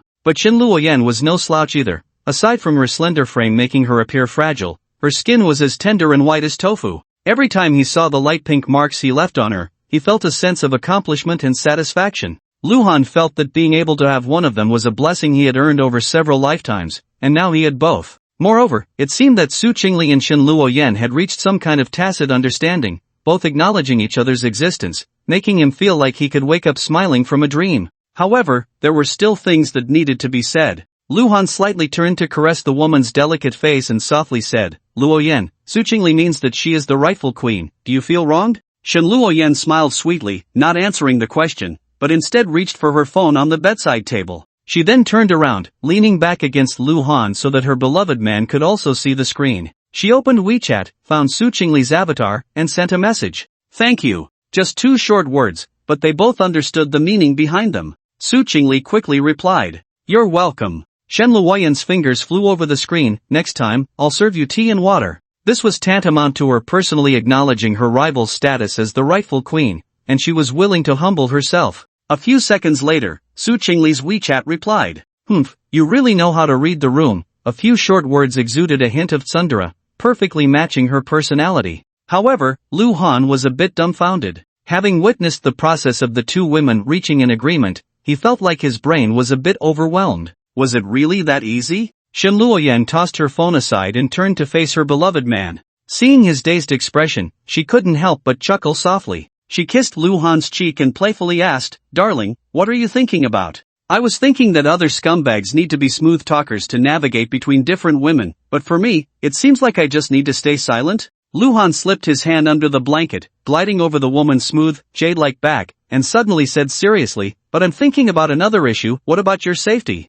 Seeing Shen Luoyan's puzzled expression, he sighed gently. Lu Ming isn't a fool, especially when pushed to a dead end. He might resort to anything. If he picks up on any clues, I'm afraid for you. Lu Han didn't continue, worried about his own bad luck, but he knew Shen Luoyan understood what he meant. Given his upbringing, especially the 3 years in northern Myanmar, Lu Han's sense of security was severely lacking. Rather than saying he subconsciously thought the worst of many situations, it was more accurate to say he was used to being cautious and preparing for the worst. Compared to himself and Su Chingle, who had already started pairing up and could protect her most of the time, Shen Luoyan seemed rather alone. Moreover, due to the public fallout, the two met so rarely each month that it was impossible not to worry about her safety. This was where Lu Han felt troubled. The people he had life and death bonds with were all tough men. It wouldn't be impossible to call someone to be Shen Luoyan's bodyguard, but the issue was that there were places only women could enter, which made things inconvenient. Lu Han wanted absolute security, but where could he find a female bodyguard he could trust completely to protect her closely?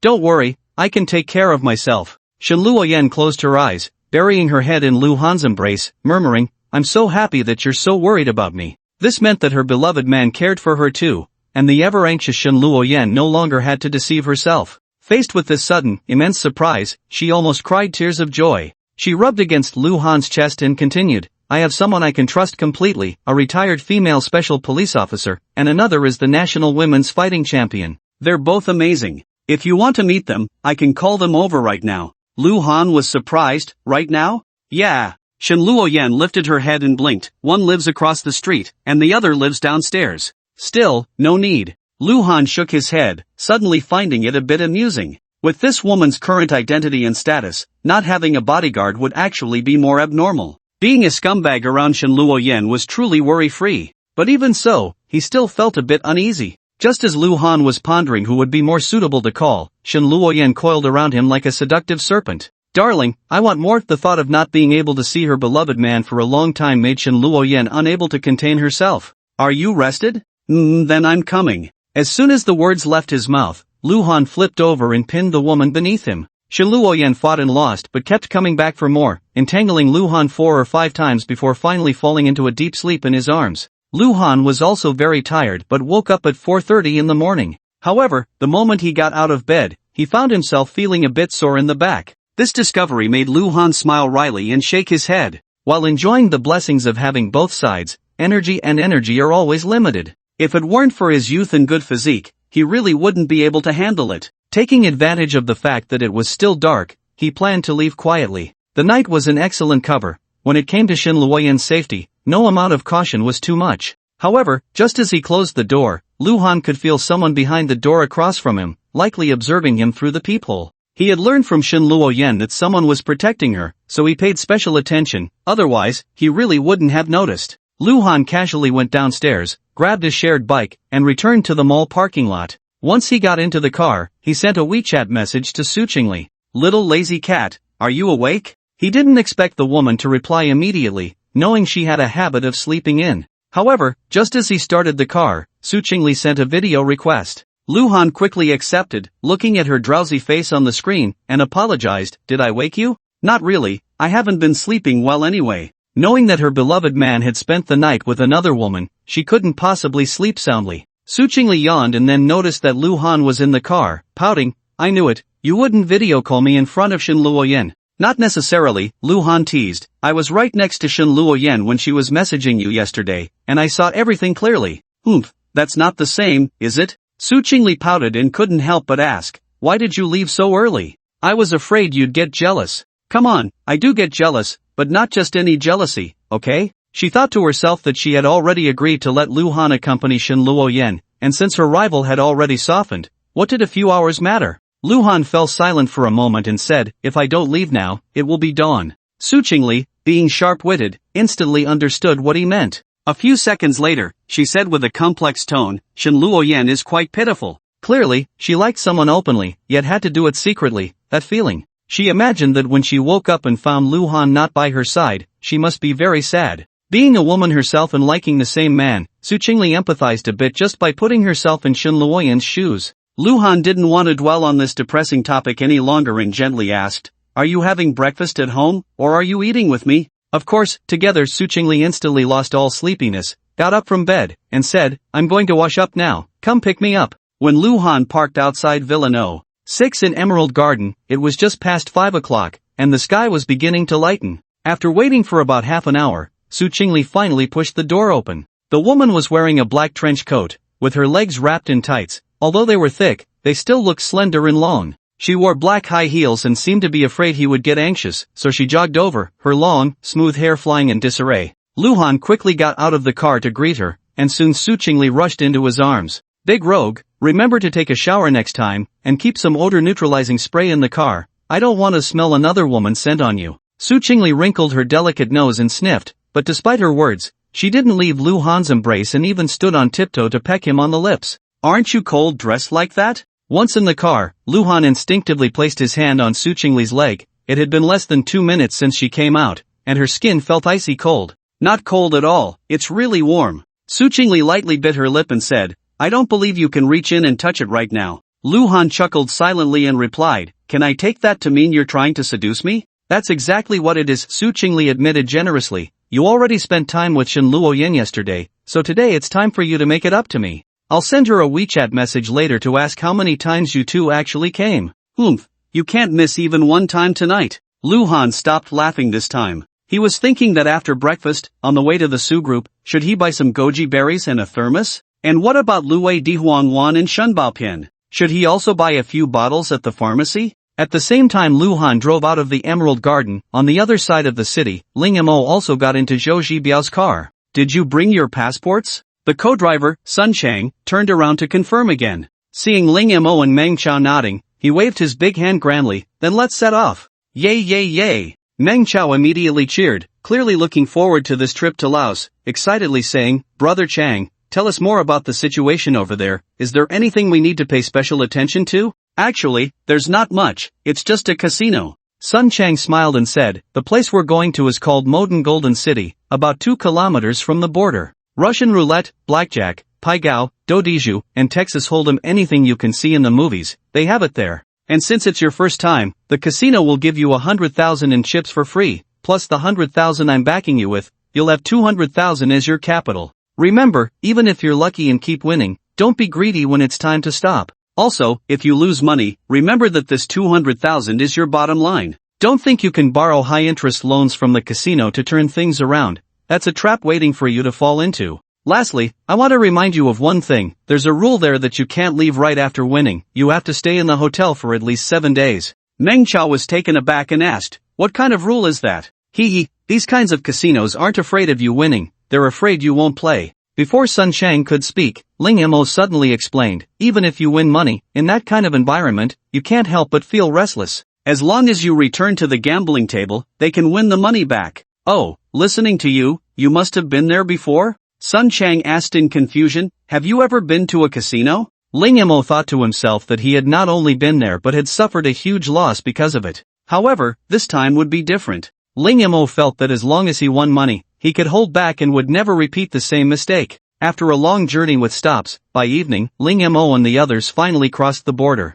With Sun Chang leading the way, they arrived at a place called Golden City in just over 10 minutes. It looked like a hotel, but it was actually a casino. Let's go, first check in. After getting out of the car, Sun Chang said as he walked inside, do you want to start playing tonight, or rest a bit and play tomorrow? I suggest resting first, you need to be in good spirits to win money. Meng Chao rubbed his hands together and chuckled, anyway, I'm already itching to try my luck, so I'll go for it later. Then it's up to you. Sun Chang shrugged, arriving at the front desk. He handed his passport and ID to the staff and turned to Ling Mo and Meng Chao, saying, I'll share a room with Biaogu, and you two will share a room, is that okay? The two had no objections, they were of similar ages and knew each other well, so it was fine. However, after checking in, the staff did not return their IDs and passports. At the moment of doubt, Sun Chang explained, staying here is free, and you also get 100,000 in free chips. Your ID card and passport serve as a deposit, of course, this is also to prevent anyone from sneaking away. As long as you don't borrow money from here, there won't be any issues.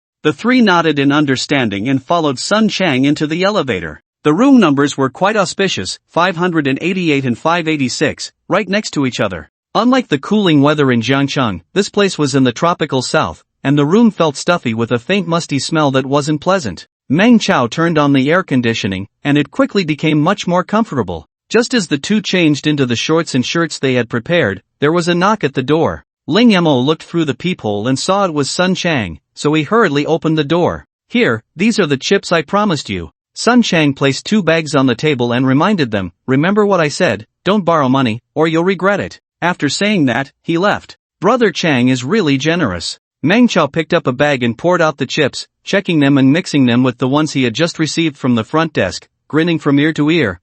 With this capital, I'm sure I can dominate. De Chao, I know you're excited right now, but don't take Brother Chang's words lightly. Ling Mo, having been through it before and suffered great losses, had a very good impression of Sun Chang because he understood the ins and outs of the situation. To be able to advise people to stay rational in a casino is definitely a good person. Little did they know, the so-called good person was just a facade that Sun Chang had deliberately put on. How else could he have lured them here? Don't worry, I know what I'm doing. Meng Chao looked unconcerned, clearly not taking it in. Ling Mo shook his head and decided not to bother with him anymore. He was purely here to try his luck this time. Winning was fine, but losing 20,000 was his bottom line, and he would never borrow a penny from the casino. After dinner, under Meng Chao's eager encouragement, the 4 of them headed to the casino hall. The environment was quite nice, just a bit noisy. A rough glance showed various types of gambling tables, crowded with people standing or sitting nearby. Some were excitedly shouting, while others sighed in frustration. De Chao, don't rush to play, let's walk around first. Ling Mo was quite familiar with the casino but still decided to observe a bit first. However, he quickly got separated and had no idea where the other 3 had gone. Ling Mo didn't mind, there happened to be a blackjack table nearby, so he sat down to play. Surprisingly, his luck was quite good, and he quickly won over 50,000. When he switched to playing roulette, he ran into Meng Chao. Damn, this place is awesome, way more fun than playing dodiju or mahjong. Meng Chao said excitedly, Ling Chao, have you won? Ling Mo replied somewhat proudly, I've won over 50,000. He was undoubtedly showing off, but little did he know, Meng Chao patted the bag of chips and winked, Ling Chao, you're not that great, I've won 70 or 80,000. What? Are you serious? Ling Mo looked incredulous. Why would I lie to you? Meng Chao opened the bag directly, the chips were of different colors and values, making them easy to count. Ling Mo took a quick glance and realized this guy had indeed won money. What kind of luck is this? Now Ling Mo was unhappy. Damn it, a rookie, not losing money was already good enough, yet he was winning more than himself? Hee hee hee, while I'm on a roll, I need to win some more. After saying that, Meng Chao turned and left, while Ling Mo rolled his eyes and went to play roulette. This time, his luck was quite poor. In just about 10 minutes, the 50,000 he had just won dwindled to less than 30,000. Although he was still winning money, Ling Mo had no intention of stopping. After all, what was the difference between winning a little and not winning at all? Next, he played some poker in Pai Gao, winning some and losing some, without caring too much. He lost track of time, and when he was about to place another bet, he suddenly realized that his chips were running low. After checking, he found that not only had he lost back all the money he initially won, but his original stake of 200,000 was now down to just over 20,000. Forget it, I'll bet one last time, win or lose, I'm done after this. Ling Mo glanced at his hand, which was decent enough, gritted his teeth, and threw 2 chips worth 10,000 each onto the table. In the end, he lost again. It was a pity, really, he was so close. Ling Mo felt reluctant, but recalling the lessons learned from his previous experiences in foreign casinos, he forced himself to return to his room.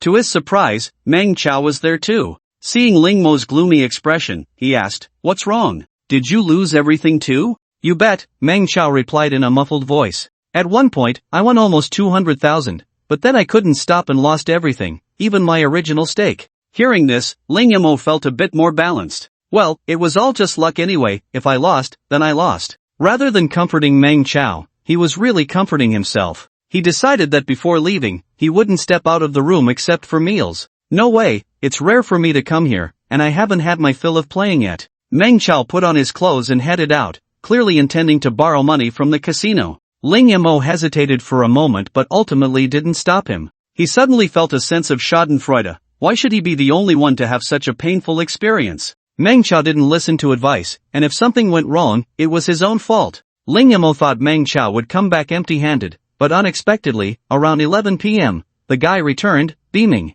"Ha, I only borrowed 100,000, and not only did I win back my losses, but I also made over 300,000. Meng Chao excitedly dumped a pile of chips on the table, exclaiming, "Not only did I win, but Biaogu and Changgu also won a lot, especially Biaogu, who seems to have won over 500,000. Ling Mo looked at the exuberant Meng Chao and then at the mountain of chips, swallowing hard. They all won, and he came away empty-handed? Should he borrow a little too? On Saturday at 10 a.m., Ruan sat in a cafe, stirring her coffee while glancing outside. She had arranged to meet her best friend at 9:30, and now it was this late. Why hadn't she arrived yet? After waiting for more than 20 minutes, her coffee had gone cold when a white Xiaomi SU7 finally pulled up outside. Liang Silu arrived late, sitting across from her with an apologetic look. "Ruan, I'm so sorry. I was ironing my boyfriend's clothes and lost track of time." "How long have you been waiting? Ironing clothes?" Ruan's eyes widened in disbelief. "Are you really that virtuous now?" She remembered her best friend was just like her, not one to lift a finger for household chores, and besides, Liang Silu's family had a maid. Did she really need to do such trivial things herself? "What do you know? He had a last-minute business trip today, and I couldn't let him go out looking all messy." Liang Silu's face was full of happiness as she said, "When a woman loves a man, she needs to pay attention to the details, so he can tell from his attire whether he's a bachelor or has a wife. That's why I have to do it myself. I can't trust it to the maid." You might laugh, but not only did I iron his clothes, but I also packed his suitcase, folding his underwear and socks neatly and putting them in. It was a bit of a hassle, but I want him to know that in my heart, he is already my husband. Seeing her best friend chattering away, Ruan suddenly fell silent. After a full half-minute, she gently sighed and said, "No wonder your boyfriend is completely under your thumb. If I had, forget it, I won't say anymore." Without comparison, there is no harm. Ruan began to regret again. When Luhan treated her well in the past, how could she have felt so self-satisfied?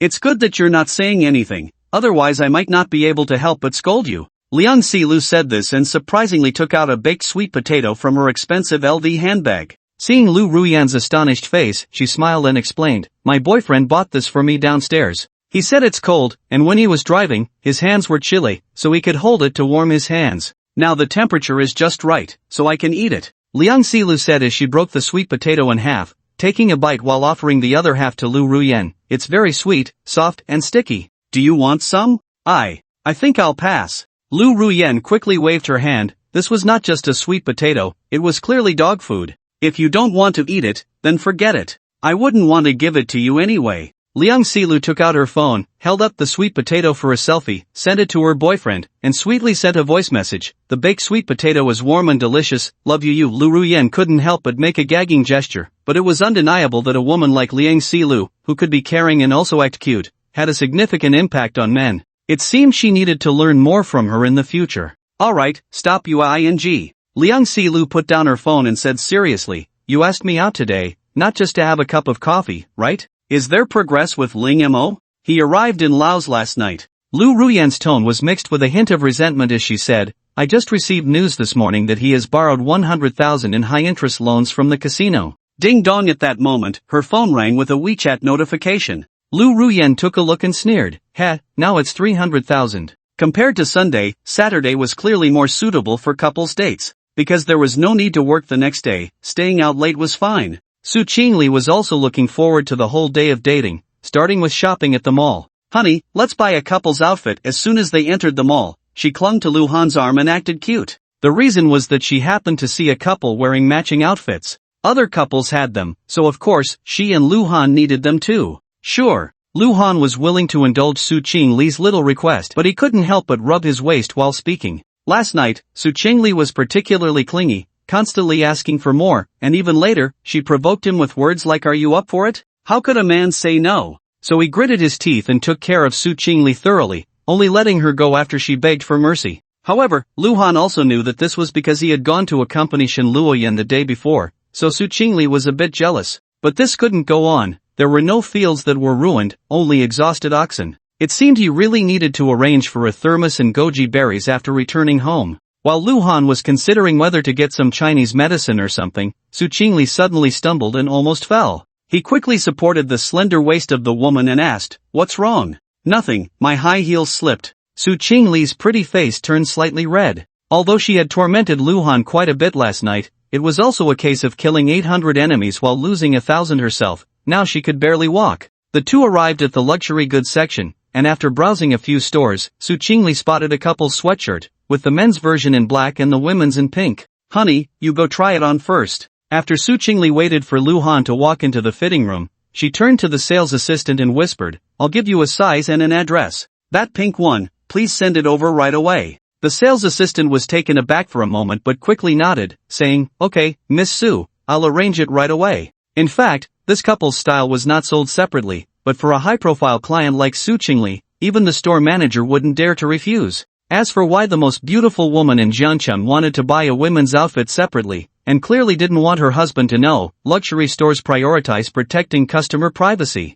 The sales assistant had been in this line of work for a while and knew well not to ask questions that shouldn't be asked. So, after more than half an hour, Shen Luoyan received a package. Since Su Chingle had sent a WeChat message in advance, she opened it with ease. Seeing a pink sweatshirt, Shen Luoyan was momentarily stunned, unsure of what her rival was up to. But the answer soon became clear. Almost as soon as she tried on the sweatshirt, which fit perfectly, Su Chingle's WeChat message came through. It contained two photos. One was a picture of Su Chingle and Lu Han together, and the other only featured Lu Han. However, both had two common points. Besides the fact that both were wearing the same outfit as hers, there was a large empty space on the right side of Lu Han in both photos. From a compositional standpoint, this was very unreasonable. As a woman, Su Chingle would never make such a basic mistake. Shen Luoyan, being sharp-witted, instantly understood the implication. She even left a spot for me? She muttered to herself with a smile, then replied to her rival. Thank you. Su Chingle almost instantly replied. No need to thank me, one day you will stand there openly. Although she had also bought the same couple's outfit for Shen Luoyan, Su Chingle did not tell Lu Han. However, now that she had put it on, there was no reason to take it off. After returning the clothes to the car, the two held hands tightly and went to drink milk tea. Su Chingle also ordered a fruit bowl, sitting closely beside Lu Han, clinging to his arm, and playfully said, Hubby, feed me. This was an intimate interaction between couples, and Lu Han fed Su Chingle spoonful by spoonful, finding it quite amusing to watch her eat like a little cat. Su Chingle had a small appetite and only ate about a third of the fruit bowl before stopping. What are we doing next? Lu Han was speaking when he had just popped a piece of strawberry into his mouth, and Su Chingle suddenly leaned over, kissing him while playfully curling her little tongue, and stole the strawberry. The milk tea shop was quite busy, but Su Chingle seemed oblivious to the crowd, chewing a few times before swallowing, feeling that it was even sweeter than the strawberry she usually ate. I originally wanted to play claw machines and then go watch a movie after lunch. Su Chingle tilted her head in thought for a moment, then said, but now I've changed my mind. Let's just go eat, and then you can take me back to the Xiangsong Hotel. You little glutton, weren't you satisfied last night? Luhan looked at Su Chingle with a half-smile, reaching out to wipe the yogurt that had dripped from her mouth. However, just as he was about to clean it with a tissue, Su Chingle very domineeringly caught his hand and then put it into his mouth. Don't you dare dislike me. Su Chingle pouted, looking playful and cute. Luhan found it amusing, licked his fingers clean of the yogurt, and showed her his now spotless fingers, laughing. Are you satisfied now? Su Chingle kissed him on the cheek, blushing as she answered the earlier question. Don't think too much. I'm just tired from shopping, and I want you to hold me for a nap when we get back. She really thought so. Last night, she had almost clung to her beloved man for the entire night, her physical strength severely depleted. Now she felt a bit better, but if they went to watch a movie later, she would definitely fall asleep in Luhan's arms. After all, it was just sleeping. Why not lie on the soft big bed and let Luhan hold her comfortably? Okay, I'll do as you say.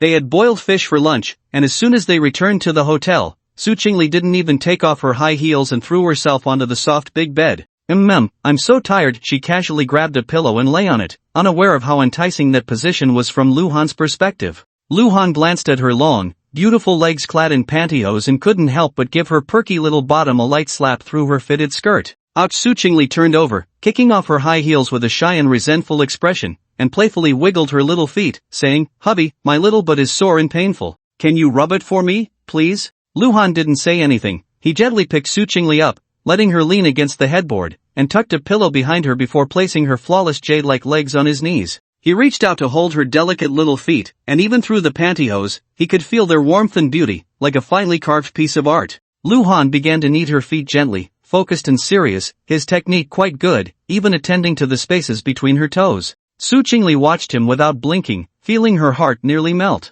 Women are emotional. She could clearly sense Luhan's tenderness and couldn't help but take out her phone, snapping a picture to capture this beautiful moment. After finishing with Su Chingle's little feet, Luhan massaged her legs, and by the time he was done, he was already sweating profusely. Alright, now you should hold me to sleep. Su Chingle's tone was filled with sweetness and satisfaction as she wiped the sweat from Luhan's forehead and gave him a kiss as a reward. Once Luhan drew the curtains, she took off her dress and pantyhose, wearing only sexy black lace lingerie, kneeling on the bed with her arms open, asking her beloved man for a hug. Luhan quickly took off his clothes and embraced her. They both fell onto the bed together, and Luhan pulled the thin blanket over them. Su Chingle adjusted her position, comfortably snuggling into his arms, murmuring dreamily, hubby, I really like you so much. Luhan tightened his hold on her and softly said, I like you too. Su Chingle's previously closed eyes suddenly opened wide, her gaze bursting with immense surprise. If she remembered correctly, this was the first time Luhan had said he liked her? Can you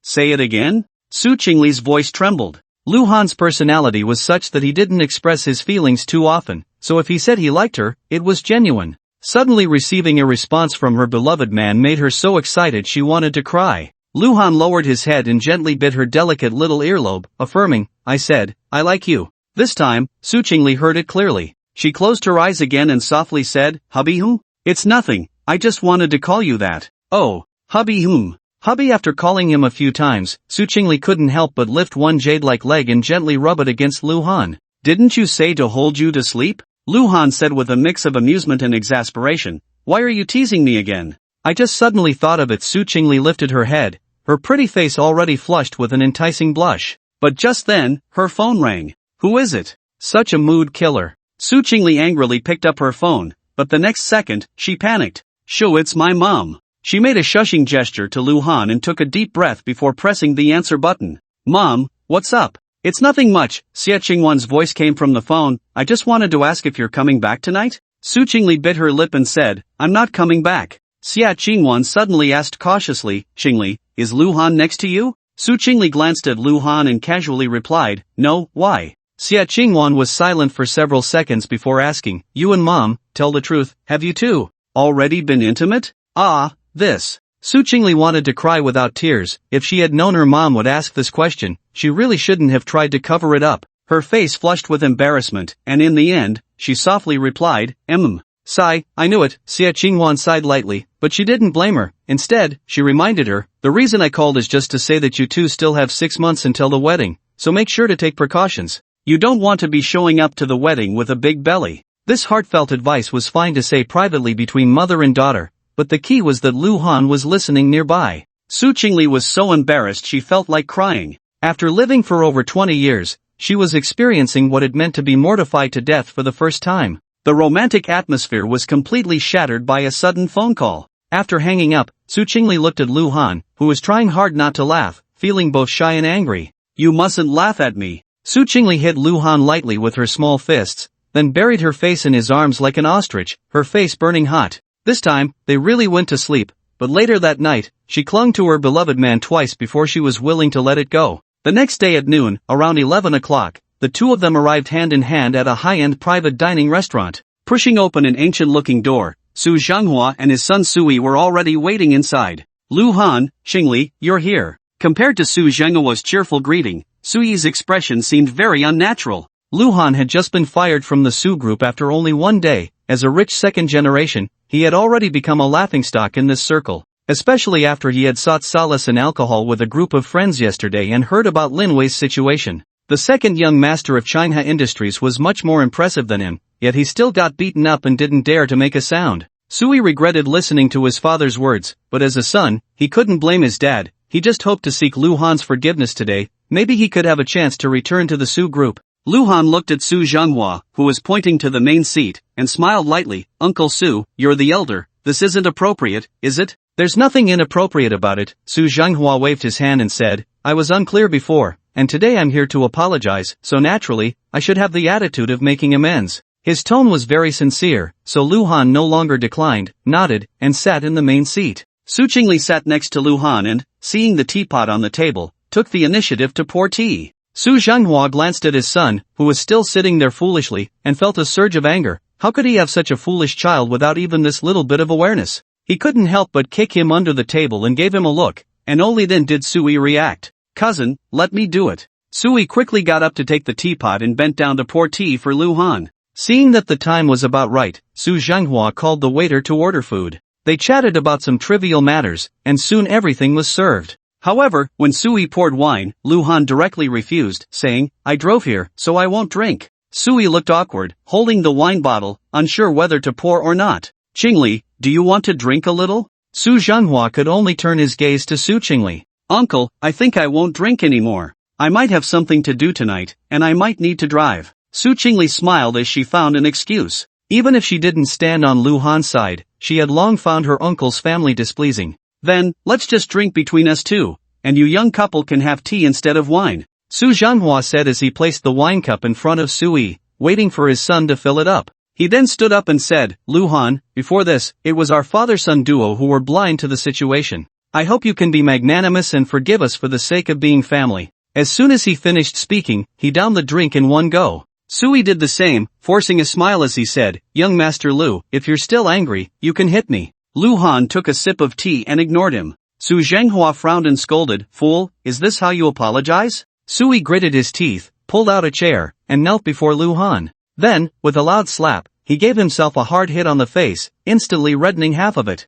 Luhan glanced at Su Zhanghua and said lightly, Why not just speak your mind? Su Zhanghua coughed lightly, putting on a smiling face. Sui has realized his mistake. Can you, for my sake, let him return to the company? I guarantee he will follow your lead from now on. If you tell him to go east, he will never go west. I'll call you uncle for now. Luhan toyed with the cup in his hand, his gaze lowered as he said, You just said we are family, but what you two did was not the behavior of a family. To put it bluntly, the fact that I'm here today already shows a lot of face for you. Sui indeed has some means. With over 20 people in the HR department, I waited so late that day, yet not a single one dared to come. Since he wants to give me a warning, he must pay the corresponding price. So this matter is off the table. I've already made an example of him. I won't slap my own face. Su Zhenghua's expression changed slightly. Having his son compared to a chicken was a blow to his pride. Luhan, is there no room for negotiation on this matter? He narrowed his eyes and said, Although your financing has started to improve the group's situation, it's precisely because of this that we should be united. If we can't even accommodate our own family matters, it's too disheartening. There was a hint of threat in his words. However, Su Zhanghua had the ability. After all, he was a veteran figure in the Su group and could secretly create some obstacles for Luhan. The Su group is surnamed Su, not Lu. If you can't stand to see your own company do well, I can't help you. Luhan sneered and said, however, I have some things in my hands that I think you will find very interesting. After saying that, he took out his phone, tapped the screen a few times, and handed it to Su Chingle. Su Chingle took it with confusion, and after just one glance, cold sweat broke out on his forehead. He scrolled a few more times, and his expression grew increasingly grim, his heart racing. Because what Luhan had brought out was none other than evidence of his embezzlement and kickbacks. Although this wasn't everything, if it were to be pursued, Su Chingle knew his good days would be over. With good luck, 3 to 5 years, with bad luck, it could be 10 or 20 years. Young Master Lu, I take back what I just said. Su Chingle, trembling with fear, returned the phone to Luhan, gritting his teeth as he directly grabbed the wine bottle on the table and poured it into his mouth.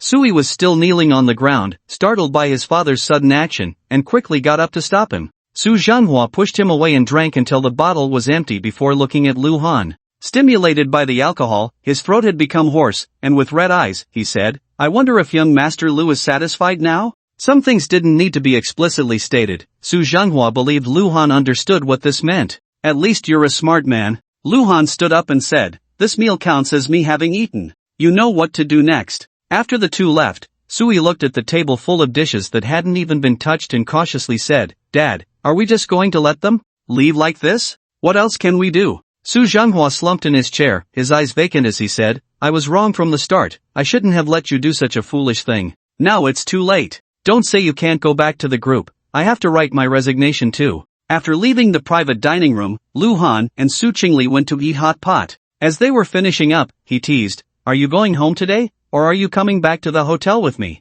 After all, Xie Qingwan had already called to remind him, and Luhan thought Su Chingle should at least consider her mother's feelings. This is the difference between raising a son and raising a daughter. Even when grown, while a son just needs to avoid trouble, a daughter is always a concern for her parents. For instance, the rule of being home by 9 p.m. is mostly set for daughters, and once the time passes, parents are often restless. Of course I'm going back to the hotel with you. Su Chingle's cheeks flushed. It was clear she was in love with Luhan and had forgotten about her mother. However, she still felt a bit insecure and couldn't help but ask after getting in the car, Hubby, will it annoy you if I cling to you like this every day? Couples need to maintain a subtle distance. She had read many similar toxic sayings before, and with a woman's intelligence almost at zero during a passionate romance, she couldn't help but overthink. How could it? Luhan pinched Su Chingle's cheek and joked, You can manage the hall and the kitchen, act like a noblewoman outside, and like a vixen in bed. You've already satisfied at least 3 of those points. I like you too much to be annoyed. You're so annoying. I'm not a vixen. Su Chingle blushed. She couldn't bring herself to say that shameful word. But upon reflection, it seemed that ever since she got involved with Luhan, she had opened the door to a new world and truly enjoyed those things. But what did it matter? Su Chingle thought, let it be, in front of the man she loved. She didn't want to hold back or even disdain holding back. However, comparing herself to the 4 standards Luhan mentioned, she suddenly felt she should learn to cook too, stirring soup with her delicate hands, shyly waiting for him to taste it. Just thinking about it felt warm. Of course, she planned to learn secretly, intending to give Luhan a little surprise later. On the way back to the hotel, Su Chingle bought some sunflower seeds, snacks, and some fruit. First, she let Luhan hold her as she took a lovely afternoon nap, waking up just after 3, and then they watched TV together. The screen facing the big bed was playing a very popular celebrity reality show, and Su Chingle snuggled in Luhan's arms, eating snacks and watching, feeling incredibly comfortable. However, by nightfall, as their feelings deepened, they naturally engaged in a passionate battle. The pleasant weekend passed just like that, and when they woke up the next day, a busy week began again. As soon as he arrived at the company, Luhan asked Lu Shui to call Yao Jing in. Soon, there was a knock at the door, but it was Su Chingle who entered. Luhan laughed and said, You don't need to knock when you come here, just come in. That won't do. What if I disturb you and some female subordinate's good time? Su Chingle joked casually, but of course, that kind of thing couldn't happen, not to mention Lu Shui was keeping an eye on things. Even if Luhan were to cheat, he wouldn't do it right under her nose. There's nothing going on between me and my female subordinates, but with my female superior, things have long been unclear. Luhan joked back. In the entire Su group, the only woman who could be called his female superior was the one in front of him. Su Chingle lightly spat and placed the folder in front of him. Luhan opened it to find a resignation letter. You submitted it so quickly. Su Chingle is quite perceptive. Luhan couldn't be bothered to call him uncle. It was only because of Su Chao and Su Chingle's father-daughter relationship that he couldn't let their kinship become too strained,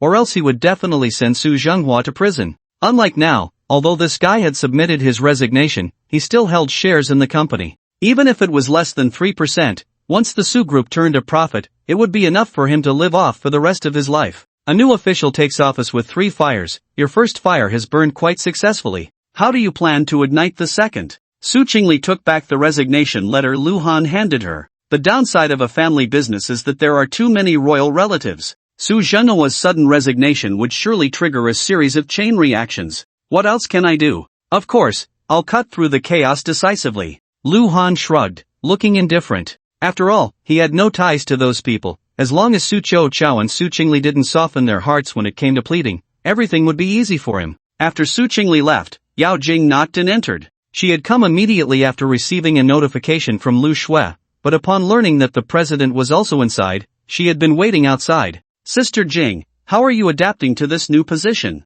Luhan had changed his address. After all, Sister Yao and Sister Yao sounded the same, and he hadn't noticed it before. Later, he suddenly realized it was a bit impolite and felt quite embarrassed. Please rest assured, Mr. Lu, many matters have already been sorted out. Give me 3 more days, and I can ensure that the personnel work of the entire group runs smoothly. Yao Jing's tone was filled with strong confidence. Returning to her area of expertise, she was like a fish in water. Of course, she also knew that her success was due to Lu Han's recognition. Grateful, Yao Jing wasn't someone who excelled at expressing herself verbally, but she had secretly resolved to follow Lu Han's lead from now on. No matter what, as long as Lu Han told her to go east, she would never go west. Overall, your current work performance hasn't disappointed me, at least I feel I haven't misjudged you. Lu Han also knew that Yao Jing had been working very hard these days, tirelessly rotating with a few people, living in the company day and night. At least this attitude was commendable. After praising her, he continued, Sister Jing, you've been with the company for 7 or 8 years and have worked in personnel. You must have some understanding of the people below. You just said to give you 3 days, so I'll give you 3 days. But I want more than just the personnel work of the entire group to be orderly. You have 2 more tasks to complete. First, identify those who are just occupying positions without contributing. Remember, regardless of their position or who their relatives are, since I've taken over the personnel department, I can't tolerate any parasites in the company. Second, give me a list of employees who, like you before, have the ability but are being marginalized, along with what they excel at. The more detailed, the better. Lu Han had never managed a company before, but he understood the principle of utilizing talent. Understood, Mr. Lu. I'll get right on it. Yao Jing was now full of enthusiasm. Seeing that Lu Han had no other tasks to assign, she hurriedly left. Ding dong, it was at this moment that Lu Han received a WeChat message. It was from Lu Ruan, and surprisingly, it wasn't a provocative photo. Lu Han, can I see you in 3 days? Laos, Mourning, Golden City. At a poker table, Ling Mo looked at the 5 community cards in front of him, AKK 77, his heart racing with excitement. Because his hand consisted of an ace and a king, he had already hit a full house. Theoretically, unless someone else had a pair of aces or a pair of sevens, or hit 4 of a kind, his full house with 3 aces was unbeatable. Now, 3 players had already called, and the pot had accumulated to 800,000. Ling Mo looked at the remaining 700,000 chips in his hand, contemplating how much to bet. When he first arrived here a few days ago, he had only wanted to try his luck. Winning meant stopping in time, and losing 200,000 was his bottom line. But seeing Meng Chao, who had just entered the casino for the first time, win money made him envious, and in the end, he borrowed from loan sharks. But once he started borrowing, it spiraled out of control. The more he lost, the more he borrowed, from 100,000 to 300,000, then from 300,000 to 500,000, and finally, he borrowed 1 million to make a total of 2 million. Ling Mo was now blinded by rage. He no longer sought to win, he just wanted to pay back the loan sharks. Raise 300,000. Ling Mo took a deep breath and pushed out 3 golden chips representing 100,000 each. If all 3 called, that would be 2 million, plus the already accumulated 800,000 chips, allowing him to win 2 million in one go. He still had 400,000 chips left, and after paying off the interest on the loan, he could still have some remaining. I'm out. But as soon as he finished speaking, someone folded. I'm out too. Another person followed suit, and Ling Mo's expression turned very ugly. For a gambler, having a top-notch hand but not being able to win more money was the most painful thing. Moreover, he urgently needed to win big to recover his losses. What about you? Ling Mo looked at the last person, who wore a big gold chain and a flashy watch, looking like a nouveau riche, with a substantial amount of chips, including a dozen golden ones. I'll call 300,000 and raise you 100,000. The other party chuckled, throwing out 4 golden chips, and provocatively said, "You look like you have a good hand, do you dare to go all in?" At the poker table, psychological warfare is just as important as the quality of the cards. After all, once the chips are thrown in before the cards are revealed, they cannot be retrieved. Just like the two who folded earlier, their 200,000 chips now belong to the final winner. Seeing the other party's confident demeanor, Ling Mo thought, could their hand be a pair of aces or a pair of sevens? However, after hesitating for just a moment, he sneered, "If we're going all in, don't cry when the cards are revealed." With that, he pushed all his chips forward. With 2 players folding, unless the bet was raised to 600,000, he couldn't win 2 million. Going all in was only 700,000, not much different from 600,000. The probability of winning was at least 80%. Why not take the gamble? Damn it, let's do this. Who cries is still uncertain. The person who looked like a nouveau riche threw out more golden chips, then flipped over his cards and slammed them on the table, grinning maliciously. "I have a pair of sevens. I don't believe you can have a pair of kings." Boomed. Ling Mo stared at the 2 sevens on the table, his mind going blank in an instant. The casino was so noisy, yet he could no longer hear any sounds around him, only 2 ringing noises that seemed to stretch infinitely. He lost with 3 kings and 2 aces? This can't be a trick, right? After a long while, he finally realized what had happened and slumped down in his chair. It's over, all over. Ling Mo's eyes were vacant. Last time, his family had even mortgaged their house to pay off his gambling debts. Now, the construction business was hard to run, and the company was barely holding on by robbing Peter to pay Paul. If it were just 3 or 500,000, his father could still scrape together the money. But that's a full 2 million, and it's high-interest loans. How can I pay it back? Sir, I see you've lost all your chips. Isn't it time to repay the borrowed money? At that moment, a seemingly cultured man approached, followed by 2 burly and fierce-looking guys. They were responsible for monitoring key clients, and would timely appear once the money was gone. Ling Mo's lips trembled as he said, Can I borrow a little more? That's how it is in the casino. The only way to turn things around is to borrow money, creating a vicious cycle. Sorry, sir, you've borrowed enough. It's impossible to lend you more. The cultured man smiled and said, Please, sir, come with us for a moment to discuss how to repay the money. No, I'm not going. Ling Mo's face was filled with fear. Memories of being taken away in a foreign casino flooded his mind. He didn't know where he found the strength, but he turned and ran. Unfortunately, this was the casino's territory. How could they let him escape? Before he could reach the exit, the 2 strong men caught him. Don't touch me. I have a few friends. They will help me pay back. Ling Mo struggled and shouted. At this point, he could only seek help from Meng Chao and the others. Hearing him say that, the cultured man didn't make it difficult for him but took him to a small room. About half an hour later, Zhou Zhibiao, Sun Chang, and Meng Chao arrived. Brother Biao, Brother Chang, Di Chao. Ling Mo pleaded with a mournful face, I beg you to help me. You've all won quite a bit, right? Lend me some. I promise to pay you back as soon as I get home. How much did he borrow? Sun Chang frowned and asked the cultured man beside him. The man replied with a smile, not too much, a total of 2 million. What the hell? So much? Sun Chang waved his hand and said, I can't handle this.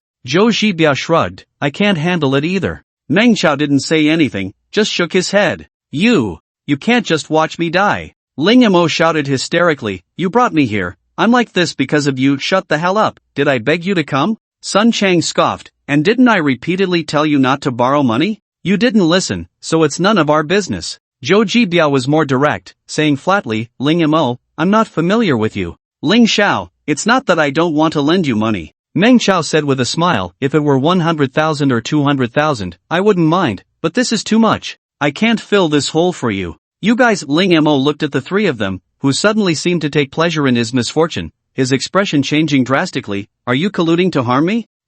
Finally, you're not that stupid. Sun Chang stopped pretending and said with a smile, Ling Mo, President Chu asked me to send her regards. Have you been enjoying yourself these days? President Chu? Ling Mo said in disbelief. Are you talking about Lu Ruan? Seeing Sun Chang nod, Ling Mo's gaze went blank, realizing someone was setting him up, but he could never have imagined that the instigator was Lu Ruan. How is that possible? Ling Mo looked confused. He was her unrequited love, the white moonlight in her heart. Their relationship had indeed not been good recently, but there was no need to harm him like this. My phone, where's my phone? Give me my phone. Ling Mo couldn't accept this outcome, struggling violently with red eyes. But he was tightly bound to the chair and lost his balance, falling to the ground with a thud. The look of anger and unwillingness on his face was as pathetic as it could be. Sun Chang took out his phone and recorded the scene, then sent it to Lu Ruyan via WeChat. Taking money from someone and helping them avoid disaster, he didn't care why that woman wanted to make Ling Mo suffer. Moreover, upon reflecting, Sun Chang felt he hadn't really done anything wrong.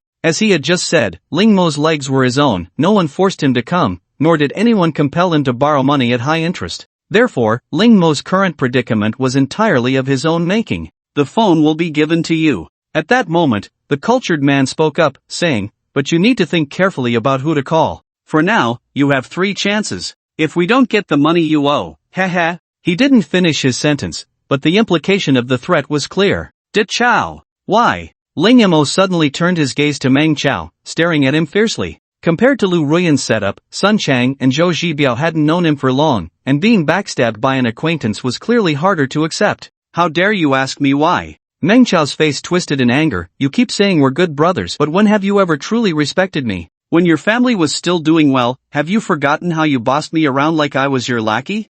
Back in college, I flattered you as a young masterling, and how did you treat me then? I've had 4 girlfriends in total, and you slept with 2 of them. Do you really think I didn't know? Damn it, I've put up with you for too long. The more Meng Chao spoke, the angrier he became, rushing forward to kick Ling Mo in the face, followed by a flurry of punches raining down. While hitting, he also cursed, and in just about half a minute, Ling Mo was left with a bruised face, blood trickling from the corner of his mouth. Alright, just let off some steam. Sun Chang frowned and pulled Meng Chao up. After all, this was the casino's territory, and some things couldn't go too far. Young Master Ling? Pa! Meng Chao was still unsatisfied, spitting a mouthful of saliva onto Ling Mo's face. Bastard, I'll fuck your mother. Ling Mo was beaten badly, yet still foolishly cursed back. Being beaten by someone he had never respected felt worse than being killed. Meng Chao was so furious he wanted to rush back in for more, but Zhou Zhibiao quickly pulled him outside, saying, what the hell is your problem? This kid has plenty of suffering ahead of him.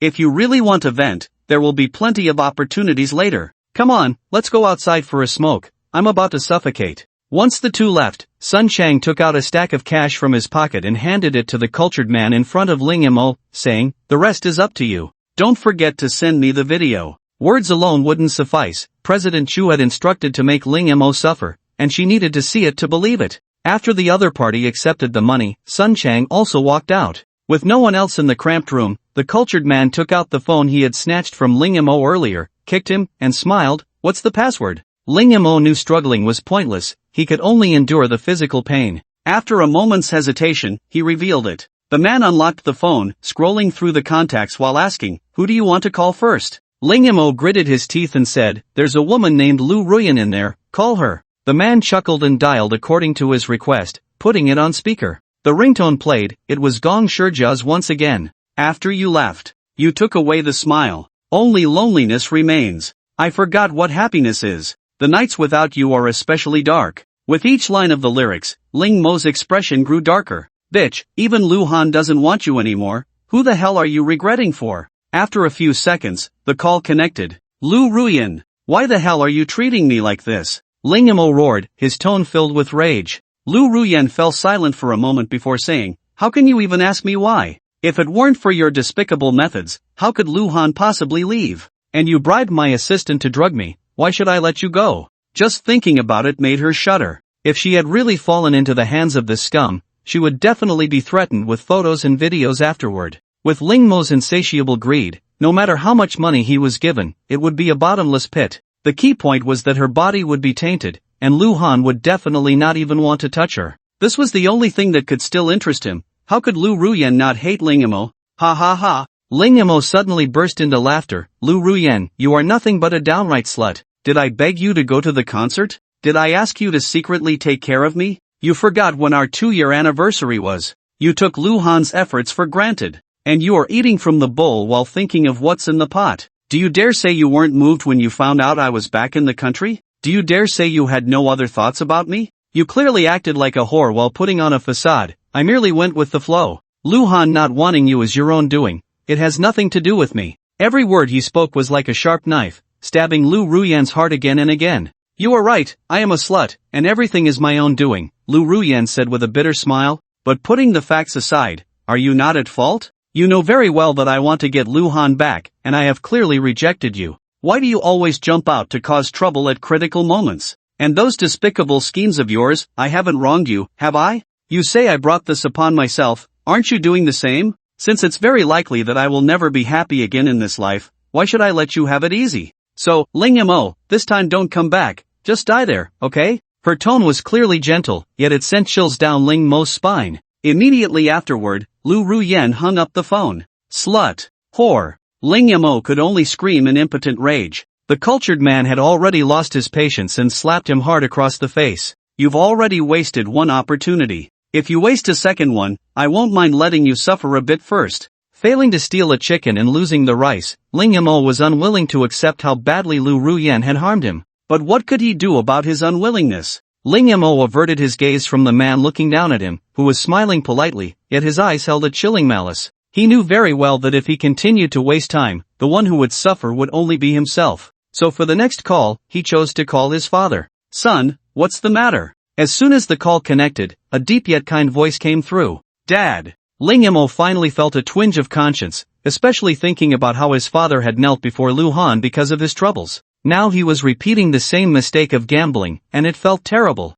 What's wrong? On the other end, Ling Hui frowned slightly, sensing that his son's tone seemed a bit off. Ling Mo found it hard to speak, saying, I've run into some trouble recently. Dad, can you lend me some money? How much? Is 10,000 enough? No, not really. Then how much do you need? 2 million. What? Ling Hui almost dropped his phone, his voice stern. What the hell did you do to need so much money? Let me explain. The cultured man took over the conversation and politely said, Hello, Mr. Ling. This is a casino, and your son has had bad luck, losing 2 million here. If you don't want your son to suffer, please transfer the money to our bank account as soon as possible. Ling Mo. You worthless thing. Didn't you swear before that you wouldn't gamble anymore? How could you go again? Don't you think this family has suffered enough because of you? Ling Hui cursed angrily, having had a vague sense of foreboding earlier, but he never expected this useless son to gamble again. And he owed 2 million. To pay off Ling Mo's previous gambling debts, he had already emptied his savings and was now deep in debt.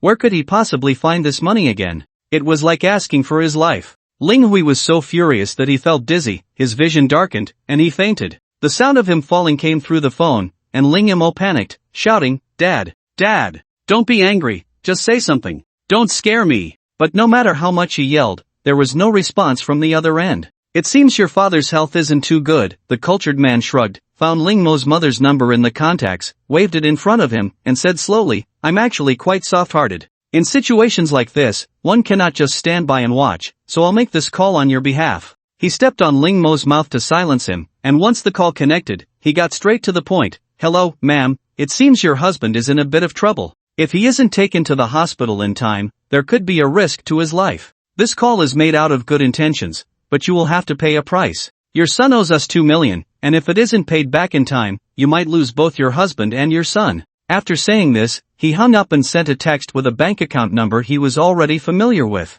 Alright, you've used up all 3 chances. The cultured man removed his foot from Ling Mo's mouth, and just then, his phone rang again, but he showed no intention of answering it, simply letting it ring as he turned and walked away. Ling Mo's face was ashen, if going back to the casino made him regret it. At this moment, his mind was filled with the thought that he didn't deserve to live at all. He originally had a very wealthy family. It couldn't be said to be extremely rich, but combined, the properties and companies were worth around 7 to 8 million. But now, Ling Mo was already in despair. He felt indifferent to whether he lived or died, as long as his father was safe. That night, Ling Mo was taken to the debt collection room. The so-called debt collection room is where guests are urged to repay their debts, given only a small amount of water and food each day, and occasionally beaten with wooden sticks or slapped. However, as long as the gambling debts are repaid in time, they can be released immediately. Besides the debt collection room, there are also forced collection rooms and death rooms. If a guest fails to repay within a certain period, usually 5 to 10 days, they will be transferred to the forced collection room. Here, there is no courtesy, they might only get 1 meal in 4 or 5 days, and even standing is a luxury, as they are mostly kneeling on the ground, with beatings being a daily occurrence, often leaving them bloodied on the first day. In the forced collection room, if no one comes to pay the ransom after about 10 days, they will be transferred to the death room. Once in the death room, they will be beaten to near death, and then taken back to the debt collection room, where they might have their fingernails pulled out or even have a hand broken to scare the others into paying up quickly. Of course, when they are half dead or suddenly fall ill, or even become disabled, the casino is reluctant to let them die just like that. They will send people to the injury recovery room for simple recuperation, and when they are almost healed, they will be sent back to the death room. This cycle of torment continues. The guests either get beaten or have to ask their families for money, with no other options available. Only when they are on the brink of death will they be taken to a remote place nearby for burial. Ling Mo experienced this when he was in debt abroad. The difference was that most casinos in Europe and America did not have such a complicated process.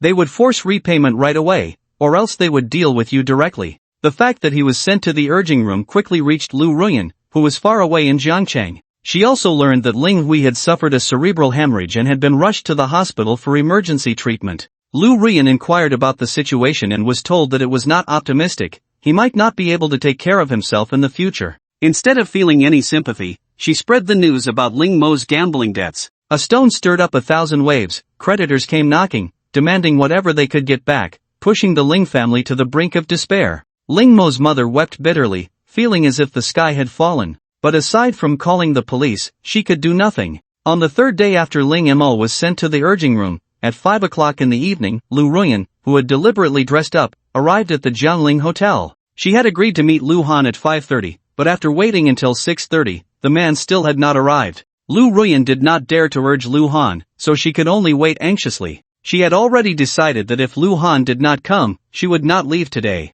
Thus, she waited nervously until after 7, and with a soft creak of the door, the man she had been longing for finally walked in. Lu Ruan hurriedly stood up and said with a trembling voice, "Lu Han, you finally came." Lu Han glanced at Lu Ruan, and her complexion was much better than when she was hospitalized for a gastric hemorrhage. However, compared to before he had abandoned her, she was undoubtedly somewhat diminished. Today, the woman wore a dark gray wool sweater and a light gray short skirt, her long legs wrapped in light gray leggings. Though not as flawless as Su Chingle's, they were long and curvaceous. With delicate makeup and wavy long hair, this woman, who could easily score at least an 8 in terms of looks and figure, had her hands awkwardly clasped together, her pretty face filled with nervousness, making her appear somewhat charmingly vulnerable. "I thought you had already left." Lu Han's tone was indifferent, but he truly did not mean to be so late. Yao Jing had indeed not disappointed him, managing to organize those 2 lists in just 3 days, but by the time they were delivered, it was already 4 in the afternoon. The two of them got so caught up in their discussion that they lost track of time, only realizing after over 2 hours had passed. Of course, there was also the factor of not taking Lu Ruan too seriously. If it had been Su Chingle or Shen Luoyen, even if he were temporarily unavailable, he would at least have made a phone call to explain the situation. "I won't." Lu Ruan shook her head and said, "No matter whether you come tonight or not, I will wait for you." "Ha!" Lu Han casually pulled over a chair and sat down, looking at the slightly awkward woman in front of him, and said non-committally, "You weren't that in love with me before. Why is it that after I left, you suddenly became so desperate, even agreeing to my excessive request of treating you as a tool for release?" With Lu Ruan's looks, she could have money if she wanted it, and beauty if she desired it. Finding a good man would not be difficult for her. Lu Han felt perplexed by this. During their 2 years of dating, it couldn't be said that he had always been the one giving to Lu Ruan, at least her responses had been limited. Moreover, she still harbored feelings for her unattainable white moonlight. Logically speaking, after I left, Lu Ruan should have naturally ended up with Ling Mo. But now, not only has she drawn a clear line with Baiyu Guan, but she is also acting so submissively in front of me. Some of her actions are simply incomprehensible. It wouldn't be an exaggeration to describe them as shameless. Lu Han can't understand at all. "Maybe I'm just too cheap," Lu Ruan said with a bitter smile.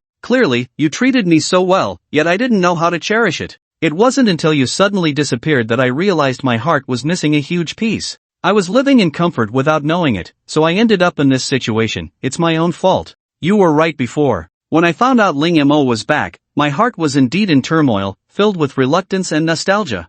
I took your kindness for granted, thinking you couldn't live without me, and I foolishly did some wrong things. Lu Han, I know I was wrong, and it was an outrageous mistake. I don't dare to hope for your forgiveness, nor do I deserve it, but could you give me one last chance? Even if you're only interested in my body, I would gladly accept. I can do everything Su Chingle can do in bed, and I can do what she can't. Just consider this a punishment for me. You can play with me however you want, even hit me, scold me, or abuse me." Saying this, she actually bent her legs and knelt in front of Lu Han, her pretty face full of pleading. Since she has acknowledged the mistakes she made in the past, she should have an attitude of admitting her wrongs. Lu Ruyan is like this now. She doesn't know why she can't forget Lu Han, nor does she understand why she has become so lowly. All she knows is that life without this man is worse than death, and every time she thinks of the beautiful past, it hurts so much she can hardly breathe. But wanting the complete Lu Han is already impossible. Just thinking of Su Chingle makes her lose all confidence. How can she compete with that woman?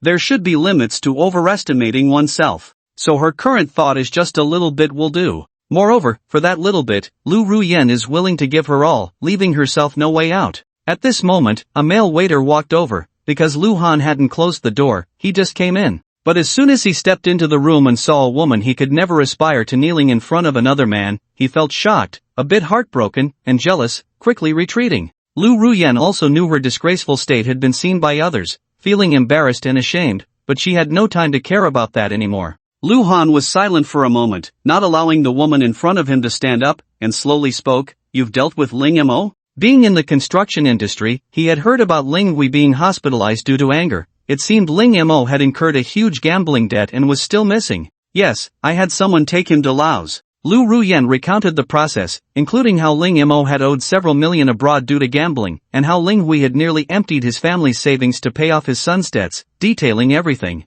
Finally, she pouted and disdainfully said, "Actually, strictly speaking, I didn't do much. This trap isn't clever. If he hadn't lost his mind to gambling, how could he not see this was a setup? He's living a fate worse than death now, you can see for yourself." Saying this, she took out her phone and showed Lu Han photos and videos of Ling Mo's current miserable state. Lu Han simply glanced through them and lost interest. He had spent 3 years in northern Myanmar and was already well aware of such gambling matters. It's not an exaggeration to say that even though Ling Mo is currently just in a single room, his fate is almost already sealed. The nature of usury is that unless the principal and interest are paid off in one go, it will only accumulate more and more. Given the current financial situation of the Ling family, it is impossible to pay off this gambling debt in full. There might still be a little money left, but with a bit of rationality, it's impossible to send it to the casino. Rather than waste it for Ling Mo, it's more practical to use it for Ling Hui's medical treatment. However, Lu Ruyan's methods are indeed ruthless. She is truly going all out against her former white moonlight. "You said before that you would give me a chance, as long as I take care of Ling Mo within a month." Lu Ruyan looked at Lu Han with hope, not daring to ask him to fulfill his promise, only cautiously reminding him with a sense of uncertainty. "I keep my word, but it seems you've misunderstood something. During the 2 years we were together, I really didn't love you as much as you imagined." Lu Han's tone suddenly carried a hint of desolation as he softly said, "Do you know why I asked you if you remembered Xiaobo the day you were hospitalized for your stomach bleeding?" When Lu Han said, "It seems you've misunderstood something," Lu Ruyan's heart tightened. Could it be that he was going back on his word? What should she do next? But then he suddenly mentioned Xiaobo. What was that about? And what did it mean that he didn't love her that much? Could it be related to Xiaobo? Lu Ruyan desperately wanted to know the answer and trembled as she asked, "Why?" "Because he liked you since high school and never forgot you until he died." Lu Han sighed softly, his tone tinged with bitterness. "I owe him a life, he died saving me. So besides treating his parents as my own to honor and care for them, I specifically sought you out. That's why I pursued you so relentlessly back then, and why I took good care of you." He was not the only one deceived by Luo Wei to go to northern Myanmar. Xiaobo was among the 7 who went with him. For some reason, this person was very insecure. He treated Lu Ruyan like a goddess but never confessed, even keeping his distance. In Xiaobo's words, he knew he was unworthy, so why humiliate himself? He didn't want to be a sycophant. Lu Han knew all this because their relationship had always been good, sharing mutual suffering. Whenever they were uncertain about tomorrow, sharing secrets became a way to relieve stress. Of course, in exchange, Xiaobo also knew the story between Lu Han and Shen Luoyan. They had agreed that if only one of them could survive, Lu Han would pursue Lu Ruyan for Xiaobo, and Xiaobo would take revenge on Shen Luoyan for Lu Han. Places like northern Myanmar test human nature the most, but they both seem to be exceptions. In that real-life battle royale on the deserted island, while others fought alone, even if they temporarily teamed up, they all had their own agendas. Only Lu Han and Xiaobo trusted each other enough to watch each other's backs. But Xiaobo still died. On a night of pouring rain, he fought to block several people, urging Lu Han to run. When Lu Han sneaked back after dawn, he saw Xiaobo's body. It almost became his nightmare. Many times, Lu Han thought that if he hadn't been a coward and had rushed up to join Xiaobo, maybe he wouldn't have died. To escape this nightmare, Lu Han devised a very cruel method. He kept comforting himself that Xiaobo deserved to die because even if Xiaobo hadn't died then, in the end, only one of them could survive. That was the rule of the game, neither of them could resist it. Anyway, they were bound to die sooner or later, so it made no difference. At least it was better than letting Xiaobo die at his hands, right? Luhan admitted he wasn't a normal person, and even now, he still wasn't. But after experiencing the hell on earth in northern Myanmar, how could one possibly return to being a normal person? What you mean is, you never loved me, and all the kindness you showed me was fake? Lu Ruyan's face turned pale, and her body swayed as if about to collapse. No wonder Luhan had always been so good-tempered with her, never making any demands or complaints. It turned out, he was using this way to make up for his debt to Xiaobo? I can't say I never loved you. I just said that I didn't love you as much as you thought. Luhan shrugged. Since the words were out, he might as well be clear. I tried hard to play the role of Xiaobo, but later I realized I wasn't him. Living under the same roof with you for 2 whole years, I ended up liking you a bit. So when I realized this, I felt that going along with the mistake seemed pretty good. Especially when I ran into Lu Jinxing, who excitedly dragged me to do a paternity test, and the result proved he was my father. At that moment, I thought it was really nice. At least I could give you happiness. Coincidentally, it was just over a month until our 2-year anniversary. I wanted to propose successfully and then confess my background, as a surprise within a surprise for you. I didn't expect that the surprise never came, but a bigger surprise did. Luhan emphasized the word surprise, and Lu Ruyan understood what he meant, feeling utterly humiliated. But the anxious heart also relaxed a bit in her stomach. After all, at that time, Luhan did indeed like her. Regardless of Xiaobo, Luhan truly wanted to marry her. Unfortunately, he had messed it up himself. Lu Ruyan felt like she wanted to die again. She could have monopolized Luhan and climbed to the high branches of the Lu group. A life that any woman in the world would dream of was within reach, yet she missed it because of her own foolishness. But I also want to thank you. If it weren't for your betrayal, I wouldn't have returned to my original self. Luhan felt a bit fortunate that Lu Ruyan had lost the watermelon while picking up the sesame seeds, and in the end, she didn't even get the sesame seeds. But he had lost the sesame seeds and picked up the watermelon, so he had gained a lot. Su Chingle or Shen Luoyan, either one was far better than the woman in front of him. Lu Ruyan found it hard to argue. Was Luhan always like this? No wonder the contrast was so great. But peeling away the bloody truth was undoubtedly a very cruel reality for her. Lu Ruyan, I don't know what you're thinking, but there's one thing I can tell you clearly right now. Luhan's gaze was cold as he slowly spoke. I don't have even a little bit of liking for you now, and I'm sure I will never have it in the future. I can't forgive your betrayal. So, even if you can stay by my side, to me, you are an existence that is dispensable. Just like you said earlier, the only thing I might still be interested in is your body. That's all there is to it. Are you sure you want to continue? This was his last chance for Lu Ruyan. He thought this woman would give up, but unexpectedly, she only fell silent for a few seconds before seriously nodding her head. Luhan, can I ask you for one thing? Lu Ruyan sniffed, tears streaming down her cheeks. I said before, anytime, anywhere, as long as you want me, I will be there. But can the first time be in our previous home? I don't mean anything else. I just want to deceive myself a little that you haven't really left. Even if it's just for an hour, I would be very satisfied, okay? To be honest, this request didn't seem excessive. No. But Luhan cruelly refused, saying, I won't set foot there again, so don't harbor any delusions. For Luhan, the home he once shared with Lu Ruyan could no longer be called a home. Not to mention going back, just the thought of it made him feel sick. Oh, Lu Ruyan bit her lip at the merciless rejection. Disappointment aside, there was nothing she could do. Luhan didn't want to go back, and she couldn't force him, nor did she dare to. Deep down, she was truly afraid of upsetting this man. Even the slightest displeasure from him was enough to send her into a panic. Stop kneeling, get up, Luhan said indifferently. Lu Ruyan stood up but stumbled immediately, nearly falling. She had been kneeling for too long, and her legs had gone numb. At that moment, she couldn't help but think of Luhan's kindness. In similar situations before, Luhan would have looked at her with concern, helping her up while asking what was wrong, and even massaging her knees.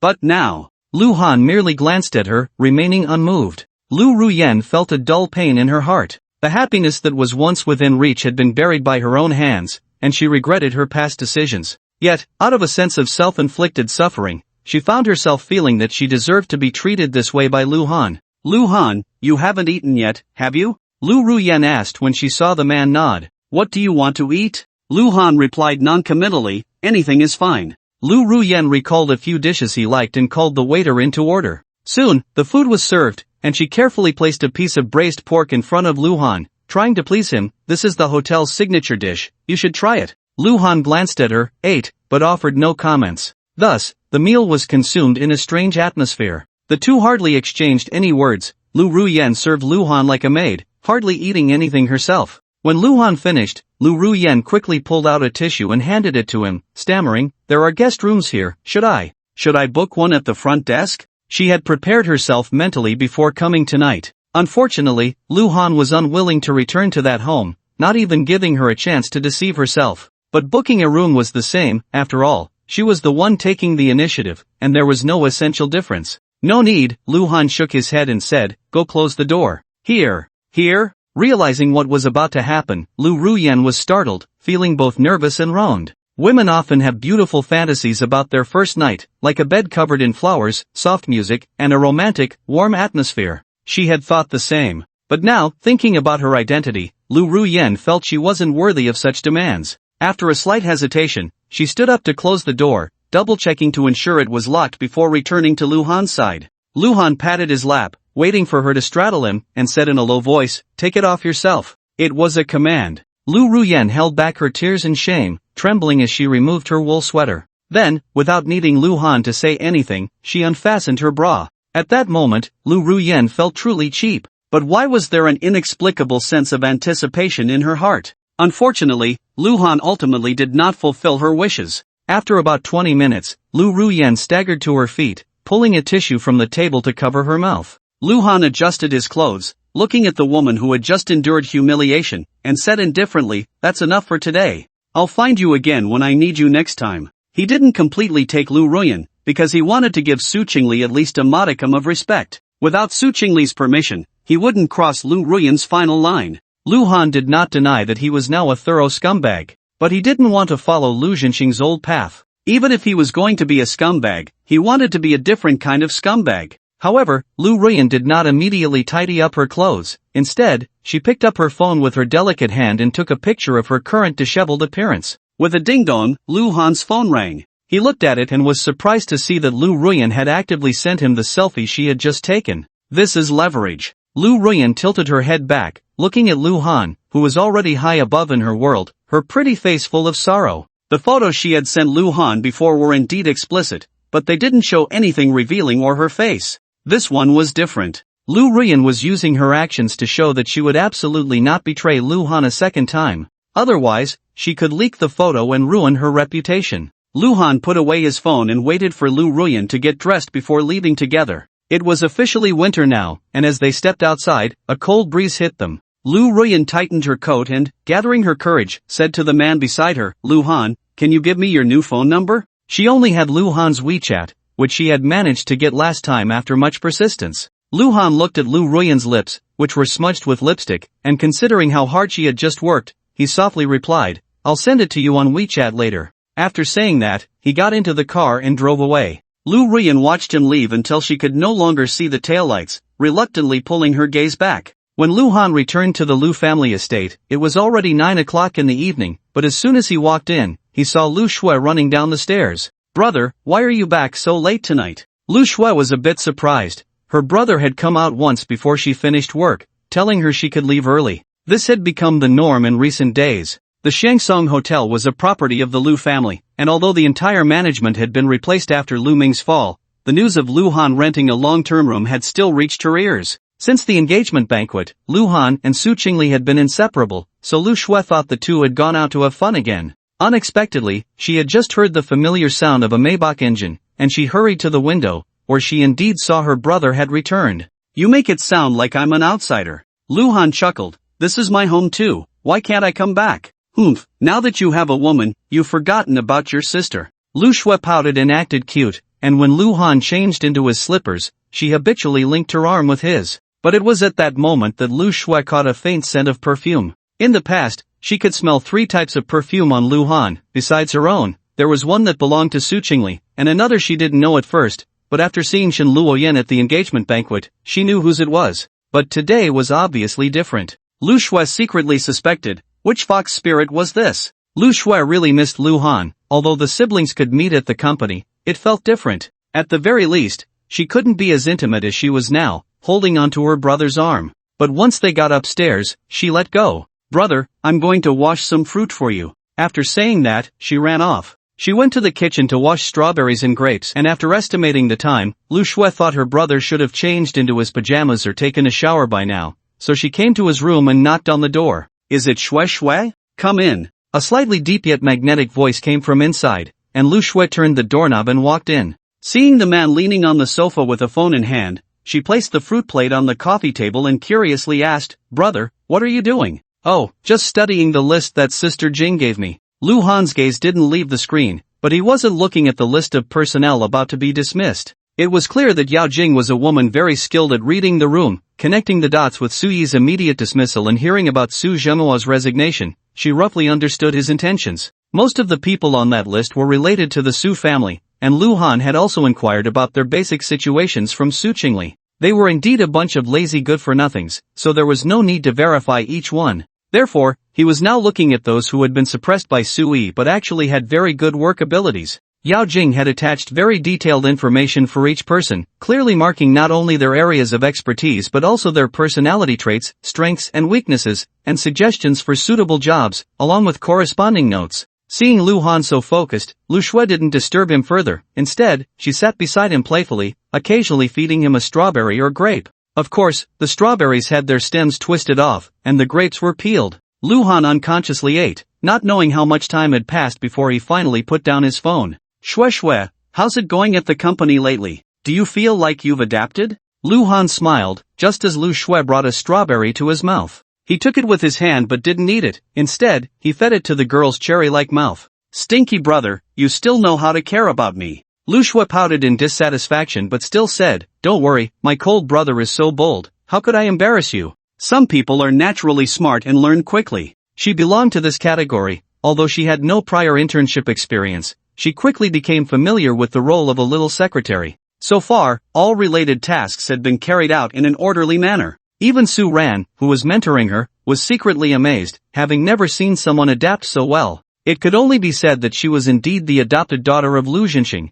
possessing some exceptional qualities. "But there's someone really annoying. Clearly, I rejected him when he confessed to me a couple of days ago, yet he keeps pestering me." Lu Shui suddenly spoke, glancing at Lu Han subtly, putting on a sullen expression. "Is that so?" Lu Han frowned slightly. Any brother would feel uneasy hearing that his sister was being harassed. Although this might be considered normal pursuit, just like how he had relentlessly pursued Lu Ruan back in the day, considering Lu Shui's identity, Lu Han couldn't help but speculate the other party's intentions with the worst malice. Perhaps he genuinely liked her. After all, Lu Shui's looks and figure were top-notch, not inferior to Su Chingle and Shen Luoyin in the slightest. But who knew if that person had any thoughts of being a phoenix man? Seeing Lu Shui nodding and looking quite troubled, Lu Han simply asked for the person's name. Then, he added another name to his proposed dismissal list. Even he didn't realize why he reacted so strongly upon hearing someone was pursuing Lu Shui. Lu Han's current thoughts were surprisingly simple. If he wanted to take revenge, then let it be.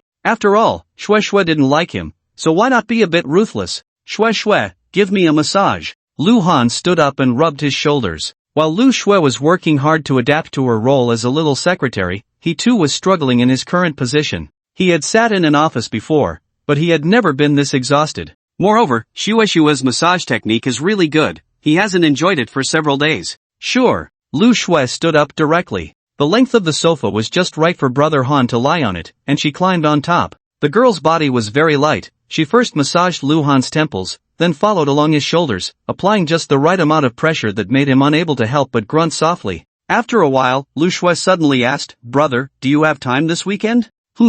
Is there something?" "Not really, I just want to go out and relax. I want to go to the indoor amusement park on Jianxi Road. Can you come with me?" Lu Shui lifted the shirt at Lu Han's lower back, and with his cooperation, it came off easily. Although she was already used to the scars on Brother Han's body, she couldn't help but feel heartache every time she saw them. The girl reached out to take the essential oil from under the nearby double-layer coffee table, which she often kept there for Lu Han's massages, so she wouldn't have to go back to her room to get it. Lu Shui was very considerate. She didn't drop the essential oil directly on Lu Han's back, as that would feel a bit cold. Instead, she evenly applied it to her hands, warmed it up, and then placed it on him, using her thumbs to apply pressure from the bottom up. Sure, should I call your sister-in-law? Luhan particularly liked Shue's technique, which felt like stretching the muscles, with a slight pain mixed with a tingling sensation. He had been to the amusement park she mentioned once before when his previous company organized a team-building event. It was quite an interesting place. You and your sister-in-law have been together every day lately, isn't that enough? Can you not make me a third wheel? Lu Shui said with a hint of jealousy, and by then, fine beads of sweat had already formed on her forehead. She had relatively little strength, and Lu Han was quite strong. To make Brother Han comfortable, she had to use all her strength for almost every move. Alright, then I'll tell her later. I'll accompany her on Saturday and you on Sunday. Lu Han also felt he had been a bit excessive lately, as he seemed to have neglected this sister too much. However, thinking of Su Chingle, Lu Han couldn't help but feel a headache. He could accept Shen Luoyan's existence, which was already very magnanimous. But now, being in an unclear relationship with Lu Ruan, how should he explain it to her? Perhaps because Lu Shui's massage was so comfortable, when Lu Han woke up, he felt refreshed. However, almost at the same time that the siblings arrived at the Su group, a few kilometers away in a hospital ward, Li Dongsheng also pushed the door open. Dongsheng, you're back? Lu Ming was having breakfast, but the one taking care of him was not Uncle Chen, but a charming woman. Li Dongsheng nodded, glanced at the woman, and said nothing. Alright, you can go back now. Lu Ming had almost finished eating. The woman tidied up her things, smiled seductively, and swayed her waist as she left. However, as she passed by Li Dongsheng, she curiously glanced at him. Once the door was closed, Lu Ming said playfully, "This girl is quite something, do you want to give it a try?" He was also at an age full of vigor, and just because he loved Lu Shui but couldn't have her didn't mean he would keep himself pure. Moreover, with his identity and status, there were plenty of women who would throw themselves at him. Li Dongsheng shook his head and said, "How can I touch Lu Xiao's woman? What does she count as my woman?" Lu Ming scoffed, "She just wants my money, it's a mutual benefit. But I have to say, her little mouth is truly enchanting, it can definitely make you feel heavenly." "Don't you really want to give it a try?" "Don't worry, as long as I speak, she wouldn't dare refuse." Li Dongsheng didn't take the bait. In fact, he had been with Hong Jie these past few days, also being well taken care of by that woman. Li Dongsheng sat in the chair beside the hospital bed and asked, "Is young Master Lu feeling better?"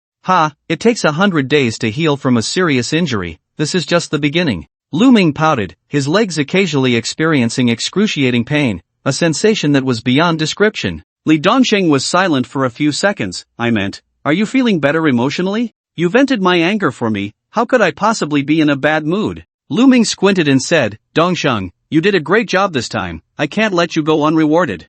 After saying that, he picked up his phone and directly transferred 100,000 yuan. Li Dongsheng smiled blankly, thinking he could send red envelopes to his brothers in the group again. "Oh, Dongsheng, you're back?" At that moment, Uncle Chen walked in and heavily patted Li Dongsheng's shoulder. "You kid, not making a sound and just killing someone, I really didn't see you as so ruthless before?" He fell by himself. "It has nothing to do with me," Li Dongsheng explained lightly, but both Lu Ming and Uncle Chen didn't believe him. However, there was no need to press further. "Young Master Lu, the matter you asked me to investigate is almost done." Uncle Chen glanced at Li Dongsheng, hesitating to speak. Li Dongsheng knew that something important was about to be said, so he silently stood up and was about to walk out. "Dongsheng, where are you going?" Lu Ming stopped him and said, "Let's listen together." It was clear that he was treating him as one of their own, but Uncle Chen felt that this was the treatment Li Dongsheng deserved. "Ahem, then I'll be brief," Uncle Chen slowly began. Shen Luoyan and Lu Han grew up together in an orphanage as childhood sweethearts,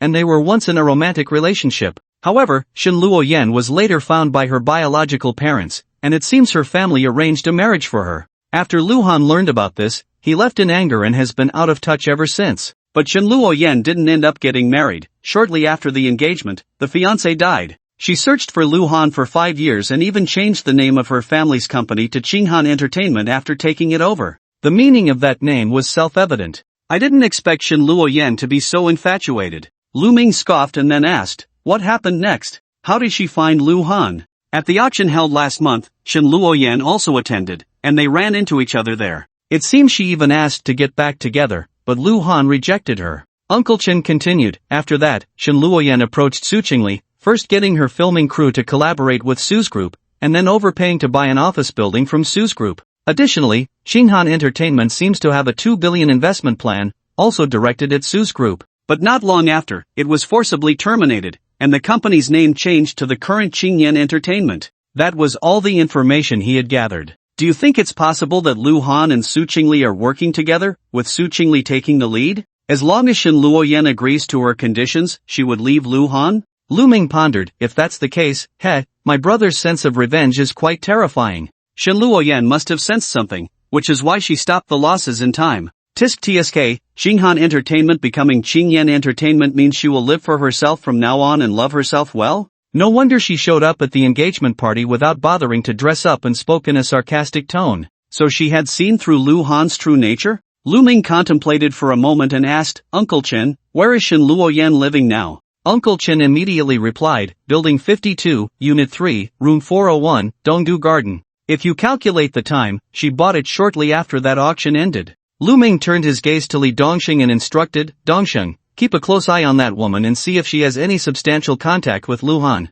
Li Dongsheng asked, now? Seeing Lu Ming nod, he stood up and left the hospital room directly. Less talk, more action, this kind of personality is really likable. With only Uncle Chen left beside him, Lu Ming smiled, but the movement pulled at his wound, causing him to grimace in pain. Indeed, one shouldn't judge by appearances. Uncle Chen sighed and remarked, who would have thought that he looked so honest, yet he could cause a death and still walk away unscathed. I'm really curious where Hongjie found such a person. Don't ask what you shouldn't. Hongjie is not an easy person. Lu Ming thought for a moment and added, get in touch with Hongjie again later and see if there are more people like Li Dongsheng. After suffering a huge loss from Lu Han, with both legs broken and possibly facing a disability, it was not just about swallowing his pride, it was also a wake-up call. Lu Han was like a mad dog, capable of anything. Therefore, from now on, Lu Ming felt he needed trustworthy people around him for protection. Okay. Uncle Chen hesitated for a moment, wanting to say something but stopping himself, but monitoring Shen Luoyan is such an important task.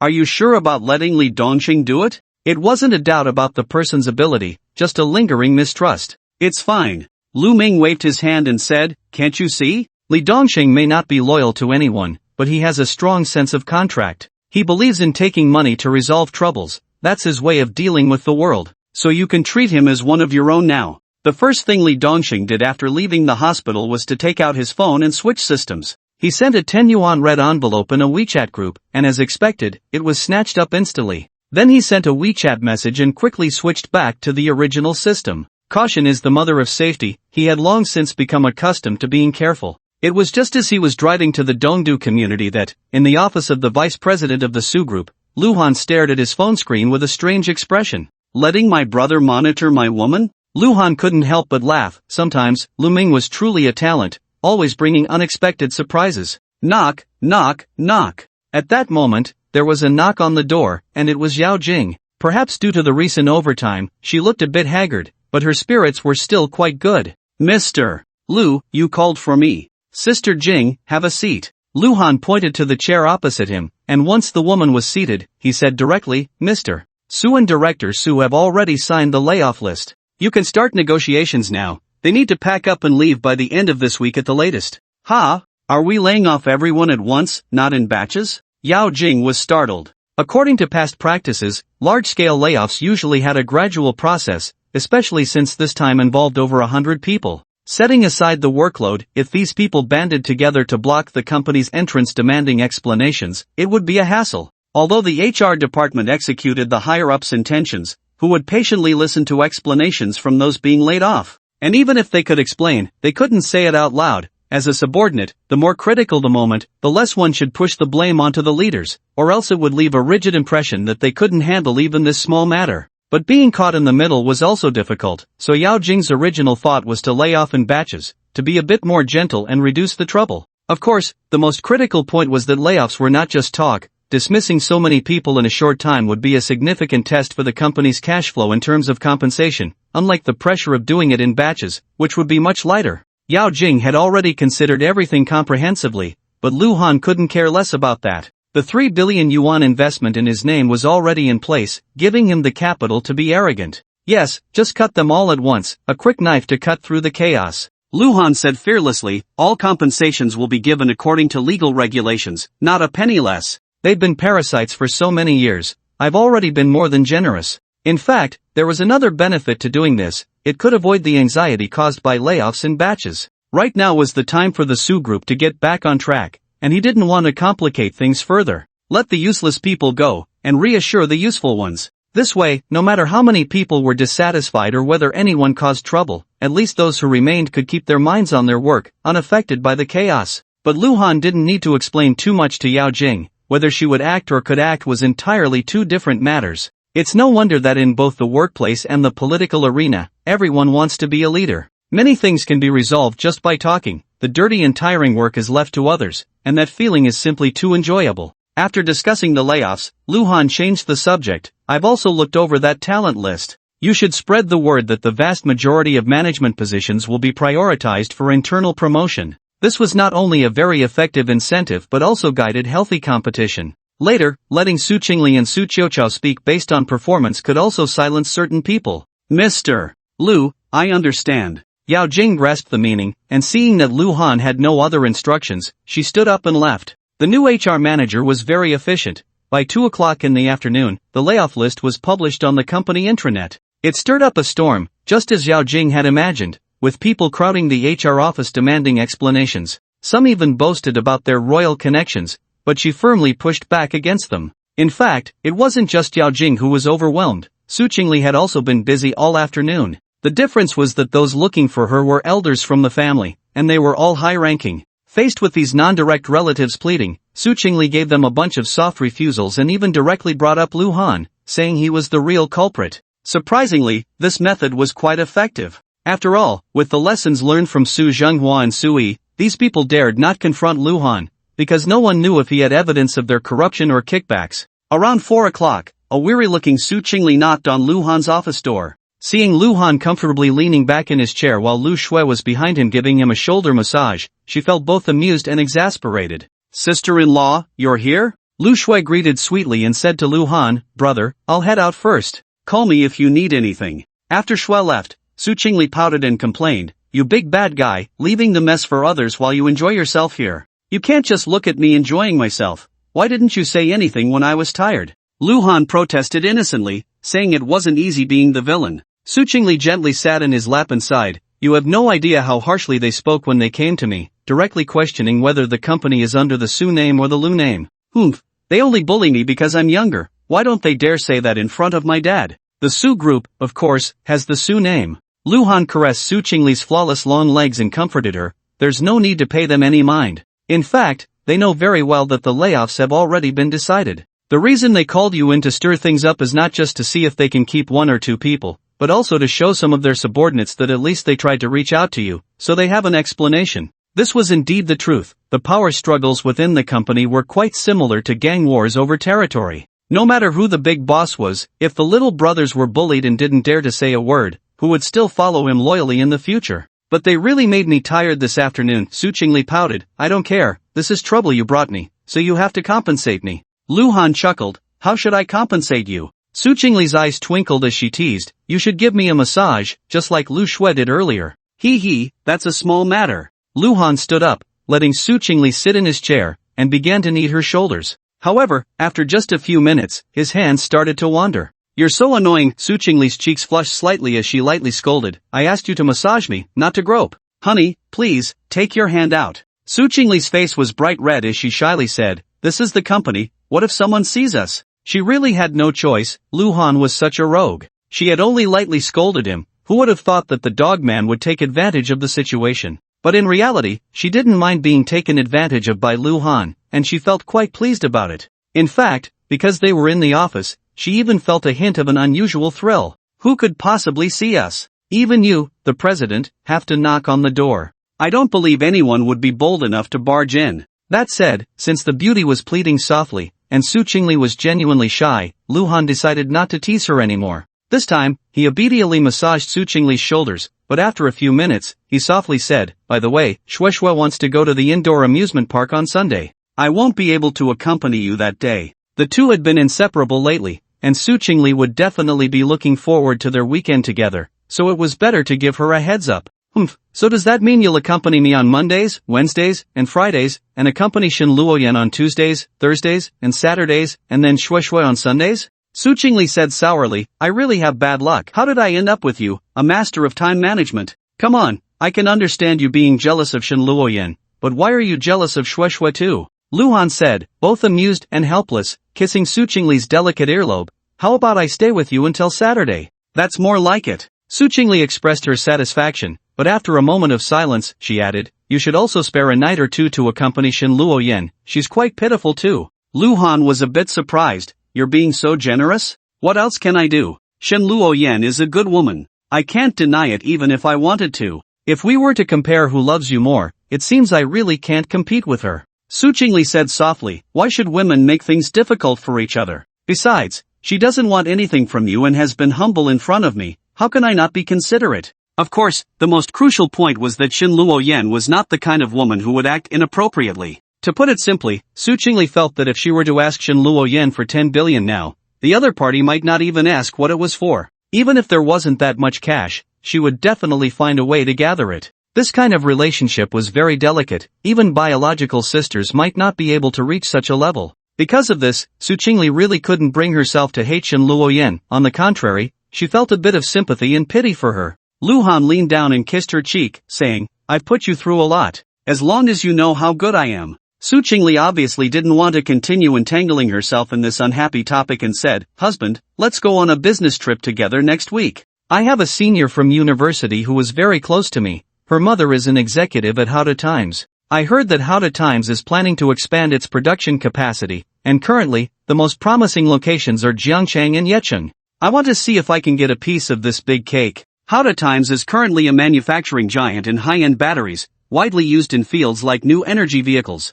Moreover, with the government's strong support for the development of the new energy industry, if they can secure this project, it would be a tremendous opportunity for the Su Group to transform and upgrade. Su Chingle hadn't forgotten her 2-year agreement with Lu Han. Given their current relationship, she could play hard to get, but doing so made her feel that her feelings for the man she loved were not pure. So, let's keep things straightforward. Earning 6 billion in 2 years isn't particularly difficult for the Su Group now, but the real estate market in Jiangcheng is nearing saturation. As the leader of the group, she had to plan for the future. Additionally, having learned from past experiences, she knew not to put all her eggs in one basket. With this layer of connections, Su Chingle thought it might be worth trying to branch out. Are you going to Decheng? Alright, I'll accompany you. Lu Han nodded and readily agreed. When work ended that evening, Lu Xue was once again left all alone. Lu Han had let her leave first, which meant he was going to spend the night with Su Chingle again. She sulked as she went downstairs, only to encounter someone she found very annoying outside. Lu Xue, are you off work? The one who approached her was a refined-looking man, though his expression seemed a bit unnatural. Xiaoi Chen, is there something you need? Lu Xue frowned slightly. Ever since she started working here as Han Ji's secretary, she had been entangled with this guy. To be fair, he was somewhat handsome, and his name sounded like a male lead from a romance novel. It was said that many women in the company had feelings for him. However, she had no interest in him at all and had made that clear, so why did he have to keep pestering her? Xiaoi Chen looked at her with anticipation and said, it's nothing much, a friend gave me 2 movie tickets, and I wanted to invite you to watch a movie. Sorry, I don't have time. Lu Xue shook her head and tried to walk past him, but he stubbornly blocked her way. Come on, this movie is really good. Xiaoi Chen sighed heavily and said, I got fired today, and I'm really not in a good mood. Can you show some mercy and pity me? Your getting fired has nothing to do with me. Actually, it does relate to me. Lu Xue said coldly, sorry, but you're just too annoying. The company is about to conduct large-scale layoffs, and I'll have my brother add you to the list. I had already guessed that. Xiaoi Chen forced a bitter smile but then looked at her with deep affection and said, but it's okay, you see, even after you did something so unfair to me, I don't blame you. Doesn't that prove my sincerity towards you? Your sincerity has nothing to do with me. Although Lu Xue was an orphan, she had been well raised by her adoptive mother, and being able to say such things proved she was already very angry. She impatiently said, let me make it clear, I already have someone I like. This is the last warning, don't harass me again, or don't blame me for being rude. You have someone you like? Xiaoi Chen was slightly taken aback and awkwardly said, don't lie. Even if you want to reject me, you don't need to come up with such a lame excuse. In his view, Lu Xue had looks, a good figure, and a prominent family background. No one would refuse a woman who could save them decades of hard work. It is no exaggeration to say that as long as Lu Xue confesses, what kind of man couldn't get her? But she is clearly single right now, and Xiaoi Chen also graduated from Jiangcheng University. He has already asked those junior students,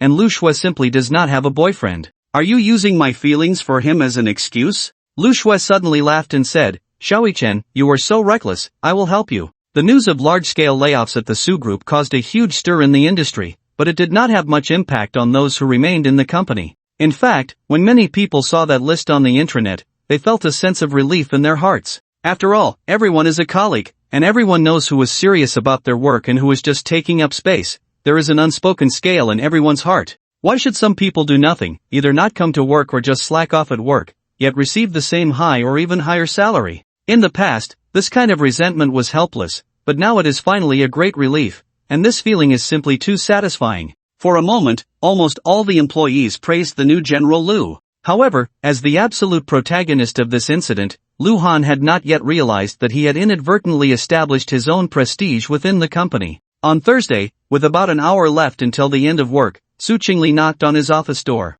But as soon as she opened her mouth, Lu Han was shocked. Shen Luoyan is going back to Huqing tomorrow. Qinghan Entertainment has accumulated too much work, and she needs to go back to handle it. Just in time for you to accompany me on a business trip next week, so go spend some time with her tonight. Although Qinghan Entertainment had changed its name, Su Chingle still preferred to call it that. How do you know she is going back to Huqing? Lu Han expressed curiosity, as he didn't even know about it. Just go if I tell you to, why ask so much? Su Chingle gave Lu Han a big eye roll. Since she had accepted Shen Luoyan's existence, there were some pieces of information about their shared man that they still needed to share privately. For example, she had told Shen Luoyan through WeChat that they would be going to Deqing together next week. It was also because she learned that Lu Han would be back in about a week that Shen Luoyan decided to return to Huqing. Otherwise, how could she bear to leave the city? Then I will go. Lu Han kissed Su Chingle on her pretty face. Since she was so generous, it would be pointless for him to be coy, so he left the company directly. After getting downstairs and just getting into the car, he called Shen Luoyan. Shen Luoyan was personally overseeing the progress in the office building. Hearing that her beloved man was coming to accompany her tonight, she was overjoyed. She quickly said, then I'll go back now. What do you want to eat? I'll make it for you. Anything is fine, you know I'm not picky. Lu Han started the car and asked, is there anything you need me to bring over? Can you buy a roast duck? Shen Luoyan thought seriously for a moment and added, I don't want the expensive kind from the hotel, just any small shop on the roadside will do. No problem. Although this request was a bit strange, Lu Han didn't think much of it and readily agreed. However, even if Lu Ming had sent Li Dongxing to monitor Shen Luoyan, Lu Han did not let his guard down. After buying the roast duck along the way, he intentionally parked the car far away like last time, disguised himself, and then arrived at the residential community where Shen Luoyan lived. As soon as he entered the password and opened the door, the woman rushed into his arms with a fragrant breeze. Where did you get this sweatshirt? Lu Han was puzzled again because Shen Luoyan was actually wearing the same couple outfit as him and Su Chingle. She bought it for me. Shen Luoyan left his embrace and twirled around in place. Does it look good? It looks good. Lu Han's response was not perfunctory. Shen Luoyan and Su Chingle, like natural clothing racks, looked good in anything they wore. Moreover, this couple outfit held special significance for the three of them. Of course, he also knew that the Shen Luoyan mentioned referred to Su Chingle. Lu Han chuckled. When did your relationship become so good? It hasn't been bad, has it? Shen Luoyan smiled sweetly, taking the roast duck from Lu Han's hands and walking into the kitchen. However, she quickly came back out, changed into another outfit before going to cook. She treasured this couple outfit. If it got splattered with oil, it would truly break her heart. A little over 10 minutes later, 4 dishes were laid out on the dining table, and with the roast duck Lu Han bought, it was just right with 2 meat and 2 vegetable dishes. As long as Lu Han was there, Shen Luoyan would never sit in a chair to eat. She comfortably nestled in her beloved man's arms, playfully said, Darling, I want to eat roast duck. Will you feed me? Saying this, she opened her enticing cherry-like mouth. But when Lu Han fed her the roast duck, Shen Luoyan felt a bit disappointed. The taste was quite good, but it no longer had the same feeling as the first time she ate it. After all, that was at the orphanage, and even half a roast duck was a luxury for her.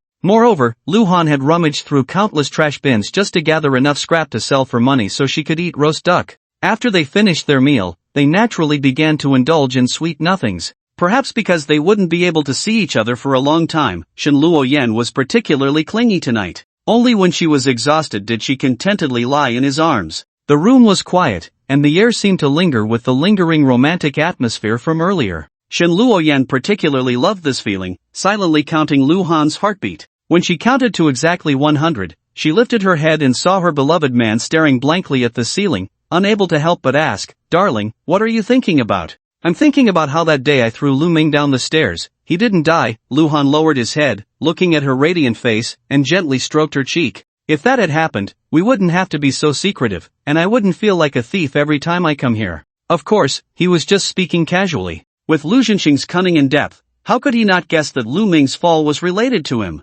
However, Lu Ming's actions that day were indeed excessive, provoking others on a joyous occasion. A lesson was warranted. The only thing Lu Jinxing might not have expected was how ruthless he would be, but in the end, he chose to turn a blind eye. Shen Luoyan playfully bit her lip and said, "Have you thought about the possibility that when I can be open about us, I might compete for your affection with Su Chingle?" "Ha, that's simple." Luhan knew Shen Luoyan was joking, and using Su Chingle's previous words, he said, "I'll accompany her on Mondays, Wednesdays, and Fridays, and you on Tuesdays, Thursdays, and Saturdays. As for Sundays, I'll just rest up." "That's a good plan." Shen Luoyan nodded seriously, then suddenly shyly said, "But I have a better idea." Luhan, intrigued, asked, "What is it?" "If you can persuade Su Chingle." Shen Luoyan leaned close to his ear, her breath fragrant, "I wouldn't mind sharing with her 1v2 double kill." Luhan was intensely excited after hearing this. How many men's dreams was that, especially with exceptional women like Su Chingle and Shen Luoyan? Together? He couldn't even imagine how exhilarating that would be. However, Shen Luoyan's willingness didn't mean Su Chingle wouldn't have her temper. There had to be limits to how much she could be belittled. At least for now, Luhan didn't hold such fantasies. "Let's take it step by step, there's no need to rush." Luhan flipped over and pinned Shen Luoyan beneath him, and since she had provoked his anger, it was only right that she took responsibility for extinguishing the fire. Shen Luoyan knew what Luhan intended to do. Despite feeling weak and soft, she still smiled charmingly. It was rare to be alone with the man she loved, so Luhan could give as much as he wanted, and she would take as much as she could. As long as she didn't collapse, she would push herself to the limit. After a night of passion, Luhan, being cautious, left before dawn and then went to pick up Su Chingle. Outside Villa No. 6 in the Emerald Garden, as soon as the woman got into the car and closed the door, he softly said, "Thank you." Su Chingle was slightly taken aback and asked in confusion, "What are you thanking me for?" "For that couple outfit." A couple outfit wasn't much in itself, but it represented Su Chingle's acceptance and recognition of Shen Luoyan. Otherwise, this scumbag would be caught in the middle, which was not something to thank her for. "Oh, I thought you were talking about something else." Su Chingle yawned and casually replied, "She deserves it." "There's one more thing," Luhan continued, "I'm going on a business trip next week, and Shue wants to go too." The two siblings now talked about everything. When Lu Shui learned that her brother Han was going to Diching for a week, she immediately pouted and acted cute. Luhan had already agreed, and mentioning it in front of Su Chingle was a bit of a done deal. He had already thought it through. After all, money wasn't an issue. If necessary, he would just not let Lu Shui use the business trip as an excuse to follow along and would let her pay for herself. "But she was already going to Diching with the group," Su Chingle said, puzzled. "Putting aside the fact that Lu Shui is your sister, she's your secretary. Isn't it normal for a leader to take their secretary on a business trip?" To be honest, sometimes it wasn't that normal. Su Chingle knew that several executives in the company had unclear relationships with their secretaries or subordinates. However, the saying goes that clear waters have no fish. This was one of the unspoken rules in the workplace, and since it was a mutual agreement, she turned a blind eye. However, there was no such problem with Luhan and Lu Shui. They were not just siblings but were closer than siblings, so Su Chingle felt completely at ease. After having breakfast, they arrived at the company at 7:30, and the two simply enjoyed some intimacy in the office for a while. Of course, it was limited to hugging and kissing, and around 8:20, Su Chingle tidied her clothes and left with a flushed face. Not long after, Lu Shui arrived. The adopted daughter of the Lu family, the apple of Lu Jinxing's eye, really acted like a competent little secretary, tidying up Lu Han's office and cleaning without any pretentiousness. If this got out, it would surely shock many people. "Shue, notify the HR department that there will be a meeting in 15 minutes, Lu Han instructed. After Lu Shui left, feeling that the time was about right, he went to the conference room. Inside, apart from Yao Jing, there were exactly 3 men and 3 women, but their ages varied. When they saw him enter, all 7 stood up in unison, their expressions a mix of admiration and fear. "No need to be too formal, everyone sit down," Luhan said, taking the central seat at the conference table, while Lu Shui opened her notebook on the chair behind him. After having Yao Jing introduce the others, Luhan cleared his throat and said, "Everyone has been working hard lately. Jing Jia, you have a work group, right? Add me in." "Yes." Yao Jing quickly took out her phone and sent an invitation to Luhan. Now, let's start grabbing red envelopes. Luhan chuckled. There were 8 people in the group, and the maximum amount for the red envelopes was 1,600, but to avoid everyone always getting 200, he chose to send out 1,000 in whole numbers, allowing the other 7 to grab them. At first, everyone was confused about what was happening. Wasn't this a meeting? Why were they sending red envelopes? But when they opened the group chat and saw the amounts popping up, everyone was all smiles. With good luck, I managed to grab the maximum of 200, even those with bad luck still had 100 or 80 in their accounts,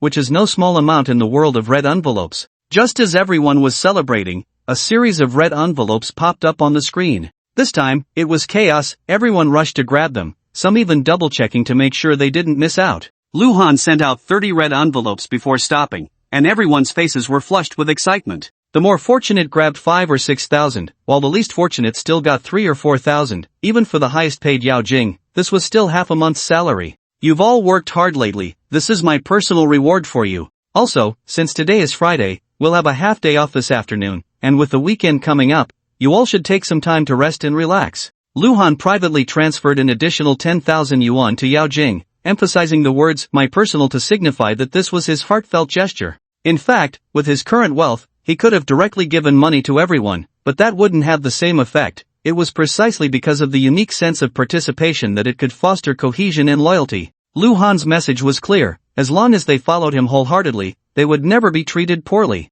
But anyone who dared to betray him would have the personnel department that was previously dismissed as a cautionary tale. However, these people, especially Yao Jing, who had been called to duty in a crisis and had been working non-stop for so many days, truly deserved a reward. After work that evening, Luhan took Su Chingle out for a hot pot dinner, then returned to the Shangsong Hotel for some carefree fun. The next day, they spent the whole day together, and when Sunday morning came, he dropped this woman off at the Emerald Garden before heading back to the Lu family estate to pick up Lu Shui. The two arrived at the indoor amusement park, and standing at the entrance, Lu Shui took out her phone and said sweetly, "Brother, look at the screen." She wanted to take a selfie, and Luhan smiled cooperatively, extending his hand to make a peace sign with Shui Shui. Click. The moment was captured. Lu Shui was extremely satisfied with this photo and immediately posted it on her social media. This was also the first time Luhan appeared in her friend circle. Soon, there were countless likes and comments asking if the man in the photo was her boyfriend. "Don't ask, just know he's my brother,"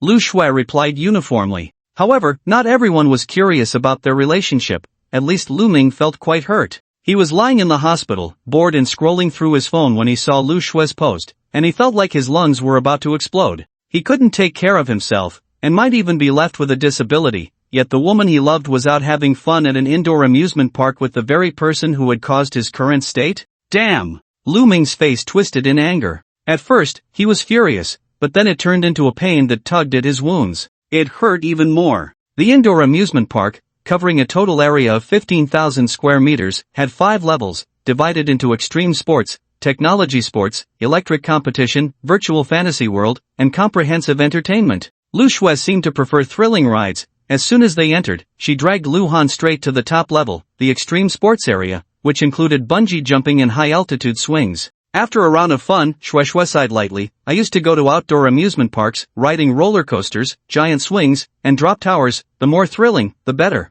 But once, right after I got off the drop tower, I heard there was an accident at the giant swing. When I went to check it out, there were many people hanging in mid-air, and some were even flung out. Even the 120 emergency ambulance came. Since then, Dad has never let me play with those dangerous things again." The wealthier and more powerful people are, the more they cherish their lives. Although accidents at amusement parks are not common news, seeing it with one's own eyes feels completely different. Lu Zhenxing's concern for his adopted daughter was understandable, and Luhan couldn't say anything against it. "It actually looks quite safe here, and it seems to be quite nice, so I said, Shui, whenever you want to come here to play in the future, just call me." Lu Shui's eyes lit up, and she asked, "What about when you get married and have kids? Can it still be like this?" "Of course." Luhan smiled and said, "You're my only sister, who else should I spoil?" "Hee, then let's make a pinky promise." Lu Shui extended her delicate little hand, her exquisite little face full of playfulness. Okay.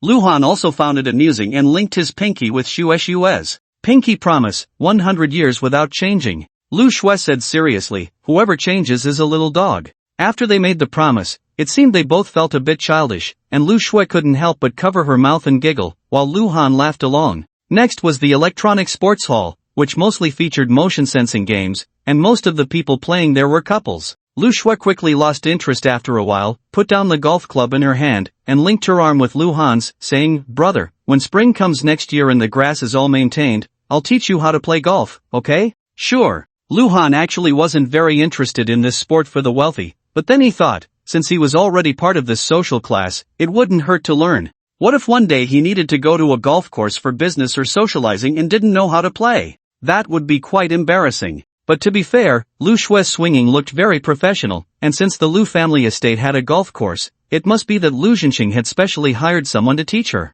He suddenly asked, "Xue, what else can you do?" Lu Xue blinked. "What do you mean?" Lu Han thought for a moment and said, "What have you learned since you were little?" "Oh, a lot." Lu Xue counted on her fingers and said, "I learned piano and violin, I have a teacher for art, and I also learned golf and equestrianism, among other things." Her words left Lu Han silent, thinking that the children of wealthy families are indeed different. He took out his phone to check the time. It was already past 11, so he suggested they go eat. This indoor amusement park also had a restaurant, but the food was quite average. After they finished eating, they headed straight to the electronic sports hall. To put it simply, it was a huge arcade, but it was indeed very fun and more exciting than a regular arcade. Lu Han and Xue were having a blast. There was also an internet cafe inside, with very good equipment, and Lu Han felt a bit itchy to play a couple of games of LOL. He used to be a master in the Twisted Jungle, but after not playing for a while, he had dropped to Brilliant Diamond. To his surprise, Lu Xue said she could play too, and she had an account in the Twisted Jungle, also at the Brilliant Diamond rank. So the siblings started to duo queue. Lu Han played top lane while Lu Xue played jungle. From the start of the game, Xue focused on the top lane, launching wave after wave of ganks, and together they made the opposing top lane suffer immensely. However, the mid and bot lanes were in trouble. The opposing jungler helped the strong side, and they were also being caught badly. The teammates didn't even know the jungler was a girl, and they were furious, cursing loudly. Lu Xue couldn't be bothered and simply muted them, continuing to relentlessly gank the top lane. The main strategy was to be willful. Lu Han controlled the future Guardian Jace, who was indeed unstoppable in a solo push, but unfortunately, his teammates were too far behind in equipment, and they were forcibly dragged past their power spike, making defeat inevitable. Lu Xue, however, didn't care. Looking at the scoreboard, Jace's KDA was absurdly high, and she nodded in satisfaction. They lost the game, but as long as Brother Han didn't lose, that was okay. Starting a new game, this time Lu Han chose Caitlyn for the bot lane, while Lu Xue decisively locked in Thresh. Unlike the last game, Lu Xue had to farm to ensure her own development, and now playing support, she was almost glued to Lu Han's side. However, if played well, Thresh as a hero makes ADCs very comfortable. Lu Han quickly noticed that Xue's hooks with Thresh were incredibly accurate, and her use of the E skill was also excellent. Several times when they were ganked by the blind monk, she managed to interrupt the second Q, directly causing the opposing bot lane to fall apart. At the same time, their top and mid lanes were also performing well, so they pushed down the enemy's crystal in just 16 minutes. After leaving the electric arena, it was already a bit late, so they only played VR games and bowling in the last two venues. Since they had to go on a business trip to Diching the next day, the siblings returned home early. Not long after dinner, Lu Xue knocked on Lu Han's door. "I'm here to help you pack your suitcase." The girl obediently entered the room and quickly organized the clothes and toiletries. Then she looked up and asked, "Brother, where are your underwear and socks?" I'll take care of that myself." Lu Han felt a bit awkward. Socks were one thing, but underwear was a bit much. Not to mention that they weren't even blood relatives. Even siblings should avoid unnecessary suspicion. "Then don't forget to do it yourself. I'm going to take a shower." Lu Xue didn't insist, but after leaving, she didn't return to her own room. Instead, she went to the place where her foster mother's spirit was honored. Respectfully lighting 3 incense sticks, she knelt before the incense table. "Mom!" Lu Xue looked at her foster mother's photo, softly sobbing as she spoke. "When I was little, every time I went to the amusement park, it was my dad who took me. At that time, I didn't understand. I thought you didn't like those places. Later I realized, it wasn't that you didn't want to go, but that you saw other mothers taking their children, and you were afraid you couldn't handle it. But, you must have often imagined how happy it would be to take Brother Han to the amusement park, right? Today, I fulfilled that for you." He was very happy. Of course, I was too. Diching is a coastal city in the south, quite far from Jiangcheng. Even though Su Chingle booked tickets for everyone, it still took nearly 3 hours to arrive. The flight was scheduled to depart at 10 o'clock in the morning, but just after 8, Lu Xue and Lu Han arrived at the airport. Young master, I know a few friends at Howda Times. If you need anything, just call and let me know. The one driving them was Uncle Sen, who, while taking down the luggage, didn't forget to remind them. Currently, the elders of the Lu group generally favored Lu Ming, and Uncle Sen acknowledged that the second young master indeed had exceptional qualities, especially his business talent, which received unanimous recognition. However, subconsciously, he still hoped that Lu Han would come out on top in the end. It had nothing to do with ability, it was simply because he was the only son of the late lady, and Uncle Sen had received too many favors from the head matriarch in the past, feeling that one should not forget their roots. He had just heard that the Su group intended to undertake the project for expanding Howda Times' production capacity. Helping the Su group was helping Lu Han, and as long as the young master spoke up, he would naturally spare no effort.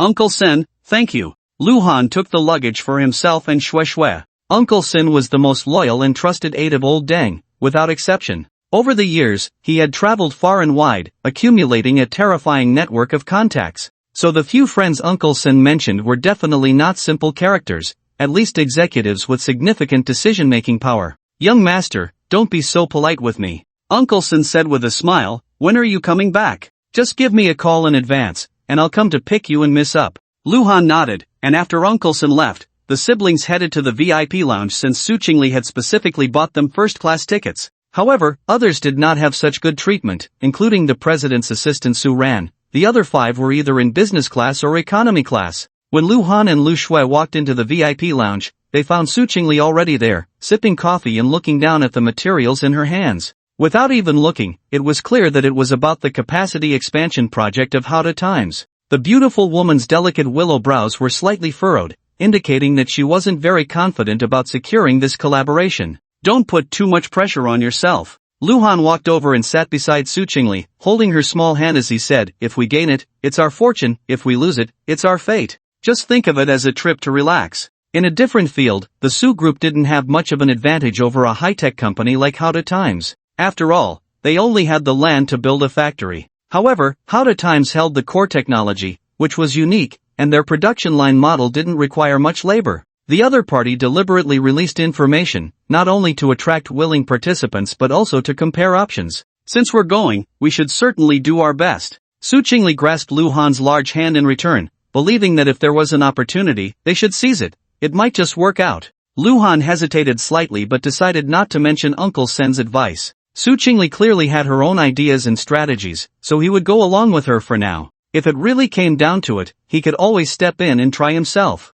However, at this moment, Lu Han felt a bit self-deprecating. His area of expertise was fighting and using underworld tactics to solve problems, which ultimately wasn't very respectable. Once it involved connections and background, without Lu Zhenxing and the Lu family, he seemed to be nothing. So, it wasn't without reason that Lu Ming looked down on him. At exactly 10 o'clock in the morning, the flight from Jiangcheng to Decheng took off on time. While in a hospital several kilometers away, Uncle Chen was reporting to Lu Ming. I heard from Li Dongsheng that Shen Luoyan returned to Huqing this morning, and he followed her all the way to Qingyan Entertainment. Uncle Chen paused slightly here, and seeing Lu Ming signal him to continue, he frowned and said, the news from the Su group also came in this morning. Lu Han and Su Chingle have both gone to Decheng. It is said that Howda Times has a capacity expansion project, and Su Chingle is there to discuss the possibility of cooperation. Young Master Lu, are you sending a few people to Decheng as well? He was also used to fighting and killing, but being around Lu Ming had taught him a thing or two.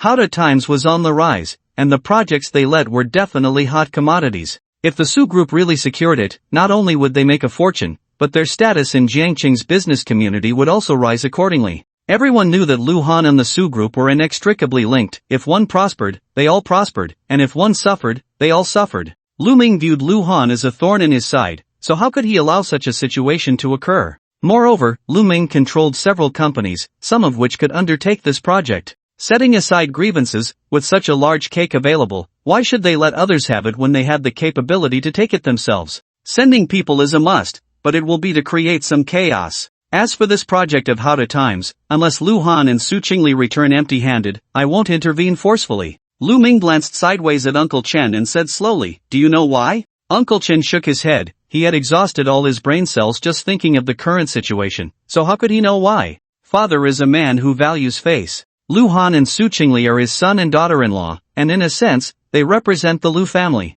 Lu Ming said leisurely, if I send people to compete for this project now, Wouldn't that confirm the outside speculation that the brothers are at odds? So, self-deception is one thing, but breaking the window paper is another. I've already displeased my father twice with my probing. As the saying goes, there can be no third or fourth time. Luhan has already taken the lead in this project. If I fight for it again, it would be like slapping my father's face. This was also the fundamental reason why he had previously been thrown off the building by Luhan but had swallowed his broken teeth. After all, without any evidence, Lu Ming knew his father Lu Zhenxing's temper too well. Even if he knew it was Luhan's doing, he would still publicly claim it was an accident. Moreover, he had been the one to provoke Luhan first, which made him in the wrong. Uncle Chen understood this time and grinned. To be honest, you guys really have it tough. Lu Ming shot Uncle Chen a glance but said nothing. Tough? If one had no desires or demands, it wouldn't be tough at all. The Lu family was well known for its vast wealth, with assets worth hundreds of billions sitting there. Even if his father only gave him 1% of that, it would be enough to live a life of indulgence, far more carefree than some so-called millionaires. But precisely because he was born into such a family and had such good fortune, if he were to lie flat and do nothing, how would that be any different from being a salted fish? Moreover, all of this originally belonged to him. So not only did he have to fight, but Lu Ming also had to fight to the bitter end. Not long after the flight took off, Luhan comfortably leaned back in his seat. He had flown a few times before, but this was his first time in first class. The biggest feature was the spaciousness. At 184 meters tall, he wouldn't feel as cramped as in economy class, where he couldn't even stretch his legs. Plus, the seat had a massage function, which, although not as good as Shue's technique, was still quite comfortable. There were 4 seats in the same row, with an aisle in the middle. He was seated next to Su Chingle, while Lu Shui was on the other side. Miss, are you going to Diqing for vacation? The man sitting next to Lu Shui looked to be around 35, dressed head to toe in luxury brands, clearly a successful individual. Encountering 2 stunning beauties on this trip, he noticed that the one across from him was already taken, while the one beside him looked single. Since he had the chance, he had no reason not to strike up a conversation. Everyone has a desire for beauty, and his own conditions weren't bad. Perhaps a chance encounter could turn into a romantic one? Unfortunately, Lu Shui completely ignored him, not even glancing his way as she took out her headphones, connected her phone, and started listening to music. The man felt a bit awkward but didn't find it embarrassing. However, when he inadvertently glanced across, he caught someone coldly staring at him. For some reason, that icy gaze felt a bit chilling. Come on, it was just a casual chat. Was it really necessary to react like that? The man didn't intend to get himself into trouble, so he shrugged it off and reclined his seat, turning his back to Lu Shui. Seeing him quiet down, Luhan finally withdrew his gaze. Honey, you don't need to worry about Shui, she's not as fragile as you think. Su Chingle comfortingly patted Luhan's hand and lowered her voice. Do you remember that guy named Xiaoyichen? He's in a pretty bad situation now. What do you mean? Luhan frowned slightly. He certainly knew that name. It was the guy who had been harassing Shui before. Hadn't he been fired? Was he still not learning his lesson? Even though he got fired, he still won't leave Shui alone. I heard he blocked her at the entrance a couple of days ago. Su Chingle said in confusion. I really don't know what Xiaoyichen said to make Shui so angry. Now, in the entire Jiangcheng, no company dares to hire him. He's been completely blacklisted by the industry. Xiaoyichen has come to regret it this time, crying and begging Lu Shui for mercy, but unfortunately, he couldn't even get through the front door and was chased away by security. After experiencing the previous large-scale layoffs, even the cleaning lady in the company knew that Lu Han was not to be trifled with, and by extension, his younger sister Lu Shui was also held in high regard. To some extent, even the other vice presidents had to be polite when encountering her. So when Lu Shui spoke up, the security department dared not be negligent. Just not beating Xiaoyichen to a pulp was considered courteous. This is what happens when a man wants to be a phoenix man and goes crazy. Luhan shook his head, just learning about this matter, curious about what that kid had said to provoke even Lu Shui's good temper to the point of wanting to deal with him harshly. Who says it isn't? Su Chingle also found it ridiculous. Being persistent has its limits, and Xiaoyichen was just asking for it, not worthy of sympathy at all. She then joked, actually, there are quite a few men in the company who are eager for Shui, but after this incident spread, most of them have the heart of a thief but lack the courage. Luhan remained non-committal. Such things were easy to guess, and Lu Zhenxing had also mentioned that since Lu Shui started high school, she had never lacked suitors. At first, Lu Zhenxing was worried that his precious daughter would be deceived by some punk, and he fretted over it. Whenever he learned that a boy was getting a little too close to Lu Shui, he would be on high alert. Lu Ming was even more excessive. He was only a year older than Lu Shui and had been in the same school for a long time, being a school bully, so none of the boys who openly or secretly confessed to Lu Shui had a good ending. However, compared to Lu Jinxing, who genuinely worried about his daughter, Lu Ming's nature was different. This kid regarded Lu Shui as a forbidden fruit. How could he tolerate anyone else touching her? "Honey, please massage my legs." After a while, Su Chingle said as she kicked off her high heels. Since the temperature in Diqing was similar to Jiangqing's summer, she had worn summer clothes underneath when she went out. She was just sitting in the car, and the time spent outdoors added up to only a few minutes, plus she was wearing a wool coat outside, so there was no need to worry about getting cold. Once they arrived at the airport, she put the wool coat into her suitcase, so now she felt quite cool, wearing only a light yellow dress. Of course, Lu Shui and Lu Han had also operated this way. The difference was that Lu Han simply wore a short-sleeved shirt and thin jeans, skipping the process of packing clothes into the suitcase altogether. Su Chingle lifted her long, slender legs wrapped in flesh-colored stockings, resting them on Lu Han's knees, and a pair of slightly rough large hands began to knead them gently. This had become a tacit understanding between the two, one liked to touch, and the other liked to be touched, with the difference possibly being that the former sought physiological satisfaction while the latter sought psychological satisfaction.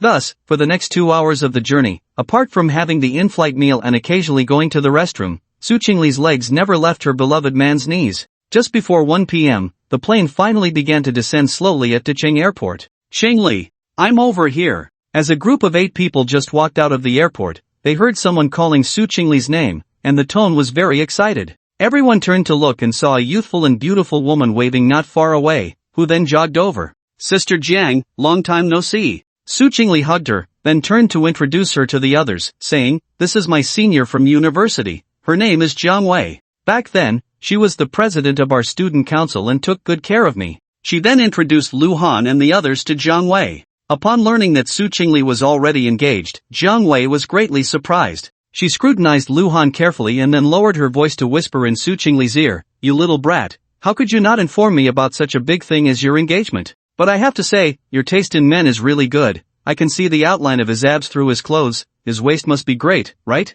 The front is a complaint, and the back is just teasing." Su Chingle's pretty face turned slightly red as she said softly, "Senior, these are all my subordinates. Can you give me some face?" Alright, I'm not teasing you anymore." Jiang Wei smiled at Lu Han and the others, saying, "The car is waiting outside, let's head to the hotel first." The group arrived at the parking lot, where 3 cars were already waiting. 2 BMW X7s and 1 Mercedes-Benz van. Lu Han hadn't paid much attention at first, but when the driver of the Mercedes-Benz got out to help with the luggage, he couldn't help but take a few more glances. He and Su Chingle were in Jiang Wei's car. Just after leaving the airport, Lu Han suddenly asked, "Senior Jiang, is the driver of that van surnamed Luo?" "No, he's surnamed Guan," Jiang Wei replied, a bit surprised, and asked, "Do you know him?" "Surnamed Guan, then I must have mistaken him for someone else." Lu Han smiled and said, "He looks a bit like someone I met in Jiangcheng." "Jiangcheng?"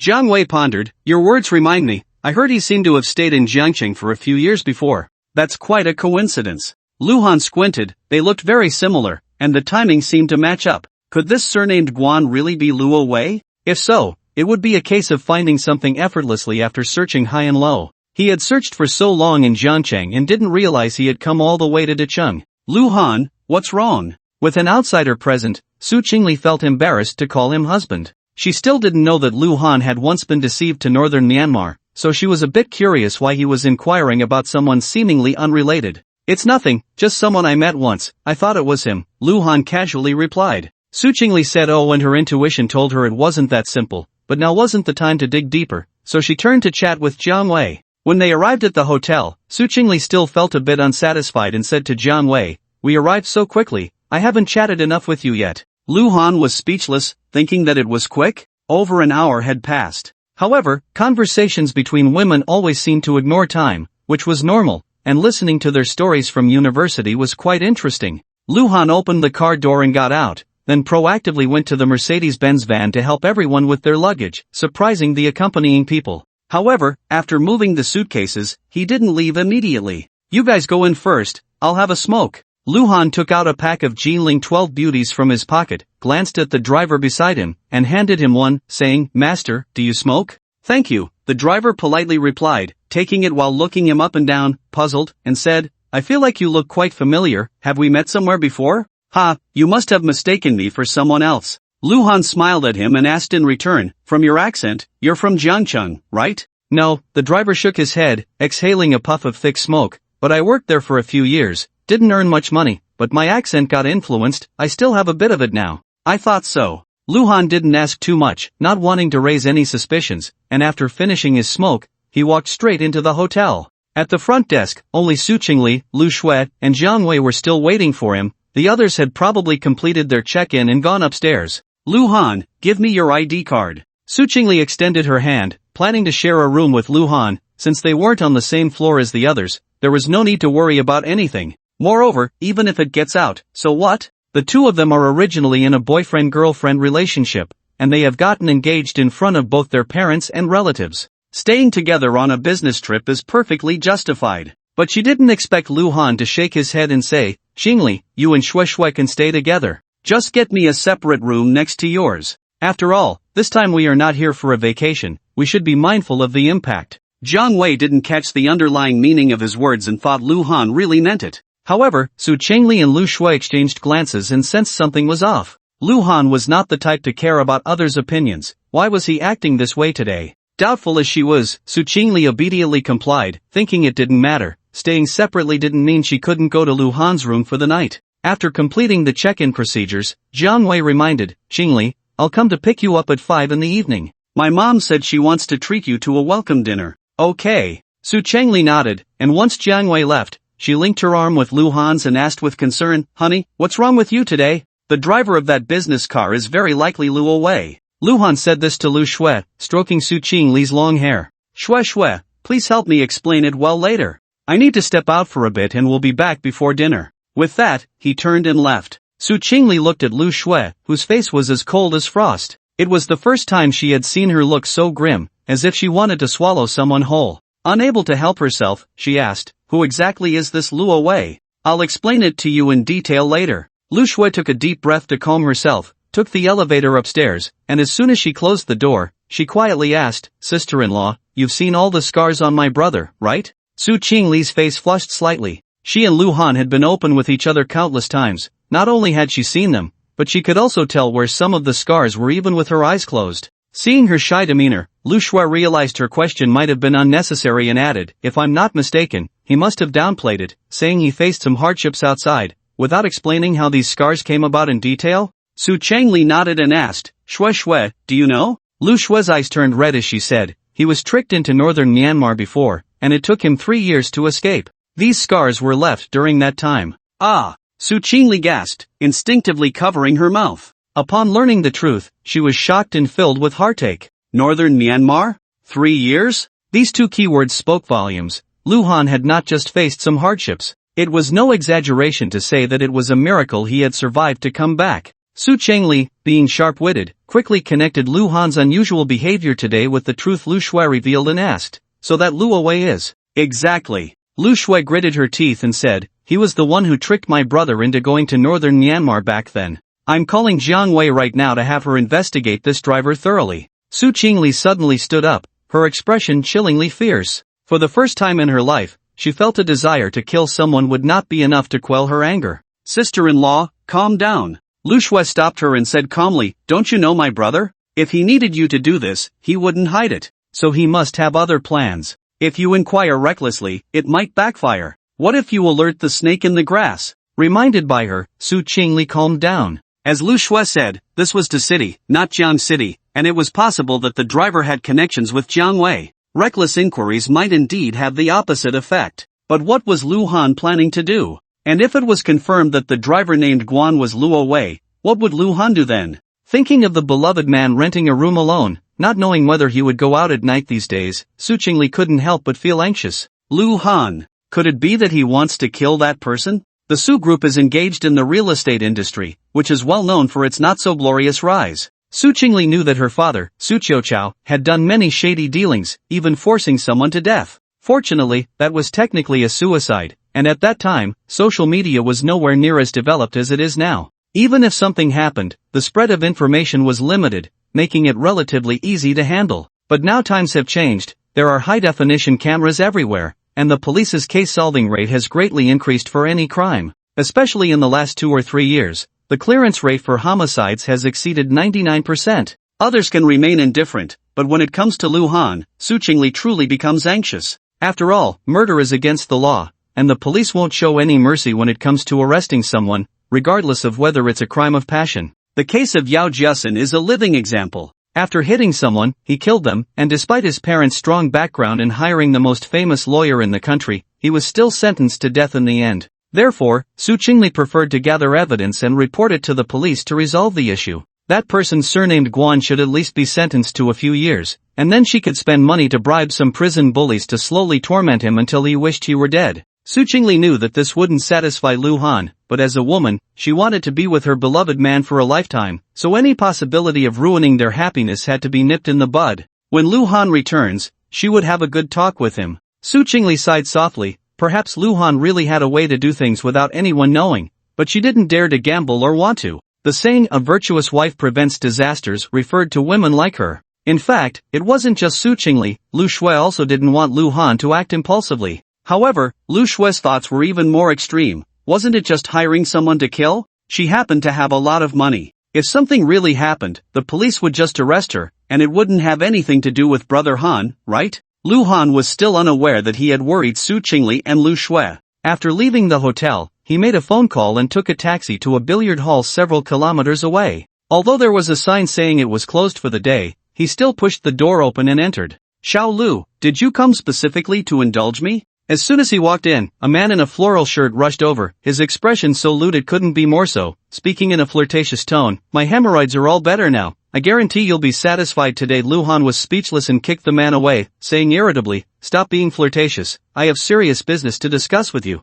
Upon hearing it was serious, the man not only stopped joking but also his expression turned sharp. If one hadn't seen it with their own eyes, it would be hard to imagine he was the same person as just moments ago. His name was Xia, one of the members of the small group where Li Dongsheng often sent red envelopes, and also a friend of Luhan. "Let's talk inside." The two walked into a small room inside, which wasn't large and only had a billiard table. Xia picked up a cue and tossed it to Luhan, asking, "So, what's up? You saw the license plate number I sent you on WeChat, right?" Luhan broke the silence, his voice cold. "The driver's surname is Guan, named Guan Zhong. Find out what he's done in the past. If I'm not mistaken, he was the one who tricked me into going abroad back then." "Is he the Luo Wei you mentioned?" Xia looked surprised, knowing Luhan wouldn't come to him for no reason, and didn't expect it to be such a big deal. "It's about 80 to 90% likely. Luo Wei should be a fake name he used before." Luhan lightly pushed the cue, sinking the target ball into the corner pocket. He, "Don't worry about this.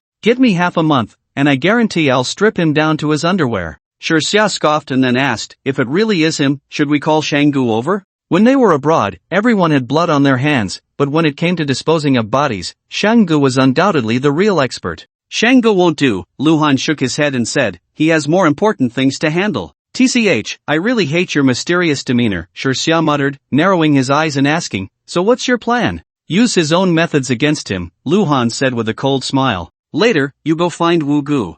I don't care what methods you two use. Just make sure to trick this guy into going to Thailand. Isn't Air GE's little restaurant not doing much business? Since it's idle anyway, find him something to do. When the time comes, call me. I'll also go to Thailand for a vacation." Thailand's public safety has always been poor. It's the largest transit point for human trafficking in Southeast Asia, with many local government officials and military bigwigs involved. Especially in several border towns, missing persons cases are common, and no one cares when you report it. "First make him wish you were dead, then we can pour our hearts out to him?" Xia grinned maliciously. "Xiao Lu, can I help you out then? What do you think?" Luhan retorted, while sinking the black 8 ball into the corner pocket. In the time it took to talk, he had gone from breaking to clearing the table. "Old rules, pay up." Luhan tossed the cue back to Xia. Among these few, playing billiards had its stakes, with each remaining ball worth 500, clearly marked and fair. "Damn!" Xia was so focused on talking that he didn't notice he had been wiped out,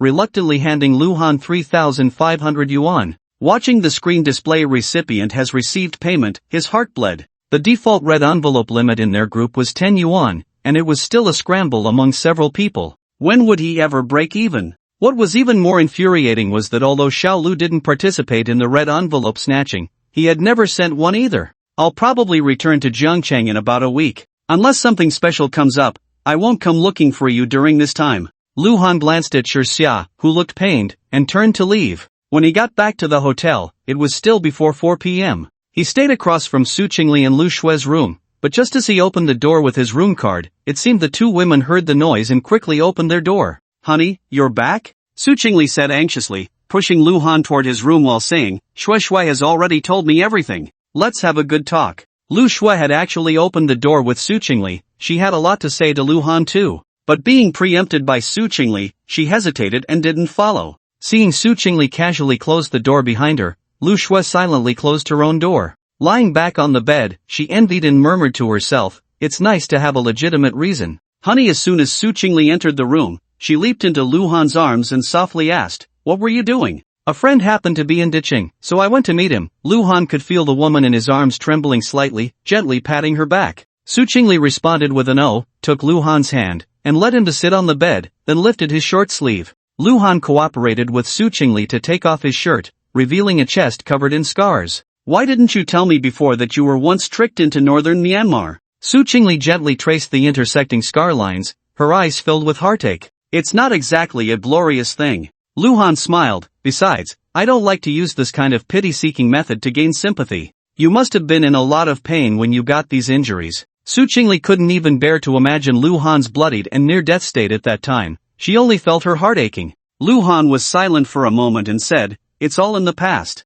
"Yes, it's all in the past, and you can be considered to have endured hardship and now enjoy the sweetness, right?" Su Chingle stood in front of Lu Han, tidying her long hair, and smiled gently. "Honey, am I beautiful?" "Why do you ask that?" Lu Han pinched Su Chingle's delicate face and said, "You are recognized as the most beautiful woman in Jiangcheng. In ancient times, you would definitely be the kind that brings disaster to the country." Su Chingle smiled sweetly, completely satisfied with this answer. She confidently straightened her chest and asked, "How about my figure? Do I even need to say?" "Curvy in all the right places, a devilish figure is what describes you." Lu Han's hands gripped her slim waist, his thumbs almost touching, showing just how slender she was. I'm very confident about my figure." Su Chingle blinked and said, "And I know you especially like my legs." As she said this, she lifted her skirt, revealing her flawless, long legs to her beloved man. Following Lu Han's gaze, her legs were proportionate and slender yet still had a hint of softness, especially wrapped in flesh-colored tights with only a light yellow lace thong underneath.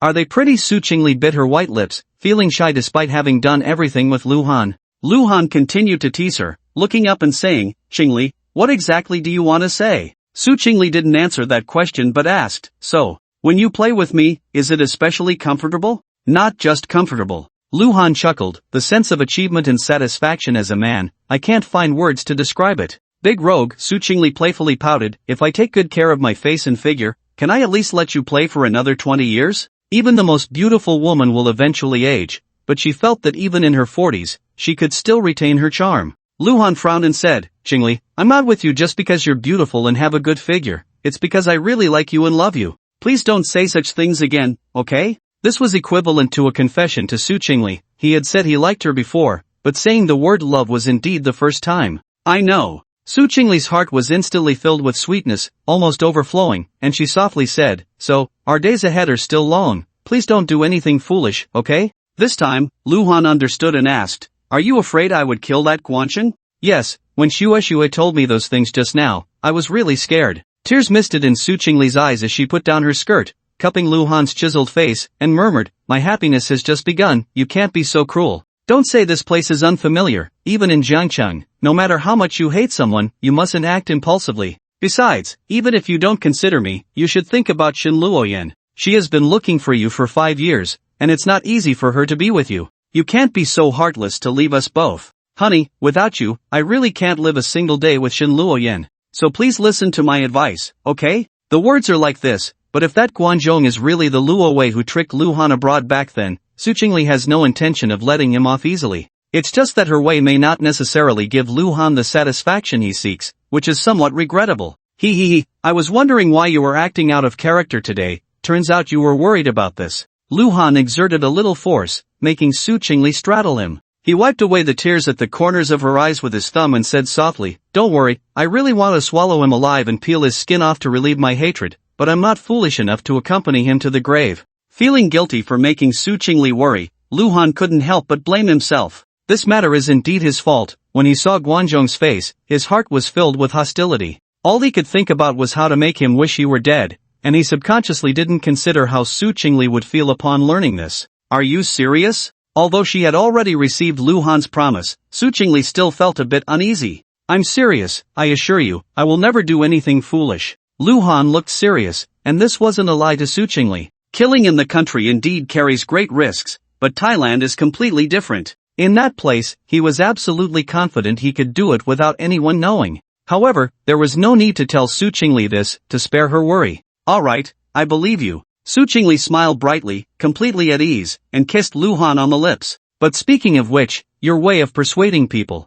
is really quite special. Lu Han pinched Su Chingle's pretty face. Instead of immediately advising him not to act impulsively, she used tenderness to gradually lead him. This was not just special, it was truly painstaking. Because I know you respond to this. Su Chingle's tone was a bit smug. But you've already brought trouble upon yourself. As Lu Han spoke, he reached to take off her skirt. Any man would find it impossible to resist Su Chingle's gentleness, especially since he had already tasted its wonderful flavor. Honey, wait until tonight when you come back, and I'll serve you well, okay? Su Chingle had thought about it too, but it was almost 5 o'clock, and Jiang Wei had said she would come to pick them up for dinner. She knew her beloved man's fighting power too well. It was impossible to finish in less than half an hour. With Su Chingle pleading softly, Lu Han could only let her go for the time being. However, after a moment of silence, he slowly spoke. Chingle, there's something about Lu Ruan that I think I shouldn't hide from you anymore. Lu Ruan? Isn't she Lu Han's ex-girlfriend? Su Chingle was slightly taken aback, frowning.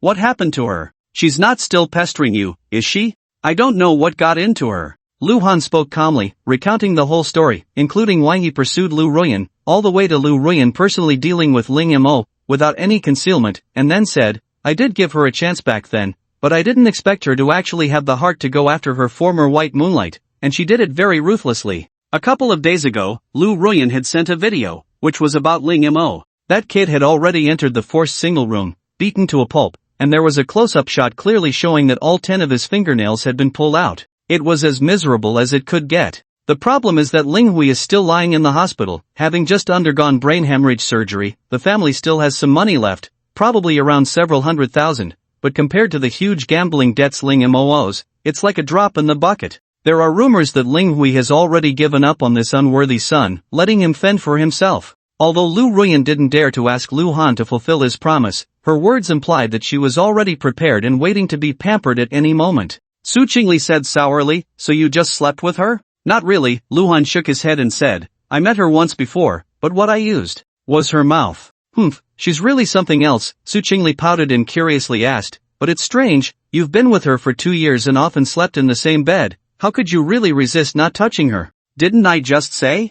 I was playing the role of Xiaobo during those 2 years. Lu Han shrugged and said, if it were Xiaobo, he would definitely be able to hold back. So now that you're back to being yourself, you're starting to let loose? Su Chingle punched him lightly and pouted, it's one thing to waste me, but now you're also ruining Shen Luoyan, and with Lu Ruan throwing herself at you, you're getting restless, right? Restless is not quite the right word. How should I put it? After giving 2 years for nothing, it feels a bit unfair. Lu Han's tone carried a hint of self-mockery, then he said seriously, but if you don't agree, then it ends here with her. Su Chingle fell silent for a moment and asked, so how do you feel about her now? Do you not even like her a little bit? Really not at all, Lu Han said very decisively, at most, it's just desire without affection. Even if I did have a relationship with her, you could think of her as a woman who serves me, someone I occasionally vent my frustrations with, and it's still a freebie. What kind of metaphor is that? Su Chingle found it amusing and said helplessly, forget it, considering her body is still clean, if Shen Luoyan has no objections, I won't bother with you. Lu Han was surprised, you're so generous? Because you didn't sneak around behind my back. It shows I still hold some weight in your heart, Su Chingle said softly, and I also feel uncomfortable. Why should you take care of Lu Ruan so meticulously for 2 years when she was unfaithful to you? Not punishing her seems too lenient. After pausing for a moment, she added, but let me make it clear, you can play with her, but you must not develop feelings over time. Also, when we get back, I want to meet Lu Ruan first. If her attitude satisfies me, then you can sleep with her. This request was not excessive at all. Lu Han felt that saying anything now was unnecessary, and he tightly embraced Su Chingle. There's a saying, with a wife like this, what more could a husband ask for? However, Su Chingle only allowed Lu Han to hold her for a while before returning to her own room. Without waiting for Lu Shui to ask, she sighed in relief and said, "Shui Shui, I've talked to your brother. He won't act impulsively." Lu Shui nodded and said, "But we can't let that person off easily. I'll find a few private detectives. If he really is Luo Wei, I won't let his family be intact." Su Chingle walked up to Lu Shui, patted her little head, and said softly, "Your brother is really lucky to have a sister like you." In Su Chingle's impression, Lu Shui had always been very well behaved and cute, hardly ever showing any emotional fluctuations. But when it came to Lu Han, the girl seemed to transform into a different person. For instance, right now, both her demeanor and tone felt chillingly frightening. "I swore in front of my mom that if my brother could come back, I would take good care of him." Lu Shui hugged Su Chingle, resting her head on her chest, and murmured, "Sister-in-law, others say you had to compromise for that 3 billion investment, but I can see that you truly love my brother deeply. So can you help me protect him together?" Su Chingle nodded and replied, "Okay." At a little past 5, Jiang Wei called to say she had arrived. Su Chingle and Lu Shui had just finished their makeup and notified the temporary group chat. The two women went out and called Lu Han. When they got outside, besides Jiang Wei, there was also a beautiful woman standing next to her.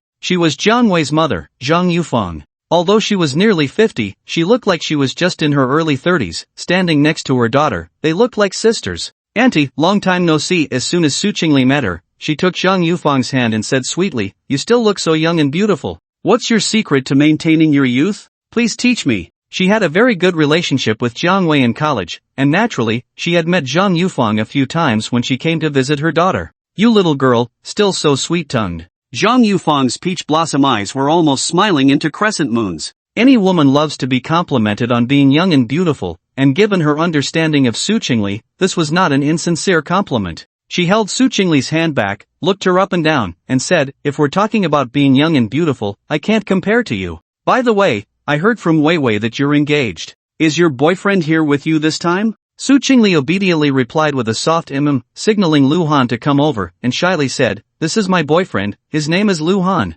"Hello, Auntie." Lu Han politely greeted her, looking at Jiang Wei's outstretched hand and giving it a light shake. "This young man looks quite talented. Chingle, your taste is really good." Zhang Yufeng praised with a smile, but when her gaze turned to Jiang Wei, her tone carried a hint of disappointment, saying, "Unlike my unambitious daughter, who is still a single dog at this age." Those words made Jiang Wei want to cry without tears. She was only 27, and there was no need to rush about not having a boyfriend. Besides, what was wrong with being single? Who had she offended? The hotel where Lu Han and the others were staying also provided dining services, but Zhang Yufeng and Jiang Wei wanted to play the role of good hosts and specifically chose a more authentic restaurant. However, it was a bit far, taking over an hour by car to reach. The antique-style private room was very large. It could easily accommodate at least 20 people, let alone just a dozen. "Chingle, today I want you to try the most authentic specialty dishes from our Dicheng. The chef here is remarkable. His ancestors were once the imperial chefs for Empress Dowager Cixi."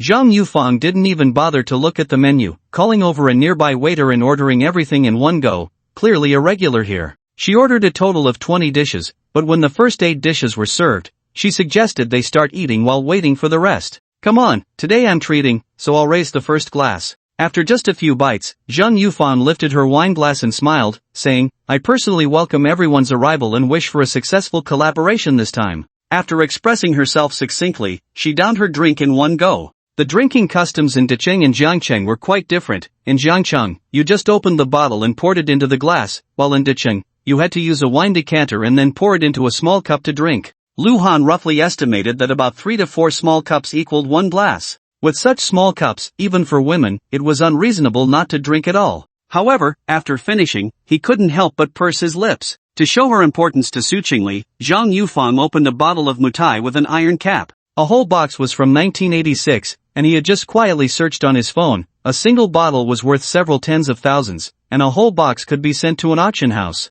However, the dishes are good, and the wine is also good, but Zhang Yufeng mentioned the wine in her personal capacity without referring to how to times, which is thought-provoking. It means that while she welcomes them, business is business, these are two different matters, and she won't offer any special treatment. Even a layman like Lu Han could hear the underlying meaning, and naturally, Su Chingle could as well. She softly asked, "Auntie, there have been quite a few people coming from Jiangcheng and Yecheng recently, right?" This was a roundabout way of asking. Su Chingle wanted to know how many competitors there were so far. "Oh, I've been coming here for a meal every few days lately. In the past half month, I've already been here 7 or 8 times. Zhang Yufang's answer was not obscure. She didn't specify who or which group had come, but after a slight hesitation, she added, Chingle, actually, this project for expanding production capacity isn't as good as you think. Even if you manage to come out on top, the profit share will probably be squeezed very low. This is the advantage brought by monopoly. As a giant in the new energy industry, How to Times undoubtedly holds absolute power in discussions about cooperation in related fields. There is only one party A, but party B can be countless. Under the same conditions, naturally, the one who makes the biggest concession is the one most likely to secure the contract. Zhang Yufang was kindly reminding her, after all, she was her daughter's friend and had always had a good impression of Su Chingle. I'm actually not pursuing too much profit in seeking cooperation this time. Su Chingle smiled and said, How to Times is currently the leader in the domestic and even global new energy battery industry, investing nearly 10 billion each year in research and development for continuous innovation. In my view, this monopoly position can last at least 20 years, so I value a steady flow more. Compared to the risks in the real estate market, of course, it's better to be sheltered under a big tree. If we can finalize this cooperation, our Su Group will have a very stable source of funding and can also enhance our brand's influence. These added values cannot be measured in money. In short, I truly came with sincerity. Auntie, why not consider it seriously? Since there were no outsiders here, Su Chingle spoke frankly. However, this made Zhang Yufang look at her with new eyes. She regarded Su Chingle as if she were seeing her for the first time and exclaimed, No wonder you can manage a group with assets worth billions at such a young age. Your perspective is truly unique. You are indeed formidable. Feeling inspired, she then turned her gaze to her daughter and coldly snorted, Look at her, and then look at you. All day long, you're either slacking off at the company or partying at nightclubs. You're such a grown-up, yet you give me no peace of mind. Jiang Wei? Wait, you guys keep chatting, why am I getting hit even while lying down? Jiang Wei felt very wronged, but Su Chingle sighed softly in her heart. Zhang Yufang's way of changing the subject was too natural, there wasn't even the slightest pretense of consideration, so it seemed she really didn't have high hopes for the Su Group. But upon reflection, this seemed quite normal. It was likely that others seeking cooperation had some foundation in the new energy industry, while they were complete outsiders, indeed having no advantage at all. It seemed she had been too naive before. This cake was indeed very big, but the difficulty of taking a bite was not trivial at all. Auntie, I have a question, and I'm not sure if I should ask. At that moment, Lu Han suddenly spoke up. Seeing Zhang Yufang nodding in slight surprise, he asked, The reason How to Times is establishing production bases in Jiangcheng or Yecheng must be due to the complete upstream and downstream industrial chain in the surrounding cities, coupled with convenient transportation. However, with your company's financial strength, you have the capability to build a factory independently, so there's no need to seek partners and let others take a share of the pie, right? Building a factory independently is indeed not difficult, but the key is that we need to race against time. Zhang Yufang sighed lightly. Currently, the global new energy sector is experiencing explosive growth. Just looking at the domestic market, many smart companies are crossing over into the automotive industry, which has led to a significant increase in order demand. Although our current production capacity at How to Times has not yet reached saturation, we must still prepare for the future, especially since the urban development plans for Hangcheng and Xicheng have already been released, with a focus on supporting new energy vehicle companies next year. This is why we are synchronously constructing our production base. As you said, whether it's Jiangcheng or Yecheng, they are not far from Hangcheng and Xicheng, and the surrounding upstream and downstream industrial chains are very complete, with significant advantages. Seeking partners will certainly result in a loss of some profits, but if the land, factory buildings, and even related supporting facilities and technical personnel are readily available and only require slight modifications to be put into use, it will undoubtedly save a lot of approval processes and greatly shorten the time for completion and production. Considering all this, why not exchange the least cost for the greatest benefit? The business world is like a battlefield. Besides direct confrontation, it also emphasizes seizing every moment. After hearing Zhang Yufang's explanation, almost everyone fell into silence. This battle is indeed difficult to fight. The welcome banquet hosted by Zhang Yufang and Jiang Wei lasted for 3 full hours. Aside from discussing some business matters at the beginning, the atmosphere became very harmonious with toasts and exchanges later on. Overall, it was a pleasant gathering, and after it ended, Zhang Yufang and Jiang Wei left early under the pretext of being drunk. However, there were enough vehicles available, and Su Ran took others to squeeze into the business van. The BMW X7 was not cramped at all with 3 people. Lu Han, it seems the possibility of reaching a cooperation this time is quite low. As soon as she got in the car, Su Chingle nestled into Luhan's arms, not caring that the driver was not one of their own. In fact, she had drunk a bit too much, feeling lightheaded and unsteady, but her mind was still relatively clear. Lu Shui was different. Compared to blocking drinks for Han Gij at the engagement banquet, what she drank today was nothing to mention. Hearing Su Chingle's words, she turned back from the passenger seat and advised, "Sister-in-law, don't take it to heart. It's just that different industries are like different mountains. It's all about luck. Don't put so much pressure on yourself. You can think of it as a trip to Diching to relax. Who knows, while having fun, you might actually close a deal." No wonder they are siblings. Lu Shui's meaning was quite similar to what Lu Han had said before: if I gain it, it's my fortune; if I lose it, it's my fate. In short, just go with the flow. Not securing this project wouldn't affect the Su group at all. Don't I know this principle? Su Chingle's smile was a bit bitter as she glanced at the driver in front and chose not to continue, but both Lu Han and Lu Shui understood what she meant. Su Chingle initially thought her relationship with Jiang Wei was good, and with Zhang Yufang having a favorable impression of her, she could fully utilize her network resources, and perhaps this trip wouldn't be in vain. However, Zhang Yufang's attitude today undoubtedly left Su Chingle feeling disheartened. So today was not just a simple welcome banquet. Zhang Yufang also clearly conveyed a message, whether it was a matter of great importance that required standing on How to Time's side to consider or simply that their relationship wasn't at that level. In any case, she did not have a positive outlook on the Su group. Eating, drinking, and having fun can be settled, and the necessary etiquette will be observed, but when it comes to business matters, please refrain from discussing them. Su Chingle couldn't say that the greater the expectation, the greater the disappointment. It was just that the start was not smooth, and she felt a bit uncomfortable inside. After returning to the hotel, just as Su Chingle threw herself onto the bed, her phone rang. It was Jiang Wei calling. "Chingle, I'm really sorry, I didn't expect my mom to act like this." Jiang Wei sighed softly. In fact, when she had previously discussed this matter with her mother had agreed to consider it; otherwise, she wouldn't have let Su Chingle come to Dicheng.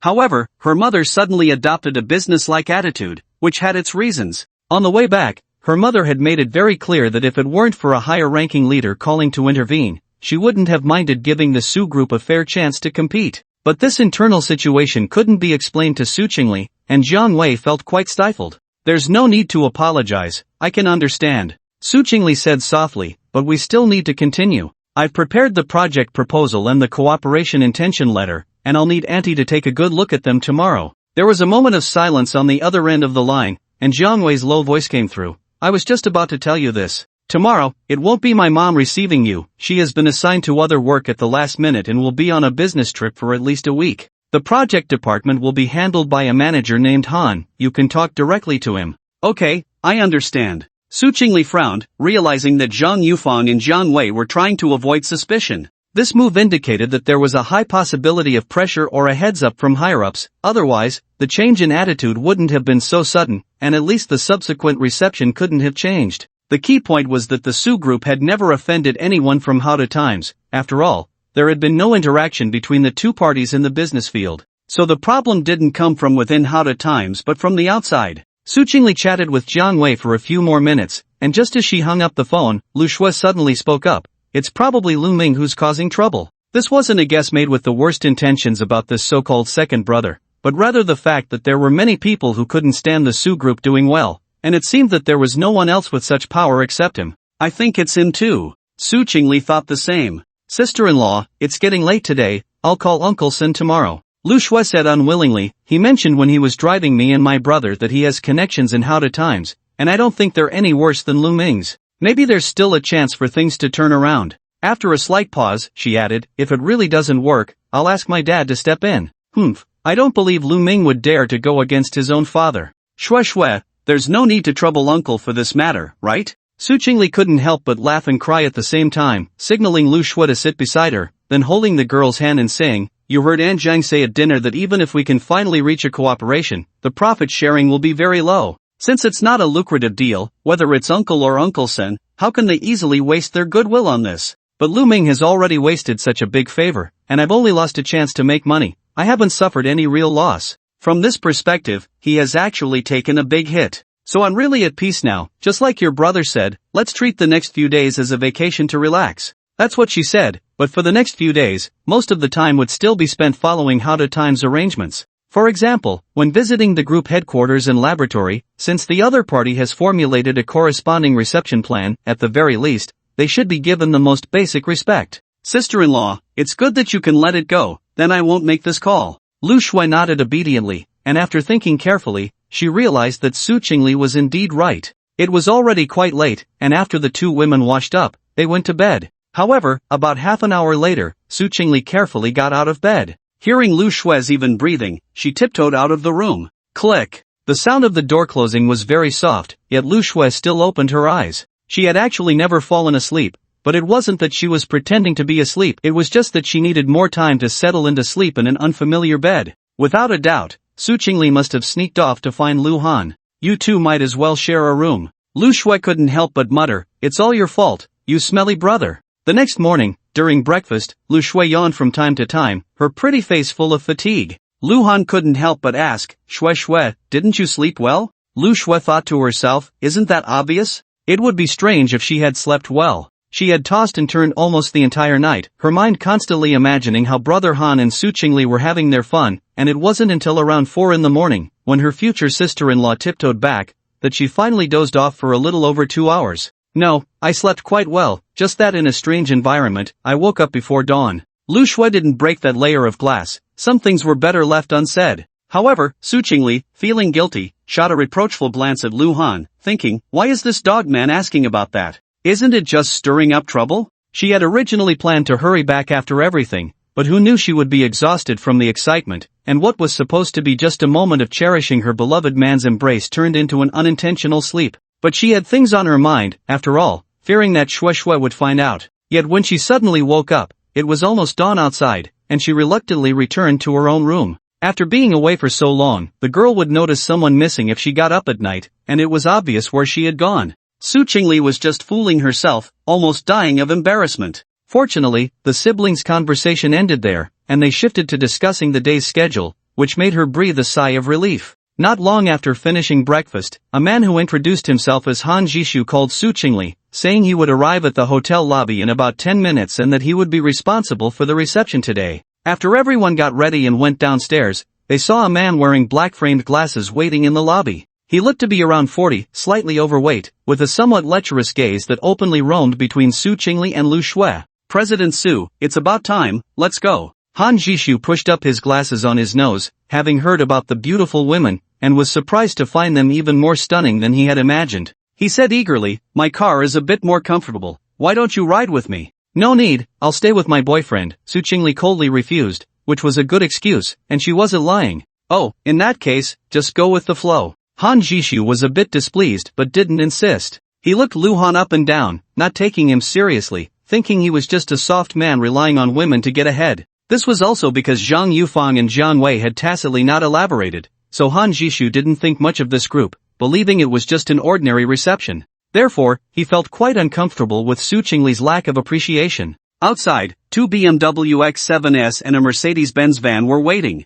Whether it was Lu Han, Su Chingle, or Lu Shui, when they saw the driver Guanzhong, they all appeared calm on the surface, but privately they had already begun to investigate this guy. Once it was proven that Guanzhong was Luo Wei, his good days would be over. The difference was that Lu Han wanted to bare his heart, while Su Chingle and Lu Shui aimed to send him to prison to suffer. About half an hour later, the group followed Han Jishu to the lithium battery production workshop of Hada Times. The area inside was large, several thousand square meters, but the staff was pitifully few, all concentrated in a large glass room of about 100 square meters. Sitting in front of their computers, those in white lab coats seemed accustomed to visitors and didn't even look up, focusing intently on their work. Our Hada Times has long achieved fully automated production. There are several hundred such workshops, but the one you are visiting now is open to the public. The more advanced ones involve confidentiality, Han Jishu said, his tone filled with superiority. He glanced at Su Chingle and added, President Su, your pursuit of cooperation with us is undoubtedly the right choice. It's not that I look down on the real estate industry, it really lacks technical content. There are millions of construction workers across the country, and they are everywhere, unlike us, who gather only elites and talents. That's not entirely fair, Su Chingle replied, looking at the production line separated by thick glass, her expression unchanged. Every industry has its own advantages. In terms of high precision and cutting-edge technology, we indeed can't compare to you, but there's no need to belittle others. Earning a living through hard work, without stealing or robbing, is equally respectable. Perhaps Manager Han, your parents are from the elite class, but can you say that there aren't technical personnel among them who achieved their success through the hard-earned money of ordinary parents? Her words left Han Jishu speechless. In fact, he wasn't from a wealthy family, and he realized that what he had just said was essentially looking down on his own parents. President Su is right, Han Jishu chuckled awkwardly, changing the subject. Let's go over there and take a look. By the way, our production equipment is independently developed in collaboration with major high-tech enterprises in the country, truly breaking free from dependence on imports. I wonder if you've visited other EV battery manufacturers. Compared to foreign production lines, our Howda Times far surpasses them in both efficiency and yield. There he was, showing off again. Being in a leading or even monopolistic position in a certain field isn't off-putting, but constantly bringing it up with a condescending tone towards peers can be quite annoying. The morning passed quickly. After touring the production workshop and having lunch, the afternoon itinerary was the promotional exhibition hall. This was even more boring, merely detailing the development history of Howda Times and introducing the group's founder and several veterans, interspersed with some product advantages and current achievements. Su Chingle pretended to pay attention, while Luhan couldn't be bothered to feign interest and made an excuse to go to the restroom to get some fresh air. Sitting dryly on the steps, he scrolled through his phone for nearly 2 hours until everyone finally came out. However, Su Chingle deliberately slowed her pace and leaned close to Luhan's ear, whispering, "This Han wants to invite me to dinner tonight, saying he wants to discuss the project cooperation privately." She hadn't expected Han Jishu to make such a request. It was clearly not a good sign. "No problem, I'll go with you and see what he can do," Luhan sneered. "Some people just have an inflated sense of self-worth and insist on doing something unrefined. Then let's teach him a lesson. Anyway, I'm already indifferent and have no desires, so I'm not afraid of making a big deal out of it." At this moment, Lu Shui also joined in, saying softly, "I'm quite bored too, why not go with you? Xiangwei Garden is a Sichuan restaurant, not far from the hotel where they are staying." At 6 in the evening, Luhan arrived on time with Su Chingle and Lu Shui as agreed. However, after waiting for half an hour, Han Jishu finally arrived late. As soon as he entered, he was stunned. Wasn't it said that only Su Chingle should come? Why did her boyfriend and his secretary also come? Could it be? Han Jishu glanced at the charming and cute Lu Shui, whose looks and figure were on par with Su Chingle, which was acceptable. He did not deny that he was tasteless and lecherous, but the unspoken rules in business were like this. Since he needed something from others, how could he not pay a price? Han Jishu thought that Su Chingle understood his intentions, but he couldn't let down her boyfriend, so he could only push out the charming secretary as a substitute. This was normal, after all, female secretaries, especially beautiful ones, were mostly used for public relations, right? "Sorry, I got stuck in traffic and arrived late," Han Jishu said apologetically, taking the main seat without hesitation. However, seeing Lu Han sitting next to him made him a bit unhappy. There were two beauties here, they should be sitting on either side of him. Even if he couldn't openly take advantage, it would be nice to have a pleasant view. "It's fine, we were quite bored anyway," Luhan said with a forced smile, shrugging his shoulders and calling the waiter to bring the menu, handing it to Han Jishu. Han Jishu was not polite, specifically choosing the expensive dishes, and even though there were only 4 of them, he ordered 10 in one go. Order good dishes, and the wine can't be lacking either, so let's have a case of mutai. Oh, and bring a pack of Zhonghua too. He pinched his chin, turning his gaze to Su Chingle, smiling as he said, "President Su shouldn't be a stingy person, right?" Su Chingle maintained a professional smile and replied, "Of course not, as long as Manager Han is happy." Soon, the mutai and Zhonghua cigarettes were brought over, but after waiting for a long time, Han Jishu noticed that no one was opening the wine or offering him a cigarette, and his expression darkened as he said, "I heard that President Su's real estate company is worth several $100 million, but it seems like you don't really understand the etiquette of hosting guests." This was clearly a provocation, but unfortunately, as soon as he said this, Lu Shui almost couldn't hold back her laughter. The assets of the Su Group were not just a few $100 million, although they couldn't compare to Howda Times' strong financial backing, they were not a soft persimmon to be squeezed. This Han guy didn't even understand the basics and dared to play the unspoken rules of the business world. He really didn't know if he was out of his mind. However, this also explains some issues. Any company that develops to a certain extent will have internal factions. It seems that Han Jishu is really not from Zhang Yufang's side, otherwise, he would have been reminded to some extent. "Let me handle this," Lu Han said lightly. If it was just about greed, Han Jishu could indeed facilitate the cooperation without needing his share. But if he had ulterior motives, it wouldn't be too late to be rude to him. Lu Han opened a bottle of mutai and filled Han Jishu's glass, then took out a Zhonghua cigarette and even helped light it. Han Jishu's expression finally softened. After chatting for more than 10 minutes, the waiter brought the dishes. After 3 rounds of wine and 5 flavors of dishes, Han Jishu felt the timing was right and smiled as he said, "The strength of our Howda Times, through today's visit and inspection, I believe President Su has already gained a direct understanding. However, if you want to cooperate with us, I think you should show some sincerity, right?" Su Chingle nodded slightly and said, "There are no outsiders here, Manager Han might as well speak frankly." Han Jishu said nothing, extending his finger to dip into the wine in the cup, then wrote the number 0.5 on the table before turning to Su Chingle. This meant he wanted a 0.5% commission on the project. Calculating based on a total project investment of about 4 billion yuan, although the Su Group only needed to put in 500 million to leverage the rest, which was mostly the standardized construction and high-precision production equipment of Howda Times, 0.5% still amounted to 2.5 million, which could be considered quite a hefty request. After all, this was an additional amount for him personally, and there were still many other expenses to manage. Su Chingle frowned, wrote 1 million in the same way, and turned back to Han Jishu. 1 million was already quite a lot. She understood that Han Jishu didn't really want that much, writing it down was just leaving room for negotiation. "That could work," Han Jishu said, glancing at Lu Shui, "but shouldn't President Su offer a bit more in terms of sincerity?" After all, sitting next to him was Su Chingle's boyfriend, so he couldn't go too far, but sending another woman to him was something he wouldn't refuse.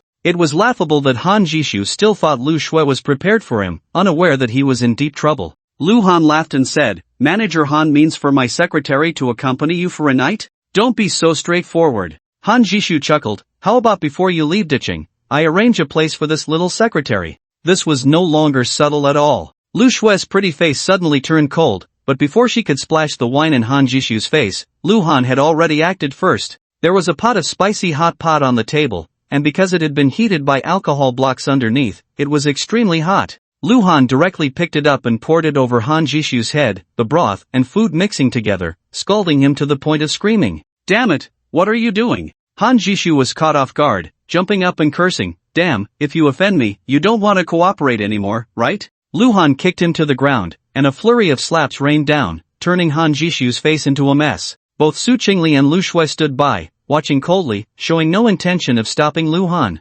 Cooperation is a matter between both parties. Being greedy isn't a big deal, but you absolutely shouldn't have designs on them, you're asking for death. Lu Han pointed at Su Chingle and Lu Shui, sneering, "These 2 women are my treasures. What do you think you are?" After he finished speaking, feeling even more vengeful, he picked up a wine bottle and smashed it down hard. With a loud bang, accompanied by Han Jishu's pig-like screams, his head burst open, blood mixing with the broth slowly flowing down his forehead, looking utterly miserable. You dare hit me?" Han Jishu was already furious, struggling to get up to fight back, but how could Lu Han give him such a chance? So, in the next less than a minute, the remaining 5 bottles of Mao Tai had a close encounter with his head. It was a waste, but Lu Han had no intention of paying for tonight's dinner, so there was nothing to regret. It wasn't until Han Jishu slumped in the corner, begging for mercy, that Lu Han finally stopped. He looked at Su Chingle and Lu Shui, the previous rage completely gone, replaced by a gentle expression, softly asking, "I didn't scare you, did I?"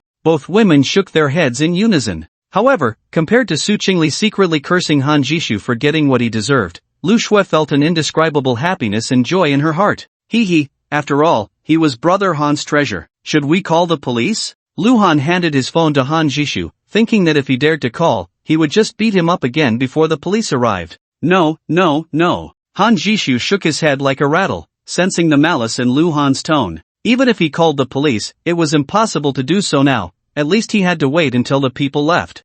You know your place, Lu Han said, pulling over a chair to stand on it and retrieving a mobile phone from a recess in the wall. This phone had been placed there before Han Jishu arrived, almost completely hidden from the light, and it had been recording video the whole time, aimed directly at the round table. Seeing this scene, Han Jishu turned pale. Damn, wasn't this a setup? But he had completely abandoned the thought of calling the police. No wonder the other party was so fearless in their violence. They had clearly planned this out long ago. In today's society, with the rise of social media, Howda Times was a publicly listed company. If negative news about the project manager's intention to engage in commercial underhanded dealings spread, it would cause tremendous losses, both in stock price and corporate image. He couldn't afford to take that blame. Damn it, he had been careless. Han Jishu felt like a mute eating bitter herbs, knowing that this beating was for nothing. Let me reintroduce her. Her name is Lu Shui. Luhan put away the phone, pulled Shui in front of him, and said, "She is Lu Zhenxing's precious jewel. If you don't know who Lu Zhenxing is, just look him up online.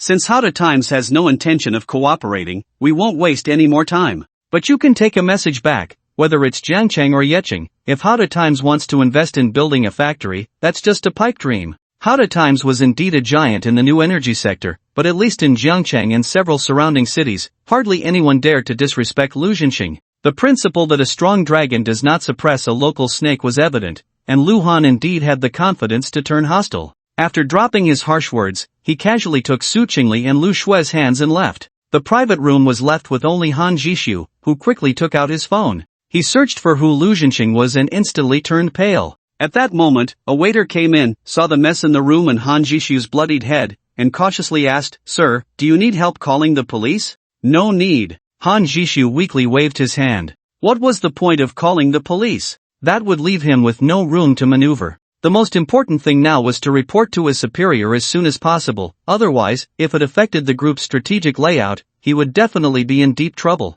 The waiter saw Han Jishu getting up to leave and quickly followed him, saying, "Sir, please go this way to settle the bill." Han Jishu wanted to cry but had no tears. He had tried to steal a chicken but ended up losing rice. With the Maodai liquor and Zhonghua cigarettes, this meal probably cost over 30,000. He could only accept his bad luck. After paying, he returned to the private room to grab the remaining Zhonghua cigarettes and, upon exiting the Shangwei garden, immediately took out his phone. "Hello, General Manager Yang, I have an urgent matter to discuss with you." Han Jishu dialed a number and, almost in tears, recounted the whole story, trembling as he asked, "What? What should I do now? What else can you do, you fool?" The voice on the other end nearly exploded with rage, saying, "You didn't even clarify the identity and background, and you thought you could play the underhanded game? Now you've caused trouble, and you remember me?" Han Jishu remained silent, but he felt a bit of resentment. This was indeed his fault, but no one had mentioned that Su Chingle was hard to deal with, right? If someone had just given him a heads up, he wouldn't have done something so foolish.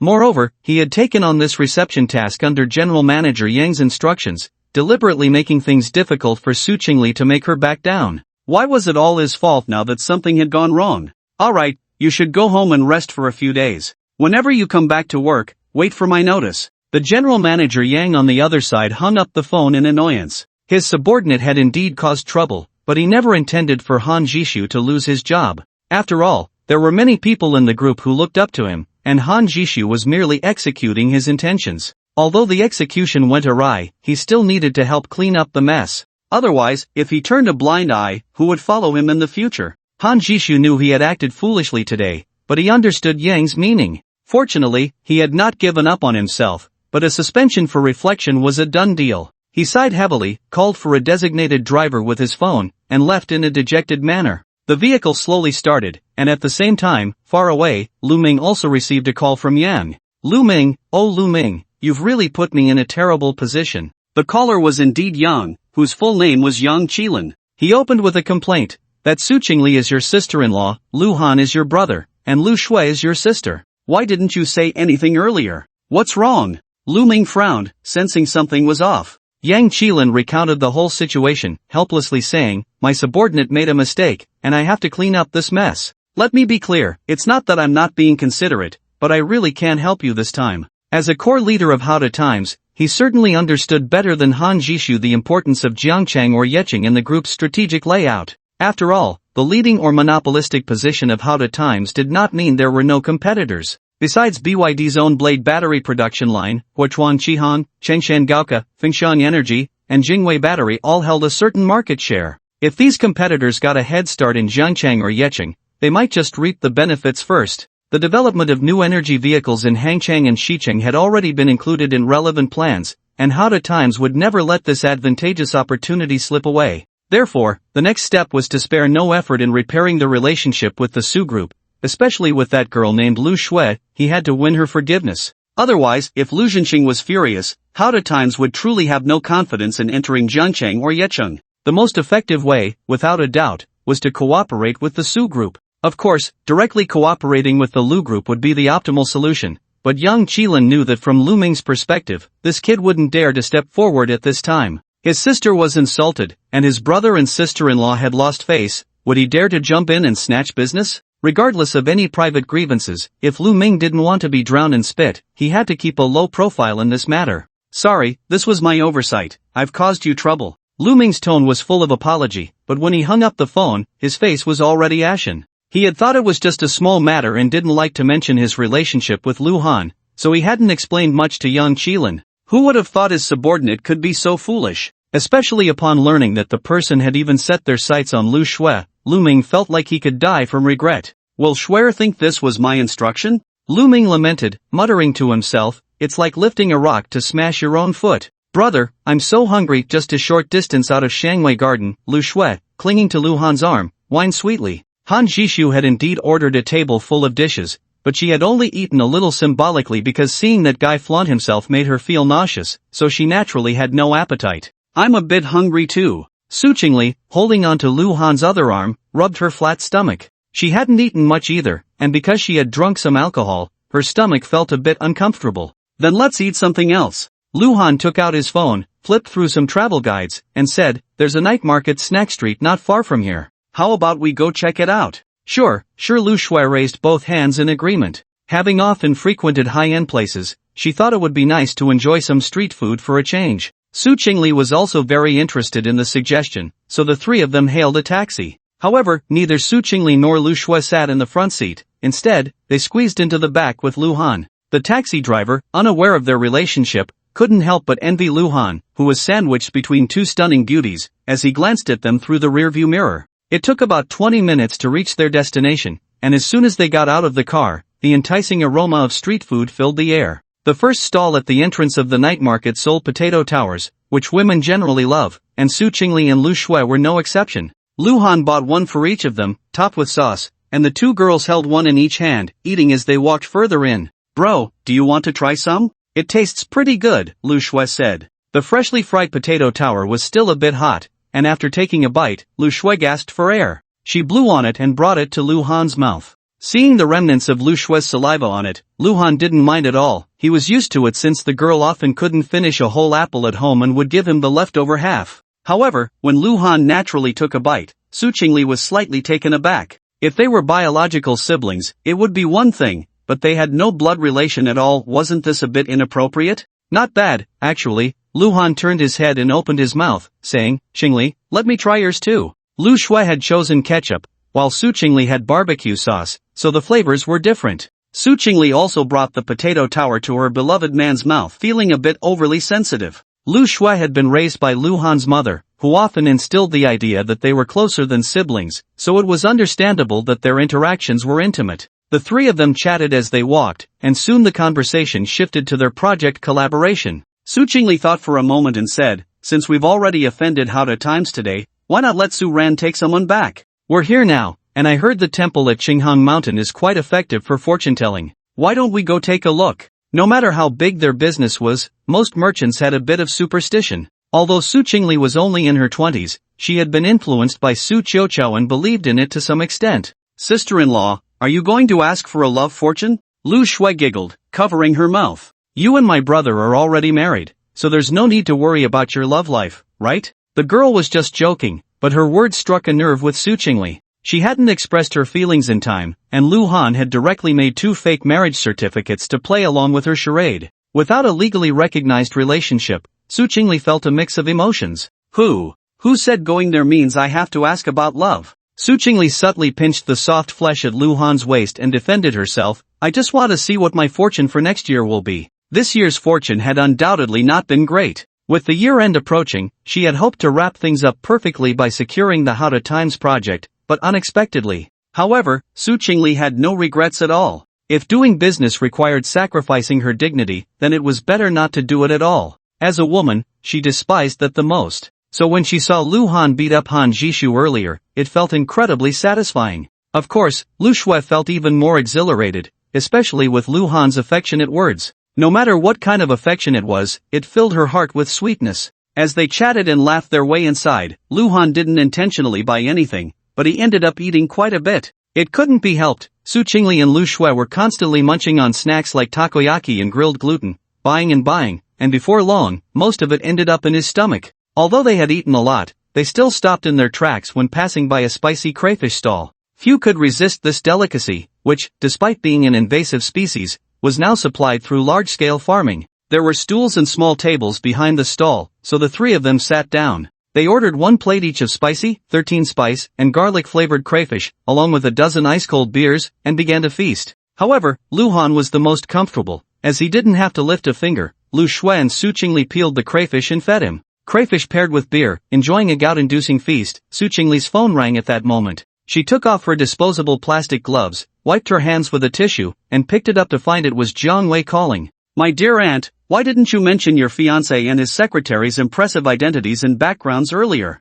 Jiang Wei's tone was filled with grievance, and she secretly cursed Han Jisoo for being ungrateful. After all, he was someone brought by her and her mother, and she had even given him a heads up to treat them well. Was this how he treated them? It was simply a slap in the face. You didn't ask, though. Su Chingle felt quite wronged. The reason she hadn't mentioned their relationship was that if she secured the project on her own, it would prove that Lu Zhenxing had chosen a daughter-in-law with great insight, wouldn't it? Sigh, let's not talk about this. Jiang Wei sighed and said, "Qingli, my mom has been called back to the headquarters for an overnight meeting. I wanted to give you a heads up. This time, we didn't host well, and I expect someone will come to apologize to you in person tomorrow. Also, if nothing unexpected happens, not only will this project collaborate with your Su group, but our How to Times will also make certain concessions on profit sharing. I know you're upset right now, especially Lu Shui, who might be even angrier. For my sake, can you not be mad? Please help me talk to Lu Shui." Jiang Wei was also quite reluctant to make this call. Why should she clean up someone else's mess? But there was no choice. At this moment, she had to set aside factional disputes, and no one was more suitable to step forward than her. "I don't really mind, but as for Lu Shui, I can only say I'll try." Su Chingle's perfunctory response was insincere. After hanging up, she looked at Lu Han and softly said, "Honey, did you hear all that?" Lu Han nodded and sneered, only now realizing that being amicable brings wealth? That's a bit naive, isn't it? Hearing Lu Han's words, Su Chingle was momentarily stunned. "Honey, are you saying you don't plan to cooperate with How to Times anymore?" In business terms, if How to Times showed enough sincerity, she felt there was still room for cooperation. But the premise was that Han Jisoo had to be punished, not just fired, but at least unable to continue in Deqing and the new energy sector. Additionally, it depended on how much How to Times was willing to concede on profit sharing. Only if both aspects satisfied her would there be a possibility for continued cooperation. Cooperation can still be discussed, but whether it can be finalized depends on how much How to Times is willing to bleed. Luhan narrowed his eyes and said, "I imagine Guochuang Qihang, Shengshan Gaoka, Fengxiang Energy, and Jingwei Battery are all very interested in the layouts in Jiangcheng and Yecheng. Only that How to Times took the lead in releasing the news. After all, they are an industry giant and hold a monopoly position. Everyone wants to cling to the biggest thigh. These companies want a piece of the big cake, but they are powerless. But the situation is different now. We can fully take advantage of this. If the news that How to Times cannot enter Jiangcheng and Yecheng spreads, do you think they will not swarm over?" Lu Han felt he had to thank Zhang Yufeng. If he hadn't learned about the development plans for Hangcheng and Xiqing from her, he wouldn't have known that Jiangcheng and Yecheng have now become battlegrounds in the new energy sector. Moreover, with Han Jishu making a fool of himself and offending Shue, this gave the Su group the capital to turn passivity into absolute initiative. Although the Lu group would not support the Su group due to their confidence in Lu Meng, when it comes to personal grudges, Lu Zhenxing standing up for his precious jewel is perfectly justified. "Whoever dares to cooperate with How to Times is going against me, Lu Zhenxing." Just imagine if Lu Zhenxing were to say such a thing, in the vast Jiangcheng and Yecheng, who would not avoid How to Times people if they saw them. Therefore, for How to Times now, if they want to continue their original strategic layout, they can only grit their teeth and cooperate with the Su group. The problem is that the Su group can also cooperate with other new energy companies, and for those companies unaware of the internal affairs of the Lu family estate, since they have climbed up to the Su group, it is equivalent to climbing up to the biggest local tyrant, Lu Zhenxing. Why not lean against a big tree for shade? "Husband, how come I never noticed you were so sinister before?" Su Chingle, who was as clever as ice and snow, immediately understood Lu Han's intention. Although she called it sinister, she quickly laughed and said, "But I really like it." Lu Han pinched Su Chingle's pretty face, shamelessly proud. "I'm not a gentleman at all. I'm quite good at playing dirty." "But, how do we let other new energy companies know this news?" Lu Shui blinked her big, watery eyes. "It's like crossing a mountain to change industries.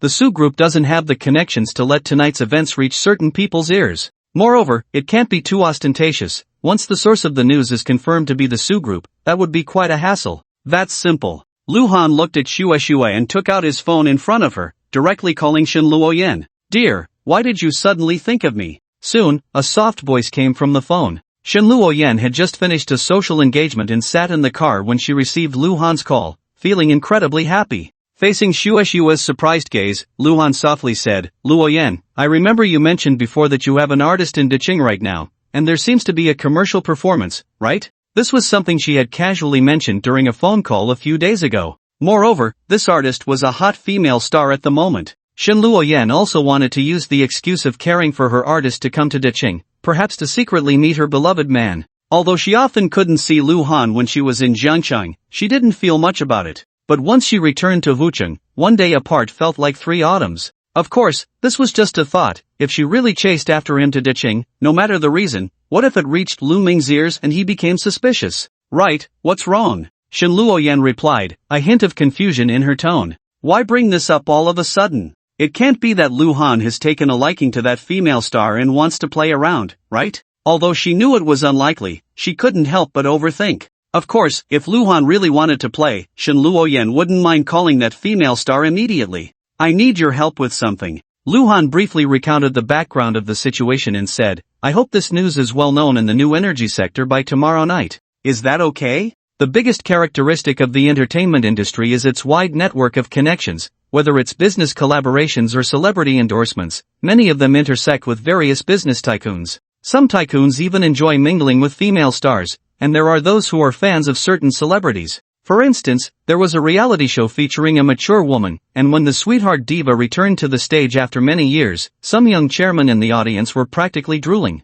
Therefore, spreading this news through the entertainment industry is the most suitable approach. Of course, the source of the news is a female star performing in this city, and it has reached some ears in a half-true, half-false manner. Moreover, it should be conveyed with a tone of schadenfreude, especially since not long ago, the crew under Yuan Qinghan Entertainment faced difficulties from the Su Group while filming, and this incident has already stirred up quite a commotion, with a lawsuit about to go to court. Currently, the Su Group is facing setbacks in this city, so it's quite normal for those stars to express their delight in certain situations. However, there was no need to specifically remind Shen Luoyan. She is smart enough to handle this matter flawlessly. What could be the problem? It's a small matter. Shen Luoyan now treats Lu Han's words as a decree. Not to mention this task is too simple. Even if it were more difficult, she would find a way to accomplish it. However, she then shifted her tone, her voice filled with charm as she said, "So, after it's done, will I have a reward?" What this so-called reward is, aside from Lu Shui who can sense a hint, both Lu Han and Su Chingle are well aware. Su Chingle admitted to feeling a bit sour inside, but she has accepted Shen Luoyan's presence and didn't feel there was anything to be upset about. "Ahem, Shui and Changli are listening. Can you be a bit more careful with your words?" Lu Han felt a bit awkward, but this also tacitly acknowledged the matter of the reward. "I didn't know." Shen Luoyan playfully pouted, said a few more words, and reluctantly hung up the phone. Once Lu Han put away his phone, Lu Shui couldn't help but ask, "Brother, what exactly is the relationship between you and Shen Luoyan?" Lu Han has completely regarded Lu Shui as one of his own, otherwise, he wouldn't have made this call in front of her. However, he was a bit troubled about how to explain it. He couldn't just say he's a fickle person who has already occupied Su Chingle and is now also involved with Shen Luoyan, could he? On the surface, we seem to be enemies, but secretly, she's one of us. However, before Lu Han could speak, Su Chingle explained for him. As she said this, she couldn't help but secretly kick Lu Han under the table. However, denying it was not an option. Having Shen Luoyan handle this matter was the most appropriate choice. Hearing Su Chingle's response, Lu Shui said thoughtfully. She had already guessed that the relationship between her brother Han and Shen Luoyan was not that simple, but she didn't press further. When they returned to the hotel, it was just past 8 o'clock, which is still early for young people nowadays. Su Chingle glanced at Lu Shui and, trying to be subtle, said, Shui, you should go back to your room. Your brother and I have a few things to discuss." "What does a few things mean? It's about that matter, right?" Lu Shui knew very well, but she didn't break the tension, nodding and using her room card to open the door. As soon as Su Chingle stepped into Lu Han's room, almost at the moment the man closed the door, she tiptoed and gave him a sweet kiss. She had first drunk white wine, then beer, and with Lu Han making a call to Shen Luoyan in front of her, her subconscious desire for attention combined with the influence of alcohol had her feeling quite passionate at that moment. So, the idea that drunken promiscuity is solely a man's domain doesn't hold. It applies to women just the same. The two embraced and kissed, like dry tinder igniting, their lips and teeth entangled as they reached the bedside.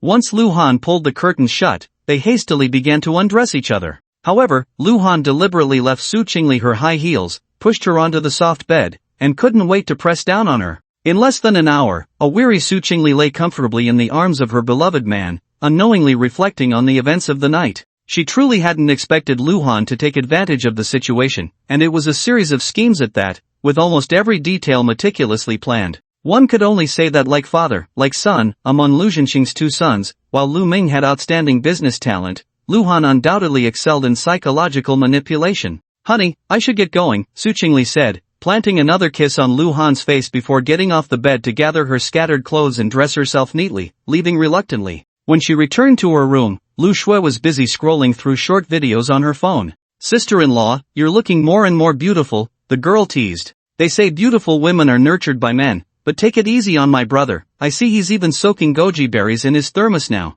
This was no lie, as Luhan's little secretary, she was well aware of it. Little did she know that Luhan was preparing for a rainy day. Having more women around wasn't necessarily a good thing. While satisfying Su Chingle and Shen Luoyan wasn't a big deal now, he still had to plan for the future. Moreover, there was soon a Lu Ruan waiting for Luhan to devour, and even if it was just occasional favor, it would still be an extra burden on his kidneys. The days ahead were long, so he could only soak goji berries in his thermos in advance. "You little brat, how dare you make fun of me?" Su Chingle was almost dying of embarrassment, grabbing Lu Shui and tickling her. The two girls played around for a while before washing up and going to bed. However, after the lights went out, while Su Chingle, drained by Luhan, quickly fell into a deep sleep, Lu Shui tossed and turned until dawn before finally dozing off in a daze. The next morning, just after breakfast, around 8:30, Su Chingle received a call from Jiang Wei, indicating that they had arrived. As a long-term partner of Howda Times specifically for receiving guests, the hotel had set up a dedicated conference room on the east side of the 6th floor.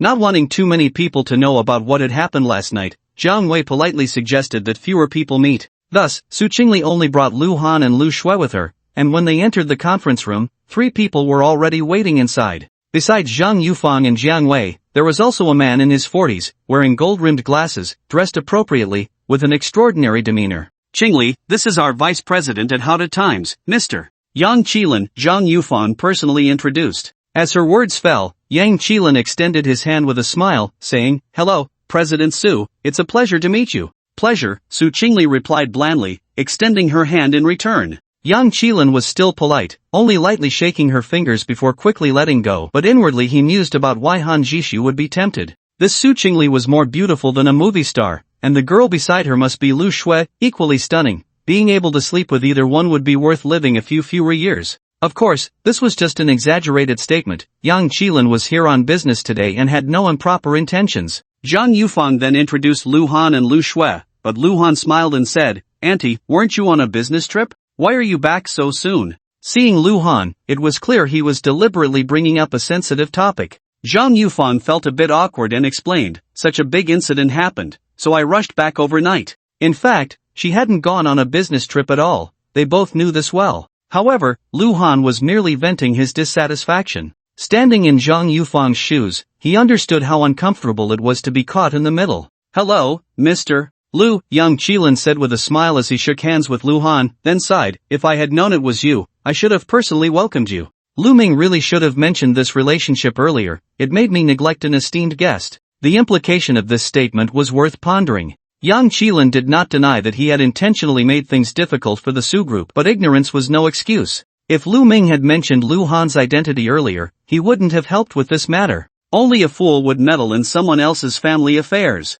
It was all a misunderstanding. Since it was a misunderstanding and had not caused any consequences, why nitpick? "Esteemed guest is an exaggeration, but your company's hospitality has truly opened my eyes," Luhan said, his tone laced with sarcasm. He had already stated that Su Chingle and Lu Shui were his favorites, so he didn't care about any misunderstandings. "The people below made a mistake, and I hope Mr. Lu won't take offense," Yang Qilin said with a forced smile, turning his gaze to Lu Shui. "The reason I came today, besides making amends, is to personally apologize to Miss Lu. This small token, I hope you will like it." As he spoke, he picked up a fabric bag with an LV design and handed it to Lu Shui. Inside was a birthday gift he had originally intended for his daughter, a limited edition bag worth over 400,000. Of course, young Qilin knew that Lu Shui, as the adopted daughter of Lu Jinxing, didn't lack for such things, but since he was here to apologize, he had to show at least a minimal attitude. Lu Shui accepted the bag, not wanting to offend someone who was being polite, but she quietly asked, Mr.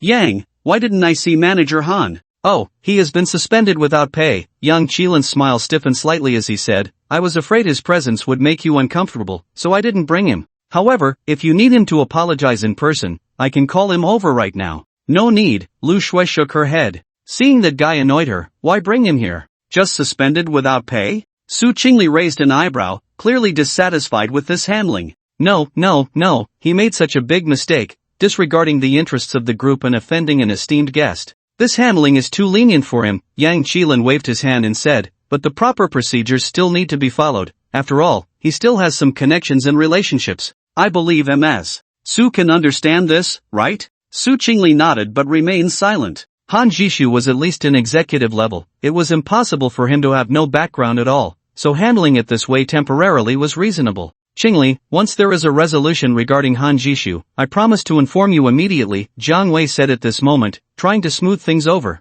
Look, we've been standing here for quite a while, why don't we sit down and talk? Her timing was just right, and Zhang Yufan gave her an approving glance. In truth, this daughter was not as lacking as she portrayed to outsiders, but as a mother, Zhang Yufan's expectations would naturally be stricter. After both sides took their seats, young Qilin cleared his throat and smiled. Ms. Su, what is your impression of our Howda Times after yesterday's inspection? Your company is indeed a leader in the industry, truly eye-opening for us, Su Chingle replied, addressing the matter directly. It was undeniable. Then I'll get straight to the point. As of now, among the many companies interested in collaboration, the Su Group is undoubtedly our ideal partner. Yang Qilin paused slightly and added, there is no other option. Indeed, there was no other option. He felt quite helpless. Who would have thought that he would directly offend the biggest local tyrant in Jianchang and Yecheng? If the group's strategic layout was to continue, there was simply no other choice. Thank you, General Manager Yang, for your kindness, but our company is engaged in the real estate industry.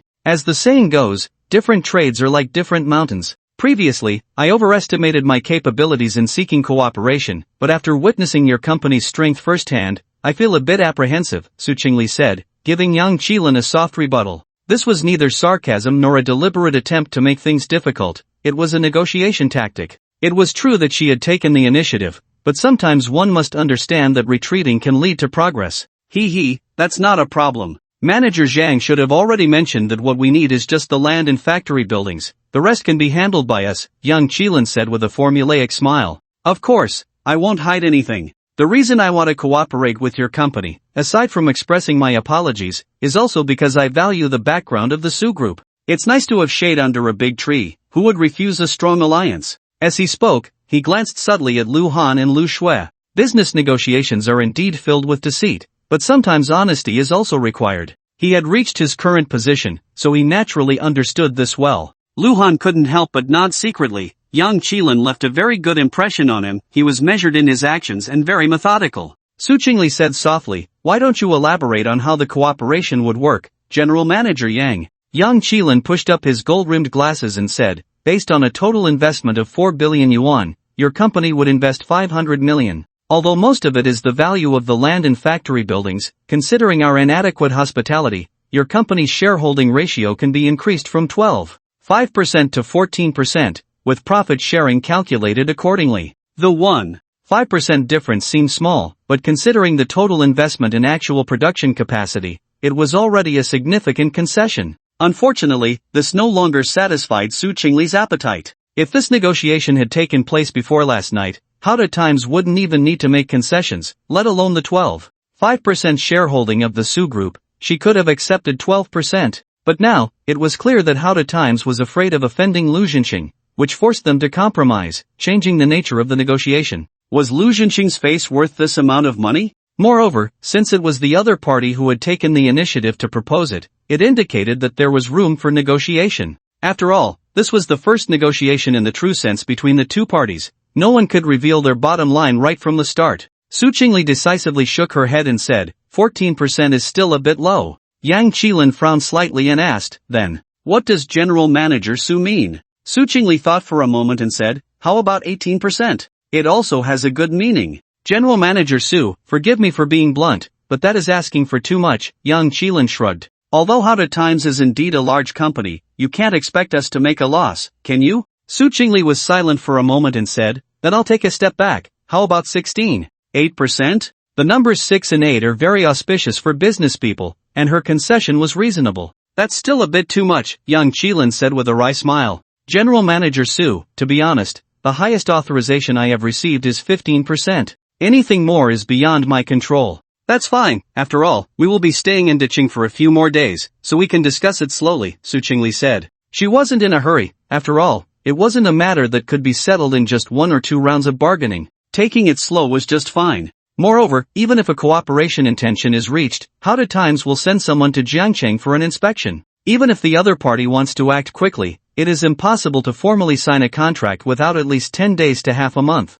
This back and forth is essentially a waste of effort. Yang Qilin, however, is not discouraged. The main purpose of coming here today was to express his apologies, and it seems the effect is quite good. Let's end it here for today. We'll go back and hold another meeting to discuss it, he said as he stood up first, then turned his gaze to Jiang Wei. Wei, you will be in charge of the reception from now on. Make sure not to neglect our esteemed guests this time. After leaving the hotel, Zhang Yufang hesitated for a moment and asked, General Yang, allowing the Su Group to take 15% of the shares is already a significant concession. Are we going to keep retreating? Because of her daughter, she does have some connection with Su Chingle, but when it comes to the interests of the group, she must keep public and private matters separate. To be frank, Su Chingle's demands are a bit excessive now. Do you think I want it this way? Yang Qilin glanced at Zhang Yufang and sighed. Haven't you realized yet? This woman named Su Chingle has never intended to reveal her trump card, Lu Zhenxing, from the very beginning. She's just here to take a chance. But now, we've forced her to reveal this trump card, and we have to bear the corresponding costs. Because it's not just us who are in a difficult position now. It's her too. Do you think that after everything that has happened, she can leave empty-handed? After Yang Qilin and Zhang Yufang left, Jiang Wei took on the task of reception. Her position at Howda Times is not very high, but after a few years of work, she has been promoted to a near-middle management position, thanks in no small part to Zhang Yufang. In the morning, they visited Howda Times Research and Development Center, which is not the core one. The main focus is on improving and upgrading existing mid to low-end products. Not to mention that outsiders wouldn't understand, even insiders probably wouldn't be very interested. During lunch, Jiang Wei received a call from her mother. Wei, the reception schedule for the afternoon has been temporarily cancelled. Make other arrangements. Zhang Yufang's voice carried a hint of fatigue. She and Yang Qilin had returned to the company to briefly report the situation and were immediately notified of a meeting, which just ended now. Overall, the higher-ups have not yet reached a consensus on the extent of concessions. According to the original schedule, there was supposed to be a meeting between both parties this afternoon, but now it is temporarily unnecessary. So they can only change the reception schedule at the last minute. Mom, I understand. After hanging up the phone, Jiang Wei thought for a moment, returned to the dining room, and smiled at Su Chingle, saying, Chingle, the afternoon meeting has been cancelled due to special reasons. Since you all must be tired these past 2 days, how about I take you to Qinghang Mountain for a visit? As soon as she finished speaking, Su Ran and the others looked at Su Chingle with eager eyes. Qinghang Mountain is one of the famous mountains and rivers, and it was not included in Howda Times' reception itinerary, so this is a pleasant surprise. If President Su agrees, it would be like a public-funded trip for them. Sure, let's go, Su Chingle said. Since Jiang Wei took the initiative to suggest it and the expenses would be covered by Howda Times, she certainly wouldn't dampen everyone's spirits. Moreover, what she wanted was coming true. She had originally planned to go there to seek a marriage blessing. The private room was suddenly filled with cheers, and soon after finishing their meal, everyone set off. Qinghang Mountain is not far away, just a few dozen kilometers, and they arrived at the scenic area in about an hour's drive. Speaking of which, I haven't traveled much since graduating from university a few years ago, Su Chingle said, standing at the foot of the mountain, looking up at the towering peaks with a somewhat complex tone. She was the only daughter in the family, and her father, Su Qiuqiao, naturally raised her as his successor. Despite appearing glamorous on the surface, having become the president of the group at a young age, the hardships she endured behind the scenes were known only to her. Especially after the Su group fell into difficulties, she was overwhelmed with work. Forget about traveling, even taking a break to soak in hot springs with Lu Han was a rare luxury. The only ones by Su Chingle's side were Lu Han and his sister Lu Shui, while Su Ran and the others kept a respectful distance, and Jiang Wei had gone to buy tickets. Hearing this, Lu Shui couldn't help but feel a pang of sympathy. She gently took Su Chingle's hand and said softly, "Sister-in-law, don't tire yourself out too much in the future. It's good to relax appropriately. Let my brother accompany you, and you can go wherever you want to have fun." "Well, you have to promise not to be a third wheel," Su Chingle teased, her mood lifting as she glanced at her beloved man. In fact, she had been quite relaxed during this time. After Lu Han took office, he easily resolved the internal nepotism within the group. With those annoying relatives no longer occupying positions without merit, not only did it save a lot of manpower costs, but the introduction of new incentive and reward mechanisms also filled most employees with enthusiasm, as if they had been injected with adrenaline. Moreover, coming to Decheng with Lu Han felt increasingly right. Otherwise, how could there have been such a turnaround in the situation? In just 2 or 3 days, the Su group had firmly taken the initiative in its cooperation with Hada Times. This feeling of reliance was truly wonderful. "Sister-in-law, you're so mean. Are you even jealous of me, your little sister?" Lu Xue pouted, shaking her hand playfully. It was her brother Han who had suggested not sharing a room with Su Chingle, so what did that have to do with her?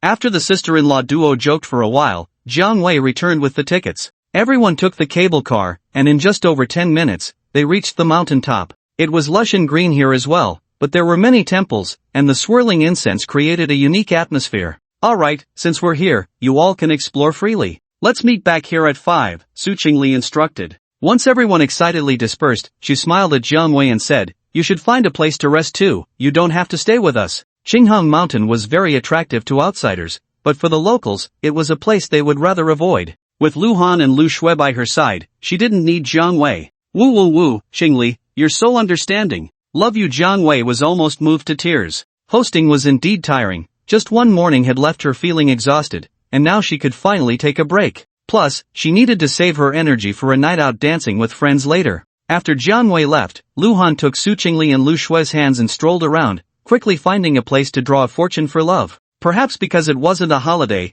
there weren't many people queuing for fortunes. There was a notice for tourists nearby, detailing how to draw and interpret fortunes. Seeing the two girls eager yet shy, Lu Han understood that this was a private matter for them, so he smiled and said, "If you both want to go, just go ahead. I'll just find a restroom." Thus, Su Chingle and Lu Xue went to line up, and it wasn't long before it was their turn. Su Chingle went in first, kneeling devoutly on the mat as she picked up the fortune tube, gazing at the solemn Buddha statue, and slowly closed her eyes, gently swaying. With a soft thud, a love fortune fell out. She picked it up and saw a poem written on it. Colorful clouds chase the moon reflecting the starry river, a perfect match brings much joy. Hand in hand through stormy paths, 100 years of harmony and song. At a glance, it was a good fortune. Su Chingle happily noted the fortune number, returned it to the bamboo tube, and went to the side to interpret it. Taking the corresponding note from the monk's hand, Su Chingle opened it and couldn't help but smile slightly. "This is an excellent fortune, indicating that your romantic fate is a beautiful and destined union.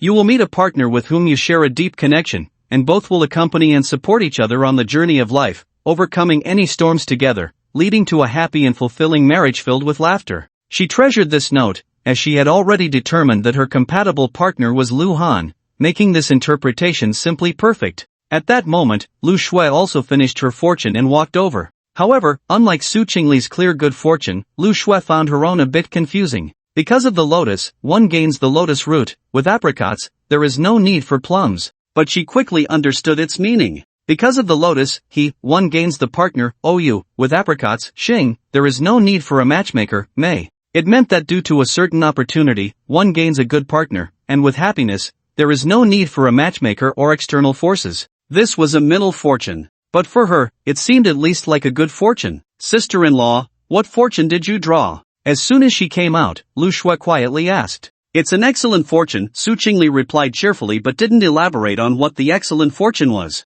Some things might lose their power if spoken, and she subconsciously felt the need to be cautious. Not to mention Lu Xue, she didn't even want to tell Lu Han. Lu Xue responded with an "oh" and sincerely said, "It seems you and my brother are truly a match made in heaven. I didn't expect my dad's random matchmaking to actually result in a golden and precious union." Su Chingle thought to herself that a golden and precious union was indeed true, but when she thought of Shen Luoyan, her heart couldn't help but feel a bit sour. As for Lu Ruan, Su Chingle didn't look down on her, she simply didn't regard her as a threat. Through her interactions with Lu Han, especially after they had grown close, she understood just how extreme this man's character was. Once Lu Han gave up on someone, gaining his forgiveness was basically impossible. Shin Luoyan was an exception. But that didn't mean Lu Ruyan would also be an exception. After all, these two women were fundamentally different. At least Shin Luoyan had never betrayed Lu Han, both physically and emotionally. She had merely acted out of a sense of luck, just going through the motions, and was forced by her parents to play along.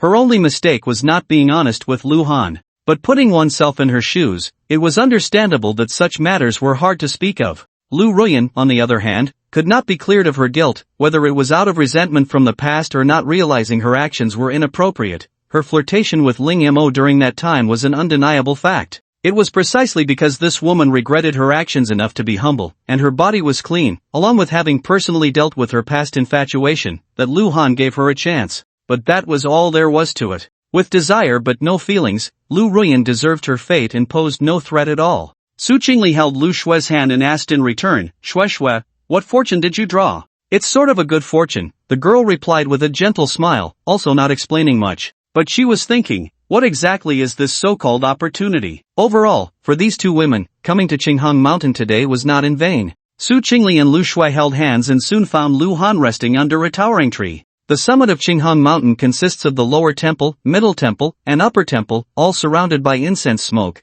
exuding a solemn atmosphere. The three of them visited all the temples and donated some incense money through the QR code at the merit box. By the time they returned to the cable car station to descend the mountain, it was almost 5 o'clock. Soon everyone gathered, and Jiang Wei counted the number of people before leading them back home. After finishing dinner, it was almost 7 o'clock. As they came out of the private room in the hotel restaurant, Su Chingle took advantage of Lu Shui not paying attention and quietly said to Lu Han, I won't go to your room tonight. It wasn't that she didn't want to. On one hand, she felt shy. After all, she was staying with Lu Shui, and sneaking into Lu Han's room in the middle of the night felt a bit like stealing. On the other hand, she was simply too tired from hiking today. If she were to be tossed around by the man she loved, she would probably be too weak to walk tomorrow. So she decided to stop at the right moment and let both herself and Lu Han have a good night's rest. Of course, tomorrow night would definitely continue after Lu Han returned to his room. He first took a shower and then half lay on the bed to call Shin Luoyan. As soon as the call connected, the woman said in a gentle voice, Darling,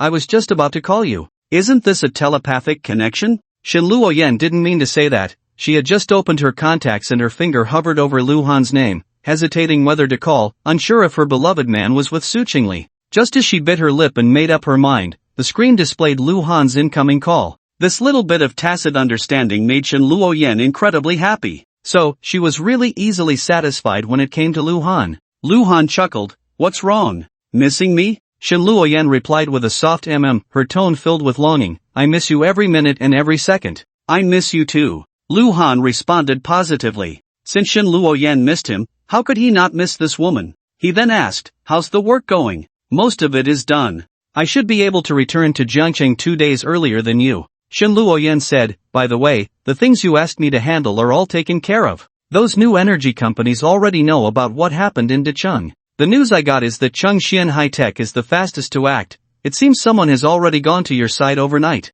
Luoyan, you've worked hard. Lu Han was very satisfied with this result, but it was also expected. After all, this was a big cake, and whoever could laugh until the end would almost be able to swallow it whole. Previously, they could only watch eagerly, but now there was a chance to snatch it from the tiger's mouth. So the other companies in the new energy business were certainly anxious. Chengxian High-Tech was just the beginning. Others like Guochuang Qihang and Fengxiang Energy would surely follow closely behind. It's not hard at all. I'm really happy to help you with your work. Shin Luoyan said playfully, Darling, you can't forget your promise. You have to reward me well when you come back of course. Lu Han thought of Shin Luoyan's obedient appearance, but unfortunately, she wasn't here right now, otherwise, he would definitely give her a good hug. At that moment, a rip sound came from the phone, followed by the sound of chewing. He couldn't help but ask, Are you eating something? Shin Luoyan mumbled, I've been too busy with work and didn't eat dinner, so I just happened to have some bread here. Lu Han frowned slightly, no matter how busy you are, you can't forget to eat. Feeling the concern of her beloved man, Shin Luoyan smiled and said, Darling, if I get too thin from hunger, will you feel sorry for me? Isn't that a silly question? Lu Han said with a wry smile, Of course I would feel sorry for you. Shin Luoyan sighed softly and said, Actually, it's not that I don't want to eat, but the things I want to eat right now are not available. Lu Han was slightly taken aback and asked, What do you want to eat? The phone fell silent for a moment, and Shin Luoyan said charmingly, I want to eat 2 eggs, and a youtiao, and then have some soy milk. Luhan immediately understood what she meant and said helplessly, "Why are you driving while making a phone call?" Shen Luoyan was indeed driving, but she didn't feel embarrassed at all. If a woman doesn't seduce the man she loves, should she let other men take advantage? However, when Luhan seriously told her to eat well again, Shen Luoyan still called Xiaolian. She let Luhan hear what late-night snacks she ordered, indicating that she was obedient, until the female assistant returned, and only then did she reluctantly hang up the phone. After waking up,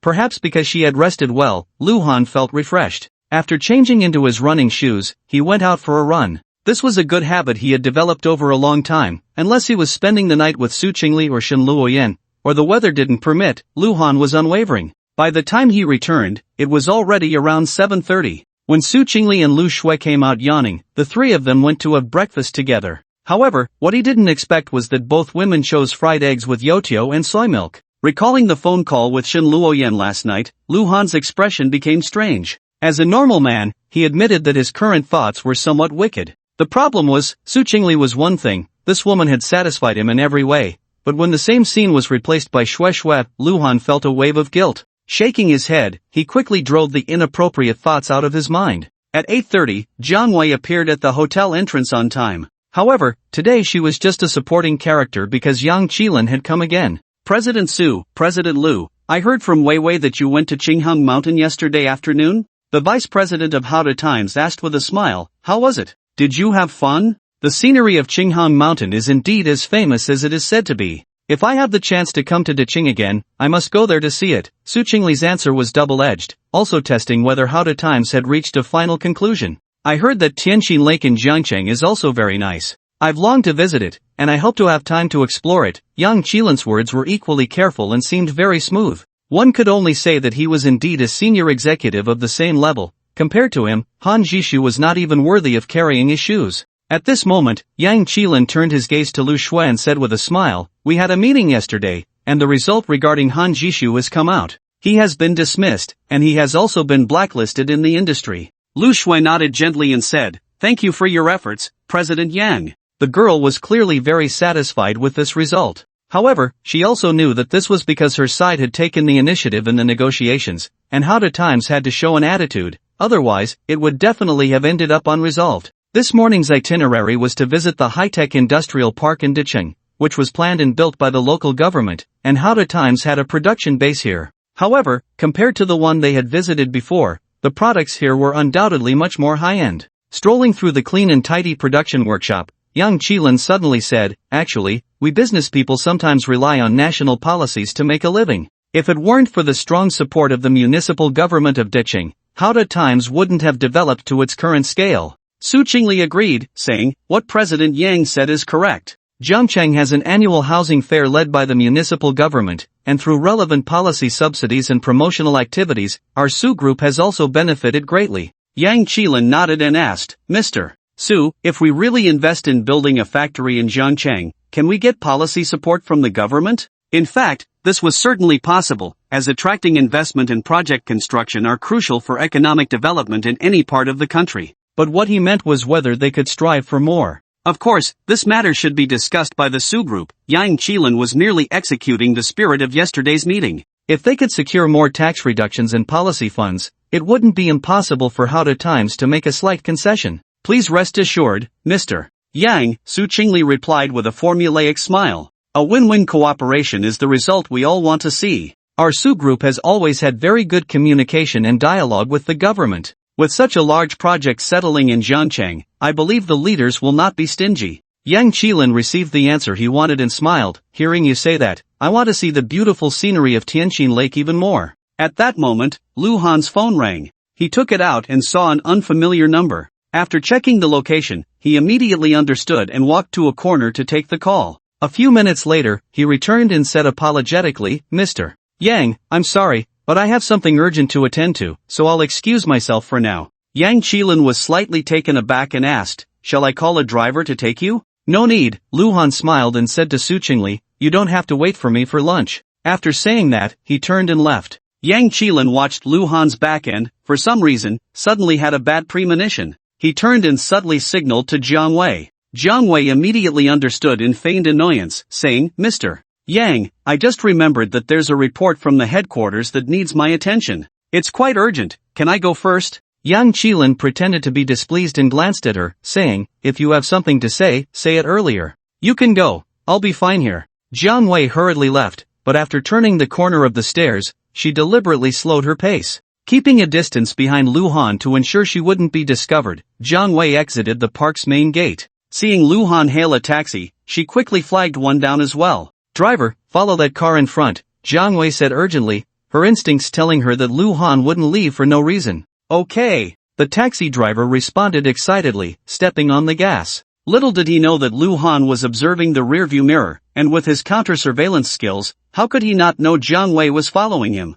But this was also the result he wanted to see. On the other side, after Yang Qilin finished showing Su Chingle and the others around the Howda Times production base in the high-tech industrial park, he suggested they go for lunch. Arriving at the restaurant's private room, just as the waiter served the tea, his phone rang. Mr. Su, you all order first. I need to take a call, Yang Qilin said before stepping outside. He pressed the answer button and asked, Wei, where did Lu Han go? Immediately, Jiang Wei's slightly flustered voice came through the phone, Mr. Yang, if I'm not mistaken, Gao Zhanjuan from Chengxian High-Tech has brought people and is meeting with Lu Han. Yang Qilin's heart sank. This was bad. They were coming for the Su group. Gao Zhanjuan was the executive president of Chengxian High-Tech. Setting aside the scale of their respective groups, in terms of rank, he was even a level above Yang Qilin. Competitors in the same field often see each other, and Yang Qilin could easily guess why Gao Zhanjuan had come to Decheng. The news was quite well informed. Yang Qilin took a deep breath and decisively said, Wei, from now on, you don't need to do anything, just keep an eye on Lu Han and report his whereabouts to me at any time.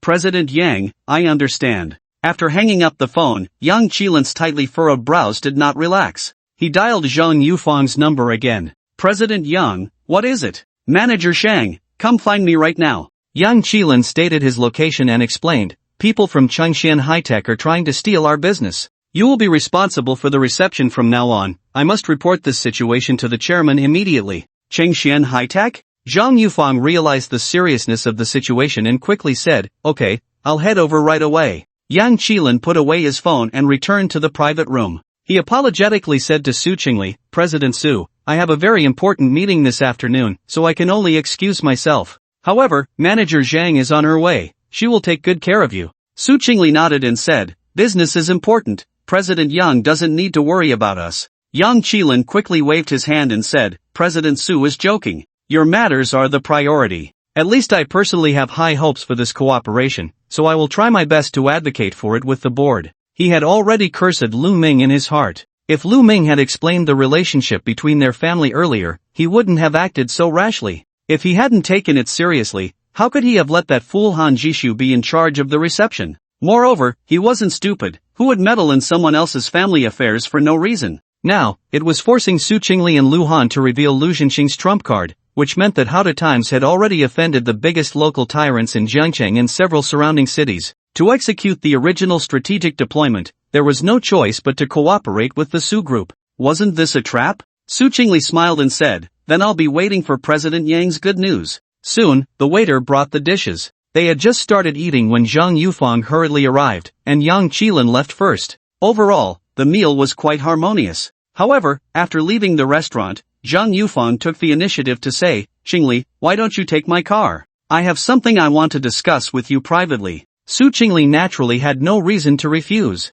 After getting in the car, she glanced at Zhang Yufang, who seemed hesitant to speak, and softly said, Aunt Zhang, there's no one else here, you might as well speak your mind. Zhang Yufang sighed lightly and said, the previous matter was Han Jishu's fault, but I also made a mistake. If I had been more resolute at that time, perhaps we would already be discussing when to sign the agreement. She regretted it as well. If she had known that Su Chingle was Lu Zhenxing's daughter-in-law, she would have done everything possible to facilitate this cooperation while pretending to be unaware. Moreover, it was originally aimed at her connections. Letting the higher-ups of the group accidentally learn that the cooperation partner had the support of Jiangcheng's biggest local tyrant would undoubtedly be a significant achievement. Unfortunately, this opportunity was missed. Zhang Yufang now felt caught in a dilemma. The passive situation was indeed caused by Han Jishu, but there were also many criticisms within the group against her. How could they not even do a proper background check? Feeling wronged was one thing, but she believed she still had a chance to make amends. Seeing Su Chingle silent, Zhang Yufang continued, Chingle, you have a good relationship with Wei Wei, and I have a very good impression of you.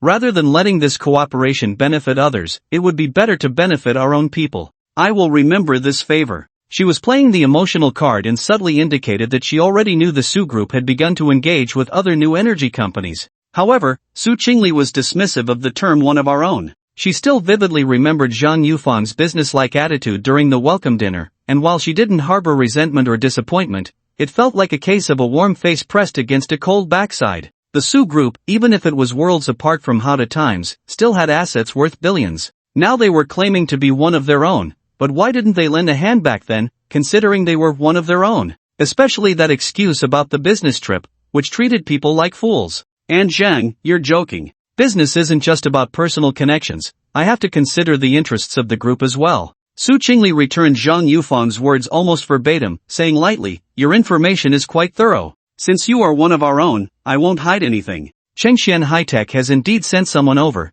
They want to set up a production base in Jiangcheng. I can't refuse a business opportunity that comes knocking, and they don't look down on us for being in real estate. If their sincerity is enough, I wouldn't mind collaborating with them. Moreover, as far as I know, Huachuang Qihang and Fengxiang Energy are likely to send people to Deqing soon. And Zhang, you're in business too, who would refuse to compare prices? To speak frankly, the opportunity you gave your competitors isn't from us, but from yourselves. This statement was almost devoid of politeness. When How to Times was selecting partners, they chose whoever made the biggest concessions. Now the Su group could do the same. Why should the officials be allowed to set fires while the common people are not allowed to light lamps? That can't be said. You can see, not to mention Huachuang Qihang, even if all other new energy companies were combined, they still can't compare to us at How to Times. Zhang Yufang, seeing that the emotional appeal was ineffective, felt a bit discouraged but still wanted to persuade Su Chingle from the perspective of strength and scale. You should cling to the strongest thigh. In terms of product competitiveness, you need to look further ahead.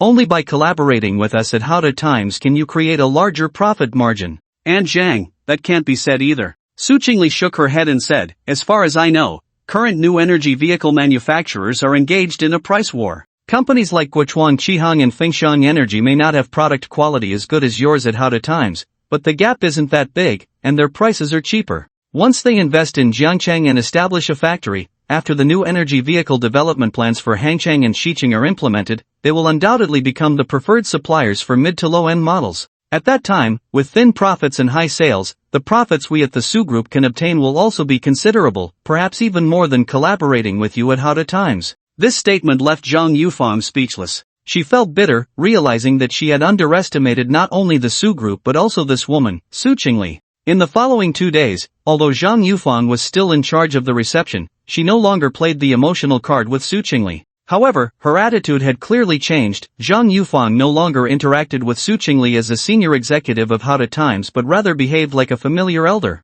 On Friday afternoon, Yang Qilin was sitting in the conference room when his phone on the table suddenly vibrated. Seeing Jiang Wei's name on the screen, he quickly picked it up and walked outside. Now, he could ignore anyone's call, but not Jiang Wei's. General Yang, the people from Jingwei Battery have also arrived. Luhan just met with them. Jiang Wei's tone was weary. She hadn't done anything else these past 2 days but follow Luhan wherever he went. To prevent any oversight in this task, even when Luhan returned to the hotel, she stayed in the parking lot until midnight before going home. Then, waking up at 5 in the morning, she hurried to the hotel. Even when Luhan was running, she followed closely behind, not daring to be careless for a moment. Thinking about the suffering she had endured these past 2 days, Jiang Wei truly felt like crying without tears. Even Jingwei Battery has come? Yang Qilin rubbed his temples, feeling a bit of a headache. In just 2 days, Luhan had already been in frequent contact with 5 EV battery manufacturers. The situation really couldn't get any worse. After hanging up the phone, he quickly returned to the conference room.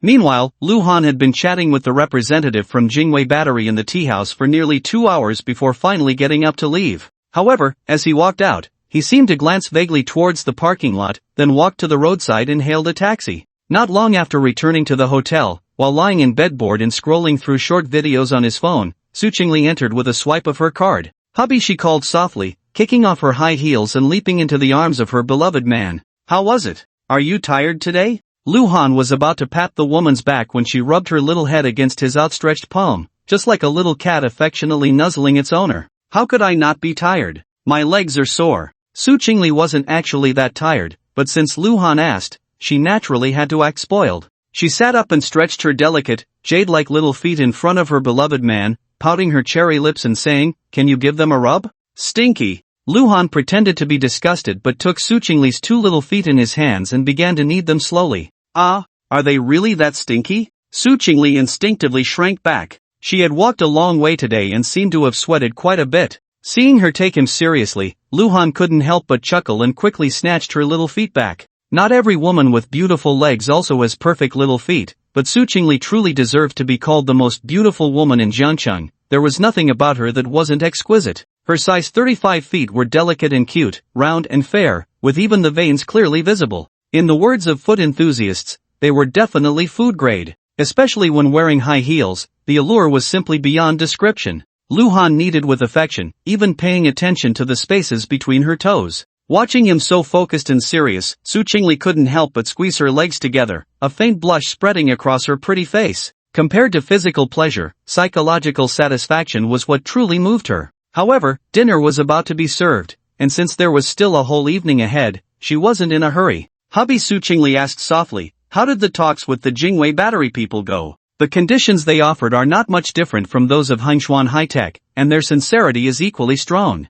Luhan's gaze didn't leave Su Chingle's jade-like feet as he said, "If How to Times continues to be indecisive and unwilling to make concessions, I feel there's no need to waste more time with them. I trust your judgment." Su Chingle had actually lost patience with How to Times as well. She parted her red lips and said, "Then let's give How to Times another half a day. If there's still no clear response by tomorrow, then there's no need for the next steps." Just as she finished speaking, her phone rang. "It's Yang Qilin." Su Chingle took out her phone, glanced at it, and pressed the answer button while also turning on the speaker. "President Su, I have good news for you." Yang Qilin's slightly excited voice came through. "We have basically reached an agreement. Under the condition that the investment ratio remains unchanged, your company can hold 16.8% of the shares. I couldn't wait for the meeting to end before coming out to inform you." That said, he felt a bit stifled inside. Since monopolizing the new energy market, How to Times has never suffered such a significant loss. The difference between 12.5% and 16.8% may not seem large, but considering the total investment, nearly 170 million has already been lost before the project even starts construction. Moreover, this does not account for the profit sharing after the project is completed and put into production, which will result in at least 200 million less profit each year. But there's no choice. Who would have thought that a mere unspoken rule in a common shopping mall would lead to such a massive chain reaction? Right now, the only option is to cooperate with the Su Group, and with competitors lurking, it's clear that making concessions is unavoidable. Earning less is better than earning nothing. Whether in Jiangcheng or Yecheng, investing in building factories there is one of the important strategic layouts. If this opportunity is lost, the subsequent losses will far exceed just a few hundred million. Before Su Chingle could speak, Luhan interjected, "General Manager Yang, I think 16.8% is still a bit low, let's go with 18% instead." There was a moment of silence on the other end of the phone, and Yang Qilin's voice, laced with barely concealed anger, came through. "Manager Lu, we agreed on 16.8% before. Isn't it a bit unreasonable for you to go back on your word?" Luhan replied calmly, "You also said that was before." Before, they hadn't even contacted other new energy companies. Now, the Su Group has become highly sought after for cooperation, so of course, they want to secure more. Yang Qilin took a deep breath and said in a low voice, "Is there no room for negotiation?" Luhan answered evasively, "The opportunity has been given to you many times, it's you who have been slow to provide a clear response." Yang Qilin fell silent again, and after a long pause, he said, "All right, I'll return to the conference room now." Luhan cheerfully said, "It would be best to have a result tonight." The implication was that this was How to Time's last chance. Once the sun rose the next day, no matter how big the concession, the cooperation would be off the table. After Luhan hung up the phone, Su Chingle couldn't help but ask, "Do you think How to Times will agree?" In fact, holding 16.8% was already a significant advantage, far exceeding previous expectations. She had almost blurted out her agreement just now. However, since her beloved man had his own thoughts, Su Chingle would definitely stand by Luhan's side. Even if the final result was a falling out with How to Times, she wouldn't mind. "I don't know," Luhan shook his head and said, "Anyway, they are confident now, let's see what happens." It turned out he was right about pushing for more. Shortly after dinner, Yang Qilin called again. The vice president of How to Times only said one sentence. "President Su, you've won." The reason Howda Times agreed to the Su Group's final concession of 18% was that they had learned that Chongxian High-Tech's bottom line was actually 20%. Such acts of corporate espionage are certainly unethical, but they are widespread in business warfare. With a mindset of what's done is done, since they had already lost 170 million, a few tens of millions more didn't matter. Howda Times decided to pay for their mistakes. However, since they were paying, they wanted to resolve it quickly to avoid prolonged uncertainty. Thus, at 9 a.m. the next day, a meeting that had been deliberately delayed for 2 or 3 days finally took place. The senior executives of the Su Group and Howda Times engaged in friendly exchanges and signed the Project Cooperation Intent Letter and the Cooperation Memorandum. Although these two documents do not hold much legal weight, both parties understood that cooperation was already a done deal. President Su, please don't keep us waiting too long. The new year is approaching, and we need a formal contract next year to start off on the right foot. The one who spoke first was Su Tianyi, the president of Howda Times, whose position was equivalent to Su Chingle's. It was perfectly appropriate for him to attend this signing ceremony, which was nominally a seminar. He referred to the need for Su Chingle to return and for the Su Group to immediately find suitable factory buildings and land, while also seeking favorable support policies from the Jiangcheng Municipal Committee and government. Once that was done, it would be Howda Times' turn to conduct an inspection, and if everything was fine, they could discuss the formal project contract. Rest assured, President Su, I will be waiting for everyone in Jiangcheng in no more than 2 weeks, Su Chingle replied, her smile radiating a strong confidence. For the Su Group, finding factory buildings and land was undoubtedly the easiest part, a unique advantage of being in the real estate industry. In fact, before coming here, she already had several backup locations in mind.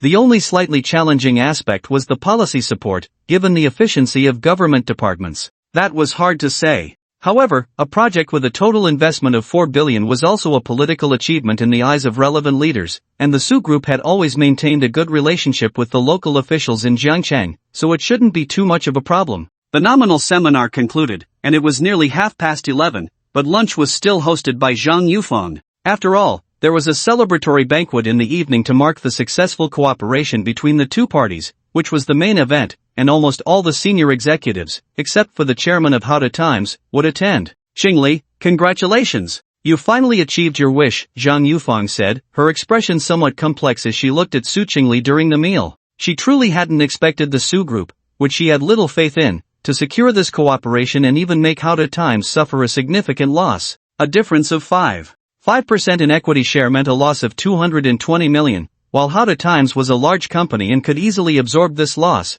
Money didn't just come from thin air for anyone. Moreover, with the annual profit dividends after production began, the Su Group not only secured a stable source of funding but practically hit the jackpot. I still have to thank An Zhang for giving us this opportunity for negotiation, Su Chingle replied nonchalantly. Although the outcome was quite good, the entire process had not been so pleasant, especially Zhang Yufeng's opportunistic attitude, which was really off-putting. Zhang Yufeng actually had something to say to Su Chingle, as her actions had indirectly led to the losses of her own group. If she could get a few kind words from her partner, it might not alleviate her responsibility, but it would undoubtedly help improve the poor impression she had left in the minds of her superiors. However, seeing Su Chingle's indifferent demeanor, Zhang Yufeng hesitated, ultimately swallowing her words. Brother, Howda Times is moving quite fast. At that moment, Lu Shui pointed at her phone screen and whispered to Lu Han, the news just came out right after the cooperation intention was reached. Lu Han glanced at the screen with little interest and said, it does have some promotional effect,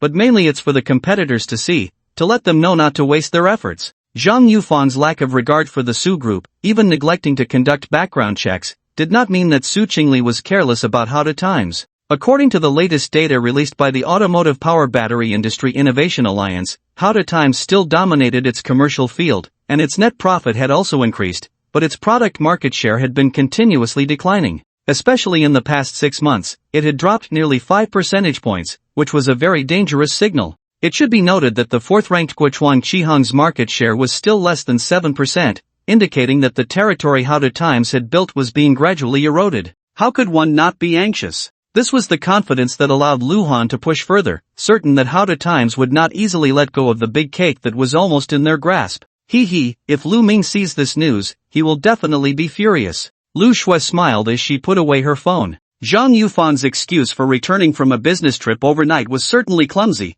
but Yang Qilin was undoubtedly worse off. Clearly helping a good friend, he ended up realizing he had been taken advantage of. How could Yang Qilin feel comfortable about that? Lu Ming had put in a huge favor, but not only did he fail to stop the cooperation between the Su group and How to Times, he was also resented by Yang Qilin. This was more than just shooting oneself in the foot, it was a complete loss, wasn't it? So, women's thought processes can sometimes be quite astonishing, especially when they really dislike someone. Their reasoning goes completely out the window. Since a cooperation intention had already been reached, there was no need for further related receptions. After dinner, Su Chingle and Lu Han returned to the hotel to rest. By 6 p.m., when the Su group arrived punctually at the banquet hall, the people from How to Times had already been waiting for a long time. The business had been concluded, and regardless of who suffered losses or gained advantages, since the dust had settled, there was no reason to dwell on it further. Thus, the atmosphere of the banquet was very harmonious. However, just as Lu Han and Su Chingle were enjoying their red wine, Yang Qilin and Zhang Yufang approached. President Su, President Lu.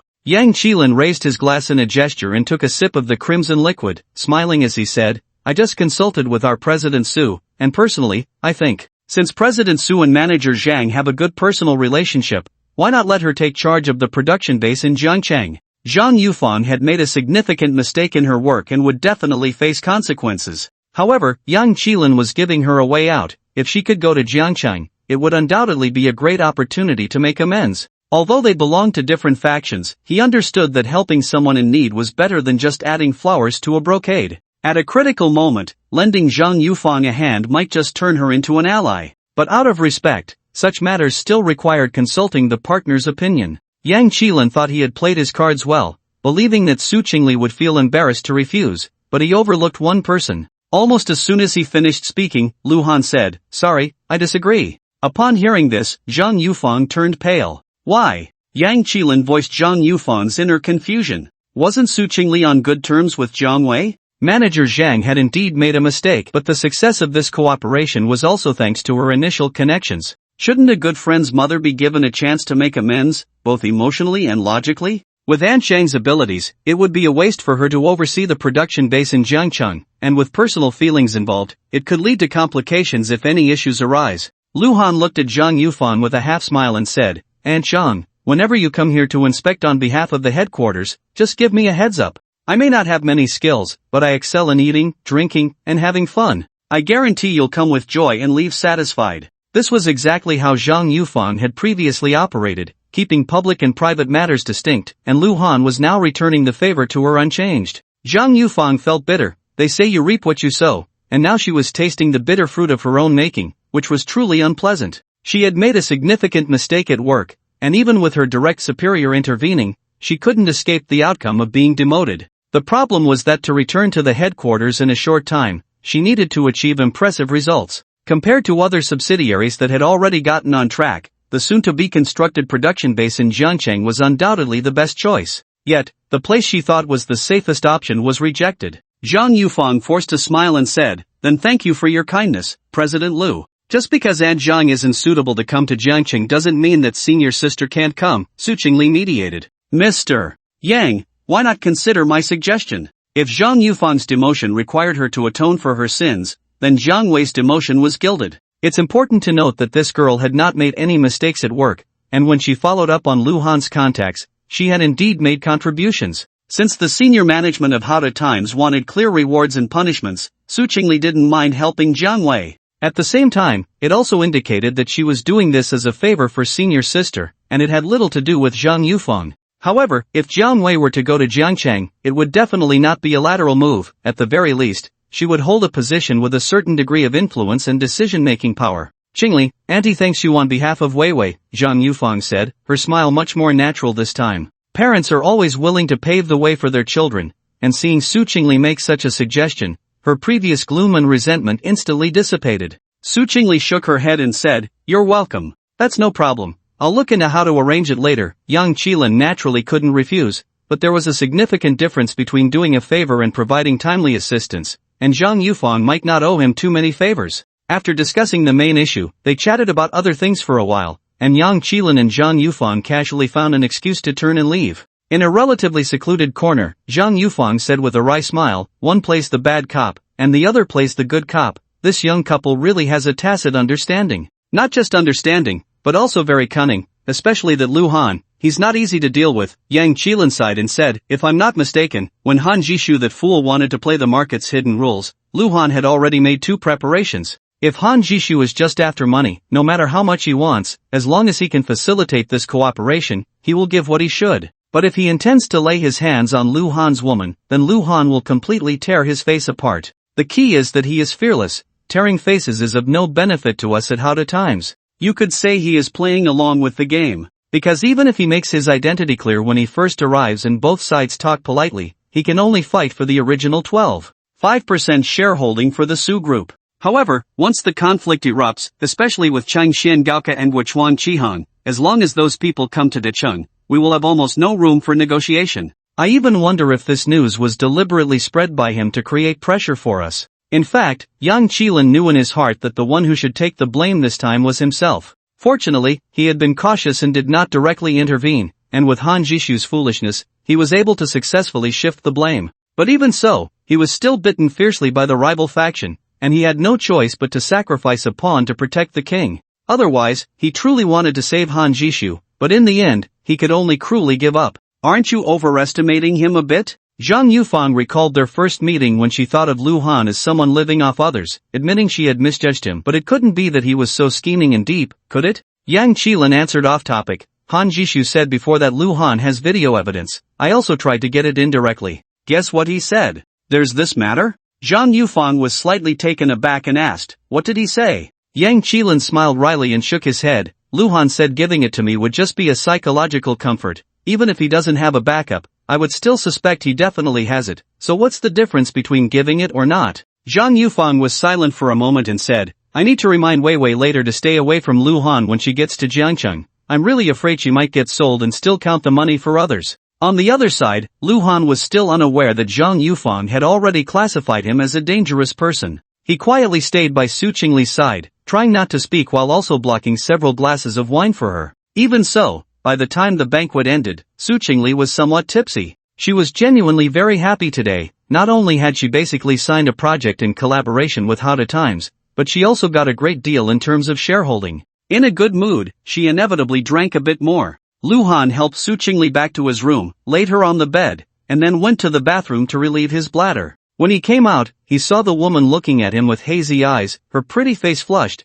making her incredibly alluring. Su Chingle was still holding her phone and charging cable. When she saw Lu Han come out, she smiled seductively and plugged the charger into her phone's port. But then she immediately pulled it out and kept repeating the action. Really drunk, huh? Hearing the continuous beep beep beep of the charging notification, Lu Han found it somewhat amusing. Su Chingle looked quite cute like this, especially when she gazed at him with such affection, giving him a feeling that the wine wasn't the only thing intoxicating him. He walked up to Su Chingle, took the charger and phone from her delicate hands, plugged them in, and was just about to hug her when she opened her arms and wrapped around him like a seductive snake. Su Chingle kissed Lu Han on the cheek, leaned close to his ear, and whispered, hubby, I also need to charge. The sweet breath mixed with the scent of red wine made Lu Han suddenly realize what her earlier repetitive action meant. Seriously. Earlier, Shen Luoyan was on the phone while driving, but Su Chingle, on the other hand, had directly taken her phone into the car. In front of her beloved man, in a slightly tipsy state, Su Chingle only thought about indulging herself, so she was particularly proactive and clingy.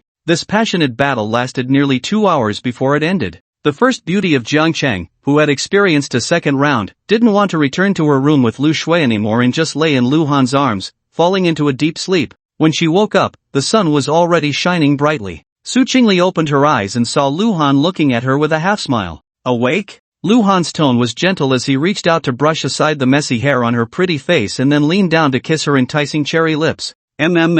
Su Chingle breathed softly, wrapping her delicate arms around her beloved man's neck, actively offering her little tongue in response. It wasn't until he had nearly drawn all the air from her lungs that Lu Han finally ended the kiss. He gently patted her little bottom and said, get up, it's already past 9. Don't forget about the flight this afternoon. They still needed to eat something, and with packing and the journey to the airport, time was actually quite tight. No, just hold me for another 5 minutes. Su Chingle twisted her body to show her reluctance. Seeing her act spoiled, Lu Han couldn't help but laugh and cry at the same time. Of course, he had to satisfy this woman's little request, and not just a hug, but also kisses. A few minutes later, after getting up and dressing, Su Chingle didn't rush to eat but thoughtfully helped Lu Han pack his suitcase before they walked out hand in hand. At noon, when Su Chingle and Lu Han walked out of the hotel, Jiang Wei was already waiting downstairs. "Chingle, I'm sorry, but President Yang and my mom both had last-minute matters to attend to. I'm here to take you to the airport." Jiang Wei expressed her apologies and then took Su Chingle's hand, sincerely saying, "Thank you." She had already learned from her mother about Su Chingle's strong recommendation of her, and she felt quite embarrassed, thinking she hadn't been of much help. "What are you being polite with me for?" Su Chingle smiled and said, "I'll be waiting for your good news. Just let me know in advance when you come to Jiangcheng, and I'll treat you to a welcome dinner." She understood the saying "one good turn deserves another," and knew that without Jiang Wei, there would be no opportunity for this collaboration. Even if she ended up with nothing, it wouldn't be right to blame this senior sister, so it was only natural to help her out in return. Moreover, from Jiang Wei's tone, it seemed almost certain that once the collaboration officially started, she would be going to Jiangcheng to gain some experience. After driving to the airport and saying their goodbyes, Su Chingle linked her arm with Lu Han and suddenly asked, "What do you think of Jiang Wei?" She wasn't sure if it was just her imagination, but she felt that Jiang Wei had been stealing glances at Lu Han, and it seemed like she had something to say but held back. Although nothing was ultimately said, Su Chingle couldn't shake off her woman's intuition. After all, Lu Han had a history. Jiang Wei's looks were at least on par with Lu Ruan, a standard rich beauty, and if she were to throw herself at him, the temptation would be obvious. "Don't be ridiculous." Lu Han knew what Su Chingle was thinking and shook his head, saying, "I don't have a prejudice against women who frequent nightclubs, but most of them tend to be wild. Don't think of me as someone who would settle for anything, okay?" He truly had no interest in Jiang Wei, and his tastes had already been spoiled by Su Chingle and Shen Luoyan. Lu Ruyan was an exception, but that didn't mean he wanted to pursue other women. In fact, aside from helping Xiaobo fulfill his last wish, neither Su Chingle nor Shen Luoyan, nor even Lu Ruyan, who later regretted it, or women he actively pursued, they had all come to him, sometimes even without him realizing it. Lu Han could disregard Lu Ruyan, but he couldn't ignore the feelings of Shen Luoyan and Su Chingle. In short, there was no possibility between him and Jiang Wei. Seeing her beloved man's serious expression, Su Chingle finally felt a bit more at ease. It made sense, nightclubs were chaotic places, and who knew if Jiang Wei was behaving recklessly there.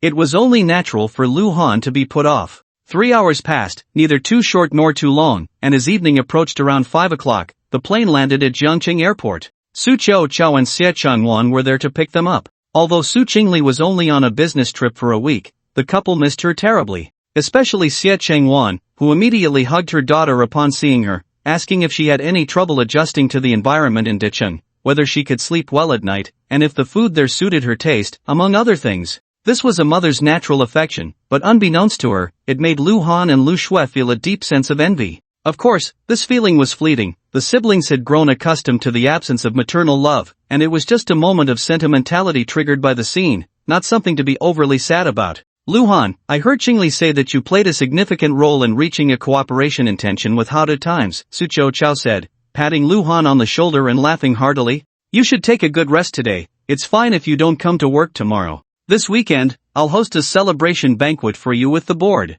He found himself liking Lu Han more and more. Not only were the young couple in love, but Lu Han had just started working at the company and had not only resolved the issue of nepotism but also secured such a big deal. What a great son-in-law! Especially since this was a crucial time for the Su Group to turn around and get back on track. Such good news would undoubtedly boost investor and market confidence. When the stock market reopened on Monday, it was predictable that the Su Group's stock would soar. Su Chao felt he should really thank Lu Jinxing for providing both money and talent. He was truly a great benefactor to the Su family. Lu Han actually didn't like the celebration banquet and didn't want to make a special case for himself. However, before he could politely decline, Su Chingle came over. "The celebration banquet is optional, but you should take a couple of days off," Su Chingle said in a lowered voice. "I've monopolized you for a week, you should go spend some time with Shen Luoyan." This time, the reason they were able to force How to Times to make concessions was largely due to Lu Han's efforts, but Shen Luoyan also played a significant role. Su Chingle had nothing much to thank her for. The only thing left to do was to help her relieve her longing. "Alright, then I'll take a 2-day break for myself." Lu Han nodded. Even Su Chingle didn't mind him going to accompany Shen Luoyan. Being overly sentimental would be pointless. However, he definitely needed to rest well today. He had almost been drained by Su Chingle last night, and without a doubt, tomorrow would be another battle, so he needed to conserve his energy first. But as soon as he got into Uncle Sen's car, Lu Han received a WeChat message. It was from Xia. The content was just one sentence. "Confirmed, Guanzhong is Luo Wei." Xia had promised to uncover Guanzhong's secrets within half a month, but in just a week, he had already confirmed that the guy was Luo Wei. Luhan was not surprised at all. Although Xia seemed carefree and often talked nonsense, he was actually a conservative within their small group, always leaving himself plenty of room when he promised to get things done. "Brother, what's wrong?" Lu Shui suddenly noticed that her brother was lost in thought and couldn't help but ask softly. Luhan glanced at Uncle Sen, who was driving seriously, and shook his head. "It's nothing, let's talk when we get home." Uncle Sen was certainly trustworthy, but it depended on the matter. In any case, being cautious is always wise, and Luhan didn't want him to know too much. "As we agreed before, it's up to you now." Luhan replied to Xia and put his phone away. Due to the traffic jam during the evening rush hour, by the time the car slowly entered the Lu family estate, it was almost 7 o'clock. "Get in the car for dumplings and get out for noodles. Brother, you go wash up in your room first. I'll prepare something for you downstairs and call you when it's ready." Lu Shui said softly as soon as she entered, only to realize that it sounded ambiguous, causing her cheeks to flush slightly. This was an old joke, but Luhan didn't think too much of it and nodded before heading to his room. After wearing summer clothes in Dicheng for a week, returning to the cold Jiangcheng felt a bit uncomfortable. He took off the thick sweatshirt and down jacket he had changed into on the plane and dove into the bathroom. After taking a shower, he felt much refreshed. Dressed in his pajamas, he went to the dining room, where Lu Shui was cracking an egg into a pot in the kitchen. She had already changed into a pink cartoon loungewear and looked up with a bright smile when she heard his footsteps, saying, "It'll be ready soon, you can sit for a bit." The girl was making hot soup noodles, with just a bit of greens, but topped with a soft-boiled egg, which looked very appetizing. Lu Shui watched as her brother took a bite and blinked her big, watery eyes, asking, "How is it? Is it good?" It tastes great." Luhan was not just being polite, the girl's cooking was indeed very good, and after eating rich food in Dicheng, this bowl of vegetable noodles was undoubtedly refreshing. "If you like it, I'll cook it for you often in the future." Lu Shui was very happy to receive her brother's affirmation. However, after tasting her own noodles, she felt the flavor was quite ordinary. Luhan wolfed down the noodles that Shui had cooked, satisfied and burping contentedly, calmly stating, "It's already confirmed that Guanzhong is Luo Wei." As soon as he said this, he could feel a suffocating chill emanating from Lu Shui. The girl put down her chopsticks and said coldly, "Brother, what do you plan to do?" "Don't tell old Deng, I'll take care of my own grudges." Luhan was silent for a moment and said, "I've already arranged for someone to trick him into going to Thailand. I'll deal with him myself then." Lu Shui grabbed his hand, her tone filled with hatred as she said, "Then I'll go with you. I want to see with my own eyes how he dies." Luhan was somewhat surprised and said, "I thought you would advise me against killing." He recalled how Su Chingle was afraid he might act impulsively, which had scared that woman. But he had to admit that Su Chingle's way of advising was indeed special. Thinking of her almost degrading herself made Luhan feel a pang of heartache. "I will definitely stop you at home. No matter what, I can't let you do something foolish." Lu Shui bit her lip and said, "But abroad, especially in Thailand, I believe you can handle it." Perhaps to outsiders, she seemed quite innocent, but being around Lu Zhenxing, how could she truly be a naive girl? Since Brother Han could confirm that Guanzhong was Luo Wei in such a short time, and considering he disappeared for several hours after recognizing him, it was enough to show he had connections that others didn't know about. But thinking about it, it wasn't very realistic to escape from northern Myanmar alone. Lu Shui actually had something she didn't say. She not only wanted to see with her own eyes how that person died, but she also wanted to stab him a few times herself. Otherwise, how could she relieve the hatred in her heart? "Maybe it's better not to." Luhan frowned and said, "The scene might be quite bloody, and I'm afraid it will scare you. With you here, I'm not afraid." Lu Shui shook Luhan's hand, pleading, "Brother, just take me with you, okay?" Seeing the girl's determined expression, Luhan hesitated slightly but finally nodded, saying, "All right, but you must listen to me then." The security in Thailand was poor, which was one of the reasons he didn't want to take Shui with him. However, his second brother was well connected there, having good relationships with both the underworld and the legitimate side, plus with Xia and fifth brother around, as long as Lu Shui stayed by his side, safety shouldn't be a problem. Forget it, just consider it a trip with this sister. In a hospital more than 10 kilometers away from the Lu family estate, Lu Ming was listening to the report from his beautiful female secretary. Just because he was hospitalized and unable to move didn't mean he could neglect the company he controlled, so he could only command remotely in this way. At that moment, Uncle Chen pushed the door open, glanced at Lu Ming's female secretary, and put on a hesitant expression. "All right, you can go back now. Tomorrow morning, convey my message, and tell them that anyone who dares to cause trouble while I'm away should not blame me for turning against them." Lu Ming said this without caring that Uncle Chen was right beside him,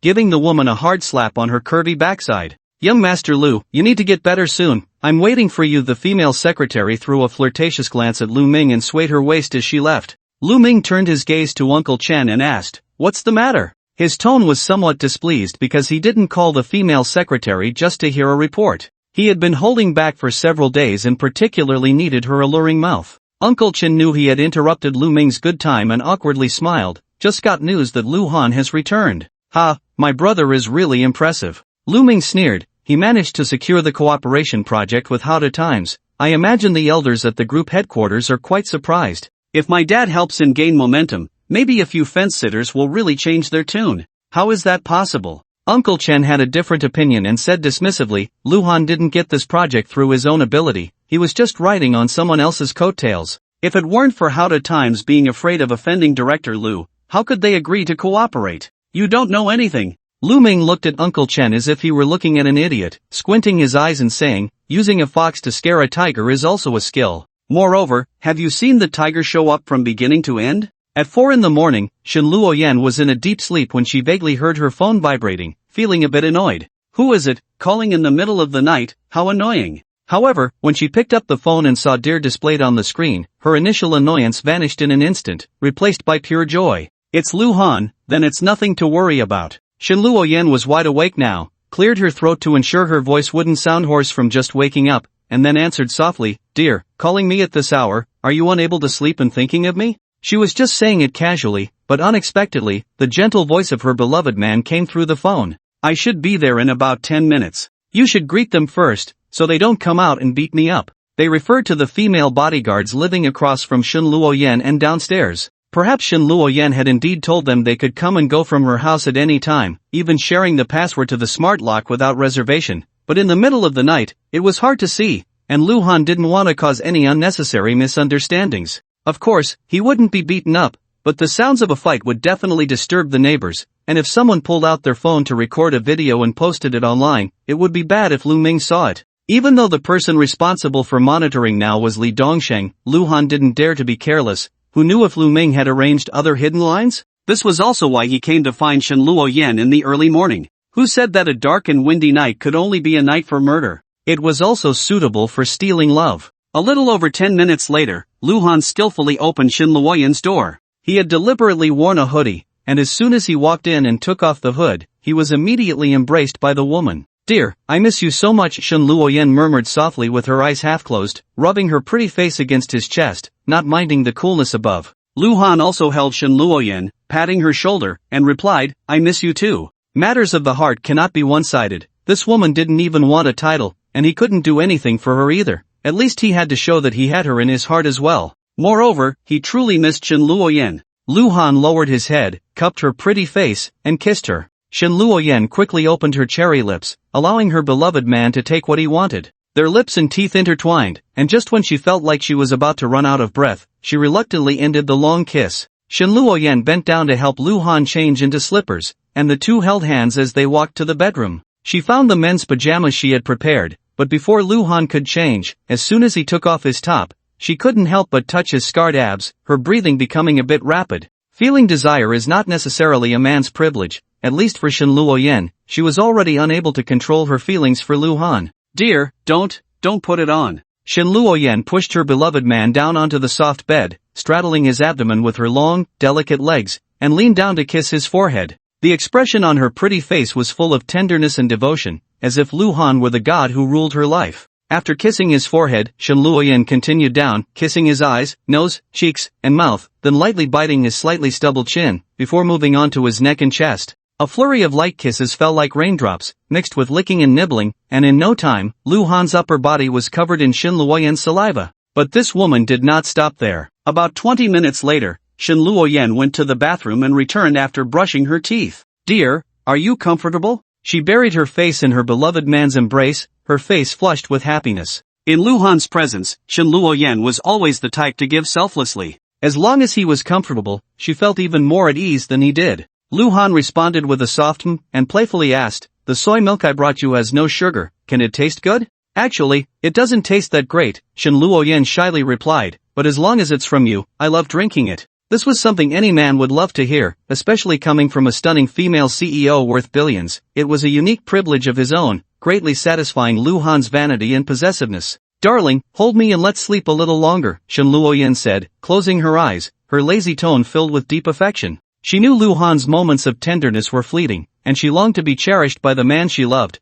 but the day was still long, so there was no rush. Delicious things should be savored slowly, and that was true enjoyment. Shen Luoyan adjusted her position in Lu Han's arms to make herself more comfortable, draping one of her long, fair legs over his abdomen. She let his large hand caress her, and within minutes, her breathing became slow and deep. Is she really asleep? Lu Han found it amusing, but after a while, he too succumbed to sleep. When he finally woke up, it was just past 7. He looked down at Shen Luoyan, the soft morning light filtered through the curtains, illuminating her stunning face, making her look extraordinarily beautiful. Suddenly, the woman's eyelashes fluttered slightly. Although she was trying to hide it well, Lu Han noticed. He chuckled softly, pretending to be asleep. Lu Han was not polite, he directly reached for the soft flesh at Shen Luoyan's waist, and after a gentle scratch, she giggled as if she had been electrocuted. Don't tickle me." Shen Luoyan caught his mischievous hand and lifted her head, blinking her eyes pitifully. Even knowing that her cute little act was feigned, it was hard not to feel a pang of affection.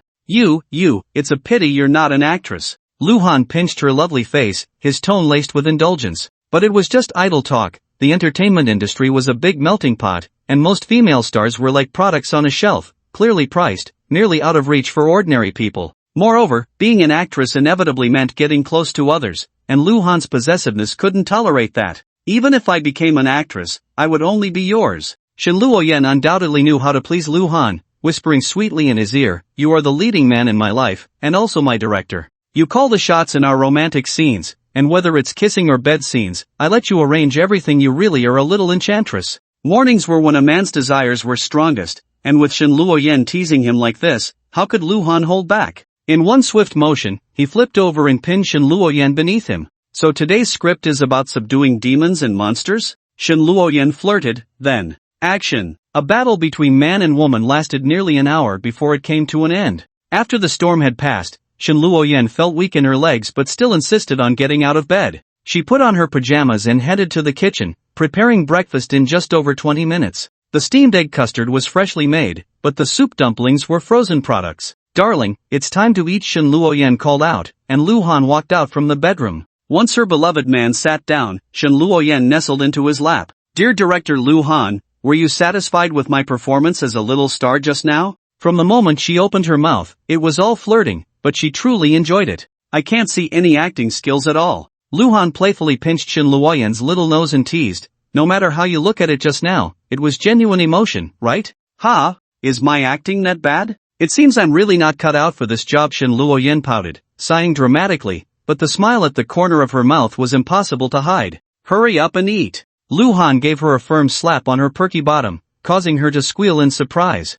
Shen Luoyan whined, "I want you to feed me." Such a small request was naturally to be fulfilled, so the two of them shared a spoon to drink the egg custard, even splitting the soup dumplings in half. After finishing breakfast in a delightful atmosphere, Shen Luoyan cleaned up the dishes, glanced at the time, and called her assistant Xiao Li. "Cancel all my work for today, and don't let anyone disturb me." After giving the order, she turned off her phone. Of course, Shen Luoyan had 2 phones. The other one was more private, known only to a select few important people, including Lu Han and Su Chingle, as well as her assistant Xiao Li. So even if something urgent came up, they could still reach her. As soon as they returned to the bedroom, Shen Luoyan let out a soft ouch, her beautiful brows slightly furrowing as she lightly hit her shoulder. "What's wrong?" Lu Han asked with concern, his large hands gently pressing on Shen Luoyan's shoulders. "The work back in Hu City has been too exhausting, and I haven't really had a break." Shen Luoyan explained softly, mentioning that during this time away from headquarters, the pile of documents and contracts was even more than she had imagined, almost like a small mountain.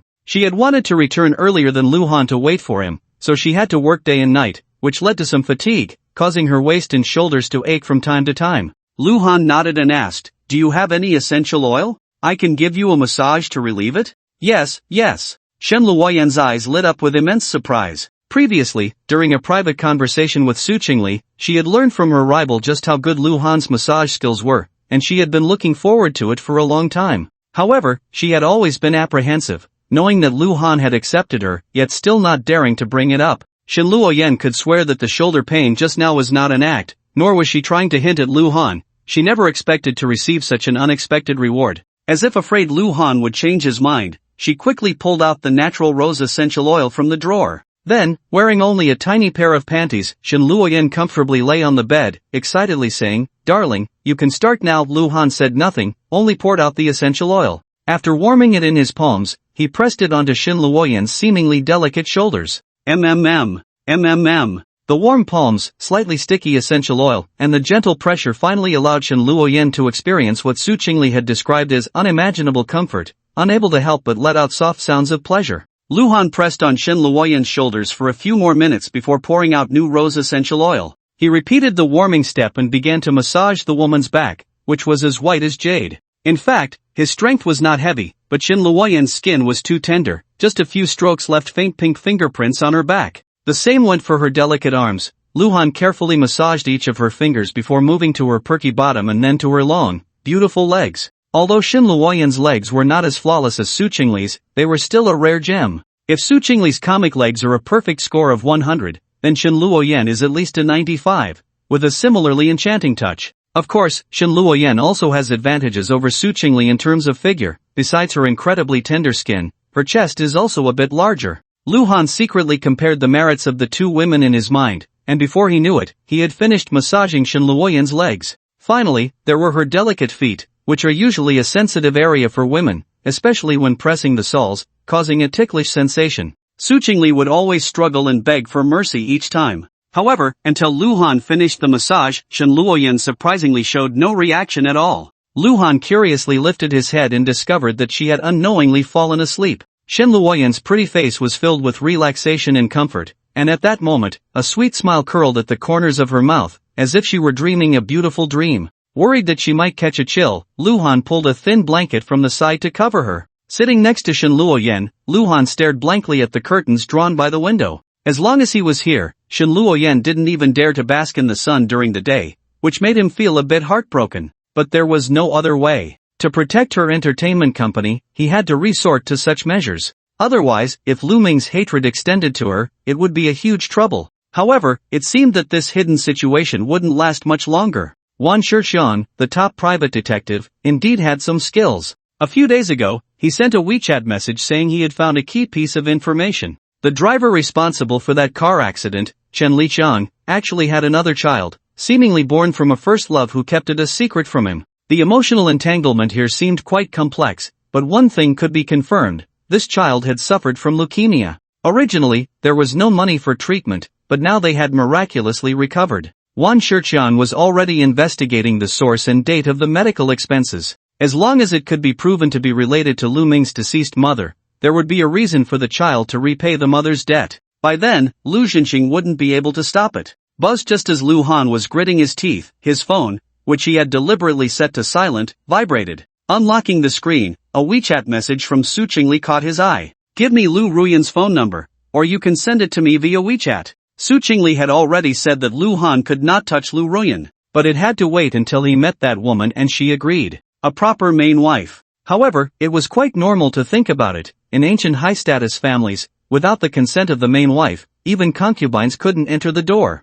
Moreover, in Su Chingle's eyes, Lu Ruyan wasn't even a concubine, at most just a bed warmer. Lu Han sent Lu Ruyan's phone number to Su Chingle while replying to the message. "The main business is important, Lu Ruyan is dispensable to me." This wasn't a lie. Ever since Lu Ruyan secretly accompanied by Yue Guang to a concert behind his back, Lu Han had no place for her in his heart anymore. Lu Han knew that Su Chingle would be very busy next. Since they had reached a cooperation intention with How to Times, there were many things she needed to do next. For example, finalizing the land and factory, and striving for support policies from the municipal party committee and government, all of which needed to be completed in a very short time. Therefore, Lu Han didn't want Su Chingle to waste too much energy on Lu Ruyan. A few seconds later, Su Chingle sent another WeChat message. "Don't worry, I know what I'm doing." Lu Han didn't reply again, placed his phone on the bedside table, and lay down next to Shin Luoyen. Gazing at her stunning face, he couldn't help but reach under the thin blanket, stroking the smooth jade-like back of the woman. The touch was simply exquisite, especially with the lingering rose essential oil from the earlier massage, making it feel both smooth and tender. It was hard to tell how much time had passed when Shen Luoyan opened her beautiful eyes and immediately saw her beloved man gazing at her with eyes full of admiration and love. In that instant, her heart swelled with affection. Even though she had already become Lu Han's woman, every time she saw that look in his eyes, she felt that her 5 years of searching and waiting had been worth it. Thankfully, she had never given up from the beginning. Otherwise, how could she enjoy this man's tenderness now? Shen Luoyan lifted the blanket to cover Lu Han as well, then nestled her delicate body into his embrace, whispering, "Darling, how long have I been asleep?" The massage from Lu Han had been so comfortable that the sensation was indescribable, and combined with the fact that he had exhausted her earlier, she had unknowingly fallen asleep. Lu Han pinched her delicate earlobe and softly replied, "About an hour, I guess." "Ah, have I really slept that long?" Shen Luoyan secretly scolded herself for being useless. It was rare for Lu Han to accompany her, yet she had wasted so much time sleeping? It was simply a waste. However, now she had rested well. Shen Luoyan's cheeks flushed slightly as her hand, hidden under the blanket, quietly slipped off her little panties. Her long, jade-like legs gently kicked, not knowing where they ended up. Then, she wrapped her arms around Lu Han's neck, kissing her beloved man's lips while seductively saying, "Darling, I want more, aren't you afraid of overdoing it?" Lu Han felt a bit pained. It wasn't even noon yet, and Shen Luoyan was already so clingy. What would happen in the afternoon and evening? The nutrition was a bit hard to keep up with. "I'm not afraid at all." Shen Luoyan's eyes were dreamy. She knew the frequency was too high, but she just couldn't help it. "Be careful you can't get out of bed tomorrow," Lu Han said fiercely, while taking off his pajamas. As a man, if he couldn't satisfy his own woman, it would be a very shameful thing. Saying no? Not an option. But this time, it wasn't him taking the initiative. It was Shen Luoyan who charged forward for love. Lu Han and Shen Luoyan were lost in passion, while on the other side, in the Mingshui game company, Lu Ruan was listening to a report in the conference room. Although the newly developed game was already showing a trend of significant player loss, overall, the company's profit situation still far exceeded expectations. In less than 2 months, not only had they recouped the development costs, but after deducting channel shares, the net profit was over 3 million. Given the scale and size of Mingshui games, this was an enviable achievement in the industry. The marketing manager was speaking non-stop, but Lu Ruyan seemed a bit distracted. It had been quite a while since she last met Lu Han, and he had not contacted her since. She wondered what Lu Han was doing now. "Alright, let's end today's meeting here." Despite being submissive and humble in front of Lu Han, within the company, she was still the decisive and strong woman. Sensing her bad mood, everyone quickly left. "Xiaomang, make me a cup of coffee." After returning to her office, Lu Ruyan instructed, and once the female assistant turned to leave, her originally cold expression turned sorrowful. She had learned through the news that the Su Group and Howda Times had signed a project cooperation intention letter and memorandum.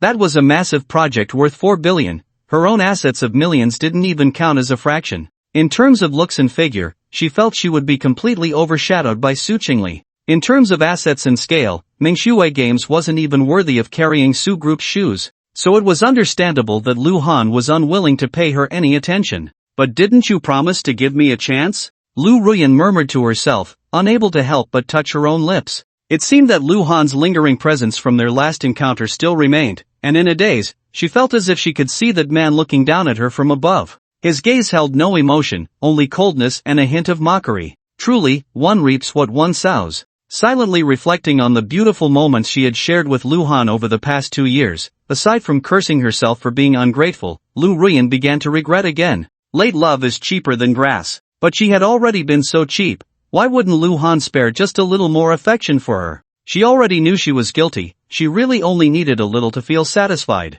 Knock, knock, knock. The gentle knock on the door pulled Lu Ruyan back to reality. She sighed softly and said, "Come in." It was the newly appointed female assistant returning, holding a steaming cup of coffee. "President Chu, I didn't add sugar, just as you like it." Xiaomang placed the coffee on her desk and, seeing there was nothing else to instruct, turned to leave. Lu Ruyan picked up the coffee, gently blew on it to cool it down a bit, and took small sips. In fact, she had never liked unsweetened coffee before, but ever since Lu Han left, she had unknowingly grown fond of it. It seemed that only by tasting bitterness in her mouth could the bitterness in her heart be alleviated somewhat. Lu Ruyan almost masochistically finished the entire cup of bitter coffee when her phone on the desk rang. She picked it up to see an unfamiliar number. Pressing the answer button and putting it to her ear, she asked lightly, "Hello?" A cold female voice came from the other end of the line. "This is Su Chingle." "Su, President Su, hello. Lu Ruyan never expected Su Chingle would call her, and feeling guilty, she quickly stood up,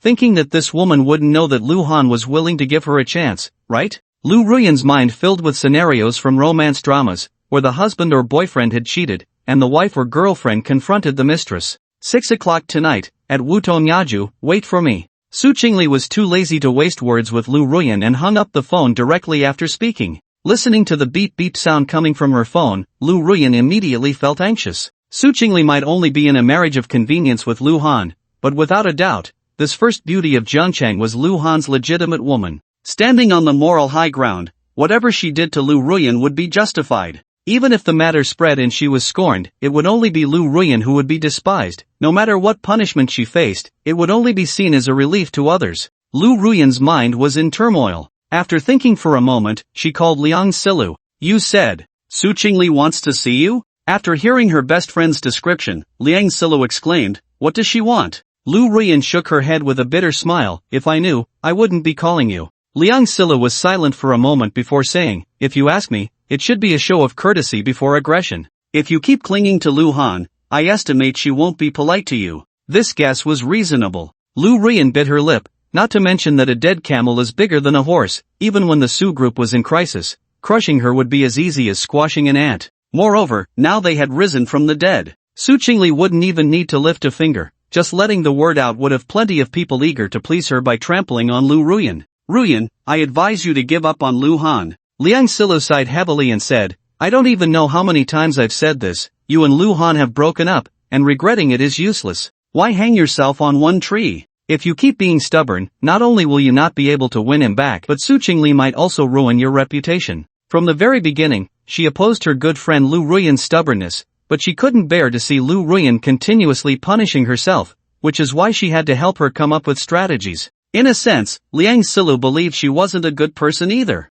I won't. Lu Ruyan refused without a second thought. She had finally held on until now and had a glimmer of hope. How could she possibly give up? Lu Ruyan, why do you have to be so stubborn? Liang Silu was almost driven to anger, feeling a deep sense of helplessness towards Lu Ruyan's obstinacy. Lu Ruyan didn't answer the question but instead said in a sickly tone, Lulu, if Mingxue goes bankrupt and I end up with a ruined reputation, will Lu Han pity me a little? Damn it, you. Liang Silu almost lost her composure and cursed, but in the end, she held back and said with frustration, after all these years as good friends, I've said what I needed to say and given my advice. I've been more than kind to you. Do whatever you want, I really can't be bothered with you anymore. With that, she hung up the phone with a bang. That said, at 5:30 in the evening, when Lu Ruyan parked her car outside Wutong Yaju, she immediately spotted Liang Silu's Xiaomi SU7 there as well. The two of them got out of their cars almost simultaneously. Lu Ruyan was deeply moved, knowing that Liang Silu couldn't rest easy about her.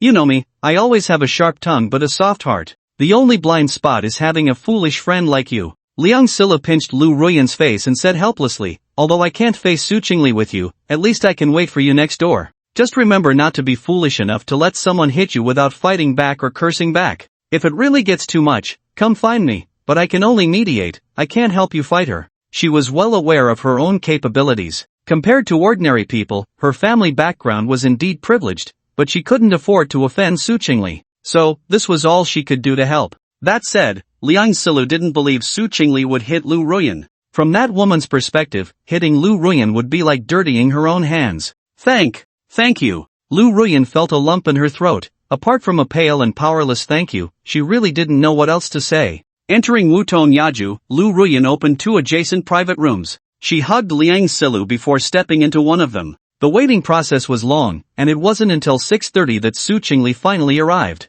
Hearing the sound of the door opening, Lu Ruyan hurriedly stood up and nervously greeted, President Su, you're here. As she said this, she was quietly sizing up Su Chingle. Compared to when she first saw the most beautiful woman in Jiangcheng, Su Chingle was undoubtedly much more beautiful now, not only more radiant but also exuding a mature charm. Lu Ruyan, having seen the world, understood that this was a transformation nurtured by men, and her heart felt even more bitter. After all, Su Chingle's looks were undoubtedly top tier, and with such an exceptional figure, they were already a legal couple. It was a miracle that Lu Han could hold back. Lu Ruyan began to regret again and again, if she hadn't insisted on saying she would only give herself to Lu Han after marriage, wouldn't she have already been pregnant before marriage, or even married with a child by now? However, just as this thought emerged, Lu Ruyan shook her head dejectedly. Even if she had a child, so what? She had never truly understood Lu Han before, and knowing that she was on the brink of emotional infidelity, he would likely leave her just as decisively. The only difference was that their intersection now included a struggle for child custody. Have you been waiting long? Su Chingle walked straight to the tea table and sat down. She had actually intended to be late and wasn't even sure if Lu Ruyan would have the face to come. Actually, it hasn't been long. What tea do you like to drink? Lu Ruyan's attitude was humble. She already felt inferior in front of Su Chingle, and now, knowing she was in the wrong, she dared not utter a word of complaint. Forget the tea, I just wanted to meet you. Su Chingle thought that even if she served tea, it would be Shin Luoyan who came first, not Lu Ruyan, and Lu Ruyan didn't have that qualification anyway. So, Ms. Su, you called me here too. Lu Ruyan hesitated, probably knowing what she was about to face. It wasn't just the torment on a mental level, but also a moral judgment. But she had no choice now. If it was going to end badly anyway, she could only accept it. I said I'm here to thank you, do you believe it? Su Chingle said thank you, but showed no intention of letting Lu Ruyan sit down, not a hint of politeness. She leaned back slightly in her chair, arms crossed over her chest, and propped one leg over the other. Although she was sitting and looking slightly up at Lu Ruyan, her powerful aura brought immense pressure to Lu Ruyan. No wonder she was the head of a 100 billion asset group. Lu Ruyan sighed, feeling inferior, but her mindset relaxed instead, and she bitterly smiled. Thank me for what? For giving Lu Han to you? Isn't that how it goes in romance dramas? If the male lead doesn't leave the female supporting character, he won't meet the female lead. Lu Ruyan didn't want to admit it, but at least in Lu Han's current love story, Su Chingle was undoubtedly the absolute female lead. And what about herself? She wasn't even a supporting character. If it weren't for her relentless entanglement, she would have probably been written out of this script long ago. It's not to thank you for giving him to me, but to thank you for betraying him, Su Chingle corrected her. If you hadn't been ambiguous with Ling Mo, if you could remember that day was your 2-year anniversary with Lu Han, if your feelings for Lu Han at that time had been as indispensable as they are now, then you would already be the legitimate young mistress of the Lu family, and I wouldn't have anything to do with it. With every if she heard from Su Chingle, Lu Ruyan's pretty face paled a little more.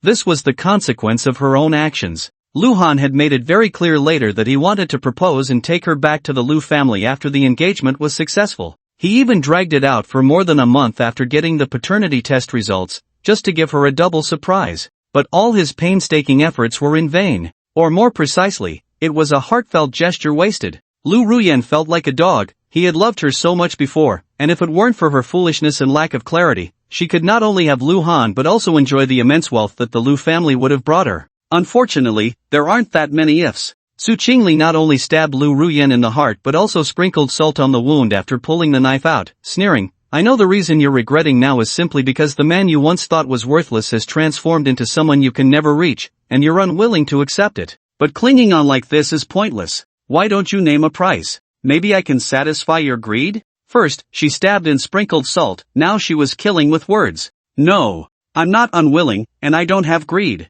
Ruan was already on the verge of collapse, covering her aching heart and shaking her head repeatedly, crying, Why? Why don't you all believe that I truly love Lu Han? Su Chingle sneered, Well, your way of loving someone is quite special. Ruan was instantly at a loss for words. She had grown accustomed to Lu Han's kindness, believing that he would never leave her no matter what, and she truly had no intention of getting involved with Ling Mo. It was just that the allure of the white moonlight was too strong, and subconsciously, she couldn't help but want to care, which led to her being a bit reckless. As a result, when Ling Mo made some requests later on, as long as she thought they were harmless, she didn't seem to consider refusing. Ruan's thought at the time was that even if Lu Han discovered Ling Mo's existence, she had indeed gotten a bit close to Ling Mo, but it was her first mistake, and she would surely be forgiven. She could keep her distance from Ling Mo later. It was precisely because she held on to such a lucky mindset that she became oblivious, leading to the illusion that everything was under her control. Enjoying Lu Han's meticulous care on one hand while being ambiguous with Ling Mo on the other.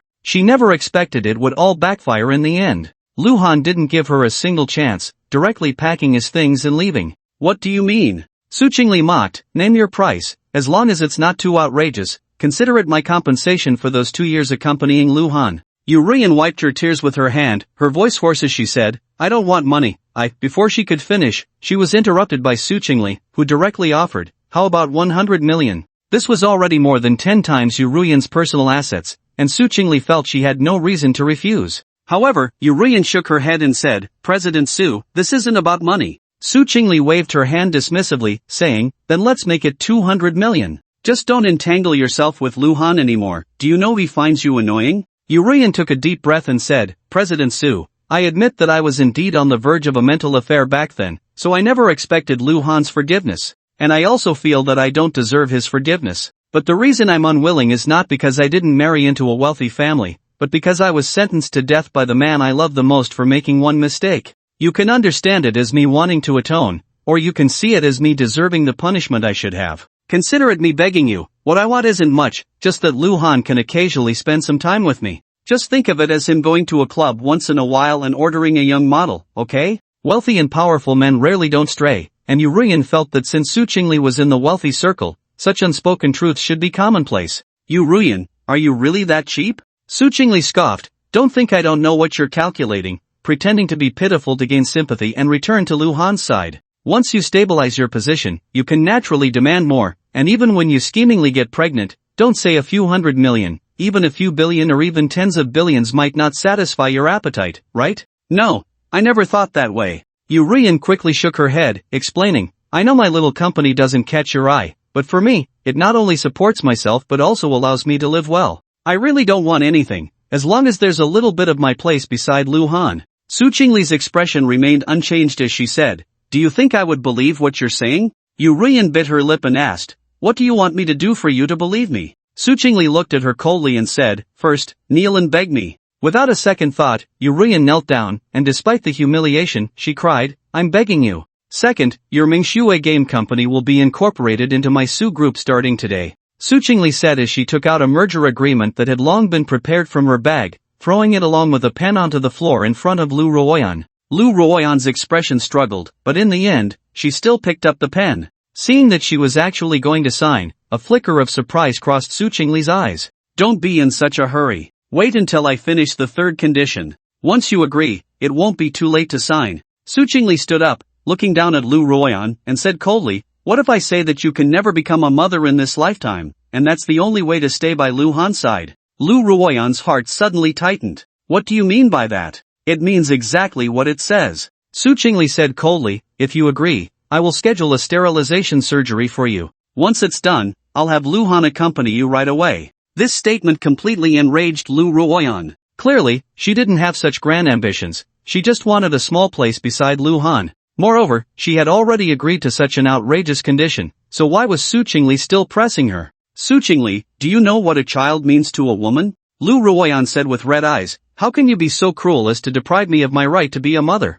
Cruel? I don't think so. Su Chingle looked down at the nearly hysterical Ruan and said calmly, perhaps you really regret it and want to atone, but I understand the principle that one must guard against others. According to current laws, illegitimate children have equal inheritance rights. Whether it's the Lu group or the Su group, it's not just about being wealthy. Why should you take so much just because you're pregnant? And don't forget, Luhan has a half-brother who is also an illegitimate child. With such a precedent, why should I risk repeating the same mistake to sympathize with you? Am I very familiar with you? Or are we very close? Also, you need to understand that I am Luhan's legitimate woman. Giving you this opportunity is already my greatest mercy. You actually still fantasize about having a child to disgust me? Even if we take a step back, just because you once betrayed Luhan, you don't deserve to have his child, do you understand? This statement left Ruan speechless. As Su Chingle said, being merciful to others is being cruel to oneself. From her perspective, this was entirely justifiable.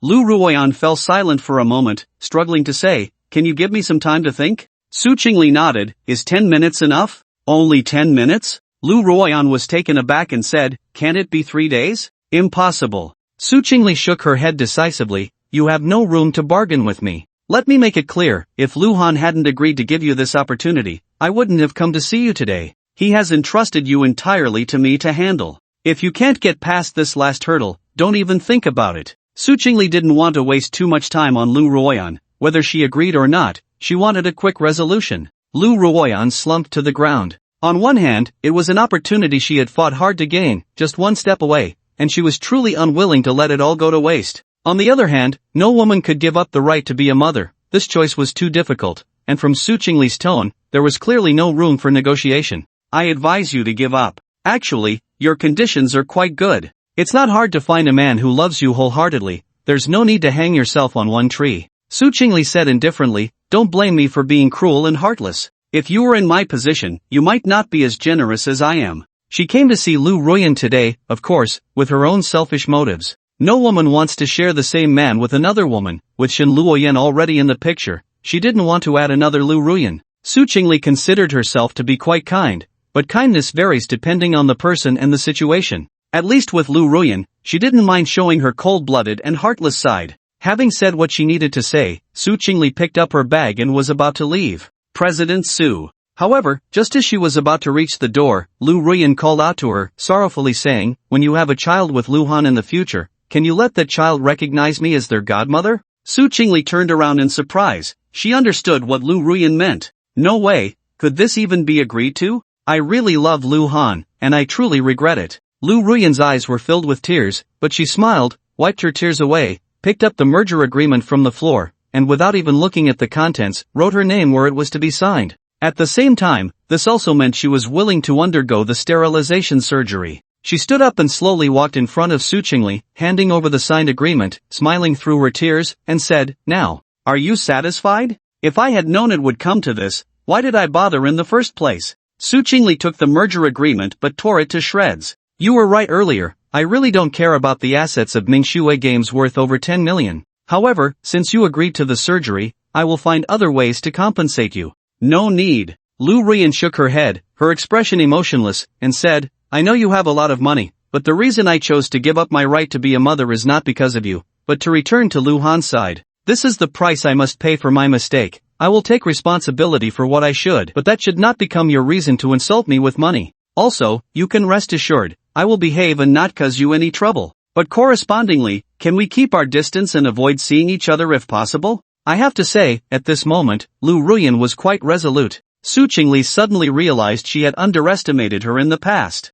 Out of sight, out of mind. I'm not as bored as you think. Su Chingle said lightly, wait for my call, of course, I hope you regret it before the surgery. Saying this, she opened the door. Almost simultaneously, the door of the adjacent private room was opened quickly, and Liang Silu hurriedly walked out. Miss Su, hello. She greeted with a complex yet very polite expression, then immediately took Ruan's hand. Looking at the tear stains on her best friend's face and her red eyes, she quickly asked with concern, Ruan, are you okay? Ruan didn't speak, just shook her head. Even with her best friend, she didn't dare to reveal the condition she had just agreed to with Su Chingle. If she dared to say it, it wouldn't just be a few scoldings from Liang Silu. With her best friend's temper, she would probably get 2 slaps right away. You must be Liang Silu, right? Su Chingle didn't leave immediately. She had met this woman the first time she invited Luhan to watch a horror movie, and she had a pretty good impression of her. Liang Silu nodded in surprise. President Su knows me? Yes, Luhan mentioned you in front of me, saying you have a very correct worldview, and that Ruan is lucky to have you as her best friend.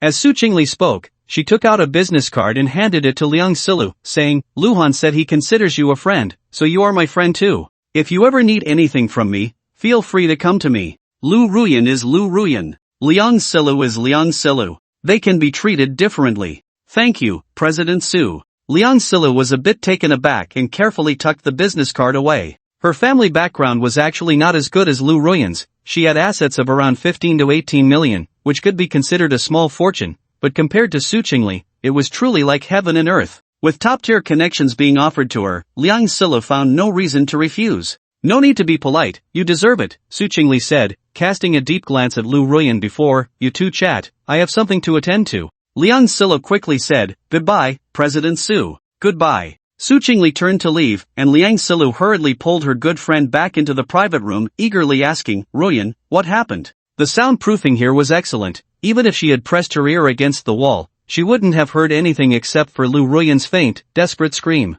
She said I could close one eye and open the other, but warned me not to have unrealistic fantasies. Ruan shrugged, pretending to be indifferent. Anyway, I just want to return to Luhan's side. I never thought of anything else. Really? Liang Silu looked at Ruan with suspicion. It seemed unlikely that Su Chingle would be so easy to talk to. Seeing her good friend nod, Liang Silu initially didn't want to press further, but her gaze inadvertently fell on the floor, where she saw torn pieces of paper and frowned. What's this? Ruan wanted to stop her, but it was too late. Liang Silu bent down to pick up the slightly pieced-together fragments and immediately knew what it was. Merger agreement? What does she want to do? Liang Silu's expression darkened. Ever since Lu Han left, Lu Ruyan had only drowned her sorrows in alcohol and worked tirelessly to numb herself. The Mingxue game was her labor of love. Did Su Chingle want to take that away too? This was too much. As Liang Silu spoke, she took out the business card Su Chingle had just given her. While there were benefits to climbing the social ladder, she didn't care for it if her good friend was being bullied like this.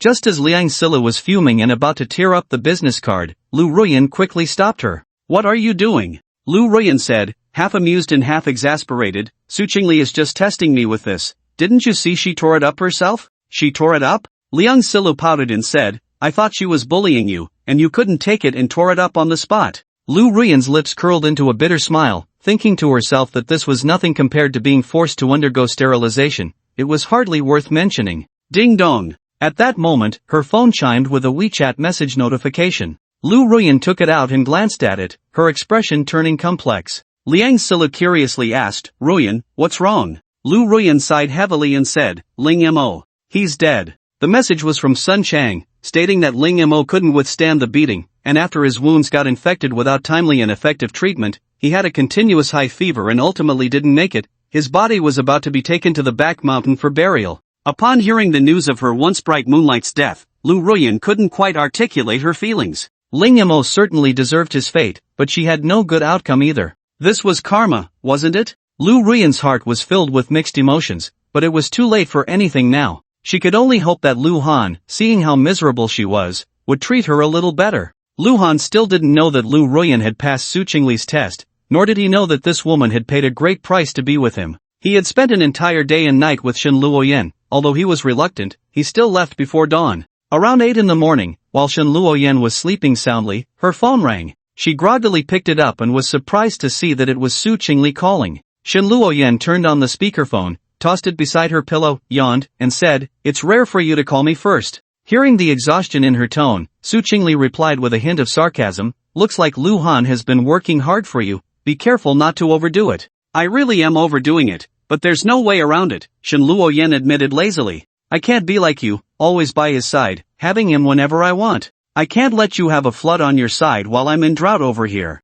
Since he's finally here to keep me company, of course, I want to make the most of it. What kind of wolfish words are those? Su Chingle laughed and cried at the same time, but she couldn't deny there was some truth to it. Compared to her own legitimate position, the temporarily hidden Shen Luoyan was indeed quite pitiful. Otherwise, she wouldn't have taken the initiative to have Lu Han accompany her. We're all his women, I have no intention of holding back in front of you. Shen Luoyan wrinkled her delicate nose and sniffed, as if Lu Han's scent still lingered on the bed, and softly said, Chingle, thank you. No need for polite words, I called you for a serious matter, Su Chingle said succinctly, recounting the situation with Lu Ruyan, and added helplessly, I really don't understand. I thought proposing such an outrageous condition would make her back off, but who knew Lu Ruyan actually agreed? Do you think she's out of her mind? Maybe she really is out of her mind. But I can't say much, after all, I'm just as bad as her, only my luck is a bit better. Shen Luoyan's tone was somewhat downcast. She had indeed been forced into a corner back then,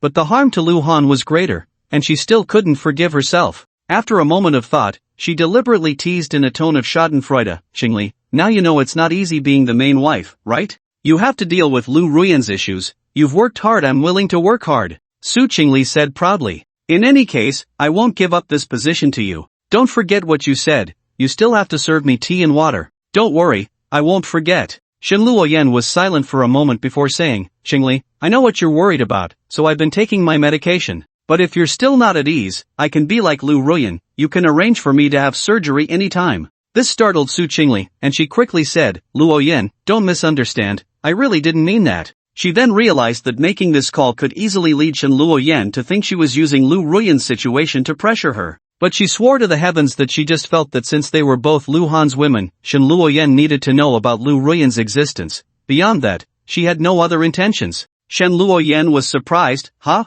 You don't mind me having a child with Lu Han? I do mind, I won't lie to you about that, Su Chingle said softly. But to me, you're different from Lu Ruyan. Different? Shen Luoyan paused slightly and asked, How are we different? Su Chingle didn't answer immediately but instead asked, Luoyan, do you think I'm too ruthless in handling Lu Ruyan's matter? I don't think so, Shen Luoyan replied decisively. Lu Han is willing to give her a chance, that's already a huge favor. But one must always be on guard. If I were you, I would probably eliminate any future troubles. Also, there are two types of sterilization surgery, reversible and permanent. I advise you, it's best not to be soft-hearted. If Lu Ruyan has bad intentions and secretly gets it reversed, you won't have time to cry when she gets pregnant. Shen Luoyan had only seen Lu Ruyan twice, and understood this woman even less than Su Chingle. The saying goes, you can know a person's face but not their heart, so of course, one must speculate with the utmost malice about whether there are ulterior motives. After all, Lu Han was no longer the same as before. If he were still that 9-to-5 working horse, Shen Luoyan believed that Lu Ruyan would never cry and beg for reconciliation.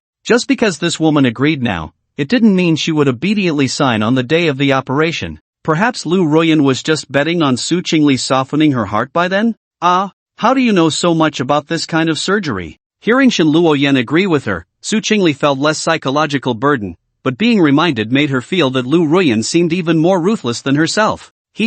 Don't forget what I do for a living. Shen Luoyan scoffed, being in the entertainment industry, I've seen all sorts of dirty things. I have several female stars under my company who have been permanently sterilized. Otherwise, why do you think those original wives are so at ease with their husbands keeping them? Providing resources is one thing, paying for a mistress is another. It's fine to play around, but when it comes to illegitimate children fighting for inheritance, it's not something that can be resolved with a few $100 million or even several billion. There's a rich second-generation guy in the circle who experienced this. Young and naive, he ended up with the star he was keeping running away with a child. When she came back with a son, he had to pay $800 million just for the breakup fee. The problem is that the illegitimate child also has inheritance rights. After such an incident, the previously agreed-upon marriage alliance was cancelled, leaving the elders in that rich family furious. However, from the other side's perspective, cancelling the marriage alliance is completely understandable. After all, the only way to deprive an illegitimate child of inheritance is to make a will, clearly stating that not a penny will be given to him. But that rich second-generation guy was too young, he had decades to live. Who would dare to gamble on whether he might change his mind and make a new will? Your circle is really chaotic. Su Chingle expressed her disbelief and returned to the previous topic, saying, Luoyan, the reason I say you and Lu Ruyan are different is that your natures are not the same. She was undoubtedly on the verge of a mental affair at that time. If Lu Han hadn't left, it could have very well turned into a physical affair. I know Lu Han. Since he said he only sees Lu Ruyan as a tool, he can't possibly still like her. But you are different. I've heard Lu Han talk about what happened back then. You had just integrated into your biological family, and your biological parents were begging you. Plus, since it was just a formality, it's very normal for you to have a sense of luck. And I know that your feelings for Lu Han are no less than mine. Moreover, the reason Lu Han and I were able to end up together is also thanks to you. Even if I'm just expressing my gratitude to you, I can't stop you from having a child with Lu Han. This was a candid conversation, and it was the first time Su Chingle and Shen Luoyan put the issue of having children on the table.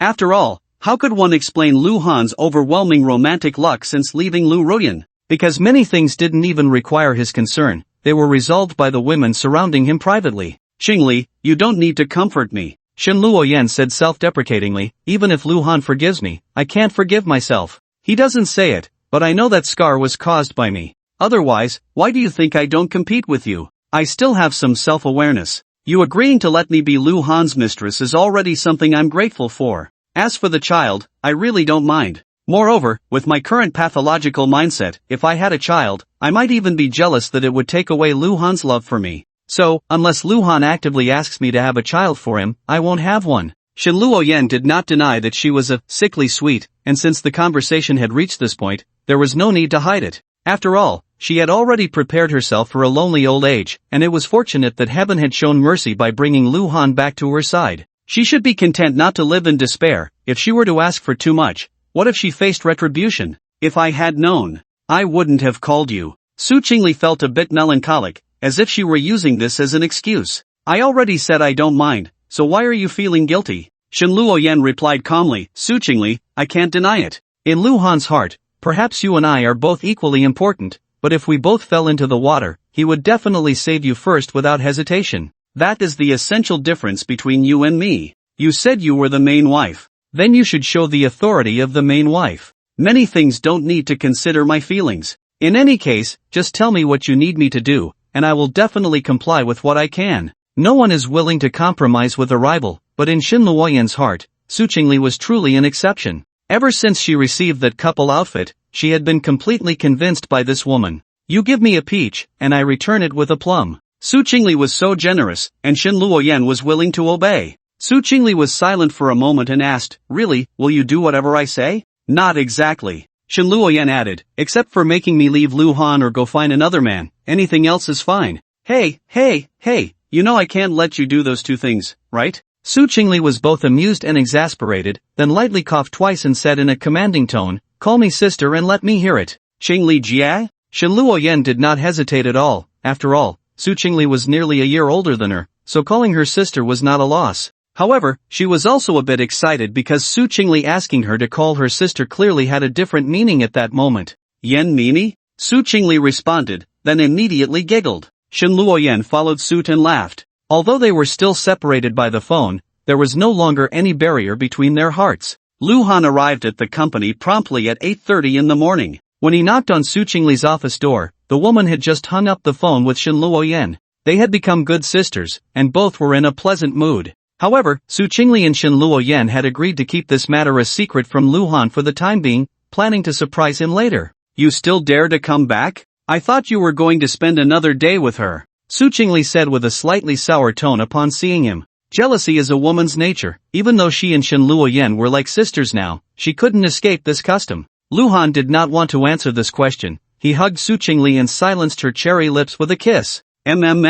Su Chingle only symbolically resisted for a moment before obediently extending her little tongue for him to taste. However, even though she felt like she was about to lose her breath from the kiss, her head was spinning, and she still didn't forget to ask persistently, so, did she drain you dry? When she was still a girl, Su Chingle would have been too shy to say such things, but now that she had become a woman, she found these bold words increasingly natural. How could that be? At least I can still handle you at night. Lu Han teased Su Chingle's cute little nose, but saying this made him feel a bit guilty. Shin Luoyan was too clingy. After repeated battles and defeats, he found himself feeling a bit weak in the knees when he got up in the early morning. It seemed he would need to soak more goji berries in the thermos later. Then I'll be watching your performance tonight. Su Chingle pushed Lu Han down onto the sofa, then nestled into the arms of her beloved man, acting coyly. I need to collect some interest first. Can you kiss me and touch me, okay? For such a request, Lu Han certainly had no reason to refuse. So, what followed was a mix of kisses and touches, especially giving special attention to her perfect, flawless, long jade-like legs.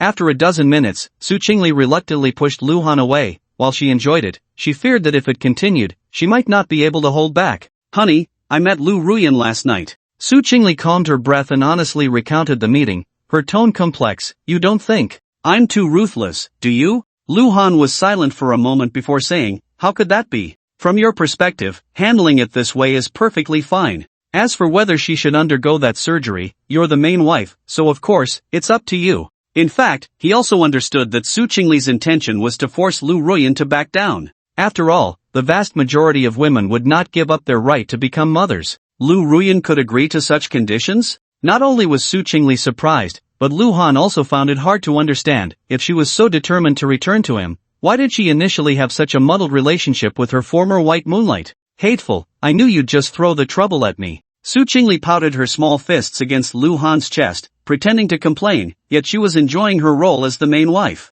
Lu Han was at a loss whether to laugh or cry. It was clearly Su Chingle who had suggested meeting Ruan, so why was she now blaming him? In any case, I will consider it carefully. It seems Ruan really regrets it, and she also seems quite pitiful. I might be a little kinder to her. Su Chingle didn't want to dwell on this frustrating topic any longer. She stood up, took a document from the drawer of the desk, and returned to Lu Han's embrace, saying, this is the result of the meeting we had all morning yesterday. The land in the Santanu district is good, and the factory is ready-made. What do you think? The Santanu district was named after 3 ancient towers from the Liao dynasty located within its jurisdiction. Years ago, it was in the suburbs, part of the urban-rural fringe, and overall not suitable for real estate development. The Su Group was able to acquire this land and factory because the previous owner owed a large sum of money and used it to settle debts. The other party had been producing electric vehicles here, and business was quite good, but they were tempted by the booming real estate market at the time and ended up losing everything.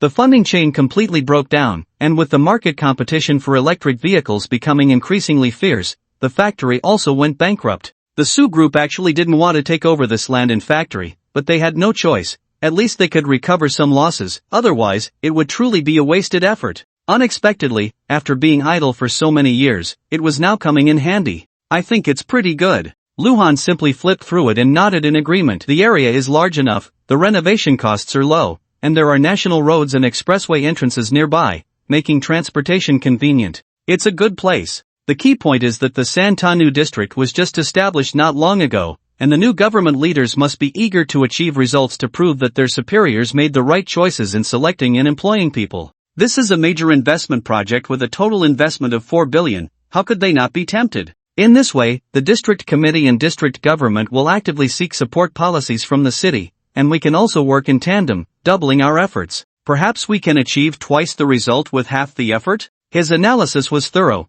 making Su Chingle nod secretly. Because Luhan's points were all on target, it was precisely for these considerations that they finalized the acquisition of this land and factory at the end of yesterday's meeting. Thinking of how her beloved man had once pointed out the reasons for the Su group's predicament with such clarity, Su Chingle couldn't help but marvel at how strong Lu Zhenxing's genes were. Who said only Lu Ming had exceptional business talent? Even if Lu Han had not received higher education or had relevant experience, he was still quite impressive, wasn't he? In Su Chingle's eyes, Lu Han became more lovable the more she looked at him, and she couldn't help but give him a peck on the cheek. "Hubby, you're amazing." Su Chingle praised him, but then her tone shifted as she worriedly said, "Now everything is ready except for the east wind, but the incident at the Four Seasons Cloud Top community last time served as a warning for me. I'm afraid Lu Ming will try to sabotage us." Although one learns from experience, considering that the Lu group is almost omnipresent in Jiangchang, and Lu Ming controls several subsidiaries, could he really just watch the Su group smoothly take this big piece of cake? He might secretly plot something. If there were any accidents during the project construction, it would be quite a hassle. At the very least, during the investigation, they would definitely be in a state of suspension. Su Chingle was unaware that last time, it was Lu Han and Li Dongxing who had planned it, and the incident at the Four Seasons Cloud Top community was deliberately orchestrated to gain Lu Ming's trust. She believed it was Lu Ming's doing and held that illegitimate child accountable. That's easy to handle. Lu Han sneered and said, "Doesn't Lu Ming have a construction company under his name? Then let the fat water not flow to outsiders. Old Deng will be back in a couple of days, and I will suggest letting this kid be in charge of the renovation." This was a blatant scheme. If anything went wrong during the project construction or if the final inspection failed, as the contractor, Lu Ming would not only be unable to escape responsibility but would also be questioned whether it was intentional. If Lu Ming didn't want to be used as a scapegoat, he would have to honestly ensure the construction progress while maintaining quality and quantity, all the while being wary of whether the Su group would frame him.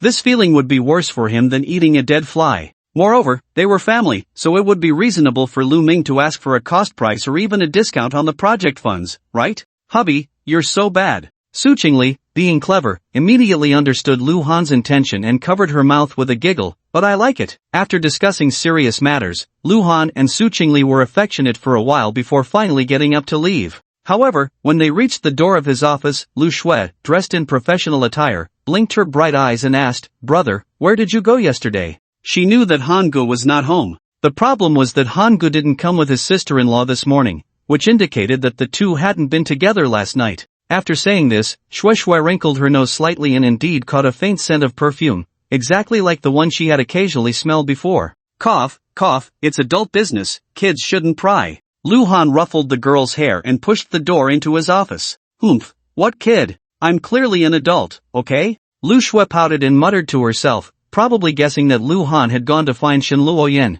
She hadn't forgotten that during their visit to the night market in Decheng, Lu Han had called that woman right in front of her. Even this time, forcing Hao at times to make significant concessions, Shen Luoyan had helped a lot. Moreover, even her sister-in-law had said that she was one of their own. So, did that mean her sister-in-law already knew about Han Ji's unclear relationship with another woman and was tacitly accepting it? Lu Shui inexplicably thought of the marriage fortune slip she had drawn at the Qinghang Mountain Temple. It seemed to be quite effective, at least the biggest obstacles seemed to not exist. The girl pondered outside the door, while Lu Han inside was brewing himself a cup of goji berries. Moreover, he even deliberately added an extra one. Starting to take care of his health 20 years in advance was something Lu Han could never have imagined before. However, he was very satisfied with his current work situation. After all, human resources work wasn't that troublesome, and with the capable Yao Jing by his side, he often found time to relax. But just before noon, Su Chingle knocked and entered, smiling as she said, "Hubby, let's go out for lunch together." "Sure." Luhan agreed without a second thought, also inviting Shui, and the three of them left the company.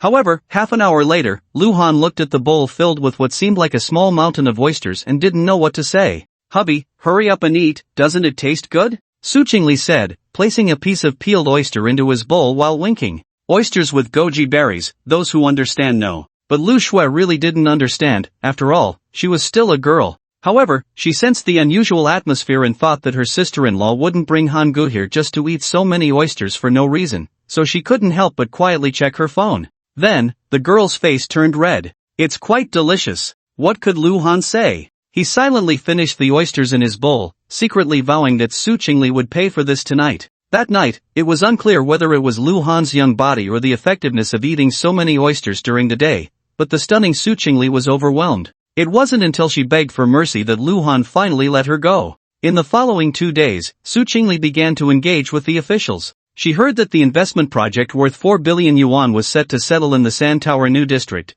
and the newly formed leadership team attached great importance to it, holding 2 special meetings in a row, with the final result being full support. One must say that being a leader requires vision and long-term thinking. They actually formulated a development strategy based on lithium battery production bases to vigorously expand the upstream industrial chain. Therefore, when it came to securing relevant support funds from provincial and municipal levels, they clearly stated they would spare no effort and even proactively proposed a 3 exemptions and 3 reductions policy within their capabilities. The so-called 3 exemptions and 3 reductions means that for the first 3 years of formal production, the company is exempt from taxes, and for the next 3 years, they only need to pay half of the taxes. Compared to the relevant support funds, this policy is undoubtedly more beneficial. Su Chingle was busy enough, but as the helm of the Su Group, she enjoyed this feeling of expanding territory. Especially at night, she could rightfully have Luhan massage her to relieve fatigue, which was simply too refreshing. 2 days later, Lu Zhenxing returned, and Luhan also rarely visited the Lu family estate. "Old Deng, I heard you went to see Lu Ming right after getting off the plane. How is his recovery?" In the study, as soon as Luhan saw Lu Zhenxing, he brought up the topic, indicating that he hadn't visited Lu Ming even once. In fact, it wasn't just him, Lu Shui was the same. Especially since Shui knew Lu Ming had so many fractures and remained indifferent, it must have been harder than killing him. "He is recovering well." Lu Zhenxing didn't want to dwell on this depressing topic, cleared his throat, and praised, "Luhan, I've heard about the cooperation between the Su Group and How to Times. You're quite impressive. When did you learn to use the tiger's might?" "Just a blind cat stumbling upon a dead mouse, but who told you to be a real tiger? And offending Shui is also true. How to Times wouldn't dare to gamble." Luhan handed Lu Zhenxing a cigarette, lit it with a lighter, and then said, "Just in time for your return, there's something I want to discuss with you. When the project starts construction next spring, can you let Lu Ming help me out?" Lu Zhenxing raised an eyebrow, his smoking action pausing slightly, and asked, "What can he help you with?" "Anyway, the project needs manpower, and I feel that it's better to keep it in the family rather than letting outsiders in. Why not let his DeLong construction company participate?" Luhan shrugged and said, "Besides, for such a big project, I think it's safer to use our own people." Lu Zhenxing was silent for a moment, took a deep breath, and nodded, saying, "All right, I'll mention it to Lu Ming later." Some things can only be understood but not spoken. Although he had been out negotiating business recently, he was well aware of what had happened in Jiangcheng while he was away. Lu Ming had suffered such a huge loss before and was still restless. It was indeed time to give him a warning. Lu Zhenxing and Lu Han were chatting casually in the study upstairs, while downstairs in Lu Shui's room, the girl sat on the bed, hugging her knees and staring blankly. She held a photo of herself with her adoptive mother, gently stroking that kind face, murmuring, "Mom, Hangu has already treated me like family. We talk about almost everything now. You must be very happy up there, right?" "Logically, I should be very happy too, but I'm not just satisfied that he is my brother.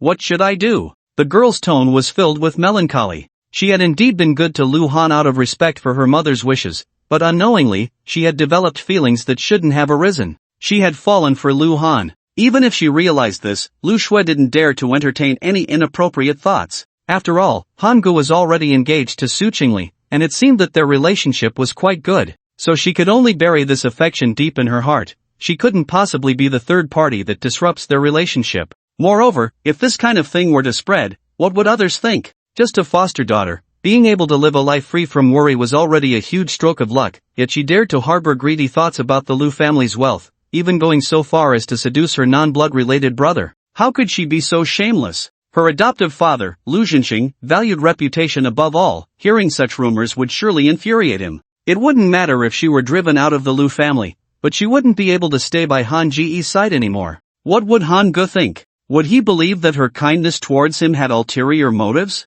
Because of so many concerns, Lu Shui didn't dare to reveal her feelings. All she wanted was to stay by Han Ji's side, even if it meant being his secretary for life. But she was a young girl in love. Lu Han was her first love. After living for 22 years, it was the first time she liked a man, and the more she suppressed it, the stronger the feeling became, almost uncontrollable. Lu Shui never expected that one day she would be troubled by love, especially when she didn't know what to do. She unexpectedly learned a huge secret. Shen Luoyan had not turned against Han Ge, instead, they were putting on a show for Lu Ming. Lu Shui wasn't foolish. With a little thought, she saw through the clues. This was to protect Qinghan Entertainment while also setting a trap for Lu Ming. The problem was, the relationship between Han Ge and Shen Luoyan must be complicated, right? The most likely scenario was that she was Han Ji's lover, and Su Chingle had tacitly accepted this relationship? Since Shen Luoyan can do it, why can't I pursue true love? It was this thought that led the girl to go to the temple on Xinghang Mountain with her future sister-in-law that day to seek a love fortune.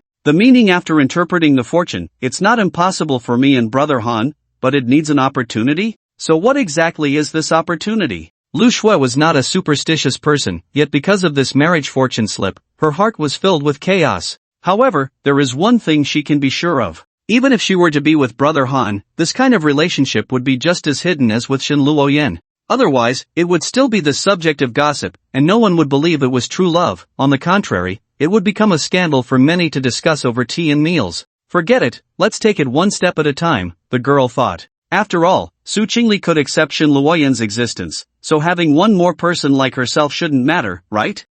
Sooner or later, she would turn brother Han into her romantic partner. Knock, knock, knock. Just as Lu Shui was making up her mind with her little pink fists, there was a knock at the door. She quickly got out of bed, put the album back on the table, and ran barefoot to open the door. When she opened it, Lu Han was standing outside, and the girl couldn't help but feel a bit guilty. Just when she was having improper thoughts about brother Han, he showed up. Brother, are you done talking with Dad? She instinctively linked her arm with Lu Han's. At first, it was because brother Han had just returned to the Lu family, and being a bit more proactive could strengthen their sibling bond, but now, this intimate gesture had taken on a different meaning. However, brother Han seemed completely unaware, viewing her simply as his sister. Lu Shui felt a bit down, but Lu Han asked, Shui, what's wrong? Your face is so red. Ha, is it? The girl touched her pretty face, realizing it was indeed a bit hot. She couldn't say it was because she was just thinking about brother Han, along with feeling guilty and shy, so she quickly found an excuse, saying, maybe it's too hot in the room.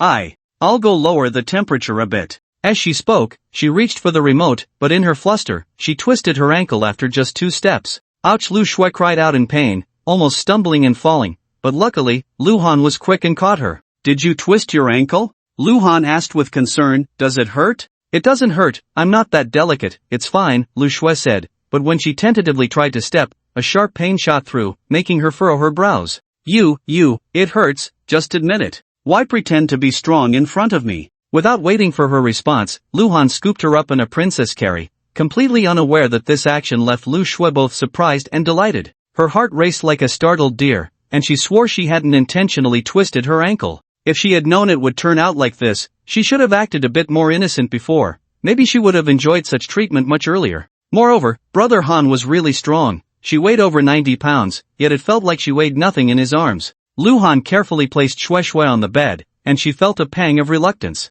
Being held by brother Han was so comfortable, it was only a few seconds, but it felt like a pity. Lu Han half squatted on the floor, resting Shui's little legs on his, holding her delicate little foot with his left hand, while his right hand gently touched her ankle, asking, does it hurt? It hurts. Lu Shui nodded vigorously, looking at Lu Han with a pitiful expression, half genuinely in pain and half just being coy. Don't move for now. Lu Han walked into the bathroom, just about to grab a towel when he noticed several of the girl's intimate garments hanging on the drying rack, all cute and cartoonish, making him feel a bit embarrassed. He quickly averted his gaze, wet the towel with cold water, wrung it out a bit, and returned to the bedroom. It's common knowledge that a twisted ankle needs cold compresses. Just as Lu Han wrapped the cold towel around the girl's ankle, his phone rang. He took it out and saw that it was a WeChat message from Xia. The content was very brief, just one line. The person you wanted has already arrived in Thailand. Okay, got it. Lu Han replied with a message, put away his phone, and raised his head to say, Shui, Guanzhong has already arrived in Thailand. Since you've sprained your ankle, you shouldn't come with me. Recently, some young stars in the country have been transferred from Thailand to Myanmar's telecom fraud zones. If it weren't for public pressure, they might not even be able to return, which shows how rampant and unscrupulous human trafficking activities are in Southeast Asia. One can only say that those people are really out of touch. They were quietly making a fortune but had to make such a big fuss about it, almost to the level of official and diplomatic intervention. Even the gods couldn't save them. After watching the news these past few days, all the people from that telecom fraud company have been caught. The problem is, they were deceiving their own compatriots. How could they harm their own people? Isn't there a bottom line when it comes to wanting money? Lu Han was angry, but he couldn't help but think about Lu Shui's safety. Thailand is still a bit chaotic, even though the local police have strengthened security due to official pressure, it's still somewhat dangerous. So Lu Han felt that it would be better not to take Shui with him this time. No way, I want to go with you.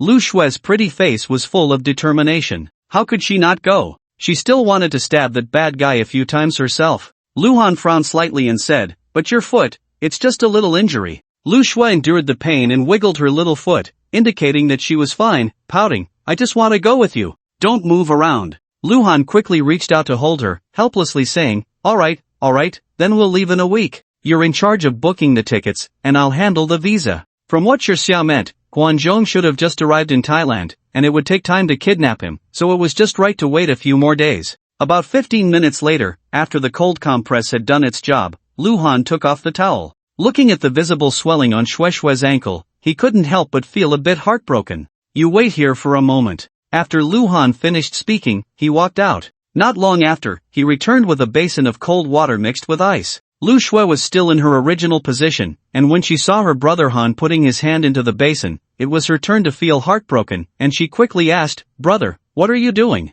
Helping you reduce the swelling. Lu Han didn't take his hand out until his fingers were almost frozen, softly saying, it might be a bit cold, just bear with it. Saying this, he placed his hand on Shui's ankle and gently kneaded it. Local massage can promote blood circulation, thus reducing swelling and pain, but generating heat would cause blood vessels to dilate, so this was the only method he could use. Brother, Lu Shui looked at her brother Han's ice-red fingers and then at his focused and serious expression, feeling her heart melting. She thought that heaven really treated her well. Not only did her adoptive parents treat her like their own daughter, but they also sent her such a wonderful brother Han. In comparison, Lu Ming was really so annoying. Just looking at him was irritating. The next morning, Lu Shui woke up and moved her ankle. Although it was still a bit swollen, it didn't hurt much anymore. Recovering so quickly and so well, she naturally attributed all the credit to Lu Han's massage. Thinking about the delightful feeling of her little foot being held last night, her pretty face couldn't help but blush. Lu Shui got out of bed and could walk without much trouble, just slightly limping, which didn't affect her going to work. However, at breakfast, Lu Han still strongly insisted that she rest at home. Even her adoptive father, Lu Zhenxing, disagreed with her going to the company, so Lu Shui could only take a day off for herself. Lu Han arrived at the Su group and was about to find Su Chingle to discuss his upcoming trip to Thailand in a week, but was informed by Su Ran that she was not in today. Where did she go? Lu Han asked, somewhat puzzled, as it was already past 9 o'clock, and given Su Chingle's habits, she wouldn't be late without a significant reason. Su Ran thought for a moment and said, President Su has been running to the district committee and government in the San Tower New District these past few days. She might be discussing policies. This was indeed Su Chingle's recent focus at work, so Lu Han didn't think much of it. Little did he know that the reason the woman didn't come this morning was due to personal matters that needed handling. At a private hospital more than 10 kilometers away from the Su group, Su Chingle had just parked her car and walked into the lobby when Ruan approached her with a complex expression. I thought you wouldn't come, Su Chingle said, expressionless, as she assessed the woman before her, who looked somewhat haggard after a few days apart, though her mental state seemed quite good. Ruan forced a bitter smile and said, this is my last chance, and I hope President Su can keep her promise. Su Chingle replied calmly, if you had this awareness earlier, how could Lu Han have left without looking back? Ruan's expression dimmed, leaving her speechless. Let's go, Su Chingle said as she walked inside, and Ruan hurriedly followed her. The two women went to the second floor, found the doctor, and began various examinations for Lu Ruyan. Lu Ruyan knew this was to prepare for the upcoming surgery and was very cooperative. Su Chingle stayed by her side the entire time. To outsiders, the two women seemed to be good friends or close buddies, but Lu Ruyan was well aware that Su Chingle was on guard against her pulling any tricks. The efficiency of the private hospital was high, and soon the examination results were out. "Miss Chu, all your health indicators are fine." The doctor shifted his gaze from the computer screen and pushed his surgery-informed consent form in front of Lu Ruyan. "Please take a careful look, and if everything is fine, just sign at the bottom." Although she had mentally prepared herself, when the moment came, Lu Ruyan couldn't help but hesitate and struggle. "Lu Ruyan, you can still back out if you regret it now," Su Chingle's calm voice came through. Lu Ruyan bit her lip hard and ultimately picked up the pen. She felt there was no need to read the content and directly signed her name at the bottom. 20 minutes later, Lu Ruyan was sent into the operating room. However, when she came out, she stared blankly at her left arm. She had thought it was a sterilization surgery, and a permanent, irreversible one at that, but it turned out to be just a subdermal contraceptive? "What's wrong?" surprised. Su Chingle's voice was cold. As a woman herself, she ultimately couldn't bring herself to deprive Lu Ruyan of the right to be a mother. "President Su, thank you." Lu Ruyan was overwhelmed with gratitude. She had already asked the doctor in the operating room, although the subdermal contraceptive would have some side effects in the short term, its long-term effectiveness was excellent, and most importantly, it wouldn't affect normal pregnancy after removal. She felt a sudden joy of having regained something lost. "No need to thank me," Su Chingle said, looking coldly at Lu Ruyan, and slowly added, "I will definitely have children with Lu Han in the future, so consider this an act of kindness in advance." Speaking of having children with Lu Han, a hint of maternal glow unconsciously appeared on Su Chingle's delicate face. However, as she instinctively touched her flat abdomen, she felt a bit puzzled. Ever since she had been intimate with the man she loved, they had not taken any protective measures. Now, her lower abdomen was faintly aching, clearly a sign that her monthly cycle was approaching. It seemed that this month, it was likely not going to happen again. "In any case, you have fulfilled me," Lu Ruyan said sincerely. "President Su, please rest assured, I will behave myself." Su Chingle nodded non-committally and said, "I promised you before that as long as you have the surgery, I would let Lu Han come to accompany you right away. But this surgery is different from the previous one, so you can't blame me for going back on my word. As for the rest, it depends on you." After saying this, she gave Lu Ruyan a deep look and turned to leave. Lu Ruyan stood in place for a long time, but in the end, she still didn't take out her phone. In fact, there was a good reason to invite Lu Han out. Ling Yamo was already dead, and she hadn't told him this news yet. However, Lu Ruyan still felt it was better to let it go. Su Chingle had just given her the opportunity, and it would be unreasonable for her to rush to invite her man. Moreover, this minor surgery would have adverse reactions in the short term. In the doctor's words, it was not recommended to have intercourse within a week. Since she couldn't have a relationship with Lu Han, what was the point of having him come to accompany her? Just sitting around eating and chatting? Lu Ruyan thought that since she had chosen to be Lu Han's friend with benefits, she should have the awareness of a friend with benefits. As for love, it wasn't that she didn't want to, but she no longer had the qualification for it. Forget it, one shouldn't be too greedy. Lu Ruyan felt that she should be content now. At least her persistence over this long period hadn't been in vain, and she had successfully returned to Lu Han's side, hadn't she? Almost at the same time that Su Chingle drove away from the hospital, at a public hospital several kilometers away, Lu Zhenxing walked straight into Lu Ming's hospital room. "Dad, you're here?" Lu Ming was eating fruit, and upon seeing Lu Zhenxing, he quickly placed it on the small cabinet beside him and exchanged a glance with Uncle Chen. "Mr. Lu, you two chat." Uncle Chen respectfully greeted them and left, going outside to find Uncle Sen there as well. However, neither of them spoke, they just nodded slightly to each other, clearly not on good terms. In the hospital room, Lu Zhenxing pulled over a chair and sat down, slowly saying, "I just asked the attending physician, and your recovery is better than expected. In a few days, you should be able to be discharged." What followed was a long period of rest, likely needing 2 to 3 months to walk with crutches, and then there would be rehabilitation training that ordinary people would find hard to endure waiting for Lu Ming. But even so, whether he would end up with a disability, even medical experts in this field wouldn't dare to guarantee. Lu Ming was slightly silent and asked, "Dad, you came to see me today. It can't just be to tell me this, right? No one knows a son like a father, and no one knows a father like a son." He understood his father too well. He had just come to visit after getting off the plane yesterday, and unless there was something special, it was impossible for him to come again today. Lu Zhenxing nodded and said lightly, "Your brother came to see me.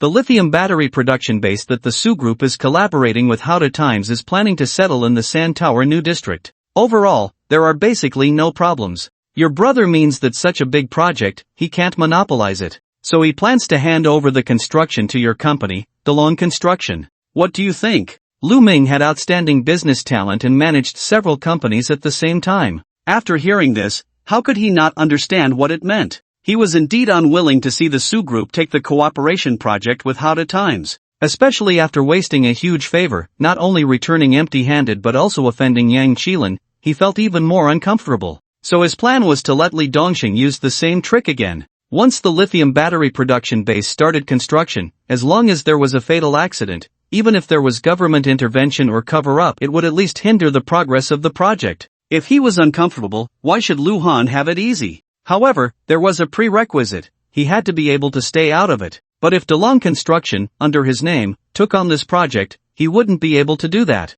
One can't just go looking for trouble, and Lu Han probably wouldn't mind causing a death. It would be a perfect opportunity to make a big deal out of the discord between brothers. This doesn't seem right, does it? Lu Ming said with a troubled expression. The Su Group has several construction companies under its wing. Clearly, they could handle this themselves, yet they insist on outsourcing it to me. Doesn't my brother fear the criticism that he's eating from both sides? Is that really what you think? Lu Zhenxing countered, his eyes narrowing slightly. He was a cunning old fox. If Lu Ming readily agreed, it would mean he had nothing to hide, but if he refused, it would undoubtedly prove Lu Han's concerns were not unfounded. Lu Ming sensed his father's displeasure and hesitated before saying, "Dad, I'm doing this for my brother's sake." Ha, if you truly cared for your brother, there would be no need to discuss this. Lu Zhenxing waved his hand and said, "It's true that Lu Han has just established himself in the Su Group, but he has also offended many people. The relationships inside are complex. Not everyone prioritizes the interests of the group. You should have heard the rumors. When the Four Seasons Cloud Top community had an incident, some people privately said your brother was a jinx. Otherwise, how could the Su Group have gone nearly a decade without a fatal accident, and then it happens right after he arrives? So this project must be foolproof, otherwise, similar rumors will only escalate. When it comes to hitting a tiger, who else would they target but you?" This reasoning was indeed flimsy, but upon hearing it, Lu Ming felt as if he were lifting a stone only to drop it on his own foot, because such statements were what he had arranged Uncle Chen to spread within the Su Group. Yet now, it had turned into an excuse for him to agree. "Fine, who else would I help if not my brother?" Lu Ming could only nod and say, "Dad, you can rest assured, I will definitely complete this project with quality and quantity guaranteed." Saying this insincerely, though with a smile, felt as unpleasant as eating a dead fly. He only wanted to make things difficult for Lu Han, not only as revenge for being reduced to this state but also because targeting the Su Group was equivalent to targeting Lu Han. Taking on this project would indeed earn him money, but did he really need it? Then it's settled. Seeing Lu Ming agree, Lu Zhenxing stood up to leave. However, at that moment, Lu Ming suddenly said, "Dad, I have to say something. Don't you think you're a bit biased in how you treat me and my brother?" Lu Zhenxing's expression suddenly turned cold. What had he just heard? Lu Ming actually said he was biased? Since Lu Han returned to the Lu family, Lu Ming felt there hadn't been a single comfortable day. Just look at what his father, Lu Zhenxing, had done. He invested 3 billion in the Su Group in Lu Han's name, making this half-brother the second largest shareholder. He also arranged for Lu Han to marry Jiangqing's most beautiful woman, Su Chingle. And then there was Shuer, who had become even more distant from him, instead following Lu Han around like a shadow. All of this could be overlooked. After all, his father had just found his long-lost biological son, and some compensation was understandable. As for Shuer, who was raised by Lu Han's mother, the bond between them was truly that of siblings, so it was reasonable for them to be closer. Lu Ming did not deny feeling unbalanced inside,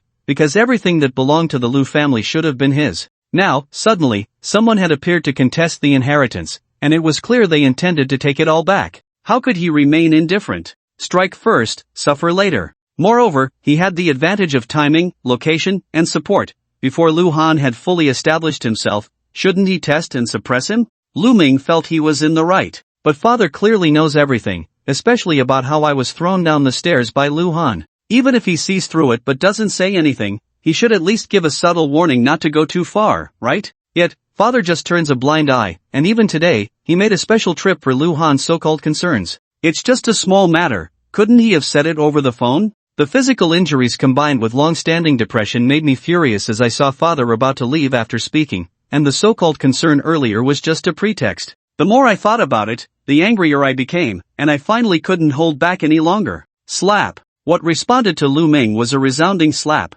What did you just say? Lu Xinxing said furiously, say it again. I said you're biased. Lu Ming covered his face and stubbornly replied, you're siding with Lu Han in everything now. Am I wrong? Slap. Lu Xinxing slapped Lu Ming again. Idiot. He sneered, do you think Lu Han has taken away what originally belonged to you? But have you ever thought that everything I have now should have originally been his? If it weren't for your mother giving birth to you later, why would I bring you back to the Lu family? In these past 10 years, I've poured so much effort into you, raising you to be who you are now, but what about Lu Han? When you were living in luxury, he couldn't even get enough to eat. When you were attending an elite school, he was struggling at the bottom of society, and even those 3 years. At this point, Lu Xinxing felt a lump in his throat, unable to continue. How did Lu Han endure those 3 years in northern Myanmar? Every time the image of his son covered in terrifying scars flashed in his mind, Lu Xinxing felt a pain worse than death. This is his own son, who should have been cherished and protected, yet he had suffered for over a decade, being beaten and insulted countless times.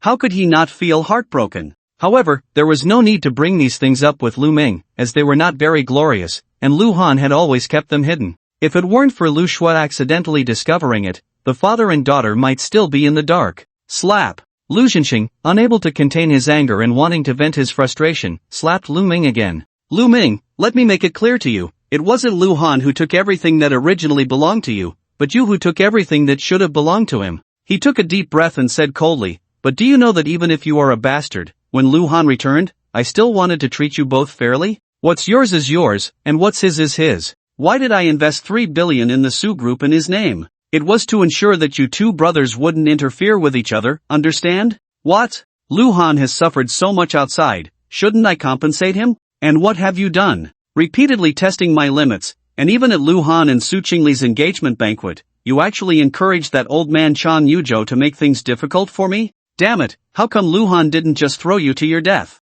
And don't think I don't know what you've been doing behind my back. The incident with the dead in the Four Seasons Cloud Top community, you had someone do that, right? Undermining the Su Group's efforts to cooperate with Howda Times, you were the mastermind behind that too, weren't you? Moreover, the most despicable thing is that you actually spread rumors that your brother is a jinx? What, does that mean that his return is the misfortune of our Lu family? How dare you? In fact, Lu Xinxing knew everything. He just thought that since the two brothers hadn't truly torn their faces apart, he could still mediate between them. But now, he realized he was wrong. And he was terribly wrong. After putting in so much effort, even risking being disliked by Lu Han, all he wanted was for these two sons to unite as brothers and share the benefits together. If he had to admit favoritism, wasn't he biased towards Lu Ming? But after all his painstaking efforts, he was accused of favoring Lu Han? It was true that he was a bit biased, but shouldn't he be? Slap. Slap. This time, 2 hard slaps landed on Lu Ming's face, one from each side.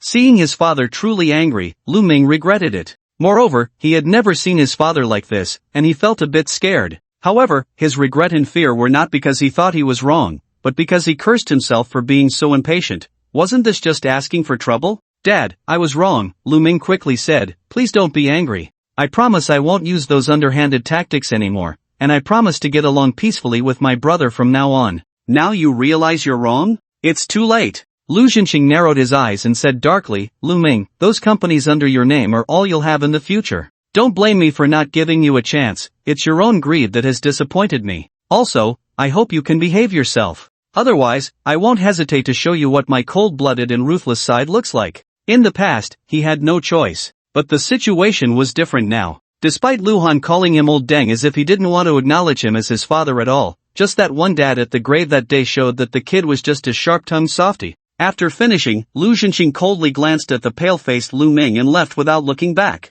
Uncle Sin in the corridor saw Lu Xinxing come out and cautiously asked, Sir, what happened? Why are you so angry? He stood at the door, even with the soundproofing of the high-end ward, he could vaguely hear Lu Xinxing raging inside. It's nothing. Lu Xinxing's expression was blank, but after getting into the car downstairs, he couldn't help but ask, Sin, as an outsider, do you think Lu Ming is just an ungrateful wolf raised in the house? Sir, I prefer the eldest young master. Uncle Sin started the car. The second young master, Lu Ming, was indeed very capable, but his jealousy was too strong, especially as an illegitimate child. Some of his actions were truly excessive. On the other hand, the eldest young master, Lu Han, who had just returned, aside from throwing Lu Ming down the stairs in a moment of frustration to teach him a lesson, seemed to have done nothing out of line. He didn't answer the question directly, but Lu Zhenxing understood the implication, nodding thoughtfully without saying anything further. Just as Lu Zhenxing left downstairs, Uncle Chen upstairs returned to the ward. He saw Lu Ming's face red and swollen, with clear fingerprints visible, and was startled, quickly asking, "Young Master Lu,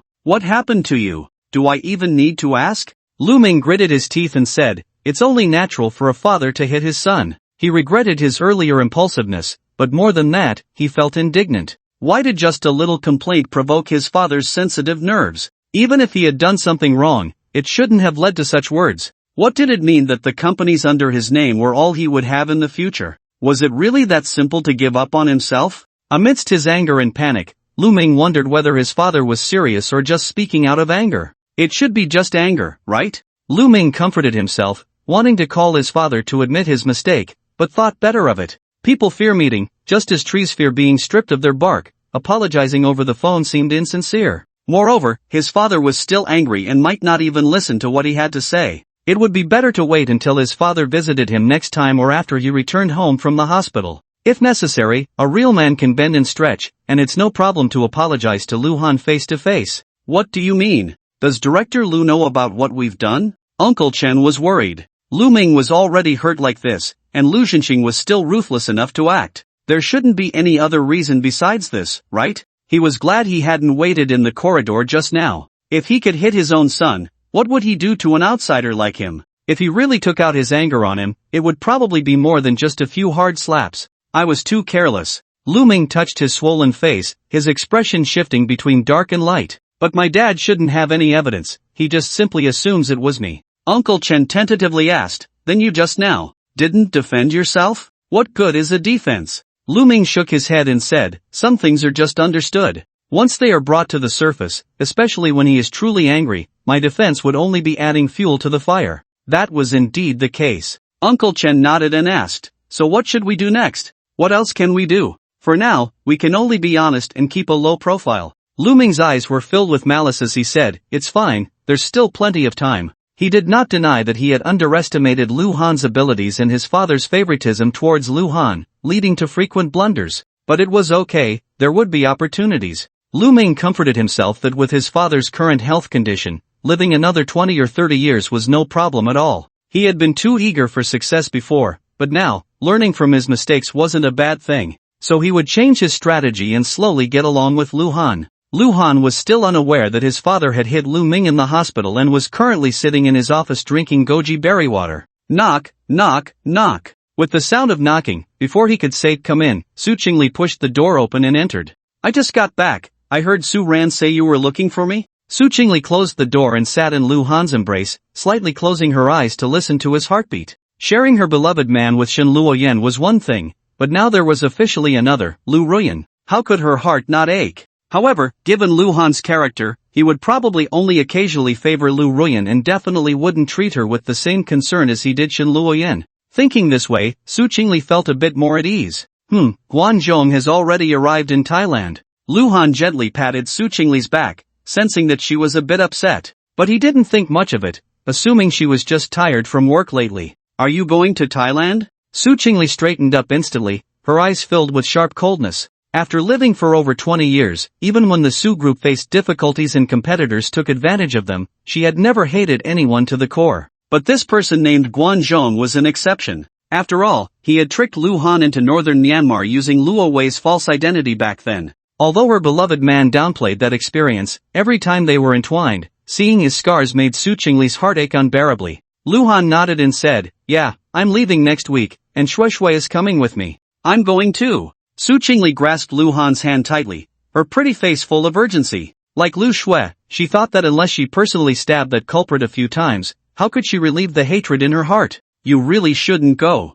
Lu Han shook his head and said, the security over there is too chaotic. It's already a limit for me to take Shui Shui, adding you to the mix. I'm really afraid of being unable to handle things if something happens. Besides, you have a lot of things to deal with right now, especially the cooperation with Howda Times. It can't be delayed any longer. Be good, listen to me. Just stay at home and wait for me to come back, okay? He could feel Su Chingle's intense desire to swallow Guanzhong alive at this moment, knowing that it was because she loved him deeply. But this time it was for revenge, not a vacation. There was really no need to bring along 2 women. Well, fine, Su Chingle reluctantly nodded, realizing that Lu Han was right. However, after thinking for a moment, she added, should we bring a few more people? I can arrange that on my end. She was also worried about Lu Han's safety. After all, they were abroad, and if they encountered any trouble, it would be too late to seek help. The problem was that even though her beloved man had returned to the Lu family, he still didn't believe that his mother's death was an accident. So in the vast estate, aside from her younger sister Lu Shui and their father Lu Jinxing, there wasn't anyone she could fully trust.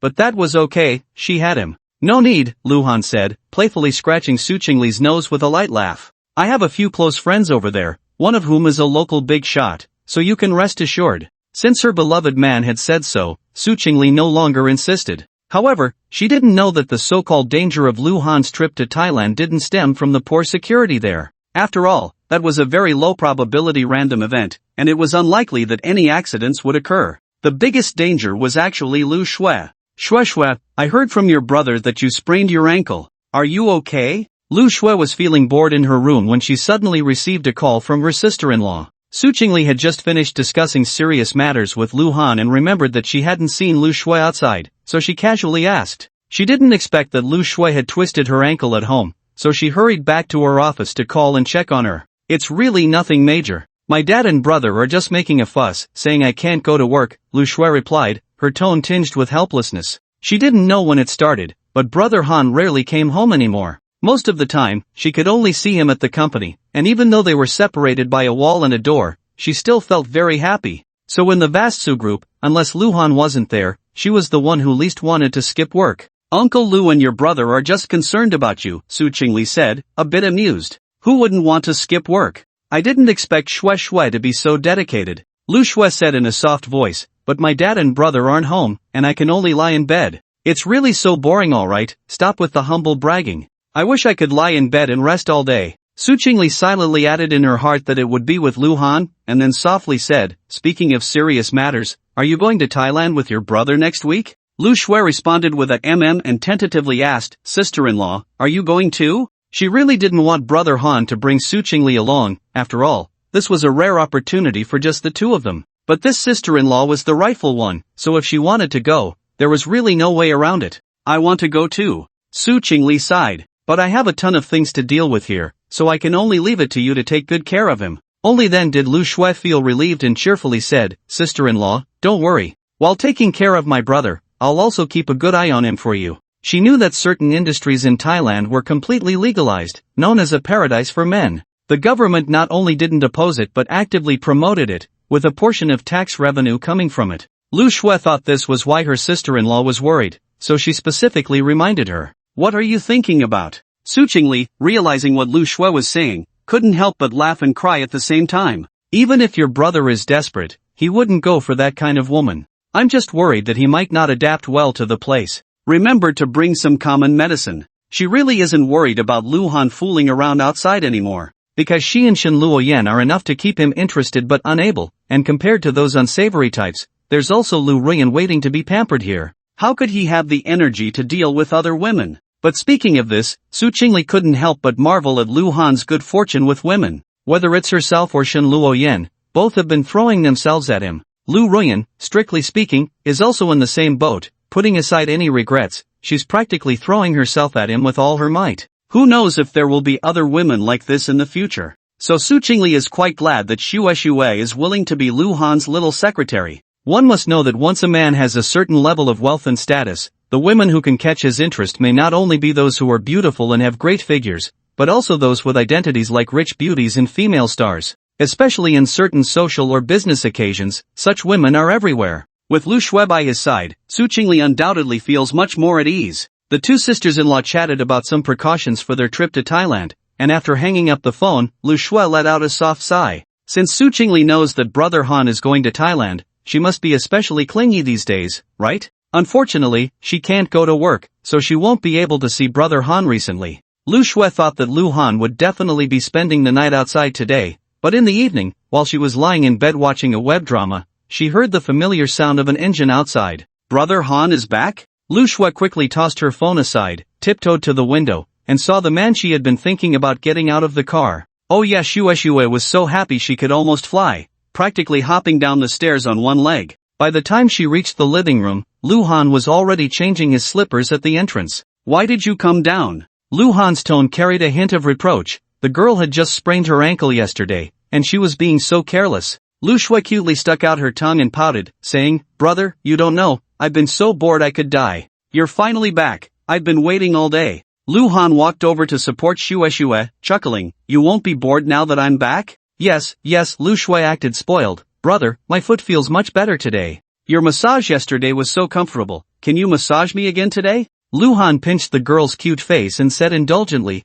"After we finish dinner, I'll satisfy you." "Yay, you're so nice." Lu Shui tiptoed and pecked Lu Han on the cheek, taking advantage of their sibling relationship. Lu Han didn't think much of it and let the girl wait outside for a bit. He went to change into his home clothes, and since Lu Zhenxing had mentioned earlier that he wouldn't be home for dinner, the two went straight to the dining room. However, after dinner, seeing Shui frown occasionally while walking, Lu Han simply picked her up in a princess carry and took her upstairs, unaware that the girl was just pretending. She had already tasted the sweetness of being a green tea last night, and today she was using the same little trick again, and sure enough, Brother Han was concerned about her. So, women are naturally good at acting, even someone as innocent as Lu Shui has her own little schemes. After Lu Han finished massaging her ankle, he used the excuse that today was too boring to watch a movie with her. Although there were no intimate actions, just sitting close together was enough to bring Lu Shui a little happiness. In the following days, Lu Han's life was quite ordinary. He worked during the day and accompanied Shui at night, and besides that, he took Su Chingle to the Shangsong Hotel during lunch breaks. But on the day before their departure to Thailand, he received a call from Lu Ruan. This was the first time the woman dared to call him directly after getting his number. Lu Ruan's hesitant request to meet meant that Ling Mo was already dead, and she wanted to tell him the details. Lu Han knew what Lu Ruan was thinking, but still refused her. "I have to go abroad tomorrow, so let's leave it for today." Lu Han's tone held little emotional color. However, just as Lu Ruan was feeling disappointed, she heard the man on the other end of the phone say, "I'll be back in a few days, and then you can wait for me after you've cleaned up." Upon hearing this, Lu Ruan almost couldn't help but cry tears of joy. After trying so hard for so long, it was the first time Lu Han had given her a direct answer. Her excited voice trembled slightly, but she controlled herself and said, "Okay. Brother, good night, have sweet dreams." Around 9 o'clock in the evening, Lu Shui walked out of Lu Han's room. She was going to Thailand tomorrow and had come to help her brother pack his suitcase. However, as soon as the girl returned to her own room, her adoptive father called, asking her to come to the study. Lu Shui hurried upstairs, and as soon as she pushed the door open, she was hit by a strong smell of alcohol. Seeing her adoptive father in a drunken state, she couldn't help but scold, "Dad, why did you drink so much?" Lu Zhenxing had been attending many social gatherings lately, which the girl was aware of. This was due to a big business deal that had been finalized earlier, although the specific details were still unknown. The total investment reached 15 billion, definitely an enviable large project. In comparison, the 4 billion cooperation project between the Su Group and Howda Times seemed insignificant. However, the outside world had long linked the Su Group and the Lu Group together and had learned through rumors how Lu Han had cleverly used his influence in Dicheng, leading to the saying that a tiger father does not raise a dog son. In fact, given Lu Zhenxing's current identity and status, for the vast majority of social gatherings, even if he abstained from alcohol, others wouldn't dare to voice any objections. But tonight was different. The table was filled with provincial leaders. Wealth ultimately cannot compare to power, so he inevitably drank a few more glasses. Lu Zhenxing did not answer Lu Shui's question. He felt a bit dizzy, but he was very clear-headed. He had his adopted daughter sit across from him, poured her half a cup of tea, and slowly spoke, "Shui, what exactly are you and your brother going to Thailand for?" He used to call the girl Shuer, and Lu Ming had not been rejected because he followed suit. However, ever since Lu Han started calling her Shui, Lu Zhenxing unconsciously changed his way of addressing her as well. Lu Zhenxing only learned today that the siblings were going to Thailand. Lu Han's excuse was that he was too tired from work lately and needed to go abroad to relax. This statement was utterly untrustworthy. Lu Zhenxing didn't dare to ask too much from Lu Han, so he could only call Lu Shui over. "Dad, my brother and I are just going to travel and relax." The girl lied with her eyes wide open. Brother Han had already said not to let their adoptive father know, so she certainly couldn't reveal a word. Lu Zhenxing couldn't help but laugh and cry, weren't you my little cotton padded jacket before? Why are you turning your elbow out now?" "Hey, Dad, does that mean my brother is an outsider? Lu Shui pretended to be angry, asking what it meant to turn her elbow out. Others forget their mothers after getting wives, so why can't she forget her father after having a beloved brother? Moreover, this was her adoptive father, not a biological one. Of course, she had to listen to Brother Han don't talk nonsense. How can your brother be an outsider? Lu Xinxing knew that Shui Shui was being playful and didn't take it to heart. He sighed lightly, I'm just a bit worried. He had heard about the incident of the little star going missing in Thailand. Initially, he was just a bystander, but now that his son was going, how could he not feel anxious? Moreover, Lu Xinxing also had a bit of a once bitten, twice shy mentality. Lu Han had already gone missing once when he was young, and he was afraid of losing him a second time. Lu Shui hesitated for a moment, walked behind her adoptive father, kneaded his shoulders, and said softly, Dad, you can rest assured.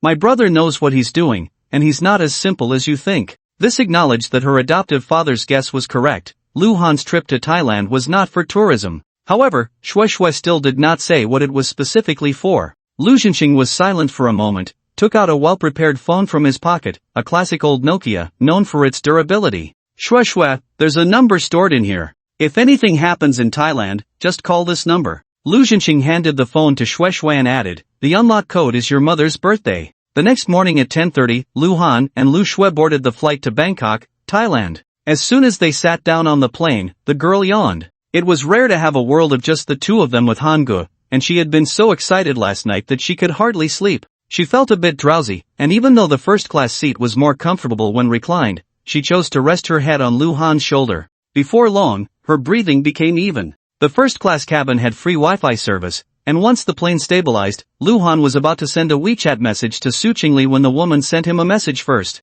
Honey, have you boarded the plane? She actually wanted to personally send Lu Han and Lu Shui to the airport, but unfortunately, she received a notice yesterday afternoon that the city was holding a key project investment meeting today, which clashed with their schedule. Su Chingle was sitting in the conference room at that moment, and the plane was probably about to take off, so she secretly took out her phone to message her beloved man. Lu Han smiled and replied, just took off, was about to tell you. Do you think this counts as a telepathic connection? Su Chingle quickly typed back, it's quite hot in Thailand, you and Shui Shui can change your clothes on the plane. I also checked the weather in Bangkok, there's light rain today, so remember to take out the umbrella after you get your luggage. Let me know when you get off the plane, and don't forget to check in with Uncle Lu. Most importantly, remember to think of me. Love you. Su Chingle put away her phone. Since she had given herself to Lu Han, this was the first time they would be apart for several days, which made her feel a bit melancholic. I love you too, Lu Han replied to Su Chingle's message, feeling good to be thought of. Just as he was thinking this, a WeChat message from Shen Luoyan followed. While he was chatting with Shen Luoyan, he suddenly felt his shoulder was wet. Looking down, he found that Shui Shui had drooled while sleeping. He didn't know what beautiful dream she was having, but the corners of her mouth were adorably turned up, looking quite shy. Snap! Lu Han couldn't help but capture this moment with his phone, planning to tease Shui Shui when she woke up. However, just then, the plane suddenly jolted, and the movement was quite significant, causing Lu Shui to wake up inevitably. At first, the girl was still dazed from just waking up, but when she saw Lu Han looking at her with a smile, her face instantly flushed red. Lu Han didn't think much of it, assuming she realized she had drooled, and took out a tissue to help her wipe it. I can do it myself. Shui Shui's gaze darted away. She had already noticed she had drooled and had wet Han Ji's shoulder, but that wasn't the main reason her face was burning. She had just been in a daze, dreaming. She was shyly lying on the bed, and in front of her was Han Gu, who had already taken off his shirt. Just as he was about to pounce on her, she was suddenly awakened. Interrupted at such a critical moment, Lu Shui was almost driven to madness. After finally having such a spring dream, why couldn't she finish it? Most men have a common flaw, which is that the shyer a woman is, the more they like to tease or joke around. Lu Han is no exception, especially since Shui Shui is so delicate and cute that he couldn't help but show her the photo he just took. Oh no! Delete it quickly! If the interrupted spring dream earlier made Shui Shui both shy and annoyed, this photo from Hangul was enough to make her feel socially dead, and she hurriedly tried to snatch the phone away. But she was no match for Lu Han at all. After playing around for a while, she still couldn't get it back, so she resorted to her trump card. Shui Shui stopped trying to grab it and directly kissed Lu Han on the cheek, looking pitiful as she said, "Brother please." Her tone was soft and sweet, filled with grievance, and her big, watery eyes blinked, making her charm almost overwhelming. Alright, I'll delete it right now. Lu Han let the girl see the entire process of him deleting the photo, pinched her cute face, and spoiled her, saying, "Are you satisfied now?" Shui Shui immediately beamed with joy, took out her tablet, which already had several movies downloaded in advance just to pass the time on the plane. With Bluetooth headphones on, they both started watching. After having lunch on the plane and switching to another movie, Lu Shui leaned on Lu Han's shoulder and unknowingly fell asleep again. However, this time she didn't have a spring dream. She didn't know how long it had been when she felt someone nudging her. Drowsily opening her eyes, she realized the plane was about to land. "Brother, do you have a function for lulling people to sleep?" The girl rubbed her sleepy eyes. It was hard to finally spend time with Hangu in such a small space, and falling asleep the first time was understandable due to exhaustion, but falling asleep a second time was truly unforgivable. How could she waste such a wonderful time? But she really hadn't meant to fall asleep. She didn't even remember when she had closed her eyes. "I guess so, your sister-in-law often says the same." Lu Han occasionally brought Su Chingle back to Xiangsong Hotel, and aside from being shameless, they also watched a lot of movies.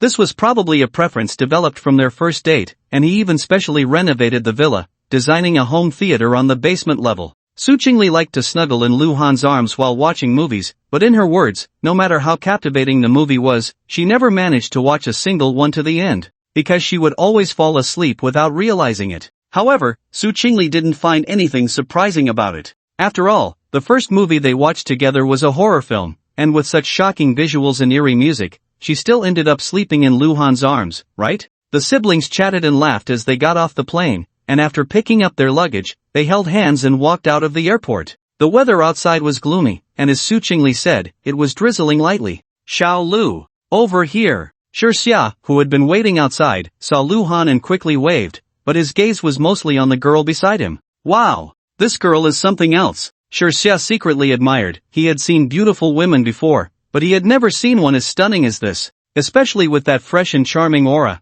combined with a naturally youthful face. It reminded him of the neighbor girl he had a crush on for a long time back in the day. "This is my sister, Lu Shui." Lu Han briefly introduced Xia to the girl and pointed at him, saying, "Shui Shui, this is Xia, you can just call him fourth brother." Fourth brother. Lu Shui was very obedient, her intuition telling her that despite the flashy clothes and seemingly carefree demeanor of the man in front of her, he was definitely not as simple as he appeared. "Hey!" Xia happily responded and felt around her body, finally taking off the amulet hanging from her neck and handing it to Lu Shui, saying, "You are Xiao Lu's sister, so you are my sister too." Thailand is a Buddhist country, and this is something I had a hard time getting. I heard it's very effective and can ensure safety, so I'm giving it to you today. Lu Shui quickly declined. "Ah, how can I accept this? It's a gift for you from him. Just take it," Lu Han said generously, taking it and stuffing it into the girl's hand, then asked Xia, "What about Ergo and Wu Gu? They are trying to deal with that guy you mentioned." Xia scratched her head and said, "It seems a bit difficult. That guy is very alert, but it's not a big problem.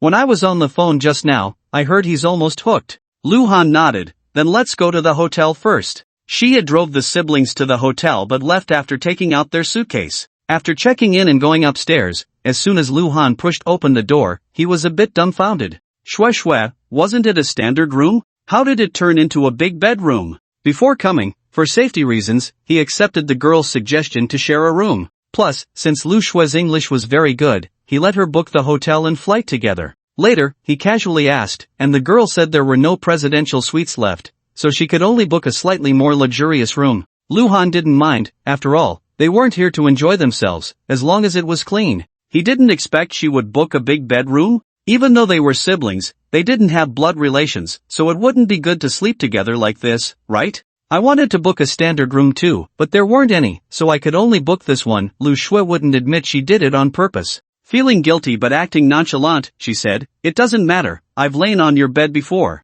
The girl often went to Lu Han's room, and sometimes they would play on the bed, and even when Shui Shui was tired, she would lie down for a nap. With Lu Shui looking indifferent, Lu Han felt a bit conflicted, thinking, can it be the same? Today they would be sleeping in the same bed, and it was overnight. But since it was already like this, he had no choice but to follow the girl inside. After closing the door, Lu Han called Su Chingle, saying he had arrived in Thailand and checked into the hotel, reassuring her. Meanwhile, Lu Shui called her adoptive father to report her safety. After hanging up, seeing that Han Gu and his sister-in-law were still on the phone, she thought for a moment and said, "Gu, the weather here is humid and hot. I just broke a sweat, so I'm going to take a shower first." Lu Han was being reminded by Su Chingle to pay attention to his diet and such, although he heard what Shui Shui said, it didn't register in his mind, and he nodded instinctively. It wasn't until more than 10 minutes later, after he put down his phone, that he heard the sound of running water. Turning his gaze towards the bathroom, Lu Han's breath caught. The frosted glass design certainly obscured the view,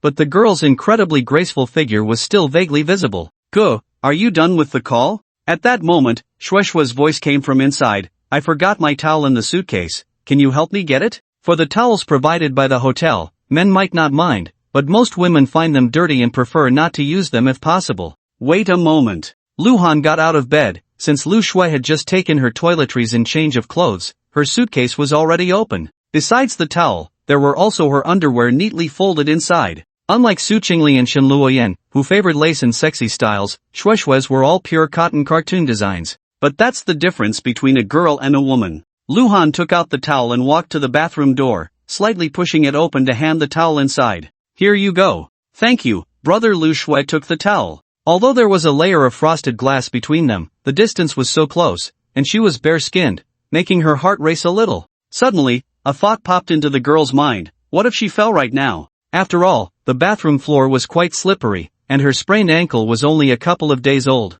Would Han go rush in without thinking if he heard a sound? Lu Shui was quite confident in her looks and figure. Would he be moved, perhaps even have thoughts that were different from those of siblings? After a brief internal struggle, Lu Shui ultimately abandoned the idea. So what if Han Gu saw her? At most, it would be a moment of impulse, followed by guilt and embarrassment, leading to a subconscious need to maintain a certain distance from herself. Therefore, the current mode of interaction should still primarily focus on their sibling relationship, with occasional blurred boundaries, but the scale must be well measured.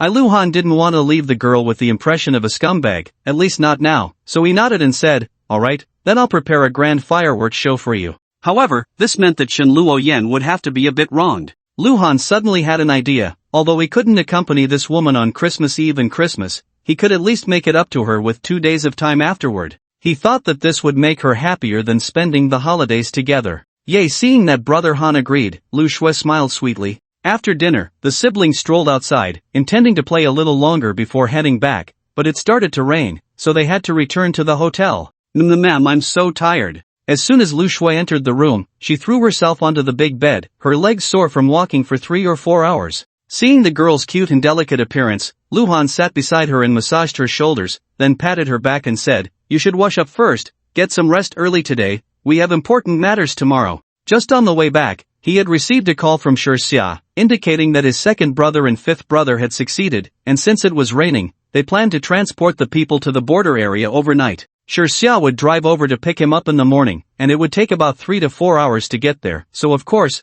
they needed to conserve their energy for the night. Okay, Lu Shui got up and walked into the bathroom. After she finished washing up and came out, Lu Han then went in. After taking a shower and brushing his teeth, when he came out, the girl was already lying on the bed, with only her little head sticking out. The two siblings locked eyes, both feeling a bit awkward. They had often been alone together in Lu Han's room before, but sharing a bed like this was indeed the first time, and it was hard to describe the feeling, especially for Lu Shui, who had had ulterior motives when booking this room, having been looking forward to what it felt like to be held by brother Han while sleeping for several days. However, when the moment arrived, she was thinking about how to make it feel more natural and logical. Let's sleep. Lu Han lifted the blanket and lay down, deliberately keeping a certain distance from Lu Shui, then casually turned off the light. The room immediately fell into darkness, becoming quiet as well. Rumble, rumble. Perhaps the heavens favored Lu Shui, as it suddenly started to thunder and lightning outside. Brother, I'm scared. Lu Shui smiled at the corners of her mouth, but when she turned over, she pitifully said, "Can you hold me while I sleep?" In the darkness, Lu Han couldn't see Lu Shui's expression, but hearing her voice tremble slightly, he inexplicably thought back to the time in the orphanage. There were 2 girls, one abandoned on a rainy night, and the other who lost her parents in a car accident on a rainy night, so whenever it rained and thundered, especially at night, they would feel fear and terror. The sight of them trembling and crying out of helplessness was still fresh in his memory. Lu Han didn't know how Lu Shui became an orphan. He guessed she might have had a similar experience, and even if she hadn't, it seemed reasonable for a girl to be afraid of thunder, so without thinking much, he lifted the blanket towards her and said, "Come in." As soon as he finished speaking, Shui Shui's soft body burrowed in. Lu Han didn't think much of it and held the girl in his arms, gently patting her back. "Brother, will you always be good to me?" Lu Shui pressed against Lu Han's solid chest, inhaling his unique scent, her heart racing. Is this what it feels like to be held by Brother Han? It really feels so safe. You're my sister, of course, I'll always be good to you. Lu Han spoke sincerely. Perhaps when he first returned to the Lu family, he was still wary of Lu Shui, but over time, he gradually felt that her concern for him was genuine. Especially during one long conversation with Lu Jinxing in the study, learning about the ideas his mother instilled in this adopted daughter made him feel even more heartbroken for her. Well, then I will always be good to you. Lu Shui whispered, brother, can I discuss something with you? Lu Han, inhaling the girl's fresh scent after her bath, replied, you can say. A couple of days ago, while chatting with my sister-in-law, I heard that the villa you two bought is almost renovated. I originally wanted to buy a house nearby, but now I feel like it might not be necessary. Lu Shui tentatively asked, can I live with you guys then? After all, there are 3 floors, living on a different floor wouldn't affect your couple's world, and I could also hitch a ride and share meals. At this point, she paused slightly and added, when I have a boyfriend and want to get married, I'll move out. This was, of course, a false proposition because apart from her beloved brother Han, she had never thought about dating anyone, let alone getting married.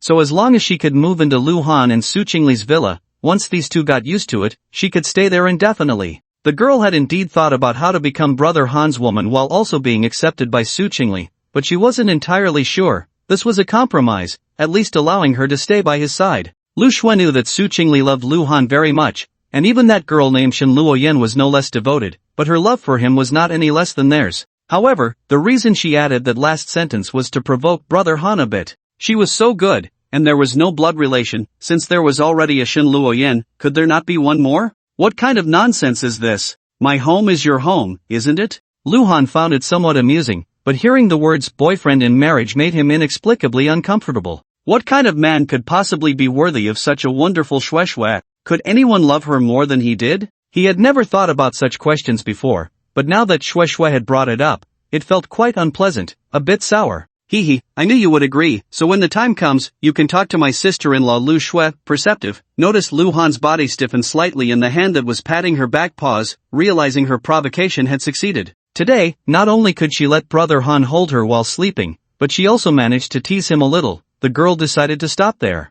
Brother, can you hold me a little tighter? Lu Shui twisted her body and acted cute, genuinely feeling sleepy this time. Lu Han said nothing, just tightened his embrace, but as the girl pressed closer, he suddenly found himself breathless. Whether it was Su Chingle or Shen Luoyan, he had no idea how many times he had slept holding them, but from the closeness, he was certain Lu Shui was not wearing a bra. Was this intentional, or was she just used to sleeping this way? Lu Han didn't dare to move, and he didn't know how much time passed before Lu Shui's breathing became soft and even. The girl had fallen asleep, but Lu Han felt a bit flustered. He couldn't deny that at that moment, he had developed some subtle feelings for Shui Shui. What am I thinking? She's my sister. Lu Han muttered to himself quietly, pouting as he began to drift off to sleep. Thus, the two siblings embraced each other in slumber, but around 4 in the morning, Lu Shui slowly opened her eyes. Sleeping in Brother Han's arms was truly comfortable, but because she cherished this hard-won feeling too much, she couldn't sleep soundly, fearing that waking up would mean it was all just a dream.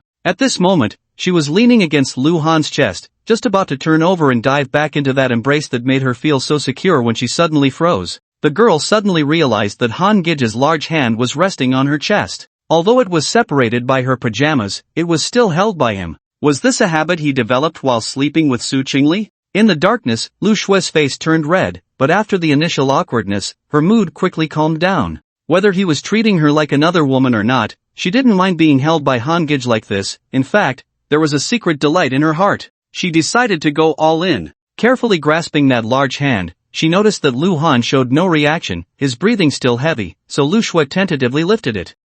Still no response. Holding her breath, Lu Shui lifted her pajama top with her left hand and placed Han Gige's hand inside. As the man behind her instinctively grasped her hand, Lu Shui almost let out a small cry and quickly covered her mouth. After a few seconds of adjusting, she sheepishly released her grip and slowly exhaled. It was at that moment that Lu Shui realized she was already drenched in sweat, all from the tension just now. Stinky brother, you got lucky. The girl secretly pouted, blissfully closing her eyes. She was curious about Han's reaction when he woke up, unaware that the man behind her had already woken up when she caught his hand. Don't forget, he had been in northern Myanmar for 3 years, in an environment filled with danger, and had long developed a habit of light sleeping. The reason he remained still was due to embarrassment. He thought Shui Shui would move her hand away, but he never expected the operation behind him to be so explosive. Lu Han was completely dumbfounded. So, Xue Xue also liked him? A girl who was serious to the point of being overly serious actually took the initiative to hold a man's hand and take advantage of him. There was no doubt she liked him.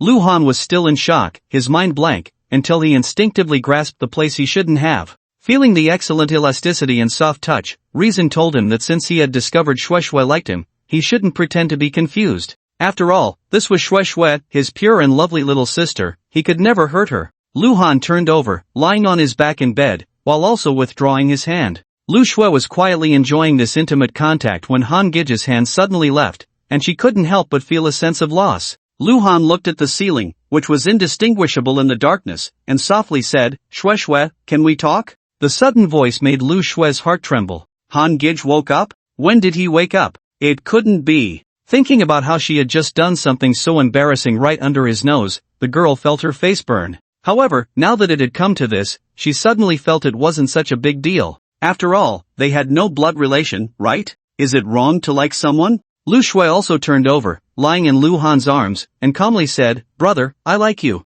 Since she had already been discovered, why hide it? She paused slightly and added, "It's not just the love of a sister for her brother, but also the love of a woman for a man." The girl took the initiative, catching Lu Han off guard. He didn't even get to use the lines he had prepared. Truly, not playing by the rules. Lu Han smiled wryly and asked, "Since when?" "I don't know either," Lu Xue said, expressing the feelings she had kept bottled up for so long, and surprisingly, she felt no nervousness at all. She smiled and said, "In short, I like you, and I like you a lot." Lu Han sighed softly and said, "You know, I've already." Before he could finish, he was interrupted by the girl in his arms. "Of course I know, you and sister-in-law have already registered your marriage and are engaged." Lu Xue teased, "But if you were to behave yourself, I definitely wouldn't ruin your relationship. The key is that you and that woman named Shen Luoyen are unclear about each other, so having me around doesn't really matter, right?" Lu Han was surprised. "How do you know about my relationship with Shen Luoyen?" At this moment, there was no need to deny it,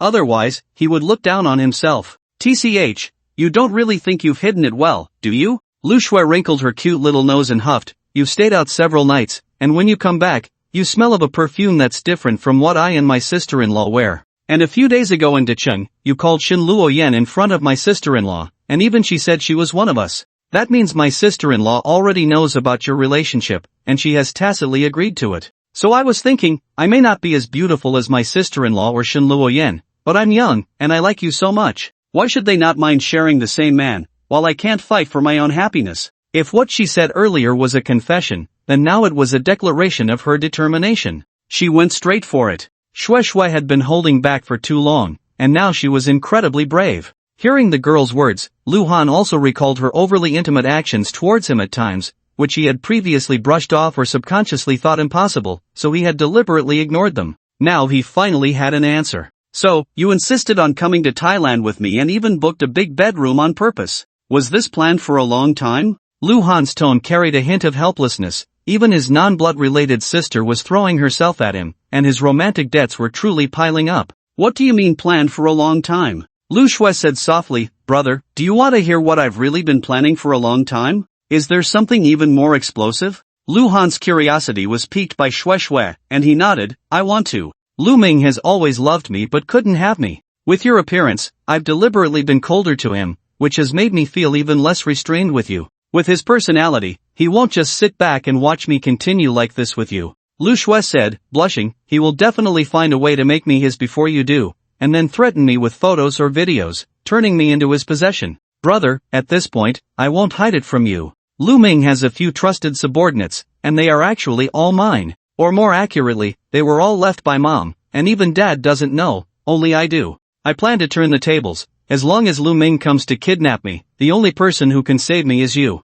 By then, even if he doesn't drug me, I will take the medicine myself. That way, it benefits you. Not only will my sister-in-law be soft-hearted and accept me, but I will also go to Dad to complain. After spending years raising such a beast, do you think Dad will explode with rage? Lu Ming still wants to inherit the Lu group? Dream on. Brother, if I can come up with such a plan that kills 3 birds with 1 stone, don't you think I'm amazing?" After hearing this, Lu Han didn't know what to say anymore. He had always known that Xue Xue wasn't a naive girl, but he didn't expect her scheming to be even deeper than he imagined. But it's a pity that I ultimately overestimated my own self-control. Just as Luhan was feeling emotional, he heard the girl pout again. Stinky brother, it's all your fault. I originally just wanted to have a world of two with you in Thailand this time, being held by you while sleeping, and I would have been very content. How could I not hold back just now? Now look, I have to confess everything to you in advance. Brother, you won't look down on me, will you? She said that at first she was still blaming and feeling guilty, but by the last sentence, her tone was filled with caution and anxiety.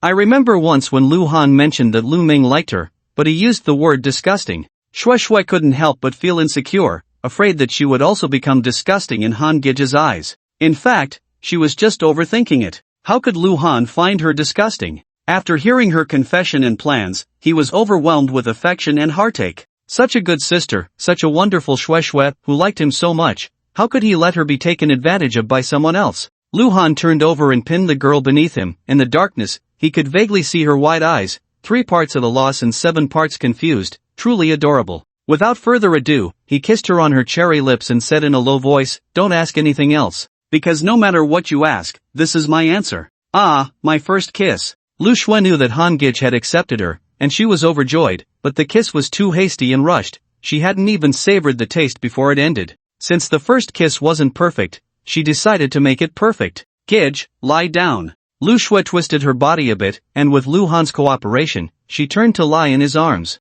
"I have to kiss you for it to count as my first kiss." The girl forced herself to find an excuse. By now, the sky outside was lightening, the sun was about to rise, and the faint light filtered through the curtains onto her face, revealing a tempting blush. Holding her beloved Han Gij's face, Shui gently closed her eyes and leaned down to kiss his lips. First, it was a tentative touch of lips against lips, then she extended her little tongue to lick, and when Han Gij slightly parted his lips, she bravely ventured in. A soft moan escaped from the corner of the girl's mouth. Her mind was blank, relying solely on the limited kissing scenes from movies or dramas, awkwardly combining theory with practice. However, Luhan was an experienced driver, and under his guidance, Shui quickly learned how to intertwine their lips and teeth, becoming lost in the joy of it. Until the air in her lungs was almost completely drawn out by Han Gij, she reluctantly pulled away. Luhan held the girl in his arms and softly said, Shui, that plan. Let's scrap it. Lu Shui was slightly taken aback, confused. Why? Because I can't guarantee your absolute safety. Luhan explained. What if I can't arrive in time? What if there are too many of them, and I can't fight them off? I won't allow you to take such risks. If Shui fell into Lu Ming's hands, or if she made a desperate move to protect her innocence, even if he had 1,000 ways to make that guy suffer later, he would never forgive himself for it. Oh, then okay, I'll listen to you. Lu Shui expressed her regret. In fact, she was quite confident, but since Han Gij said so, she had to give up the plan. However, Han Gij would rather give up a fatal blow to Lu Ming than let her take risks, which deeply moved Shui, making her think that she truly hadn't loved the wrong person. After that, the nominal siblings were a bit at a loss for words. The room was quiet, only the sound of their breathing could be heard. It was unclear how long it had been when the girl suddenly asked in a soft voice, Gij, are you feeling uncomfortable? What? The sudden question caught Lu Han off guard. It wasn't until Shui pressed lightly on a certain part of him that he understood what she meant. He couldn't help but laugh and cry, you're so delicate and cute. Your body is soft and supple. If I have no impulse at all, that would be abnormal, right?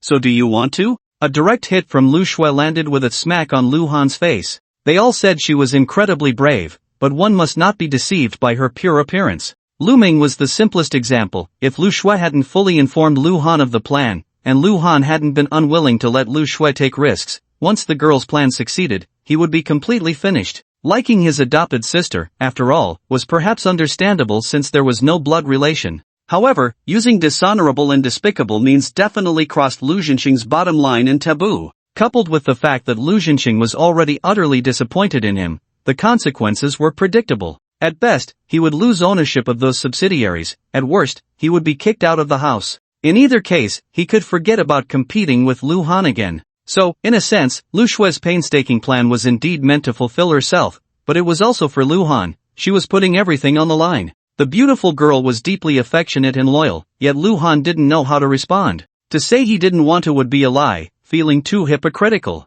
But if he said he wanted to, did that mean he would take Shui right now? That felt like a desecration of her. You can hold on for now, Lu Shui said, not waiting for Lu Han to respond, and planted a smack on his face, smiling as she said, it's not romantic at all right now, I don't want to hastily give myself completely to you. Brother, do you know why I want you to accompany me on Christmas Eve? Because I left the orphanage that day, and it was also the day I got my mother and father. I don't know when my birthday is, but since then, every Christmas Eve has been my birthday. Well, then let's make it Christmas Eve. I originally just wanted to watch fireworks with you, now I can add one more thing. Since I don't have to carry out that plan anymore, I'll leave the most sacred moment of my life for that day. Girls are all dreamers, and Lu Shui was no exception. In her mind, her first time with Brother Han should be romantic and beautiful. For instance, a big bed covered in flowers, soft and soothing music, and even to make up for the regret of not being able to marry him, she should wear a wedding dress. She hadn't planned to tell Lu Han about this plan so early,